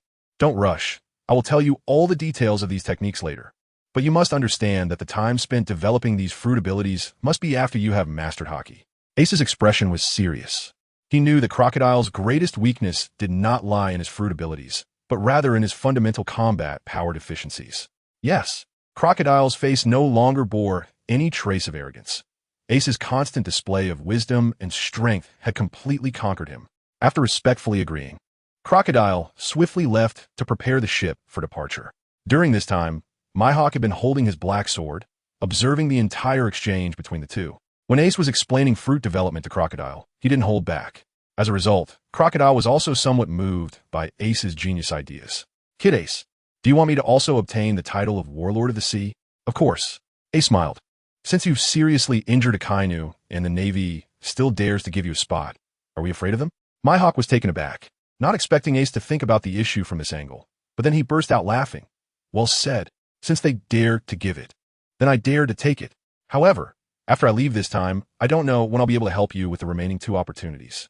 Mihawk patted Luffy's head beside him, a trace of reluctance flashing in his eyes. Although he had been playing a helmsman role that was seriously inconsistent with his identity during this time, he truly enjoyed spending time with Ace, Luffy, and the others. Ace's repeated surprises brought him a sense of enjoyment in this life. Ha! If you want to come back to our Yin Emperor pirate crew to visit in the future, you are always welcome, Ace said with a smile. As for those 2 opportunities to set sail, I think your help in steering the ship during this time has completely offset it. Mihawk's face darkened. His recent steering experience truly left him feeling helpless. However, he wasn't really angry at this moment, just rarely rolling his eyes, turning to the cabin to retrieve his coffin-like small boat. Let's go. He set sail directly. Uncle Mihawk, remember to come back to see me. Luffy leaned over the ship's railing, waving vigorously at the departing Mihawk. The small boat sped away, gradually getting farther. But Mihawk's response could be heard. Definitely. Hearing these words, Ace smiled. The effort was finally not in vain. What are 2 opportunities to set sail compared to the friendship of the world's greatest swordsman? At the same time that Mihawk and Crocodile set off for the Shichibukai appointment ceremony, in the southwest of Alabasta, more than a dozen military ships docked in the port. In the waters ahead, the wreckage of the Don Quixote family pirate ship was discovered. Vice Admiral Ghost Spider stood on the deck of the flagship, frowning, as his subordinate Navy reported the general situation to him. The young master of the Don Quixote family, Don Quixote Doflamingo, had just been appointed as a Shichibukai. How could a member have died here? The methods used to cover it up were very professional. If we had been any later, there would probably be nothing left. A colonel hesitated for a moment and added, this technique is very similar to the work of government intelligence agencies. Ghost Spider's pupils contracted. Those intelligence agency folks are all government-trained mad dogs. If not necessary, he didn't want to provoke them either. Let's set this news aside for now. If there are any other clues, speak up. Yes. The colonel nodded respectfully and continued. Some wreckage of pirate ships collected has traces of being scorched by extremely high temperatures. Extremely high temperatures? A cold light flashed in Ghost Spider's eyes. Is it that fallen marine, Fire Fist Ace? Yes. He should be in Alabasta. The colonel spoke up. Send my orders. All warships mobilize patrol around Alabasta. I want to erase this stain of the Navy here forever. Not far from the port, behind a large rock, Kaku and Bruno were observing the Navy's movements. What should we do? Kaku's pupils shrank slightly, feeling a bit regretful. The Navy came too quickly, and they hadn't had time to properly handle the scene. Now that they had been discovered by the Navy, it was useless to regret. Bruno appeared even more composed, saying, we must inform Lord Ace immediately. This Vice Admiral Ghost Spider is truly a strong figure at the Quasi-Admiral level. The 2 exchanged glances. Knowing the urgency of the situation, and without daring to delay, they retreated, disappearing into the shadows behind a rock, and then rushed towards the canola flower port at full speed. At this moment, Ace was sitting cross-legged in his room, with 4 large sabers he had obtained in front of him. Kobe's dad really has a good hobby. If it weren't for this old king's fondness for collecting famous swords, how could Ace so easily acquire 4 large sabers all at once? With a sigh of amazement, Ace excitedly placed his right hand on the blade in front of him. A devouring force suddenly emanated from his palm, like a long whale sucking water, and the black, mysterious energy from the 4 large sabers was simultaneously absorbed into Ace's body, causing the number representing his body refinement energy to increase rapidly. Strengthening, strengthening, strengthening. Under Ace's will, the attribute panel rapidly changed. Not only did his physical strength increase quickly, soon reaching the peak of the Vice Admiral level, but the excess energy also pushed the Spirit Fire refinement technique up another level. Taking a deep breath, Ace opened his attribute panel. Attributes: Constitution, Vice Admiral 10 Spirit Fire refinement technique. 5th layer refinement energy, 0310 eradicated demonic energy. 22 Strange Fire, Fallen Heart Flame, Azure Lotus Earth Fire, Volcanic Stone Flame. Before arriving in Alabasta, his constitution was only at level 4. but now it had been piled up to the peak of level 10 with the 4 large sabers. Perhaps due to the fact that he obtained 4 large sabers all at once, the strange fire system absorbed it all at once. Therefore, the energy returned to Ace was very impressive, directly raising the Spirit Fire refinement technique to the 5th layer.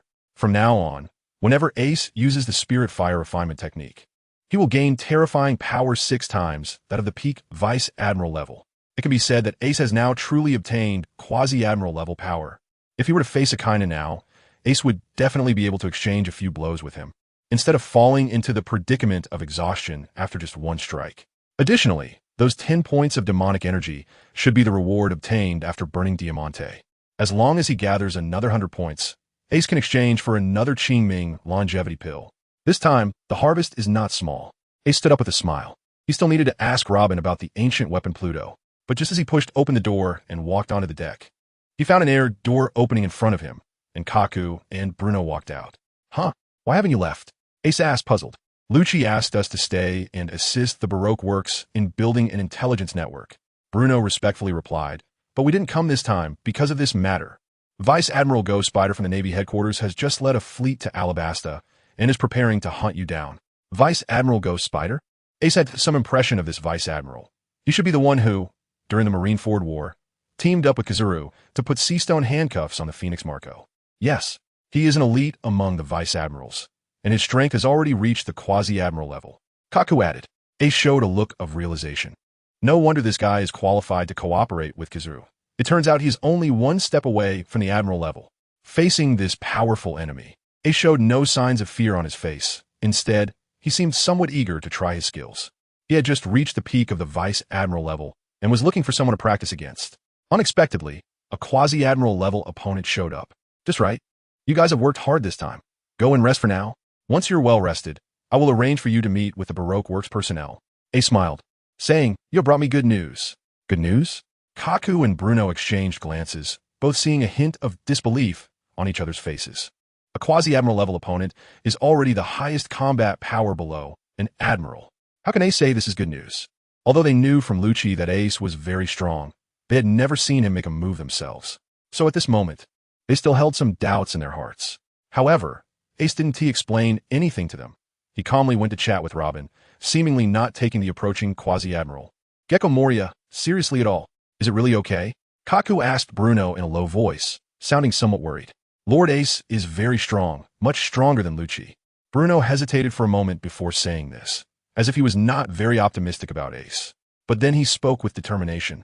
If Lord Ace really isn't a match for Gecko Moria, even if it means death, we must stop him and give our benefactor a chance to escape. Yes, I will fight to the death to do that. Kaku adjusted the twin swords at his waist, filled with a resolve to face death. Ace, who possessed observation haki, of course heard their conversation. It seemed that both of them had no confidence in him. However, seeing that they were both willing to risk their lives for him, Ace decided not to hold it against them and felt a bit happy inside.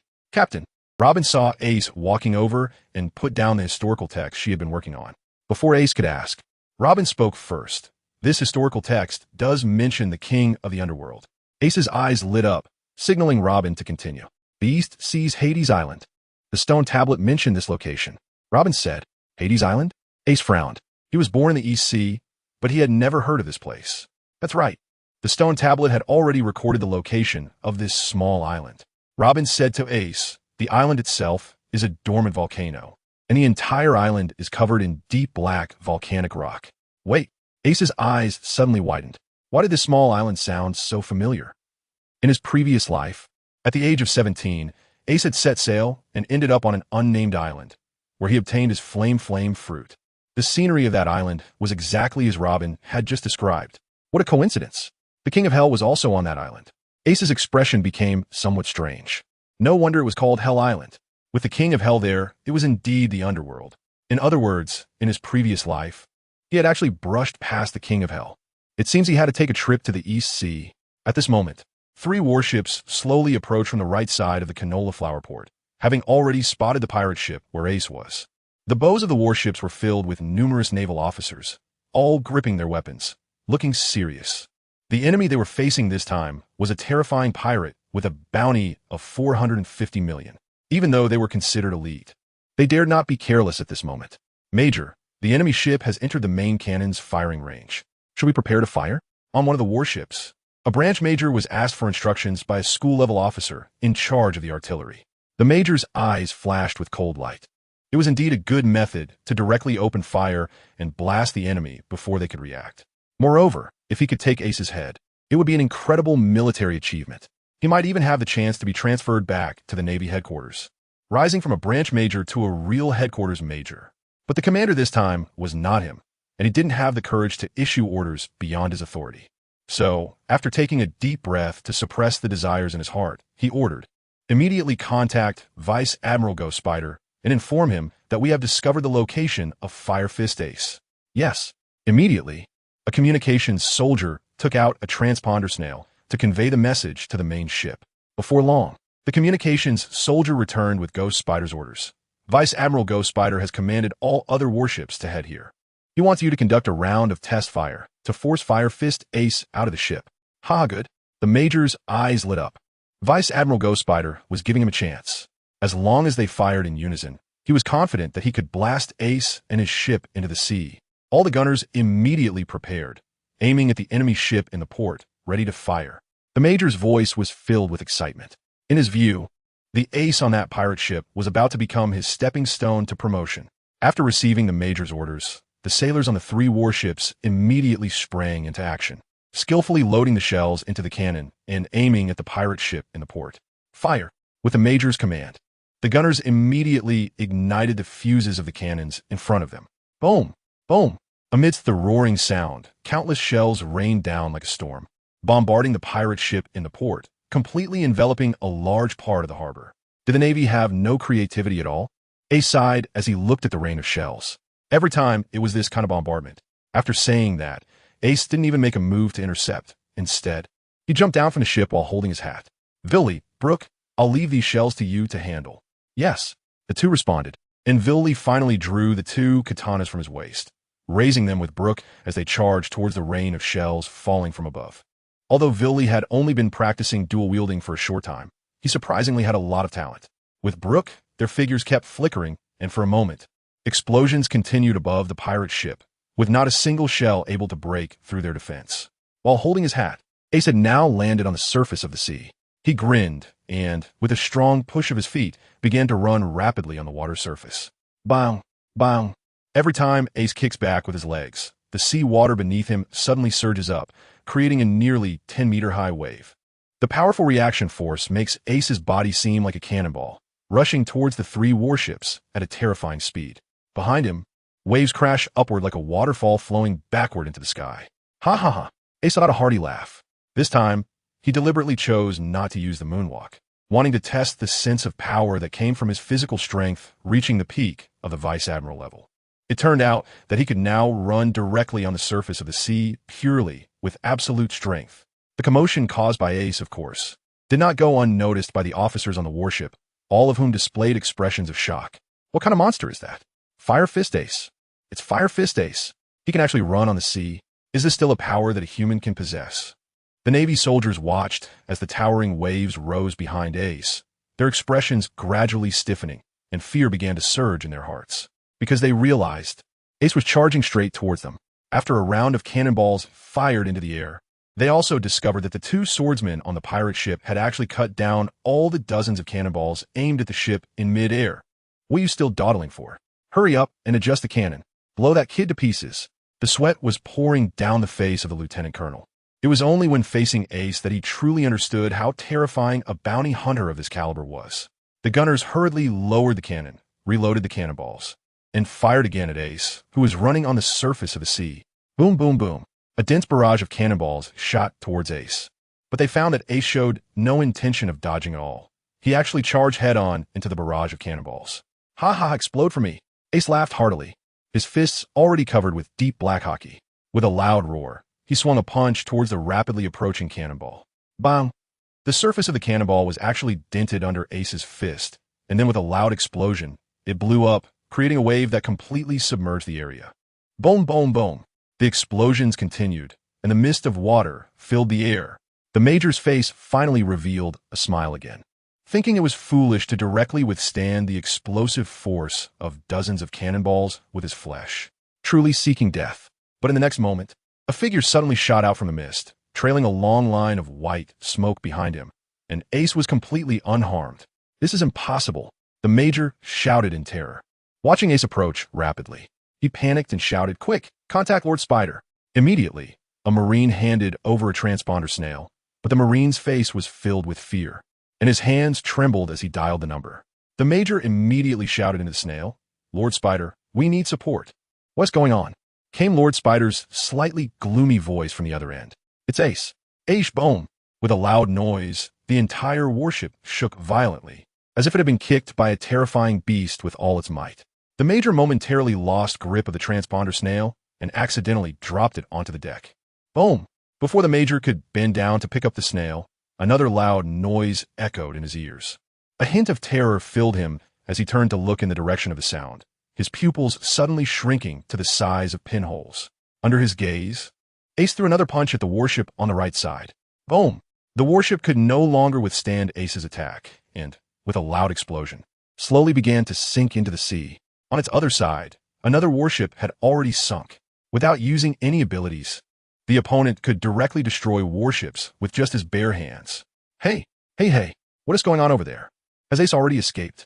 Lord Spider's voice continued to come from the transponder snail, but the Major felt stiff all over, thinking he didn't even have the strength to bend down and pick up the snail. Whoosh! Ace, who had destroyed 2 warships, suddenly appeared on the deck in front of the Major, surrounded by fully armed Marines, yet no one dared to attack him. With a wave of his hand, he picked up the transponder snail from the deck, grinning as he said, "I heard you on my head? Then I'll be right here waiting for you to come and take it." Click! Ace finished his sentence and hung up the phone without waiting for a response. With a smile, he looked at the surrounding sailors and raised a finger. "I give you 1 minute to disappear from this ship." Ace was in a good mood today, so he didn't want to go all out.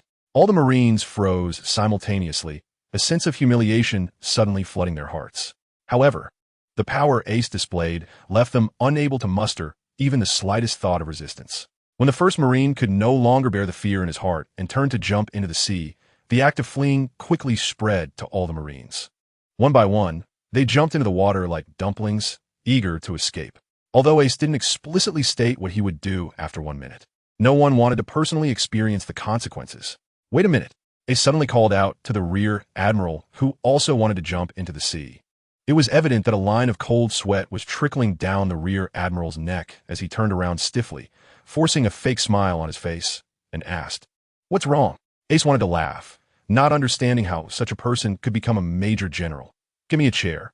The Major General was immediately relieved, quickly finding a deck chair from the cabin for Ace, and then, without looking back, leaped gracefully into the sea. Ace shook his head in disbelief, settled into the most comfortable position, and lay down on the recliner. All he had to do was lie there and wait for that ghostly spider to come for him. So comfortable. At this moment, the ghostly spider stood on the deck of the flagship, his face pale with anger, unable to control his fury, and he crushed the phone bug in his hand. Arrogant. Yes, this guy really doesn't know the heights of heaven and the depths of the earth. The ghostly spider's aide said with anger. "He probably doesn't even know your power, my lord. A bounty of 450 million? Oof. You have personally taken down 1 or 2 like him." The ghostly spider said nothing, but his hair stood on end, moving without wind.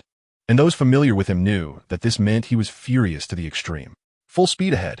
The veins on the ghostly spider's forehead bulged as he commanded all the surrounding warships. "Today, I will personally send this brat to hell." Under the ghostly spider's orders, all the warships unfurled their sails to the maximum, riding the sea breeze and reaching top speed, heading towards the direction of the rapeseed flower port. Soon, the more than 10 warships were getting closer to their destination, and from afar, they could already see a warship drifting in that sea area. "What is going on? Aren't there supposed to be 3 warships?" A colonel voiced his doubt. No one answered him. They simply raised their trembling right hands, pointing to either side of that warship. "I think it's over there." Following the direction of the person's finger, the colonel's eyelids suddenly twitched.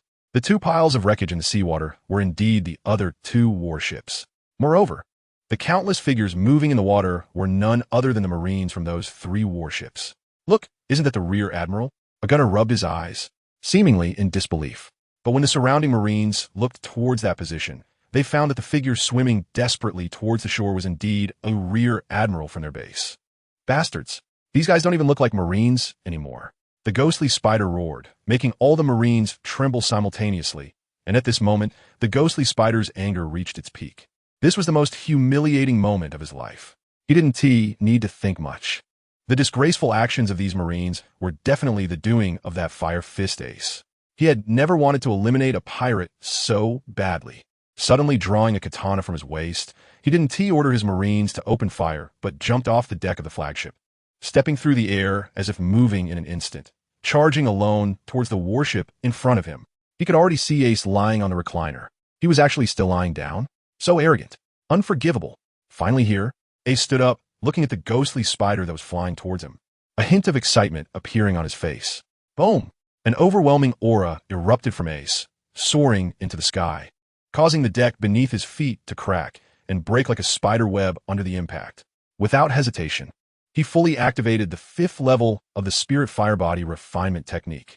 With 6 times the physical strength of a peak rear admiral, Ace's power instantly broke through to the quasi-vice admiral level.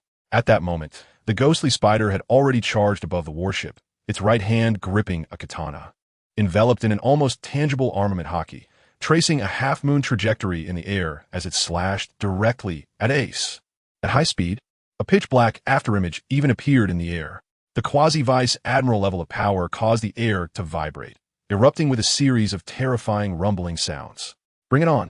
Ace shouted loudly, striking a pose, and with a flick of his right hand, he drew out the Zhu MO. His body trembled, and with a hum, an equally powerful hockey of armament instantly enveloped the Zhu MO. Swish! Ace unleashed a powerful slash, instantly cutting through the air. The sound of the blade slicing through the air was deafening, and even though the tower on the warship was more than 10 meters away from Ace, it seemed as if it was instantly severed by an invisible blade, splitting it in half with a creaking sound. Clang! The swords in the hands of Demon Slayer and Ghost Spider finally clashed together. Boom! At the moment of the collision, the warship beneath Ace seemed to become a glass object, unable to withstand the terrifying power of the two, and with a loud bang, it exploded, shattering into countless debris. It scattered in all directions. The previously calm sea surface now surged with huge waves, instantly pushing the sailors away, each one desperately trying to avoid being swallowed by the waves in fear. Thud! The weapons in both of their hands were pushed apart by the recoil, and their bodies separated, each retreating backward over 10 meters, landing on the wreckage of the warship. How is this possible? For the sailors brought by Ghost Spider. This scene felt like a complete upheaval of their worldview. The Grand General Ghost Spider was a powerhouse at the quasi-admiral level, just a step away from becoming an admiral. And this move was actually evenly matched with that ace. He must have held back. The conversations among the sailors reached Ghost Spider's ears, making his expression even darker. He had not held back at all with that last strike, and yet Ace had managed to withstand it? Ghost Spider felt an unreal sensation. Ha ha ha! At this moment, Ace was filled with fighting spirit. Without using flames, he relied solely on his physical strength to clash with the quasi-admiral, feeling every cell in his body tremble with excitement. Come again. Thanks to the heartfelt support of 100 book coins and everyone's monthly votes and recommendations, I appreciate everyone willing to read my book. This time Ace, wielding Demon Slayer, chose to take the initiative against the powerful Ghost Spider. You know nothing. Ghost Spider unexpectedly pulled out another katana from behind, coldly looking at Ace as he charged towards him. With a hint of anger at being underestimated, Ghost Spider stepped forward, his body turning into an afterimage as he leaped into the air, wielding his dual swords with tremendous momentum, unleashing 2 intersecting sword chi towards Ace. Clang! Ace faced the incoming sword energy without any intention to dodge. He wielded his Demon Slayer and struck down with absolute power, shattering the 2 sword energies instantly. The fragmented sword energy splattered onto the surrounding wreckage of warships, instantly cutting the already broken wooden planks into powder. After shattering the sword energy, Ace didn't say much. He followed up with a forward slash of the Demon Slayer, aiming at the chest of the Ghost Spider. Whoosh! The Ghost Spider, being a quasi-admiral level powerhouse, found Ace's strike quite challenging. However, he was still able to instantly cross his twin blades in front of his chest to block Ace's attack. At the same time, his body suddenly twisted, his legs sweeping through 2 astonishing arcs in midair. Gale Foot. The incredible power from his legs unleashed two sword energies, directly slicing towards Ace's head. Ha! This move isn't exclusive to you. Ace was in high spirits, his legs slicing through the air, feeling the space compress beneath his toes. Two far more powerful and sharp storm legs collided with the storm legs of the ghost spider. Bang! Bang! With two crisp sounds. It was surprisingly the ghost spider's storm legs that shattered first, turning into fragmented sword energy that splattered out. Although Ace's two storm legs were slightly smaller, they still firmly slashed towards the ghost spider. Clang! In a hurry, the ghost spider barely turned his body, and two sword energies instantly grazed past his face, slicing into the sea and splashing up a large amount of water. A scratch appeared on the ghost spider's cheek, with streams of blood slowly flowing down. The ghost spider's expression had become incredibly serious. At first, Ace displayed quasi-general level power, which had already surprised him. But after this move, he realized that Ace's pure strength was actually superior to his own. The ghost spider had reached the quasi-general level for many years, yet he was still outmatched in pure strength by this Ace. It should be known that according to intelligence, this Ace was only 12 years old. If this matter were to be told today, no one would believe it. I admit, you have already qualified to make me use my full strength. The ghost spider's voice was deep, as if he was finally taking things seriously. Ace, do you know why I'm called Ghost Spider? Ace also sensed the change in the ghost spider's state, as if the opponent finally regarded him as an equal adversary. Let me show you my true strength.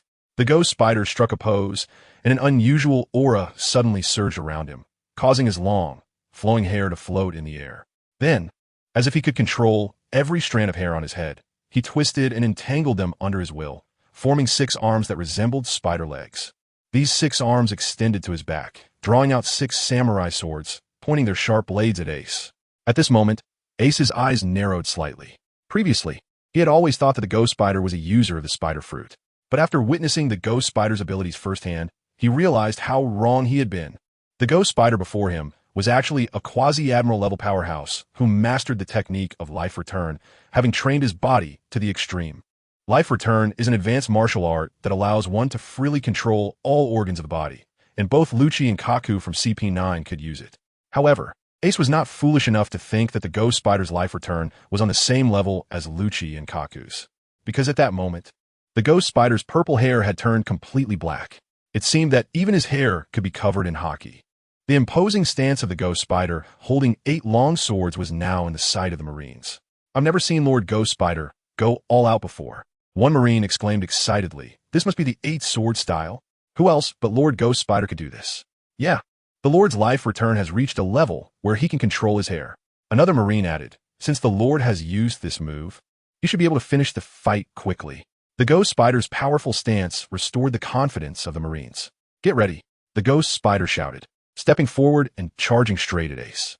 The 8 long swords suddenly wove a web of sword energy in front of him in a strange, slashing sequence. Like a predatory spider, he cast a deadly web at his prey. Swish! Swish! The density of the sword energy was impossible to completely evade. Ace raised his sword to block as quickly as possible, but still, several slashes struck him. Despite having quasi-admiral level body strength, Ace's haki could not fully negate the force impacting his body. Blood began to appear on his body. Of course, Ace was not without the ability to counterattack. Relying on his strength that surpassed the ghost spiders, he occasionally slashed back, causing the ghost spider some trouble. Boom! Boom! The air between the two was filled with sword energy, and shattered sword energy continuously erupted. Once it struck the surrounding warships, it would leave terrifying sword marks, causing irreversible damage. Retreat. Quickly retreat. After one of the warships was accidentally sliced in half by Ace's sword energy, the commanders finally understood that they didn't even have the right to spectate this battle. They shouted loudly, urging their subordinates to quickly turn the ships around and move away from the center of the battle. Boom! The two clashed violently once more, temporarily separating. At this point, Ace had multiple bloodstains on his body, with blood continuously flowing out. The ghost spider on the opposite side was not faring much better either. One of the 6 arms made of hair had completely broken, and the others appeared somewhat damaged. The hair on the ghost spider's head twisted and entwined once again, forming a new spider arm that picked up the fallen samurai sword. How much longer can you hold on? The ghost spider pointed at Ace's blood-soaked body, seemingly convinced of his impending victory. After all, on the surface, he looked much better than the bloodied Ace. Huh! Ace, however, was not concerned, responding with a laugh. I want to ask you, how long can your hair hold out? After this battle, you might end up bald. Humph. You're asking for death. The ghost spider was momentarily taken aback by Ace's retort, his expression darkening again. Perhaps if he continued to be worn down like this, his hair would indeed become sparser. Ace didn't linger on the topic any longer. Instead, he suddenly withdrew his smile, raised his hand, and tore off his tattered shirt. All right, thank you for your cooperation. I have a general understanding of my strength level. He then said seriously, now I'm going to get serious. As he spoke, Ace raised both hands from his sides, and endless flames surged wildly from within him, enveloping him and forming a gigantic, colorful fireball. The light of the flames danced slowly across Ace's face, subtly highlighting his heroic figure, like a king of fire controlling the flames. With a calm expression, Ace spoke in a cold tone. Are you ready? Ace slowly raised the large sword above his head, surrounded by the four-colored flames that spiraled and intertwined with the blade of the demon slayer. At this moment, the temperature of the entire sea area rose rapidly, and the seawater around Ace quickly evaporated into gas, dampening the pale face of Ghost Spider. He finally remembered Ace's nickname. This Fire Fist Ace had only now unleashed his flame abilities. Damn it, do you look down on me? Ghost Spider roared, feeling an intense humiliation that he had never experienced as a quasi-vice admiral level powerhouse. Then let's see how you handle my move. Ghost Spider's face was filled with murderous intent as 8 long swords lined up in a row, and his pupils suddenly dilated. In an instant, the 8 swords simultaneously unleashed a sword aura that stretched several meters towards Ace. The sword auras formed a line, and, as they advanced, the trailing sword auras collided with the ones in front, quickly merging together. Once all 8 sword auras fused, they expanded into a massive sword aura nearly 30 meters long. The sword aura solidified, cutting through the sea surface, creating a dark abyss with its sharp energy. I want you to witness the power of a quasi-vice admiral level swordsman. Ghost Spider's expression was ferocious, and as he spoke, he raised his foot and unleashed 2 more gusts of wind, merging them into the advancing sword aura, instantly enhancing its power by another third. Huh! Facing the massive sword aura coming at him, Ace merely scoffed. The 4-colored fireball surrounding him, originally 10 meters in diameter, had now completely merged with the blade of the Demon Slayer. So he didn't need to waste words. The Demon Slayer suddenly swung down. A blade of fire glowing with 4 colors roared as it slashed down from Ace's hands, instantly flying out in front of him. The size of this blade aura was not exaggerated. Only about 10 meters, but no one dared to underestimate its power. Wherever it passed, the seawater evaporated wildly, and even the sea surface dipped several meters. Buzz! In the next second, Ace's flame blade aura collided with Ghost Spider's sword aura. There was no loud boom between them, but they quickly extinguished each other in silence. At this moment, the slightly smaller flame blade aura exhibited greater resilience. Meanwhile, Ghost Spider's sword aura seemed to melt away rapidly under Ace's flames, like snow under the scorching sun. After all, this move by Ace had once left Akainu in a very awkward state, let alone facing a quasi-vice admiral's sword aura. Although it seemed lengthy, the contact between the two lasted only an instant.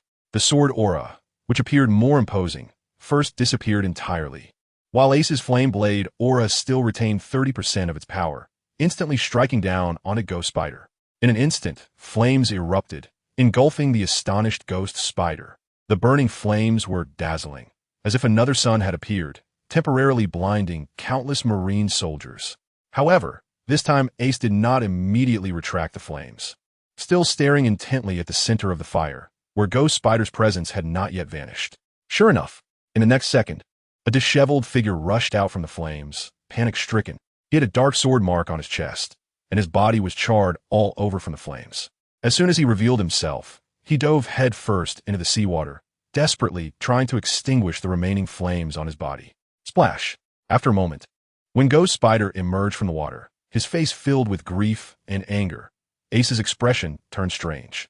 Ghost Spider's once long hair, reaching his calves, had now been completely burned away, leaving him with a true bald head, and the 6 spider-like arms that earned him his title had, of course, completely vanished.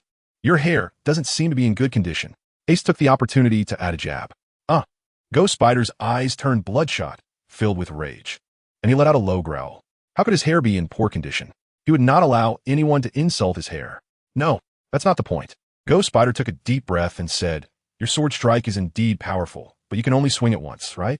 Whether it was during the Navy headquarters incident or in Water 7, you were exhausted after one strike. Let us see how you fight me now." Ace didn't speak. His head lowered, as if he had truly been hit in his weak spot. This made Ghost Spider even more certain of his thoughts. He looked at Ace not far away and tightened his grip on the knife. With the next strike, he would cut open the opponent's throat. But just then, Ace raised his head and looked at Ghost Spider with eyes full of mockery. "You say I can only swing one knife?" Seeing the Demon Slayer in Ace's hand raised above his head again, Ghost Spider suddenly felt a sense of foreboding. The flames reflected in his pupils once more, and he was horrified to discover that Ace had actually slashed out 3 blades towards him in an instant. 3 terrifying flames of blade energy intersected to form a net, instantly enveloping all of Ghost Spider's escape routes. No! With a desperate roar, Ghost Spider was completely engulfed by the surging flames, his entire body melting in the fire. "Huh!" Ace casually waved his hand, pulling the flames that filled the sky back into his body. If the Ghost Spider had turned and fled, he might have escaped with his life. But he completely underestimated Ace's speed of power increase, still thinking about a counterattack against the exhausted Ace. Indeed, not long ago, Ace could only swing his sword once, but now his physical strength had skyrocketed, and executing such a slash was already within his capability. In the distance, the sailors on the warship rubbed their eyes, slowly regaining their vision. However, when they looked towards the battlefield, the only person standing there was Ace. Gulping. Someone didn't know who swallowed first, and soon the sound of gulping echoed repeatedly. "Where is Lord Ghost Spider?" Someone hesitantly asked this question, unable to believe the reality before them. Yet, there was silence on the many warships, and no one dared to answer him. That terrifying truth was something no one wanted to voice. Suddenly, a piercing shriek shattered the silence, and Ace, who had been standing still, suddenly charged towards them. "Run! We will fight him! Set sail! Quick, set sail! Grab your weapons!" Some wanted to run, others wanted to resist, and the warships erupted into chaos and noise. Boom! With a loud bang, Ace, engulfed in flames, crashed down onto the main deck of the fleet like a hellish demon, causing the entire warship to shake violently under the terrifying impact. Now, the sailors finally fell silent again, because they realized that in the face of Ace's terrifying power, whether to fight or flee, they had no hope whatsoever. So, they could only despairingly focus all their attention on the figure descending from the sky. Ace adjusted his hat, flashed a grin revealing his white teeth, and showed them a harmless smile, saying, "Robbery. Thank you to the Lonely Lamb for the 588 book coins." On the sea, a somewhat battered warship sailed slowly with the sea breeze. Upon closer inspection, the deck was densely packed with nearly naked strong men, who, under the howling sea wind, couldn't withstand the cold and were shivering uncontrollably. In the captain's cabin of the warship, a major general dressed only in white underwear was holding a transponder snail. Reporting to the other end, Marshal Sengoku. Of course, the reason one could tell he was a major general was that his underwear had a major general insignia on it. "Are you saying Ace robbed you? Robbed you until you were left with just underwear?" Sengoku's tone was quite unfriendly. These useless fools, as members of the Navy, didn't even have the resolve to fight against pirates, and ended up in such disgrace. "Where's the warship? Did he pack you all onto one warship? And what about the other warships? Did he burn them all?" "Burned." Sengoku's voice suddenly rose significantly, although these branch warships were inferior to the main fleet. Losing a dozen warships to a single fire was enough to make Sengoku feel pained. The Major General could clearly feel the heavy breathing from Marshal Sengoku on the other end, making him even more anxious. He knew he would never have a chance for promotion again. He just hoped he could keep his position as a branch Major General. What about casualties? The ordinary sailors didn't suffer many casualties, but Major General Ghost Spider didn't elaborate, yet his meaning was clear. After hesitating slightly, the Major General continued. "Fire Fist, Ace also asked me to deliver a message to you." "Say it." He said, "Ghost Spider wanted to kill him, so he killed him. He can't be blamed for that. But considering Carp and Zephyr's faces, he showed mercy this time and let these sailors go. However, if there is another battle, he guarantees not a single living sailor will be left."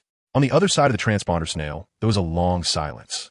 Clearly, Sengoku understood that the conflict between Ace and the Navy was primarily with the Kainu. But after this attack by Ghost Spider, Ace would completely stand on the opposite side of the Navy. He would show no mercy to any Navy personnel who attacked him. Unbeknownst to them, in less than a year, That kid who barely reached the rank of Rear Admiral now already had the strength to kill a Quasi-Admiral. If Ace had not been forced out of the Navy, perhaps another figure surpassing the admirals would have emerged from within. Ah, the Major General heard Sengoku's long sigh. But immediately after, Sengoku's voice became firm again. Notify the bounty department to raise the bounty on Fire Fist Ace to 600 million berries. Additionally, the intelligence department must immediately investigate the identities of all members of the Flame Emperor pirates and place a bounty on those 2 pirates who blocked the cannonballs. Since they are already in an opposing position, as the marshal, Sengoku completely set aside any feminine compassion and returned to his usual iron-fisted approach. Although he felt a twinge of regret, he had to be responsible for the interests of the entire Navy. Don't worry, Luffy. Ace lay in bed, his face looking somewhat pale, reassuringly saying, I'm just a little exhausted. Really, I'm fine. At this moment, a circle of people surrounded his bedside. The originally mischievous Luffy was unusually obedient, holding a bottle of medicine, carefully applying it to the wound on Ace's chest under Robin's guidance. The gazes of Frankie and Brook towards Ace were filled with admiration. They had witnessed Ace's impressive feats more than once. Yet, every time Ace took action, it still left a deep impression on them. Bruno and Kaku stood near the door, their expressions more complex. At first, they had doubted Ace's strength.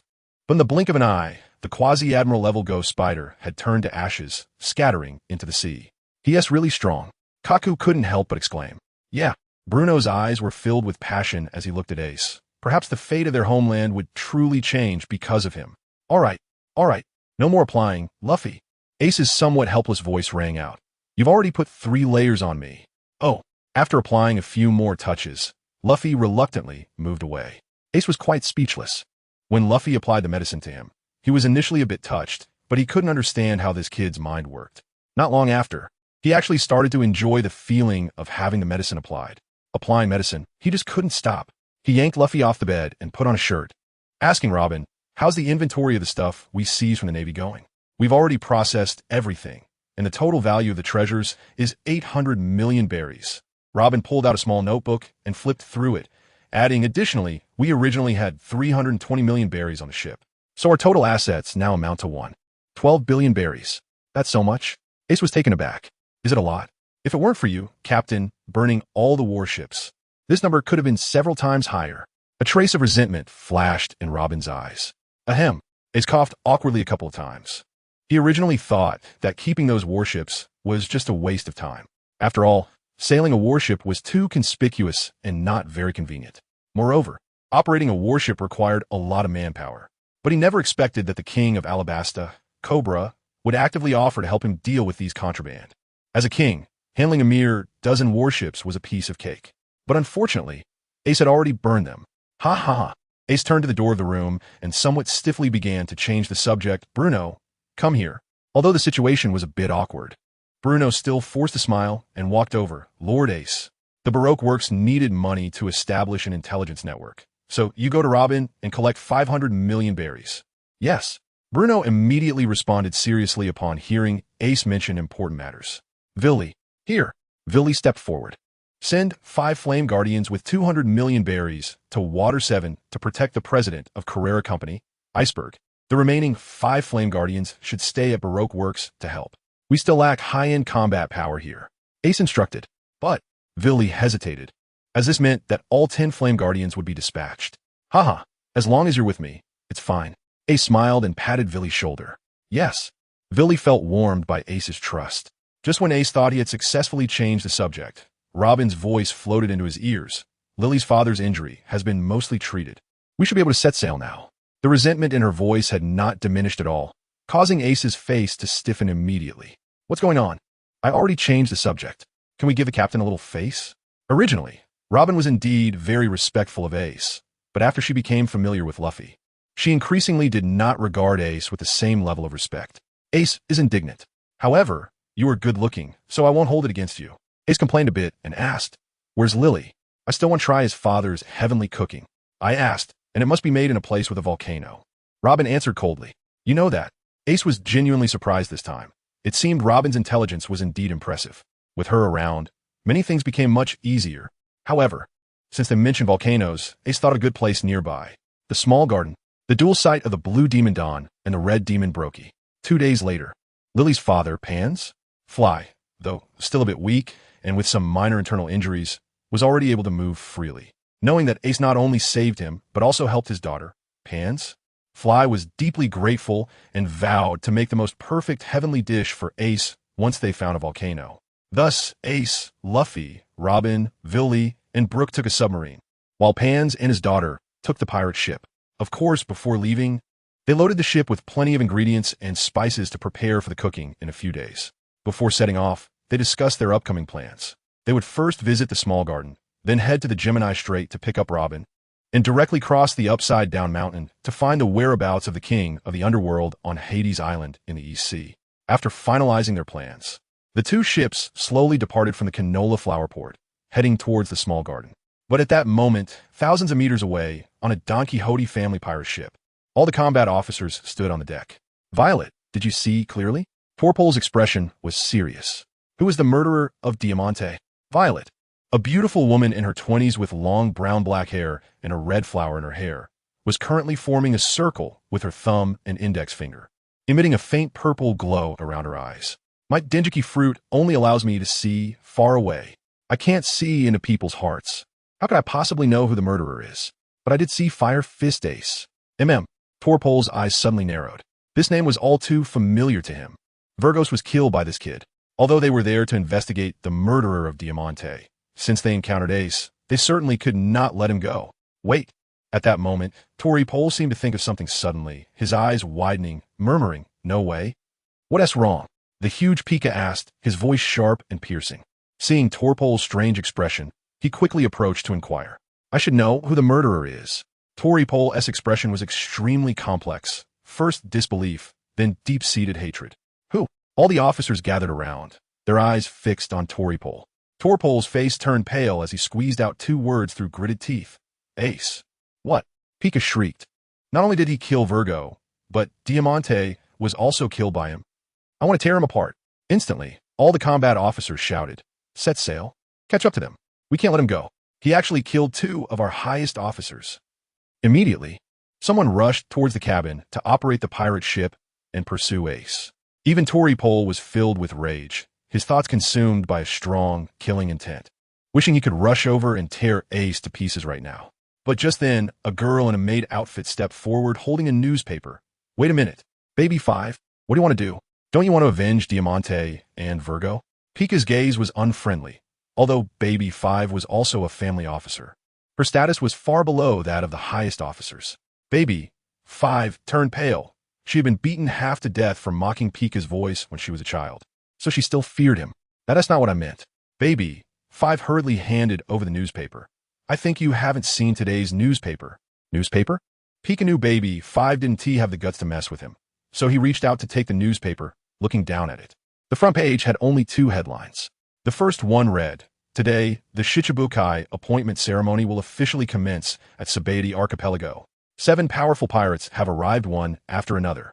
The second one, however, had only a single bounty notice. The name on it was exceptionally glaring. Port Gas D. Ace. Heinous crime bounty. 600 million berries. Seeing this number was like a bucket of cold water poured over Pika's head, extinguishing all his killing intent and leaving him speechless. How could this be possible? Pika repeatedly murmured. If this newspaper was real, how could they seek revenge? Pika! Torpole pushed Pika, and seeing him unresponsive, he snatched the newspaper away. 600 million berries. Torpole exclaimed. He's a quasi-admiral. Once the bounty exceeds 500 million berries, it definitely indicates at least quasi-admiral level strength. What? This kid's bounty is so high. The officers who were originally heading to the cabin all stopped, their eyes flickering. They wanted revenge, but they weren't looking to die. "Should we notify the young master?" Lao Ji suggested. "No." Torpole rejected outright. The young master is still attending the Shichibukai appointment ceremony. The title of Shichibukai is more important for our family. During this time, Violet had been keeping her head down, seemingly deep in thought. At that moment, she suddenly seemed to make a decision and abruptly raised her head, saying, "Just now, I saw Ace mention the ancient weapon Pluton." The words Pluton seemed to have a special magical power, drawing all the officers' attention to Violet. To complement the ability of my Dengeki fruit, I practiced lip reading, so I can understand what they are saying. Violet's words instantly put Torpole in a dilemma. But after a moment, The temptation of Pluton prevailed. Contact the young master immediately. Toripol gritted his teeth and said, "This is no longer something we can handle.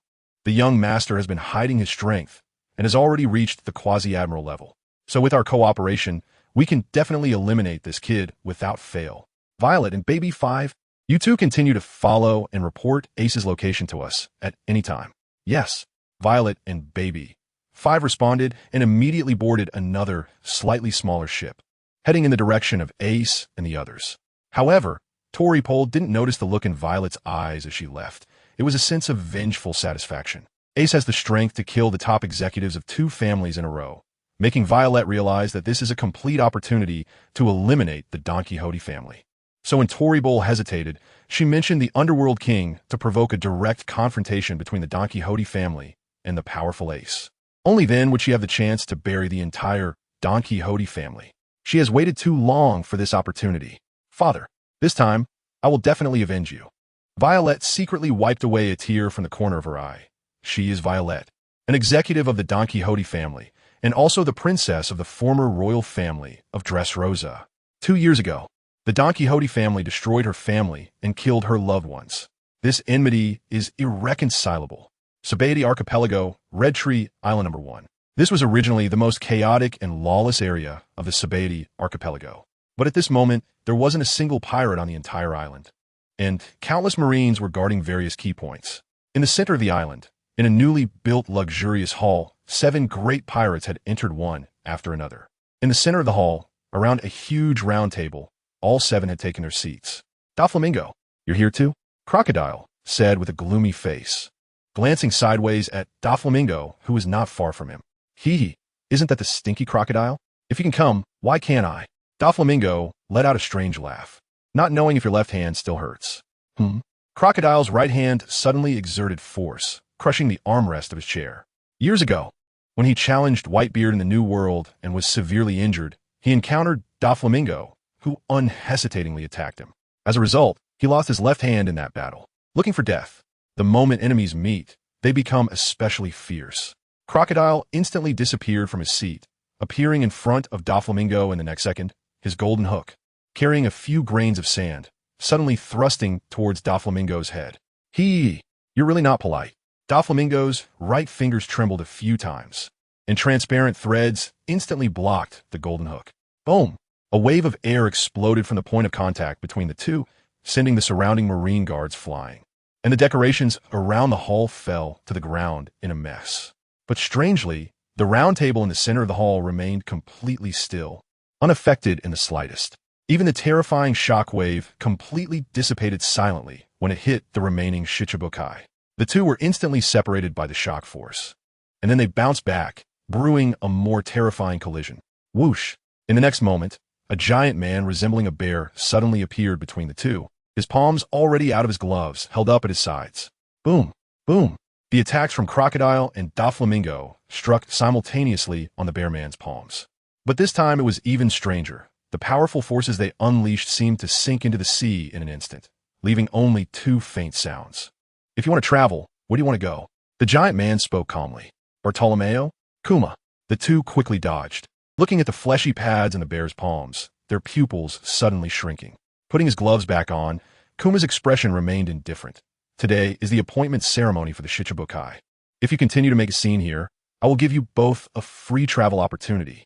His voice was calm, but carried an unspoken sense of oppression. A group of rude men. Hancock's throne, which was a snake body, was already starting to show signs of impatience. Moria and Jimby sat in their seats, merely glancing at them before quietly turning back, waiting for the arrival of the Marine commander. And Mihawk was even more relaxed, crossing his legs on the table, eyes tightly shut, showing no interest in turning to look. "He's so arrogant. Do you think you're stronger than me?"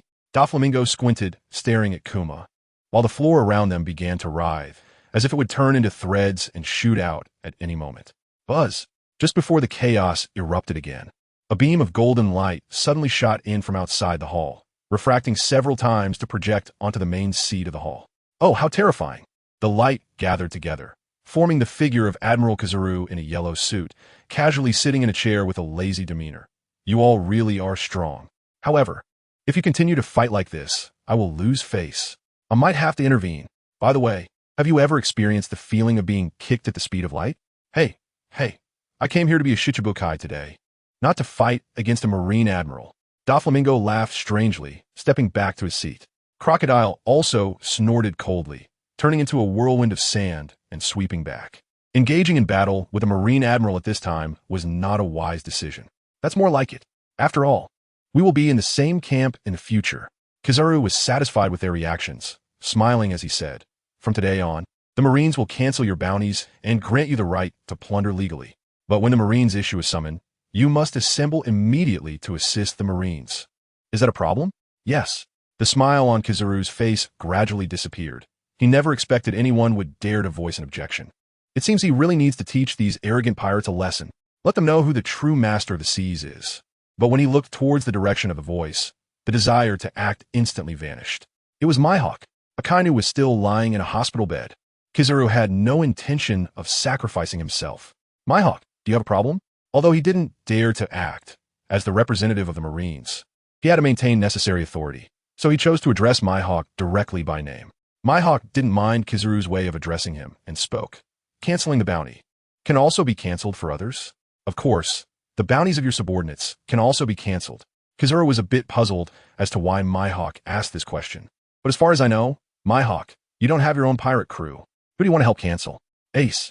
The moment Mihawk spoke, it instantly attracted the attention of everyone present. This name seemed to have a magical power among the 7 Shichibukai, except for Bartolomeo. Kuma. All 6 turned to look at Mihawk. Port Gas D. Ace. As if fearing Kizaru didn't hear clearly, Mihawk repeated Ace's full name again. I agree. Hancock, who had been looking down on everyone present, suddenly transformed into a little girl, raising her right hand with an excited expression of approval. Hey, Lord Mihawk, are you joking?" Doflamingo's face darkened to the point of dripping water. Ace is his archenemy.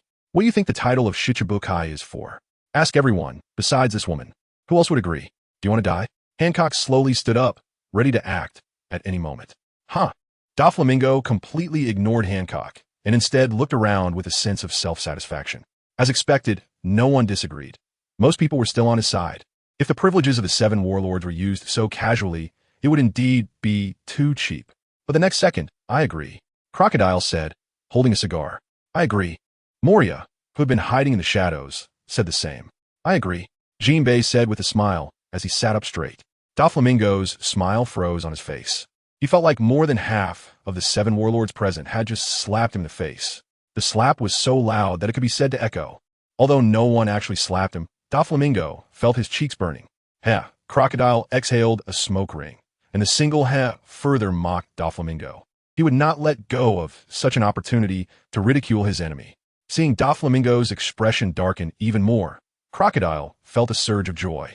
Of course, at this moment, Crocodile was also secretly shocked and discreetly scanned the crowd. It was one thing for Mihawk to speak for Ace. What was the deal with Hancock, Moria, and Jinbei? He suddenly thought of Ace asking him not to disclose their relationship and to secretly develop Baroque works. Suddenly, a bold idea appeared in his mind. Crocodile muttered, "No way. Could these people all be Ace's subordinates, part of the forces he developed in secret?" He couldn't believe this terrifying speculation. But just then, the usually indifferent Moria seemed to sense something and suddenly turned to Crocodile with a meaningful smile. What is he smiling about? Crocodile was stunned, even forgetting to bring the cigar to his mouth. His eyes slowly widened, and he couldn't help but curse in his heart. Damn, it's true. The captain is too strong. There are only 7 warlords in total, yet 5 of them are Ace's subordinates? Crocodile was overthinking, apart from himself and Moria. The others were not Ace's subordinates. But at that moment, Ace's image grew extraordinarily tall in Crocodile's mind. In the hall at this time, besides Doflamingo, the one with the worst expression was Kizaru. He instinctively couldn't believe that these people had close ties with Ace. After all, how old was Ace? And how could he possibly have connections with this group? To him, these people were just using Ace's name to deliberately team up and give him a warning. Ha, you all are good. Kizaru, furious to the point of laughter, had lost his previous lazy demeanor. He shimmered with golden light, on the verge of going berserk. Tap, tap, tap. The group of 7 warlords pushed their chairs back and slowly stood up, staring at Kizaru in the main seat, their eyes beginning to emit dangerous glints. If battle was truly inevitable, none of the people present were cowards. A great battle was about to break out, Whoosh. Suddenly, a figure appeared behind Kizuru, gently pressing down on his shoulder. Kizuru, don't be impulsive. This time, even a usually expressionless Mihawk frowned seriously, and the supreme great knife Yuru he had on his back was slightly unsheathed. Sengoku. Mihawk called out the person's name. The current Marine Admiral Sengoku. A super powerhouse surpassing the rank of Admiral, truly on the same level as Mihawk. So even Mihawk had to take it seriously at this moment. Hello, Mihawk, Sengoku said calmly, but with an undeniable tone. Ace's bounty will definitely not be cancelled. On what basis? Hancock said indignantly. On no basis, Sengoku said, hands behind his back, giving Hancock a cold glance. This is the Navy's rule. If you find it unreasonable, you can turn around and leave right now. Don't worry, because today is the appointment ceremony of the 7 warlords. No Navy will stop you before you leave Sabaody Archipelago. Oomph. Hancock snorted coldly and really turned to leave. Who can outdo the pirate empress when it comes to being willful? But after taking a couple of steps, she found Mihawk standing in front of her. He only promised not to act on Sabaody Archipelago. If you leave now, I can guarantee that as soon as you step out of the archipelago, there will definitely be Admiral-level Marines waiting for you. The crowd's expressions all changed as they turned their attention to Sengoku in the center of the hall, noticing his calm demeanor, surprisingly not refuting Mihawk's words. Old Fox. A group of people secretly cursed. It seemed there really was an ambush outside Sabaody Archipelago. Huh? If anyone else had stopped Hancock, she wouldn't have cared at all. But she had seen Mihawk and Ace together in Water 7, so she blushed. It must be Mr. Ace who wants me to stay. Does he want me to become a 7 warlord? Could this be a confession? Hancock's imagination was also extraordinary. She probably would have imagined having children soon. Mihawk looked speechlessly at Hancock as she returned to the table and sat down. He had indeed reminded Hancock because of Ace, but what was this about a confession? Are young people's thoughts really this jumpy? Well, since no one wants to leave, let the appointment ceremony officially begin, Sengoku said, not very concerned about Hancock and Ace's relationship. The main role of the 7 warlords was still to deter pirates in the first half of the Grand Line.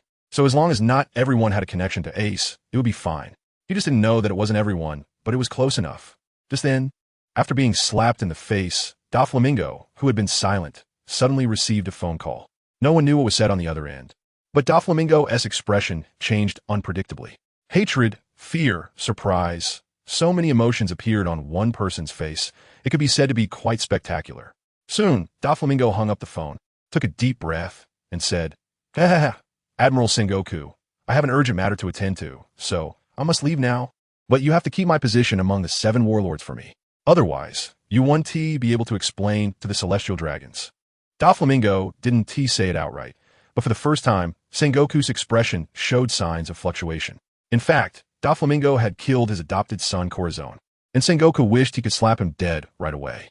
But this guy had once been a Celestial Dragon, and it seemed those nobles in Mariehua had some dirt on him. So although Sengoku was very strong, he had no way to deal with Doflamingo under the nobles' orders. All right, Sengoku said, a shadow covering his face. Doflamingo proudly swept his gaze over the crowd, as if this could help him regain the face he had just lost. Then, he darted out of the main hall, his finger trembling as a transparent thread shot into the cloud-laden sky, pulling him into the air and moving rapidly towards the distance. On the other end of the recent phone call was Tori Pole. Doflamingo already knew everything. This time, he not only intended to personally kill Ace, but also to seize the ancient weapon, Pluton, to destroy this annoying world. Kizaru, follow him and see what this guy is up to, Sengoku ordered with a grim face. A flash of yellow streaked across the sky, chasing after the direction Doflamingo had left. Thanks to Funyun for the 100 starting point coins. Awoo! A series of deafening beast roars came from the jungle of the small island, and one could vaguely see huge shadows moving within the thicket. Haste! This island looks like it could be a lot of fun. Luffy had already emerged from the submarine's cabin, excitedly sniffing the air and asking, Is this the little garden you mentioned? I smell adventure. Ha ha! Well then, let's go. Ace said with a smile, You've been training hard these days, so let's have some fun today. But remember to go eat at the volcano in the center of the island at noon. There's truly heavenly cuisine today. Hearing about food, Luffy's eyes immediately lit up, and he jumped straight into the jungle, shouting, I'm going to find meat. Watching Luffy quickly disappear into the dense forest, Robin asked with some concern, Is it okay for Luffy to go in alone? It seems like there are ferocious beasts in there. Haha, don't worry. Luffy is my brother, Ace confidently replied. You should be more worried about those so-called ferocious beasts. Over this period, under Ace's guidance, Luffy had become proficient in using the basic skills of the Gum Gum fruit, and he could even use Gear's second quite comfortably. Those animals were no match for Luffy. Sure enough, the next second, Luffy's laughter echoed through the woods, along with the sounds of various animals fleeing in panic. It turned out that compared to the ferocious beasts, a playful Luffy was even more terrifying. Boom! While Robin was still marveling at the strength of these strange brothers, a large area of trees in front of her was suddenly knocked down, and a giant wielding a battle axe stepped out with big strides. Oh, finally, more guests have arrived. The giant, wearing a Viking-style helmet, asked with a hearty smile, "Guests, do you have any alcohol?" "Of course." Ace smiled and replied. The giant in front of him should be the red demon Brokey. This giant, along with another giant on the island, the blue demon Dory, were the leaders of the giant warrior pirate crew 100 years ago. They have fought in this small garden for nearly 100 years for the honor of the Elbaf warriors, with no clear winner. Ace came to the small garden this time for 2 reasons. One was to taste Pan's heavenly cuisine, and the other was to tame these 2 legendary giants. "Pans, bring us our best wine." "Sure thing, haha." A deep voice came from the pirate ship behind the submarine, and then a giant who was on par with Broggy walked out from the back of the ship. It was none other than the volcanic cuisine chef Pans Fry. He had been on the pirate ship, his figure blocked by the cabin. Now, as he emerged carrying dozens of barrels of fine wine, he immediately locked eyes with Broggy. The next moment, fellow townsmen, the red demon Broggy's body trembled, shouting excitedly, "Fellow townsmen!" Pans also leaped from the pirate ship, excitedly jumping onto the land. Ace watched as the 2 giants embraced each other, shouting and yelling, leaving him dumbfounded. He never expected such a scene, but thinking about it carefully, the hometown of these giants is somewhere in the Grand Line, Elbaf. So the 2 giants before him are indeed 100 fellow townsmen. Ahem. Ace had to cough a couple of times to interrupt their greetings, suggesting, "Should we head inside first?" "Huh, of course." Red-haired Broggy finally reacted, feeling quite embarrassed about his rudeness. He then reached out and lifted Ace and the others onto his shoulder, walking deeper into the forest while tilting his head and saying, "Let me introduce myself first. I am Broggy, the strongest warrior of Elbaf. Let's go. I will go hunt some dinosaurs and treat you to barbecue." These boisterous giant warriors always seemed so hospitable. "Broggy, you can indeed go hunt a few dinosaurs, but for today's lunch..." Ace paused for a moment and smiled, saying, "How about we treat you instead? You can invite Blue-Hair Dory to join us in tasting the heavenly cuisine of Pans." Boom! Broggy suddenly stopped in his tracks, frowning and looking warily at Ace on his shoulder. "How do you know Dory? I didn't mention him just now. Who exactly are you?" "I not only know your names, but I also know that you 2 were once the captains of the giant pirate crew, each with a bounty of 100 million berries on your heads." Ace smirked. "But is that more important than lunch?" Broggy was taken aback by Ace's words, then suddenly burst into laughter, slapping his chest hard, saying, "I really like you, kid. Of course, lunch is more important. What is your name?" "E.M. Mace, the captain of the Fire Emperor Pirates." "The Fire Emperor Pirates? Interesting. But let us prepare lunch now." After Broggy finished speaking, he led Ace and the others, crushing a path through the forest, and soon arrived next to a bone as large as a small hill. Ace looked up at the enormous bone and couldn't help but exclaim in admiration. This bone must belong to the large sea king that Brokey had slaughtered a century ago. The strength of Dory and Brokey is among the top in the giant world. Boom! At that moment, the volcano in the center of the island suddenly erupted, drawing Brokey's attention. The eruption of the volcano was the signal for his duel with Dory. "It seems lunch will have to wait. You all rest here for a bit. I have to go and duel that guy Dory. This time I must take him down." Brokey laughed as he set Ace and the others down, picked up his battle axe and shield, and charged towards the volcano. It was a duel for honor. Pans, deep in thought, understood the true reason behind Dory and Brokey's duel, being a warrior of Elbaf himself. After 100 years of fighting, there was no need for specific reasons anymore. If nothing unexpected happens, this honorable battle will only truly end when one of them dies in the duel. "Let us go, we should check it out too." Ace wouldn't miss the chance to witness these 2 giant warriors, and he pushed off with strong legs, rushing ahead toward Brokey. Behind him, the giant Lily and his father, along with the remaining members of the NTI pirates, hurried to catch up. Boom! Boom! By the time Ace arrived, Dory and Brokey were already engaged in combat. The 2 exceptionally powerful giants swung their weapons with all their might, each strike targeting the other's vital spots, genuinely intent on killing each other. If Ace didn't already know they had always been the best of friends, witnessing this scene would only lead him to believe they were mortal enemies. In just a short time, their weapons had been knocked far away due to the fierce clash. Boom! Boom! Without their weapons, the two giants showed no signs of stopping their battle. They simultaneously raised their fists and struck at each other's heads, their punches slicing through the air, creating a tremendous roar. Whoosh! Suddenly, a small figure appeared between their swinging fists.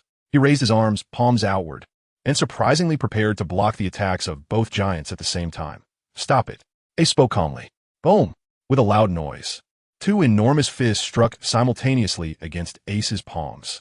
Instantly, a terrifying shockwave swept out, scattering countless leaves in the forest, and the tall trees rustled as they were blown by the wind. It was as if countless invisible hands were pulling them back, and the trunks seemed unable to bear it, bending backward into an exaggerated arc. Yet between the two giants, Ace, who was simultaneously blocking the fists of both giants, stood firm as a rock, unmoving, with muscles on his arms like granite, exuding the beauty of power. This is where it ends. Ace let out a low shout and simultaneously pushed outward with both palms. In that moment, the roughly 7-meter-tall Ace surprisingly made two nearly 100-meter giants stagger backward at the same time. Whoosh! Ace floated down from the sky, hands back in his pockets, standing atop the crown of a tree. The crown shook back and forth with the residual waves of air, but Ace's feet seemed rooted to the spot, his posture incredibly stable. Ace, what are you doing? The red demon Brokey's eyes bulged like huge lanterns as he erupted in anger at Ace.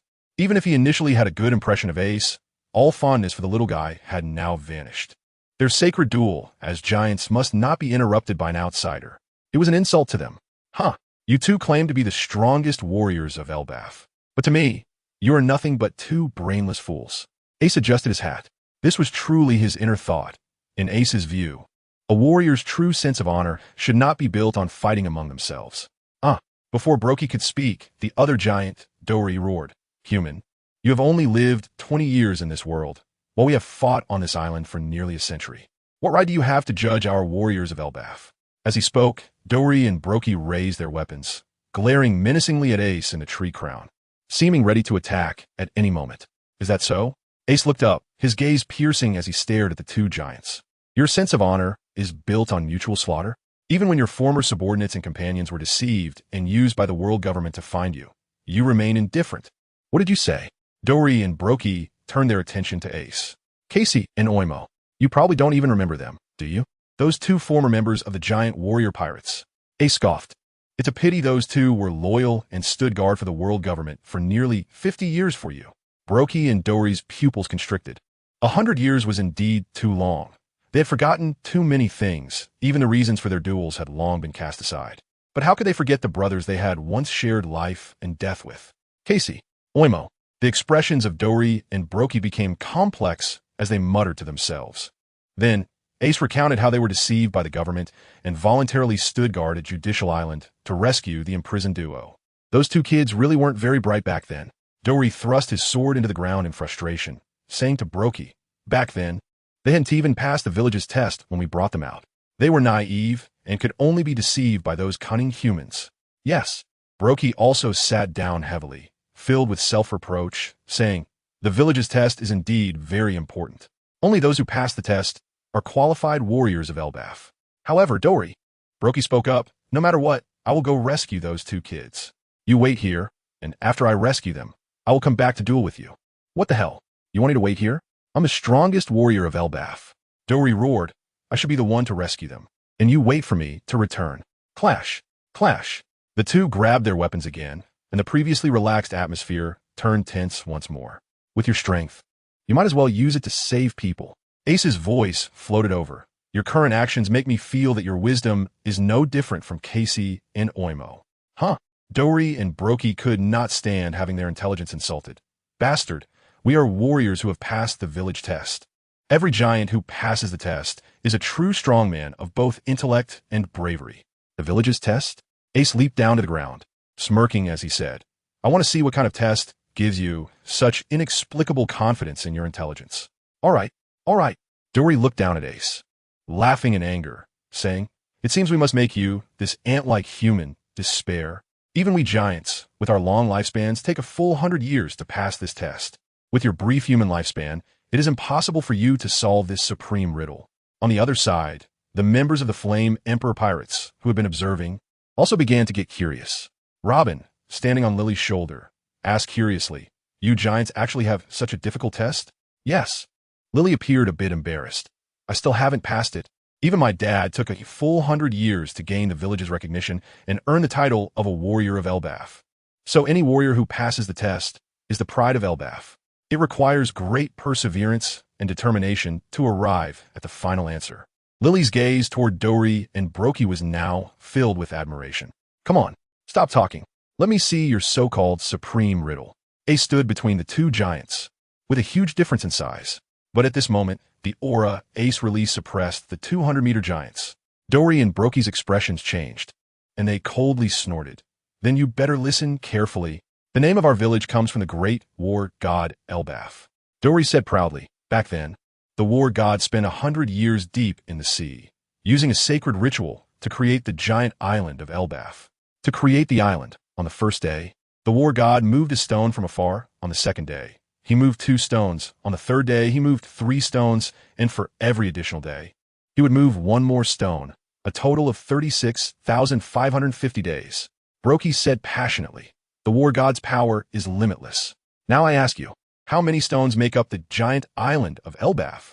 Without 100 years of tireless effort, I ask you, how can you count this answer?" The two giants looked down at Ace, seemingly crushing him intellectually.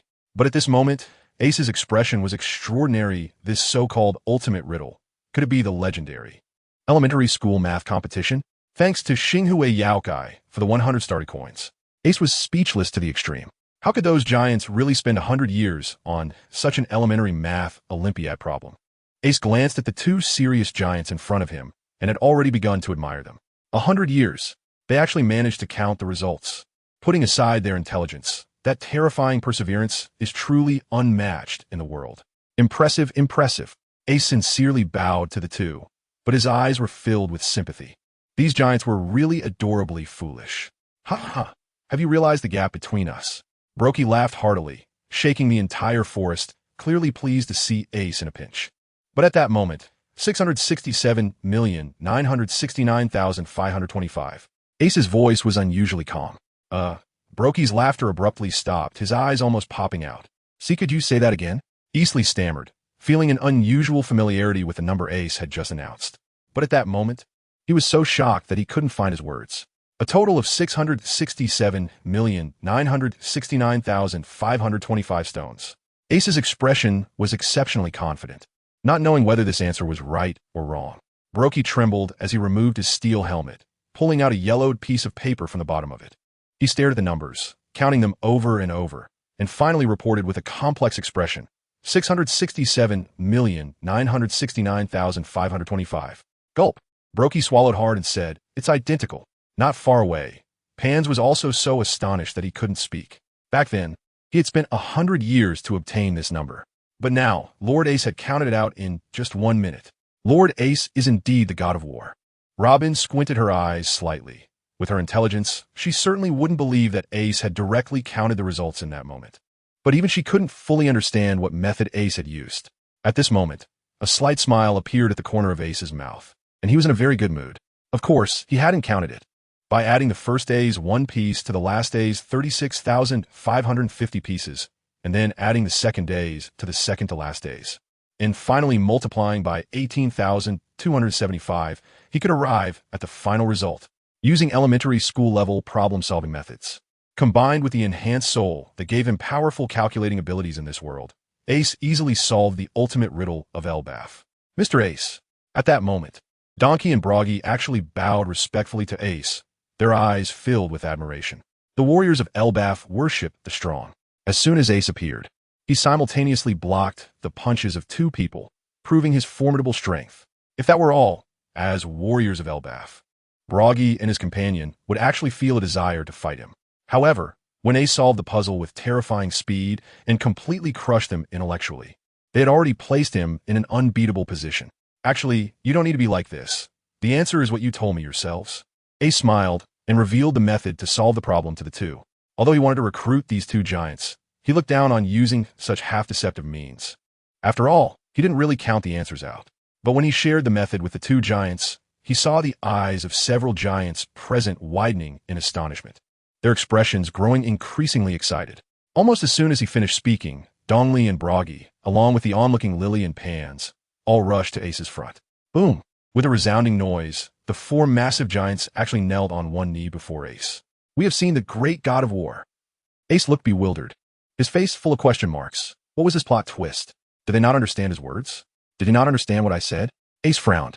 He had arrived at this answer, but it was by taking shortcuts. No, no, no. We all understand. Bragi exclaimed with fervor. This is simply a method only a god could conceive.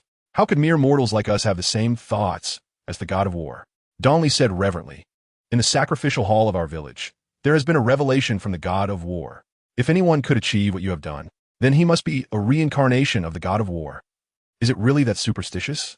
Also, if solving a primary school math problem makes one a god, that would be way too easy. Ace was a bit confused about how these truly giant beings had managed to survive until now. However, he wasn't the type of person who couldn't adapt, since he had already explained, but the giants in front of him couldn't seem to understand. He didn't want to waste any more breath. A war god is a war god. This really proves that mastering mathematics and science can take you anywhere. Here he was, in the world of One Piece, solving a primary school math problem, and he could even gather a group of giant little brothers. All right, you guys get up first, Ace said to the four massive giants in front of him. Let's have lunch. I've been wanting to try your heavenly cuisine, Pans. Yes, Pans replied with a respectful expression. Originally, he was just trying to repay Ace's life-saving grace. But now he was completely devoted to Ace. Taking out the huge iron pot from behind, Pans immediately turned to prepare the cooking ingredients. Ace suddenly remembered something and frowned slightly because he realized that Luffy hadn't arrived yet. This was too unusual. Luffy had never been late for anything involving food. Buzz. Ace's powerful observation haki swept across the entire island, and the small garden wasn't very big. So Ace could cover a quarter of the island in one sweep. But a moment later, Ace's expression gradually darkened, because there was no sign of Luffy anywhere on the island. Dare to touch Luffy? Are you looking for death? Tot tot tot. Violet's hands suddenly slammed down. Staggering back several steps, her face covered in cold sweat. How terrifying. The giants actually knelt before him? Violet had been using the Dengeki fruit's ability to monitor Ace and the others from a distance, so she had seen the entire scene just now. The sight of four giants simultaneously kneeling was too shocking, leaving her momentarily breathless. However, in the next moment, her heart surged with excitement. The stronger Ace became, the more beneficial it was for her plan, increasing the chances of annihilating the entire Don Quixote family. A gleam flashed in her eyes as Violet turned to the maid beside her and asked, Baby 5, you captured that kid named Luffy, right? Thanks to Tianyu for the 100 book coins. Ah, Baby 5 had a strange expression. She pointed to the cabin and said, He's right there. But I didn't capture him. To be precise, he came on his own. Violet felt a bit confused. What does that mean? But she quickly understood when she saw a round rubber ball bouncing and trying to come out of the cabin, only to get stuck in the doorframe because of its round body. Who is he? Violet was puzzled. She couldn't remember such a fat kid on the ship. He's Luffy. Baby 5 rubbed her forehead and helplessly said, I just said I would treat him to a meal, and he came over by himself. But I didn't expect him to eat so much. The lunch prepared today is all gone. Seeing Baby 5 shrug, Violet's mouth twitched. She had seen the normal state of Luffy. He was just an ordinary 8-year-old child. But what was this round rubber ball in front of her? With great effort, Luffy finally squeezed out from the doorframe. Sister, thank you for your hospitality. I have to go back to eat lunch. They said today's lunch is heavenly cuisine. Luffy's eyes sparkled, seemingly about to drool. Violet and Baby 5's eyes widened suddenly. Go and eat lunch? Then tell me, what the hell did you just eat? Morning tea. Violet had never heard of anyone eating morning tea, let alone someone who could eat until they turned into a ball. You just ate, didn't you? Violet's tone was a bit complicated. Luffy tilted his head and asked back curiously, wasn't that morning tea? Besides, I only ate until I was half full. What the hell, half full? You're already a ball. Goodbye, sister, I'm leaving, Luffy said as he moved towards the ship's side. No, you can't leave.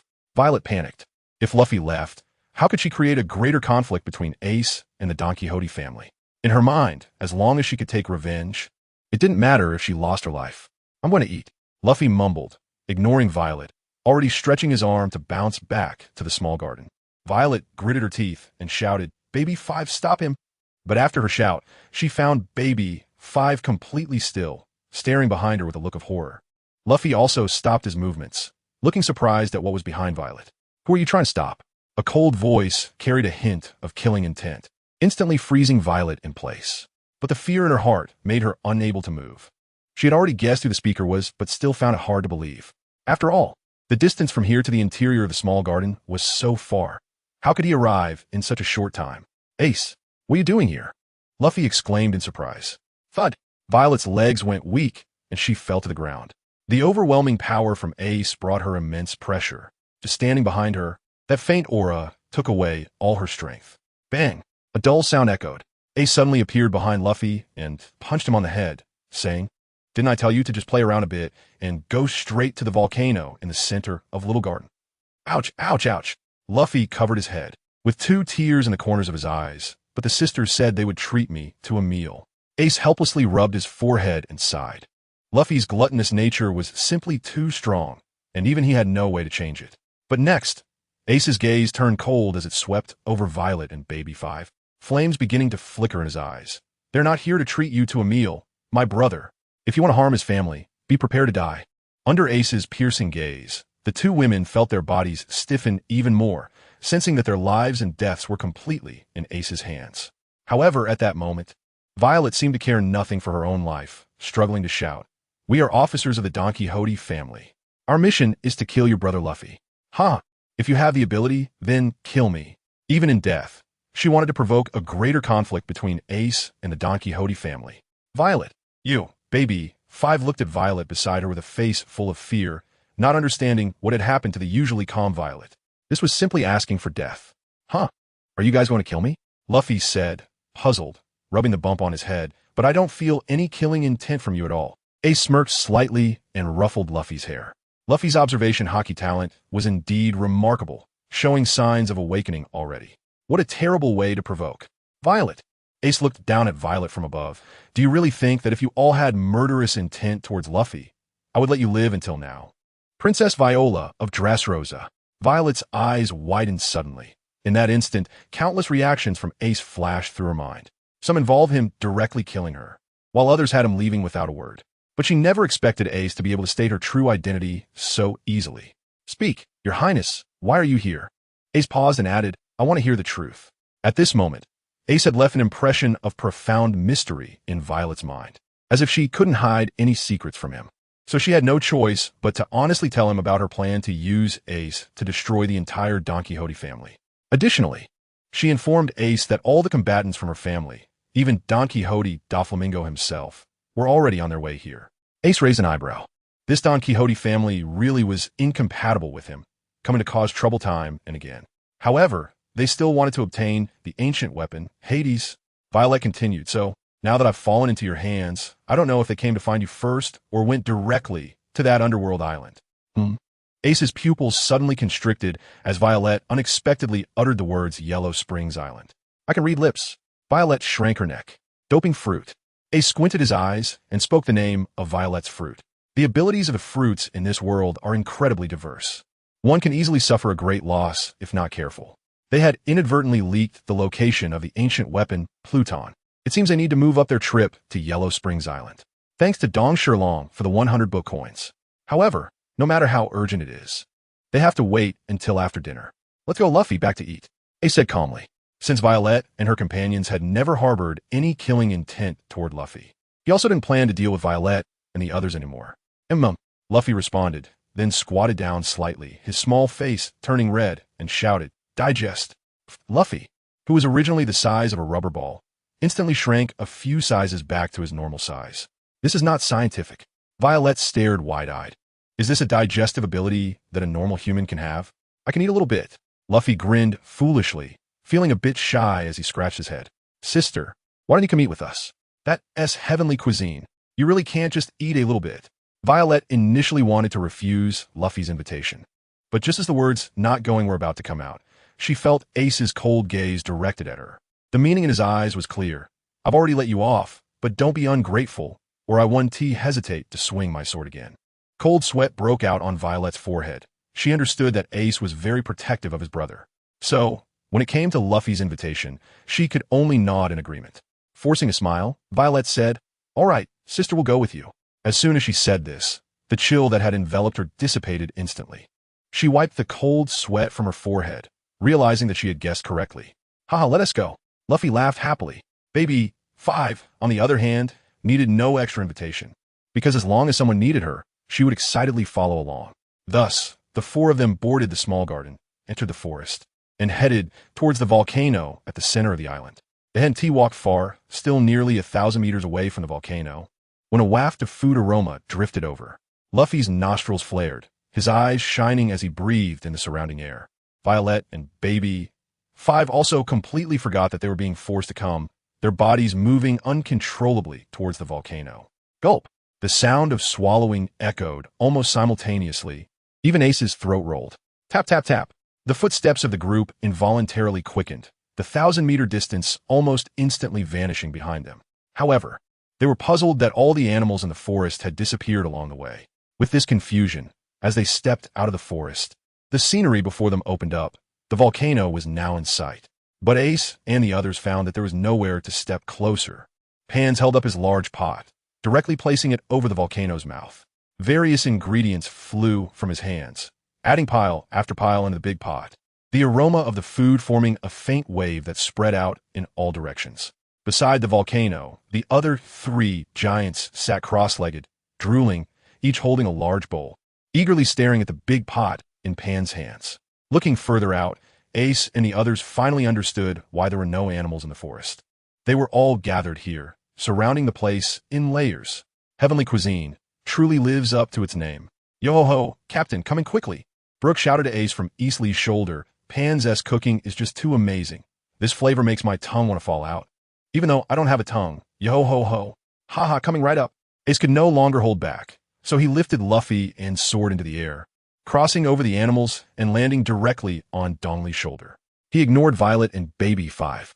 Normally, this would have been a great opportunity to escape, but the 2 girls exchanged glances, feeling the fragrant aroma surrounding them. They sniffed the air and decisively gave up the chance to run away, taking a step forward and pushing their way toward the volcano.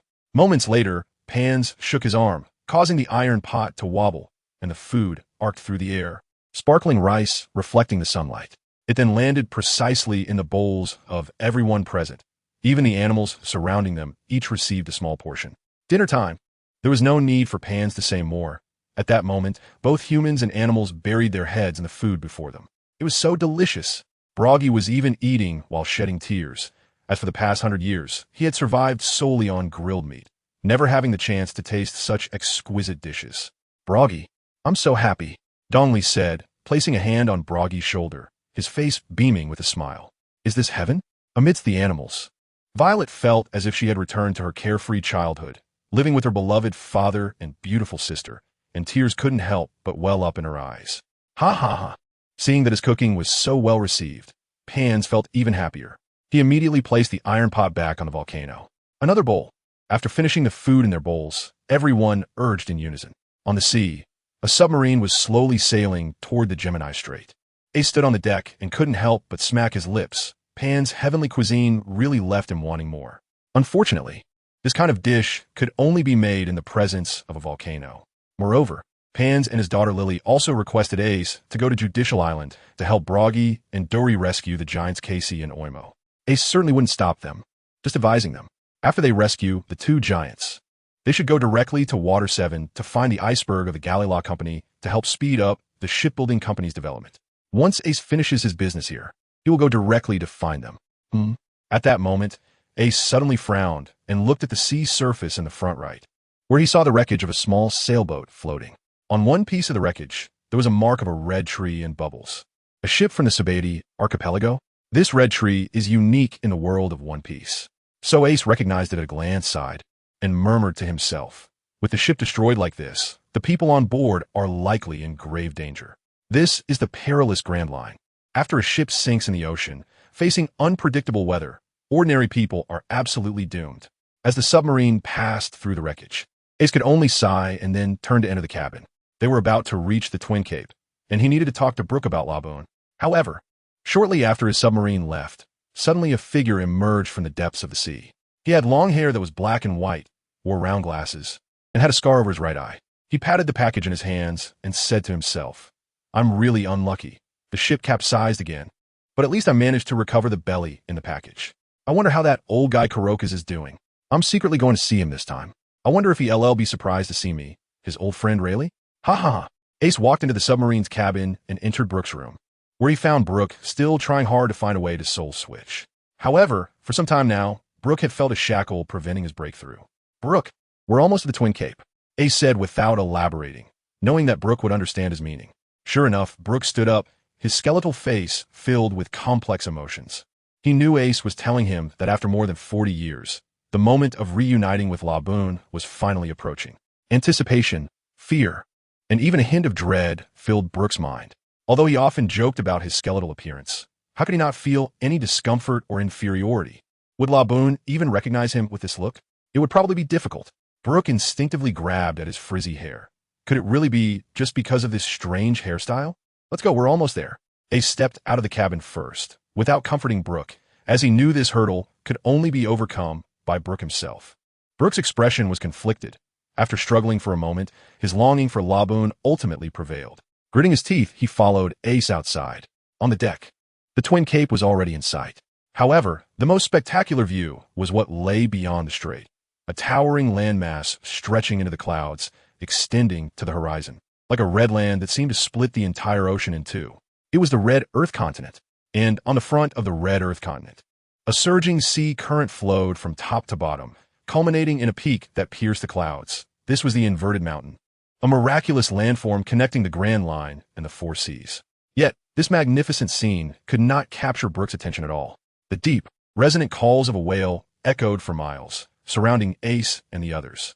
Following the direction of the sound, a massive island whale, measuring several hundred meters in length, came into view. Brooke smiled, but tears suddenly welled up in his eyes. "Laboon, have you really grown this big?" Another whale call resounded, and Laboon, who had been blocking the inverted mountain, seemed to sense something and turned its gigantic body toward Ace and the other submarine. In that moment, the size disparity between Brooke and Laboon was completely irrelevant as their eyes met. No more worries were needed. Brooke understood that all his previous concerns were unnecessary. Even though his explosive hairstyle had vanished, Laboon would never forget him. Taking out the sound shell from his skull, Brooke silently pressed the play button, and the familiar song echoed across the sea once more. Brooke, with tears streaming down his face, sang the song of Bink Sake again. Yo-ho-ho-ho, yo-ho, bring Bink Sake to your side. Like the sea breeze at will, riding the waves to the other shore, the sunset is noisy. Laboon's clear eyes sparkled with tears. It knew. It knew they would definitely return. Suddenly, Laboon sank into the sea, using its scarred head to support the submarine. "Laboon!" Brooke jumped off the deck, trembling as he touched Laboon's scars. This man who could endure decades of solitude now cried out like a child at this moment. "I'm sorry. I'm so sorry. I'm late." But Laboon only comforted Brooke, its voice filled with no resentment, only the joy of reunion. Brooke did not realize that the shackles that had long restricted his soul had been completely shattered at that moment. From today onward, his mastery over his own soul would reach a new level. "Let's go. Let them be alone for a while." Ace had been watching from the deck of the submarine. After crossing into the world of One Piece, he had devoted almost all his energy to improving his strength. But at this moment, being able to help Brooke and Lab reunite filled him with genuine joy. This joy came from a sense of accomplishment in helping others. It even made Ace feel more satisfied than gaining an increase in strength. With a smile, Ace leaped down from Lab, jumping towards the lighthouse in the Twin Cape. Behind him, Willie effortlessly lifted the submarine and jumped towards the surface, allowing Brooke and Lab to share their feelings of longing for the past 40 years. Captain Ace. As soon as Ace landed, Law stepped forward with the 3 crew members, including the polar bear Beepo, and bowed. "You did a great job. Laboon seems to be in good spirits," Ace said with a smile. Laboon had been ramming his head against the red line for years, suffering countless external and internal injuries, and should have been quite weak. But now he seemed to be in decent shape, which must be Law's doing. "I just did what I was supposed to do," Law said somewhat shyly, "and it's mainly thanks to teacher Kuroka's. His medical skills are far superior to mine." "Oh, you become Kuroka's disciple?" Ace asked, a bit surprised. Kuroka's was the ship's doctor of the Roger Pirates, capable of extending Roger's life by a year. His medical skills could be considered top-notch in the world of the Pirate King. Haha, Law is now my precious disciple. Before Law could respond, an old man in a floral shirt approached. It was Kuroka's. He looked at Law with satisfaction and said, "But soon I want to have much left to teach him." Haha, Law is the most talented kid I've ever seen. He is a natural-born doctor. Law felt a bit embarrassed by the praise and tugged at his plush hat. Of course, Law is our ship's doctor in the Ember Pirate crew. Hearing others praise his partner made Ace very happy, and he said with a smile, "Since Law has become your disciple, there must be a proper gift for the master." Saying this, Ace flipped his right hand, and a blue pill radiating rich spiritual energy appeared in his palm. This is the Qing Ming Longevity Pill, which can increase your lifespan by 10 years. In other words, it can make you 10 years younger. Ace handed it to Kuroka's. "This is Law's gift for becoming your disciple, and also to thank you for extending my father Roger's life. So please be sure to accept it." As the pill was presented to Kuroka's, several strands of spiritual energy were absorbed into his body. Instantly, he felt a lightness in his body, as if a surge of vitality had been added. Just a few strands of spiritual energy had such a significant effect. If he truly swallowed the whole pill, he didn't need to think about what kind of effect it would have. So he instinctively believed Ace's words. With a fervent gaze fixed on Ace's palm, as a doctor, he understood that the immense value of this pill would definitely drive the entire world crazy. Those older, strong ones whose bodies were starting to weaken due to age would undoubtedly give everything for this pill. But Kuroka's glanced at Laboon and Brook in the distance, took a deep breath, and finally suppressed the desire in his heart, saying, "I can't take it. I'm sorry for the delay. The update is late. If it weren't for you, I don't know how long Laboon would have to wait in despair." Kuroka's face held a hint of emotion. "It's been over 40 years, and even I don't know if I can hold on much longer. You have given Laboon hope, so I cannot take your gift." Ace raised an eyebrow but still did not retract his right hand, saying, "No need to thank me. Brook is also my crewmate, so it's only right that I help him. You can take this pill for now. Even if you can't use it yourself, I'm sure your old pals could use it." Kuroka's was taken aback. Ace's words struck a chord with him. Some of his old friends from the Roger Pirates were suffering greatly from past injuries. Even though Kuroka's was a skilled doctor, he couldn't heal a body that was on the verge of death. But with this pill, they could regain their vitality, and the difficulty of treatment would be greatly reduced. His eyes flickered as Kuroka's hesitated for a moment. But in the end, he gritted his teeth and accepted the pill from Ace's hand. He couldn't think only of himself. He had to consider his old pals too. Ace is very happy. If these pills were kept hidden and not used, they would just be dead objects. But now that they've been used to gain the favor of the old crew members of the Roger Pirates, it's definitely a huge profit. Not to mention, seeing Ace give away such precious things without hesitation for him, Luffy is even more moved. "Uncle Kuroka's, we still need to go to the East Sea to get a few things, so we'll be leaving soon." Ace smiled. "Luffy, I'll take my leave first. As for Brook, let's leave him here to hang out with Laboon for a while." You're going to the East Sea? Are you planning to go through the Calm Belt?" Kuroka's asked. "Yes," Ace replied, somewhat puzzled as to why Kuroka's would ask this question. "Then you guys are really lucky," Kuroka's said with a smile. "If you wait for another hour, the Upside-Down Mountain will experience its annual reverse current." Ace was surprised. Is there really such a thing? As if he could see the question in Ace's heart. Kuroka's explained. Usually, Reverse Mountain separates the Grand Line from the Four Seas, and all pirates can only enter the Grand Line from the Four Seas along the ocean currents. Once they enter the Grand Line, it's as if they have completely cut off their escape route. They can only move forward, either advancing or facing death. But heaven does not completely close off all paths for people. It still leaves a glimmer of hope for those who fail in the Grand Line, which is the reverse current of Reverse Mountain that occurs only once a year. Only on this day do they have a chance to return to their hometown. Ace showed a look of realization upon hearing this. No wonder Sanji's master, Redleg Zeph, and that pirate Fleet's Creek were able to return from the Grand Line to the East Blue. After all, with their strength, they couldn't possibly cross the doldrums. It turns out there's a phenomenon of reverse flow in Reverse Mountain. Ace nodded, deciding to let Luo and the others prepare while waiting for the reverse flow of Upside Down Mountain. An hour passed quickly, and except for Brook, Ace had already brought all the crew members to the deck of the submarine. In front of the submarine, the ocean current, which had originally been cascading down like a waterfall, suddenly came to a halt, and then instantly surged upwards, flowing back to the peak of Upside Down Mountain. "Set sail." Ace's mouth curved upwards as he issued the captain's order. The submarine rode the surging currents, charging up to the summit of Reverse Mountain, and finally turned left. safely plunging into the East China Sea. Twin Cape. Playing with the Qingming longevity pill in his hand, Kuroka stood on the shore, watching Ace and the others depart on their ship, murmuring to himself, "Captain Roger, I didn't expect your son to have grown so big." "Whose son?" Suddenly, a voice came from behind Kuroka's, startling him. "Who's there? Scaring someone to death? Don't you know?" Kuroka's turned around with a dark expression. At that moment, he saw a figure emerging from the water, jumping onto the shore, squeezing the seawater from his shirt while curiously looking at Kuroka's. "Rayleigh!" Kuroka's exclaimed in surprise, calling out the person's name. "Haha, old buddy, didn't expect this, right?" Seeing Kuroka's expression, Rayleigh felt a bit smug. "Wait." Kuroka's looked past Rayleigh at the sea behind him, and his surprised expression vanished, his face suddenly darkening. "I say, you didn't swim here again, did you?" "Ahem." Rayleigh awkwardly coughed, lowering his voice. "Not at all. My ship just sank accidentally." "Nonsense." Kuroka's scolded. "Don't you know your own physical condition? Although I've done my best to treat your previous injuries, it only extends your life by another 11 or 12 years. If you keep acting recklessly like this, I can't guarantee you'll see the birth of the next era." "Ha ha ha."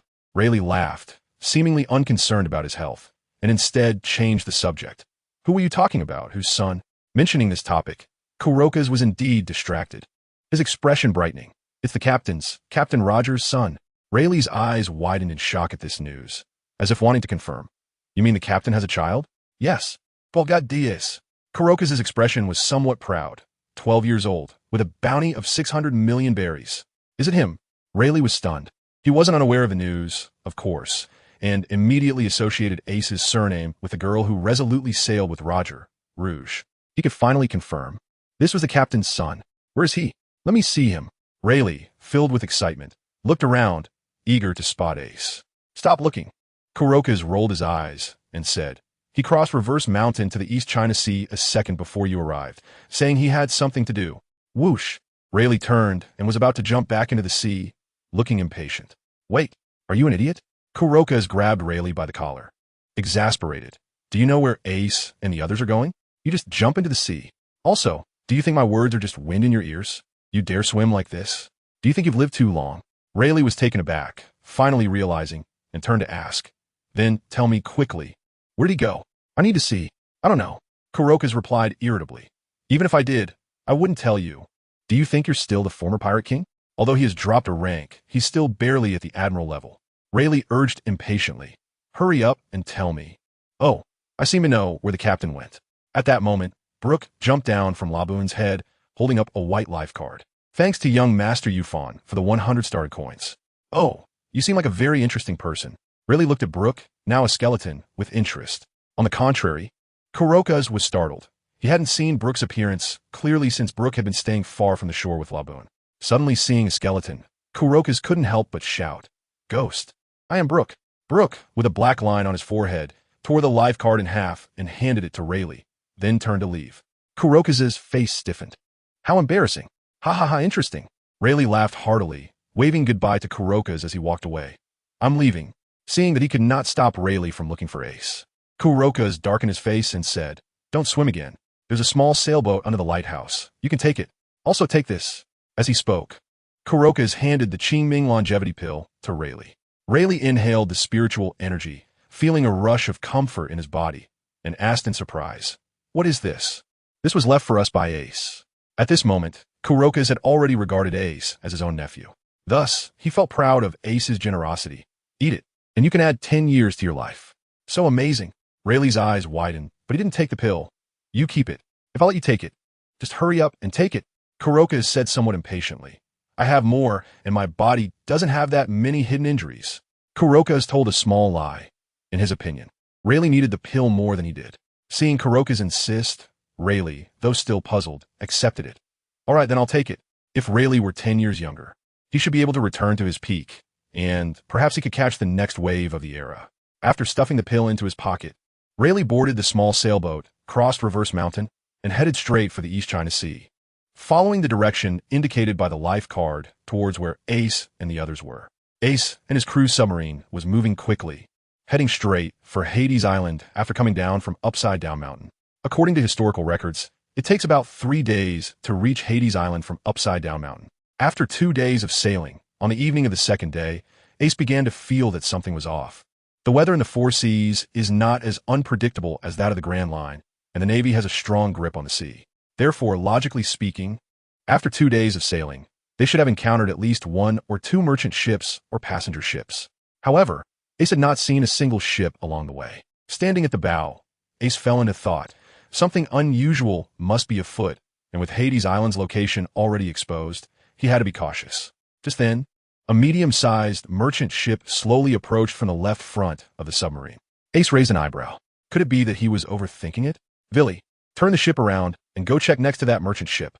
With Ace's command, the submarine adjusted its course and headed towards the medium-sized merchant vessel. Captain, luckily we've already lowered the pirate flag. Otherwise, we might scare them away, haha. Law joked while standing next to Ace. However, Law was somewhat surprised to find that Ace, who usually interacted with them easily, did not respond this time. His eyes were fixed intently on the merchant ship, and his expression had turned unusually serious. Turning his gaze back ahead, the submarine was now approaching the medium-sized merchant vessel. At that moment, Law also felt something was off. The merchant ship appeared to be drifting on the surface of the sea without anyone at the helm. Let's go take a look. Ace jumped onto the merchant ship with Law and Willy. As soon as their feet touched the deck, a wave of foul odor hit them. Captain, Law pointed to the center of the deck, his fingertips trembling slightly. Ace followed his finger, and his expression changed dramatically. In the corner of the merchant ship's deck, dozens of naked corpses were piled together, forming a mountain of bodies that vaguely resembled the lotus seat of Buddha. The outstretched pale arms looked like pure, white lotus petals, creating an eerie scene. Among the corpses were men and women, old and young, clearly ordinary passengers of the merchant ship. Dried blood had formed a black lotus pattern on the deck, sending chills down one's spine. Even though Ace and the others had seen their fair share of dead bodies, they couldn't help but feel nauseated at that moment, especially Law, whose face turned pale as he gripped the crying ghost's hand, trembling uncontrollably, obviously recalling the scene from years ago when he hid among the corpses to escape across the border. Law's fate was indeed tragic. He was born in the country known to the world as the White City, Fairvance. This country produced a premium material called plead. However, the world government concealed the truth about plead. Once mined, it would poison people and cause plead disease. The residents of Fairvance had shorter lifespans with each generation due to the accumulation of trace toxins. Those afflicted could only watch as their skin and hair turned whiter while enduring excruciating pain until they died. When Law was 10 years old, disaster struck. Due to the decreasing lifespan of each generation, the elderly, young people, and children of Fairvance all fell ill at the same time. The news that plead disease was not contagious was hidden by the world government, leading neighboring countries to block all exit routes from Fairvance out of fear of infection. War broke out, and slaughter descended upon Law. Overnight, all his relatives and friends fell into a pool of blood, leaving him to hide among the corpses to escape disaster. Thus, the scene before him on the merchant ship undoubtedly reopened the scars in Law's heart. Seeing Law's reaction, Ace sighed inwardly. This child's experience was truly heartbreaking. He patted Law's head and smiled gently, saying, "Don't worry. I will never let you experience that feeling again." Upon hearing Ace's words, Law looked up into Ace's eyes, which revealed an unwavering determination, suddenly making him feel an immense sense of reassurance. At that moment, he seemed to see Crocus standing before him once again. Although Law's face was still pale, he nodded vigorously. "What about these corpses?" Willy asked as Law's thoughts gradually calmed down. "If they are left here for too long, it will likely cause a plague." Sigh. Ace sighed, raising his foot towards the pile of corpses. All he could do for these poor souls was to give them a farewell cremation. But just as Ace reached the front of the pile of corpses, a small figure suddenly slipped out from a gap in the pile. 2 cold glints swept towards Ace's cheek. "Thanks to Finyun for the 100 starting coins." Clang, clang. Although this attack was extremely sudden, Ace's fingers instantly covered themselves with dark-colored armed hockey, and he swiftly swung forward twice, blocking both cold glints. Crack! 2 broken knives fell before him, and the shadow came to a halt. Ace extended his right hand and directly grabbed this person's neck, a cold glint flashing in his eyes. He considered himself no soft-hearted person, and he never showed mercy to enemies who intended to harm him. However, this time, the coldness on his face quickly receded. After letting out a sigh, he gently placed the shadow in his hand onto the deck. The shadow was just a child. The child looked to be around 10 years old, with golden hair, a bit smaller than Ace. But at this moment, his eyes were filled with despair, not fear. but a sorrow of having nothing left to live for. Tears continuously flowed from the child's eyes, yet his expression showed no change. Blood was flowing from the bullet holes in his body, and he only knew to keep punching Roy, unable to stop. Thud! Ace pointed a finger at the child's neck, causing him to temporarily faint, and said to Luo behind him, "This child is traumatized. You take him back to the ship first. I'll handle the bodies here." Although Ace still didn't know what had happened on this merchant ship, it was clear that it wouldn't be anything pleasant.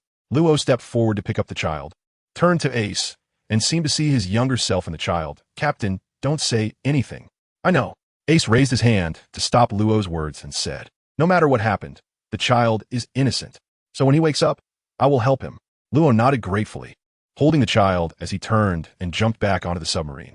After thoroughly checking the entire merchant ship, Willie found no clues and also returned to the submarine. Ace glanced at the decaying bodies in front of him and sighed. As he turned to leave, he set a large fire, giving these poor souls a little dignity in their final moments. Nighttime. In the cabin, Luo was leaning by the bed, dozing off after treating the child's wounds, feeling a bit tired himself. At that moment, the child lying on the bed suddenly woke up, retreating to the corner of the bed, looking terrified. "Don't be afraid. I won't hurt you." Luo immediately regained his composure, using the gentlest tone to comfort him and trying to get closer. "Don't come over." The blonde child shouted loudly, tears welling up again. This made Luo feel a pang of heartache. He deeply understood this pain. "Don't be scared. I just want to help you heal." The child immediately touched his body, and when he found that the wounds had disappeared, he began to believe Luo's words, but still watched him warily. "What's your name?" Luo asked softly. Luo was only 14 himself, but had an unusual maturity. The child hesitated for a moment, perhaps feeling a sense of reassurance from Luo. In the end, he revealed his name, Ian. He was succinct, not wanting to say much. "What happened on the ship? Can you tell me? We might be able to help you." Luo gently coaxed, genuinely wanting to help Ian, just like Ace had helped him. Seeing that Ian still huddled in the corner and didn't dare to say much, Luo immediately shared his own story. After Luo finished his story, Ian's tears flowed out all at once. After all, he was just a child, and seeing someone with a similar experience immediately built trust. He rushed forward and hugged Luo tightly. Following that, Ian choked up and recounted the events that had occurred on the ship. It turned out that Ian's parents ran a martial arts dojo on a small island in the East Sea. A week ago, they were invited to serve as guards on this merchant ship. This was supposed to be an ordinary task since the merchant ship's journey wasn't too long, and the local pirates in the East Sea weren't particularly strong. Therefore, Ian's parents even brought him along, intending for him to enjoy the beauty of the sea. However, after a few days at sea, they began to fearfully discover that the number of pirates in the East Sea had suddenly increased for some unknown reason, including many notorious pirates returning from the Grand Line. The captain of the merchant ship, relying on his experience, managed to avoid several pirates cautiously. But 3 days ago, the merchant ship unfortunately encountered pirates. The pirate flag flying on the opposing ship displayed a white bone lotus, and the vicious pirates wielded their knives, boarding the merchant ship and starting the slaughter without asking a word. Ian's parents were skilled in swordsmanship and protected him, but they could not fend off the continuously charging pirates, especially since the other side had firearms. Before long, Ian's parents were shot and fell into a pool of blood. Even in death, they shielded Ian beneath them. In the chaos, Ian was also shot and lost consciousness.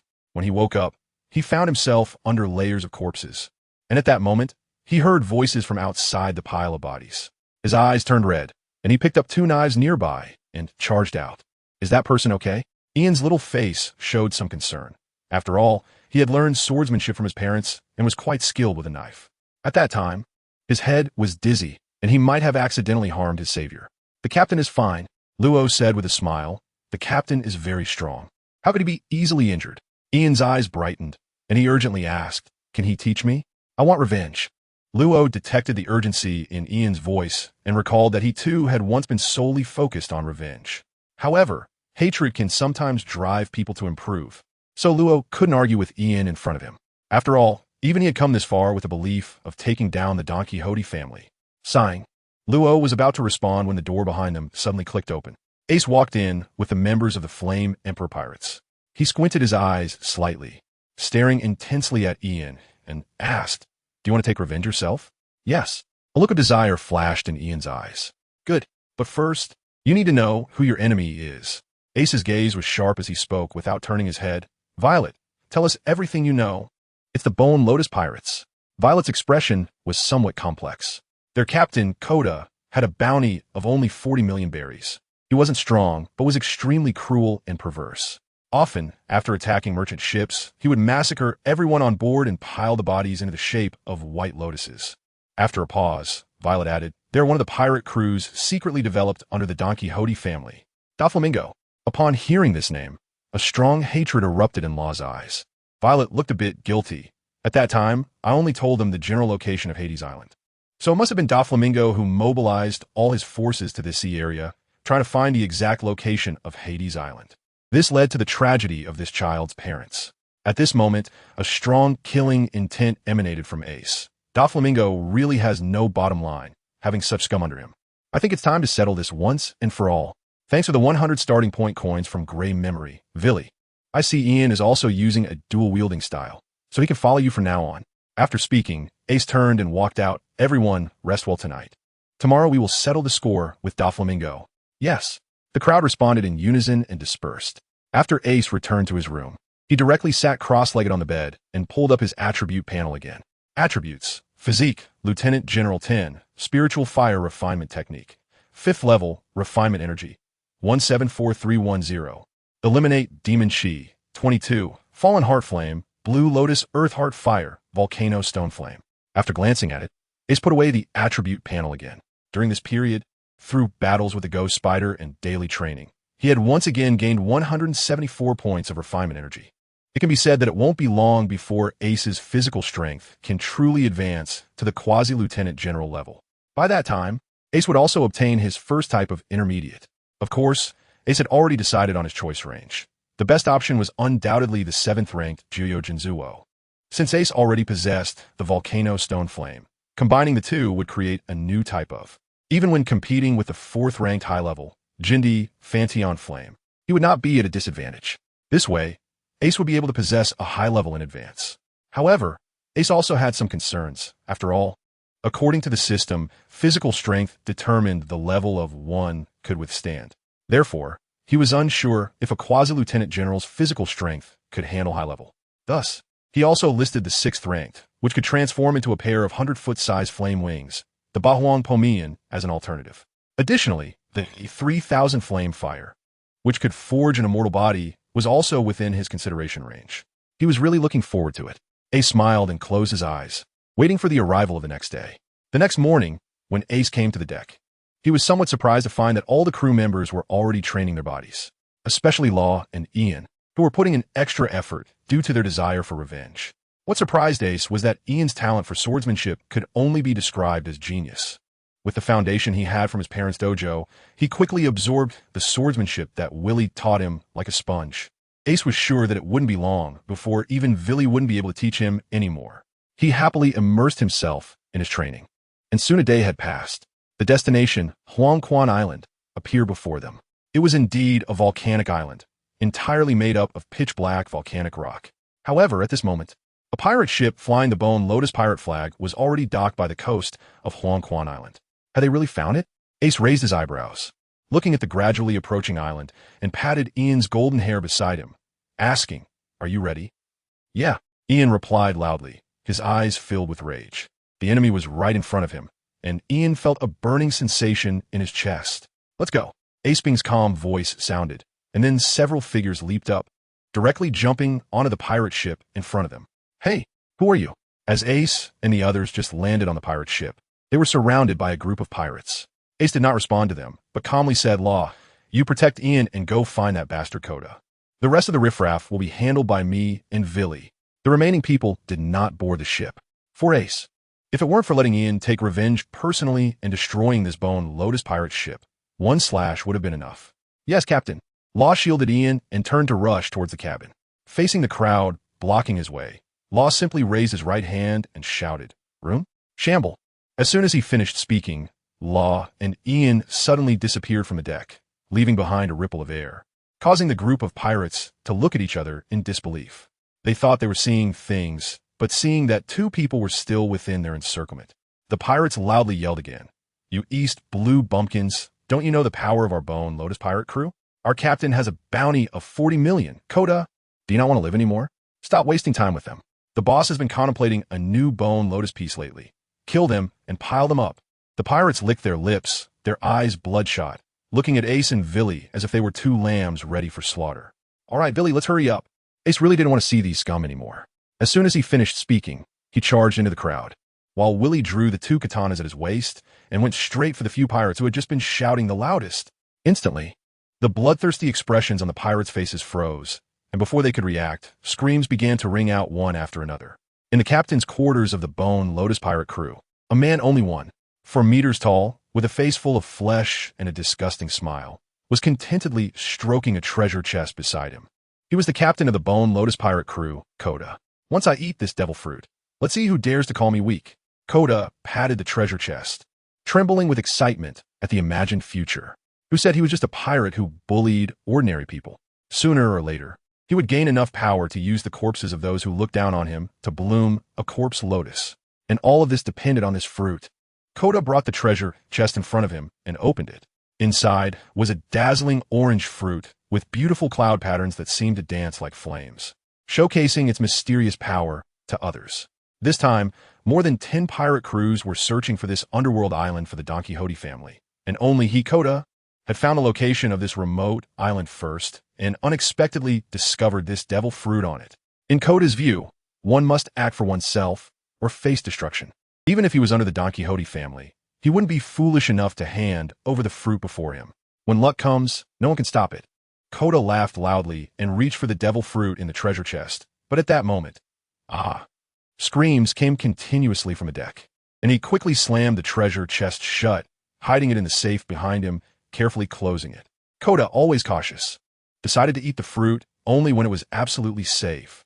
Then, Kota put on a fierce expression and shouted at the door of the captain's quarters. What's going on? Bang! The door was suddenly burst open, and a panicked pirate rushed in, stammering as he reported.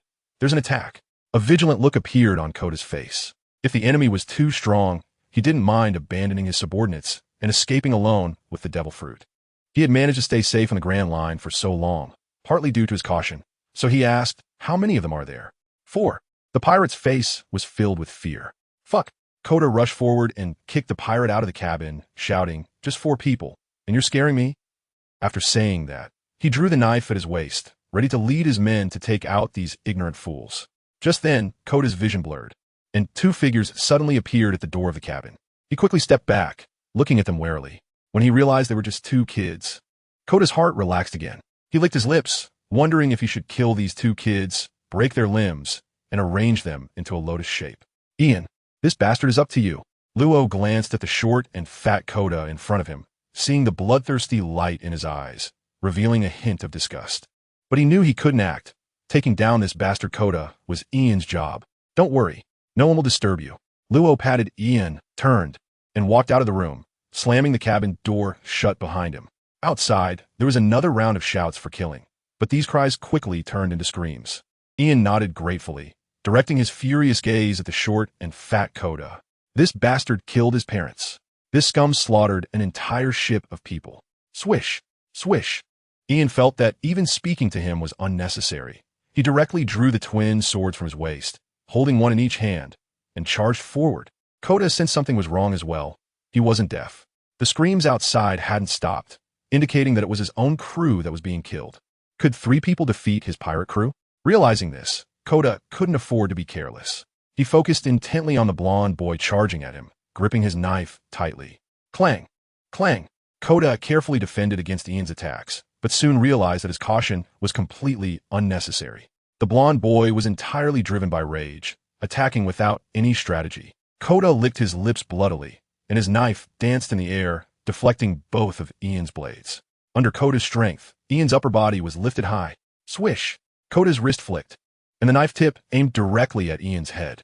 In a critical moment, Ian fell backward, rolling twice to narrowly avoid Kota's thrust. However, the passing blade left a small cut on Ian's forehead, with a trickle of blood seeping from the wound. The faint pain in his forehead instantly cleared Ian's mind. Although Kota's bounty was high, the main reason was his cruel bloodlust. His actual strength wasn't that great. But even if Kota was weak, he was still a pirate with a bounty of 40 million. If Ian continued to attack without strategy, he would have no chance of winning. Once Ian calmed down, the techniques Willie taught him began to flood his mind. Time was short, and he couldn't truly enhance his strength, so he could only rely on clever techniques to deal with Kota in front of him. Meanwhile, Kota extended his crimson tongue, licking the blood off his sword, and said with a cruel smile, "Kid, I don't know who you are, but now that I'm angry, you won't die so easily." With that, he charged forward with his knife. He could feel that the screams outside were diminishing. You wouldn't think it was because the enemy had killed them. It was obvious that his own men were being slaughtered. The three outside were terrifying. Kota dared not hesitate any longer, thinking he needed to take down the kid in front of him quickly so he could escape with the devil fruit. So Kota, with a fierce expression, stepped closer to Ian, holding his wide knife horizontally, exuding a sharp aura. Ian's expression was serious, but he breathed a sigh of relief in his heart. It seemed Kota's swordsmanship leaned towards attack, while the sword techniques he had just learned were defensive counterattack types.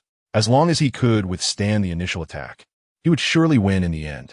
He raised both long swords, firmly locking his gaze on Kota, who had now approached him. Clang! Clang! A series of clashes echoed as Ian's forehead broke out in a cold sweat, his body trembling slightly. Kota, however, looked cold and fierce, moving with heavy yet agile steps, showing no signs of fatigue. Seeing Ian's trembling body, Kota's face revealed a cruel smile once again. This blonde kid was only about 10 years old. How could his stamina compare to his? As the saying goes, a long defense leads to loss. As long as he maintained this attacking rhythm, victory would surely be his. Thinking this, Kota's knife moved even faster. And after Ian regained his calm, his early swordsmanship experiences emerged one by one in his mind. Although every time he blocked Kota's knife his palm stung, he still gritted his teeth, searching for a counterattack opportunity. 2 minutes later, Ian was retreating step by step, forced back to the cabin door. Just as Kota lunged forward with his sword aimed at Ian's chest, Ian's eyes suddenly lit up, and he shouted, "Opportunity!" Thud! Kota's broadsword completely pierced through Ian's left chest. However, Ian did not hesitate at all. With a fierce momentum, he charged forward with his own sword, crashing into Kota's chest in an instant. Both blades retracted inward simultaneously, like a giant pair of scissors, crossing each other. Clang! Clang! Kota released the sword handle and staggered back 3 steps, his face showing an expression of disbelief, a trickle of blood appearing from his neck. No, it's impossible. He hadn't eaten that devil fruit yet. He hadn't proven to those people that he could become stronger. He didn't want to die. With a look of resentment directed at Ian not far away, Kota used his last ounce of strength to throw the sword in his hand at Ian's head. His eyes widened. Before dying, he wanted to drag this kid down to hell with him. Whoosh! Suddenly, a figure wearing an orange cowboy hat appeared in front of him. This person showed no sign of emotion on his face, raised 2 fingers, and gently pinched the flying sword. Bang! With a loud noise, the sword, which contained all of Kota's strength, was effortlessly pinched by 2 fingers. Fire fist! Kota's eyes bulged. If he had known that the enemy was this person in front of him, he would have fled without looking back. But now it was too late. Blood continued to gush from his mouth, and he had no strength left to struggle. Glancing at the safe, Kota, filled with resentment, tilted his head to the side and fell to the ground with a thud, rolling to his own feet. Thud! Blood erupted like a brilliant red fountain from Kota's headless corpse, forming a chilling blood lake on the floor. Dad! Mom! You can rest in peace now. Tears streamed from Ian's eyes. He had finally succeeded in avenging those cruelly killed by Kota. With a thud, Ian's body fell to the right, landing directly on the floor, the broadsword embedded in his chest causing him severe injuries. Faintly, Ian saw Ace rushing over before he fell unconscious, cradling him in his arms. Thanks to the Starshine armor for the 100 starting coins. The previously echoing cries had unknowingly disappeared. On the pirate ship, besides Ace and the other 3, there were no living beings left. There was no need to have any sympathy for these scum who harmed ordinary people. Law, quickly help Ian. Without Ace's order, Law had already used the power of the surgery fruit, encasing Ian's body in a circle of blue light. Then, with a flash of sword light, the foreign object in Ian's chest wound was directly removed. He used the medicine and bandages he carried to treat Ian's wound. 10 minutes later, Ian's breathing stabilized. Only then did everyone breathe a sigh of relief. Actually, we could have helped him directly, Willie said with some sympathy. This time, before Ace could speak, Law preemptively replied in a serious tone. For Ian, Only by personally resolving his enemy can he truly let go of this past. From Law's tone, Ace sensed a determination. Clearly, he was not only talking about Ian's matter, but also had grievances he needed to resolve himself. Law's words shook Willie's heart. He thought of how Ace had similarly given him the opportunity to take revenge himself. Gratefully looking at Ace, suddenly, in the corner of the cabin, a silver safe caught his attention. He walked over and saw that the safe had a 5-digit combination lock. Although Willie could directly chop the safe open with a knife, it would inevitably damage the contents inside. So for a moment, Willie was at a loss for what to do. Ace walked over and looked around. After seeing Willie's helpless expression, he smiled and waved to Luo, saying, "Luo, open this box." Oh, glancing at the safe, he activated the power of the surgery fruit, slicing the door of the box open in one stroke. The surgery fruit can cut through materials without regard for their composition. Only hockey can barely block it. And cutting through this ordinary steel door was effortless. Clang! Willie smiled, thinking that having such a convenient ability among his companions was really great. Willie turned around and yanked the door of the safe open, revealing a golden treasure chest inside. "Captain, take it." Without caring about what was inside, Willie directly threw the treasure chest to Ace. To him, even his life belonged to Ace, let alone these external possessions. Ace reached out to catch it, feeling somewhat moved and smiling. He raised his hand to open the treasure chest. Boom! The familiar orange devil fruit appeared before Ace, and a strong desire surged within him. A craving to consume this fruit immediately. Click! He forcefully closed the lid of the treasure chest, beads of sweat forming on his forehead. Why? Why did he have this sensation? There was no doubt that the fruit inside was the flame fruit. It wasn't the first time Ace had seen it, but he had never felt this way before. It felt as if this fruit was meant to belong to him. Ace is now somewhat grateful that his rebirth changed the course of the plot. The Mera Mera no Mi, which was supposed to quietly wait for 5 years, was unexpectedly discovered by Kota ahead of time. If it hadn't been discovered in time, the Mera Mera no Mi would have really changed hands. Ace turned to look at Villy and the others. Just as he was about to speak, he was interrupted by Villy. "Captain, I don't need the devil fruit. You can keep this one." Villy's expression was very determined. Law also chimed in, "I'm already a devil fruit user, so it would be useless to me." "Captain, you can handle it yourself." Ace listened to the two of them and stopped being polite, tucking the fruit into his arms. At that moment, he felt a warm sensation in his heart. "I think I need a quiet little island to consume this devil fruit." Ace's face flushed as he felt a strong desire to swallow the fruit immediately. But another voice inside him reminded him that this time was different. This time, by swallowing the Mera Mera no Mi, he not only had to deal with the curse within the fruit, but also prevent any issues with the internal strange fire. So he needed to find a secluded place. "I think you must be in a hurry, Captain. How about the nearby Hades Island?" Willie suggested. At that moment, Law had already found a room and laid Ian on the bed. He came over and said, "Yes.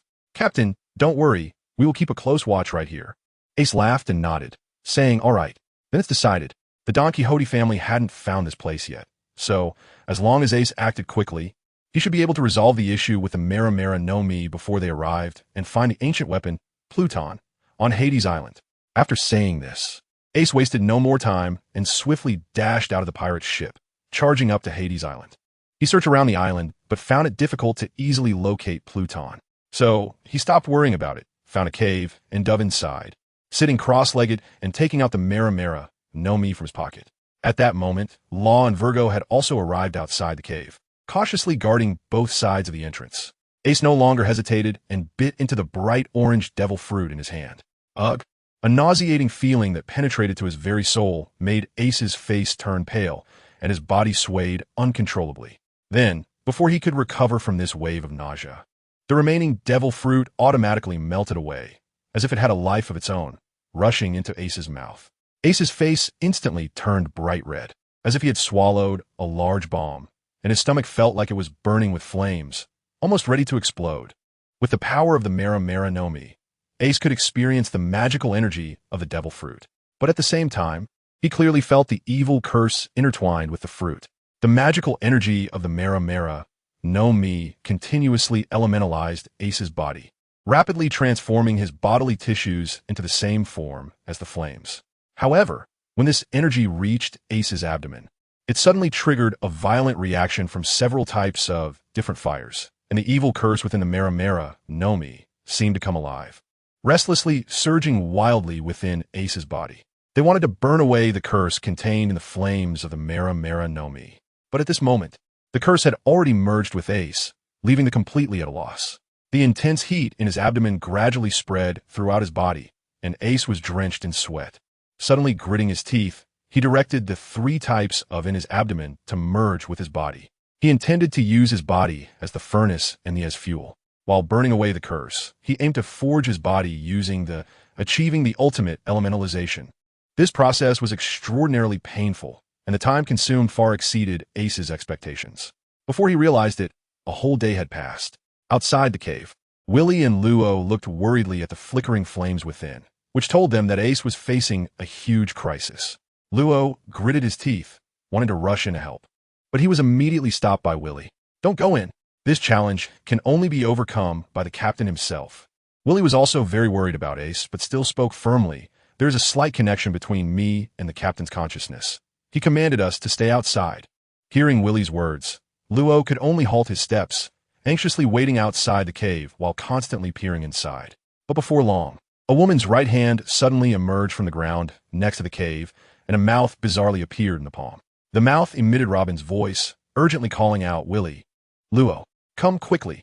The Don Quixote family ship has found this place." "What?" The two exchanged serious glances, their expressions heavy.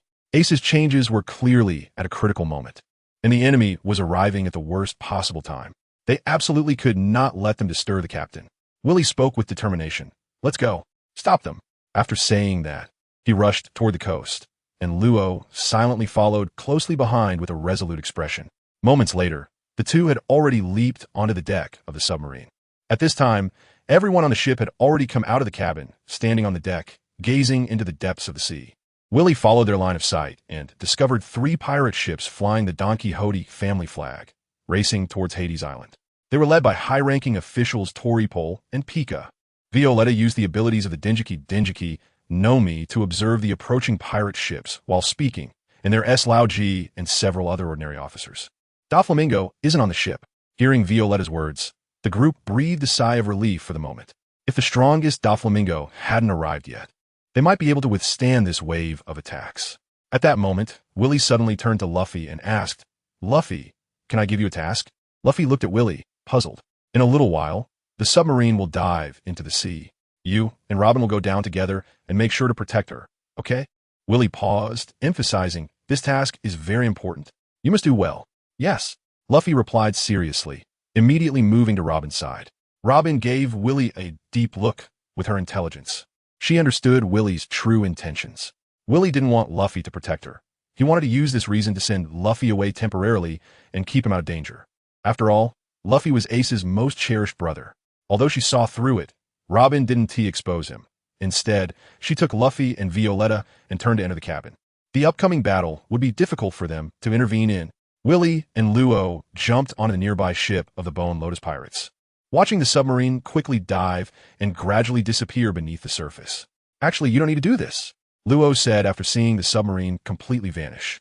The captain probably doesn't want his brother to be just a flower in a greenhouse. Willie, looking at the approaching enemy ships, smiled. "I don't understand these things. I only know that I will do everything in my power to crush anything that could harm the captain at its roots." As he spoke, Willie had already broken off a metal railing on the pirate ship. He then spread his legs apart, assuming a standard spear-throwing posture. With a flash of blue lotus on his forehead, flames burst from his palm, instantly transforming the metal railing into a 6-meter-long flaming spear. In the next moment, Willie's eyes widened as he aimed at one of the distant pirate ships and suddenly hurled the flaming spear, a terrifying blue dragon streaking across the sky. Rushing towards that pirate ship. What is that? On the central pirate ship, Toripol, Pika, and other officers gathered on the deck. But they had no way to respond to this sudden attack, only able to watch helplessly as the giant spear struck the side of their ship. Boom! With a loud explosion, that pirate ship was instantly engulfed in flames. Whether it was people or objects, everything was turned into fuel for the fire, making the flames leap even more fiercely. The waves caused by the explosions pushed the remaining pirate ships to scatter, and Torpal's face turned ashen. If the attack had been directed at them, he and Pika could have fought back. But the enemy was clearly just trying to eliminate the ordinary members around them, and they had no way to intervene. "Willie, Your attack power has increased again, Luo remarked, looking at the flames on the sea. Of course. Willie broke another railing, saying, my strength is linked to the captain's strength. As the captain gets stronger, so do I. Whoosh! Another flaming dragon soared through the sky, smashing into another pirate ship. For the final spear, Willie finally aimed at the officers, narrowing his eyes. Willie's right arm holding the spear suddenly swelled, further enhancing the spear's power. Go! Rumble! This time, as the spear soared through the sky, it emitted a thunderous roar, leaving a striking blue trail behind, charging toward Toripole and the others with unprecedented momentum. Damn it! How dare you underestimate us? Pika's voice was sharp and filled with anger as he drew out a nearly 3-meter-long sword from behind. Just before the spear struck, his powerful armament Haki completely enveloped the sword. Break for me! Pika leaped into the air, his face fierce as he swung the sword down onto the spear. Boom! The spear exploded, but Pika's expression changed drastically. The explosive flames did not dissipate.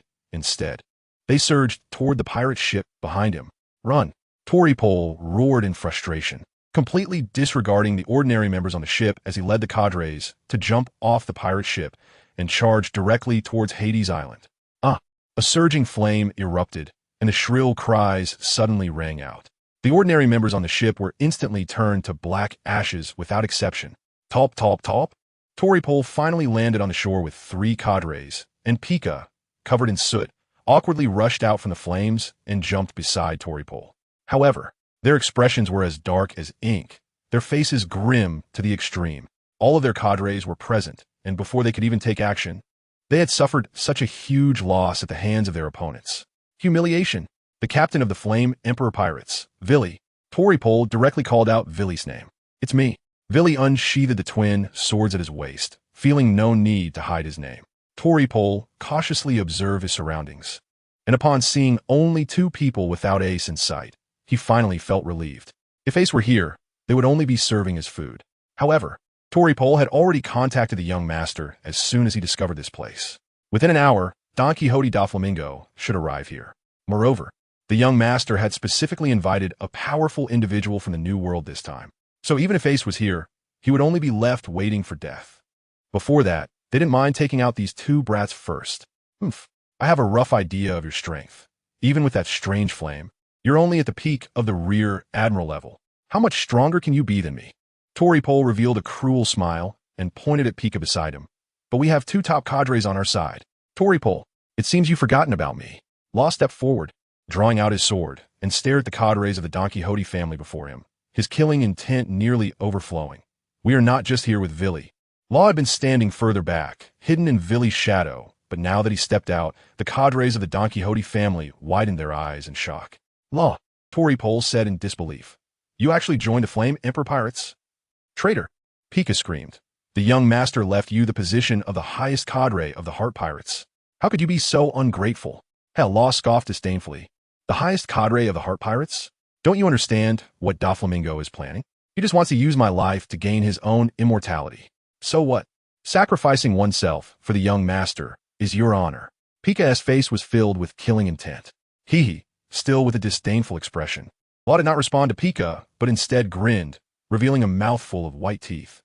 Oh, by the way, I forgot to tell you, Virgo was actually killed by me. This time, the cadres were completely shocked. You, Toripole, raised your hand to point at Law, the veins on your forehead bulging, momentarily unable to speak. Law looked at their expressions and finally felt a sense of relief. Carlston had died at the hands of these people before him. Just killing Virgo was not enough to satisfy Law. He wanted to send all of them to hell, looking for death. Pika screamed, I must make you taste the agony of the piercing punishment. As he spoke, Pika's body rapidly sank, seemingly merging directly with the rocks, blending into the volcanic rock beneath his feet. Octopus Rock. Pika's low roar suddenly came from beneath the ground, and then the stiff rocky shore beside Villy and Law seemed to suddenly turn into liquid, surging wildly. In the next second, 8 rocky tentacles abruptly rose from the ground, surrounding Villy and Law along with their pirate ship. The piercing shriek that the tentacles made as they cut through the air warned Villy and Law. Even a powerful sea beast would be instantly pierced if struck by these tentacles. But at this moment, the two had no intention of dodging at all. On Law's right hand, he had unknowingly tattooed the mark of death, his gaze cold as he raised his right hand and coldly said, "Room." A circle of blue light instantly enveloped all 8 tentacles, and Law directly used the skill that Ace had taught him recently. Butchery. Swish, swish, swish. In an instant, Law slashed out dozens of strikes towards the tentacles in front of him, dozens of blade lights simultaneously cutting through the rocky tentacles, instantly dividing them into numerous pieces. Clang, clang, clang. With a few crisp thuds, Pika, who had been hiding within the tentacles, was directly sliced out, shooting back in shock, escaping the light circle in a rather disheveled manner. If he hadn't quickly covered himself with armament hockey, that move would have sliced him into pieces. How is this possible? Pika staggered to steady himself, incredulously screaming. How could you have developed the surgery fruit to this extent in just a few years? You will never know how strong Captain Ace is. Law smiled, not answering Pika's question. Instead, he expressed his admiration for Ace without thinking. It was truly because Ace had brought Law immense gains over this period. Not only did he teach him methods to rapidly enhance physical strength, but it was as if he could foresee the future, perfectly guiding the development of the surgery fruit, casually helping Law plan the direction of the fruit's development. These suggestions saved Law at least 7 or 8 years of time. Villy, your strength is now greater than mine. Leave Pika to me, and the remaining cadres are all yours. Law calmly analyzed the situation on the battlefield. The two exchanged a glance. Rest assured, Villy nodded solemnly, and in the next second, he charged towards Toripol with his sword drawn. Damn it, they dare to underestimate us. Torpol's face darkened as he raised his staff and waved it forward. Instantly, the fighting cadres behind him surged forward, attacking Villy simultaneously.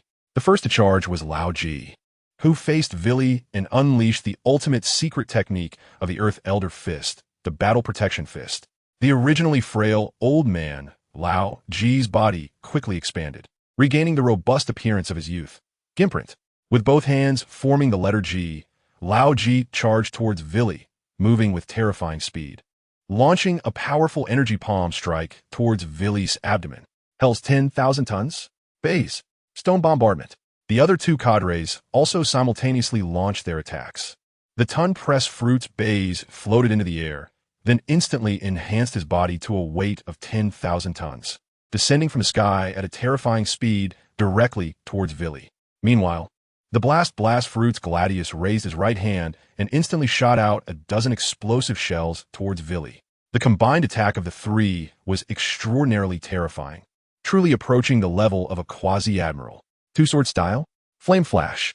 Villy's twin blades extended to his sides, engulfed in flames that formed massive fiery wings. The technique continued to gather strength, growing increasingly powerful. Yet, he maintained a resolute gaze, fixated on Torpol at the back, as if the exchanged glance with Law had given him immense confidence, showing no intention of defending against the attacks from the three officers. Just as the attack was about to land on Villy, room, Law's low shout echoed in the ears of everyone present, and a cyan circle instantly enveloped several people. Villy's figure suddenly vanished from the sight of the three officers, breaking through their encirclement and appearing directly behind them. Raoji and Gladius were horrified to find that their bodies had been instantaneously moved by a strange force to the spot where Villy had originally stood. Bang! Raoji's energy palm suddenly struck Gladius. Boom! The descending bays crushed the two into the hard rock below. Boom! Boom! The dozen explosive shells shot out by Gladius instantly engulfed the three men entirely.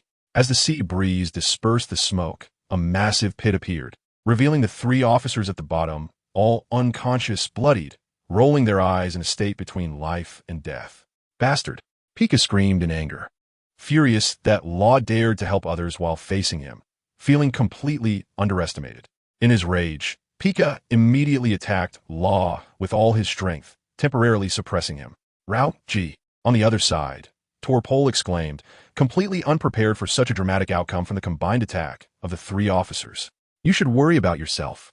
Taking advantage of the moment, Villy had already charged in front of Torpol, the fiery wings at his sides closing in like two enormous blades, slashing towards Torpol's body. Splat! Torpol barely managed to retract his gaze, but his gooey body was instantly sliced in half. Slime splattered everywhere, ignited by the flames on Villy's blades. Boom! The slime exploded, and Villy took a few steps back to avoid the shockwave, fixating on the center of the explosion. Logically, Torpol had been cut in half and was in the center of the explosion, leaving him no chance of survival. Yet for some reason, Vili felt something was amiss. Sticky chain. From within the smoke, a chain made entirely of spherical slime suddenly shot out, its tip gleaming with a sharp cold light, piercing towards Vili at a terrifying speed. Sensing the danger, Vili instinctively sidestepped, and the chain zipped past him, crashing into the pirate ship on the shore with a thunderous sound. Drip! A small cut appeared on Vili's cheek from the chain, blood seeping out. But he was even more astonished. Could this guy be a Logia fruit user? Sticky meteor. The enemy didn't give Vili much time to think. Torpol, using the chain that pierced the pirate ship, lifted the entire ship into the air, intending to smash it down on Vili. Not good. Vili's expression changed. He suddenly remembered that Ian was still on that pirate ship. Without hesitation, he shouted, "Law, save Ian." Then Vili instantly slashed at the chain with 2 strikes, severing it. However, the pirate ship continued to plummet uncontrollably towards the ground. Upon hearing Vili's words, Law's pupils constricted, but there was no time to regret his mistake. He raised his right hand to activate his power. Haha, you want to save someone? Dream on. Pika's sharp voice was exceedingly grating as he charged toward Law. The dense blade light he struck out preventing Law from activating his ability. As the pirate ship was about to crash to the ground, Ian, already severely injured, wouldn't be able to withstand such a massive impact, leaving him no chance of survival. Get back. I'll handle this. In that brief moment, Vili unleashed 200 of his strength, swinging his blades to send Torpol flying, colliding midair with Pika. He then wielded his twin blades to simultaneously attack both Torpol and Pika. Boom! Torpol knocked Pika back 2 steps, and the incoming Vili, with blades engulfed in cyan flames, seemed to transform into a legendary firebird, bravely fighting 2 against 1, forcing the 2 to retreat repeatedly. Law finally freed up his hands and activated his ability just as the pirate ship was about to land. Boom! The pirate ship crashed to the ground, instantly exploding into countless fragments that shot toward the 3 combatants, temporarily pushing them back. Vili nervously looked over, and upon seeing a flash of cyan light, he sighed in relief as Law appeared, cradling Ian. However, at that moment, blood was already trickling from the corner of Law's mouth, indicating he had been injured. Vili moved his fingers to the blue lotus on his forehead, saying without hesitation, "Law, protect Ian. I'll handle these 2. Law opened his mouth to refuse, but after seeing Vili's actions, he ultimately did not argue, instead saying, "Be careful." And that Torpol isn't a Logia user. He just covered his body with slime. After finishing his words, Law raised his hand to activate the room shield, directly transporting himself and Ian to a location 100 meters away. Huh? Are you kidding? Pika and the others thought they had misheard, but then they mocked. "Since you're seeking death, don't blame us." As he spoke, Pika instantly merged into the ground, assimilating the surrounding rock to form a massive rock giant. Torpol, without saying a word, secreted a large amount of slime, instantly covering a significant portion of the coast, creating a disgusting slime lake. Clearly, these 2 top officers had unleashed their strongest skills. Feel honored. At this moment, Vili's eyes flickered with a blue glow, his gaze devoid of any emotion. For you to have the opportunity to bear the captain's wrath. Vili's finger touched his forehead, pulling outward with all his might, as if he were lifting a massive boulder, making even his peak vice admiral physique feel strained. As Vili's finger moved outward from the blue lotus on his forehead, he actually pulled out a 4-colored flame spear from thin air. Whoosh! As the 2-meter-long spear was fully drawn from the blue lotus, it emitted a soft hum like a sword being drawn. At this moment, Vili was already drenched in sweat. He looked at the spear in his hand, his eyes gleaming with fervent admiration. This was the trump card granted to him by Ace, and in Vili's eyes, it was the highest honor. Once this move was used, he would not be able to use his abnormal fire for a month. But so what? The glorious debut must be spectacular. Flame Emperor S spear. Taking a stance, with muscles tensed, Vili threw it unhesitatingly at the enemy before him. Whoosh! Without a violent roar, the divine spear instantly vanished from Vili's hand, and in the next moment, it pierced into the head of the giant where Pika stood. Gurgle, gurgle! The originally hard rock giant suddenly began to bulge continuously. It was as if countless ugly poisonous sores had sprouted, instantly making it riddled with holes. No.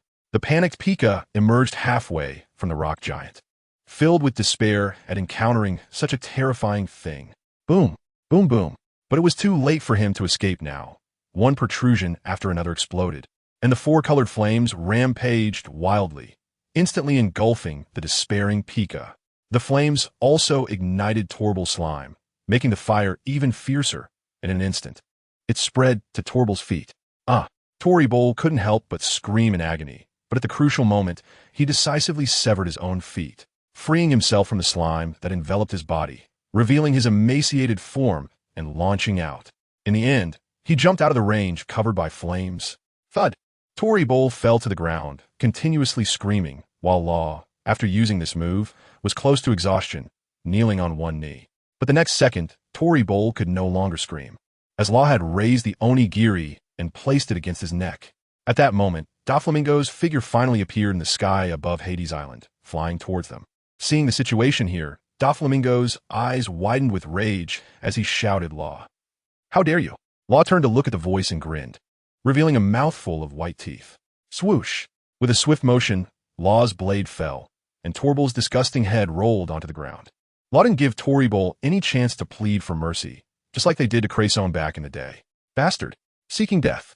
Doflamingo roared in fury. No one dared to defy him like this. He was the wielder of Conqueror's Haki, and he was also a great celestial dragon. Everyone should obey him, should kneel at his feet, and beg for his mercy. But now, someone had killed his cherished subordinate right in front of him. Damn it, you should die. Nearly 100 meters away from Hades Island, Doflamingo suddenly flicked his finger. Just this ordinary action instantly filled the atmosphere around Law with murderous intent. As an almost transparent thread shot towards him, sharp and resilient, as if the air itself was being sliced apart by it. After provoking Doflamingo, Law felt exceptionally pleased, but had already gathered all his attention. At this moment, Doflamingo's attack was imminent. Although he couldn't see the thread before him, a strong sense of crisis had already assaulted Law's mind, and the hair all over his body stood on end as he exerted all his strength to swing Onigiri towards the front. Clang! Even though he couldn't see the object in front of him, Onigiri struck it with undeniable force, and a tremendous power transmitted from the blade to Law's arm. It felt as if he had been hit head-on by a sea king, and Law's complexion instantly turned a shade of blue and purple as he spat out blood and flew backward. This was the power of Doflamingo's furious strike. Whoosh! Doflamingo descended from the sky and stood beside Torbal's body, glancing down to find Toribol was dead beyond recovery, a dark blue color covering his forehead. Turning his head, he saw the few ashes in the flames and understood that the remaining cadres had surely vanished from this world as well. Doflamingo's expression became extremely grim, yet he let out an eerie laugh. "Very good. You all did very well. My Don Quixote family has actually been destroyed by you." A wave of energy radiated out from him, causing the ground to instantly transform into distinct threads, resembling countless white seaweeds sprouting from the earth, swaying continuously. Moments later, the entire coastline had turned into a bizarre forest made of threads. This terrifying sight left both Willie and Law with extremely serious expressions. At this moment, they had no power to resist, and in the face of Doflamingo's terrifying attack, they were surely doomed. However, what they were most concerned about now was Ace. If they couldn't withstand Doflamingo before them, their captain would be in danger. Wiping the blood from the corner of his mouth, Law and Willie leaned on their swords and exerted all their strength to stand up again. Even if they were to die, they would stand in front of their captain. Useless. Here, I am a god. Doflamingo spread his arms, and countless threads swayed with his movements, while a substantial dark blue aura suddenly erupted from his body, sweeping toward Willie and Law. It was Conqueror's Haki. He wanted to show these two kids who the true master was. The Haki swept over Willie and Law in an instant. After the previous battle, both were already weak and exhausted. Under this Conqueror's Haki, they felt like two small boats in a storm, about to capsize completely. But just as they were on the verge of collapsing from the center of Hades Island, a more powerful Conqueror's Haki suddenly soared into the sky, surging outward in all directions, clashing head-on with Doflamingo's Haki. Boom! In the center of the collision of the two Haki, the white clouds that had been drifting in the sky began to churn violently, and the fierce wind howled, forming a clear, dividing line in the sky. It was as if the sky itself had split in half under this collision. Doflamingo's pupils suddenly constricted as he looked toward the source of the other Conqueror's Haki, his expression growing increasingly ugly. He had already guessed who the person there was. Ace. Recently, this name has almost become his nightmare. He is constantly thinking about twisting off the other person's head with his own hands, and he has always had the confidence to crush the opponent. But at this moment, during the Clash of Conquerors Haki, Doflamingo was shocked to discover that he was actually at a clear disadvantage in this confrontation. He saw the gap in the sky moving towards him, faster and faster.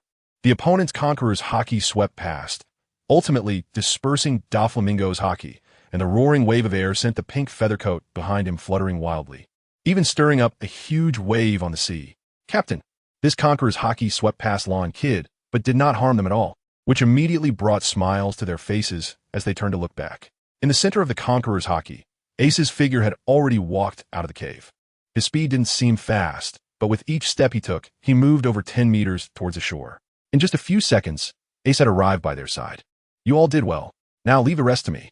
Ace smiled and stepped forward, placing himself in front of Vili and the other, blocking them behind him. The invisible aura he released was already that of a true quasi-admiral. Upon seeing Ace arrive, Vili and the other seemed to instantly find their backbone, turning around without hesitation to leave the battlefield. In their eyes, with the captain here, no matter how strong the enemy was, it was no longer a problem. This was their absolute trust in their captain. Doflamingo did not stop their departure, but instead fixed his gaze on Ace, a murderous intent gradually covering his face. Even if Ace's Conqueror's Haki was stronger than his, so what? Ace was merely a newcomer to the quasi-admiral level. For years ago, Doflamingo had already possessed that level of strength. His only goal now was to kill Ace and take Torbol and the others down with him. Whoosh! Doflamingo instantly disappeared from his original position, his killing intent completely locking onto Ace, suddenly appearing in front of him with his fingers spread like claws, slashing towards Ace's face. String. As Doflamingo's arm swung down sharply, 5 sharp, brightly colored threads with a terrifying whistle cut towards Ace. But in the face of Doflamingo's attack, Ace seemed to have no intention of dodging at all. He merely tilted his head slightly, curiously watching as the threads pierced into his body. You're really asking for death, Doflamingo said with a triumphant smile, his threads infused with armament Haki. Even a Logia-type Devil Fruit user would not dare to take his attack head-on. On Ace's body, several brilliant sparks splashed out, and Doflamingo was taken aback, not expecting that Ace in front of him was indeed a Logia-type Devil Fruit user. But so what? A cruel look flashed across Doflamingo's face as he suddenly exerted force with his right hand, pulling sharply to the side, intending to completely dismember Ace using the threads that had penetrated Ace's body. Puff! A few brief, soft sounds were heard, and all Doflamingo pulled out were a few threads that were nearly burned to ashes. Doflamingo stared blankly at the remaining threads on his fingertips. How could this be possible? His threads were stronger than steel and could cut hard rocks in half. Moreover, his threads were covered with his Haki. Even a Logia-type user with elemental abilities could only avoid the brunt of his threads attacks. But what was going on with Ace's body in front of him? What kind of Devil Fruit ability could actually burn away Haki? Haki had no effect on him. No, there couldn't be such a Devil Fruit. Doflamingo suddenly raised his head and stared intently at Ace, trying to find a flaw in Ace's expression. But Ace only smiled silently, extending his palm, watching as his 5 fingers transformed into flames and then returned to flesh, experiencing this strange sensation of elemental transformation. At this moment, Ace was fire itself, or more accurately, when the 3 types of strange flames combined with the Mera Mera no Mi, flame fruit. Ace's elemental transformation had completely surpassed the original limits of the Mera Mera no Mi. He was the was him. He could freely use the previous 3 types of because they had truly become a part of Ace's body. This was the strongest elemental transformation of the Mera Mera no Mi. Of course, Doflamingo was not wrong. Haki could still harm Ace, but that would have to be based on the premise that his attack power could surpass the... Unfortunately, that last attack was not enough. Ace's indifference finally enraged Don Quixote Doflamingo completely. Since he couldn't discern anything from Ace's expression, he decided to use his strongest attack to find the answer himself. With a roar, tens of thousands of translucent white threads surged forth from the ground, gathering into a torrent as overwhelming as a tsunami, rushing towards Ace at an incredibly terrifying speed in an instant. During this time, Doflamingo unleashed his peak observation Haki, instantly wrapping around all the white threads, dyeing the white waves as black as ink. Giant wave, white threads. Doflamingo, with a murderous expression, pointed a finger at Ace. Suddenly, The giant wave formed by the threads covered all of Ace's field of vision, resembling the gaping maw of a terrifying beast, with its sharp black teeth suddenly closing in on Ace. This is the ability awakened after the Paramecia type, String Fruit. This is the giant wave white threads infused with armament hockey. Let's see if your elementalization can withstand this move. Doflamingo's body was pulled into the air by the threads. Looking down at Ace from above. This is getting interesting. Ace finally lifted his head, a hint of a disdainful smile at the corner of his mouth, and said, "In my previous life, my strongest move will be the first for you to experience." With his legs slightly bent and arms crossed in front of him, he shouted, "Great Flame Ring." As soon as the words fell, two fire lines with a diameter of 1/2 meter suddenly shot out from under Ace's feet, spiraling outward at an astonishing speed. In an instant, the spiral fire lines had covered a coastline of several dozen meters.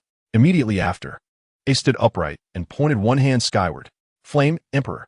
The fire lines instantly soared into the air, expanding into dazzling giant flames, and finally abruptly contracted into a massive fireball nearly 100 meters in size.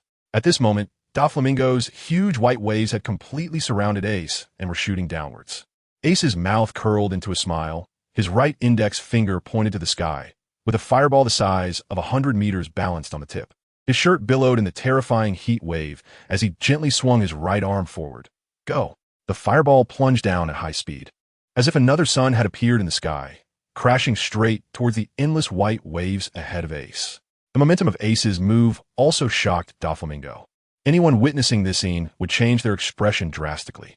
However, he quickly regained his composure, spreading his arms wide and summoning a massive wave of white lines once again, shouting somewhat fiercely, "My white lines cannot be burned away by flames." As he spoke, two giant waves soared into the sky, transforming into two dark, towering hands that directly reached for the enormous fireball. Creak, creak. The two hands closed into fists, truly encasing the entire fireball. Ha ha ha ha ha. Your flames are nothing but this. Doflamingo, excited, even changed his laughter, waving his right hand as the remaining white lines surged toward Ace in a dense barrage, the piercing whistling sound echoing across the entire coastline. "I think you really misunderstood something." Ace raised his eyebrows, lifting his arms high. This was the Flame Emperor. Boom! In an instant, the white line waves that had surrounded the fireball suddenly expanded, creating a terrifying ripple. Centered around it, the ripple shot out in all directions, wherever the terrifying ripple passed. Even the hard volcanic rock was shattered, rushing toward Doflamingo amidst the thunderous sound. Doflamingo's eyes widened in shock. He no longer had the strength to control the other white lines and could only use all his power to grasp toward the fireball. But the line ball continued to grow larger, his face turning increasingly red. Moments later, Doflamingo suddenly spat out a mouthful of blood, his expression changing dramatically as he rapidly retreated. Go! Ace's gaze suddenly sharpened. Boom! The line ball, covered with hockey, instantly cracked open with countless gaps, and dazzling firelight seeped out from the fissures. In the next second, the line ball burst apart, and the fireball charged toward Doflamingo with a terrifying momentum. As it advanced, the original volcanic rock was transformed back into magma by the horrific temperature, flowing into the sea and creating a large amount of white steam. The massive fireball in front of Doflamingo resembled a wall of fire. He had no time to dodge and could only raise his hands in a somewhat panicked manner, shouting, "Shield white line." Countless white lines twisted together and rose up, forming an incredibly hard shield wall in front of Doflamingo. This move was Doflamingo's strongest defensive technique. Even the Navy's siege cannons could only leave a white mark on the shield wall. But, crack! Ace's expression was grim, and he merely uttered a single word. After 2 lifetimes of accumulation, his move, the Flame Emperor, was no longer the simple fireball it once was. Crack! With a sharp sound, the terrifying fireball exploded again, and 3 colors surged forth. The so-called strongest shield wall seemed like a fragile piece of white paper, instantly reduced to ashes. Swish! Doflamingo, with a face full of horror, seemed about to be directly consumed by the searing fireball at any moment. In his astonishment, he could only let out an angry roar. Jack, what are you waiting for? What a waste. At some point, a pirate ship decorated with a massive ivory was sailing toward Huangquan Island, and a deep, thunderous voice suddenly erupted from the pirate ship. Boom! A huge mammoth figure leaped from the pirate ship, directly charging with an extremely deep black armed color, using its sharp tusks to collide with Ace's Flame Emperor Fireball. Sorry, the update is late today. I apologize to everyone. Boom! An explosive roar echoed throughout the sky of Huang Quan Island. The three colored waves of fire, which were originally pressing forward, collided with an incredibly solid reef, and Jack forcefully halted their momentum, allowing the flames to surge past his body on both sides. The flames continued to scorch Jack, and his skin, covered in hockey, could not withstand such high temperatures, burning his body to a charred state, with horrifying burn wounds rapidly spreading across Jack's body. Jack's forehead veins bulged sharply, and from beneath the iron mask his roar erupted. "Who do you think I am? Get lost!" Boom! Jack's four sturdy mammoth legs exerted force simultaneously, shattering the rocky ground within a radius of several meters, and he charged forward fiercely, scattering the remaining flames. Sizzle, sizzle, sizzle. Jack's body was now covered in burns, with wounds still flickering with residual sparks, looking exceptionally tragic. But he slammed his right leg against the ground, shaking off the last of the flames. Gurgle, gurgle. The nauseating sound of muscles writhing could be heard. After escaping the flames, Jack's wounds began to heal at a visibly rapid speed, forming scabs. Ace looked from a distance, his eyes slightly narrowed, staring at the suddenly appearing mammoth. Jack the Drought? Is the Zoan-type fruit awakened? The awakening of a Zoan-type fruit grants the user an extremely powerful physique. Both physical strength and recovery speed will reach a terrifying level.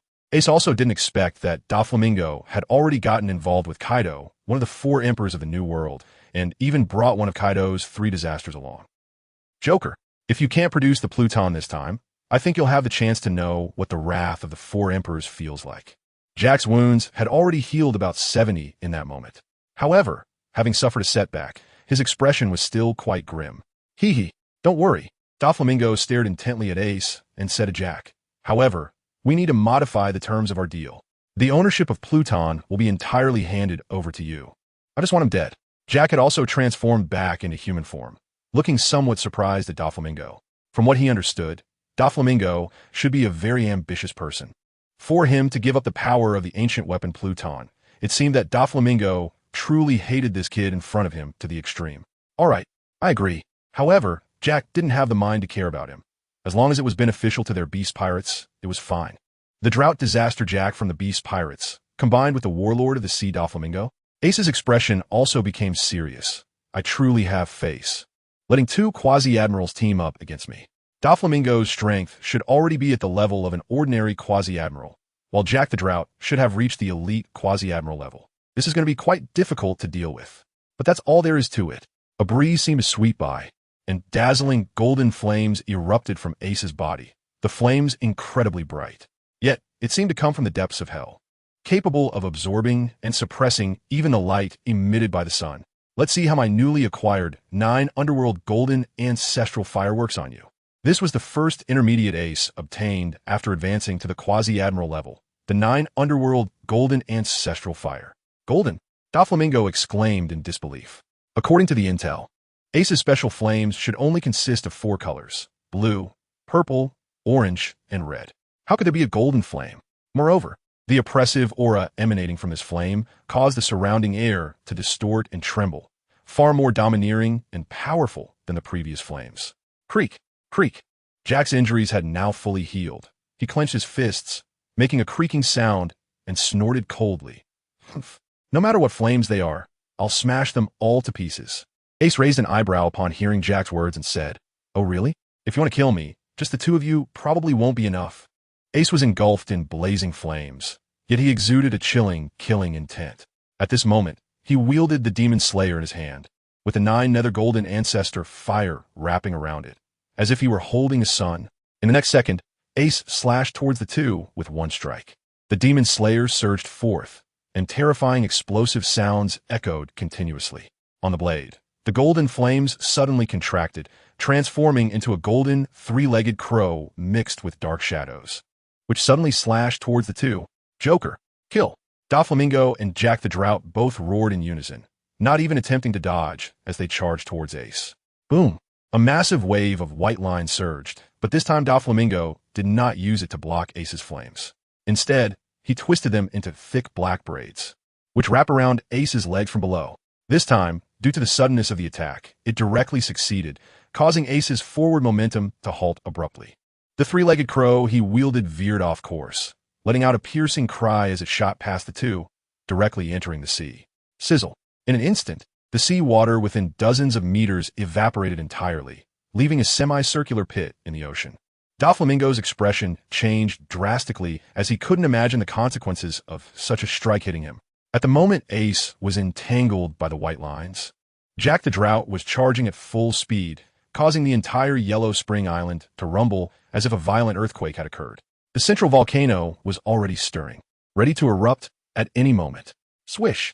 Jack, with the terrifying tusks of a mammoth on his head, wrapped in his extremely powerful armament hockey, fiercely lunged at Ace. Accompanied by the terrifying impact of his high-speed run, even the most solid Navy warship would be instantly penetrated by Jack's charge. Captain, in the distance, Viley and Ian watched this scene unfold. Even though they had full confidence in Ace, they couldn't help but hold their breath in the face of the combined attack from two quasi-admirals. However, Ace did not dodge Jack's terrifying attack. Instead, he emitted a disdainful aura. Come on. In an instant, the Spirit Fire Body Refinement Technique erupted with full force. This time, the body refinement technique had reached its 6th level, and Ace's elementalized body suddenly expanded, enveloped in flames, his height increasing to 5 meters. Facing the charging Jack the Drought, Ace unleashed a terrifying strength 7 times that of an ordinary quasi-admiral, suddenly reaching out a hand towards Jack's head, pressing down hard. Boom! At that moment, a terrifying shockwave erupted, centered around the two, exploding outwards in all directions. Countless boulders were sent flying by this impact, shattering into smaller pieces in the air, enveloping half of Yellow Spring Island. Impossible. He actually held Jack down with his bare hands? He is the Drought. Doflamingo was somewhat taken aback. He had just thought that Jack's charge would definitely injure Ace. After all, the 3 disasters of the Beast Pirates were renowned for their physical strength. Meanwhile, Viley and Law in the distance were first stunned by this impactful scene. Then their faces revealed a fervent admiration. This is their captain. This is their captain's formidable strength. Jack felt the terrifying power coming from above, his eyes wide open in disbelief. He was a genuine elite quasi-admiral. Moreover, the awakened Zoan-type devil fruit had greatly enhanced his body. One could say that his pure strength could rival that of an admiral-level character. How could he possibly lose in strength to this kid? Firefly. But Ace did not give him a chance to breathe. With one hand pressing down on Jack, countless dazzling sparks like fireflies erupted from his body, instantly covering Jack with an immense stickiness, tightly adhering to his flesh. Fire Dama. Boom! All the fireflies exploded simultaneously. Even though Jack had tough skin and muscles, he was immediately blown to pieces. You bastard! Even though his body's recovery ability was strong, the pain of the injuries was real. Enduring the agony, Jack suddenly pushed Ace away, instantly transforming into his half-beast form. He pulled out the 2 tusks from his neck, grasping 2 viciously curved blades in his hands. Blood continuously flowed from the countless wounds on his body. But the intense smell of blood ignited the cruelty and bloodthirst deep within Jack's character. He tore off the remaining leather armor on him, and his armament hockey enveloped the 2 curved blades, making them appear even more menacing. Joker, here I come. Boom! Jack stomped down, leaving a deep pit on the hard rocky ground, then used the immense recoil to leap into the air, showering blood as he charged madly towards Ace. Boom! Countless white line waves suddenly spiraled out from under Ace's feet, wrapping around him from various tricky angles. Clearly, Doflamingo wanted to coordinate another attack with Jack. How could a used move still have an effect? Ace let out a loud laugh, spinning in place as a pillar of fire shot up from his body, completely avoiding the white threads. He then swiftly slashed towards Jack. But at that very moment, countless white threads soared into the air, forming 16 dense waves of armed color that rushed towards Ace at terrifying speed. 16 sacred death bullets? Divine judgment. Doflamingo hovered in the sky, pointing at Ace with his right hand, a maniacal smile on his face as he unleashed his ultimate move. Boom! At the same time, the disaster Jack, covered in blood, had already reached close to Ace, wielding 2 menacing curved blades that sliced through the air with a piercing howl, crossing in front of him as he fiercely slashed at Ace. 16 sacred death bullets in front, Jack's dual blades behind. Instantly, a combined attack from Doflamingo and Jack was formed against Ace. But just then, a chilling smile appeared on Ace's face, causing Doflamingo to feel a shiver down his spine. In an instant, Ace spun his body and slashed backward. This slash was not meant to harm Jack, but rather to create a powerful recoil that propelled Ace's body directly towards Doflamingo's 16 sacred death bullets. Has he gone mad? This thought flashed through Jack's mind, as he couldn't believe Ace intended to take this attack head-on with his body. That was an attack infused with Haki. Even a Logia user shouldn't be able to take that. The 16 sacred death bullets pierced directly into Ace's body, instantly tearing him apart and scattering him into a burst of flames. Is he dead? Jack, having blocked Ace's slash, stood dazed in place. This scene fell into Doflamingo's eyes, but there was no joy on his face. Suddenly, a strange atmosphere enveloped him, raising the hairs on his body and sending chills down his spine. He knew that Ace's elemental form could withstand Haki. Help me! Doflamingo's desperate scream echoed across the entire coastline, but it was already too late. The scattered flames instantly gathered into a ball before Doflamingo, reforming Ace's figure. With a mocking smile on his face, Ace's blade suddenly drew a graceful arc in the air. It pierced directly into Doflamingo's abdomen, completely penetrating his body. No! Doflamingo let out an unwilling scream, the intense pain from his abdomen nearly causing him to faint. Meanwhile, the Disaster Jack looked on in horror at the scene unfolding before him, unable to comprehend why Ace could reconstitute his form after being hit by a Haki-infused attack. This is impossible. Jack couldn't help but shout out. Ace had a smile on his face, but a few strands of fresh blood flowed from the corners of his mouth. He had completely relied on elementalization to withstand the ultimate move of the Quasi-Admiral, and even Ace couldn't emerge unscathed. However, the goal had been achieved, hadn't it? Ace held the Demon Slayer, ready to deliver a final blow to Doflamingo. But at that moment, a strong sense of crisis suddenly struck Ace's mind. Without the time to add another stab to Doflamingo, Ace's expression changed dramatically, and he quickly withdrew his sword. Whoosh! A dazzling golden light shot toward the spot where Ace had just been, crashing into the ground and creating a terrifying explosion. The ground shook violently, and countless boulders were sent flying into the air. It directly blasted a bottomless pit into the already ravaged Hades Island.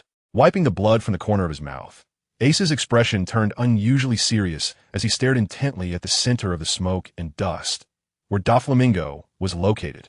Oh dear, this is really scary. You are all so strong. A figure dressed in a yellow suit gradually emerged from the smoke, holding the barely conscious Doflamingo in his hand, and said, "If I arrive a moment later, the newly appointed warlord of the sea by the government would have been killed. Then our navy would be embarrassed." The Marine Headquarters Admiral, Kizaru. Ace narrowed his eyes, recognizing the identity of the newcomer. Jack also recognized who it was and cautiously fixed his gaze on Kizaru, stopping his actions. "That's me." Kizaru wore a lazy smile on his face. "Since you know my identity, you might as well surrender directly. It would save me the trouble of taking action. After all, you didn't kill Doflamingo, so I'll make the decision and let you die quickly." Hell, what a hypocrite. Ace showed disdain on his face, raised a finger, and said, "Also, it seems you've misunderstood something. The person I want to kill cannot be saved by anyone." Talp! Ace raised his right hand and snapped his fingers.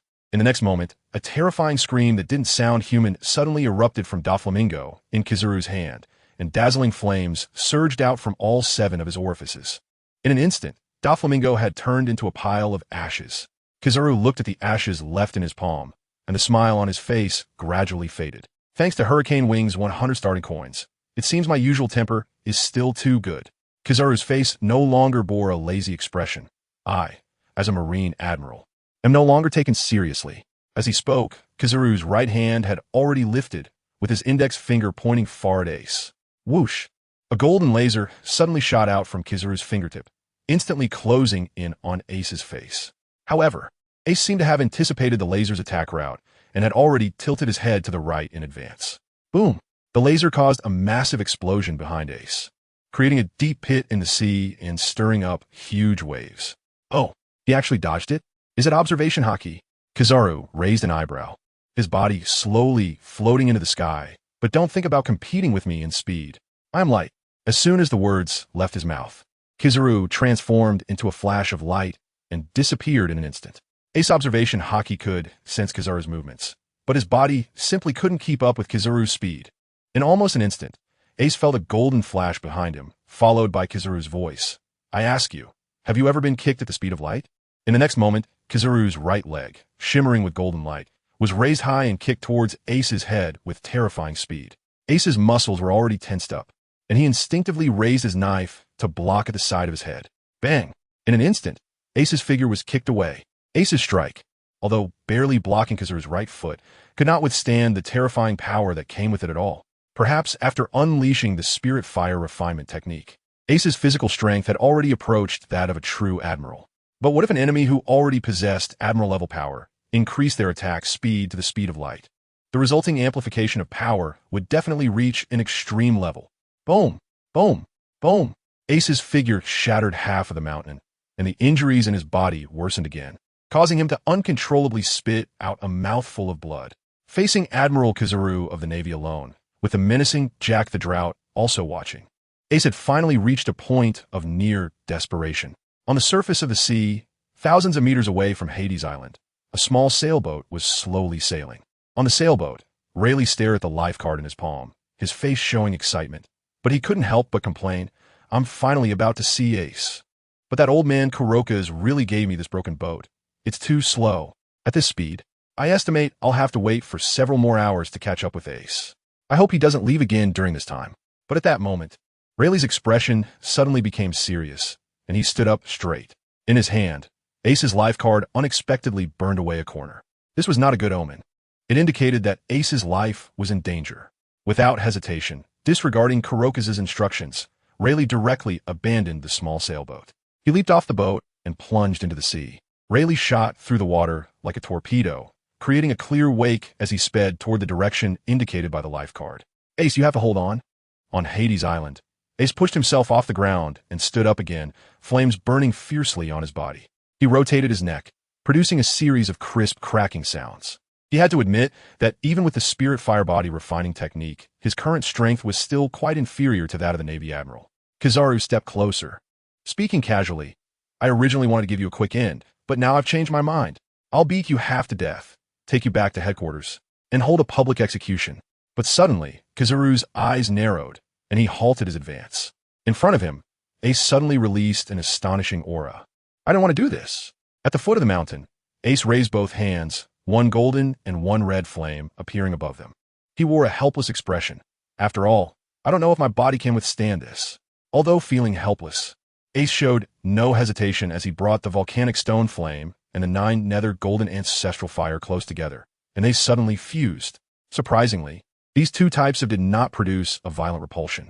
Instead, they quickly merged as if they were originally one, with the two colors instantly reassembling into a brand new crimson gold flame appearing between Ace's palms. The moment the flame appeared, a tremendous pressure descended upon the entire Hades Island. Both Kizaru and Jack felt their bodies suddenly become a bit heavier. This powerful aura did not come from Ace, but simply from the flame in his hand. Kizaru was shocked to discover that the momentum emanating from this crimson gold flame had vaguely broken through the limits of admiral-level strength. The flame retracted into a ball, rolling and writhing, gradually revealing its true form. It turned out to be a dazzling crown of crimson gold. Holding the flaming crown with both hands, veins bulged on Ace's forehead, clearly indicating that this fused advance was also placing tremendous pressure on him. Ace has a feeling that if he forcibly uses the flame in his hand, it will inevitably consume his own life force. And with his current physical strength, he can only endure for a little over 10 minutes at most, so he must resolve the battle within 10 minutes. After Ace finished speaking, he resolutely raised both hands and slowly placed the golden crown on his head. Boom! An incredibly vast aura erupted from Ace's body, creating a terrifying wave of energy that instantly swept across the entire Yellow Spring Island. Wherever the wave passed, the cloak on Kizaru's body rustled, and his expression had become extremely serious. The blood at the corner of his mouth was instantly evaporated by the flames, and Ace's body slowly ascended into the sky, with the blue lotus heart fire transforming into a throne beneath his feet, while the fallen heart flame also took on a serpentine form, coiling around Ace's feet. Filled with a sense of submission to him, Ace was high in the sky, his eyes tightly closed, feeling the power surging within him. Seemingly indifferent to the two powerful enemies in front of him who might launch a sneak attack. In the next moment, a smile appeared on Ace's face, his lips curving upward. He felt an unprecedented strength at this moment, and his control over the had already surpassed its original limits. Even the Admiral Kizaru in front of him would definitely not be his opponent now. Kizaru, make your move. Ace was surrounded by flames, looking down at Kizaru with eyes devoid of any emotion. It was as if a timeless emperor was gazing at the ants beneath his feet. Otherwise, you and T have a chance. Kizaru raised an eyebrow, his expression turning ashen. The kid who had just been kicked away by him dared to be so arrogant just because he pulled out a strange flame, looking for death. In an instant, Kizaru transformed into a beam of light, appearing right in front of Ace. A powerful lightspeed kick aimed directly at Ace's face. But Ace remained expressionless and did not make a move. However, a circle of blue flames suddenly surged up from the blue lotus beneath his feet, and the crown above his head flashed, instantly reinforcing the blue flame barrier. Boom! Kizaru's right foot slammed against the flame barrier, but it only created ripples on the surface. Kizaru's expression changed, but his attack did not stop. His legs moved back and forth like lightning, delivering rapid, light-speed kicks that continuously struck the blue barrier surrounding Ace. Bang, bang, bang, bang.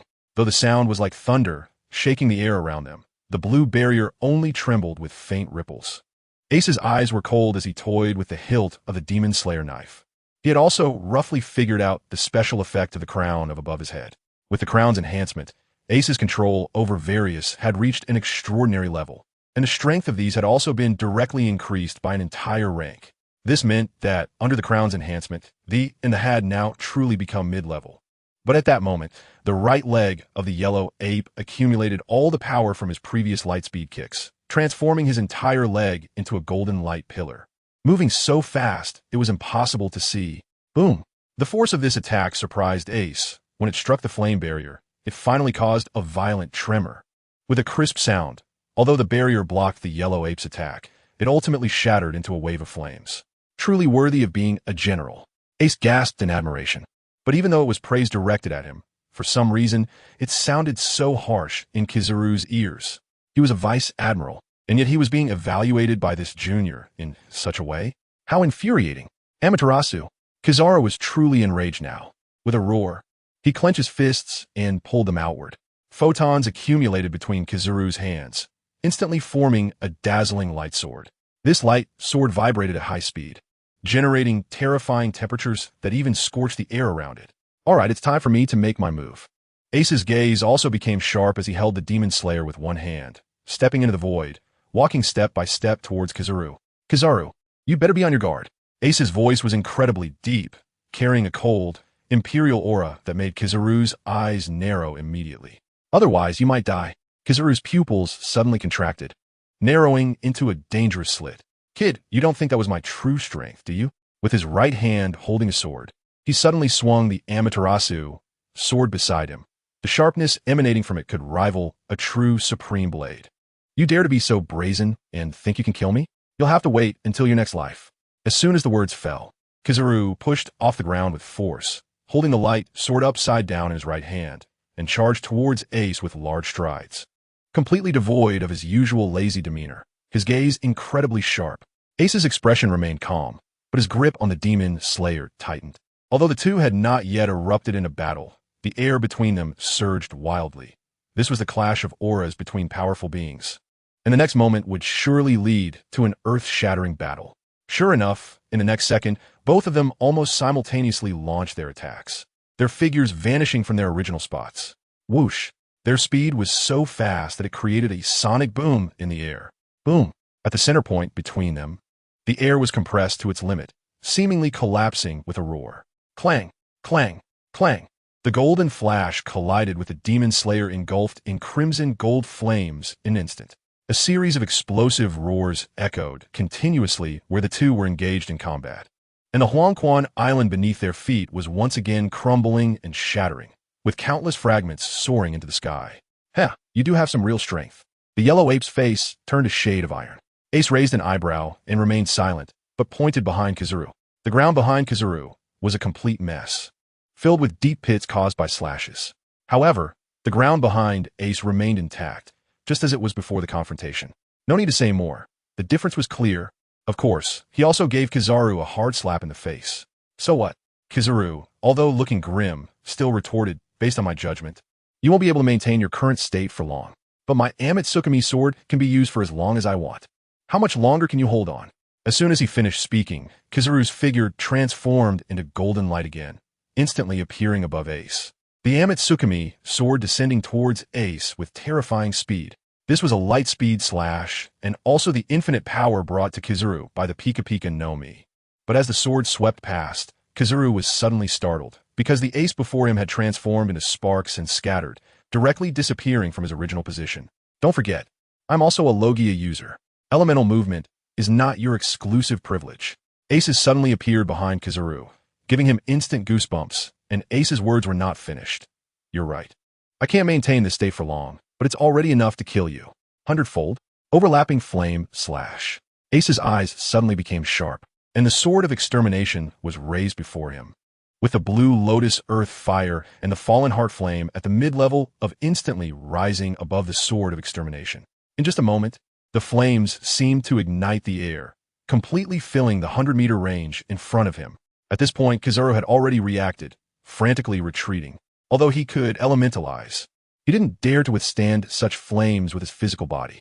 However, Ace had already raised the sword of extermination and suddenly slashed towards Kizaru. Boom, boom, boom. The explosive flames spread all the way, quickly approaching Kizaru's body. This time, Kizaru's expression finally changed dramatically. He frantically fired beams of laser at the flames in front of him, but it was only a drop in the bucket. The flames surged forward relentlessly, striking solidly against Kizaru's chest. Golden flashes kept surging, and Kizaru tried his best to elementalize. But the explosion of flames distorted the environment around him, and pain finally appeared on Kizaru's face. I'm a Vice Admiral. Kizaru, with disbelief written all over his face, found that he couldn't escape Ace's slash even with nearly all his strength, and could only be consumed by the overwhelming flames with an unwilling expression.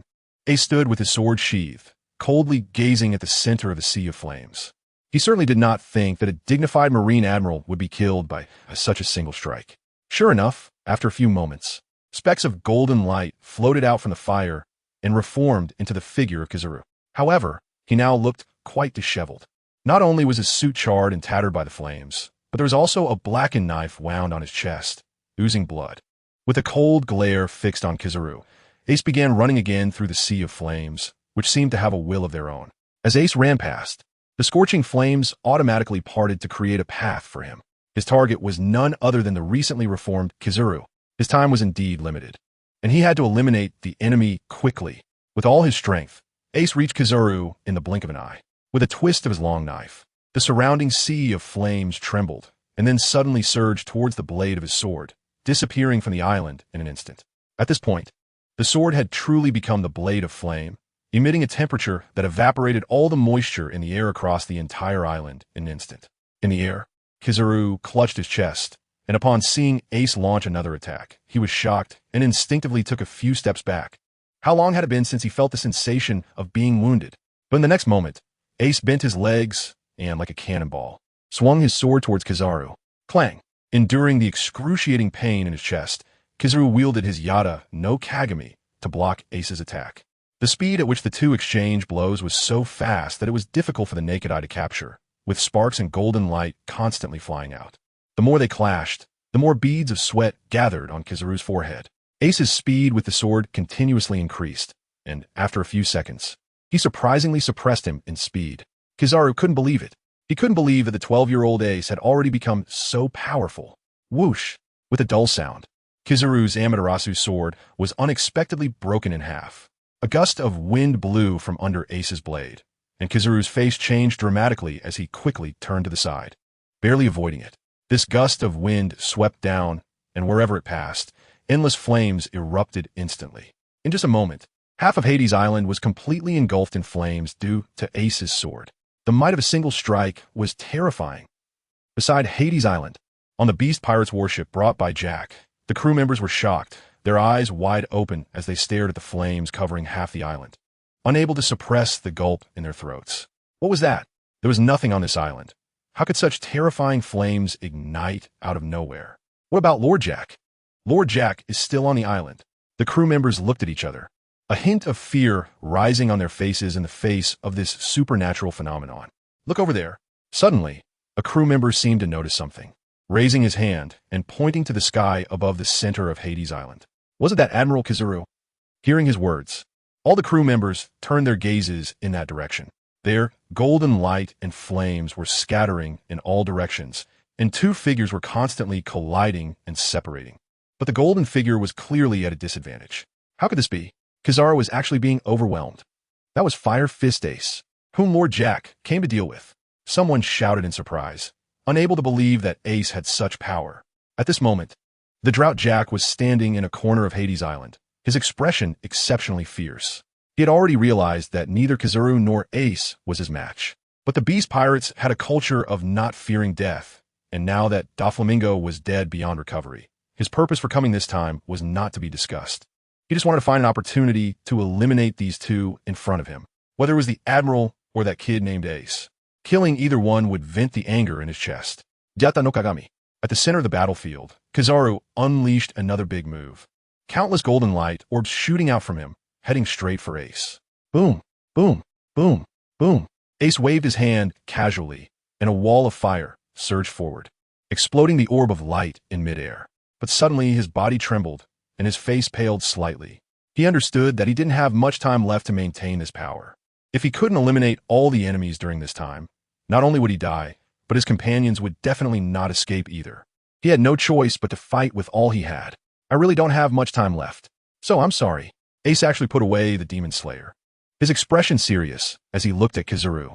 Raising his right hand, Ace's expression became extremely grave as he slowly pointed his index finger at the crown above his head. Kizaru's pupils contracted, and he became fully alert. Red gold, burning heaven flame. Ace's tone was flat, but the crown on his head trembled. Annihilation! Suddenly, Kizaru's pupils constricted sharply, and his body rapidly began to elementalize, trying to transform into photons to escape the battlefield. But in the next moment, the crown on Ace's head had quietly exploded. There was no earth-shattering roar, nor dazzling flames, only a faint layer of crimson golden airwave, rapidly sweeping outwards from Ace's position to all surrounding objects. Wherever the airwave passed, the hard rocks seemed as fragile as paper, turning into powder. The towering volcano at the center of the island was silently erased, and the entire Hades Island, including the surrounding sea surface for hundreds of meters, was instantly reduced by several meters in thickness. In this range, everything and everyone, except for those Ace deliberately avoided like Willy and others, had already turned to ashes, including the Beast Pirate ship on the sea. Kizaru, who wanted to escape by elementalization, had his expression frozen on his face at the moment the airwave passed. Jack, who had been fidgeting in the corner, had his physical tissue stripped away layer by layer, starting from his skin. No matter how powerful his recovery ability was, it could not help him heal from this terrifying injury, and he ultimately crumbled into a skeleton with a loud crash. Jack could never understand why Ace was so strong. Even in death, Ace fell to the ground, violently spitting out a mouthful of blood, his face turning extremely pale. The two types of that had fused into the advanced crimson golden flame of destruction also separated again, returning along with the green lotus heartfire and fallen heartfire to Ace. The technique just used, annihilation, was a move inherent to the crimson golden flame of destruction, which consumed the flame temporarily to incinerate everything within a radius of hundreds of meters. However, this move harmed the user as much as the enemy after using it. Not only would Ace be unable to refuse the crimson golden flame of destruction for a year, but it would also directly inflict severe injuries on him, completely incapacitating him. Fortunately, all enemies had been dealt with. Ace murmured, exhaling a long breath. Is that so?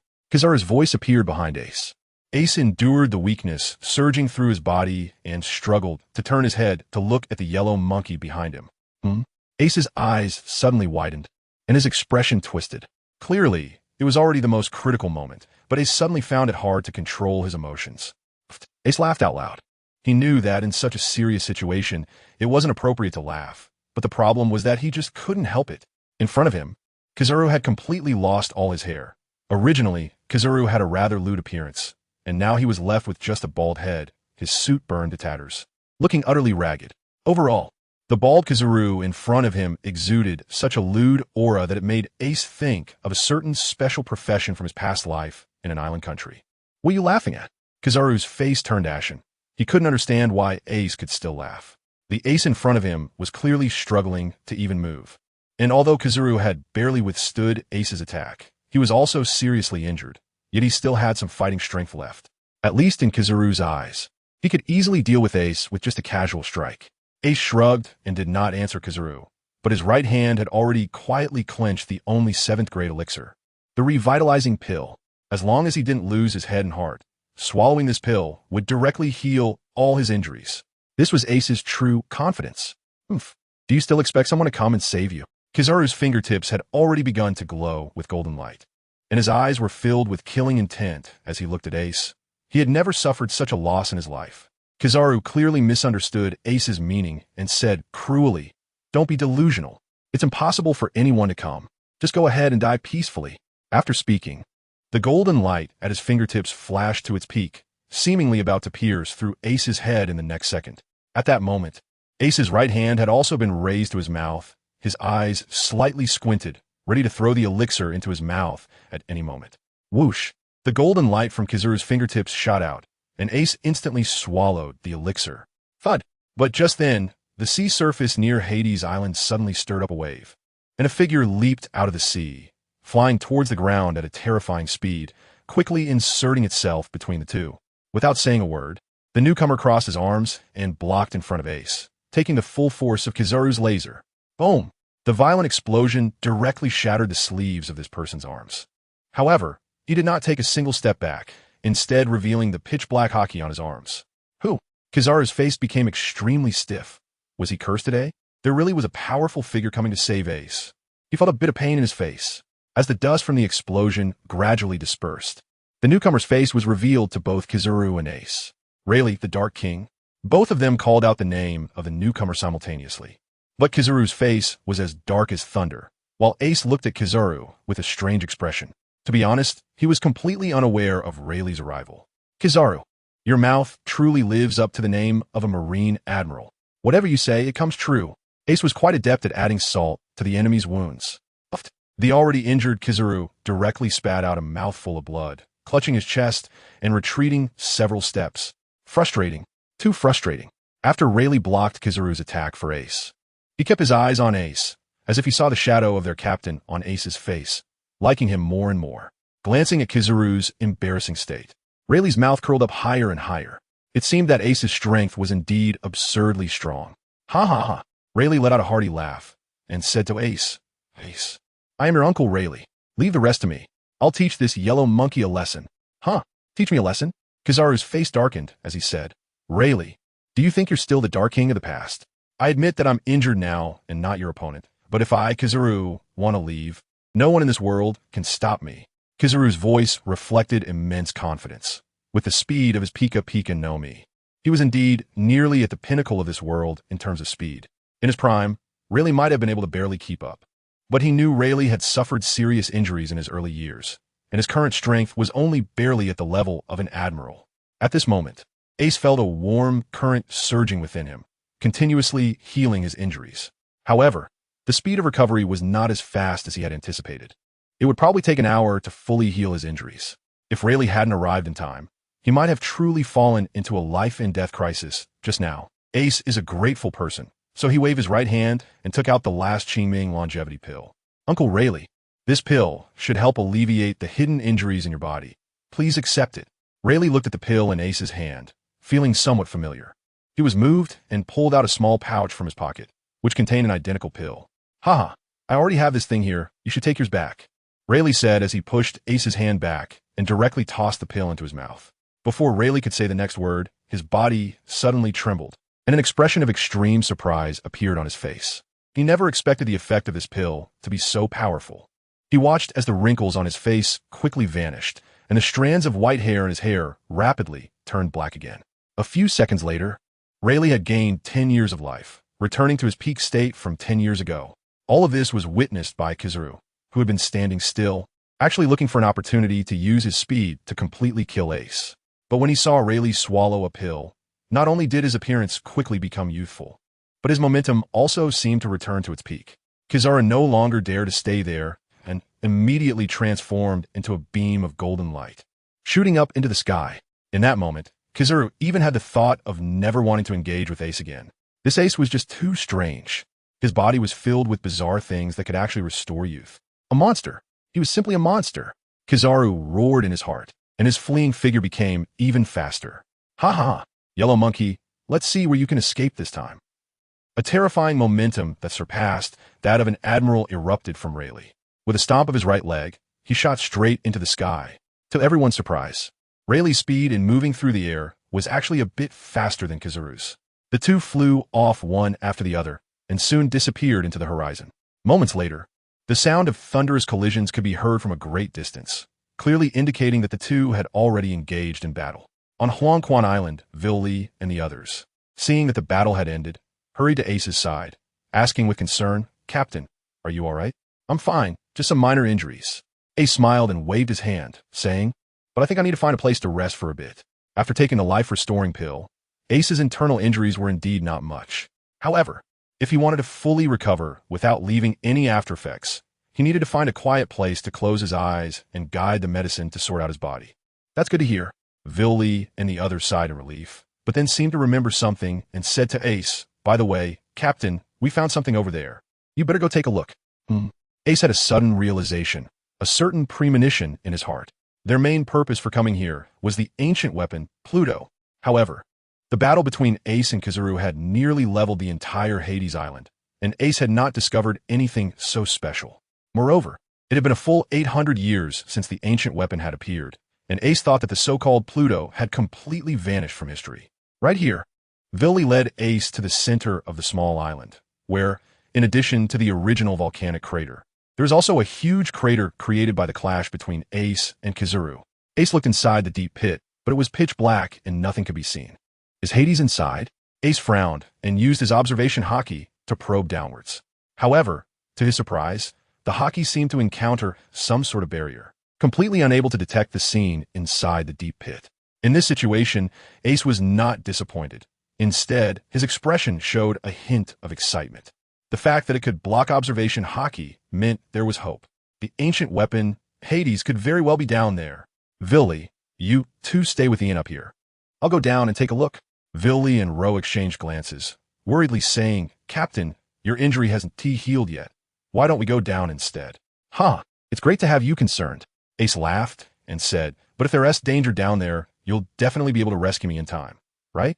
After all, you're both reliable crew members of my Fire Emperor pirates." Vil-Li and Ro felt warmth in their hearts, but still didn't want Ace to take risks. All right. Ace patted their shoulders and said, "Don't worry, I'll definitely be careful. Besides, my instincts are strong. There won't be any danger down there." Saying this, Ace didn't wait for Vil-Li and Ro to respond and directly jumped down.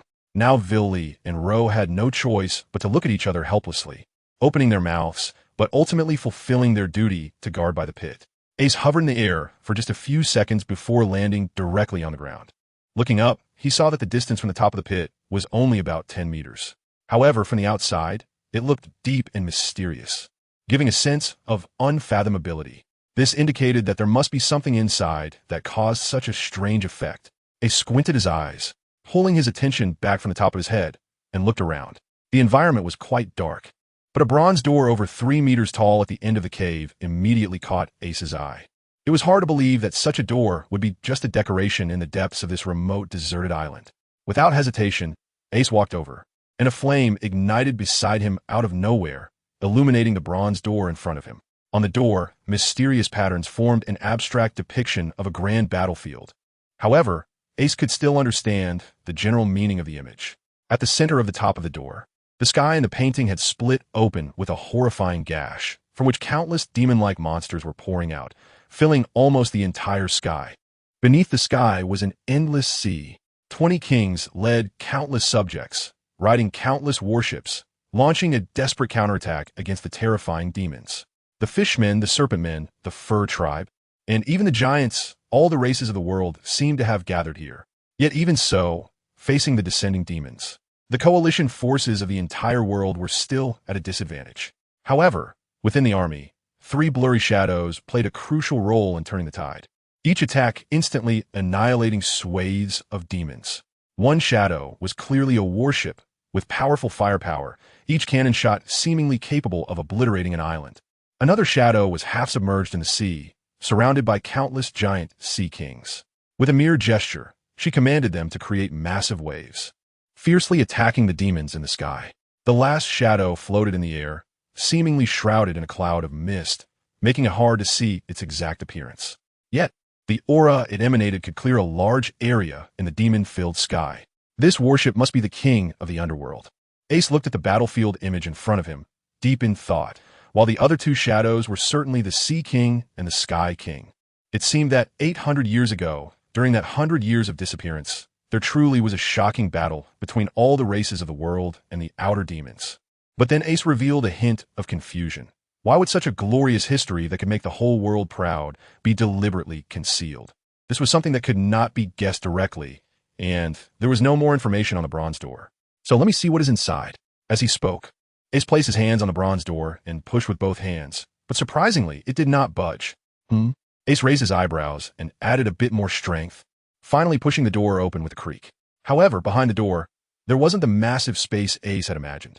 Instead, there was only a room of ordinary size, with a small stone table in the center.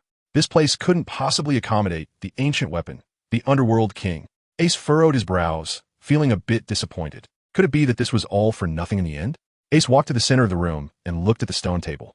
On the table, there was only one item, a diamond-shaped crystal that was pitch black and deeply profound. Ancient weapon Pluto energy core detected. It is recommended that the host pick it up. Energy core? Ace looked at the mysterious diamond-shaped crystal in front of him, already having some guesses in his mind. Indeed, a weapon like the ancient weapon Hades, with a single shot capable of annihilating a small island, could not possibly use ordinary shells. Moreover, just driving such a terrifying weapon would likely be beyond the capabilities of the commonly used sail power today. So how was this energy core made? Ace reached out and took the energy core into his hand. Instantly, he felt a chilling energy that seemed to emanate from the depths of the underworld. It cannot be manufactured. There is only one in the entire world. After all, there can only be one Hades. The system's cold voice echoed. What? Ace was genuinely puzzled this time.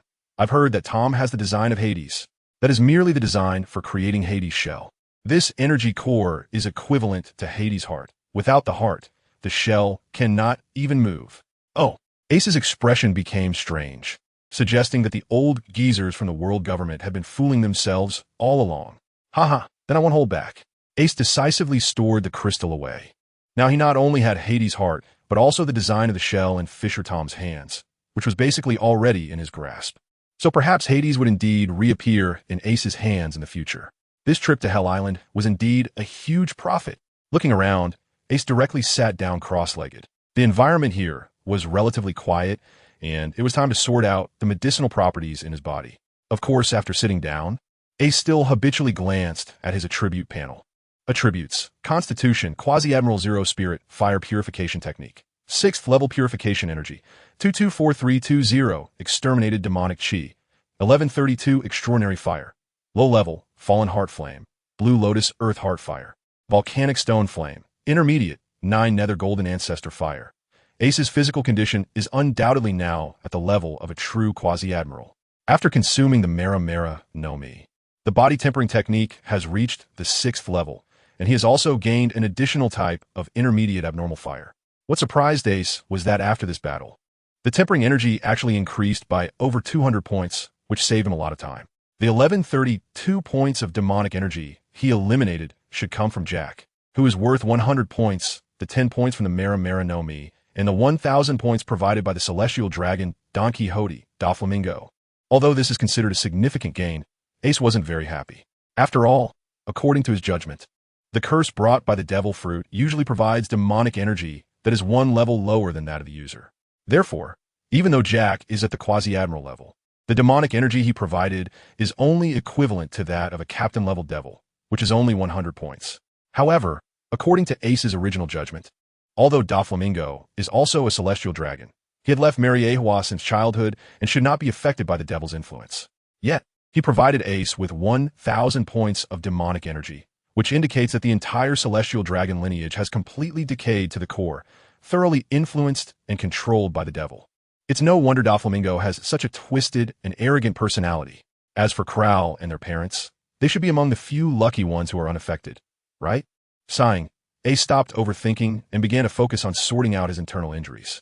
As for how to completely deal with those disgusting celestial dragons, Ace could only take it one step at a time. Boom! Outside the deep pit, Willie and Luo looked down with worried expressions. Suddenly, the ground beneath their feet began to tremble violently. What's going on? Willie's expression tightened as he couldn't help but ask, could Kizuru have returned? Luo's face also changed as he suddenly looked up at the sky, where a large shadow was moving toward them. Quick, I'm going down to find the captain. You hurry and contact the people on the submarine, Willie said as he attempted to jump into the deep pit. But at that moment, the entire Hades Island, along with the surrounding sea, started to float up amid the tremors. Then, Hades Island rapidly flew into the sky, and Willie's feet froze in place as the two exchanged glances, their faces turning pale. What the hell is this?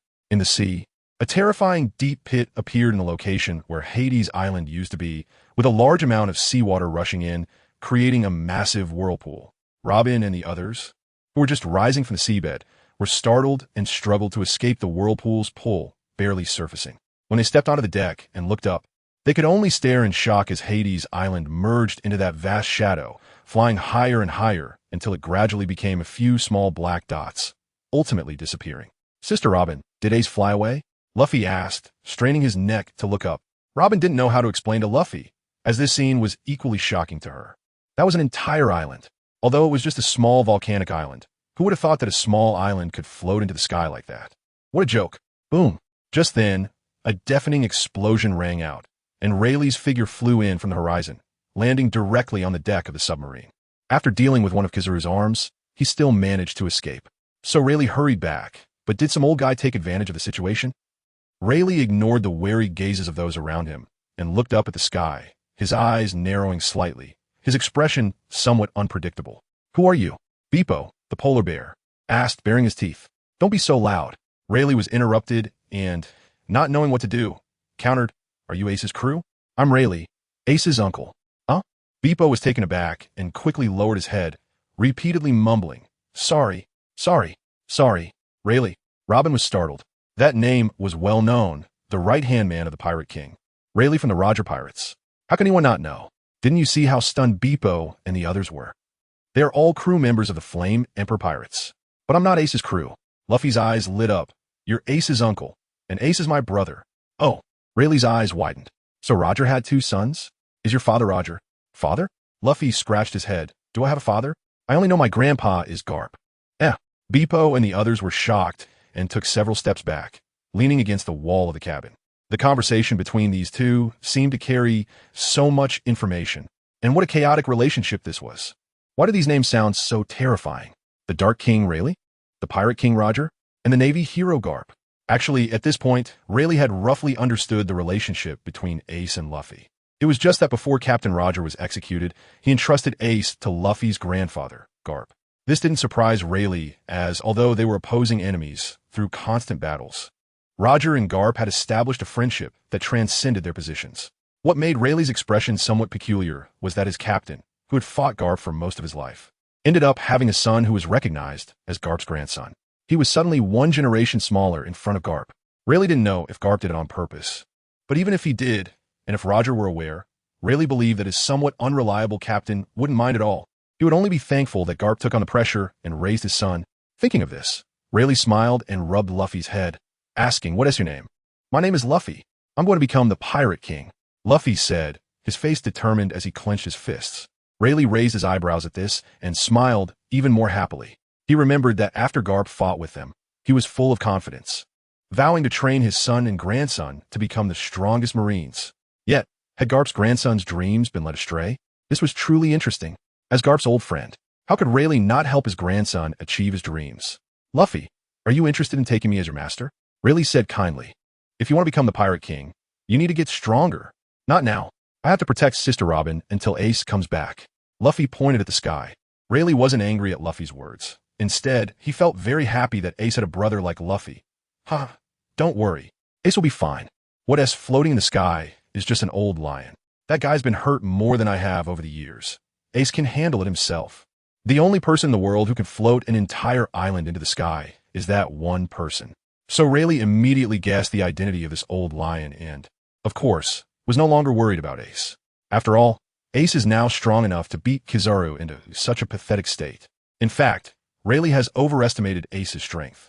Under normal circumstances, Ace is not yet capable of dealing with an admiral. Luffy, Mr. Rayleigh is the vice captain of the Roger Pirates. Robin spoke up, genuinely wanting the best for Luffy. If Luffy receives Rayleigh's guidance, his strength will surely make great progress. If Captain Ace were here, he would definitely agree. Luffy tilted his head and thought for a moment. His eyes finally lit up, and he nodded happily. Ha, that's more like it. Only by becoming stronger can you become the Pirate King and better help your brother. Rayleigh laughed heartily and said, All right, you all come with me for now. Once I have news about Ace, I will inform you. Also, Luffy, you must work even harder following me from now on. Okay, Master Rayleigh. Luffy wrinkled his nose and said firmly, I will definitely work hard to become stronger. Ha ha ha. Rayleigh was in a good mood, directing them to set sail towards the Grand Line. Now that he had taken on a disciple, he needed to teach Luffy well. Meanwhile, Ace, who was already high in the sky, had no idea that because of him, Rayleigh had taken Luffy as a disciple 8 years earlier. Inside the Bronze Gate of Huang Quan Island, there was an extraordinary sensation of no vibrations at all. Ace's body was surrounded by a faint firelight, and the medicinal properties were continuously repairing the hidden injuries in his body. Half an hour later, Ace's injuries had completely healed, and his quasi-admiral level of physical strength had truly solidified. Suddenly, Ace's body elementalized, transforming into a blazing flame that rushed out, instantly bursting through the Bronze Gate, soaring into the sky and landing in front of Villy and Ro with a smile, saying, This time, the harvest is not small. In a sense, the king of the underworld is already in hand. Captain, Villy, although eager to congratulate him, couldn't help but point to the surrounding environment first, saying, It seems we are in trouble. Ace was taken aback, recovering from his excitement as he glanced around, his expression somewhat stiff. Now they, along with the entire Huang Quan Island, had surprisingly floated into the sky, surrounded by a group of floating islands. It seemed like they were already at an altitude of 10,000 meters. Luo swallowed hard, seemingly still in shock. Ace was also a bit confused and didn't react for a moment. What was going on? What should the captain do? The intense shaking had already woken Ian up, and at this moment, Ro was supporting him and asked Ace. Of course, now that Ian had avenged his great enemy, he had started to call Ace captain. Ace came to his senses from the initial confusion, stroking his chin as he began to sort out the current situation. Ace first thought of Sky Island, but when he reached the edge of the underworld island and looked out, he immediately overturned his previous guess. The surrounding islands were not surrounded by a pristine sea of clouds, let alone the distinctly characteristic white sea. It seemed this was not Sky Island. Ace muttered to himself, but soon the corners of his mouth curled into a smile. His strength gave him great confidence, and he was ready to face this unknown adventure. What the heck? Let's just go take a look. Villy, you two have learned Moonwalk, right? Ace had already taught them the 6 styles. Of course. Both of them replied confidently. Ha, that's great. Ace laughed heartily, and with a sudden stomp of his foot, a wave of air formed out of nowhere, and then his figure instantly disappeared, shooting towards the group of islands. Behind him, Villy and Law also used Moonwalk, bringing Ian along as they rushed towards the nearest island. Whoosh! Ace appeared above the island cluster, continuously bending his knees to form air shields to maintain his position in the air. The scenery before him made Ace stop and constantly exclaim in admiration. Several islands of varying sizes floated in front of him, each showcasing the beauty of all 4 seasons. Thousands of birds soared in the sky, while lakes and streams cycled between the islands, resembling a fairyland. Meanwhile, Law and Wiley, who had arrived beside him, were supporting Ian to help him float in the air, and they were equally stunned by the view. Just as they were lost in the beauty of the scene, suddenly the sky above them darkened, as if the entire sky was covered by a shadow. A sharp bird call snapped Ace back to reality. He turned his head to see a giant bird, at least 10 meters long, flying across the sky, its sharp claws reaching straight toward Ace and the others. Ace instinctively threw a punch, and with a loud bang, his expression changed as his body shot towards the ground like a rocket. He hadn't expected the strength of this giant bird to be surprisingly great, and being somewhat careless, he immediately suffered a setback. However, Ace was now truly a vice admiral. Although that punch only used 10% of his strength, it was more than enough to match a rear admiral. Yet even so, he still encountered a minor setback under the claws of the strange bird, which was enough to prove the terrifying power of this creature. looking for death. Law, still in the air, immediately swung his sword, the Onigiri, sharply upward, and a black sword aura surged into the sky, easily slicing off a small piece of the giant bird's wing. Screech. Blood gushed out as the giant bird let out a miserable cry, immediately tumbling down and crashing into the remaining 3 people in the air. Boom! Dust and smoke rose in the forest as Ace brushed off the dust from his pants, helplessly walking out and muttering to himself with a smile. You really can't be careless at any time. Seeing the giant bird falling from the high sky, Ace leaped up high, performed a backflip, and with his right leg's muscles bulging, he kicked out with all his strength, hitting the right side of the giant bird's body. Bang!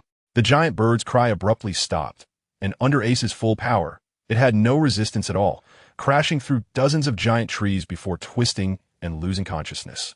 Talp! Tap! Willie and the others stabilized themselves and landed beside Ace. Are you okay? Ace asked, looking at Willie and the others. We're fine, they replied with smiles. This level of impact wouldn't hurt them. Rumble. But just then, the trees in front of Ace suddenly fell to the sides, and a giant crocodile-like creature charged out, its body flat and its momentum extraordinary, directly crashing towards Ace and the others. The Villy behind Ace stepped forward, but just as he was getting ready to strike, a 10-meter-long octopus tentacle suddenly emerged from the trees on the other side, wrapping around the crocodile. Immediately after, a fierce octopus creature charged out, lifting the crocodile high with one of its tentacles, while the remaining 7 tentacles formed fists and pounded down on the crocodile like a torrential rain. Blood sprayed from the crocodile's mouth as it rolled its eyes and fainted. Squeak! The victorious octopus turned around, about to pounce on Ace and the others. Suddenly, a piercing insect sound rang out from the side, and before the octopus could react, a giant green mantis with blood-red eyes flew directly towards it. Although the mantis was still much smaller than the octopus, its sharp sides sent chills down one's spine. Buzz! With blood-red eyes and its wings spread open, the mantis suddenly dashed towards the octopus at an astonishing speed. Ace felt that this speed was almost comparable to the six-form shave. In an instant, the bodies of the 2 beasts crossed each other, and several cold glimmers flashed. Puffed. Blood streaks appeared on the octopus's body as it struck the mantis's claws, and suddenly, blood spurted out, with the claws completely detaching from the body, while the octopus also widened its eyes and crashed to the ground. Squeak! The mantis's blood-red eyes locked onto Ace, its hind limbs bending as if ready to slice Ace into pieces. But this time, Ace didn't need to take action. A black bear with white stripes suddenly appeared behind the mantis, its bare arms exceptionally long and almost dragging on the ground. Its appearance was clearly heavy, yet its speed was incredibly fast. In a sudden leap, it instantly appeared behind the mantis, its massive bare arms wrapping around the mantis's body, and the overwhelming force made the mantis foam at the mouth.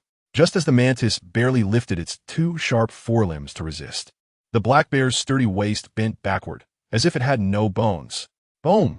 With a headlong crash, it slammed the mantis's head into the ground. Ugh! The black bear turned to look at Ace and the others, tilting its small bare head to the side, which made it look somewhat cute. Oh, Ace immediately threw the thought out of his mind as the black bear let out a furious roar, revealing its sharp teeth, and its bare face turned terrifyingly fierce. Boom! The black bear charged over here using all 4 limbs, swatting away the trees in its path with a single slap.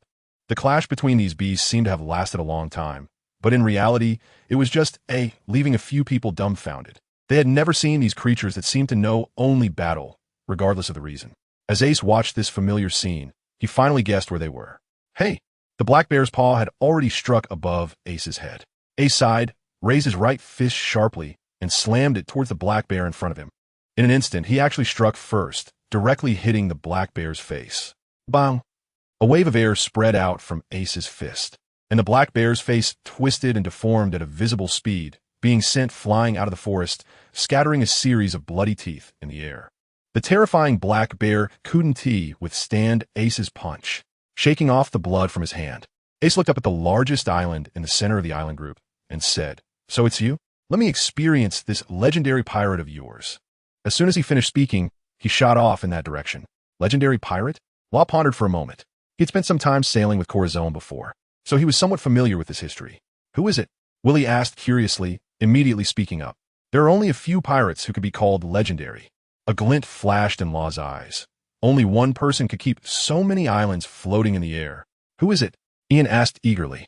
Law's expression was unusually serious as he said, "The flying pirate, Shiki the Golden Lion."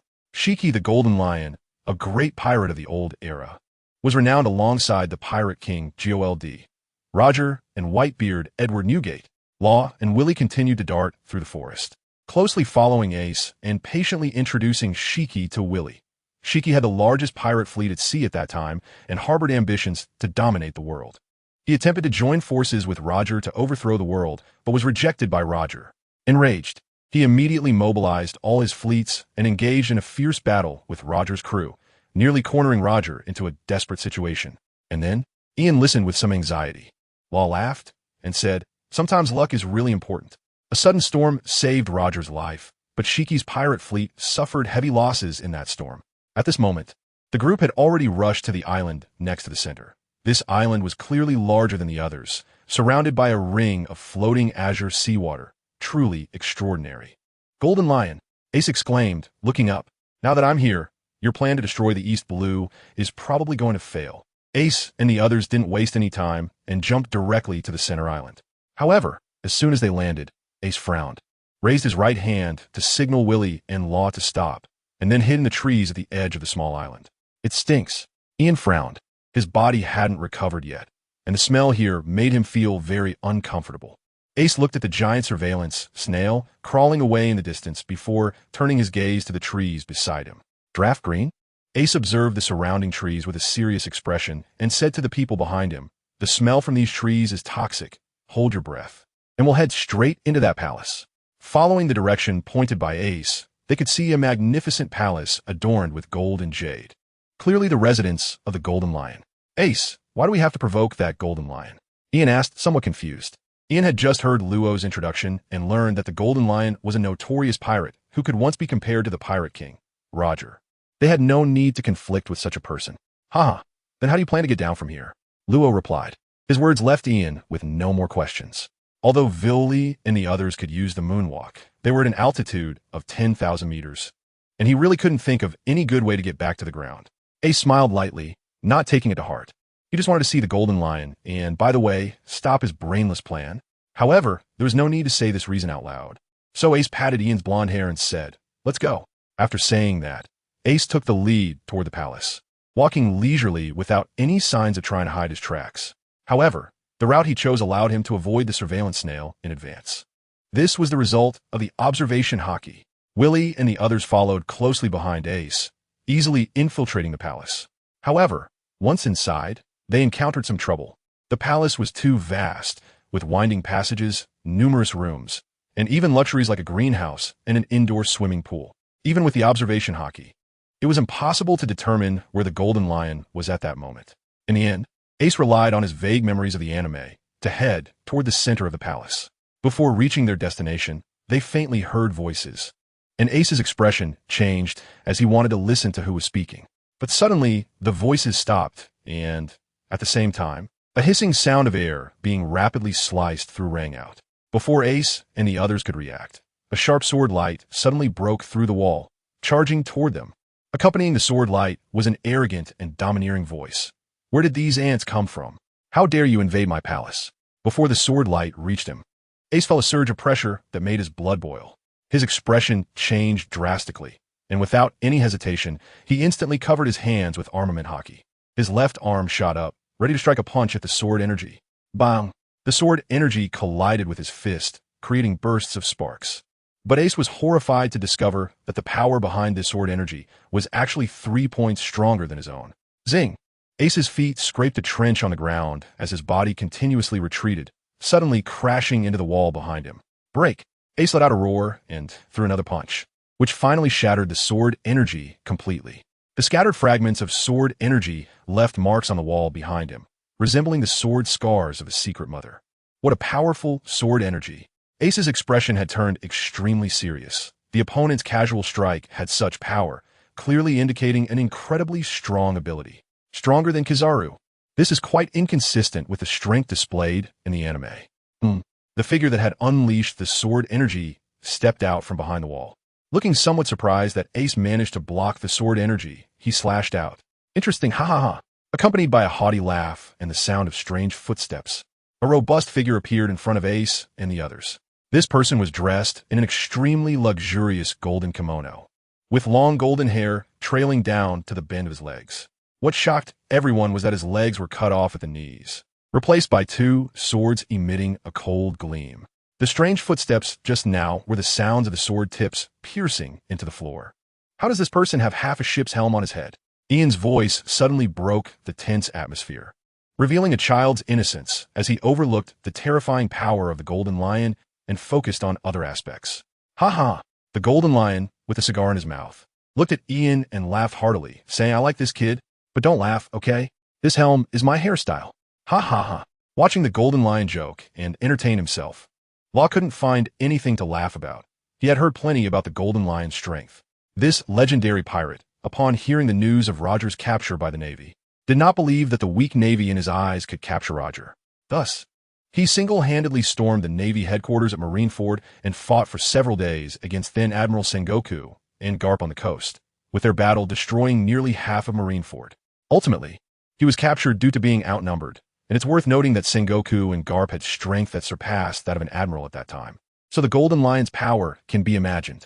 Afterward, the Golden Lion was imprisoned in the underwater prison Impel Down Level 6. Yet 2 years later, this guy actually cut off his 2 calves that were locked in Seastone and successfully escaped. He broke the myth that no one could escape from Impel Down. A ruthless man, a truly ruthless and merciless fiend, before Law could snap back to reality from his memories. The Golden Lion had already floated in front of them with his hands behind his back, the 2 large blades at his feet flashing with cold light, seemingly ready to unleash deadly sword energy towards Ace and the others at any moment. The Golden Lion exhaled a puff of smoke and said with interest, Kid, you look a lot like an old rival of mine. It makes me dislike you. Huh? Ace snorted. He certainly knew who the Golden Lion was referring to. Probably his father, Roger, whom he had never met. This was the first time someone said he resembled Roger. The Golden Lion truly deserved to be Roger's lifelong rival. If we were to fight, then let's fight. Why so much nonsense?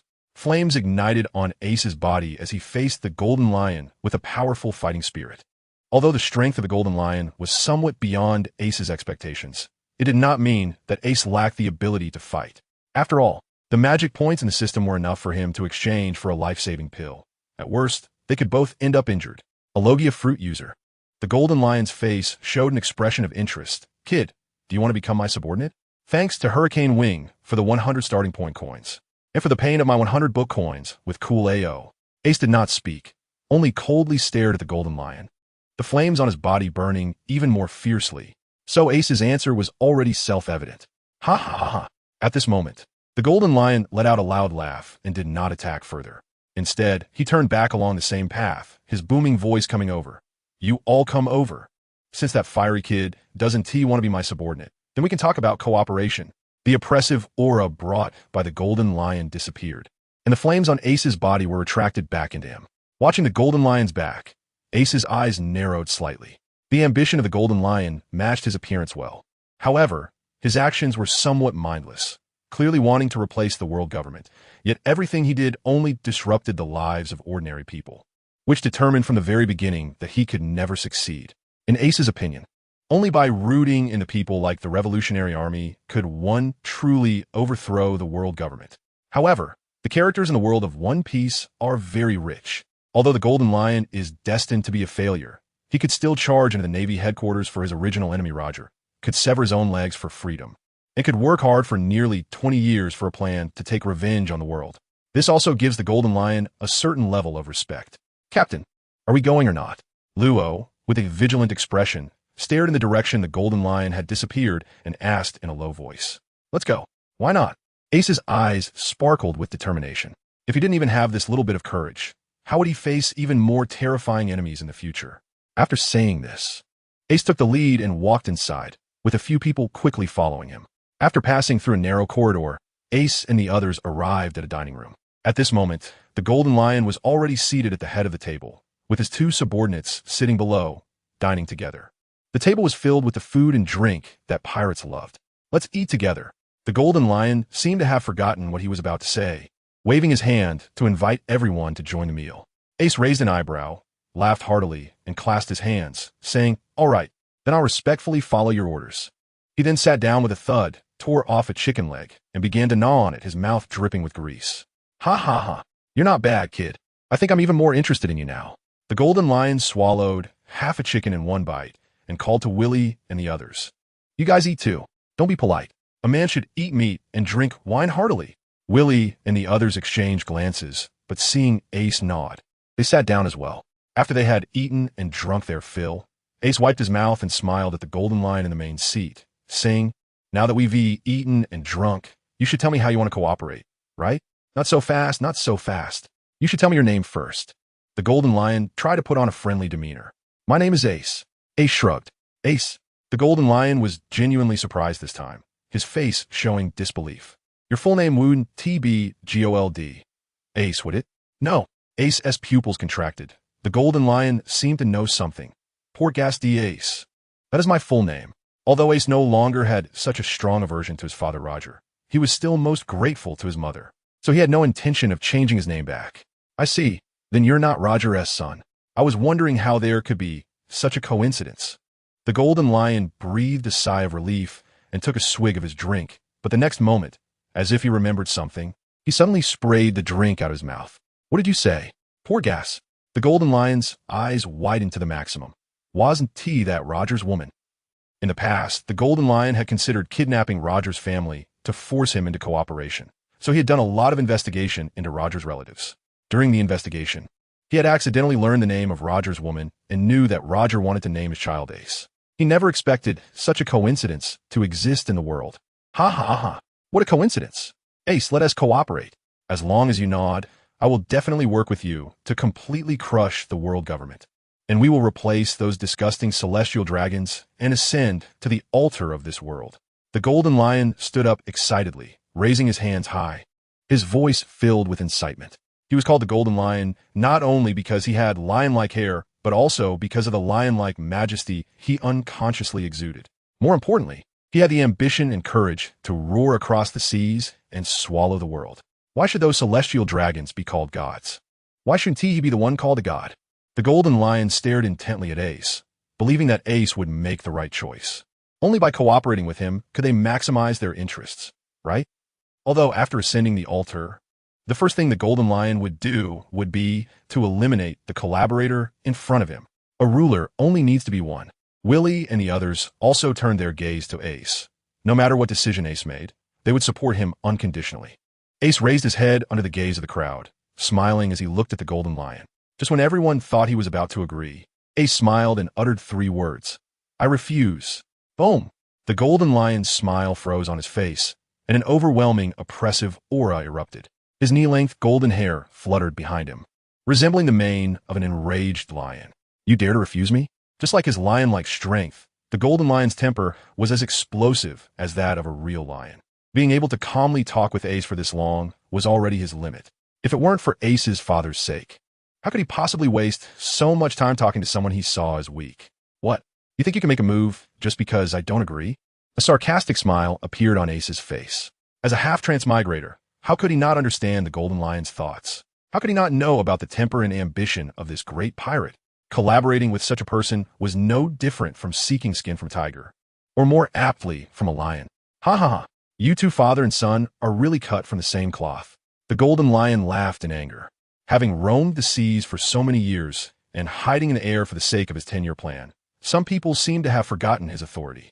It seemed that after 10 years of not making a move, I was almost forgotten. With that, the Golden Lion soared into the air, no longer hesitating. His legs flashed, and then streaks of sword light slashed down towards Ace. He intended to beat Ace half to death first before discussing cooperation properly. Ace was already prepared for battle when he rejected the Golden Lion, his face filled with vigilance as he stared at him. The moment the Golden Lion soared into the air, Ace's spirit fire body refinement technique suddenly erupted, and surging flames began to burn and leap around his body. Fire Fist. In the face of the Golden Lion's attack, Ace held nothing back. His right hand clenched into a fist, his body slightly turned, his expression suddenly serious. And then he fiercely punched forward. Whoosh! Ace's fist erupted with raging flames. instantly expanding into a terrifying fire fist that slammed hard against the Golden Lion's sword energy. Boom! The sword energy was directly shattered, but the fire fist continued its momentum, striking towards the Golden Lion with astonishing speed. To the Golden Lion, it seemed that Ace had just taken his casual sword strike, requiring 2 punches to do so, and he should be much weaker. Yet this time, Ace was able to directly disperse all of the Golden Lion's sword energy with a single punch. He couldn't fathom that Ace could unleash 7 times the original power. In an instant, he was caught off guard and was consumed by Ace's fire fist. The fire fist surged forward, burning everything in its path, and in a moment, it destroyed half of the palace. After a cloud of dust settled, the Golden Lion was buried under the rubble. "Captain, did you defeat him?" Willie and the others rushed to Ace's side, looking at the fiery passage that pierced through half of the palace, hesitatingly asking. "Impossible." Ace's expression remained grave as he stared intently at the center of the debris. Boom! As expected, the furious Golden Lion leaped out from the ruins.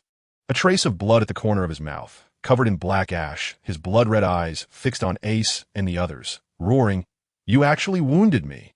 Seeing the surrounding ruined palace, the Golden Lion's fury escalated, no longer holding back. Suddenly soaring into the sky, the Golden Lion stretched his arms forward, forming an arc. Then with palms facing up, he shouted, "Lion's might? Earthquake!" The ground within a radius of nearly 100 meters suddenly churned, as if the earth let out an angry roar, surging like waves. This overwhelming force resembled a landslide, creating a terrifying spectacle that shook the heavens and earth. Endless soil and rocks were lifted from the ground, converging into 4 massive stone lions, each towering dozens of meters tall, surrounding Ace and the others, then fiercely crushing down, seemingly wanting to grind them into paste. How could humans possibly achieve such a thing? Ian's small face turned pale, as the scene before him was nearly a disaster-level horror. "Don't worry, the captain is here."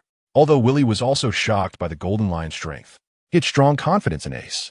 Indeed, just as the giant stone lions suddenly closed in, Ace's cold voice emanated from within, and the pressure and contraction of the earth abruptly ceased. Flame ring? Fire pillar. Boom! Boom! Ace's body spun violently, and torrents of flame erupted from him, roaring in all directions, instantly forming 10 giant 4-colored fire pillars around them, shooting into the sky. Suddenly, the lion's might of the Golden Lion was shattered, and dirt rained down from the sky onto the ground. Some of the Golden Lion's pirate subordinates in the palace witnessed this shocking scene, but they could hardly believe their eyes. Who was their captain? The legendary pirate, the Golden Lion, the man who single-handedly stormed the Navy headquarters and fought against Sengoku and Garp. But how could this heavenly technique of the Golden Lion be broken by someone? Who was that guy bathing in flames? Too strong.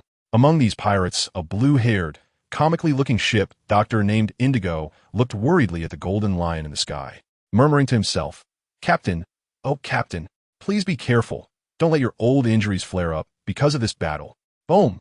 The battle would not stop because of these pirates' shock. The soaring fire pillars, after shattering the lion's might, merged under Ace's control and suddenly blasted towards the Golden Lion in the sky. "You little brat, you were hiding your strength just now." The Golden Lion's pupils constricted, but he showed no sign of retreat. His body spun suddenly, and his legs slashed forward at high speed, unleashing dozens of terrifying golden sword chi, roaring. "Lion? Thousand Cuts Valley! Ding, ding, ding!" These golden sword chi emitted a fierce sharpness, directly slicing Ace's fire pillars into countless pieces, rushing past on both sides of the Golden Lion without injuring him at all. Ace's eyes suddenly narrowed as he looked at the Golden Lion from a distance, his expression growing more serious. At this moment, he actually felt a hint of the same momentum as Hawkeye Mihawk from the Golden Lion, a great swordsman. The Golden Lion before him was definitely a true great swordsman. No wonder he was able to fight against both Garp and Sengoku at once back in the day, when the Golden Lion's legs were still intact, and he could wield his swords with both hands. His swordsmanship must have been extraordinary. However, Ace was somewhat puzzled. If the Golden Lion was so strong, why did he eventually lose to Luffy? What happened to his swordsmanship? Why was there such a huge difference in power between the same lion's attack in the anime and the one before him? Boom! At that moment, the ground around them began to churn again, and Ace didn't dare to think too much. He raised both hands above his head and launched another attack at the Golden Lion. Great Flame Ring? Flame Emperor. Flames swirled and rapidly formed a massive fireball nearly 100 meters in diameter above Ace's head. Without hesitation, Ace suddenly smashed it down towards the golden lion. "Ha ha, kid. You're strong. I haven't had this much fun in a long time." After trading a few blows with Ace, the golden lion now looked completely mad, using his abilities recklessly with a wave of his hands. The two small islands floating around him suddenly roared towards this direction under his control. Seeing this scene, most of the pirates were scared and turned to run. What a terrifying sight it was. On one side, a fireball the size of 100 meters shot into the sky like the sun, while on the other side, two massive islands were descending from the sky, directly roaring down. It was an apocalyptic scene. Not good. Dr. Indigo saw that the golden lion was using all his strength, and his face changed drastically as he anxiously shouted, "Captain, you can't keep going like this. Your body won't be able to handle it." But the golden lion, lost in battle, couldn't possibly hear his advice. He continued to fervently push his abilities to the limit, accelerating the two islands to their maximum speed, crashing them into Ace's fireball. Boom! The fireball collided with the islands, creating a violent explosion, instantly blowing one of the islands apart. The flames surged towards the other island, but at this moment, the speed of that island had been pushed to the extreme by the golden lion, and it roared past Ace's flames, heading straight for Ace and the others. Even Ace would be either dead or severely injured if hit head-on by an entire island. "Get behind me," Ace shouted to Viley and the others, then flipped his hand to draw out the Demon Slayer. The island was now right before them, seemingly blocking out the entire sky, bringing immense pressure to Ace and his team. Faced with the island that obscured the sun, Ace exerted all his strength, his muscles bulging to an exaggerated degree. In the next moment, his gaze sharpened, and he suddenly slashed down with both arms. Instantly, a massive sword energy glowing with blue light surged out, reaching the sky and the ground, slicing the island in half. Boom! A tremendous roar echoed as the massive landmass passed by Ace and the others on either side, crashing violently onto the ground beneath them. Boom! The violent impact immediately caused a terrifying earthquake, shaking the entire floating island violently, with countless cracks appearing on the ground. Run! Mr. Shiki had gone mad. This island was about to be destroyed by those two monsters. In the midst of this apocalyptic scene, the pirates under the Golden Lion's command were filled with terror, starting to flee frantically, desperately trying to escape to the edge of the island. Meanwhile, Ace stood in place, breathing heavily. That last sword strike was the strongest sword energy he could unleash. One sword cleaved an island in half. Ace has already reached the threshold of a great swordsman. This sword aura, after slicing through the small island, still carried a tremendous momentum as it flew toward the golden lion in the sky.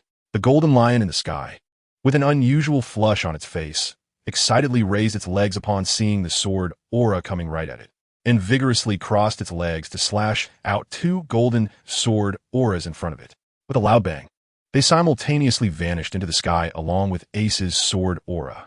Ace steadied his breath, his face slightly pale, as the strength of the golden lion before him was truly formidable. "Ha ha ha! Ace, I didn't expect your swordsmanship to be quite impressive." At this point, the golden lion seemed to have forgotten the earlier displeasure. It was as if he had rediscovered the fervor of his youth in the heat of battle. His hair and beard were all standing on end, his golden hair resembling a lion's mane, and with a disdainful expression, he shouted at Ace, "Kid, let's see you block this next move." As he spoke, the golden lion floated even higher, his arms spread out in a cross position, his cheeks flushed red. Then he suddenly pulled his hands inward. 100 lions might? Funeral! Buzz! Buzz! The dozens of islands surrounding the main island began to tremble wildly, the ground continuously churning, as the heads of stone lions forcefully emerged from the surfaces of the islands. These islands then started moving towards this location, and the golden lion was so crazed that he intended to smash dozens of islands down on Ace and the others. Crazy. The captain has lost his mind. We are 10,000 meters in the air. If dozens of islands collide, none of us will survive. The pirates under the golden lion trembled, collapsing to the ground in despair. Did they not just see how a single island's collision had already left cracks all over the ground beneath them? And now, dozens were coming straight at them. We are doomed. Ace stared intently at the golden lion in the sky. The volcanic stone flames and the 9 nether golden ancestor fire were slowly burning between his hands. The power of the golden lion's attack was simply too strong. If he wanted to withstand it, he had to forcefully merge the two types of However, the last time he detonated the crimson gold burning heaven flame. Both types had already been damaged.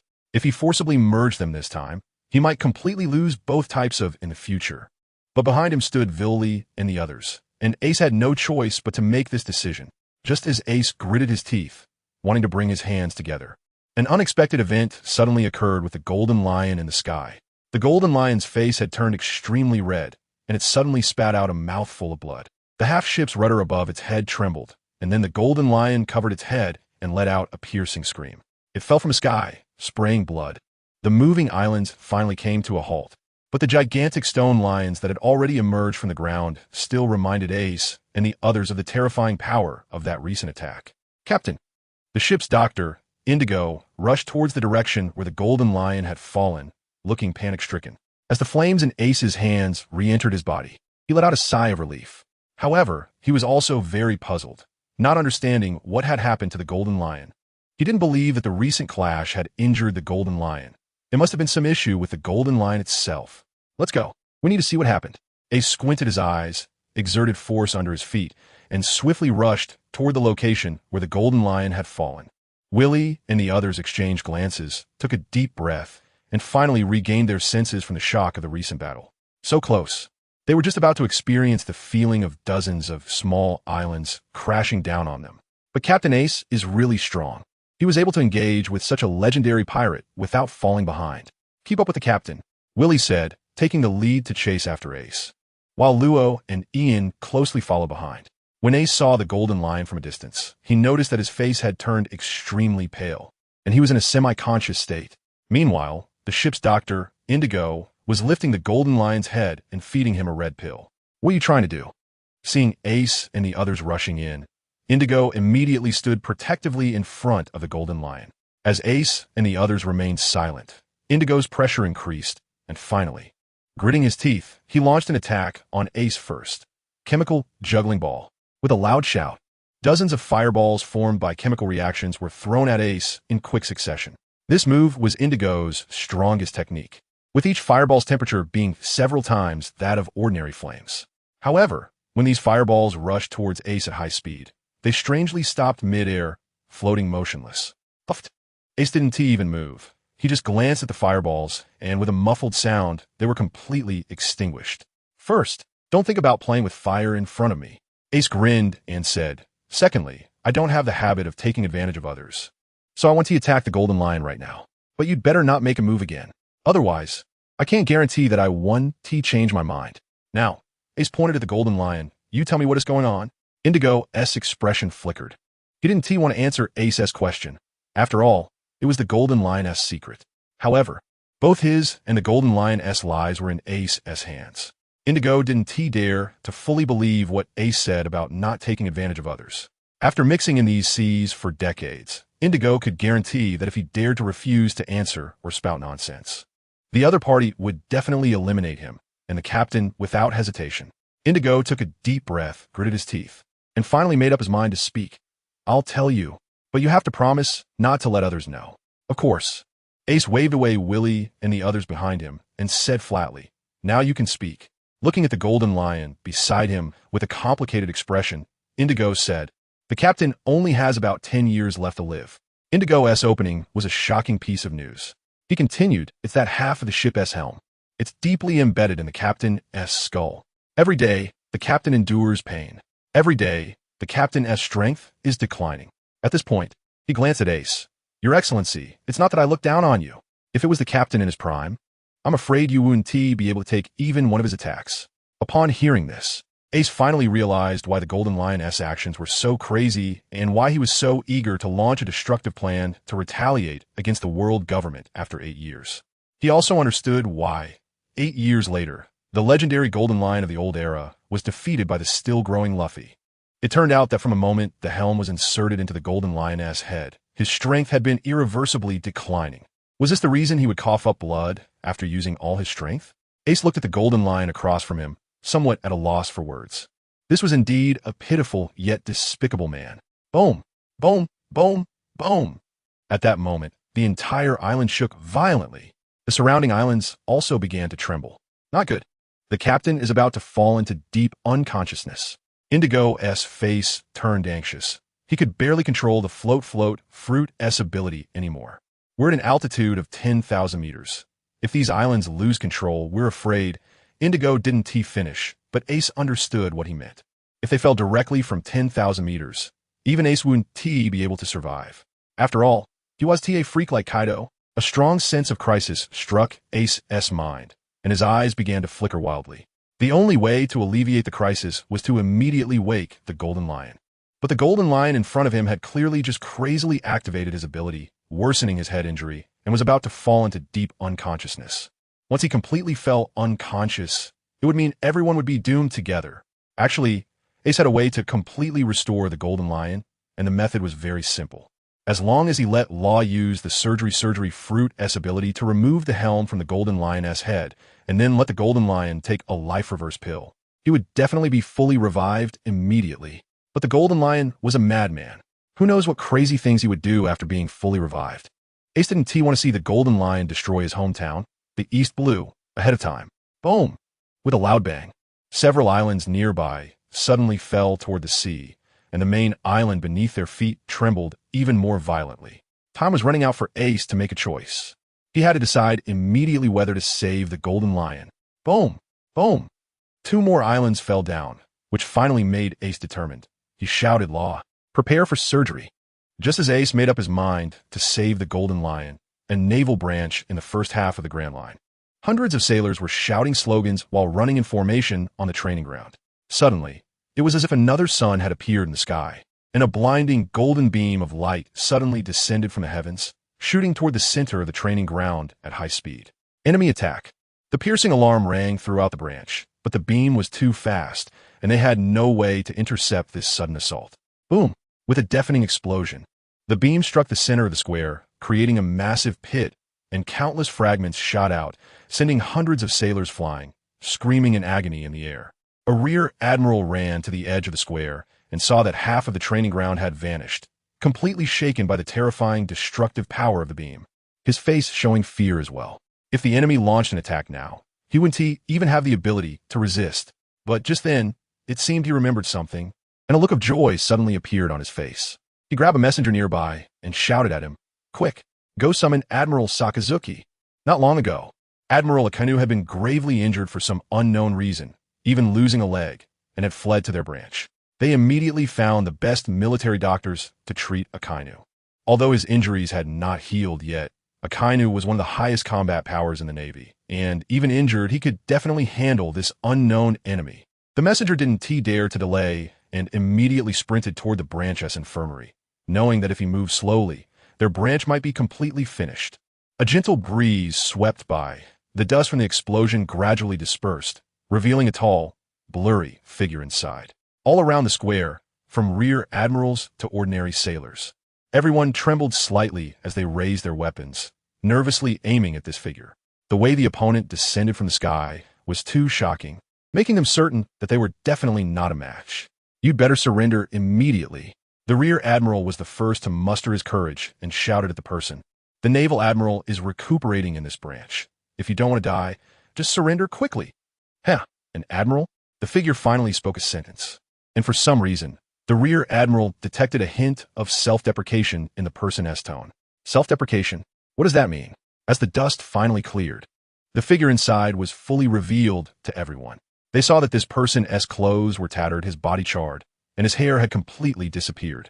The most tragic part was that his entire right arm was amputated at the shoulder. This, the rear admiral was dumbfounded. Not knowing why he felt this scene was somewhat familiar. Isn't this just like when Admiral Sakazuki first arrived? The rear admiral muttered to himself, staring at the person's eyes, which were widening more and more, feeling that the other party looked increasingly familiar. Just then, a deep voice sounded behind the rear admiral. What's going on? Who dares to intrude on the naval base? Akainu stood behind the rear admiral, casting a shadow that completely enveloped him. The rear admiral shivered immediately, his spirit jolted, and he quickly stepped aside and saluted, saying, Sir. He pointed to the center of the square and reported. This person fell from the sky and destroyed the entire training ground without a word. I hope you could take action to arrest him. However, Akainu did not respond at all. Instead, he raised his hand and shoved the rear admiral aside, his expression grave as he looked toward the center of the square. Kizaru? Who did this to you? Huh? Kizaru. The rear admiral pushed aside, widened his eyes in disbelief at the pitiful figure in the center of the square, even rubbing his eyes. Finally, from the dark face of this person, he identified that this was indeed another admiral of the Navy. Kizaru, this can't be real. What a joke. 2 admirals of the Navy were severely injured in just half a month. The sailors on the scene stared at the 2 figures in the square, their faces filled with shock and disbelief. Your leg?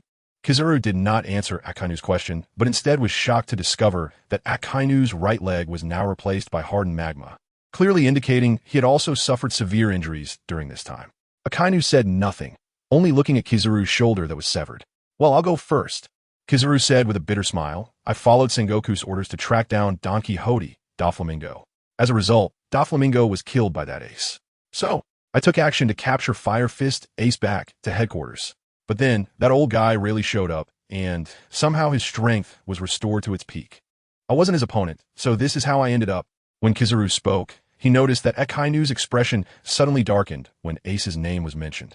No way. Kizaru's face immediately became fascinating. Could your leg also be because of that Fire Fist Ace kid? Humph. Enough with the nonsense. Next time I see that kid, I will definitely make him pay with his life. Akainu snorted coldly, his face dark as if water could drip from it, and he did not respond to Kizaru's question. His feet erupted with terrifying magma, and he flew away from the base without looking back. Now, there was no need for Akainu to answer. Everyone present already knew the answer. 2 of the 3 admirals of the Navy had actually fallen to the same person. Fire Fist Ace. A strange thought emerged in the rear admiral's mind. Perhaps from today on, Ace should change his name. Let's call him the Admiral Slayer? What are you daydreaming about?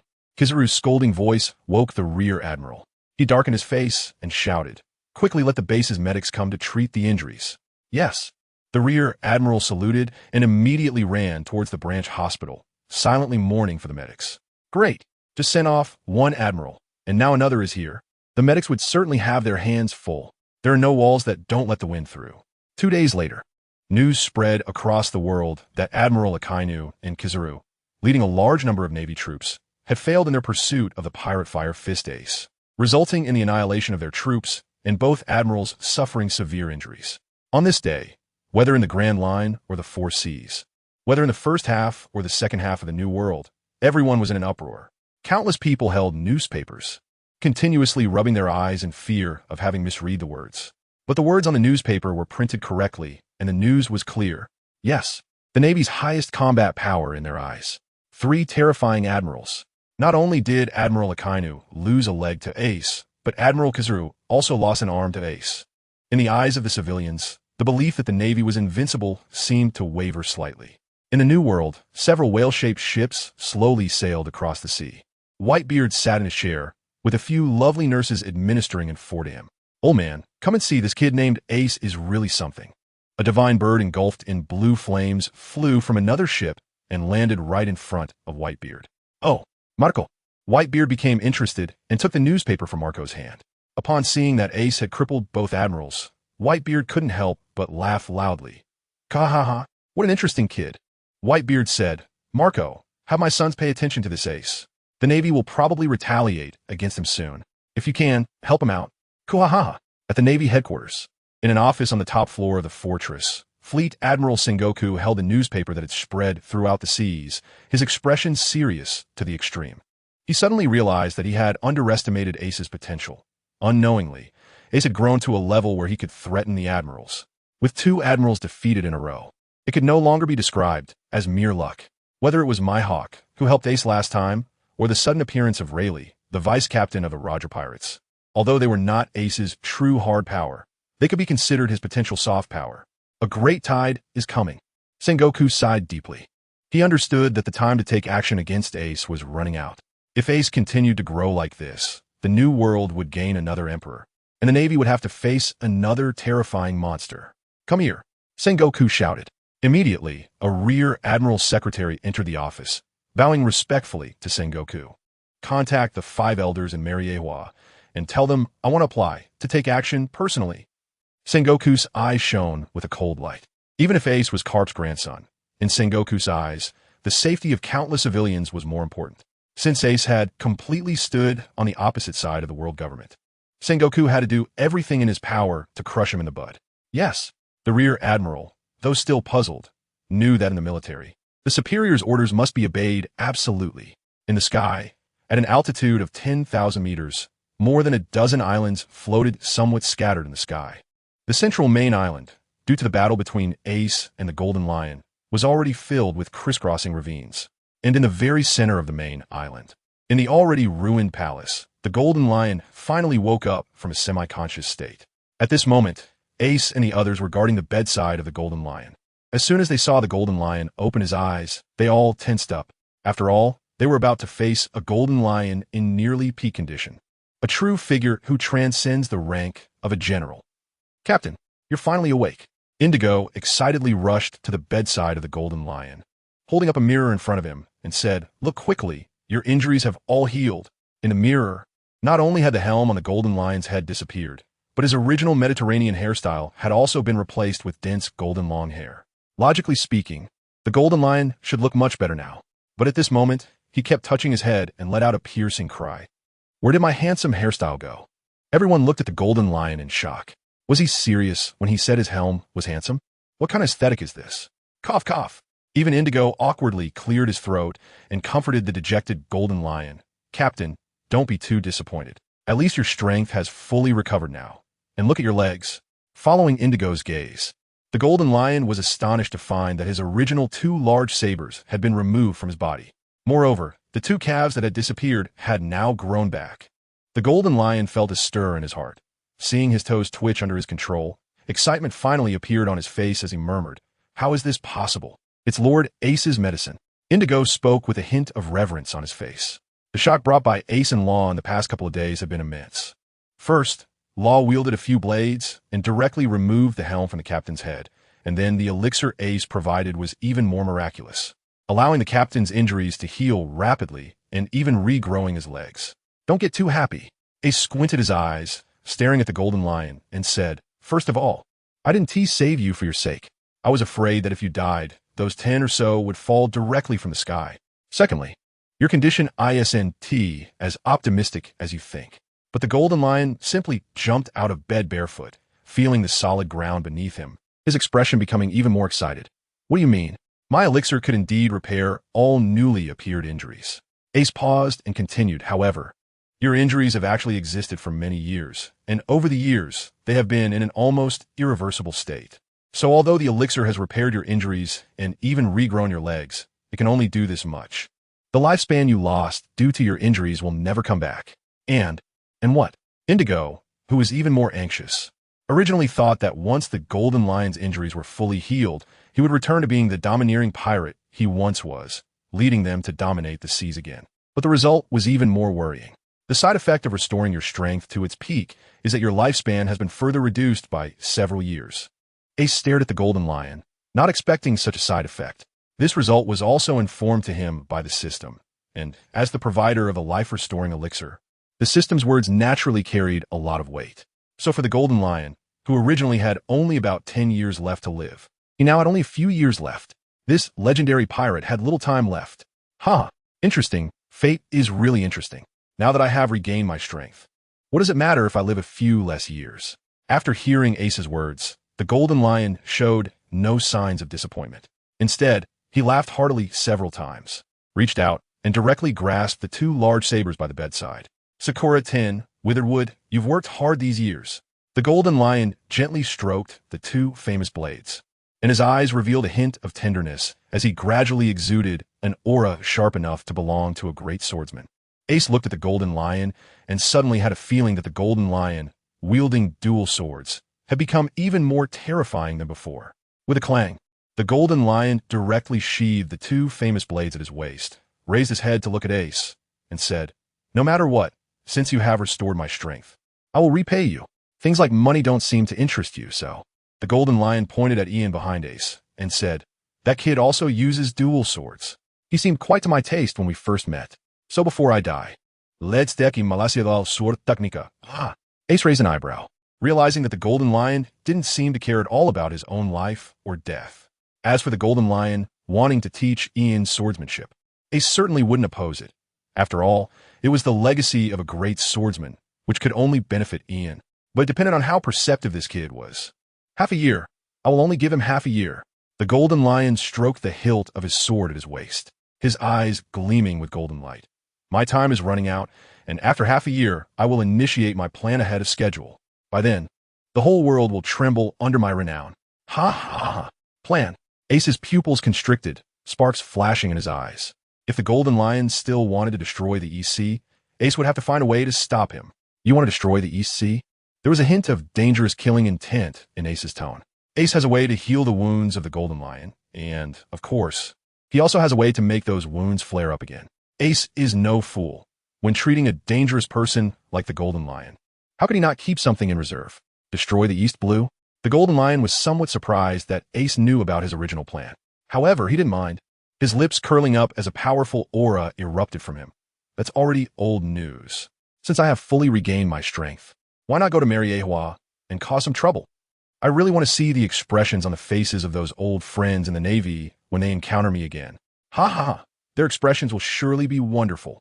Ace looked at the somewhat insane golden lion in front of him, his mouth twitching, unsure whether to say that the golden lion was ambitious or to call him a complete madman. After realizing that he only had a few years left to live, the golden lion made an even crazier choice, deciding to shine one last time in this world. In any case, Ace understood a principle.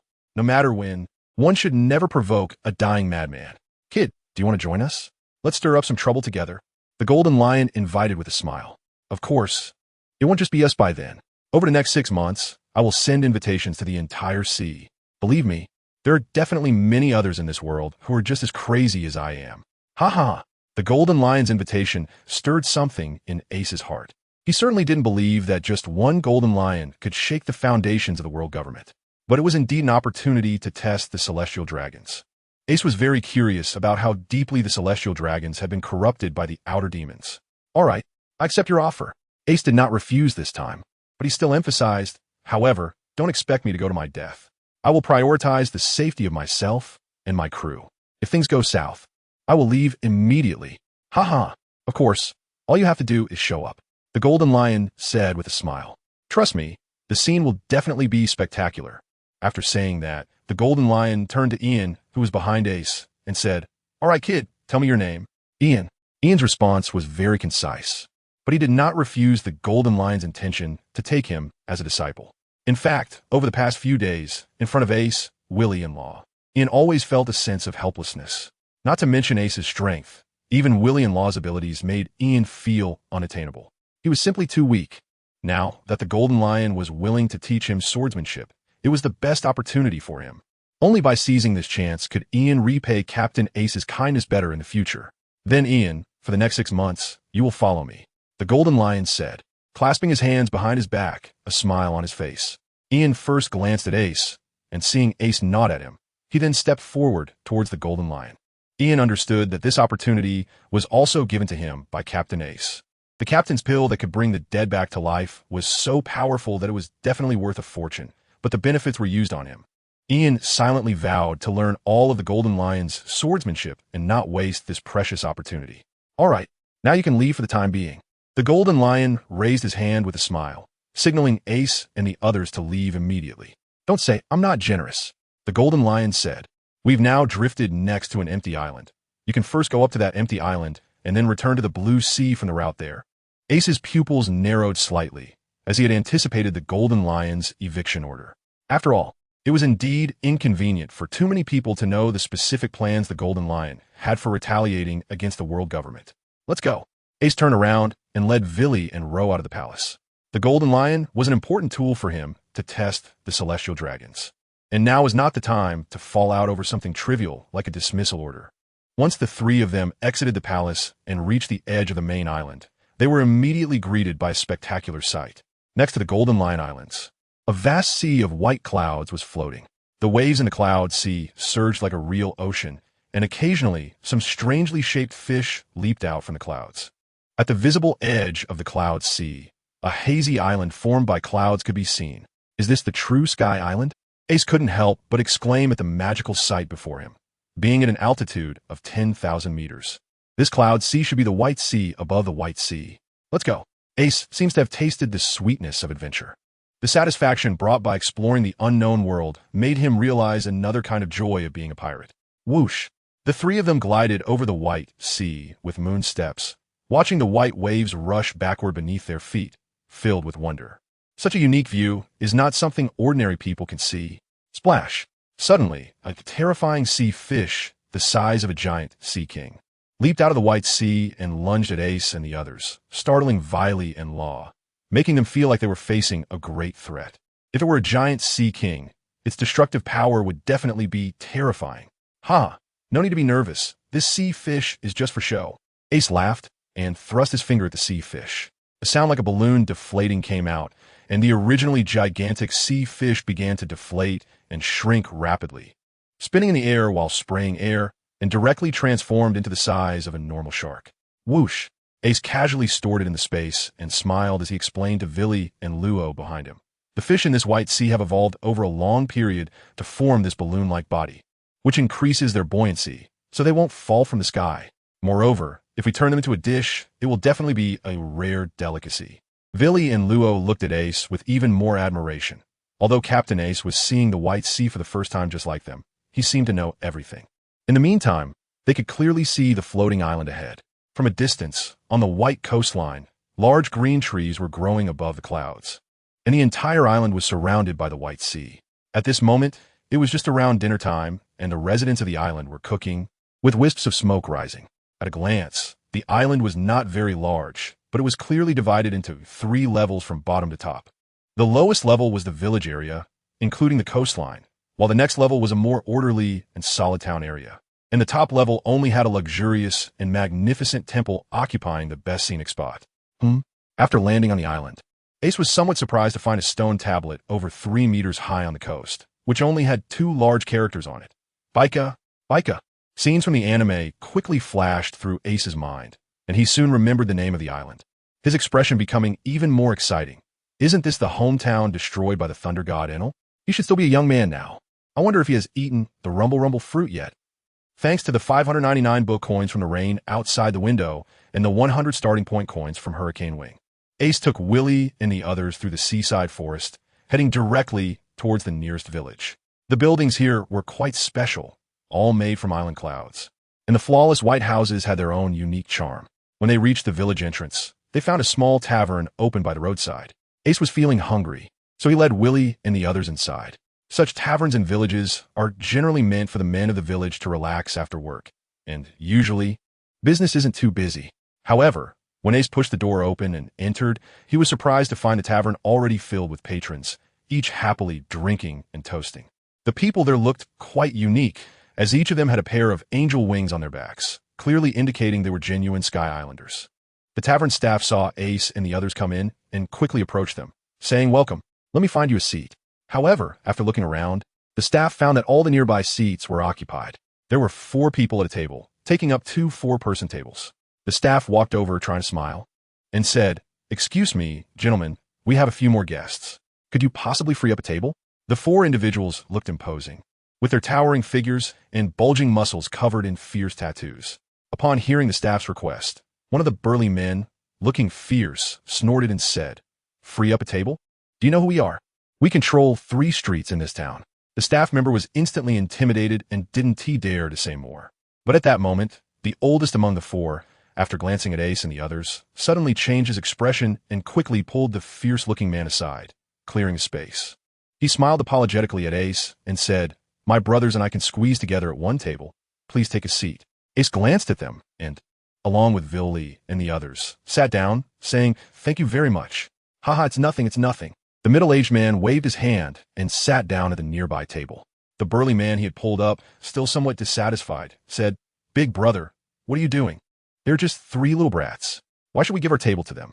The burly man glanced at Ace and the others, noticing that the oldest among them, Viley, looked to be under 20. They were clearly just 3 kids. Why did Big Brother seem to be afraid of them? "Idiot," the middle-aged man muttered under his breath. "Look at their backs." Hearing the middle-aged man's words, the others instinctively looked at Ace and the others' backs, and their expressions changed instantly. They actually had no wings. These 3 were not from Sky Island at all. The burly man felt a hint of fear on his face and hesitated to ask the middle-aged man, "Are they from the Blue Sea?" The middle-aged man did not speak, merely nodded slightly. Seeing the middle-aged man's gesture, the burly man's heart tightened. But he also breathed a sigh of relief, secretly glad he hadn't acted impulsively just now. Compared to most ordinary people on the ground, who were unaware of the existence of Sky Island, most Sky Islanders actually knew about the Blue Sea people. After all, although very few people could ascend to Sky Island, once a Blue Sea person succeeded in reaching Sky Island, they were often real powerhouses. Historically, many Blue Sea people had caused a stir on Sky Island, leaving their mark in its history. This also made Sky Islanders understand that it was best not to provoke an unknown Blue Sea person, especially these three, who looked like kids. It was truly abnormal. What ordinary teenager could reach an altitude of 10,000 meters? Perhaps these three were some kind of monsters. The more the burly man thought about it, the more absurd it seemed, and his gaze towards Ace and the others was filled with fear. Wiping the cold sweat from his forehead, he quickly turned to drink the alcohol in his hand, not daring to look in that direction again. Meanwhile, the waiter, seeing that the burly man no longer made things difficult, also breathed a sigh of relief and asked Ace, "May I ask what you would like to drink?" Ace pointed to the table next to them and said, "Like them, let's have some beer too." After saying that, Ace's mind stirred as he remembered something and asked, "Do you have a chef in your restaurant?" "Yes, we do." The staff was a bit puzzled as to why Ace would ask this question. "That's good." Ace laughed out loud. He had long wanted to taste the flavor of the fish from the White Sea.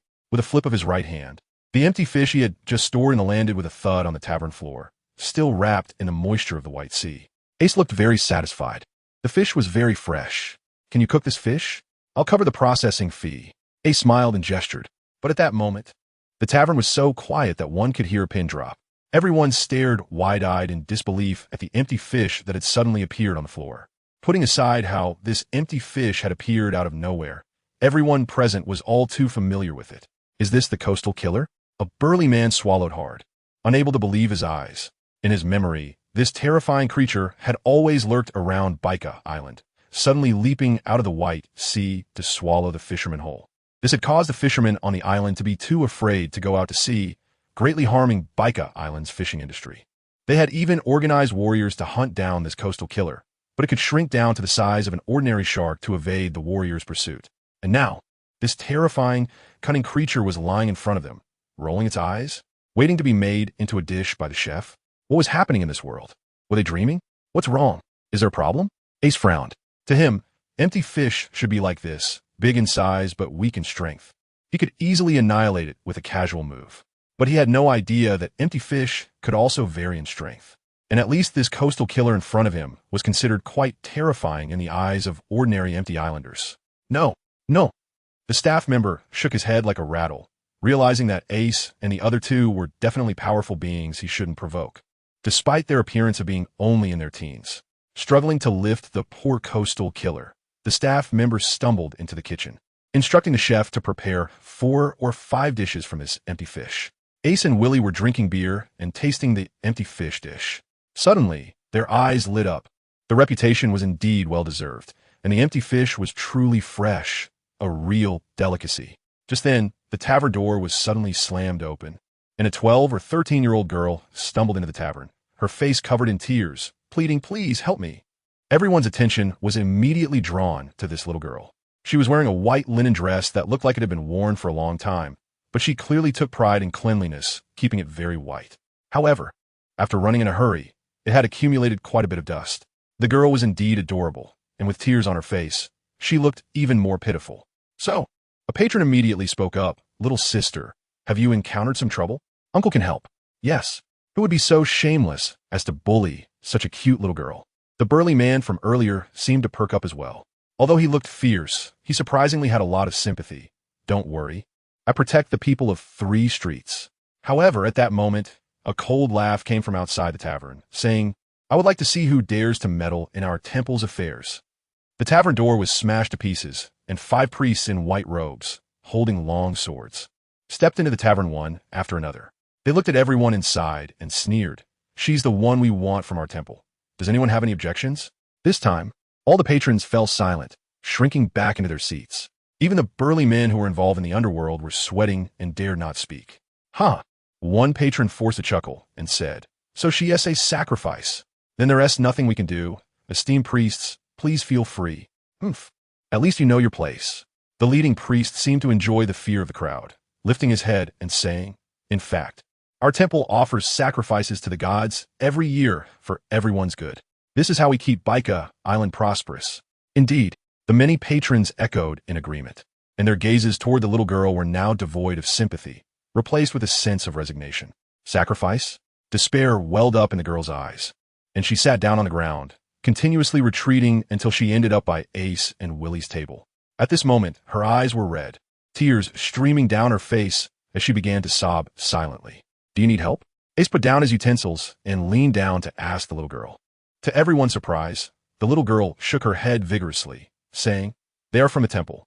If you help me, they won't let you go either." It was clear that the little girl had always lived on the bottom of Baika Island. Although she had always heard of the temple's great name, she had never had the chance to meet these high and mighty temple priests. So just now she was unaware of the identity of this group of priests. And now that she understood, she didn't want to put others in danger because of her own reasons. However, Ace was still willing to help in this situation, which made the little girl realize that he was a good person. So she took out a small package from her arms and handed it to Ace, saying, "Please give this to my brother. He works at the circus in town. His name is..." Before the little girl could finish saying her brother's name, she was interrupted by the leading priest. "No need to be so troublesome. Your brother will come to accompany you. This time the priest asked us to prepare a pair of siblings. So don't worry, you two will definitely be reunited." What? The little girl's emotions finally reached the brink of collapse. She and her brother had always depended on each other, and in her mind, she could die for the temple. But her brother must live well. Now, everything was about to be taken from her. The little girl stood up in anger and rushed toward the priest. Bang! She crashed into the priest, but she was too weak. The priest didn't even budge from her impact. "Becoming a sacrifice is an honor for you two siblings. How dare you resist?" The priest sneered, reaching out to grab the little girl. As long as he captured her, their mission would be accomplished, and the priest would reward them generously. The little girl's face was filled with despair and hatred for the temple. She understood that on this island, the Baika temple was the absolute authority. Once they were captured, there would only be a dead end for her and her brother. Just then, Ace drained his beer in one gulp, instantly disappearing from the table and standing in front of the little girl. His hand clawed like a pair of iron pincers gripping the priest's arm. The priest felt a sharp pain in his arm, cold sweat dripping from his forehead. But he still gritted his teeth and threatened. "Qinghai person, do you want a medal? Offending our temple on Baika Island. It's not that easy to die." Ace coldly surveyed the surroundings. Whether it was the few loathsome priests or the numb patrons, they all made him feel a wave of nausea. He didn't know what the so-called sacrifices on Baika Island were, but just the fact that they used living people as offerings made Ace decide that he absolutely had to twist off the head of that so-called priest. And he wouldn't let go. In just a short while, Ace had squeezed the priest's arm down by a circle, and the priest was about to scream in pain. With an indifferent glance at him, Ace finally released his grip on the priest's arm. "Hiss!" The priest gasped, then grinned sinisterly and said, "It's good that you know fear now. Hurry and hand over Trelia, and I might leave you with a whole corpse." Noisy. Ace's voice was flat, blocking Tree's line of sight, and behind him, the priest's sinister smile froze on his face. In the next moment, countless orange flames suddenly erupted from his body, instantly turning him into a pile of ashes. A gentle breeze blew the ashes away, and in the tavern, neither the patrons nor the priests could utter a word. "Demon! Run, quick, run!" It was unclear who shouted first, but the next second, everyone went mad and rushed out of the tavern, knocking over tables and chairs in their frantic escape, fearing that if they ran slowly, they would be burned to ashes. Villiro, not a single priest left behind. Ace did not look back, but his voice contained a hint of killing intent. "Yes." Villi and the others responded in unison, then instantly disappeared from their spot, leaving only a ripple of air behind. Soon after, screams of a few priests echoed outside the tavern. "You must be Tree, right? I think this thing should be handed over to your brother by you." Ace smiled as he handed the package back to Tree. "Oh, by the way, what did you say your brother's name was?" The series of changes had already left Tree a bit dazed, and now, when Ace spoke to her, she momentarily couldn't react.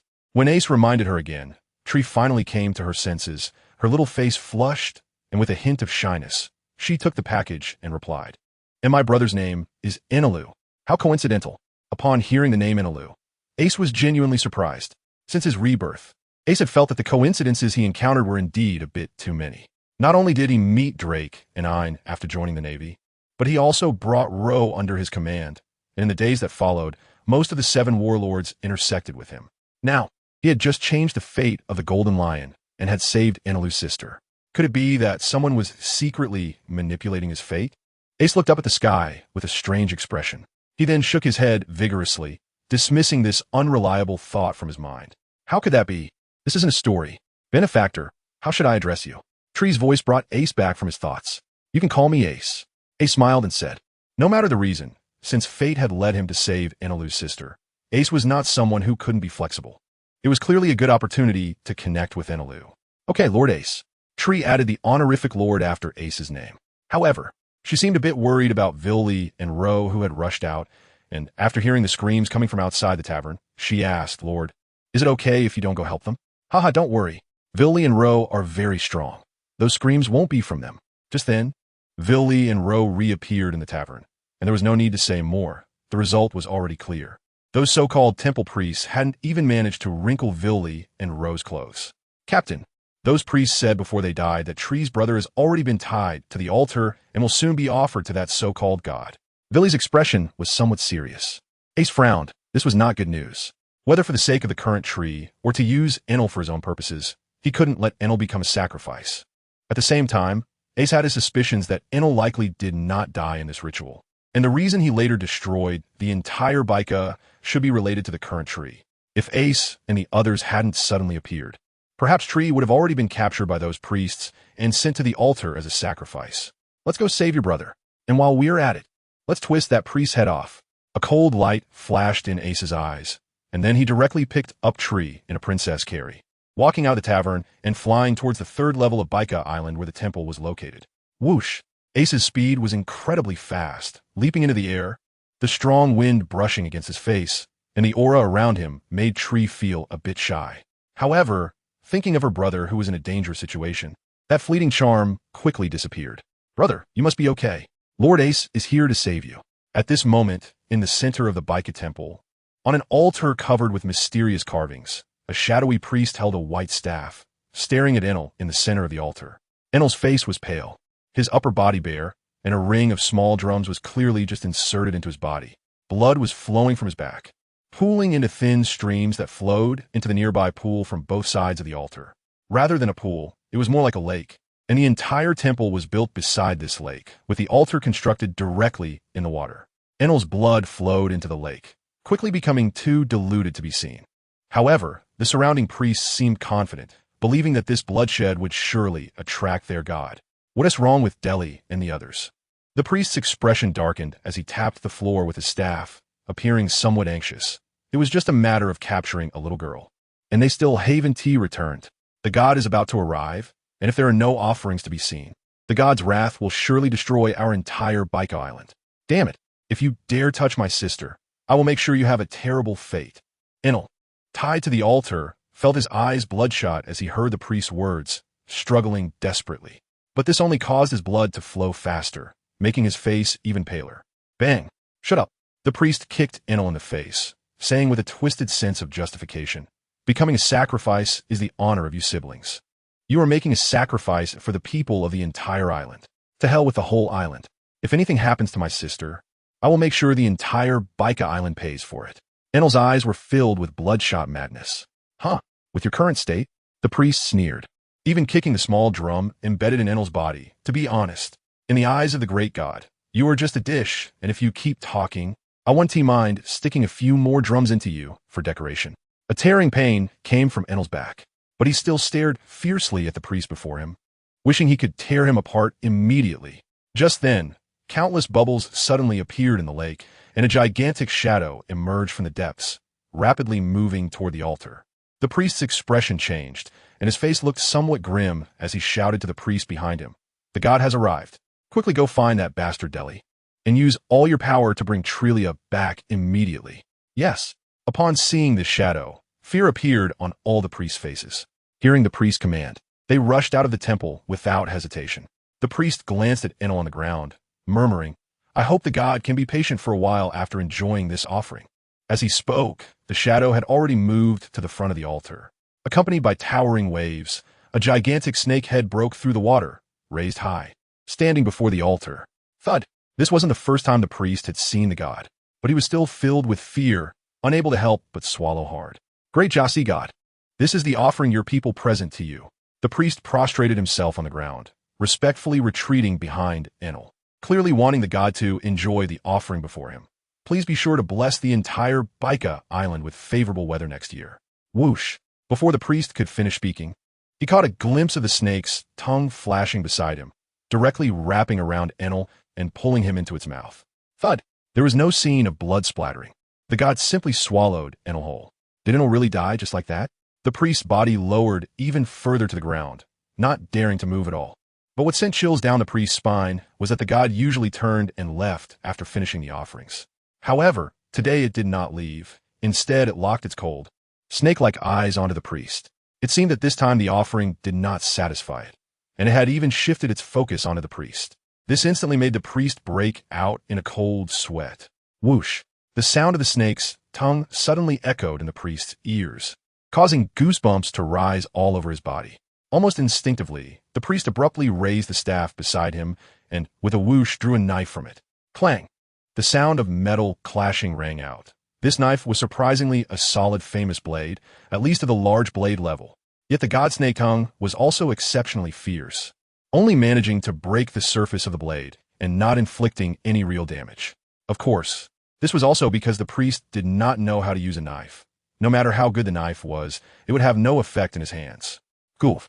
The priest was merely relying on the weapon's advantage to block this attack. In fact, his own strength was quite weak. Thus, under the impact, he could only spit blood and crash against the edge of the altar. Goddess Jaxi, please calm your anger. The priest had no time to care about his injuries. Instead, he lay down on the ground in fear. Spare my life, and I will definitely offer you more sacrifices. The god seemed to understand the priest's words. Its snake eyes flickered, and it actually dove back into the water. However, it still did not leave, but continued to swim around the altar, clearly waiting for the more offerings the priest mentioned. The priest stood up again, wiped the cold sweat from his forehead, and made up his mind. In addition to capturing Trelia to offer to the god, he would also need to capture a few more young boys and girls as sacrifices to appease the god's anger. Those lowly commoners, as many as needed. After all, as long as he could save his life and secure his position as priest, that was enough. Boom, boom, boom. But just then, several loud booms suddenly echoed from outside the altar area, startling the priest. Then several priests rushed in, their faces full of panic. What's going on? Are you all looking for death? Making such a loud noise. What if you anger the god? The priest shouted at them. What about Trelia that I told you to catch? Hurry up and bring her here. Great lord. The priest exclaimed in terror. Trelia has arrived. But she brought several powerful beings who kill anyone they see. What? The priest's expression changed, and he asked, how many of them are there? Three. Are the hundreds of guards in the temple just sitting around doing nothing? Hearing this number, the priest became furious. He thought there would be a lot of them and quickly ordered the guards to take action and eliminate these three. The guards had already moved out immediately. The priest seemed unable to believe what had just happened before their eyes. That's good. You don't need to worry about this. Hurry up and go find a few more sacrifices for me. The god is getting a bit impatient. The priest's mind was now somewhat chaotic. The priest said in fear, but in an instant, that person just took an instant, and all the guards. At this moment, seeing the expression of the priest finally had a sense of foreboding. Boom! But before the priest could finish their words, a huge explosion suddenly erupted behind them, and the wall abruptly exploded, with flying stones piercing into the backs of several priests, sealing their words forever in their mouths. Whoosh! Ace appeared on the altar with Tree, followed by Vili and Luo. Guards! The priest fell to the ground with a thud, holding the knife in his hand and frantically calling for help outside. No need to shout, Ace said coldly. They have all gone to hell. Ace had no good feelings toward this temple of human sacrifice and did not want to spare anyone here. At that moment, the priest recalled the words of the priests and finally understood what they had just meant. In an instant, the seemingly teenage boy before him had eliminated hundreds of elite guards from their temple in the blink of an eye. Now it's your turn. Ace looked at the priest, his eyes filled with murderous intent. The most detestable person in the entire Baika temple was this man before him. No, you can't kill me. The priest's face was filled with fear. He was the noblest person on Baika Island, controlling the lives and deaths of everyone on the island. He couldn't die. Suddenly, the god rose from the lake, its massive serpentine body casting a huge shadow that enveloped the entire altar. Gaxi god, save me. The priest was overjoyed. maliciously pointing at Ace and the others. "They're the sacrifices I have prepared for you. What about my brother? What happened to my brother?" Tree looked around anxiously, her face full of worry. With Gaxi God backing him, the priest became arrogant again, saying, "That kid has long been offered to Gaxi God. He should have been digested by now." No. Tears streamed down Tree's face. Ace's pupils also constricted. This outcome greatly exceeded his expectations. Could it be that the butterfly effect caused by his appearance had instead pushed Enel towards death? "You should be more concerned about yourselves." The priest sneered at Ace. In the next moment, Gaxi God's head descended from the sky with astonishing speed, bringing a terrifying impact as it suddenly lunged at Ace and the others on the altar. Before the attack reached them, the foul stench from Gaxi God's mouth hit them first, and the cold glint of its fangs sent chills down their spines. "I thought it was some god. It turns out to just be a snake." Facing this terrifying attack, Ace, however, disdainfully clenched his right fist. In the next instant, as Gaxi God's serpent head rushed toward Ace, his figure suddenly vanished, reappearing at the side of Gaxi God's head. He then unleashed a powerful punch, striking the right side of the serpent's face. Boom! With a loud crash, the massive serpent head abruptly changed direction under Ace's punch, and a series of cracking sounds echoed from its skull. Its mouth full of fangs sprayed out from its mouth. Ace's size difference with the snake was astonishing, but the result left the priest on the altar with a suddenly stiffened expression. Splash! The body of the god Agarsi was first sent flying out of the water by Ace's punch, and then with a splash, it fell back in, floating on its back in the lake. With just one punch, Ace had dealt with this so-called god. Tap tap. Ace fell back onto the altar, coldly looking at the priest in front of him. How do you want to die now? The priest's hand holding the knife had begun to tremble. He now understood that he was undoubtedly doomed. If even a god couldn't withstand a punch, how could he resist? But just as Ace was about to twist the priest's neck, a voice suddenly echoed in his mind. Supreme Great Blade detected. The system's words drew Ace's attention to the knife in the priest's hand, and he raised an eyebrow in surprise. This knife hidden in the scepter turned out to be a Supreme Great Blade? What an unexpected gain. After Ace reached the Quasi-Admiral level, he realized that devouring high-grade famous swords had little effect on his strength improvement. Therefore, the appearance of this Supreme Great Sword can be said to be like a timely gift, greatly accelerating Ace's speed of enhancing his power. Just at that moment, the body of the floating gassy god suddenly began to twitch strangely, its massive body continuously twisting and rolling on the water surface. This caused a glimmer of hope to appear on the priest's face, and he shouted with a hint of madness. "I knew it. God is immortal." Bang! Ace's expression was cold. With a casual slap, he directly interrupted the priest's nonsense, sending him sprawling and spitting blood. He spun and fell to the side. "Ha! Even if this snake doesn't die, do you think you can survive?" Ace's words instantly made the priest understand his situation. With Ace's strength in front of him, he could be killed in an instant, leaving him no chance to escape.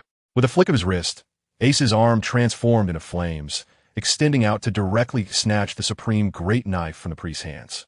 This scene made the priest tremble even more, shrinking back into the corner, too afraid to move.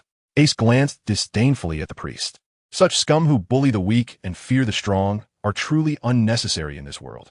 However, Ace was no longer in a hurry to kill him. Shifting his gaze to the writhing giant snake, a slight smile crept onto Ace's lips. So that's where the thunder fruit is. A series of crackling sounds erupted again, and blue sparks of electricity began to flicker across the snake's body, finally rousing the priest from his unconsciousness. However, upon waking, it seemed to be in immense pain, thrashing even more violently on the surface of the lake, with the electric sparks wrapping around its body becoming thicker, twisting its form into a spiral shape. "Tree, don't be sad." Ace smiled as he wiped the tears from Tree's face and said, "Your brother is still alive." Tree stood beside Ace, sobbing, her face once again filled with hope. The power displayed by Ace made Tree firmly believe in his words. Is her brother really still alive? Meanwhile, the dazzling blue lightning before him finally made Ace breathe a sigh of relief. He did not regret saving Tree.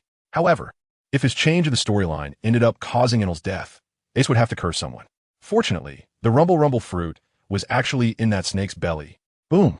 The twisted giant snake finally came to a stop, and its belly was suddenly blown open by the thunder, creating a bloody gash that indicated this so-called god had completely lost its life. A brilliant spherical thunderbolt burst out from this wound, shooting straight into the sky. Rumbling. Originally, they were already at an altitude of 10,000 meters, with clouds beneath their feet. But at that moment, dark clouds suddenly rolled in, quickly covering the entire sky and enveloping the whole Baika Island. Even more terrifying was that the rolling blue lightning within the dark clouds seemed to be boiling, ready to form a lightning strike at any moment, turning the entire Baika Island into powder.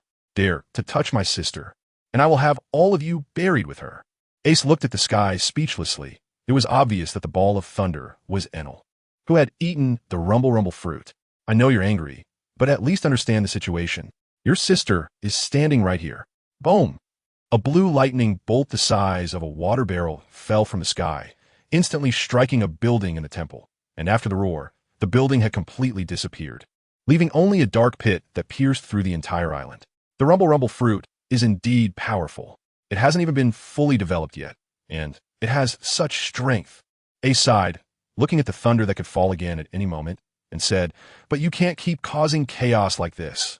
Ace turned his neck, making a series of cracking sounds, and looked up at the sky with excitement in his eyes.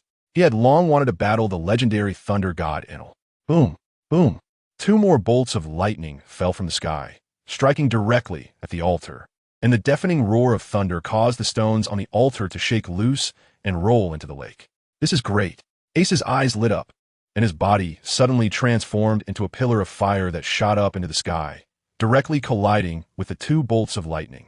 A terrifying explosion erupted at the center where the flames met the thunder, and the dazzling light produced by the explosion instantly illuminated the entire Baika Island. The thunderous sounds had already attracted everyone's attention on the island, as the rapid transition between darkness and light left them bewildered. Oh my God, what happened? Is this the end of the world? No one knew what was going on. The entire Baika Island was in chaos, with everyone frantically running to the streets, looking up at the apocalyptic scene at the top of the island. Is that the temple? The gods must be angry.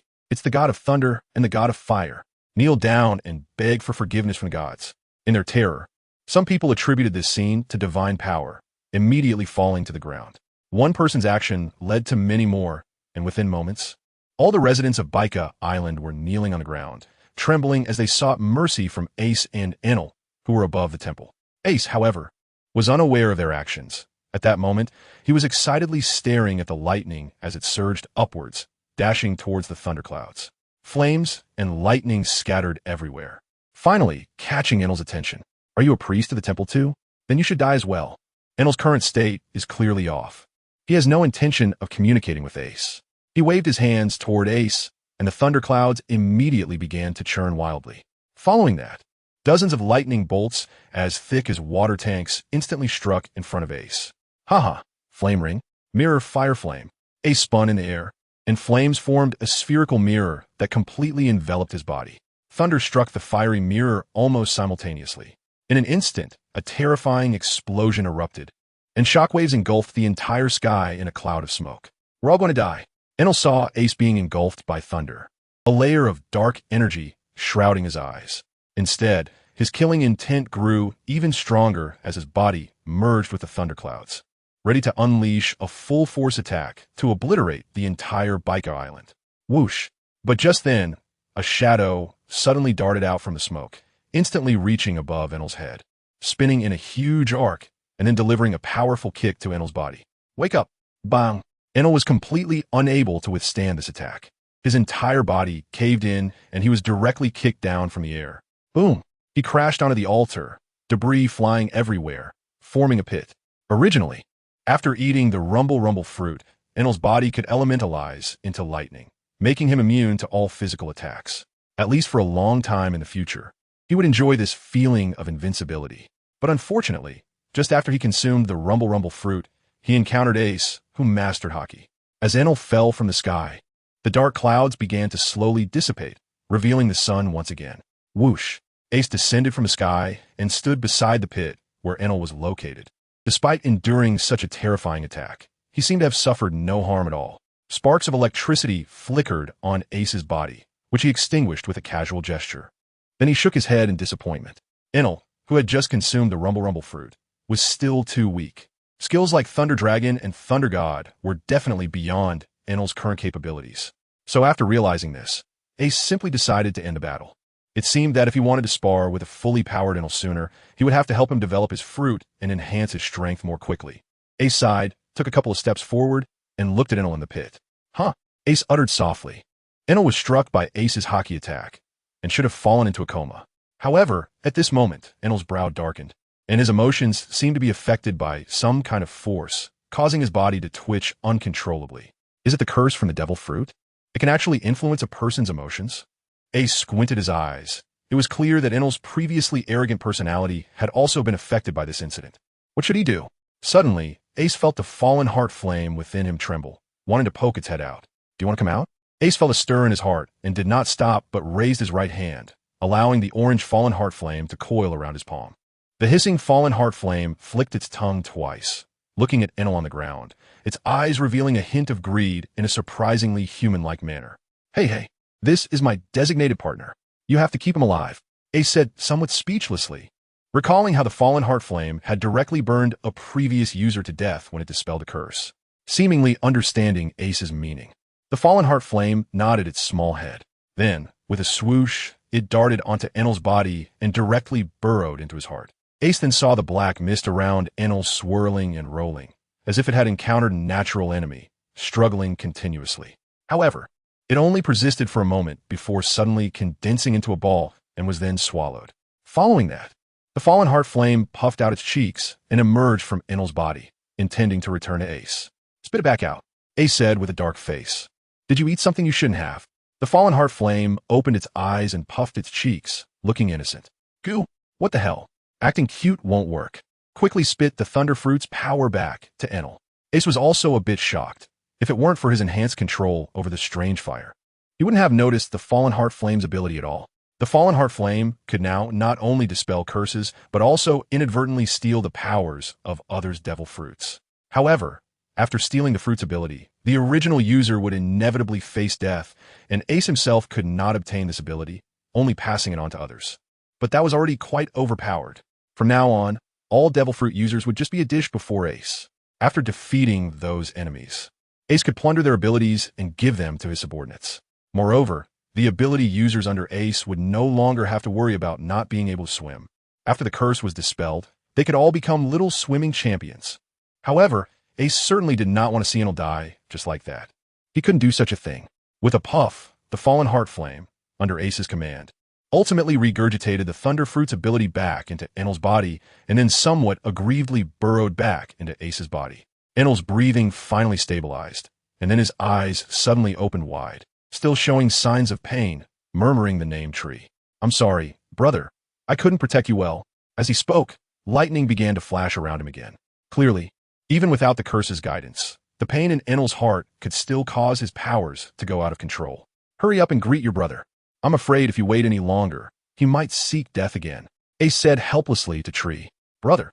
At that moment, Tree saw that Enel was really still alive and could no longer hold back, rushing over with tears streaming down her face, hugging her brother tightly. I'm fine. Tria. Anira looked at his sister in his arms, his eyes gradually widening.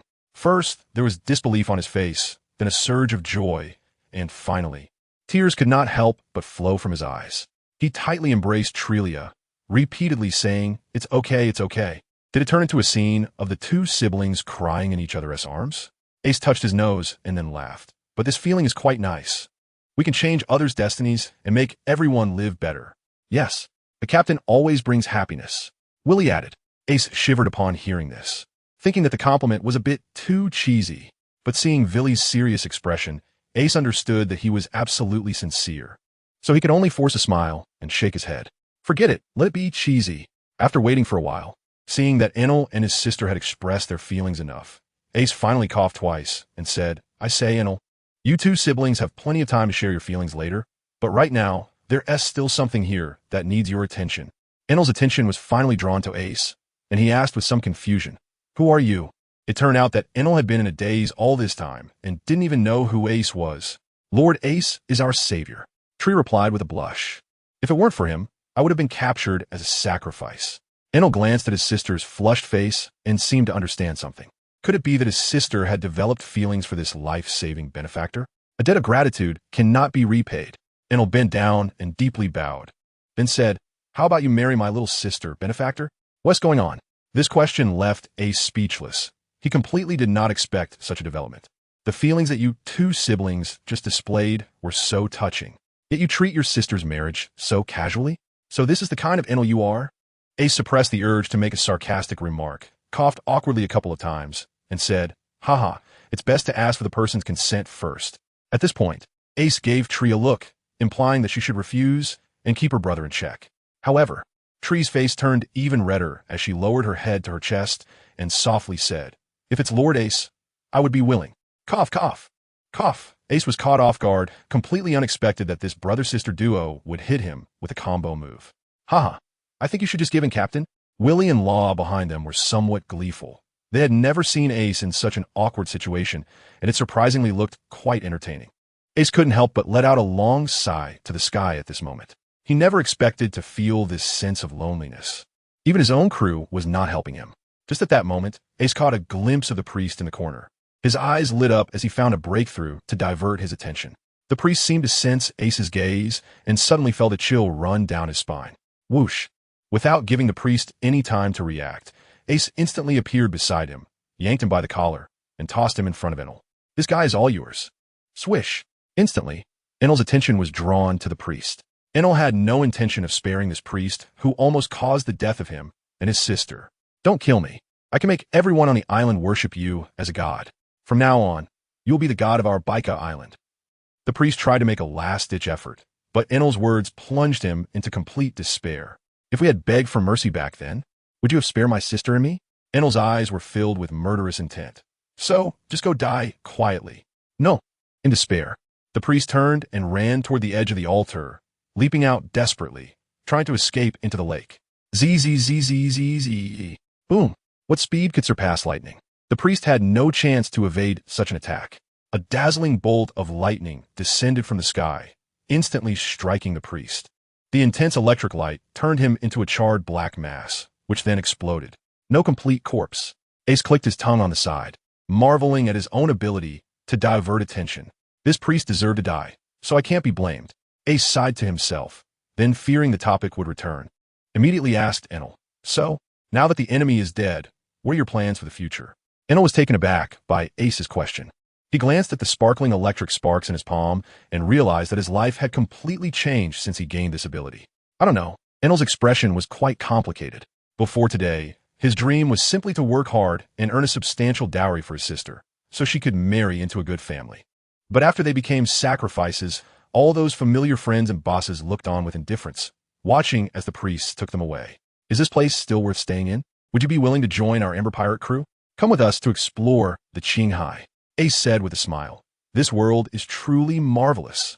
Compared to that, this Baika island can only be considered a small well." Enel was slightly moved by Ace's words. The formidable strength Ace displayed made Enel believe that what he said must be true. Ace must be one of the strongest in the Qinghai Sea. At this moment, Enel's waist still hurt a bit. He vaguely remembered that Ace had defeated him with a single move. After swallowing the rumble fruit, Enel felt his body filled with power, creating an illusion of being invincible until Ace knocked him back to reality with one strike. "Haha, I'm not really the strongest. There are many out there on the sea who are stronger than me," Ace humbly replied.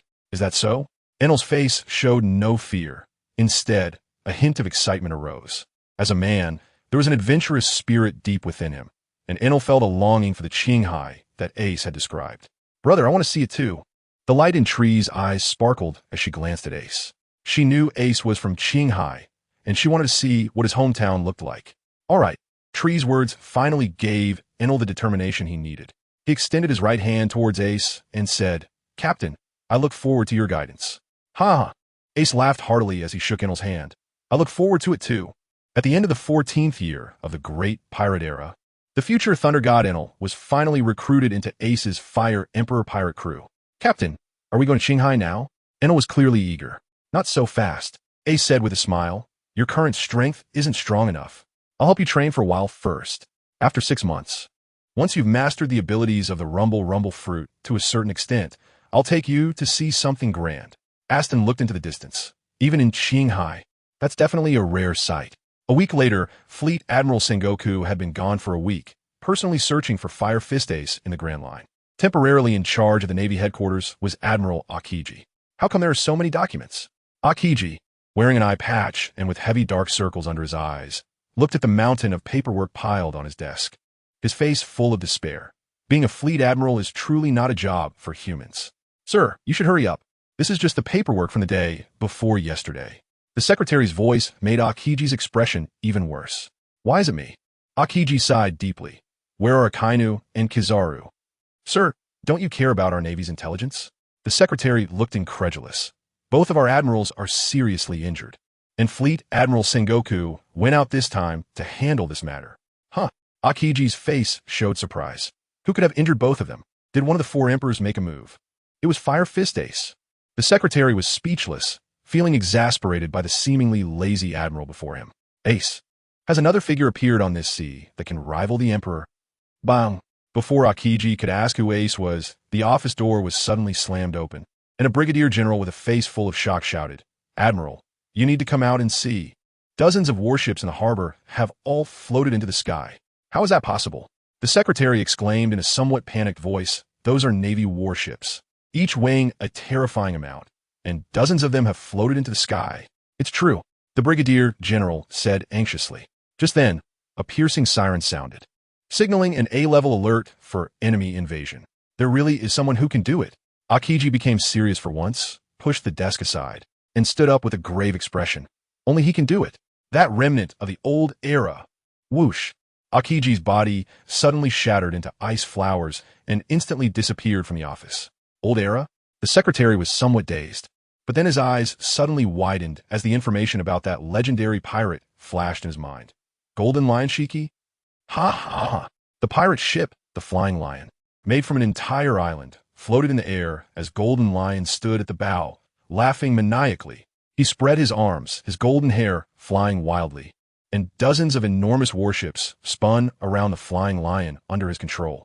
Some Marines on the ship who couldn't escape screamed as they were flung out, crashing to the ground and splattering bright red blood. Carp, Sengoku, come out here right now.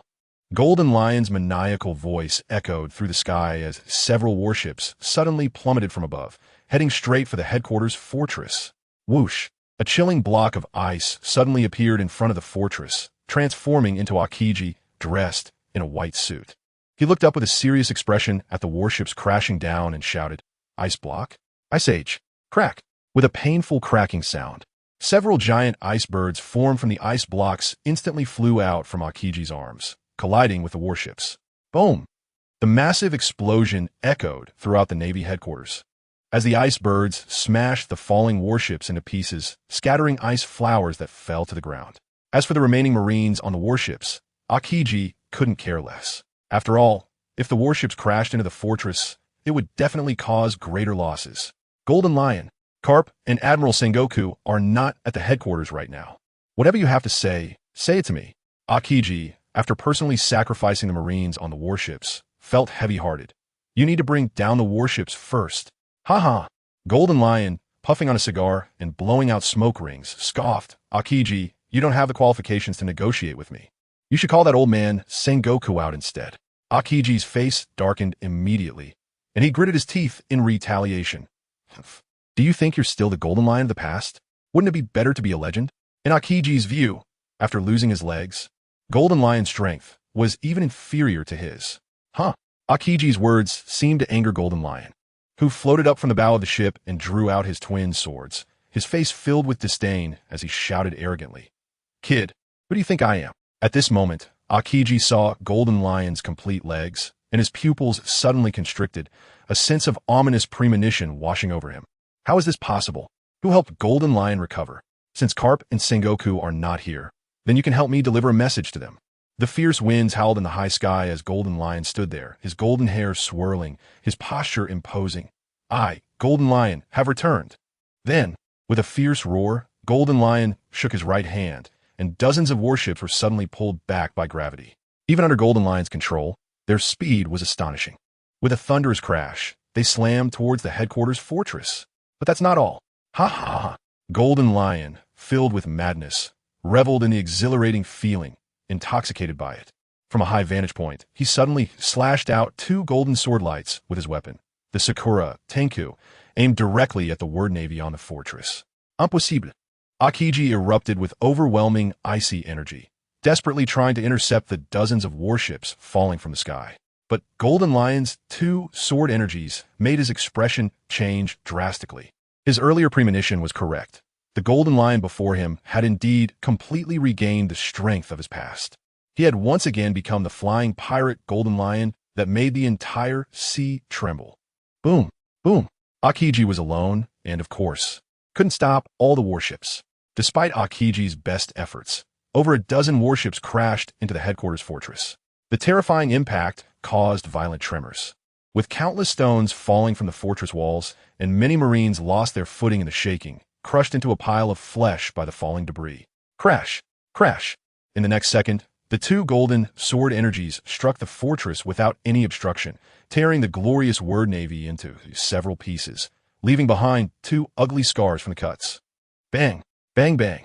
The headquarters Navy, being elite, managed to recover amidst the chaos, with many Marines returning to their posts, raising their cannons and firing countless shells at the flying lion in the sky.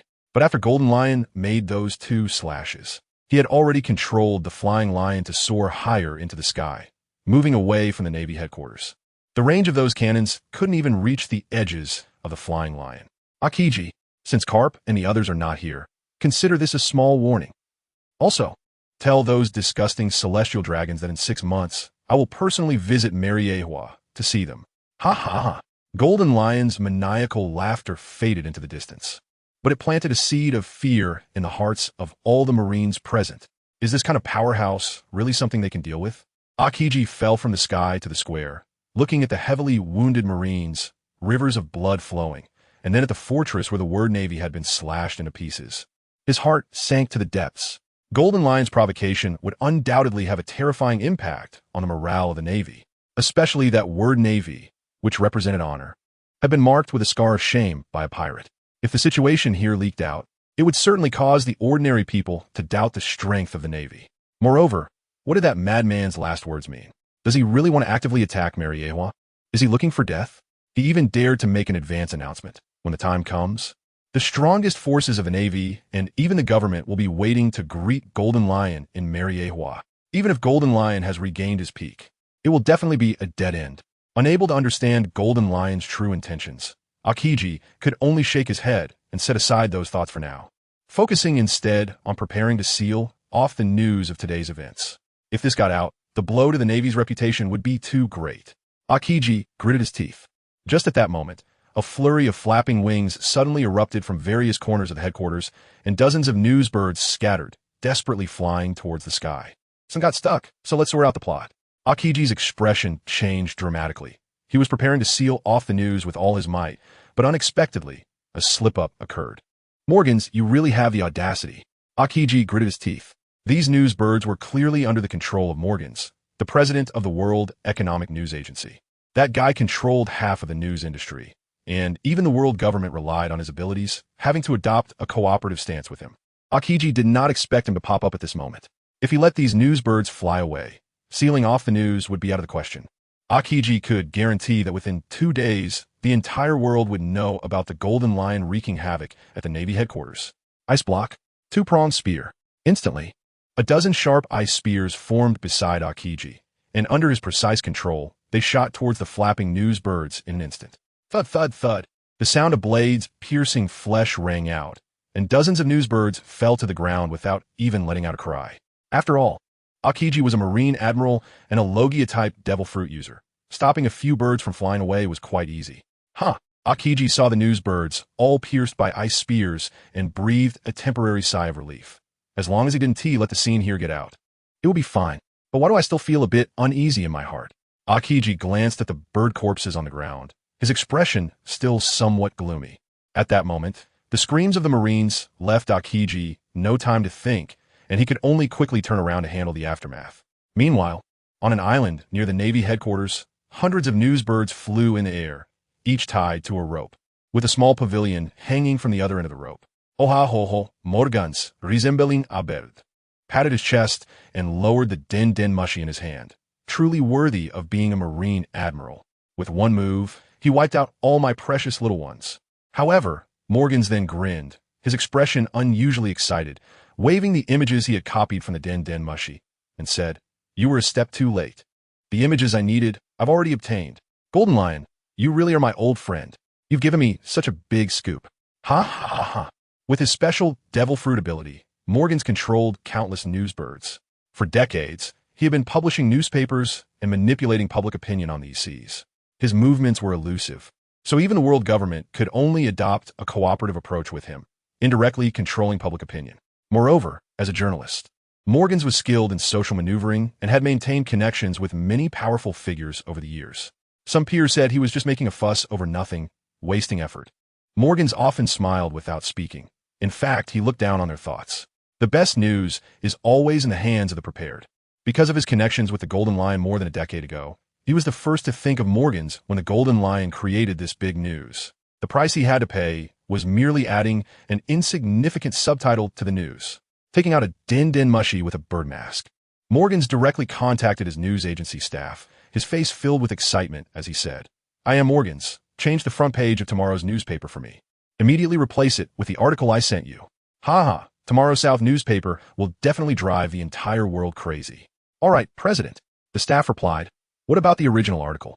Should we publish it in the supplement?" That was provided by the vice president. "Oh, tell me about it." Morgans became curious. His vice president usually wouldn't write articles personally. Last night, four powerful giants teamed up to storm Judicial Island, attacking all the way to the gates of justice, destroying half the island's buildings, and even cutting down the Chief Justice of Judicial Island. Finally, before the Navy reinforcements arrived, they took the two giant guards of Judicial Island and left. Hearing this, Morgan's expression grew strange. This truly was a tumultuous autumn. The Navy's two most important locations were attacked and left in ruins on the same day. Morgan's years of experience in journalism told him that chaos was approaching. After a moment of reflection, Morgan said, "So, there's another powerful team of 6 giants on these seas? Just like the giant warrior pirate crew from 100 years ago?" "Yes, to be precise, 4 of the 6 giants are members of the former giant warrior pirate crew, and they even left their flag on Judicial Island." The staff replied, "It's the pirate flag of the former giant warrior pirate crew, but for some reason, there's a strange flame circling the skull on the flag." Flames? Morgans had no idea. He certainly wouldn't think that the giant warrior pirate crew was now under the banner of the Flame Emperor pirate crew, and that the flames were the symbol of the Flame Emperor pirate crew. However, this did not prevent Morgans from bursting into laughter.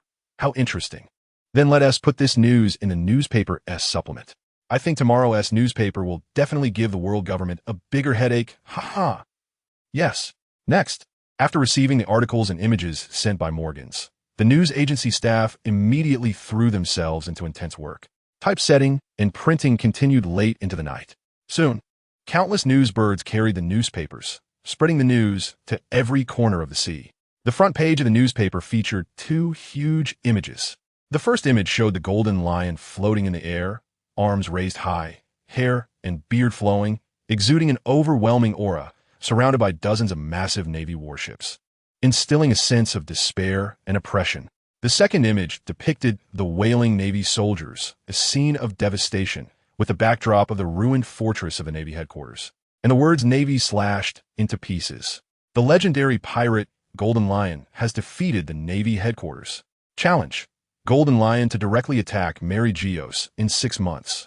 The newspaper printed 2 pages of lengthy articles, and Morgans, based on his deal with the Golden Lion, heavily promoted the Golden Lion's call to assemble his subordinates in the article. The next morning, in the morning sunlight, the newsbirds delivered the newspapers to their destinations. And before the Navy and the world government could react, countless people had already seen this headline article. The Navy headquarters was defeated. A huge uproar erupted across the world, thanks to Hurricane Wing for the 200 points. People from various countries around the world widened their terrified eyes, their hands trembling as they held the newspapers. What kind of monster is this Golden Lion, capable of breaching the formidable Navy headquarters? The news of Fire Fist Ace seriously injuring 2 admirals had already led civilians to doubt the strength of the Navy. Not long after, the Navy headquarters was breached by a notorious pirate. The invincible image the Navy had built over the years was now on the verge of collapse in the hearts of the civilians. Countless pirates venturing on the seas let out excited roars, releasing the emotions surging within them. Some rogues or dreamers who had been forced to suppress their restlessness due to the Navy's dominance also placed their plans to set sail on the agenda after seeing the news. Just as the Golden Lion said, this world has never lacked madmen. Countless ruthless pirates began planning to join the Golden Lion's ranks to participate in the world-class battle at Mariehua 6 months later. The days ahead are bound to be even more chaotic. In the New World, aboard the Moby Dick of the Whitebeard pirates, Whitebeard sat cross-legged, his large blade standing beside him. He looked at the newspaper in his hand, a hint of sadness on his face. Is there really no ship left in this world to carry you? Having battled the Navy for most of his life, Whitebeard was well aware of their true strength and would not be swayed by articles in the newspaper. The government and the Navy had stood at the pinnacle of this world for over 800 years, and no one knew how many trump cards they held. Therefore, the Golden Lion had no chance of victory when he headed to Mariehua. In 6 months, Whitebeard sensed the determination to die behind the Golden Lion's actions. Galooyaloo. But the next moment, Whitebeard suddenly grabbed the wine jug beside him and took a hearty drink. Kalurura, Golden Lion, it seems I understand your thoughts. Whitebeard laughed to the sky. Do you hope for a glorious finale? Do you want to compare lengths with that Roger guy one last time with your final breath? Old man. Marco looked worried, and the other captains, Jozu, Sachi, etc., surrounded him. I'm fine, don't worry about me, Whitebeard said as he stood up, grabbed his large blade, and walked to the bow of the Moby Dick. Bang! The blade struck the bow, and the terrifying power made the entire ship tremble. His eyes gazed into the distance, as if watching someone on the other side of the sea. Sons, pass the word down, prepare for departure. An old friend wants to end in glory. How can I not witness it with my own eyes? Kalurura, in 6 months, destination Mariehua. Yes, old man. The captain's eyes sparkled with excitement. In a corner of the Moby Dick, Blackbeard Teachface also showed a look of ecstasy, internally roaring. Ha ha ha. It seems the era is about to go wild. I wonder if there are any dark fruits at Mariehua. In the New World, Wano country, the furious Kaido smashed a mountain near the Beast Pirates base, and his subordinates trembled in fear, not daring to speak. After receiving the news of the death of Drought Jack, an enraged Kaido had flattened all the mountains within 100 miles. What happened? A member who had just returned from outside asked stammeringly. Hey, said an informed person. It's that Fire Fist ace. He not only killed Lord Drought Jack, but also wiped out the entire Don Quixote family. The captain was counting on Doflamingo to study artificial devil fruits. Yeah, and now that it hasn't even started, the captain's dream of having the entire crew as devil fruit users has been shattered. So the captain wishes he could tear Ace apart. Boom! After venting his anger, Kaido leaped hundreds of meters, crashing down in the center of the camp, causing countless members of the pirate crew to be thrown into chaos. Today's newspaper, Kaido shouted with a dark face. Immediately, someone trembled and handed the newspaper to Kaido. It must be said that although the world of pirates values strength, they all have the good habit of reading newspapers daily. Kaido looked at the contents of the newspaper, first stunned, then suddenly excitedly pounded his chest as if he had instantly forgotten about Jack and Doflamingo's deaths. How could a war of this level lack me? Kaido. Ha. You all guard the home well. I'm going to jump in. Saying that, Kaido took big strides, making rumbling sounds as he rushed towards Wano country, leaving all the members of the Beast Pirates staring at each other in confusion. They understood that their warlike captain must have wanted to go into battle alone again. But captain, there's still half a year. Someone raised their hand as if wanting to remind Kaido. But at that moment, Kaido had already disappeared from their line of sight. Crack! Sengoku looked at the newspaper in his hand and smashed the table in front of him, his forehead veins bulging, gritting his teeth in anger. Golden Lion, and that Morgan's. How detestable. He didn't expect that after spending only a week at sea chasing Ace. The Navy headquarters had been attacked, and even Justice Island had been destroyed by several giants. What is Aokiji doing? How could such news not be contained? Sengoku understood that if these two incidents had not been exposed, the impact wouldn't have been too great. But now, almost the entire world knew about the Navy and the government's blunders this time. It's going to be chaotic. Sengoku's eyes were filled with anxiety. But it was clearly not the time to hesitate. He had to minimize the impact of this incident as quickly as possible. He took a deep breath to collect himself, called the order officer into his office, and spoke at the fastest speed. First, immediately order all Navy branches and divisions to take action against the pirate crews in their jurisdiction and show the civilians the power of the Navy, while cooperating with local officials to calm the public. Second, Immediately contact the government propaganda department and have the newspapers under their control print as many copies as possible, making sure to promote the invincibility of the Navy and the foolishness of the Golden Lion. Print all the previous incidents of the Golden Lion being captured by the Navy.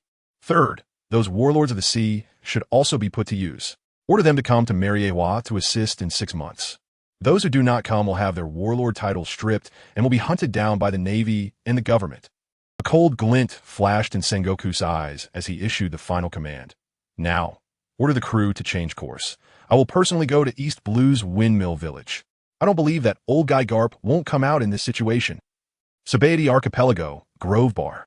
Rayleigh, wearing gold-rimmed glasses, looked at a sweating Luffy training and showed a satisfied expression. Originally, he took Luffy as his disciple partly to annoy Garp, but after teaching Luffy for a week, he saw enormous potential in him. It could be said that if Ace had not existed, he would have placed the hope of the new era on the Luffy in front of him. After giving some more guidance, Rayleigh picked up the newspaper handed to him by Shikiko. Rayleigh's pupils contracted. Golden Lion? Has this guy gone mad? His strength has declined even more than mine. Wait. Rayleigh adjusted his glasses, surprised to find that the Golden Lion's legs had actually grown back. How is this possible? No way. Rayleigh thought of Ace, who was captured by the Golden Lion, and how he had regained his strength under Ace's elixir. A glimmer of insight flashed in his eyes, and he suddenly had a guess. It must be Ace again. I didn't expect the captain's son to have so many miraculous abilities. The corners of Rayleigh's mouth lifted as he chuckled to himself, saying, since Ace is involved, I suppose I will have to make a trip to Mariewa as well. White Sea, Baika Island. Achoo! Ace sneezed and rubbed his nose. He always had a strange premonition.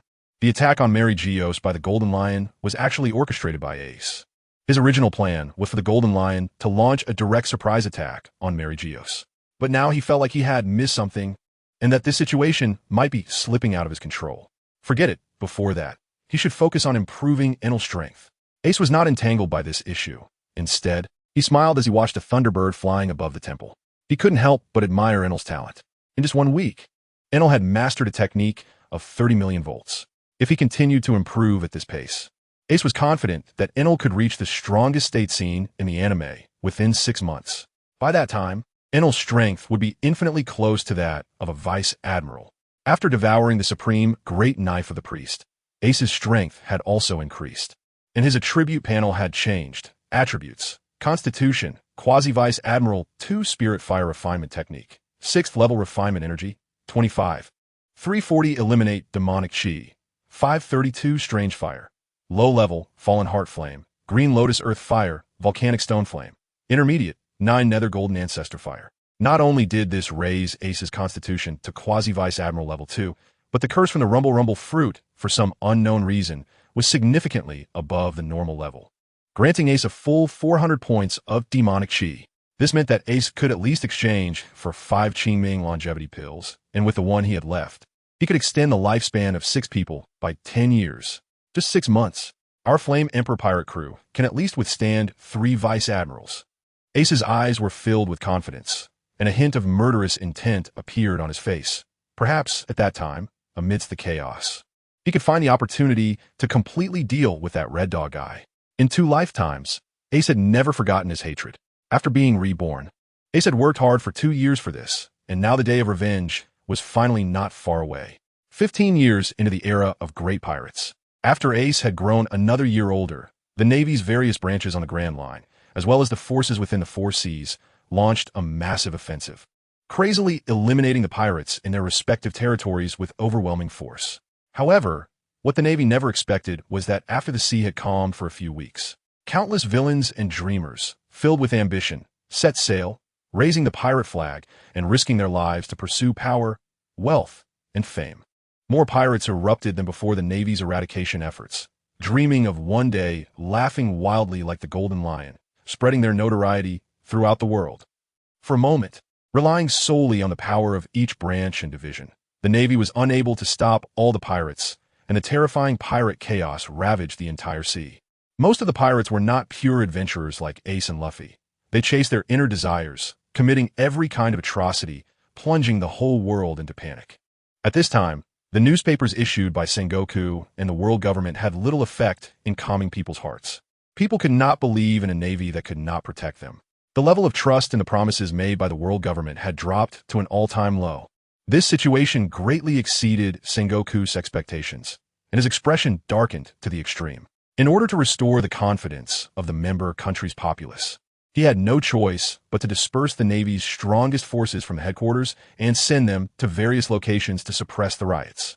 Admiral Akiji, along with the now-recovering Admiral Akainu and Kizaru, personally led a dozen vice admirals from the Navy headquarters, charging back along the Grand Line with overwhelming force, completely crushing the dreams and ambitions of countless pirates along with their lives in this boundless sea.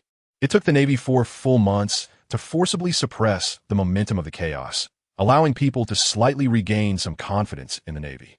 However, among this wave of pirates, those new pirate stars who had survived the Navy's pressure would undoubtedly bring even greater trouble to the Navy in the future. At this moment, less than 2 months remained until the Golden Lion announced his attack. To respond to the Golden Lion's assault, the Navy had no time to deal with this potential threat and could only withdraw its forces, recalling all the admirals and vice admirals back to Mariehua for final war mobilization. 2 months passed in the blink of an eye, and at this time, on Mariehua, aside from the luxurious city of the Celestial Dragons, it had become a massive military camp. Thousands of tents stood densely on the red earth, with nearly 30,000 Navy officers gathered here polishing their weapons. In the center of a tall tent, Sengoku and 3 admirals sat on the ground. But the person sitting in the main position was not Sengoku. Sengoku, the Denden Mushi, is all ready. The person with snow-white hair exuded an imposing aura of authority. Yes, Commander. Sengoku looked at this person with great respect. The Denden Mushi is all set. This war will be broadcast live to all member countries of the world government.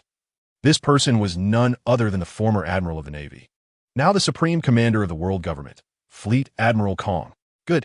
A cold glint flashed in Kong's eyes, and his face bore a hint of killing intent. Let us use absolute power to annihilate that lion. Let everyone understand who truly holds the power in this world. Sengoku and the 3 admirals did not speak, but their eyes revealed strong confidence.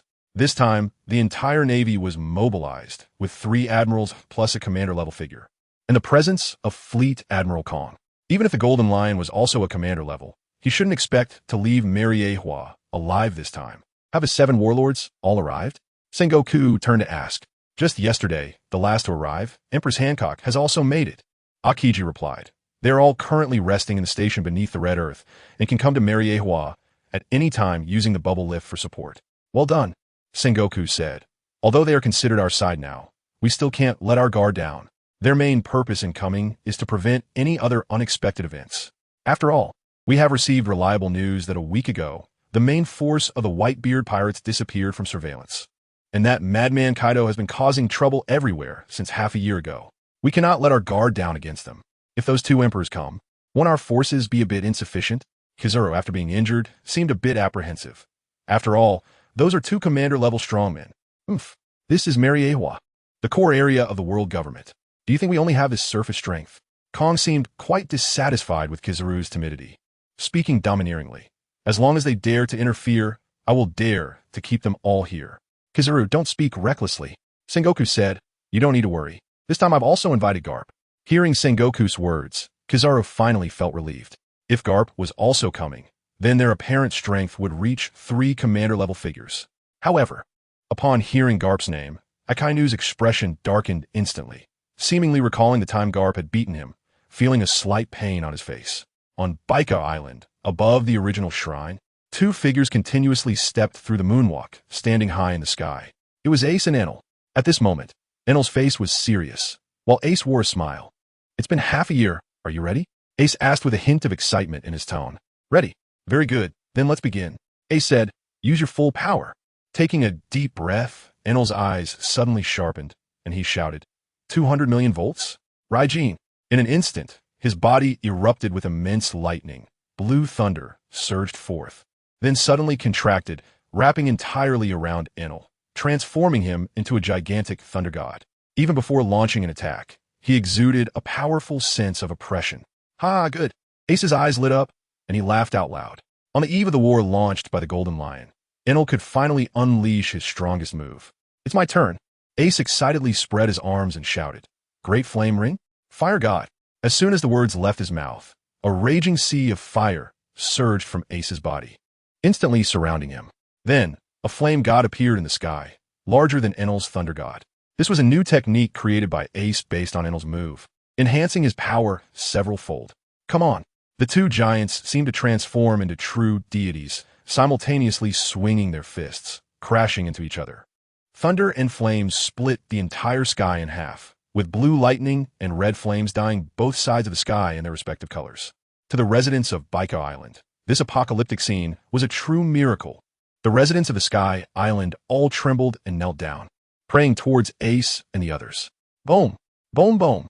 The battle between Ace and Enel is still ongoing, while Villy and Law are standing beside the temple, watching the fight in the sky. The captain's vision is truly remarkable. Enel's strength has improved so quickly. He can already exchange blows with the captain. Law said with a smile, "Ha, the captain hasn't even used his full power yet. Didn't you see that the captain only used one type of flame?" Villy is still quite supportive of Ace. That's right, brother is definitely not Enel's match. Behind them, Treya is looking up with admiration. However, her words leave Villy and Law speechless, thinking to themselves, "Are you and Enel really siblings? You don't seem to support your brother at all." Speaking so decisively to the captain. Boom! Boom! Boom! A roar erupts from the sky, and ultimately, it is Enel's god of Thunderform that collapses first, landing somewhat awkwardly on the ground beside the temple. "I lost. I've disappointed you, Captain," Enel says somewhat dejectedly. Ace's flames dissipate under his control, and the residual sparks make him grimace as his skin feels a bit tingly. Haha, don't underestimate yourself. Ace lands beside Enel and says, "It's only been half a year, and you've improved to this level, which is quite impressive, in my estimation, with your current strength. Although you're still not a match for those admirals, you can definitely hold your own against them for a while, thanks to the properties of your lightning. Alright, I want to say more. We should set off." Ace leads Enel and the others to the edge of Baikar Island, gazing confidently toward the direction of Mariewa. In half a year, not only have Enel and the others made tremendous progress, but Ace himself has improved even more. Through relentless training, his physique has now reached the level of a quasi-admiral, stage 5. Once he activates the Spirit Fire Body Refinement technique, he will truly gain the power of an admiral. Moreover, he is now able to fuse and produce the high-level, strange fire, Qijin Fenshin Yin again. At that time, slaughtering an admiral will no longer be a problem. Attack the world government. Witnessing such a grand scene is what pirates should do. As soon as he finishes speaking, Ace lets out a hearty laugh, his body surrounded by flames, burning through the white sea, and leaps directly from 10,000 meters high. After exchanging glances, Enel and the others do not hesitate at all, and they jump down the path Ace has opened, taking Treya with them. Half a year later, the distance of 10,000 meters in the sky can no longer stop the rapidly growing strength of the Flame Emperor pirates. In the Calm Belt, a hidden archipelago. Over the past 6 months, countless floating ships have brought wave after wave of crazy pirates to this archipelago. Not only are there nearly 10,000 aggressive mutated beasts, but also tens of thousands of pirates attracted by the reputation of the Golden Lion. Ha ha, boys! The Golden Lion floats high in the center of the archipelago, arms wide open, his golden hair dancing wildly in the wind. His manic voice reaches every pirate's ears. From now on, the world government will tremble under the terror we bring. Tens of thousands of crazy pirates simultaneously redden their eyes and let out a furious roar, making the Golden Lion's laughter even more satisfying. Kill! With a loud shout, the entire archipelago trembles violently, and the originally calm sea suddenly raises enormous waves. Boom! Boom! Boom! The dense sounds reach everyone's ears, and the archipelago breaks apart as the waves surge upward, heading straight for Mariewa. After a flash of static, the image-transmitting snail from all over the world starts working, broadcasting the scene of Mariewa live onto the big screen. The image-transmitting snail in Mariewa seems to be positioned at a high point, capturing the entire military camp in the frame. In front of the military camp, 30,000 naval officers have formed a neat formation, all wearing blue and white naval uniforms. The sea breeze blows from beyond the red Earth continent, making their justice cloaks flutter. At the front of the naval formation, more than a dozen vice admirals of the Navy headquarters stand in a line, each exuding a powerful aura, bringing immense security to the citizens watching on screen. Bang! Bang! Bang! The sound of massive footsteps reaches the citizens' ears as 7 giant vice admirals from the Navy's giant division stride forward, step by step, to the front of the formation. In their midst, they guard the strongest forces of the Navy. Admiral Sengoku, the three admirals, Akainu, Kizaru, Akiji, stepping to the front of the formation. A booming sound suddenly emanates from Sengoku, followed by a strong golden light radiating from his body, causing him to grow larger and transform into a golden giant Buddha. I am Admiral Sengoku of the Navy. Sengoku's voice is incredibly steady, carrying a strong, penetrating power that reaches every sailor on site and resonates deeply within the hearts of every citizen watching on screen. Today, I will lead you to slay the Golden Lion here. Tell all the evildoers who are stirring that only justice will prevail. Buzz. As Sengoku finishes speaking, the golden light suddenly sweeps out, covering the entire naval formation.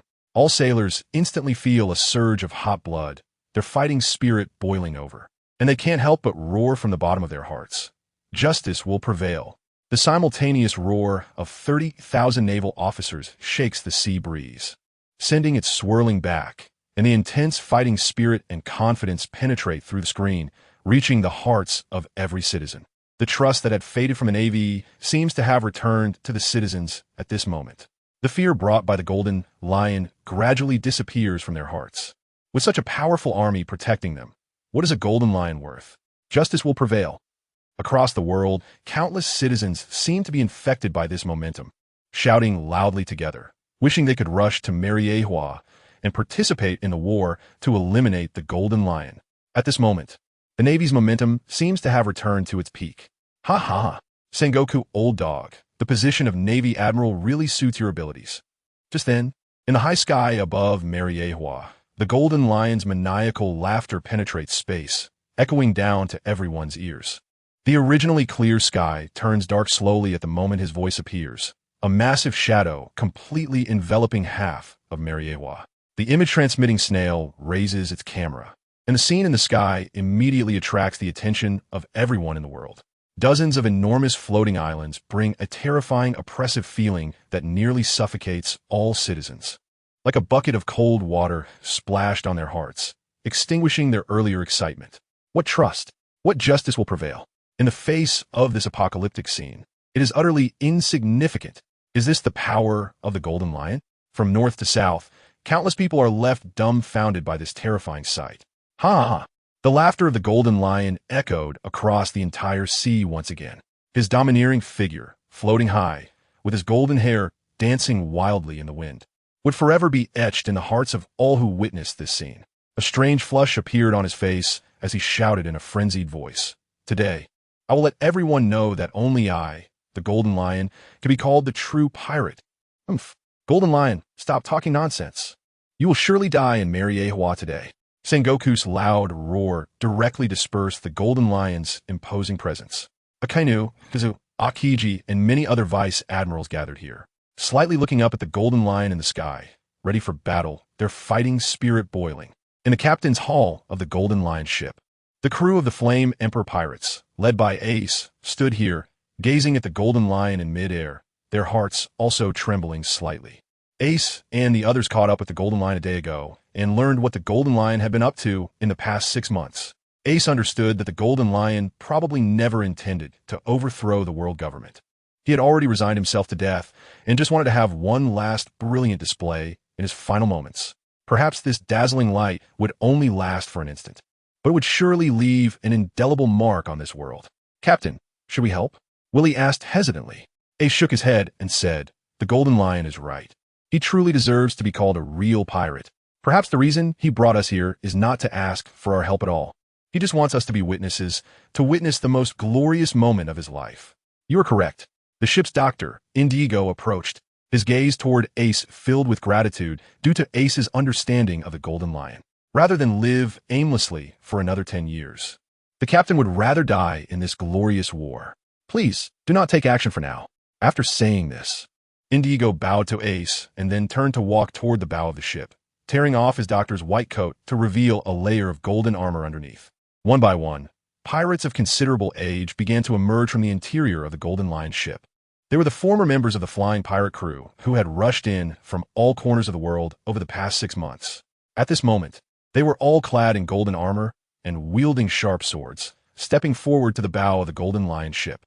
The Golden Lion, floating in the sky, seemed to sense something and turned to look at the thousands of golden-armored pirates at the bow, suddenly bursting into a hearty laugh. Ha ha ha! My flying pirate crew is indeed still here. Not even Roger can destroy it. Do you wish to fight with me once more? Thousands of golden-armored pirates stepped forward simultaneously, shaking the entire massive ship. We are willing to die for the captain. Kill, kill, kill. Good. Then today we will turn this place upside down. Ha ha ha ha. The Golden Lion spread his arms wide, his golden hair dancing wildly, and after a thunderous roar, he suddenly swung his arms forward. Instantly, dozens of massive islands were lifted by the fierce winds and smashed down towards Mariehua. The Golden Lion had no intention of testing the waters. He showed no mercy and struck hard at Mariehua from the very beginning. At this moment, even the usually disciplined 30,000 Navy officers could not help but feel a stir. Dozens of islands falling from the sky was no trivial matter. If no one could stop this wave of attack, just these islands alone could crush everyone present into meat paste and reduce the 800-year-old Mariehua on the Red Earth to ruins. At that moment, amidst the fear, 3 distinct footsteps sounded, and the 3 admirals, Akainu, Kizaru, and Akiji, dressed in red, yellow, and white suits, stepped forward to the front of the military formation. The crowd watching this terrifying scene on the screen had already fallen into despair. They did not understand how the Golden Lion could possess such terrifying power. They could not fathom how the 3 admirals emerging from the crowd would resist this apocalyptic attack. Could the Navy still protect their justice? But in the next moment, they witnessed an unforgettable scene. The 3 admirals spoke no words, their expressions serious as they looked up at the sky.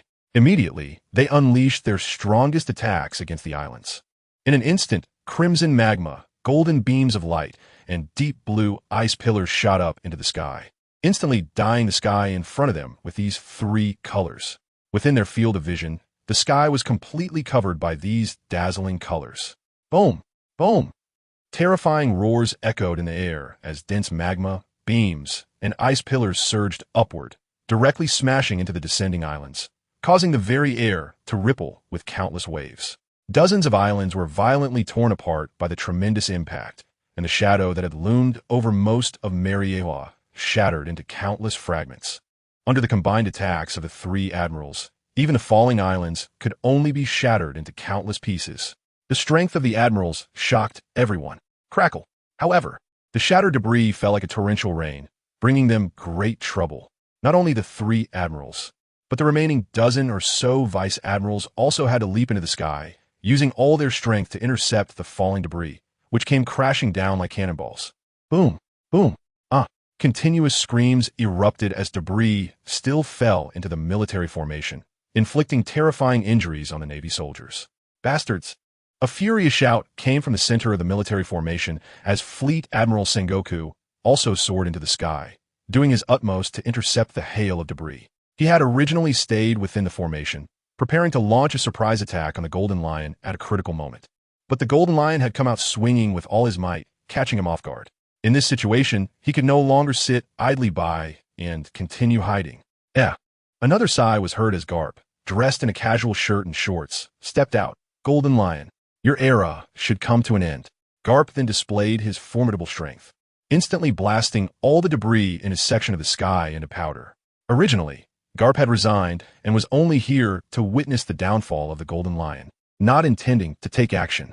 But the cries of his former comrades around him awakened the sense of justice deep within him, and he resolutely joined the battle. Ha ha ha, that's more like it. 3 admirals. This is the battle I want. The Golden Lion's manic voice showed no signs of retreat, only growing more frenzied. The Navy's powerful figures turned to look in the direction of the sound, their pupils narrowing once again. Just moments ago, dozens of islands had been blocking their view, so they had not seen what was above the islands. Now that those islands had been blasted to pieces, hundreds of rapidly descending flying pirate ships were revealed before their eyes. At this moment, due to the obstruction of the previous dozens of islands, the Navy's powerful figures could not react in time to stop them. These pirate ships had already descended to a dangerously low height. Kill! From among the hundreds of pirate ships came the frenzied roars of tens of thousands of pirates. They dared to follow the Golden Lion to Mariehua. They were already a group of madmen. Seeing the Navy being knocked down by falling debris only fueled their murderous intent even more. Admiral Akainu and the other two admirals quickly withdrew their hands, preparing to launch an attack on these pirate ships and destroy them before they landed. But in that instant, the nearly 100 largest pirate ships at the forefront suddenly exploded into pieces. Tens of thousands of mutated beasts, with their blood-red eyes wide open, erupted from the fragments of these pirate ships and plunged straight into the Navy formation. The smell of blood that filled their nostrils sent these beasts into a frenzy. Each of them possessed strength above the rank of captain. What was even more terrifying was that they did not know what pain was. They only knew to madly tear apart everything in front of them. In an instant, this tide of beasts inflicted massive damage on the Navy, and nearly 1,000 Navy soldiers fell to the beast's jaws in the blink of an eye, coupled with the casualties from the earlier falling debris. Over 5,000 Navy soldiers had already perished here, and this number was still increasing. Remember, these were all elite officers of the Navy. Golden Lion. This time, Sengoku's eyes were bloodshot. The casualties made his heart ache like a knife. "I want you dead." With a furious roar, Sengoku soared into the sky, while Garp and Sengoku also set aside their rescue efforts, soaring up from both sides to encircle the Golden Lion in the sky. "Ha ha ha, come at me." The Golden Lion smashed the remaining pirate crew into the Navy's formation, no longer caring about the battles of his subordinate pirates. With a swift motion, he drew his twin sword from his waist and charged towards the three with no hesitation. 1 against 3. The Golden Lion was determined to fight against 3 strong opponents of the same rank in his final battle. Boom! The Golden Lion's ship also crashed into the Navy's formation, as Ace and the crew of the Flame Emperor pirate crew looked up at the sky in silence. The Golden Lion before them had no chance of survival, and the members of the former flying pirate crew, who had just rushed towards the Navy without hesitation, also wouldn't be able to leave Mariehua alive. But they were indeed dazzling enough. Their way of leaving was truly magnificent. "Let's go. We should help." But at that moment, Akainu's furious roar suddenly came, followed by a burst of red, yellow, and blue light, as the 3 Marine admirals prepared to join the attack against the Golden Lion. "Hey, you guys don't have the right to join this battle." Ace sighed, then led the Flame Emperor pirate crew to soar into the sky, instantly intercepting the 3 admirals. Boom! A sudden sonic boom sounded as the Flame Emperor pirate crew appeared, blocking the 3 admirals' path and forcing them to halt cautiously. "It's you." The voices of Akainu and Kizaru rang out almost simultaneously, filled with surprise, pain, and resentment. A mix of emotions that was hard to imagine coming from 2 admirals at the same time. "Who?" Only Akiji looked confused, wondering why it seemed that Akainu and Kizaru recognized the person before them and harbored deep-seated grudges against him. Wait, deep-seated grudges? Akiji glanced at Akainu's missing leg and Kizaru's missing arm. His eyes widened as if he had realized something, and turned to look at the person before him. "You are Portghasti, Ace?" Ace's mouth curled up slightly as he glanced at Red Dog's legs and Kizaru's arms with a hint of a smile, and said, "Not bad. I am Ace. I can be considered an old friend of these 2 beside you. Now, could I trouble you to stay aside for a while and not disturb their battle?" Ace's gaze was like needles, piercing into the wounds of Akainu and Kizaru, making them feel pain and shame, their faces darkening to the extreme. However, neither of them directly retaliated. Instead, they looked around. Rest assured, Lord Mihawk won't intervene for now, and Uncle Rayleigh didn't come this time. Seeing their actions, a mocking smile appeared on Ace's face. It seems that the previous events left a deep shadow on these 2 admirals, having their inner thoughts exposed. Akainu's expression clearly faltered. With a cold snort, he spoke with a heavy killing intent. "In that case, you shall die." Over these days, Ace had become a thorn in Akainu's side, and after being provoked by Ace again, Akainu didn't hesitate to strike, launching a fist towards Ace. With this attack, Akainu unleashed all his strength, not wanting to give Ace any chance to linger. Great eruption. Boom! As Akainu's fist suddenly swung out, his arm transformed into terrifying magma, forming a massive molten fist that struck directly at Ace. Both the warriors on the battlefield and the spectators in front of the screen were captivated by the might of this punch. The terrifying heat wave seemed to transmit through the screen, making them feel a wave of warmth. No one believed Ace could withstand this punch. Their gazes towards him were filled with sympathy and disdain for his overconfidence. However, facing Akainu's punch, Ace showed no intention of retreating. With a powerful confidence on his face, he also swung a fist and shouted, "Fire fist!" Boom! Ace's right arm transformed into a towering flame, A massive four-colored flame fist crashed without any embellishments onto Akainu's magma fist. Boom, boom, boom. Terrifying roars erupted between the two as countless magma and flames exploded, splattering onto the ground and burning deep black pits. Additionally, a surging heat wave rose up, rolling in all directions. Just the heat waves alone left the pirates and navy in the distance dry mouth, their skin feeling excruciatingly burned. Look quickly. That kid is actually fighting evenly with Admiral Sakazuki. As the flames and magma dissipated, the scene revealed left everyone in shock. Ace and Akainu faced each other, and after a direct clash of fists, Ace stood suspended in midair. Under the terrifying shockwave, his cloak fluttered in the wind, yet his body suffered no harm at all. In front of screens across various kingdoms, countless civilians were in an uproar after witnessing this. How is this possible? That's a Marine Admiral. Who is this sudden appearance? His fist is actually made of flames? I've seen him on the bounty poster. He's the Fire Fist Ace with a bounty of 600 million berries. Another wave of astonished gasps erupted. 600 million berries was an astronomical figure in the eyes of most civilians. On the battlefield, Akainu felt a slight numbness in his fist, his pupils constricted, and a heavy feeling suddenly sank in his heart. During their first encounter, Akainu could easily crush Ace, and in their second confrontation, Ace's moves were already capable of injuring him. This was their third encounter, and Ace could actually match him evenly. This growth rate was simply terrifying. At that moment, Akainu's killing intent toward Ace soared to another level. Gurgle, gurgle. The magma on Akainu's body began to surge violently. Sakazuki, there's no time to waste on him. Kizuru and Akiji approached and said in deep voices, let's strike together and quickly eliminate him. The longer we drag this out, the more likely unexpected events will occur.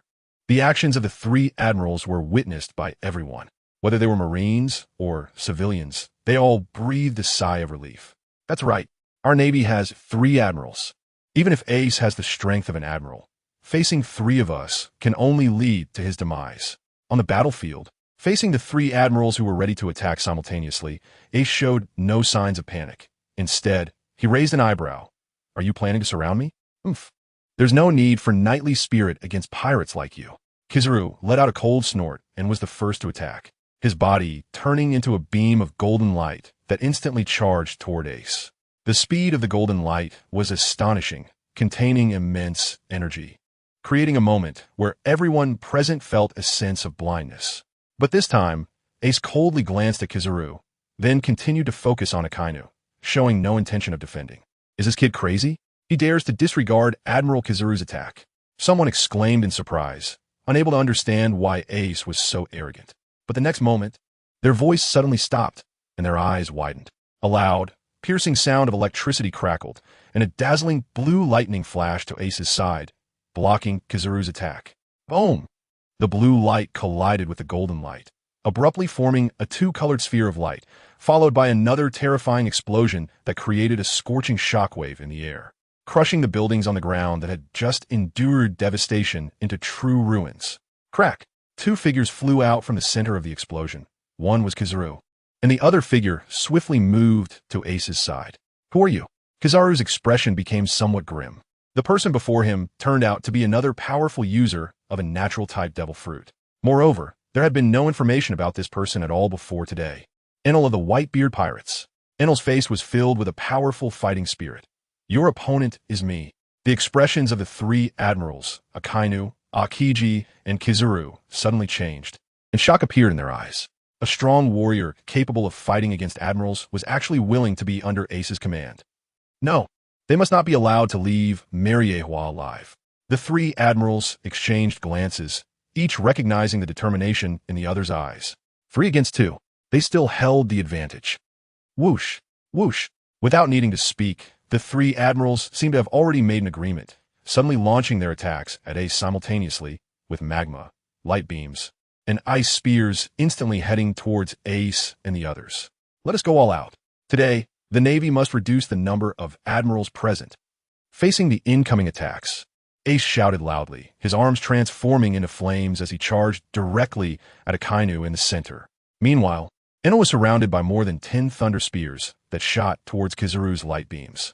Ace had already instructed him earlier that his opponent today was only Kizaru. Boom! Boom! Boom! The speed of the thunder and light was the fastest, igniting a flurry of explosions, and immediately after, Enel and Kizaru also engaged in fierce combat. Oof. You're at most just a normal admiral in strength. Let us see how you block the attacks of two admirals today.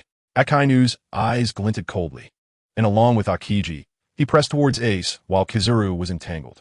But at this moment, Ace completely ignored Akiji's attack, his arms swirling with four-colored flames as he charged directly at Akainu. Akiji was somewhat surprised. He didn't understand what confidence Ace had to dare ignore an admiral's attack. But as an admiral, he was well aware of his position. A pirate with such terrifying potential like Ace must be completely dealt with here. Holding an ice knife in each hand, Akiji's eyes flashed with cold light as he swung the two ice knives directly towards Ace's head.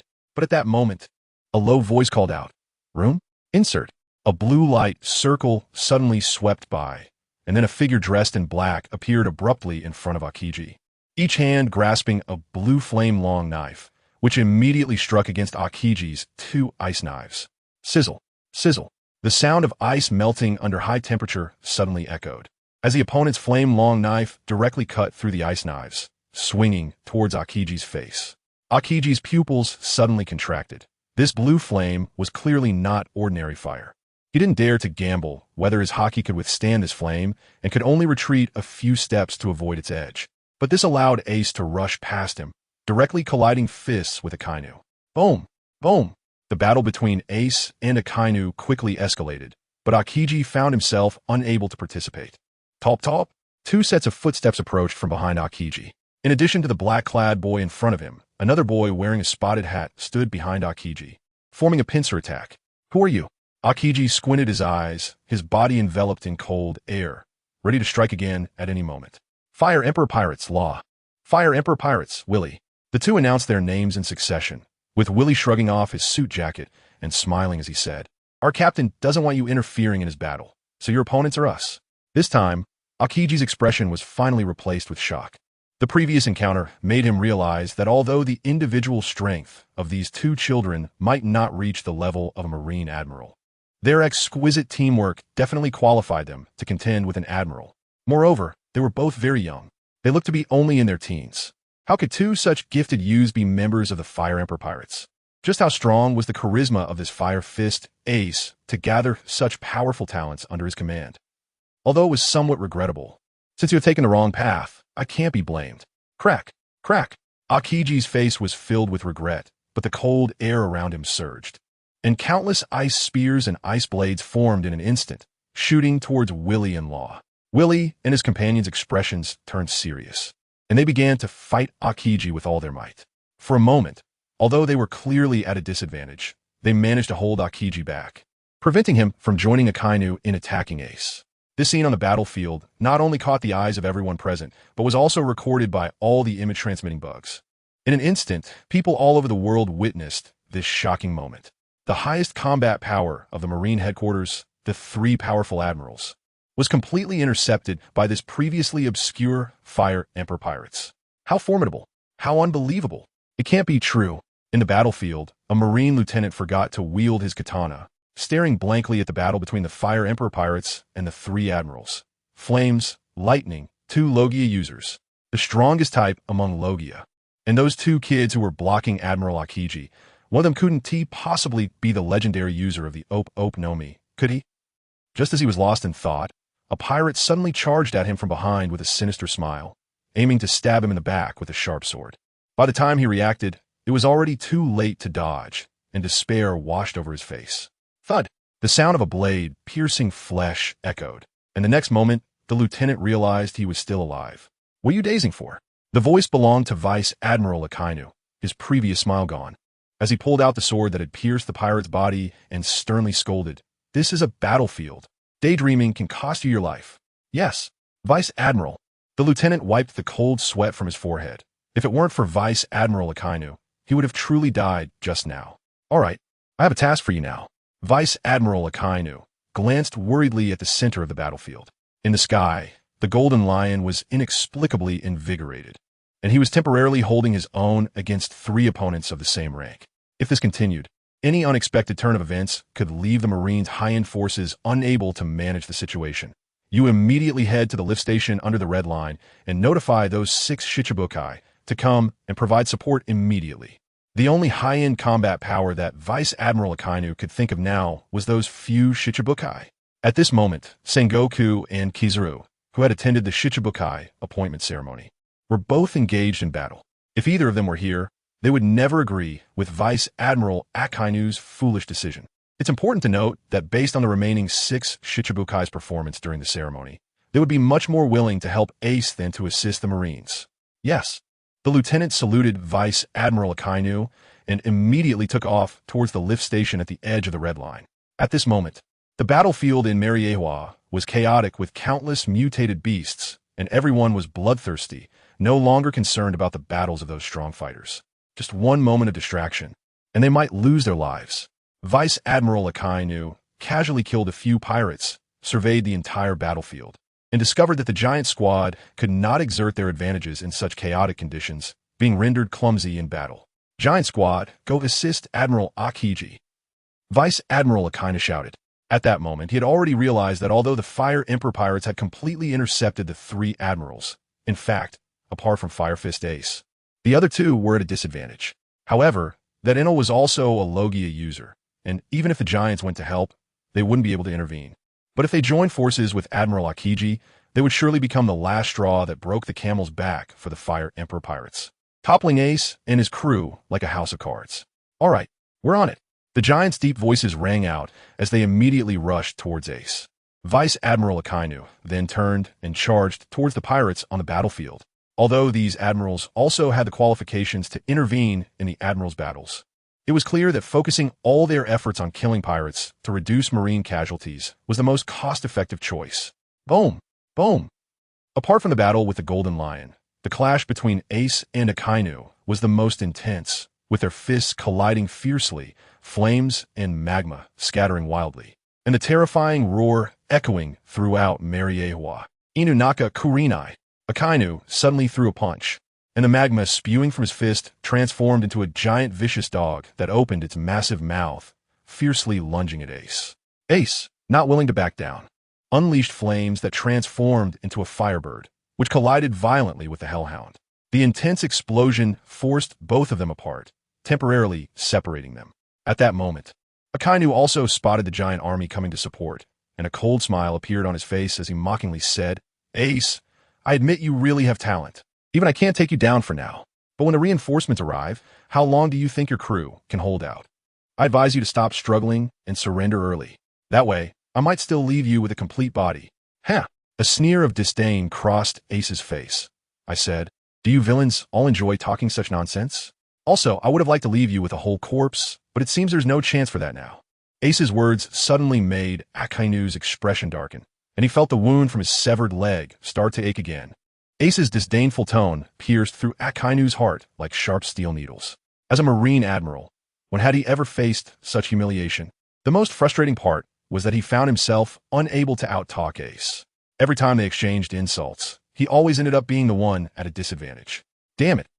Just wait a little longer. Once the giant army arrives and takes out Ace's crew, let's see if he can still laugh then. Are you waiting for those giants to come over and join forces to take out my crew? Ace moved his arms a bit, still wearing a smile on his face. Guessing it again. So what? Akainu's expression darkened, but he still confidently said, "Even if you know, you can only wait to die." "Huh, damn it." Again with the "huh." Akainu's face turned ashen. Hearing that word now made his thigh ache. "Reinforcements aren't only on your side." Ace didn't turn around, but shouted with a grin, "Law, they're already here. Bring them over." Upon hearing Ace's words, Law, who was in the midst of battle, quickly dodged out of the fight, then raised his right hand, causing a blue light circle to instantly spread to the edge of the Redland. Room? Switch. The next second, 6 massive figures appeared out of thin air above the battlefield. Boom! With a loud crash, the 6 giants landed heavily, causing the entire battlefield to shake violently.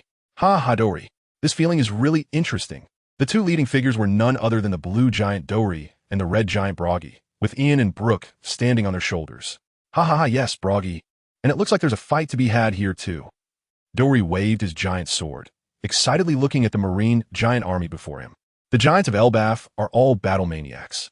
Seeing the battlefield before them, They instantly felt the blood in their hearts burning fiercely. Ha, what are we waiting for? The giant pirate crew, under the banner of the Flame Emperor Pirates, charge out. Dongli and Broggy shouted in unison, and then led their 4 members toward the Navy's giant forces. Bang! Bang bang! The two sides instantly collided, and the battle between dozens of giants opened up a large battlefield, sending any nearby people and beasts flying with the shockwaves of the fight. Although the giant pirate crew had slightly fewer members, Dongli and Broggy, as the 2 leaders, each fought against 2 opponents, even suppressing the Navy's giant forces. Whoosh! Whoosh! Meanwhile, Ian and Brooke quickly stepped in to join Viley and Law in fighting against Akiji. Their strengths had significantly improved over the past 6 months. Every sword strike from Brooke carried the chilling essence of penetrating the soul, while Ian wielded dual swords. Having deeply grasped the true teachings of the swordsmanship of the Golden Lion, in an instant, the 4 of them teamed up and surprisingly did not fall behind Akiji. Ha ha ha! Ace laughed heartily. After descending from the Sky Island, he quickly contacted the Golden Lion and instructed Ian to gather Brooke and the others. They finally arrived just in time for the battle. The sudden appearance of the giant soldier pirates once again shook the entire world. When Dong Li and the others shouted the name of the Flame Emperor Pirates, no one could fully articulate a single sentence. Giants. This Flame Emperor Pirates actually has giants. All right, Akainu. It seems no one will disturb our fight now. Ace's smile slowly faded, and flames surged from his palm, instantly forming the shape of a massive, flaming sword. It was the Demon Slayer, which had already advanced to the supreme Great Blade. The 4-colored flames continued to spread, shooting up from beneath Ace and completely enveloping his body. Moments later, a nearly 100-meter-tall deity of 4-colored flames appeared on the battlefield. Ace held the equally gigantic Demon Slayer, his eyes blazing with flames as he looked at Akainu. It's about time to send you to hell. Hiss! Ace's fire god body waved his hand casually, and the hard red earth continent was directly split open, creating a deep ravine over 100 meters long, where flames burned fiercely. You want to kill me? Upon hearing Ace's words, Akainu's expression instantly turned extremely grim, and he laughed in anger, saying, Do you think you can exchange a few moves with me and truly be invincible? Even without support, I will still take your life. Really? Ace looked down at Akainu, lightly opening his mouth, holding the Demon Slayer in one hand, and gently waving it toward Akainu in front of him. Boom! The red volcanic flames and the Golden Nine Hell's Flame were simultaneously unleashed by Ace, instantly merging in the air to form a crimson golden flame that rushed towards Akainu, unleashing a terrifying heat wave that swept across the entire battlefield. Both sides in the fight suddenly felt the moisture in the air around them vanish, becoming parched and experiencing a prickling sensation on their skin, as if it would crack open at any moment. So hot. What kind of flame is that? Even from such a distance, I suddenly feel so thirsty. Not only the ordinary Navy and pirates, but even those strong individuals above the rank of Rear Admiral in the headquarters showed expressions of horror, unable to help but exclaim, If that flame hits me, there's no way I could withstand it. Admiral Sakazuki should be able to, right? At this moment, those speaking lacked confidence and could only nervously look on. The crimson golden flame almost instantly reached Akainu, whose forehead veins bulged, and a disdain from Ace ignited the anger deep within him. Suddenly, he let out a loud roar, half of his body transforming into surging magma, and he swung a fist violently at Ace. With that punch, the ground around him also turned into magma, erupting like a volcano, creating a tsunami of magma that seemed to cover the entire sky, suddenly pressing down on the crimson golden flame. If the magma covers the flame, it can extinguish it. This is the principle of nature's superiority. Akainu's face showed a hint of madness. He knew Ace's flames were special, but he didn't believe that this flame could defy the laws of nature. But in the next moment, everyone watching this battlefield was shocked to see that the flame, which should have been extinguished, seemed to encounter no resistance at all. Upon touching the magma tsunami, the terrifying high temperature actually ignited the magma. Boom! The crimson golden flame, with its terrifying might, broke through the magma's obstruction and violently struck at Akainu. He never expected the flame could directly burn the magma, completely unable to dodge, and was struck by the flame, sending him flying with tremendous force. Akainu frantically activated his elemental transformation, desperately covering himself with armament haki. But that crimson golden flame still ignited his body. This flame is terrifying. Boom! Akainu crashed into the ground, creating a massive, deep pit, and with a splatter, turned into a pool of magma. The magma in the pit squirmed for a long time before reconstituting Akainu's body. However, his upper bodysuit had been completely burned away, and he bore shocking scars all over. Seeing the scene, even Akiji and Kizaru stopped their battle, looking over with vigilance.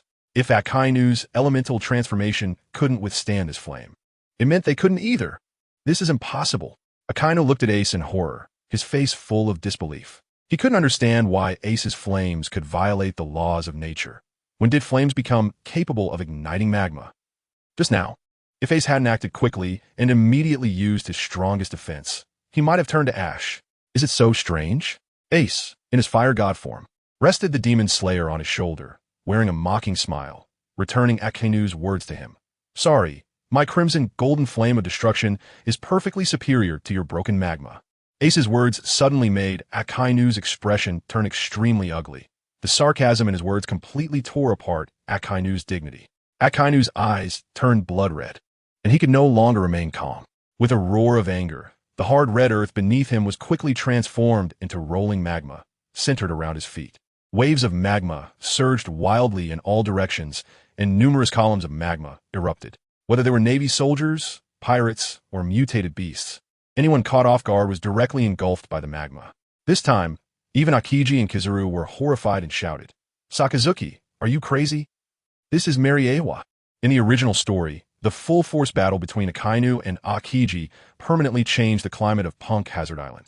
It was clear that if Akainu fully unleashed the power of his Magu Magu no Mi, at least half of Mariewa would be forever transformed into a sea of magma.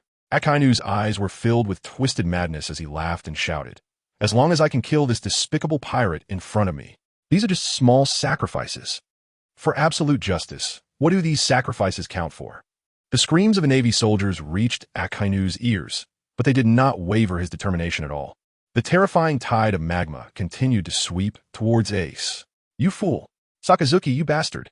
These two shouts came from the sky, from Steelbone Kong and Sengoku. This war was being broadcast live to the entire world, and Akainu's paranoid and somewhat perverted view of justice would not earn the Navy any goodwill from the ordinary public. Whoosh! Sengoku and the others were about to rush down to stop Akainu, but a wild roar from the side interrupted them. Huh? Don't even think about leaving. Lion? Thousand Cuts Valley. Dozens of terrifying golden sword energies slashed towards Sengoku and the others, forcing them to turn and defend. Boom! Boom! Boom! After they finally shattered the sword energies, the bloodied golden lion charged at them again, leaving them with no chance to stop Akainu. Sengoku and the others realized that the golden lion had definitely taken some kind of drug that burned his life force, exploding with several times his original strength. This madman only wanted to burn himself out brilliantly in this final battle. Oomph. On the battlefield below, Ace also did not expect Akainu to be this insane, but he was not afraid. His massive fire god form suddenly shrank. The flames became more concentrated, and with a swing of his blade, he cut a path directly through the sea of magma toward Akainu. Immediately after, Ace lightly stepped with his right foot, leaving a trail of fire, and suddenly disappeared from his original spot, reappearing behind the frenzied Akainu the next second. With a powerful downward strike, he aimed directly at Akainu's head. But Akainu's reaction was also swift. A wall made of magma suddenly rose up, instantly solidifying into hard lava, blocking Ace's attack. However, at that moment, a small orange snake suddenly appeared on Ace's shoulder, its eyes narrowing as it flicked its tongue at Akainu. Akainu's emotions were already in a frenzy, and under the sudden attack of the fallen heart flame, his heart fire was ignited, causing his body to momentarily feel as if it had temporarily escaped his control. Boom! A flash of killing intent flickered in Ace's eyes as he seized the opportunity, immediately releasing the demon slayer wrapped in lava. His right hand tightened into a fist. Flames surged forth, and with all his strength, he suddenly struck towards Akainu's chest. It hit the target. With a muffled sound, Ace's fist pierced through Akainu's chest, flames roaring at the wound, turning Akainu's chest into lava, which surged wildly. Ace abruptly pulled back his fist, leaving a terrifying hollow that was transparent from front to back on Akainu's chest. The lava struggled desperately to crawl back in, trying to close the hollow, but could only splash out futilely. The sea of lava that had been crazily expanding outward on the battlefield suddenly came to a halt at that moment. At this moment, The entire battlefield fell silent. Countless Marines looked at this scene in disbelief, their faces filled with shock and horror. Some even dropping their weapons to the ground without realizing it. Akainu had been hit. Countless Marines shouted in fear, unable to believe that the powerful admiral of the Navy could be struck in the chest by a single punch. What are you still dawdling for? Akainu is a Logia-type Devil Fruit user. This injury is nothing. The shocked Fire Fist Ace was the first to regain his senses, shouting, "Stop that Fire Fist, Ace!" Fire Fist's voice awakened many Marines, and immediately someone raised their guns, aiming at Ace in the center of the battlefield. Fire! At the command, countless bullets, along with dozens of cannonballs, instantly bombarded Ace. The cannonballs hit Ace, causing flames to splatter everywhere. But the next moment, everything returned to calm. Ace coldly glanced at them, and then turned his attention back to Akainu. How could these ordinary cannonballs and bullets possibly hurt him? Akainu had regained control of his body, covering the horrific wound on his chest. He struggled to turn around, and with a cough, couldn't help but spit out a mouthful of blood. It was as if a gentle breeze had blown away. Facing the Admiral Akainu, who was so close, Ace actively released his fire god form. He yanked out the demon slayer embedded in the lava and placed it directly against Akainu's neck, a smile cracking at the corner of his mouth. "I've been waiting for this day for a long time, Red Dog." Upon seeing this scene, the Navy's expressions changed drastically.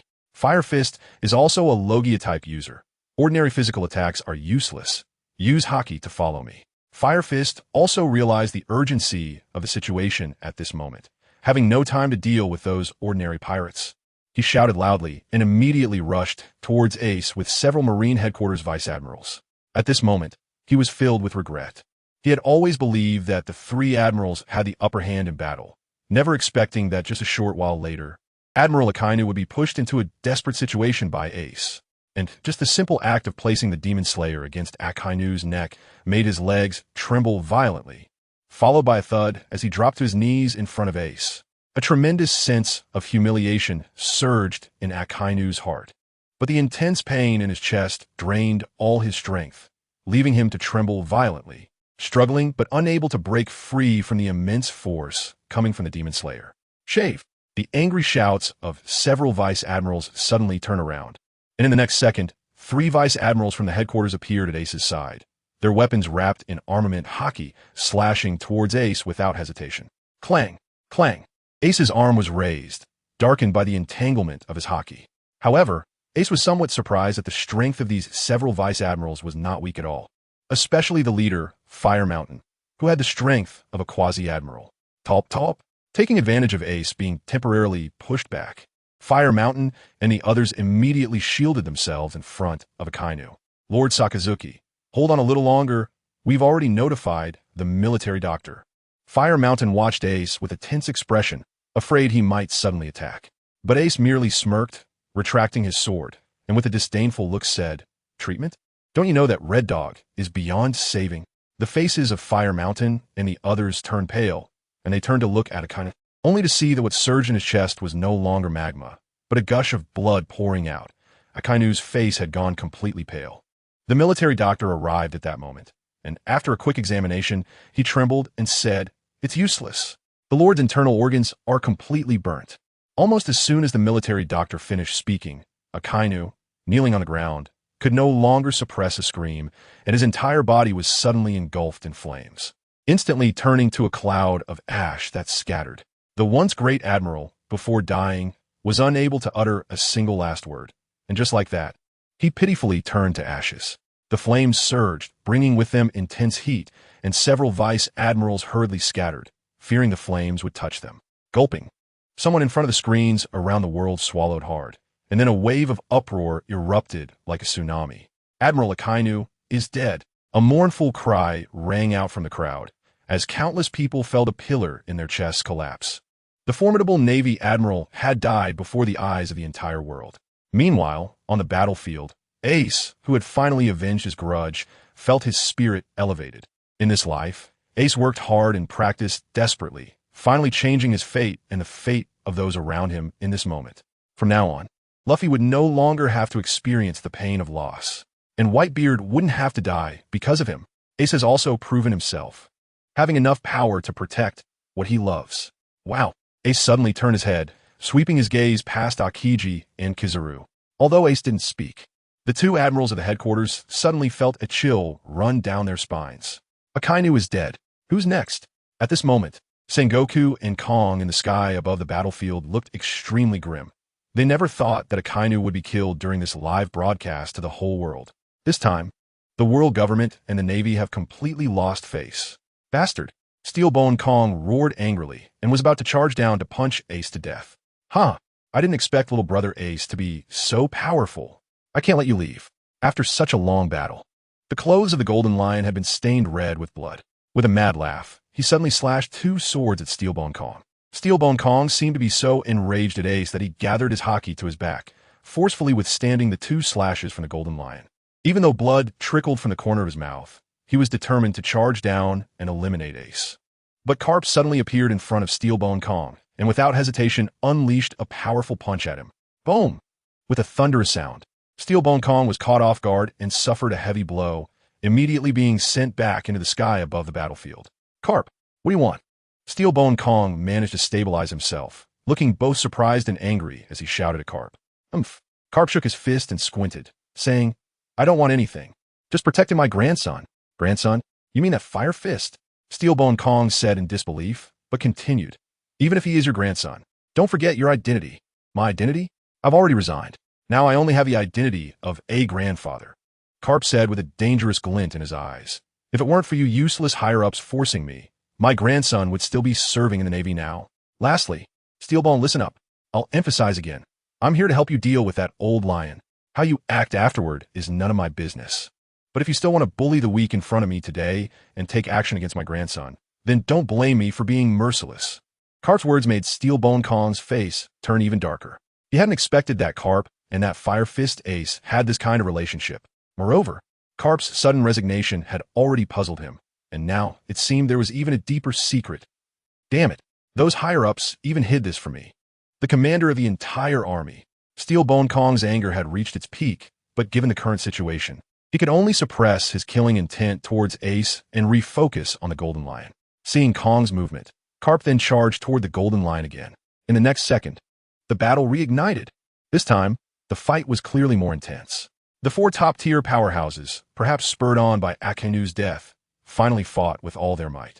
Becoming even more frenzied, their clashes created endless storms, the ground occasionally being blasted into deep black ravines. The Titan city, where the celestial dragons were located, had already been turned into a mess. The Golden Lion, with his golden hair flying wildly, let out a mad roar towards the sky. He seemed to transform into a truly ferocious lion, with wisps of blood mist surrounding him.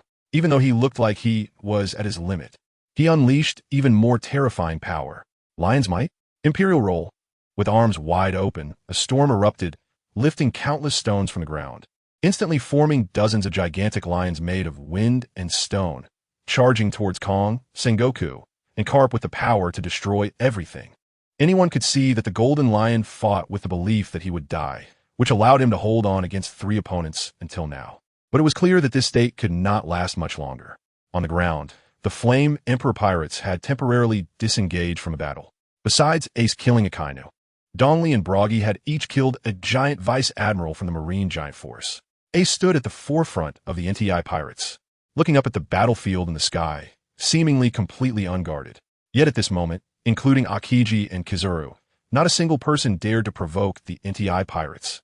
The eyes of people all over the world were filled with awe and fear as they looked at Ace and the others. The first appearance of the NEI pirates completely shocked the entire world. No one doubted that when they ventured into the new world, it would be the day of the birth of the fifth emperor. Creak, creak.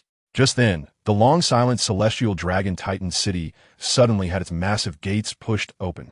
A powerful roar suddenly came from inside the gates. You Navy are indeed a bunch of useless trash. You've completely embarrassed the world government. As soon as the words fell, the thunderous sound of marching troops erupted, and countless soldiers in brown uniforms rushed out of the gates with precise steps. These soldiers were strong, and each exuded a formidable presence, clearly elite troops forged in countless battles. As soon as they ran out of the gates, they organized into a disciplined formation and charged toward the chaotic battlefield. In just a fleeting moment, a large number of pirates and mutated beasts were slaughtered cleanly. with killing efficiency surpassing even those Navy officers. Ace frowned and looked at the suddenly appearing army. Apart from the brown-clad soldiers who had already rushed into the battlefield, four generals draped in justice capes stood tall and imposing before the city gate. The previous remark had come from the leader among them. Marshal?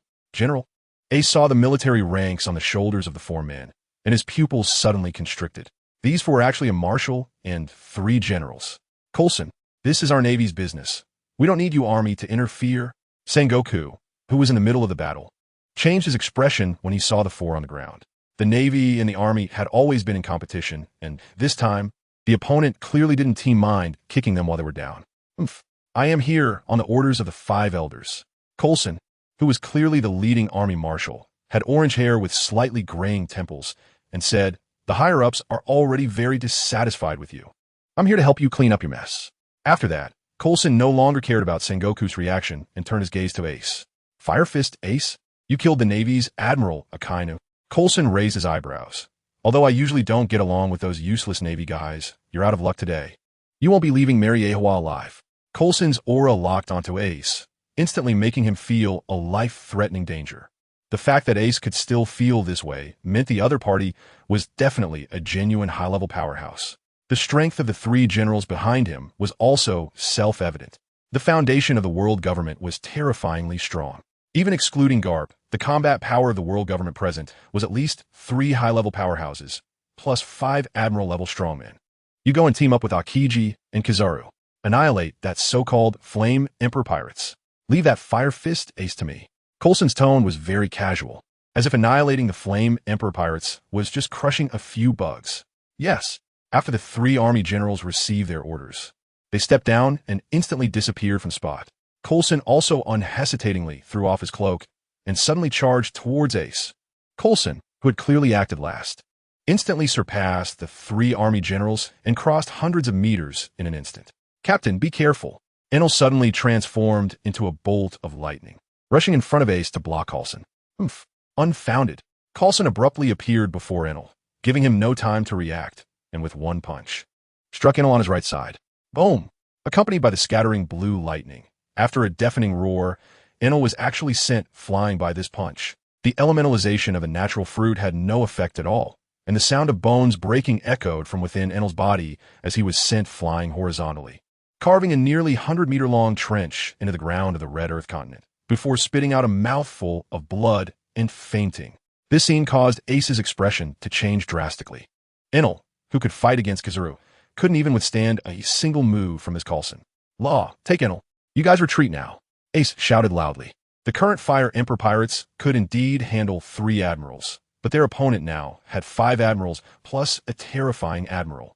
If they got entangled by the enemy, none of them would be able to escape. There was no time to think about that anymore. Watching Coulson, who was right in front of him, throwing a punch at him, a look of determination flashed across Ace's face.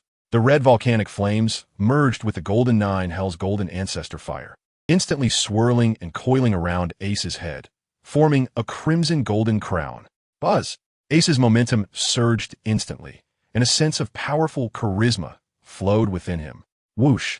A blue flame shield formed in front of Ace, created by the heart of the blue lotus fire, just in time to block Coulson's incoming punch. Boom! A terrifying shockwave erupted, sending all the surrounding rubble and dirt flying. Even the remaining members of the Flame Emperor pirate crew struggled to withstand this impact, retreating in a somewhat disheveled manner.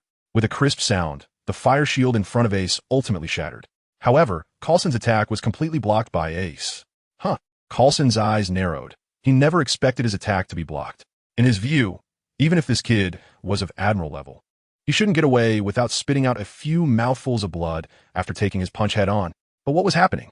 His fist had been easily blocked. Once he donned the golden-red crown, Ace's gaze turned cold, as if he had become a king of fire, controlling all flames.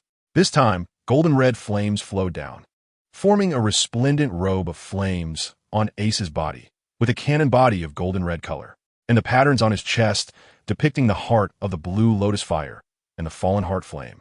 Whoosh! Whoosh! Just then, the 3 army generals swiftly darted past Ace, heading straight for Villy and the others.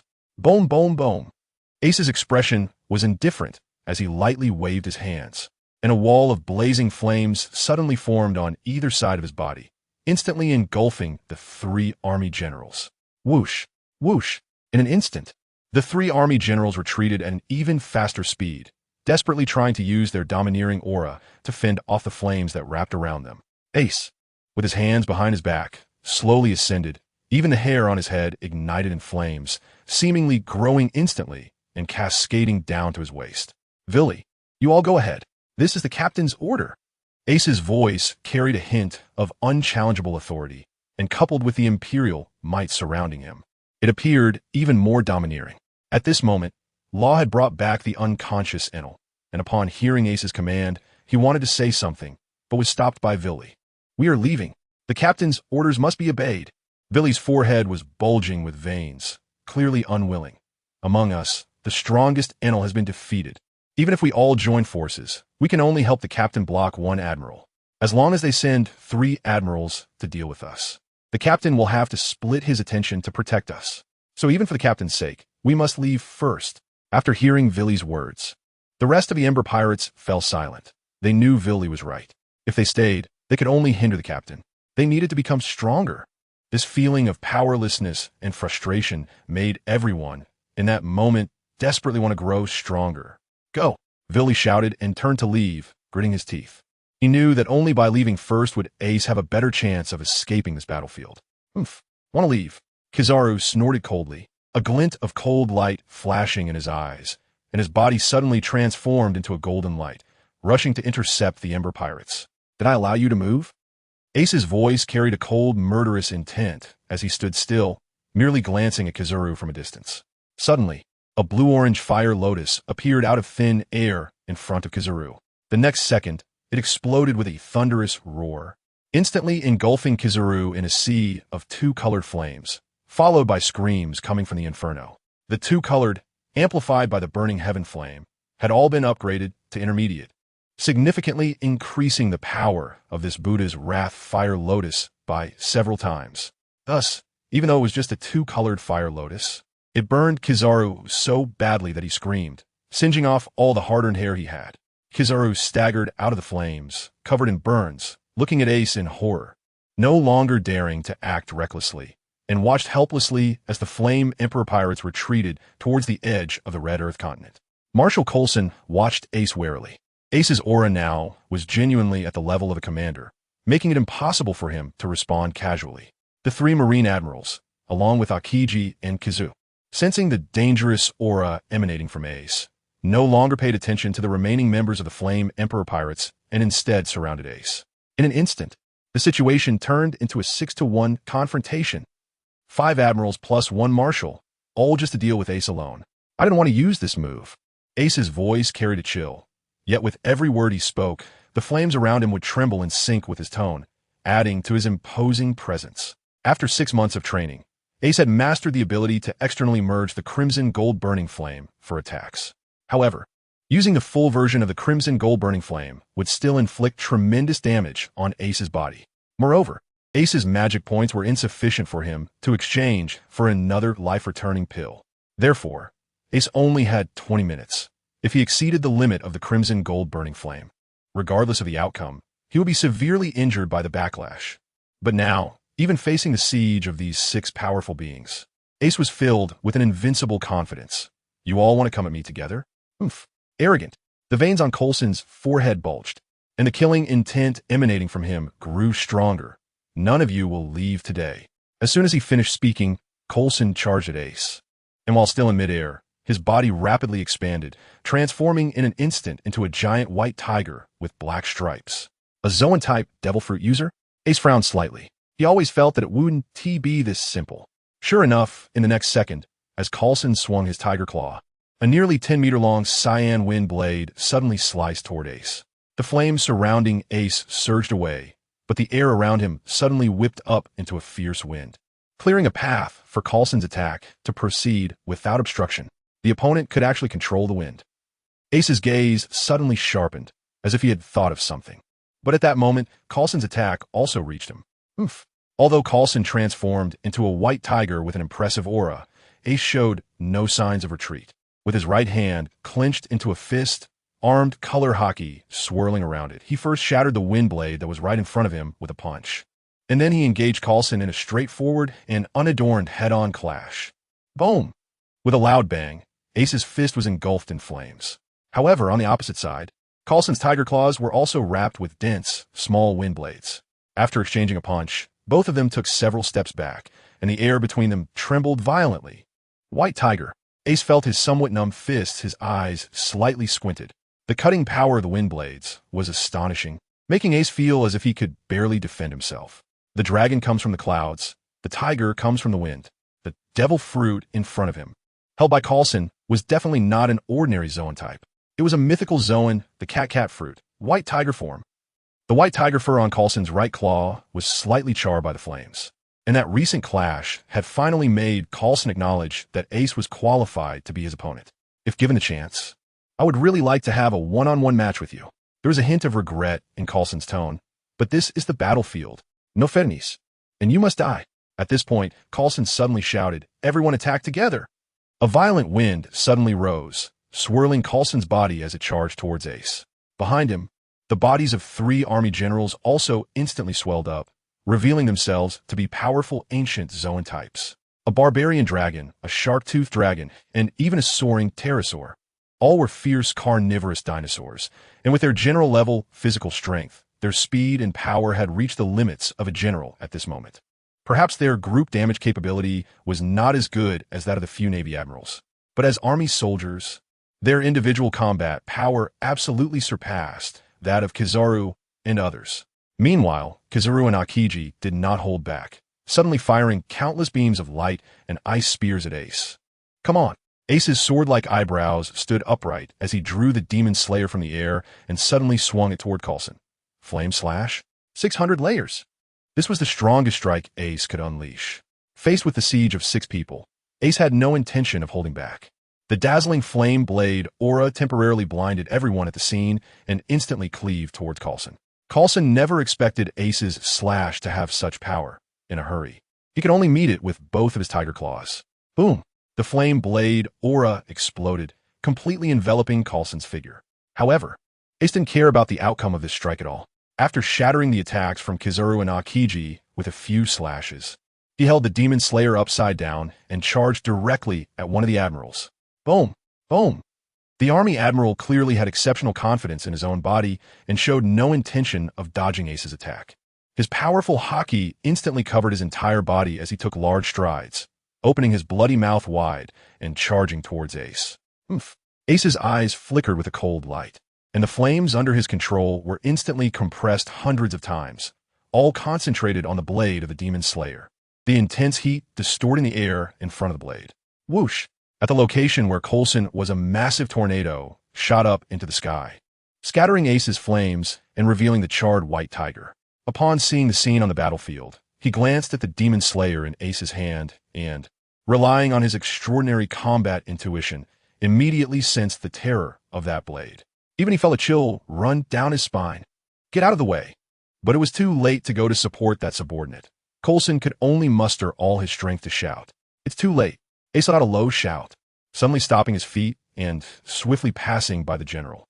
The Demon Slayer in his hand drew a straight white line through the air, grazing his body. Whoosh! Bang, bang, bang! The sound of high-temperature, scorching flesh rang out, and the general's expression slowly stiffened as his rapidly moving body came to a halt, followed by a blinding line of blood extending from his chest all the way to the tip of his tail. Pfft! A waterfall of blood gushed out, and a shrill scream escaped the general's mouth. Even his haki could not withstand the sharpness of the Demon Slayer at this moment. Boom! The massive shark-toothed dragon suddenly collapsed to the ground, reverting back to its original human form. If it weren't for the protection of haki and the formidable body granted by the Zoan-type fruit, that single strike would have been enough to take his life. And now, he was already gravely injured and on the brink of death. Next, after Ace took down the man, he had no intention of delivering a finishing blow and charged towards the next opponent. He was not there to kill. He needed to weaken the enemy's strength in the shortest time possible. When the barbarian dragon general saw Ace rushing over, he immediately felt a chill run down his spine and turned to flee. The recent fate of his colleague was still fresh in his mind. How could he dare to confront Ace head-on? But Ace's feet erupted with flames, and his speed increased exponentially, seemingly able to catch up to the barbarian dragon in the next moment. It was clearly 6 people surrounding Ace, yet in the blink of an eye, it turned into Ace hunting down the general, a dramatic scene that left everyone dumbfounded. One could only say that in this state, Ace's power had far surpassed that of a general. Thud! Another dull sound echoed as the barbarian dragon general fell to the ground. Although he wasn't dead, he had temporarily lost his combat ability. Just as Ace was about to search for the next target, Coulson finally rushed over. Damn it! He had merely underestimated Ace's attack once, and it resulted in Ace finding the opportunity to take down 2 of his generals in an instant. White Tiger Dimension slash. Coulson suddenly lunged forward, compressing a 10-meter-long blade of wind between his claws to the size of a palm, instantly slashing towards Ace. Along the way, it left a pitch-black crack, seemingly tearing through space. In that moment, Ace's body was covered in goosebumps as he finally felt the threat to his life. Ace's body flew backward rapidly, and at the same time. However, Coulson's attack could truly cut through space. The flame shields could only hold for an instant before shattering completely. In the blink of an eye, this dimensional slash broke through to Ace's front. With a sudden movement, Ace raised his blade, the Demon Slayer, and barely managed to block it. Yet, the powerful cutting force created countless sparks as it clashed with the Demon Slayer, violently knocking it away. The Flame Emperor's robe on Ace shone brightly, showcasing its powerful defensive capabilities as it actively collided with the dimensional slash. Boom! The terrifying force impacted Ace, sending him flying backward. A sound like fabric tearing echoed as the dimensional slash, before completely vanishing, managed to tear a gash in the Emperor's robe, leaving a 1-foot-long wound on Ace's chest, blood trickling out. Flames covered the wound, restoring the Emperor's robe. However, Ace's expression grew increasingly serious. He was still injured. It seemed that leaving this place wouldn't be so easy. Boom! The next moment, Ace charged fiercely towards Coulson. Now, he had to suppress the strongest opponent first to have a chance to escape the battlefield. Since the start of the great battle with the Golden Lion, the sun had slowly descended below the horizon. After half a day of brutal fighting, countless mutated beasts, pirates, and Navy corpses had piled up on the battlefield. Countless severed limbs and broken arms scattered among the crowd, while the massive beast corpses continued to bleed profusely. The tens of thousands of pirates brought by the Golden Lion had been nearly annihilated under the joint assault of the Navy officers and Army elites, leaving only a few hundred remnants of the flying pirate crew huddled together, still desperately resisting. Their originally golden armor was now completely stained with blood, and every one of them bore gruesome wounds, their eyes filled with bloodlust. On the side of the world government, 30,000 Navy officers had suffered thousands of casualties, surrounding the few hundred pirates together with the army. Fire Fist Ace stood at the forefront of the army, squinting his eyes at the surrounded remnants of the flying pirate crew, shouting, "Put down your weapons and surrender immediately. I will give you the chance to face judgment. This way you will suffer less." Haha, face judgment. Real pirates would never leave their fate in the hands of others. Indigo, who had already lost an arm, showed no signs of pain on his face, but instead laughed loudly and asked, "Old mates, will you put down your weapons?" Ha ha ha. Kill. Hundreds of pirates shouted in unison. The word kill already revealed their inner resolve. Since arriving here, no one had thought of leaving alive. All right. Indigo laughed heartily, looking up at the Golden Lion in the sky, shouting, "Captain, we will take the lead. Flying pirate crew kill." The resolute roar mixed with the laughter of the pirates echoed throughout Mariewa. The last few hundred flying pirates raised their weapons high and charged towards the overwhelming enemy force, which was nearly 100 times their number. Scorching blood splattered out, merging into the red earth beneath their feet. For freedom, with a smile. Indigo also fell under the blades of the Navy. Haha, for freedom. The Golden Lion laughed skyward, as if he couldn't feel the tears streaming from the corners of his eyes. As a pirate, even in death, it must be by one's own choice. Continuously coughing up blood, the Golden Lion wielded his twin swords, crazily unleashing countless sword energies. Carp punched through the incoming sword energies, his expression growing increasingly complex. He could see that the Golden Lion was now at the end of his strength. Another pirate of his era was about to enter his grave. Shiki, your legend ends here. Sengoku radiated a golden light, the divine light in his eyes seemingly tangible, and suddenly leaped, sending a dazzling golden shockwave towards the Golden Lion. Bang! The Golden Lion's reaction seemed to be a step too slow. The shockwave hit its target squarely, and his body was sent flying like a cannonball, crashing into the ground and creating a massive crater. The splintering debris completely buried the Golden Lion's body. In the sky, Steelbone Kong glanced at the heavily injured Navy soldiers, his eyelids twitching. He had not anticipated the casualties would be this severe. Even Akainu had fallen in this war. Thinking of this, a glint of sternness flashed in Steelbone Kong's eyes. Even with Carp's obstruction, that Ace must not leave alive today. Now that Coulson and the others had entangled Ace, Steelbone Kong decided to rush to support them after dealing with the Golden Lion. This threat must be completely eradicated. A hand emerged from the rubble. The Golden Lion's face was extremely pale. Coughing twice, he spat out 2 pieces of internal organs, bracing himself with the 2 swords. The Golden Lion slowly crawled out of the rubble, his vitality waning, releasing a thick aura of death, facing 3 opponents of the same rank. The Golden Lion had fought to this point, which was already a miracle. At this moment, this legendary figure from the previous era was finally about to meet his end. Steelbone Kong stood high in the air, looking down at the Golden Lion on the ground as if he were looking at a dead man. Golden Lion, you are guilty of heinous crimes. I, as the commander-in-chief of the world government, sentence you to death. The deafening voice spread across the entire battlefield and reached the ears of people around the world through the image-transmitting snail. Countless people sighed in relief. This war had finally ended with the world government's victory. Cough, ha! Kong, you still don't understand. The Golden Lion continued to cough up blood, yet his smile remained disdainful. As he spoke, a loud explosion sounded from his heart area, and a terrifying surge of blood instantly erupted, completely enveloping the Golden Lion, his already blood-soaked robe moving wildly without wind. How could a pirate's fate be left to others to decide? Boom! Boom! Boom!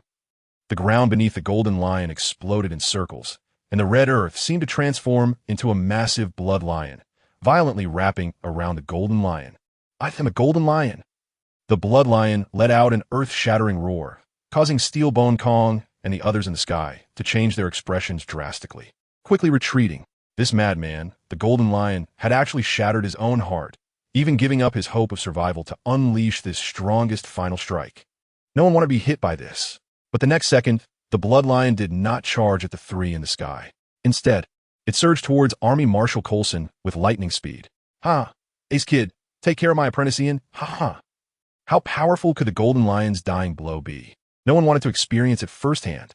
When Coulson heard the thunderous roar behind him, the Blood Lion transformed from the Golden Lion had already crossed nearly 100 meters. Charging right behind him. You madman!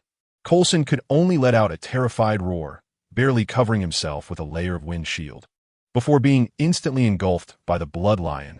Boom! The terrifying explosion shook the heavens and the earth, creating a massive wave that sent Ace and the remaining admirals flying hundreds of meters away. The red dust raised by the explosion enveloped half the battlefield in a layer of blood. Swish! Swish! The Golden Lion's 2 large knives shot out from the dust and plunged into the ground beneath Ace's feet. It was over. That arrogant and domineering Golden Lion has decisively left this world in the way he chose. Ace stood silently, watching the dissipating smoke and dust. He slowly bent down, drawing out the 2 famous swords of the Golden Lion and slinging them over his back. You may not be a good person, but you are a true pirate. A sudden gust of wind swept through, scattering the smoke and revealing a deep pit with a diameter of 100 meters.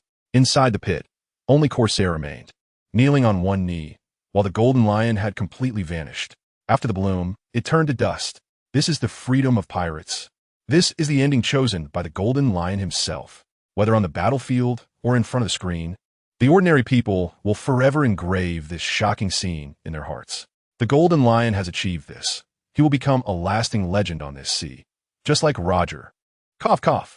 In the deep pit, Corsair couldn't help but cough a couple of times, spitting out blood. His army uniform was already tattered, and several blood holes the size of bowls on his abdomen and shoulder were continuously oozing blood. The Golden Lion's final strike was truly unexpected. Although he barely managed to block it, it was clear that Corsair was already seriously injured. Ace looked from a distance, his eyes already releasing a dangerous glint. If he wanted to kill this army marshal, this moment was definitely the best opportunity. Just then, Ace's expression suddenly changed, and he quickly turned his head to the right. The members of the Flame Emperor Pirates, who had just left, were now charging back with injuries. Behind them were a dozen masked individuals dressed in black suits, who were government agents. CP0. The unusual attire immediately made Ace identify these people's identities. Captain. The person at the forefront was also a high-ranking officer. From a distance, Willie shouted anxiously, carrying the injured Ian on his back. Ian had evidently sustained serious injuries in the confrontation with the man in black and had fallen unconscious. What? Ace's heart suddenly sank. The government actually had hidden master-level experts. Cough, cough. Coulson stumbled out of the deep pit, his expression somewhat grim as he looked at Ace. I told you, none of you can escape. This is Mary Awa. Experience the unfathomable depths of the world government. Coulson's words made Ace's expression turn extremely serious. Not counting Grandpa Garp, Steelbone Kong, Sengoku, Coulson, and that unknown CP0 leader, their Flame Emperor pirate crew was about to be surrounded by 4 master-level powerhouses. It could be said that they were truly in a desperate situation. However, what surprised Ace was that those agents didn't rush to attack. Instead, they forced the members of the Flame Emperor pirate crew closer to Ace. What happened to Ian and the others? Ace's pupils flickered as he quickly contemplated strategies. Fortunately, those men in black seemed to have some reservations and did not use their full strength. Ian just fainted. Willie replied, reservations in their attacks? Ace narrowed his eyes, clearly sensing that these men in black had some issues. But at this moment, there was no time for Ace to think about this. The strong Navy members had already surrounded him completely. Fire Fist, surrender. Coulson wiped the blood from the corner of his mouth, seemingly confident that capturing Ace was a done deal. Steelbone Kong and Sengoku also landed from another side, forming a triangular formation with Coulson and the CP0 agents. Enclosing Ace in the center. Tap tap. Unexpectedly, Carp landed next to Ace without hesitation. The expressions of the world government's strong members changed instantly, especially Sengoku, who couldn't help but shout, Carp, Ace is already a pirate. Don't do something you'll regret. Sengoku didn't want to see his old friend standing on the opposite side. Crack, crack. Carp unexpectedly pulled out a donut from somewhere, munching away with crumbs all over his beard. You're right. One shouldn't do things they'll regret. I don't know why, but I always feel like I've lost Ace once before. At this point, Carp suddenly looked at Sengoku with determination. That feeling, I don't want to experience it again. After today, I will voluntarily surrender. But right now, I just want to protect my grandson. Grandpa. Ace stood behind Carp, suddenly feeling an unprecedented warmth at that moment. In this lifetime, for him, Carp finally made a different choice. Carp, it seems you really are getting old and confused. Coulson glared at Carp with malice. I will report to the 5 elders and reserve a spot for you in the underwater prison. After saying that, Coulson turned to Sengoku and said, Sengoku, what are you waiting for? Even if Carp has betrayed us, we still have 4 commanders on our side. Do you really want to let them go? At this moment, Sengoku's expression was grim as he suddenly shouted at Coulson. Shut up. Coulson was taken aback. But feeling the madness in Sengoku's eyes, he didn't dare provoke him in this state and turned away in frustration. The one who felt the most heartache over Carp's choice was Sengoku. He had fought alongside Carp for decades and never imagined that one day they would face each other in battle. But now he had no choice. Taking a deep breath, Sengoku's gaze became resolute again. Since the positions are already opposed for the justice of the Navy, there can only be one battle. Boom! Sengoku struck first, and the Golden Buddha form instantly charged in front of Carp, the terrifying shockwave colliding with Carp's fist. Steelbone Kong also attacked Ace at the same time, releasing a murderous intent. He had hated the Flame Emperor pirate crew to the extreme. Meanwhile, the injured Coulson and the remaining admirals continuously launched long-range attacks at Ace from the edge of the battlefield, making Ace appear increasingly beleaguered. The battles of these powerful figures were beyond the reach of ordinary officers, who could only watch from afar. After all, the aftermath of the battle could injure them severely. At that moment, Fire Mountain was rescuing the injured Marines on the battlefield when he suddenly saw the Major General who had gone to seek help from the 7 warlords running over alone. What happened? Where are the 7 warlords? Huh, they've already come up. Fire Mountain was taken aback, knowing that the Major General's subordinates wouldn't dare to lie about military matters. So, the 7 warlords must have already arrived. But since they have come, why are they hiding their whereabouts? Fire Mountain suddenly felt a bit anxious, a sense of foreboding rising in his heart. Without hesitation, Fire Mountain immediately turned around anxiously, scanning the entire battlefield with all his might, searching for the traces of the 7 warlords. But apart from the central battlefield, Everywhere else was filled with Navy and Army soldiers, with not a trace of the 7 warlords. Could it be? Fire Mountain was shocked and suddenly turned to look at the central battlefield, sweeping across the entire battlefield from left to right, not missing a single corner. But apart from the many powerful figures in fierce battle, there were no other figures present. Suddenly, a swiftly moving shadow on the ground caught Fire Mountain's attention. There was no specific object corresponding to the shadow, and this strange phenomenon made Fire Mountain's eyes widen in shock.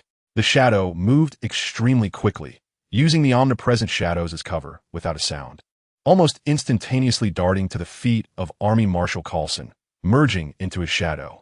Coulson, who was focused on attacking Ace, was completely unaware, as his powerful observation haki seemed to have no effect. Fire Mountain's pupils contracted sharply, and all the hairs on his body stood on end as he shouted with all his strength, "Marshal Coulson, watch out under your feet." But his warning was a moment too late. From the shadow beneath Coulson's feet, a dozen pitch-black sharp spikes suddenly shot up from the ground, piercing into Coulson's wound with lightning speed. Shadow spike. The next second, a deep voice came from the shadow beneath Coulson's feet. Poof! Already heavily injured, Coulson's face paled even further from this sudden ambush, and he spat out a mouthful of blood. On his originally strong body, there were a dozen conical wounds, some deep and some shallow, resembling a set of crimson lips, making him appear extremely grotesque and terrifying. Looking for death, Coulson's eyes widened, veins on his forehead bulging as if they would burst at any moment, and he swiped at the ground beneath him with his claws, unleashing dozens of wind blades. Boom! A loud rumble resounded as the ground where his shadow was located was torn apart. Suddenly, countless black bats exploded from his shadow, quickly flying away and gathering together several dozen meters away to form Moria's body. Bastard! Coulson couldn't understand why his observation haki had failed to detect the opponent, making him even more irritable. Enduring the intense pain in his body, he wanted to rush forward and tear the opponent apart. But the next moment, the ground within a radius of several dozen meters beneath him suddenly collapsed into fine sand. Immediately after, a terrifying suction force emanated from this sand pit, continuously pulling at Coulson's feet. If it were a fully energized Coulson, he could easily escape this sand pit. But after being severely injured by the dying blow of the Golden Lion and then ambushed by the pitch-black figure before him, Coulson's strength had dwindled to nearly nothing. To be precise, his strength had almost dropped below the commander level. Therefore, even if Coulson struggled with all his might, he could only slightly delay the speed at which the sand pit was pulling him in.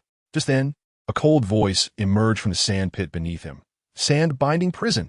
Boom! The entire area of the sandy sea suddenly erupted from the ground, and then a gigantic hand made of sand suddenly grasped Coulson entirely. The sand then compressed inward in an instant, the terrifying pressure making Coulson feel like he was trapped in a desert coffin, unable to move at all. Gurgle, gurgle. The sandy sea churned, the ground first bulging, and then a platform made of sand rose from below, with the remaining 7 warlords standing on it. The one who turned the red earth into desert and controlled the sandy sea was the more powerful crocodile, who had developed the Sansan fruit even further. And as long as Mihawk was present, the tyrant Kuma could only obediently stay on the platform. Crocodile had his hands buried in the sandy sea, his expression slightly grim, as if forcibly binding Coulson had already pushed him to his limits. Villy, hurry up and act. At this moment, because the many powerful figures of the Navy and Army were fully focused on attacking Ace, they temporarily overlooked the remaining members of the Flame Emperor pirate crew. Seizing on the opponent's negligence, Villy's eyes sparkled, and he suddenly drew the Flame Emperor's divine spear that Ace had granted him from the green lotus mark on his forehead. At the moment Crocodile shouted, Villy's muscles bulged as he hurled the spear forcefully at the desert coffin encasing Coulson. Whoosh! Without a violent roar, the spear instantly disappeared from Villy's hand, and the next moment it plunged into the desert coffin. No! Coulson struggled with all his might, even resorting to a self-harming secret technique to violently shake off the sand binding him. Poof! Crocodile spat out a mouthful of blood. His hands also forced out from the sand, but he still fixed his gaze on Coulson's position. It must hit. Coulson looked at the divine spear shooting towards his chest with a savage expression, leaping up with all his might. But the spear's speed was simply too fast, and it ultimately plunged into his lower body. Boom! With a deafening roar, the raging four-colored flames instantly consumed Coulson's lower half completely. At such a close distance, coupled with the numerous wounds already covering his body. Even his formidable armament Haki had minimal effect. Coulson's shrill scream echoed across the battlefield, causing all the world government's powerful attackers surrounding Ace to halt their attacks, turning in disbelief to look this way. Under their gaze, the flames quickly turned Coulson's lower body to ashes and continued to spread upward. Crack! Coulson, being fierce, actually unleashed a wind blade, completely severing his lower half. And with his powerful body control, he managed to stop the spraying blood instantly. But in doing so, he had already lost most of his life. If it had ended there, with timely rescue from the military doctor, Coulson might have been able to save his life. But at that moment, Ace's voice floated over. I hope your home tiger doesn't mind you losing 3 legs. Coulson's face suddenly turned red. Having just forced down blood, he spewed it out violently. A fatal blow. Blood and Coulson's last breath of life were sprayed out together. Perhaps Coulson was the first and would be the last high-level powerhouse to be killed by verbal trickery. Thud! Coulson's body in midair reverted from the white tiger form back to human, but his lower half had already vanished, plummeting to the ground in a tragic state. Meanwhile, at the center of the battlefield, the Supreme Commander Steelbone Kong was so enraged he could hardly speak. He pointed at several Shichibukai on the sandy platform, his chest swelling with anger to the point of wanting to spit blood. He could never have imagined that the newly established Shichibukai policy of the world government would make its first appearance in such a manner. The world government's own marshal of the army had been eliminated. I hate this. Steelbone Kong roared to the heavens, the sound waves rippling outwards. Finally, he spat out a mouthful of blood, and his spirit seemed to age several years instantly. Why? Sengoku stared hard at Mihawk and the others, unable to comprehend why they might have had a favorable impression of Ace before. But even if they did, it shouldn't embolden them to openly oppose the world government, right? After all, this would completely strip them of their legitimate status as Shichibukai. Whoosh! Moria also leaped onto the sandy platform. After successfully ambushing Coulson, he retreated immediately but still sustained some injuries. Wiping the blood from the corner of his mouth, Moria grinned. Why? Because I am Moria of the Emperor Pirates. Ha ha ha. I never expected that joining the captain would be so thrilling. I actually killed the marshal of the world government with my own hands. Crocodile's expression was somewhat mad as he mockingly looked at Sengoku. Let me reintroduce myself. I am Crocodile of the Emperor Pirates. Ha ha ha. Boom. The ground beneath Sengoku suddenly cracked with circles of fissures. His extreme anger and disbelief had caused him to lose control of his own momentum. He no longer asked about the identities of the remaining Shichibukai. In his view, anyone still standing on Fire Fist Ace's side in this situation must also be a member of the Emperor Pirates. The Shichibukai that the world government painstakingly gathered were all members of the Emperor Pirates. Sengoku suddenly felt that the entire intelligence network of the world government was nothing but a joke. They had been outmaneuvered by a young punk like Ace.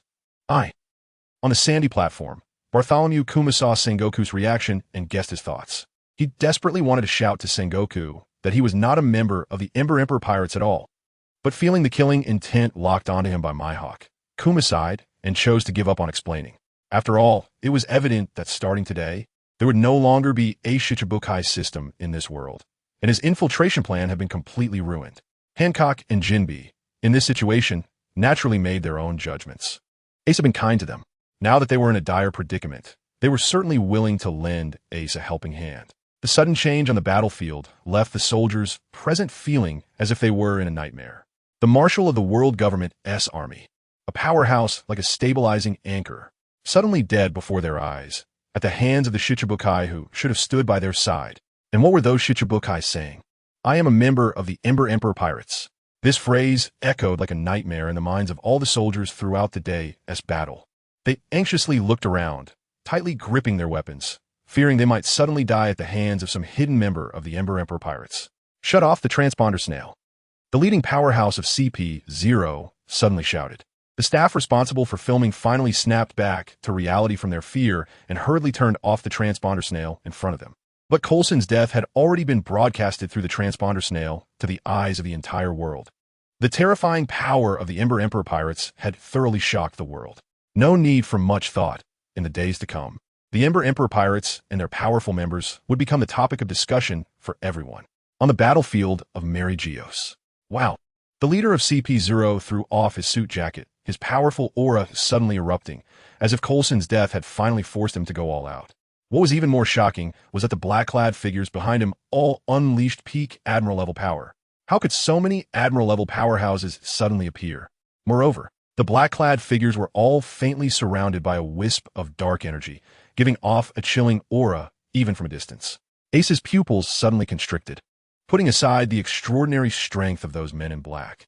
The black mist alone made Ace feel extremely uncomfortable. It reminded him of the curse within the devil fruit, giving him a very similar sensation.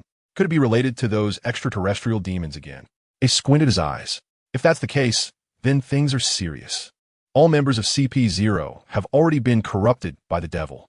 However, this also explains why those men in black have been reluctant to act until now.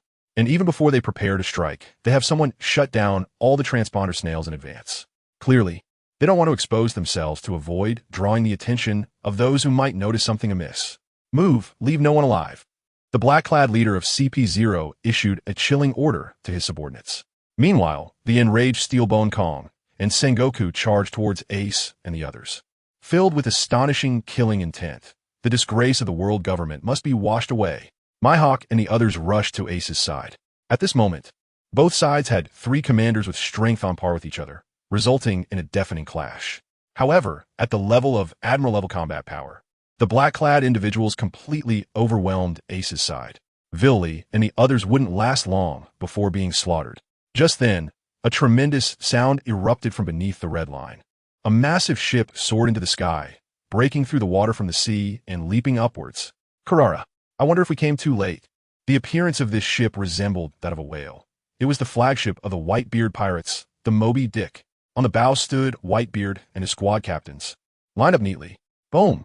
The Moby Dick exhibited incredible power, crashing directly onto the red line, landing with a thunderous sound. And the sturdy hull showed no signs of damage whatsoever. On the deck, many Whitebeard crew members seemed to be glued to the deck, with no one losing their balance despite the violent shaking of a ship. Clearly, the crew members who came this time were all elite among elites. That is the Yonko Whitebeard. Edward Newgate. Behind Whitebeard were his 1st Division Captain Marco, along with Jozu, Thatch, and Vista. All 14 captains were present. A naval officer's voice trembled slightly. Just now, to deal with the legendary pirate, the Golden Lion, the Navy had gone all out, sacrificing nearly 10,000 elite soldiers and paying an extremely painful price to keep that terrifying pirate here. But now, a pirate even more formidable than the Golden Lion had arrived. The most terrifying emperor of the seas, Whitebeard, had descended onto this battlefield with even more terrifying forces than the Golden Lion. At this moment, the entire battlefield suddenly fell silent. The air between heaven and earth seemed to become incredibly heavy, making it feel somewhat suffocating. In this suffocating atmosphere, on the Moby Dick, Whitebeard, holding his Naginata, took steady steps to the front of the deck, his deep-set eyes sweeping across the entire battlefield. The chaotic battlefield was littered with dismembered corpses, and the fragments of islands scattered across the ground told Whitebeard that he had still failed to witness the final moments of the Golden Lion. Golden Lion. A momentary look of disappointment crossed Whitebeard's face. Another old comrade from his generation had completely left this world. But the demeanor of the King of the Seas quickly returned to his face. Golden Lion, this must be your choice. To fall in this war, you could be considered without regrets. Kurara. As soon as he finished speaking, Whitebeard forcefully swung his Naginata to the side, his gaze landing on Ace at the center of the battlefield. Behind Ace, the 2 large blades belonging to Gold Lion caught Whitebeard's attention. With a smile on his face, Whitebeard seemed to disregard the few powerful figures surrounding Ace. So you are Ace. The recent newspapers seem to be entirely filled with you. Huh? Kurara. After Whitebeard appeared, Ace couldn't hide his excitement, his lips trembling slightly. In his past life, Whitebeard fought alone against the Navy to save him, ultimately being surrounded and killed, which was an eternal pain in Ace's heart. Now, Whitebeard was standing right in front of him. How could Ace not be excited?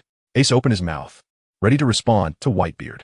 But among the ordinary crew members at the back of the Whitebeard pirate's deck, a figure that Ace despised to the extreme appeared in his line of sight. Blackbeard Teach. That guy was hiding in the crowd, trying hard not to attract anyone's attention. But Ace still spotted that disgusting guy at first glance. It could be said that, compared to Akainu, the treacherous Blackbeard was the more hated bastard. If it were the Ace of his previous life, he would have charged forward to battle Blackbeard directly at this moment. However, Having lived 2 lives, Ace had developed a considerable level of composure. Taking a deep breath, Ace's expression returned to calm, and with a faint smile, he merely nodded at Whitebeard. I've long admired your name. Right now, Ace could not directly expose Blackbeard's true nature. However, with his foresight advantage, Ace was confident he could completely eliminate Blackbeard before his betrayal in the days to come. On the deck of the Moby Dick, Blackbeard Teach looked at Ace's smiling face and suddenly felt a chill in his heart. He had an uneasy feeling that Ace would become his lifelong enemy. At that moment, Blackbeard's unique innate ability kicked in, and it was this strange premonition that had brought him to this point. But Blackbeard didn't understand why. Even though he had buried his ambitions deep within and deliberately kept a low profile, Ace still harbored murderous intent toward him.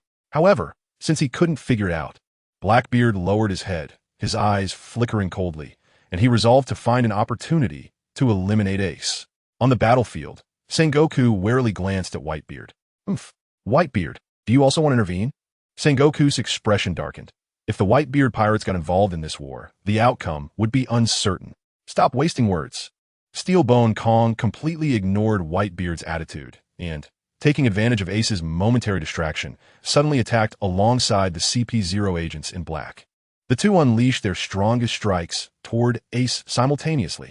Although I haven't personally attacked for a long time, don't underestimate me. Whitebeard slightly turned his body. His left arm suddenly clenched into a fist, and he slammed it toward Steelbone Kong. The air buzzed and suddenly exploded, creating cracks like shattered glass. With this punch, the entire Mariewa battlefield trembled violently, causing countless warriors to lose their footing and nearly fall, while the walls of Titan City, 1,000 meters away, cracked with loud snaps. Many who witnessed Whitebeard's power for the first time involuntarily showed expressions of horror. And Steelbone Kong, who was directly targeted by Whitebeard's punch, immediately changed his expression, raising his arms to cross in front of himself. Yet he still felt a powerful tremor force surge into his body. Crack, crack! The sound of grinding bones echoed, and Steelbone Kong's body shook violently, clearly enduring immense pain. Steelbone Kong's face twisted in rage, and with all his strength, he suddenly shook his body, forcing a terrifying wave of energy out, obliterating the surrounding soil and rocks into powder, finally freeing himself from the pain of the tremor. A single strike to repel an adversary of equal rank. This is the strength of the world's strongest man, Whitebeard. The Marineford War in the anime took place 8 years later, at which time Whitebeard was already in his later years, needing intravenous drips to maintain his life. And his strength was far from his peak. Yet now, the power Whitebeard displayed even slightly gave off an overwhelming sense of pressure. However, at the same time, Steelbone Kong and the CP0 leader's full-force strike toward Ace did not dissipate. 2 terrifying punches belonging to the commander level-barreled toward Ace. Just as Ace raised his hands to block, his expression suddenly changed, and the power within him ebbed away like a tide. Time was up. Whoosh! In an instant, a divine bird wrapped in azure flames descended from the sky, suddenly blocking in front of Ace, and the terrifying punch winds slammed into the divine bird. Instantly, azure flames erupted, and the power of the commander-level strength left the divine bird's body in tatters, with numerous wounds covering it, as if it had been severely injured. But in the next moment, the azure flames ignited on those wounds, and the seemingly horrific injuries began to heal at a visible speed. Within seconds, the divine bird had completely returned to its original state. With its wings spread, it spun around and transformed back into a human form. Thank you, Marco. Ace clutched his chest. The backlash from the red-gold burning flame left his face pale, and a trickle of blood seeped from the corner of his mouth. Wow. As expected of a top-tier powerhouse, it really hurts. Marco wiped the cold sweat from his forehead, but quickly smiled and waved at Ace, saying, no need to thank me. I don't know why, but I have a good impression of you, kid. Old man feels the same. That's the Phoenix Marco, captain of the 1st Division of the Whitebeard Pirates. That SA power from the mythical Zoan type, that S rarer than a Logia. The government officials were stunned, watching this scene unfold before them. But the next moment, an even more shocking scene appeared. You're right. Whitebeard lifted the Naginata beside him, suddenly stopping, and his cloak billowed without wind. An overwhelming, domineering aura surged forth. I really like this kid Ace. Today, I'll protect him. A familiar feeling surged in Ace's heart. This scene had also occurred in his past life. Even starting over, this deep bond seemed to transcend time and space, connecting them together. Ace couldn't help but silently recite that familiar title in his heart, Old Man. At the same time, both Sengoku and Kong felt their spirits sink to the bottom. They couldn't understand why Whitebeard would intervene for a stranger like Ace. But since Whitebeard had spoken, with his character of keeping his word, he would definitely protect Ace. However, the world government had suffered a great loss because of Ace. They had already lost face. So they absolutely could not let Ace leave. Let us work together to entangle them. I've already requested assistance from the Gorosei. The hidden experts in Titan City will be here soon. This time, it was the CP0 agents in black who issued the command first. As soon as they finished speaking, they rushed toward Ace. Sengoku and Steelbone Kong were taken aback. Even they didn't know what hidden experts the government had. However, after exchanging glances, they gritted their teeth and attacked Carp and Mihawk. Although Whitebeard was strong, he was still just a top-tier powerhouse. Now it was 3 against 3. If there really were hidden experts in Titan City, the government side could immediately turn the situation around. Whitebeard snorted coldly, holding the Naginata, ready to charge with his division commanders. But just then, a bare-chested figure climbed up from the sea onto the red soil continent, leaping suddenly to land beside Whitebeard. This person was so fast that even the powerful division commanders didn't react in time. When the figure steadied himself, their expressions changed drastically, and they all drew their weapons, shouting, "Who is it? Don't attack!" Whitebeard raised his hand to stop them, looking at the person in front of him. His voice seemed a bit hesitant. "Rayleigh? Ha ha ha, it's me. Long time no see." Rayleigh pulled out the coat he had tucked at his waist, smiling as he put it on. "And right when we meet, I need to ask you for a favor. Our captain's son Ace, along with his crew. I'm counting on you to take them into the new world." This time, even Whitebeard couldn't help but show a hint of surprise on his face. "You're saying that Kid Ace is Roger's son?" He paused for a moment. Then Whitebeard burst into hearty laughter. "Hoo, what a surprise. But this fierce bloodline really is just like Roger's." What? Aside from Whitebeard, the other members of the Whitebeard Pirates couldn't help but jump in shock. In fact, each of them had long had a good impression of Ace and admired his incredible strength at such a young age. But who would have thought that Ace's identity was so terrifying? The son of Pirate King Roger. If this news spreads, it would definitely cause a huge earthquake throughout the world. Ace is indeed strong. I have a feeling he will grow to surpass the captain. Rayleigh's face was filled with strong confidence. After speaking, he rushed into the battlefield. "I'll hold the rear. You take care of Ace." Rayleigh's words made Whitebeard's expression freeze. He could hear the confidence in Rayleigh's voice. Clearly, Ace's potential had deeply shocked Rayleigh. Could this Fire Fist Ace really be the one destined to usher in a new era? At this moment on the battlefield, Ace had fallen into a coma due to the massive backlash, and the members of the Flame Emperor Pirates were desperately fending off the attacks from the government's admirals, fighting while retreating. But the strength of the dozen or so admirals was too overwhelming. Their relentless attacks had left each of them bloodied and battered. Kizaru seized an opening in the defense of the Flame Emperor Pirates, grinning with a lewd smile, transforming into a golden beam of light and rushing in. 2 fingers shining with laser light aimed at Ace, plunging the Flame Emperor Pirates into a dire situation. "Get back!" With a loud roar, Rayleigh suddenly intervened in the battlefield, punching Kizaru in the face from the side. This sudden attack sent Kizaru flying back, crashing into the ground and creating a massive pit. Sengoku immediately recognized Rayleigh's identity. At this moment, he didn't know what to say. Another top-tier powerhouse had appeared. "Stop!" The next second, Sengoku's expression changed drastically as he took a hit from Carp, rushing toward Rayleigh. But he was too late. Rayleigh's figure moved like lightning, instantly appearing in the pit where Kizaru had landed, drawing a katana from his waist, his expression eerily calm. "Shining Brat, this time you can't escape." With a slash of blood spraying, one sword severed the head. Rayleigh wore a cold smile, and beside him lay the headless corpse of Admiral Kizaru. This somewhat terrifying scene caused countless soldiers of the world government to show expressions of fear, involuntarily taking several steps back. Another admiral had been killed. Was today truly a day of disaster for the Navy? Rayleigh, ignoring Sengoku, who was frozen in place, swiftly positioned himself in front of the Flame Emperor Pirates, gently slicing the ground with his katana. Boom! A chasm several dozen meters long completely separated the government forces from the Flame Emperor Pirates. Rayleigh's battle intent gradually rose, holding the sword with one hand and pointing it at the tens of thousands of government troops. "Next, let me be your opponent." Although Rayleigh's words were quite arrogant, The murderous aura from just having slain Kizaru left all the soldiers speechless, only able to swallow hard, their faces showing a hint of fear. Steelbone Kong saw that tens of thousands of his subordinates were intimidated by Rayleigh's single presence and felt a mix of frustration and anger. Shouting, "What are you afraid of? Charge with me. We must capture Fire Fist today." After saying that, Steelbone Kong rushed out first, followed closely by Sengoku and the CP0 leader, while the other admirals spread out, attempting to flank Rayleigh and pursue the unconscious ace.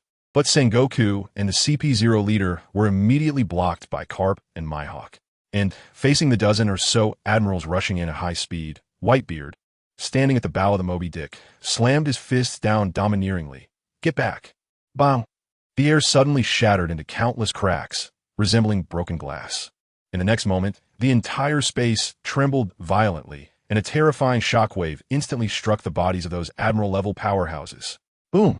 A loud bang caused these admirals to tremble wildly, their faces changing drastically as they were knocked back at an even faster speed by this immense force. "Kurura, my dear sons, go bring back that brat Ace and the others." Whitebeard grinned and waved his hand, and 13 Division captains immediately leaped out. Following them, hundreds of elite members of the Whitebeard Pirates shouted and charged forward.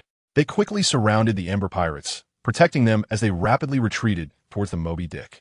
"We can't let them escape." Steelbone Kong watched, his eyes nearly popping out, exerting 120% of his strength. But Rayleigh, Carp, and Hawkeye stood like an iron gate, completely blocking their assault. Swish!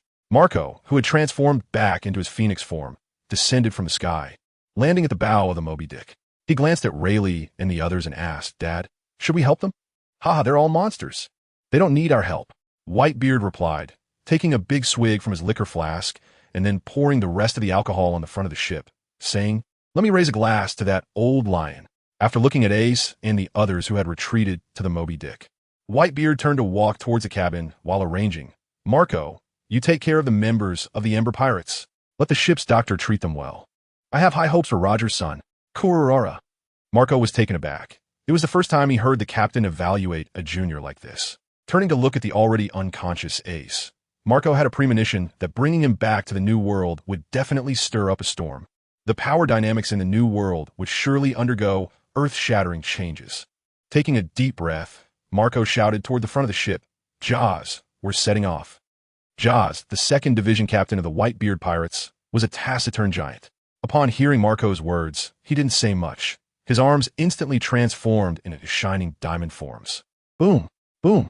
With 2 massive roars, Jaws' hands plunged into the ground of the Red Land, and then his arms suddenly expanded, transmitting terrifying force into the ground below. The next moment, the entire ground under the Moby Dick trembled, and then Jaws forcefully pushed, sending the massive land block along with the Moby Dick sliding towards the sea on the New World side. Whoosh! In the final second, Jaws leaped up and landed on the Moby Dick. The Whitebeard Pirates successfully retreated with Ace from the siege of the government forces. "Ha ha ha, Steelbone. Since you became the commander of the entire army, you've gotten weaker." Rayleigh laughed as he sparred with Steelbone Kong, saying, "Now that Ace has left, let us have a real fight." Boom, boom, boom. The clash of 6 elite powerhouses stirred up dust on the battlefield, creating countless deep pits in the ground under their attacks. This battle lasted nearly an hour, but just then, several astonishing auras belonging to elite masters suddenly surged from all corners of Titan City, forming black pillars of energy that dispersed the clouds in the sky and rapidly moved towards the battlefield. Rayleigh and the others changed their expressions, not expecting that the government actually had so many powerful fighters hidden away. Boom! With a sudden strike that broke through Steelbone Kong, Rayleigh laughed and said, "That's enough for today. We'll find another opportunity to meet again." After saying that, Rayleigh turned and sped toward the edge of the Red Land, while Hawkeye squinted and quickly left as well. However, Carp suddenly plopped down, sitting cross-legged on the spot, taking out a donut to eat. "Sengoku, I've saved your grandson. I keep my word. My life is yours now." Bind him up and immediately escort him to the underwater prison. Steelbone Kong's face turned extremely ugly, while Sengoku merely opened his mouth, ultimately not speaking up for his old friend. 3 days later, a striking headline appeared in Morgan's newspaper, catching everyone's attention. "Against the heavens, the birth of the new emperor." Without much elaboration, a shocking list of bounties followed the newspaper. Ember Pirates, Captain Ember Ace, Bounty, 1. 2 billion berries crew. Thunderstorm Enel. Bounty, 800 million berries crocodile. Bounty, 650 million berries Shadows Lair Moria. Bounty, 630 million berries Blue Flame Villi. Bounty, 550 million berries Death Surgeon Law. Bounty, 500 million berries under his command. The Giant Soldier of Pirates, Blue Demon Dory. Bounty, 300 million berries Red Demon Broggy. Bounty, 300 million berries Pans Fried. Bounty, 200 million berries Little Giant Lily. Bounty, 120 million berries Oimo. Bounty, 100 million berries Kasi. Bounty, 100 million berries, a total bounty of 45 billion berries. The Ember Pirates are now closing in on the 4 Emperors. Only one chapter today. Recent updates may be a bit unstable. I apologize to everyone. Updates will be irregular. Additionally, the world government announced the immediate cancellation of the recently implemented 7 Warlords policy, and the remaining 6 Warlords have all been reissued bounties, which have all been raised to a terrifying level. In order to restore the government's face, they have even added the demands of only death. It seems the higher-ups of the world government are determined to eliminate the pirates who caused chaos in Mariewa. New World, headquarters of the Whitebeard Pirates. Ace has awakened from his coma, though his complexion is still somewhat pale, but there is now a smile on his face. Ian, come here. Ace sits at the edge of the bed and waves to Ian. Captain. Ian's mood is a bit low, with 2 large swords belonging to the Golden Lion strapped to his waist. Although the Golden Lion wasn't exactly a good person, after 6 months of interaction, he had imparted everything to Ian, acting as Ian's mentor. The Golden Lion died in Mary Geos, and Ian couldn't help but feel a bit sad. Ian, the death of the Golden Lion was a choice he made himself. And for him, to shine in front of the whole world is the best ending. Ace comforted. I understand. Having experienced the battle at Mary Geos, Ian is no longer the boy he was a year ago. Come, tell me, do you want the name of the Golden Lion to continue to be passed down across these seas? Ace looked at Ian and asked. Although Ian was a bit puzzled, he nodded. Good. Extend your hand. Ace smiled as he held Ian's right hand, and then the Fallen Heart Flame's little snake emerged from Ace's palm, spitting a ball of green energy into Ian's right hand. Ian's body instantly trembled, and after closing his eyes to feel it, he suddenly opened them wide, asking excitedly, Captain, is this the ability of the float fruit? Ha, that's right. Ace flipped his hand to retract the Fallen Heart Flame back into his body. Before the war, the Golden Lion entrusted me to pass his fruit ability to you. Only by combining it with the float fruit's ability can the Golden Lion's swordsmanship reach its maximum potential. So, at the moment the Golden Lion died, I reclaimed his ability. Master, a hint of emotion flashed in Ian's eyes. Although he hadn't spent much time with the Golden Lion, it was clear that the Golden Lion genuinely wanted to teach his disciple well. From now on, I'll be called Sword Lion. As he spoke, Ian's body began to float, and the departed old lion seemed to return to this world in that moment. Cough, cough.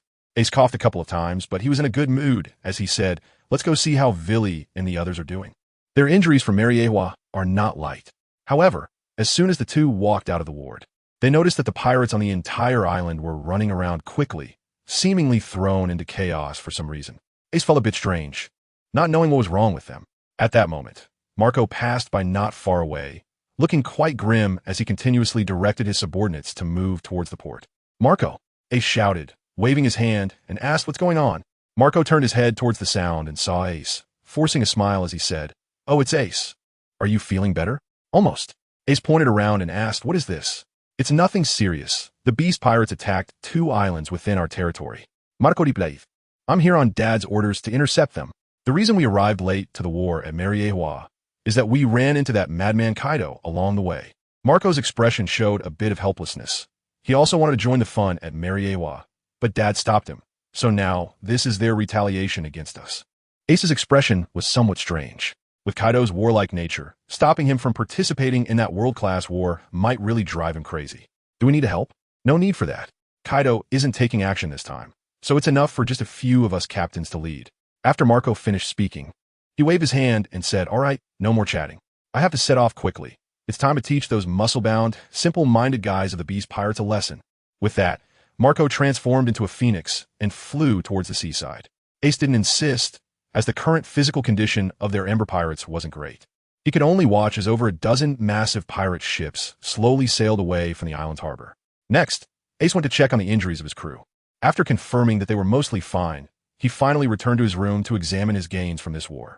The recent battle at Mariehua could be said to rival, if not surpass, the Paramount War from his previous life, with a terrifying number of strong fighters participating.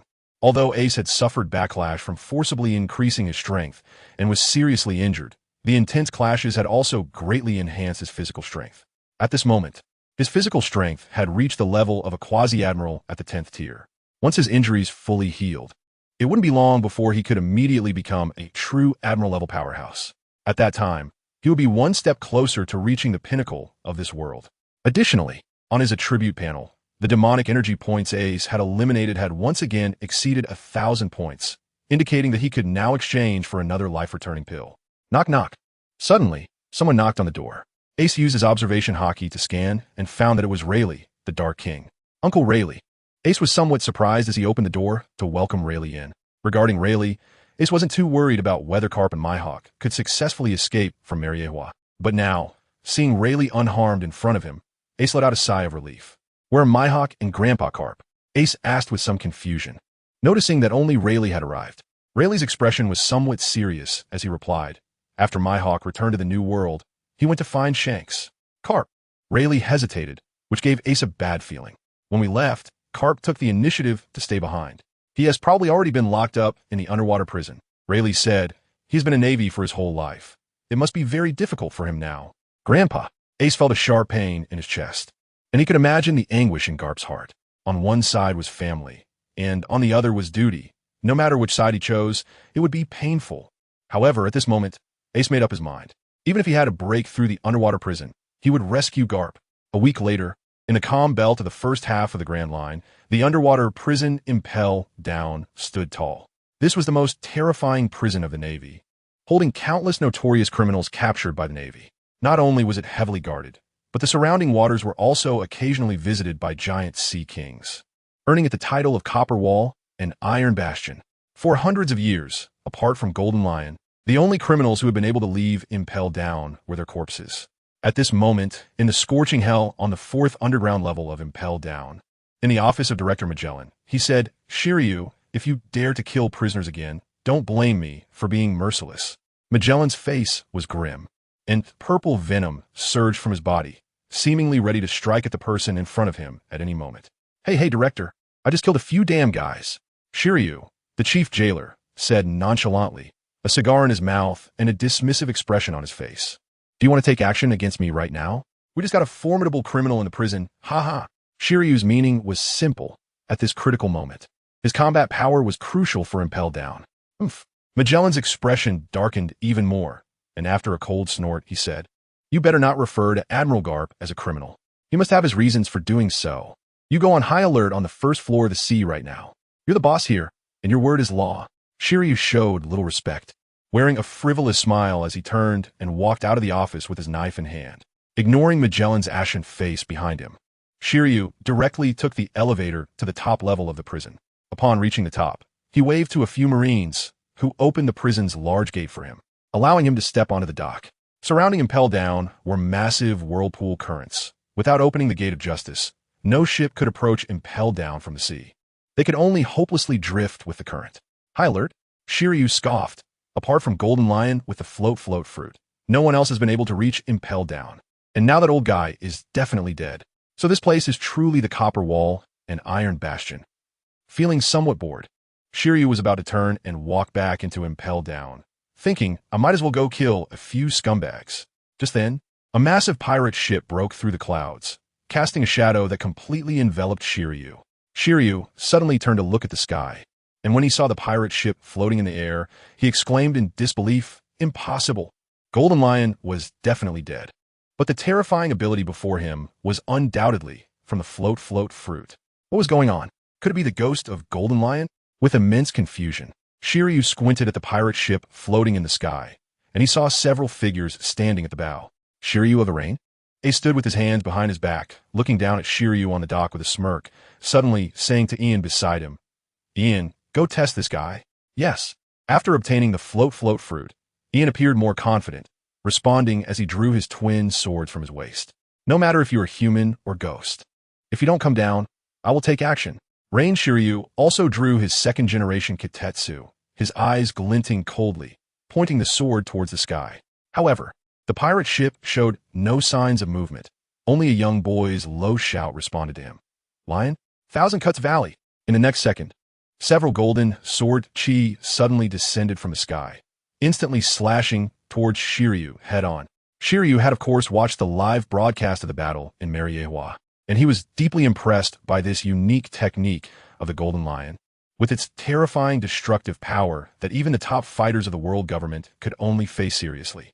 Shiryu's expression changed dramatically, not daring to be careless, and he exerted all his strength to counter, his Kitetsu racing towards the golden sword chi. Bang! With a crisp sound, Shiryu's arm shook slightly, and his body swayed. However, the power of the sword chi was unexpectedly within Shiryu's tolerance. Sword chi splattered everywhere, leaving dense sword marks on the ground around Shiryu. He squinted up at the sky and saw a young boy floating in the air with twin swords in hand, and judging by his relaxed demeanor, it was clear he was using the same float fruit ability as the Golden Lion, not relying on techniques like moonwalk. Who are you? What is your relationship with the Golden Lion? Shiryu's eyes narrowed as he warily stared at the boy in the sky.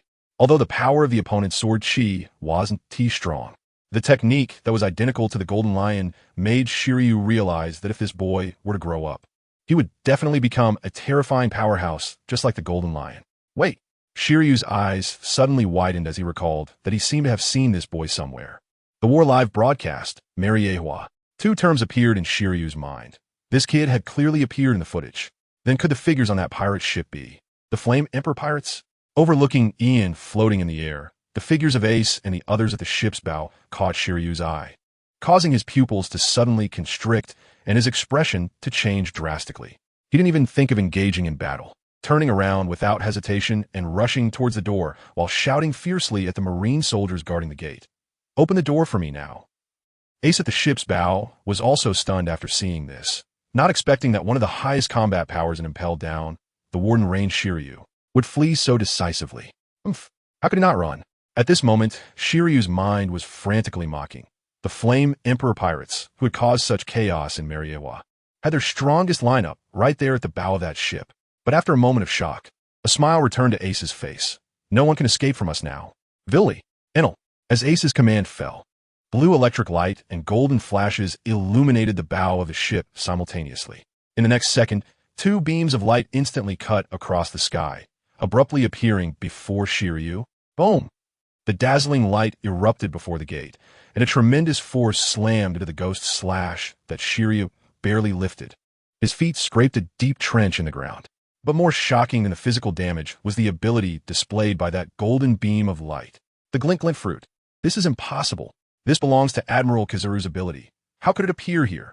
At this moment, the raging sand transformed by Crocodile and Ace's pillar of fire also fell behind Shiryu.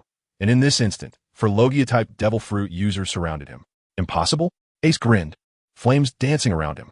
On the battlefield of Mariehua, the fruit abilities gained from the Fallen Heart Flame are not limited to just the float fruit. The members of the Ace Pirates captured Rain Shiryu, seized the second-generation sword, and brought him into Impel Down. They defeated Magellan and rescued Carp on the 6th level. They also discovered a mass of magical mist that eroded the malicious heart of Rain Shiryu, elevating him to the level of an admiral. Ace absorbed the sword and truly reached the admiral level, defeating Rain Shiryu. From the magical mist, they uncovered the secret that the celestial dragons are demons from beyond. After Carp and Magellan learned the true identity of the celestial dragons and the truth that the world government had been controlled by the demons from beyond, they secretly separated from Ace and the others to head to the Red Line for verification. The Whitebeard pirates set off again towards the New World, heading to the battlefield of the Whitebeard pirates and the Beast pirates. During this time, Ace obtained the 3rd-ranked net Lotus Demon Fire. When they arrived at the battlefield, due to the butterfly effect caused by Ace and the others, Sachi obtained the Dark Fruit ahead of time, and Blackbeard ambushed Sachi. When Sachi was severely injured, Ace and the others saved him. After a fierce battle, Blackbeard wanted to escape without further entanglement. However, Whitebeard arrived at that moment. Although Whitebeard was no longer at his peak, he was not yet the ailing figure he would become in a few years. In his anger, he grabbed Blackbeard and slammed him back. The only rule of the Whitebeard pirates was that they could not harm their own crew, and Blackbeard's actions crossed the line. Whitebeard beat him nearly to death and expelled him from the Whitebeard pirates. Blackbeard, filled with resentment and unwillingness, swore to return and reclaim the dark fruit. But just as he was about to escape, Ace appeared and, with a look of disbelief on Blackbeard's face, unhesitatingly turned this blood feud from a past life into ashes. Ace wanted to first give Blackbeard a glimmer of hope for survival, only to extinguish it with his own hands, thus eliminating the hatred in his heart. At this point, the murderer who caused the deaths of Whitebeard and Ace in the previous life was finally taken down by Ace himself. After dealing with Blackbeard, the Ace Pirates and the Whitebeard Pirates joined forces to battle the Beast Pirates. Whitebeard faced off against Kaido, while Ace first defeated the overconfident Jack the Drought and then fought against King and Queen alone. Originally, the strength of the Whitebeard Pirates was not enough to overpower the Beast Pirates. However, once the members of the Ace Pirates joined in, the situation quickly shifted in favor of the Whitebeard Pirates. The allied forces of the two pirate crews first cleared out the small fry, and then several high-ranking captains from the Whitebeard Pirates teamed up with Ace to take down King and Queen, seizing another supreme-grade Great Blade from King. Just as Ace and the others were about to join Whitebeard in confronting Kaido, suddenly Big Mom, the Empress of the Sea, Charlotte Linlin, arrived with 4 sweet commanders, posing a threat to Whitebeard. The 3 former members of the Rocks Pirates engaged in a chaotic battle, and the aftermath of the fight left the captains of the Whitebeard Pirates and Ace's crew unable to intervene. Seeing Whitebeard in a disadvantageous position, Ace gritted his teeth and absorbed the recently acquired supreme-grade Great Blade, enhancing his power further. He unleashed the Buddha's Wrath Flame Lotus, composed of 5 types of strange fire, and, at the moment Whitebeard was sent flying, he endured the intense pain to throw him towards Big Mom and Kaido. The immense fire lotus instantly turned the battlefield island into a sea of flames, with the surrounding waters evaporating by several meters, and both emperors were gravely injured. Whitebeard was slightly wounded by the fire lotus, but his extensive combat experience allowed him to endure the shock, taking down both emperors and urging Marco to quickly take the equally injured Ace for treatment. Months later, after Ace's injuries healed and he reached a handsome level of strength, he took the red poneglyphs of Whitebeard, Kaido, and Big Mom to the East Blue, where he found Shanks and obtained the final piece of the red poneglyph's content. After synthesizing all the content from the poneglyphs, he learned that the one piece was actually the heart of the world in the Pirate King-S world, and obtaining it meant becoming the master of this world. It was indeed the undisputed greatest treasure in the world. The Celestial Dragons had long desired the heart of the world to truly control it, and during the lost century, they nearly obtained it. However, over the years, with the Rocks Pirates in the past and Pirate King Roger in the present, groups of natives in their eyes continued to resist them in their own ways, preventing these otherworldly demons from succeeding. Ace finally understood why the Celestial Dragon had brought them to this world. It was precisely because these Celestial Dragons were the otherworldly demons of the vast world. At this moment, the severely injured Magellan arrived and informed Ace that the Celestial Dragons had learned the location of the end of the Grand Line, and Carp was tracking them. Ace felt a tightening in his heart, knowing that time waits for no one. After arranging things with Magellan, he immediately set off on his journey to Lavdru. When Ace arrived, he found that the more than 20 Celestial Dragons standing in Marihoa were all at least of Admiral level, exuding overwhelming demonic energy, completely lacking their previous arrogant demeanor. They were surrounding a black sphere filled with resentment, conducting some sort of ritual. At this moment, Carp appeared, his expression serious, and explained to Ace that the reason the Celestial Dragons had been able to oppress the people without restraint for hundreds of years, causing suffering throughout the world, was to collect the resentment of the world's indigenous people, break the world's barrier, and allow their demon emperor to enter, thereby absorbing the heart of the world and devouring the entire world. Their demon emperor possessed power far exceeding that of anyone in this world. If these Celestial Dragons broke the barrier, the world would surely be destroyed.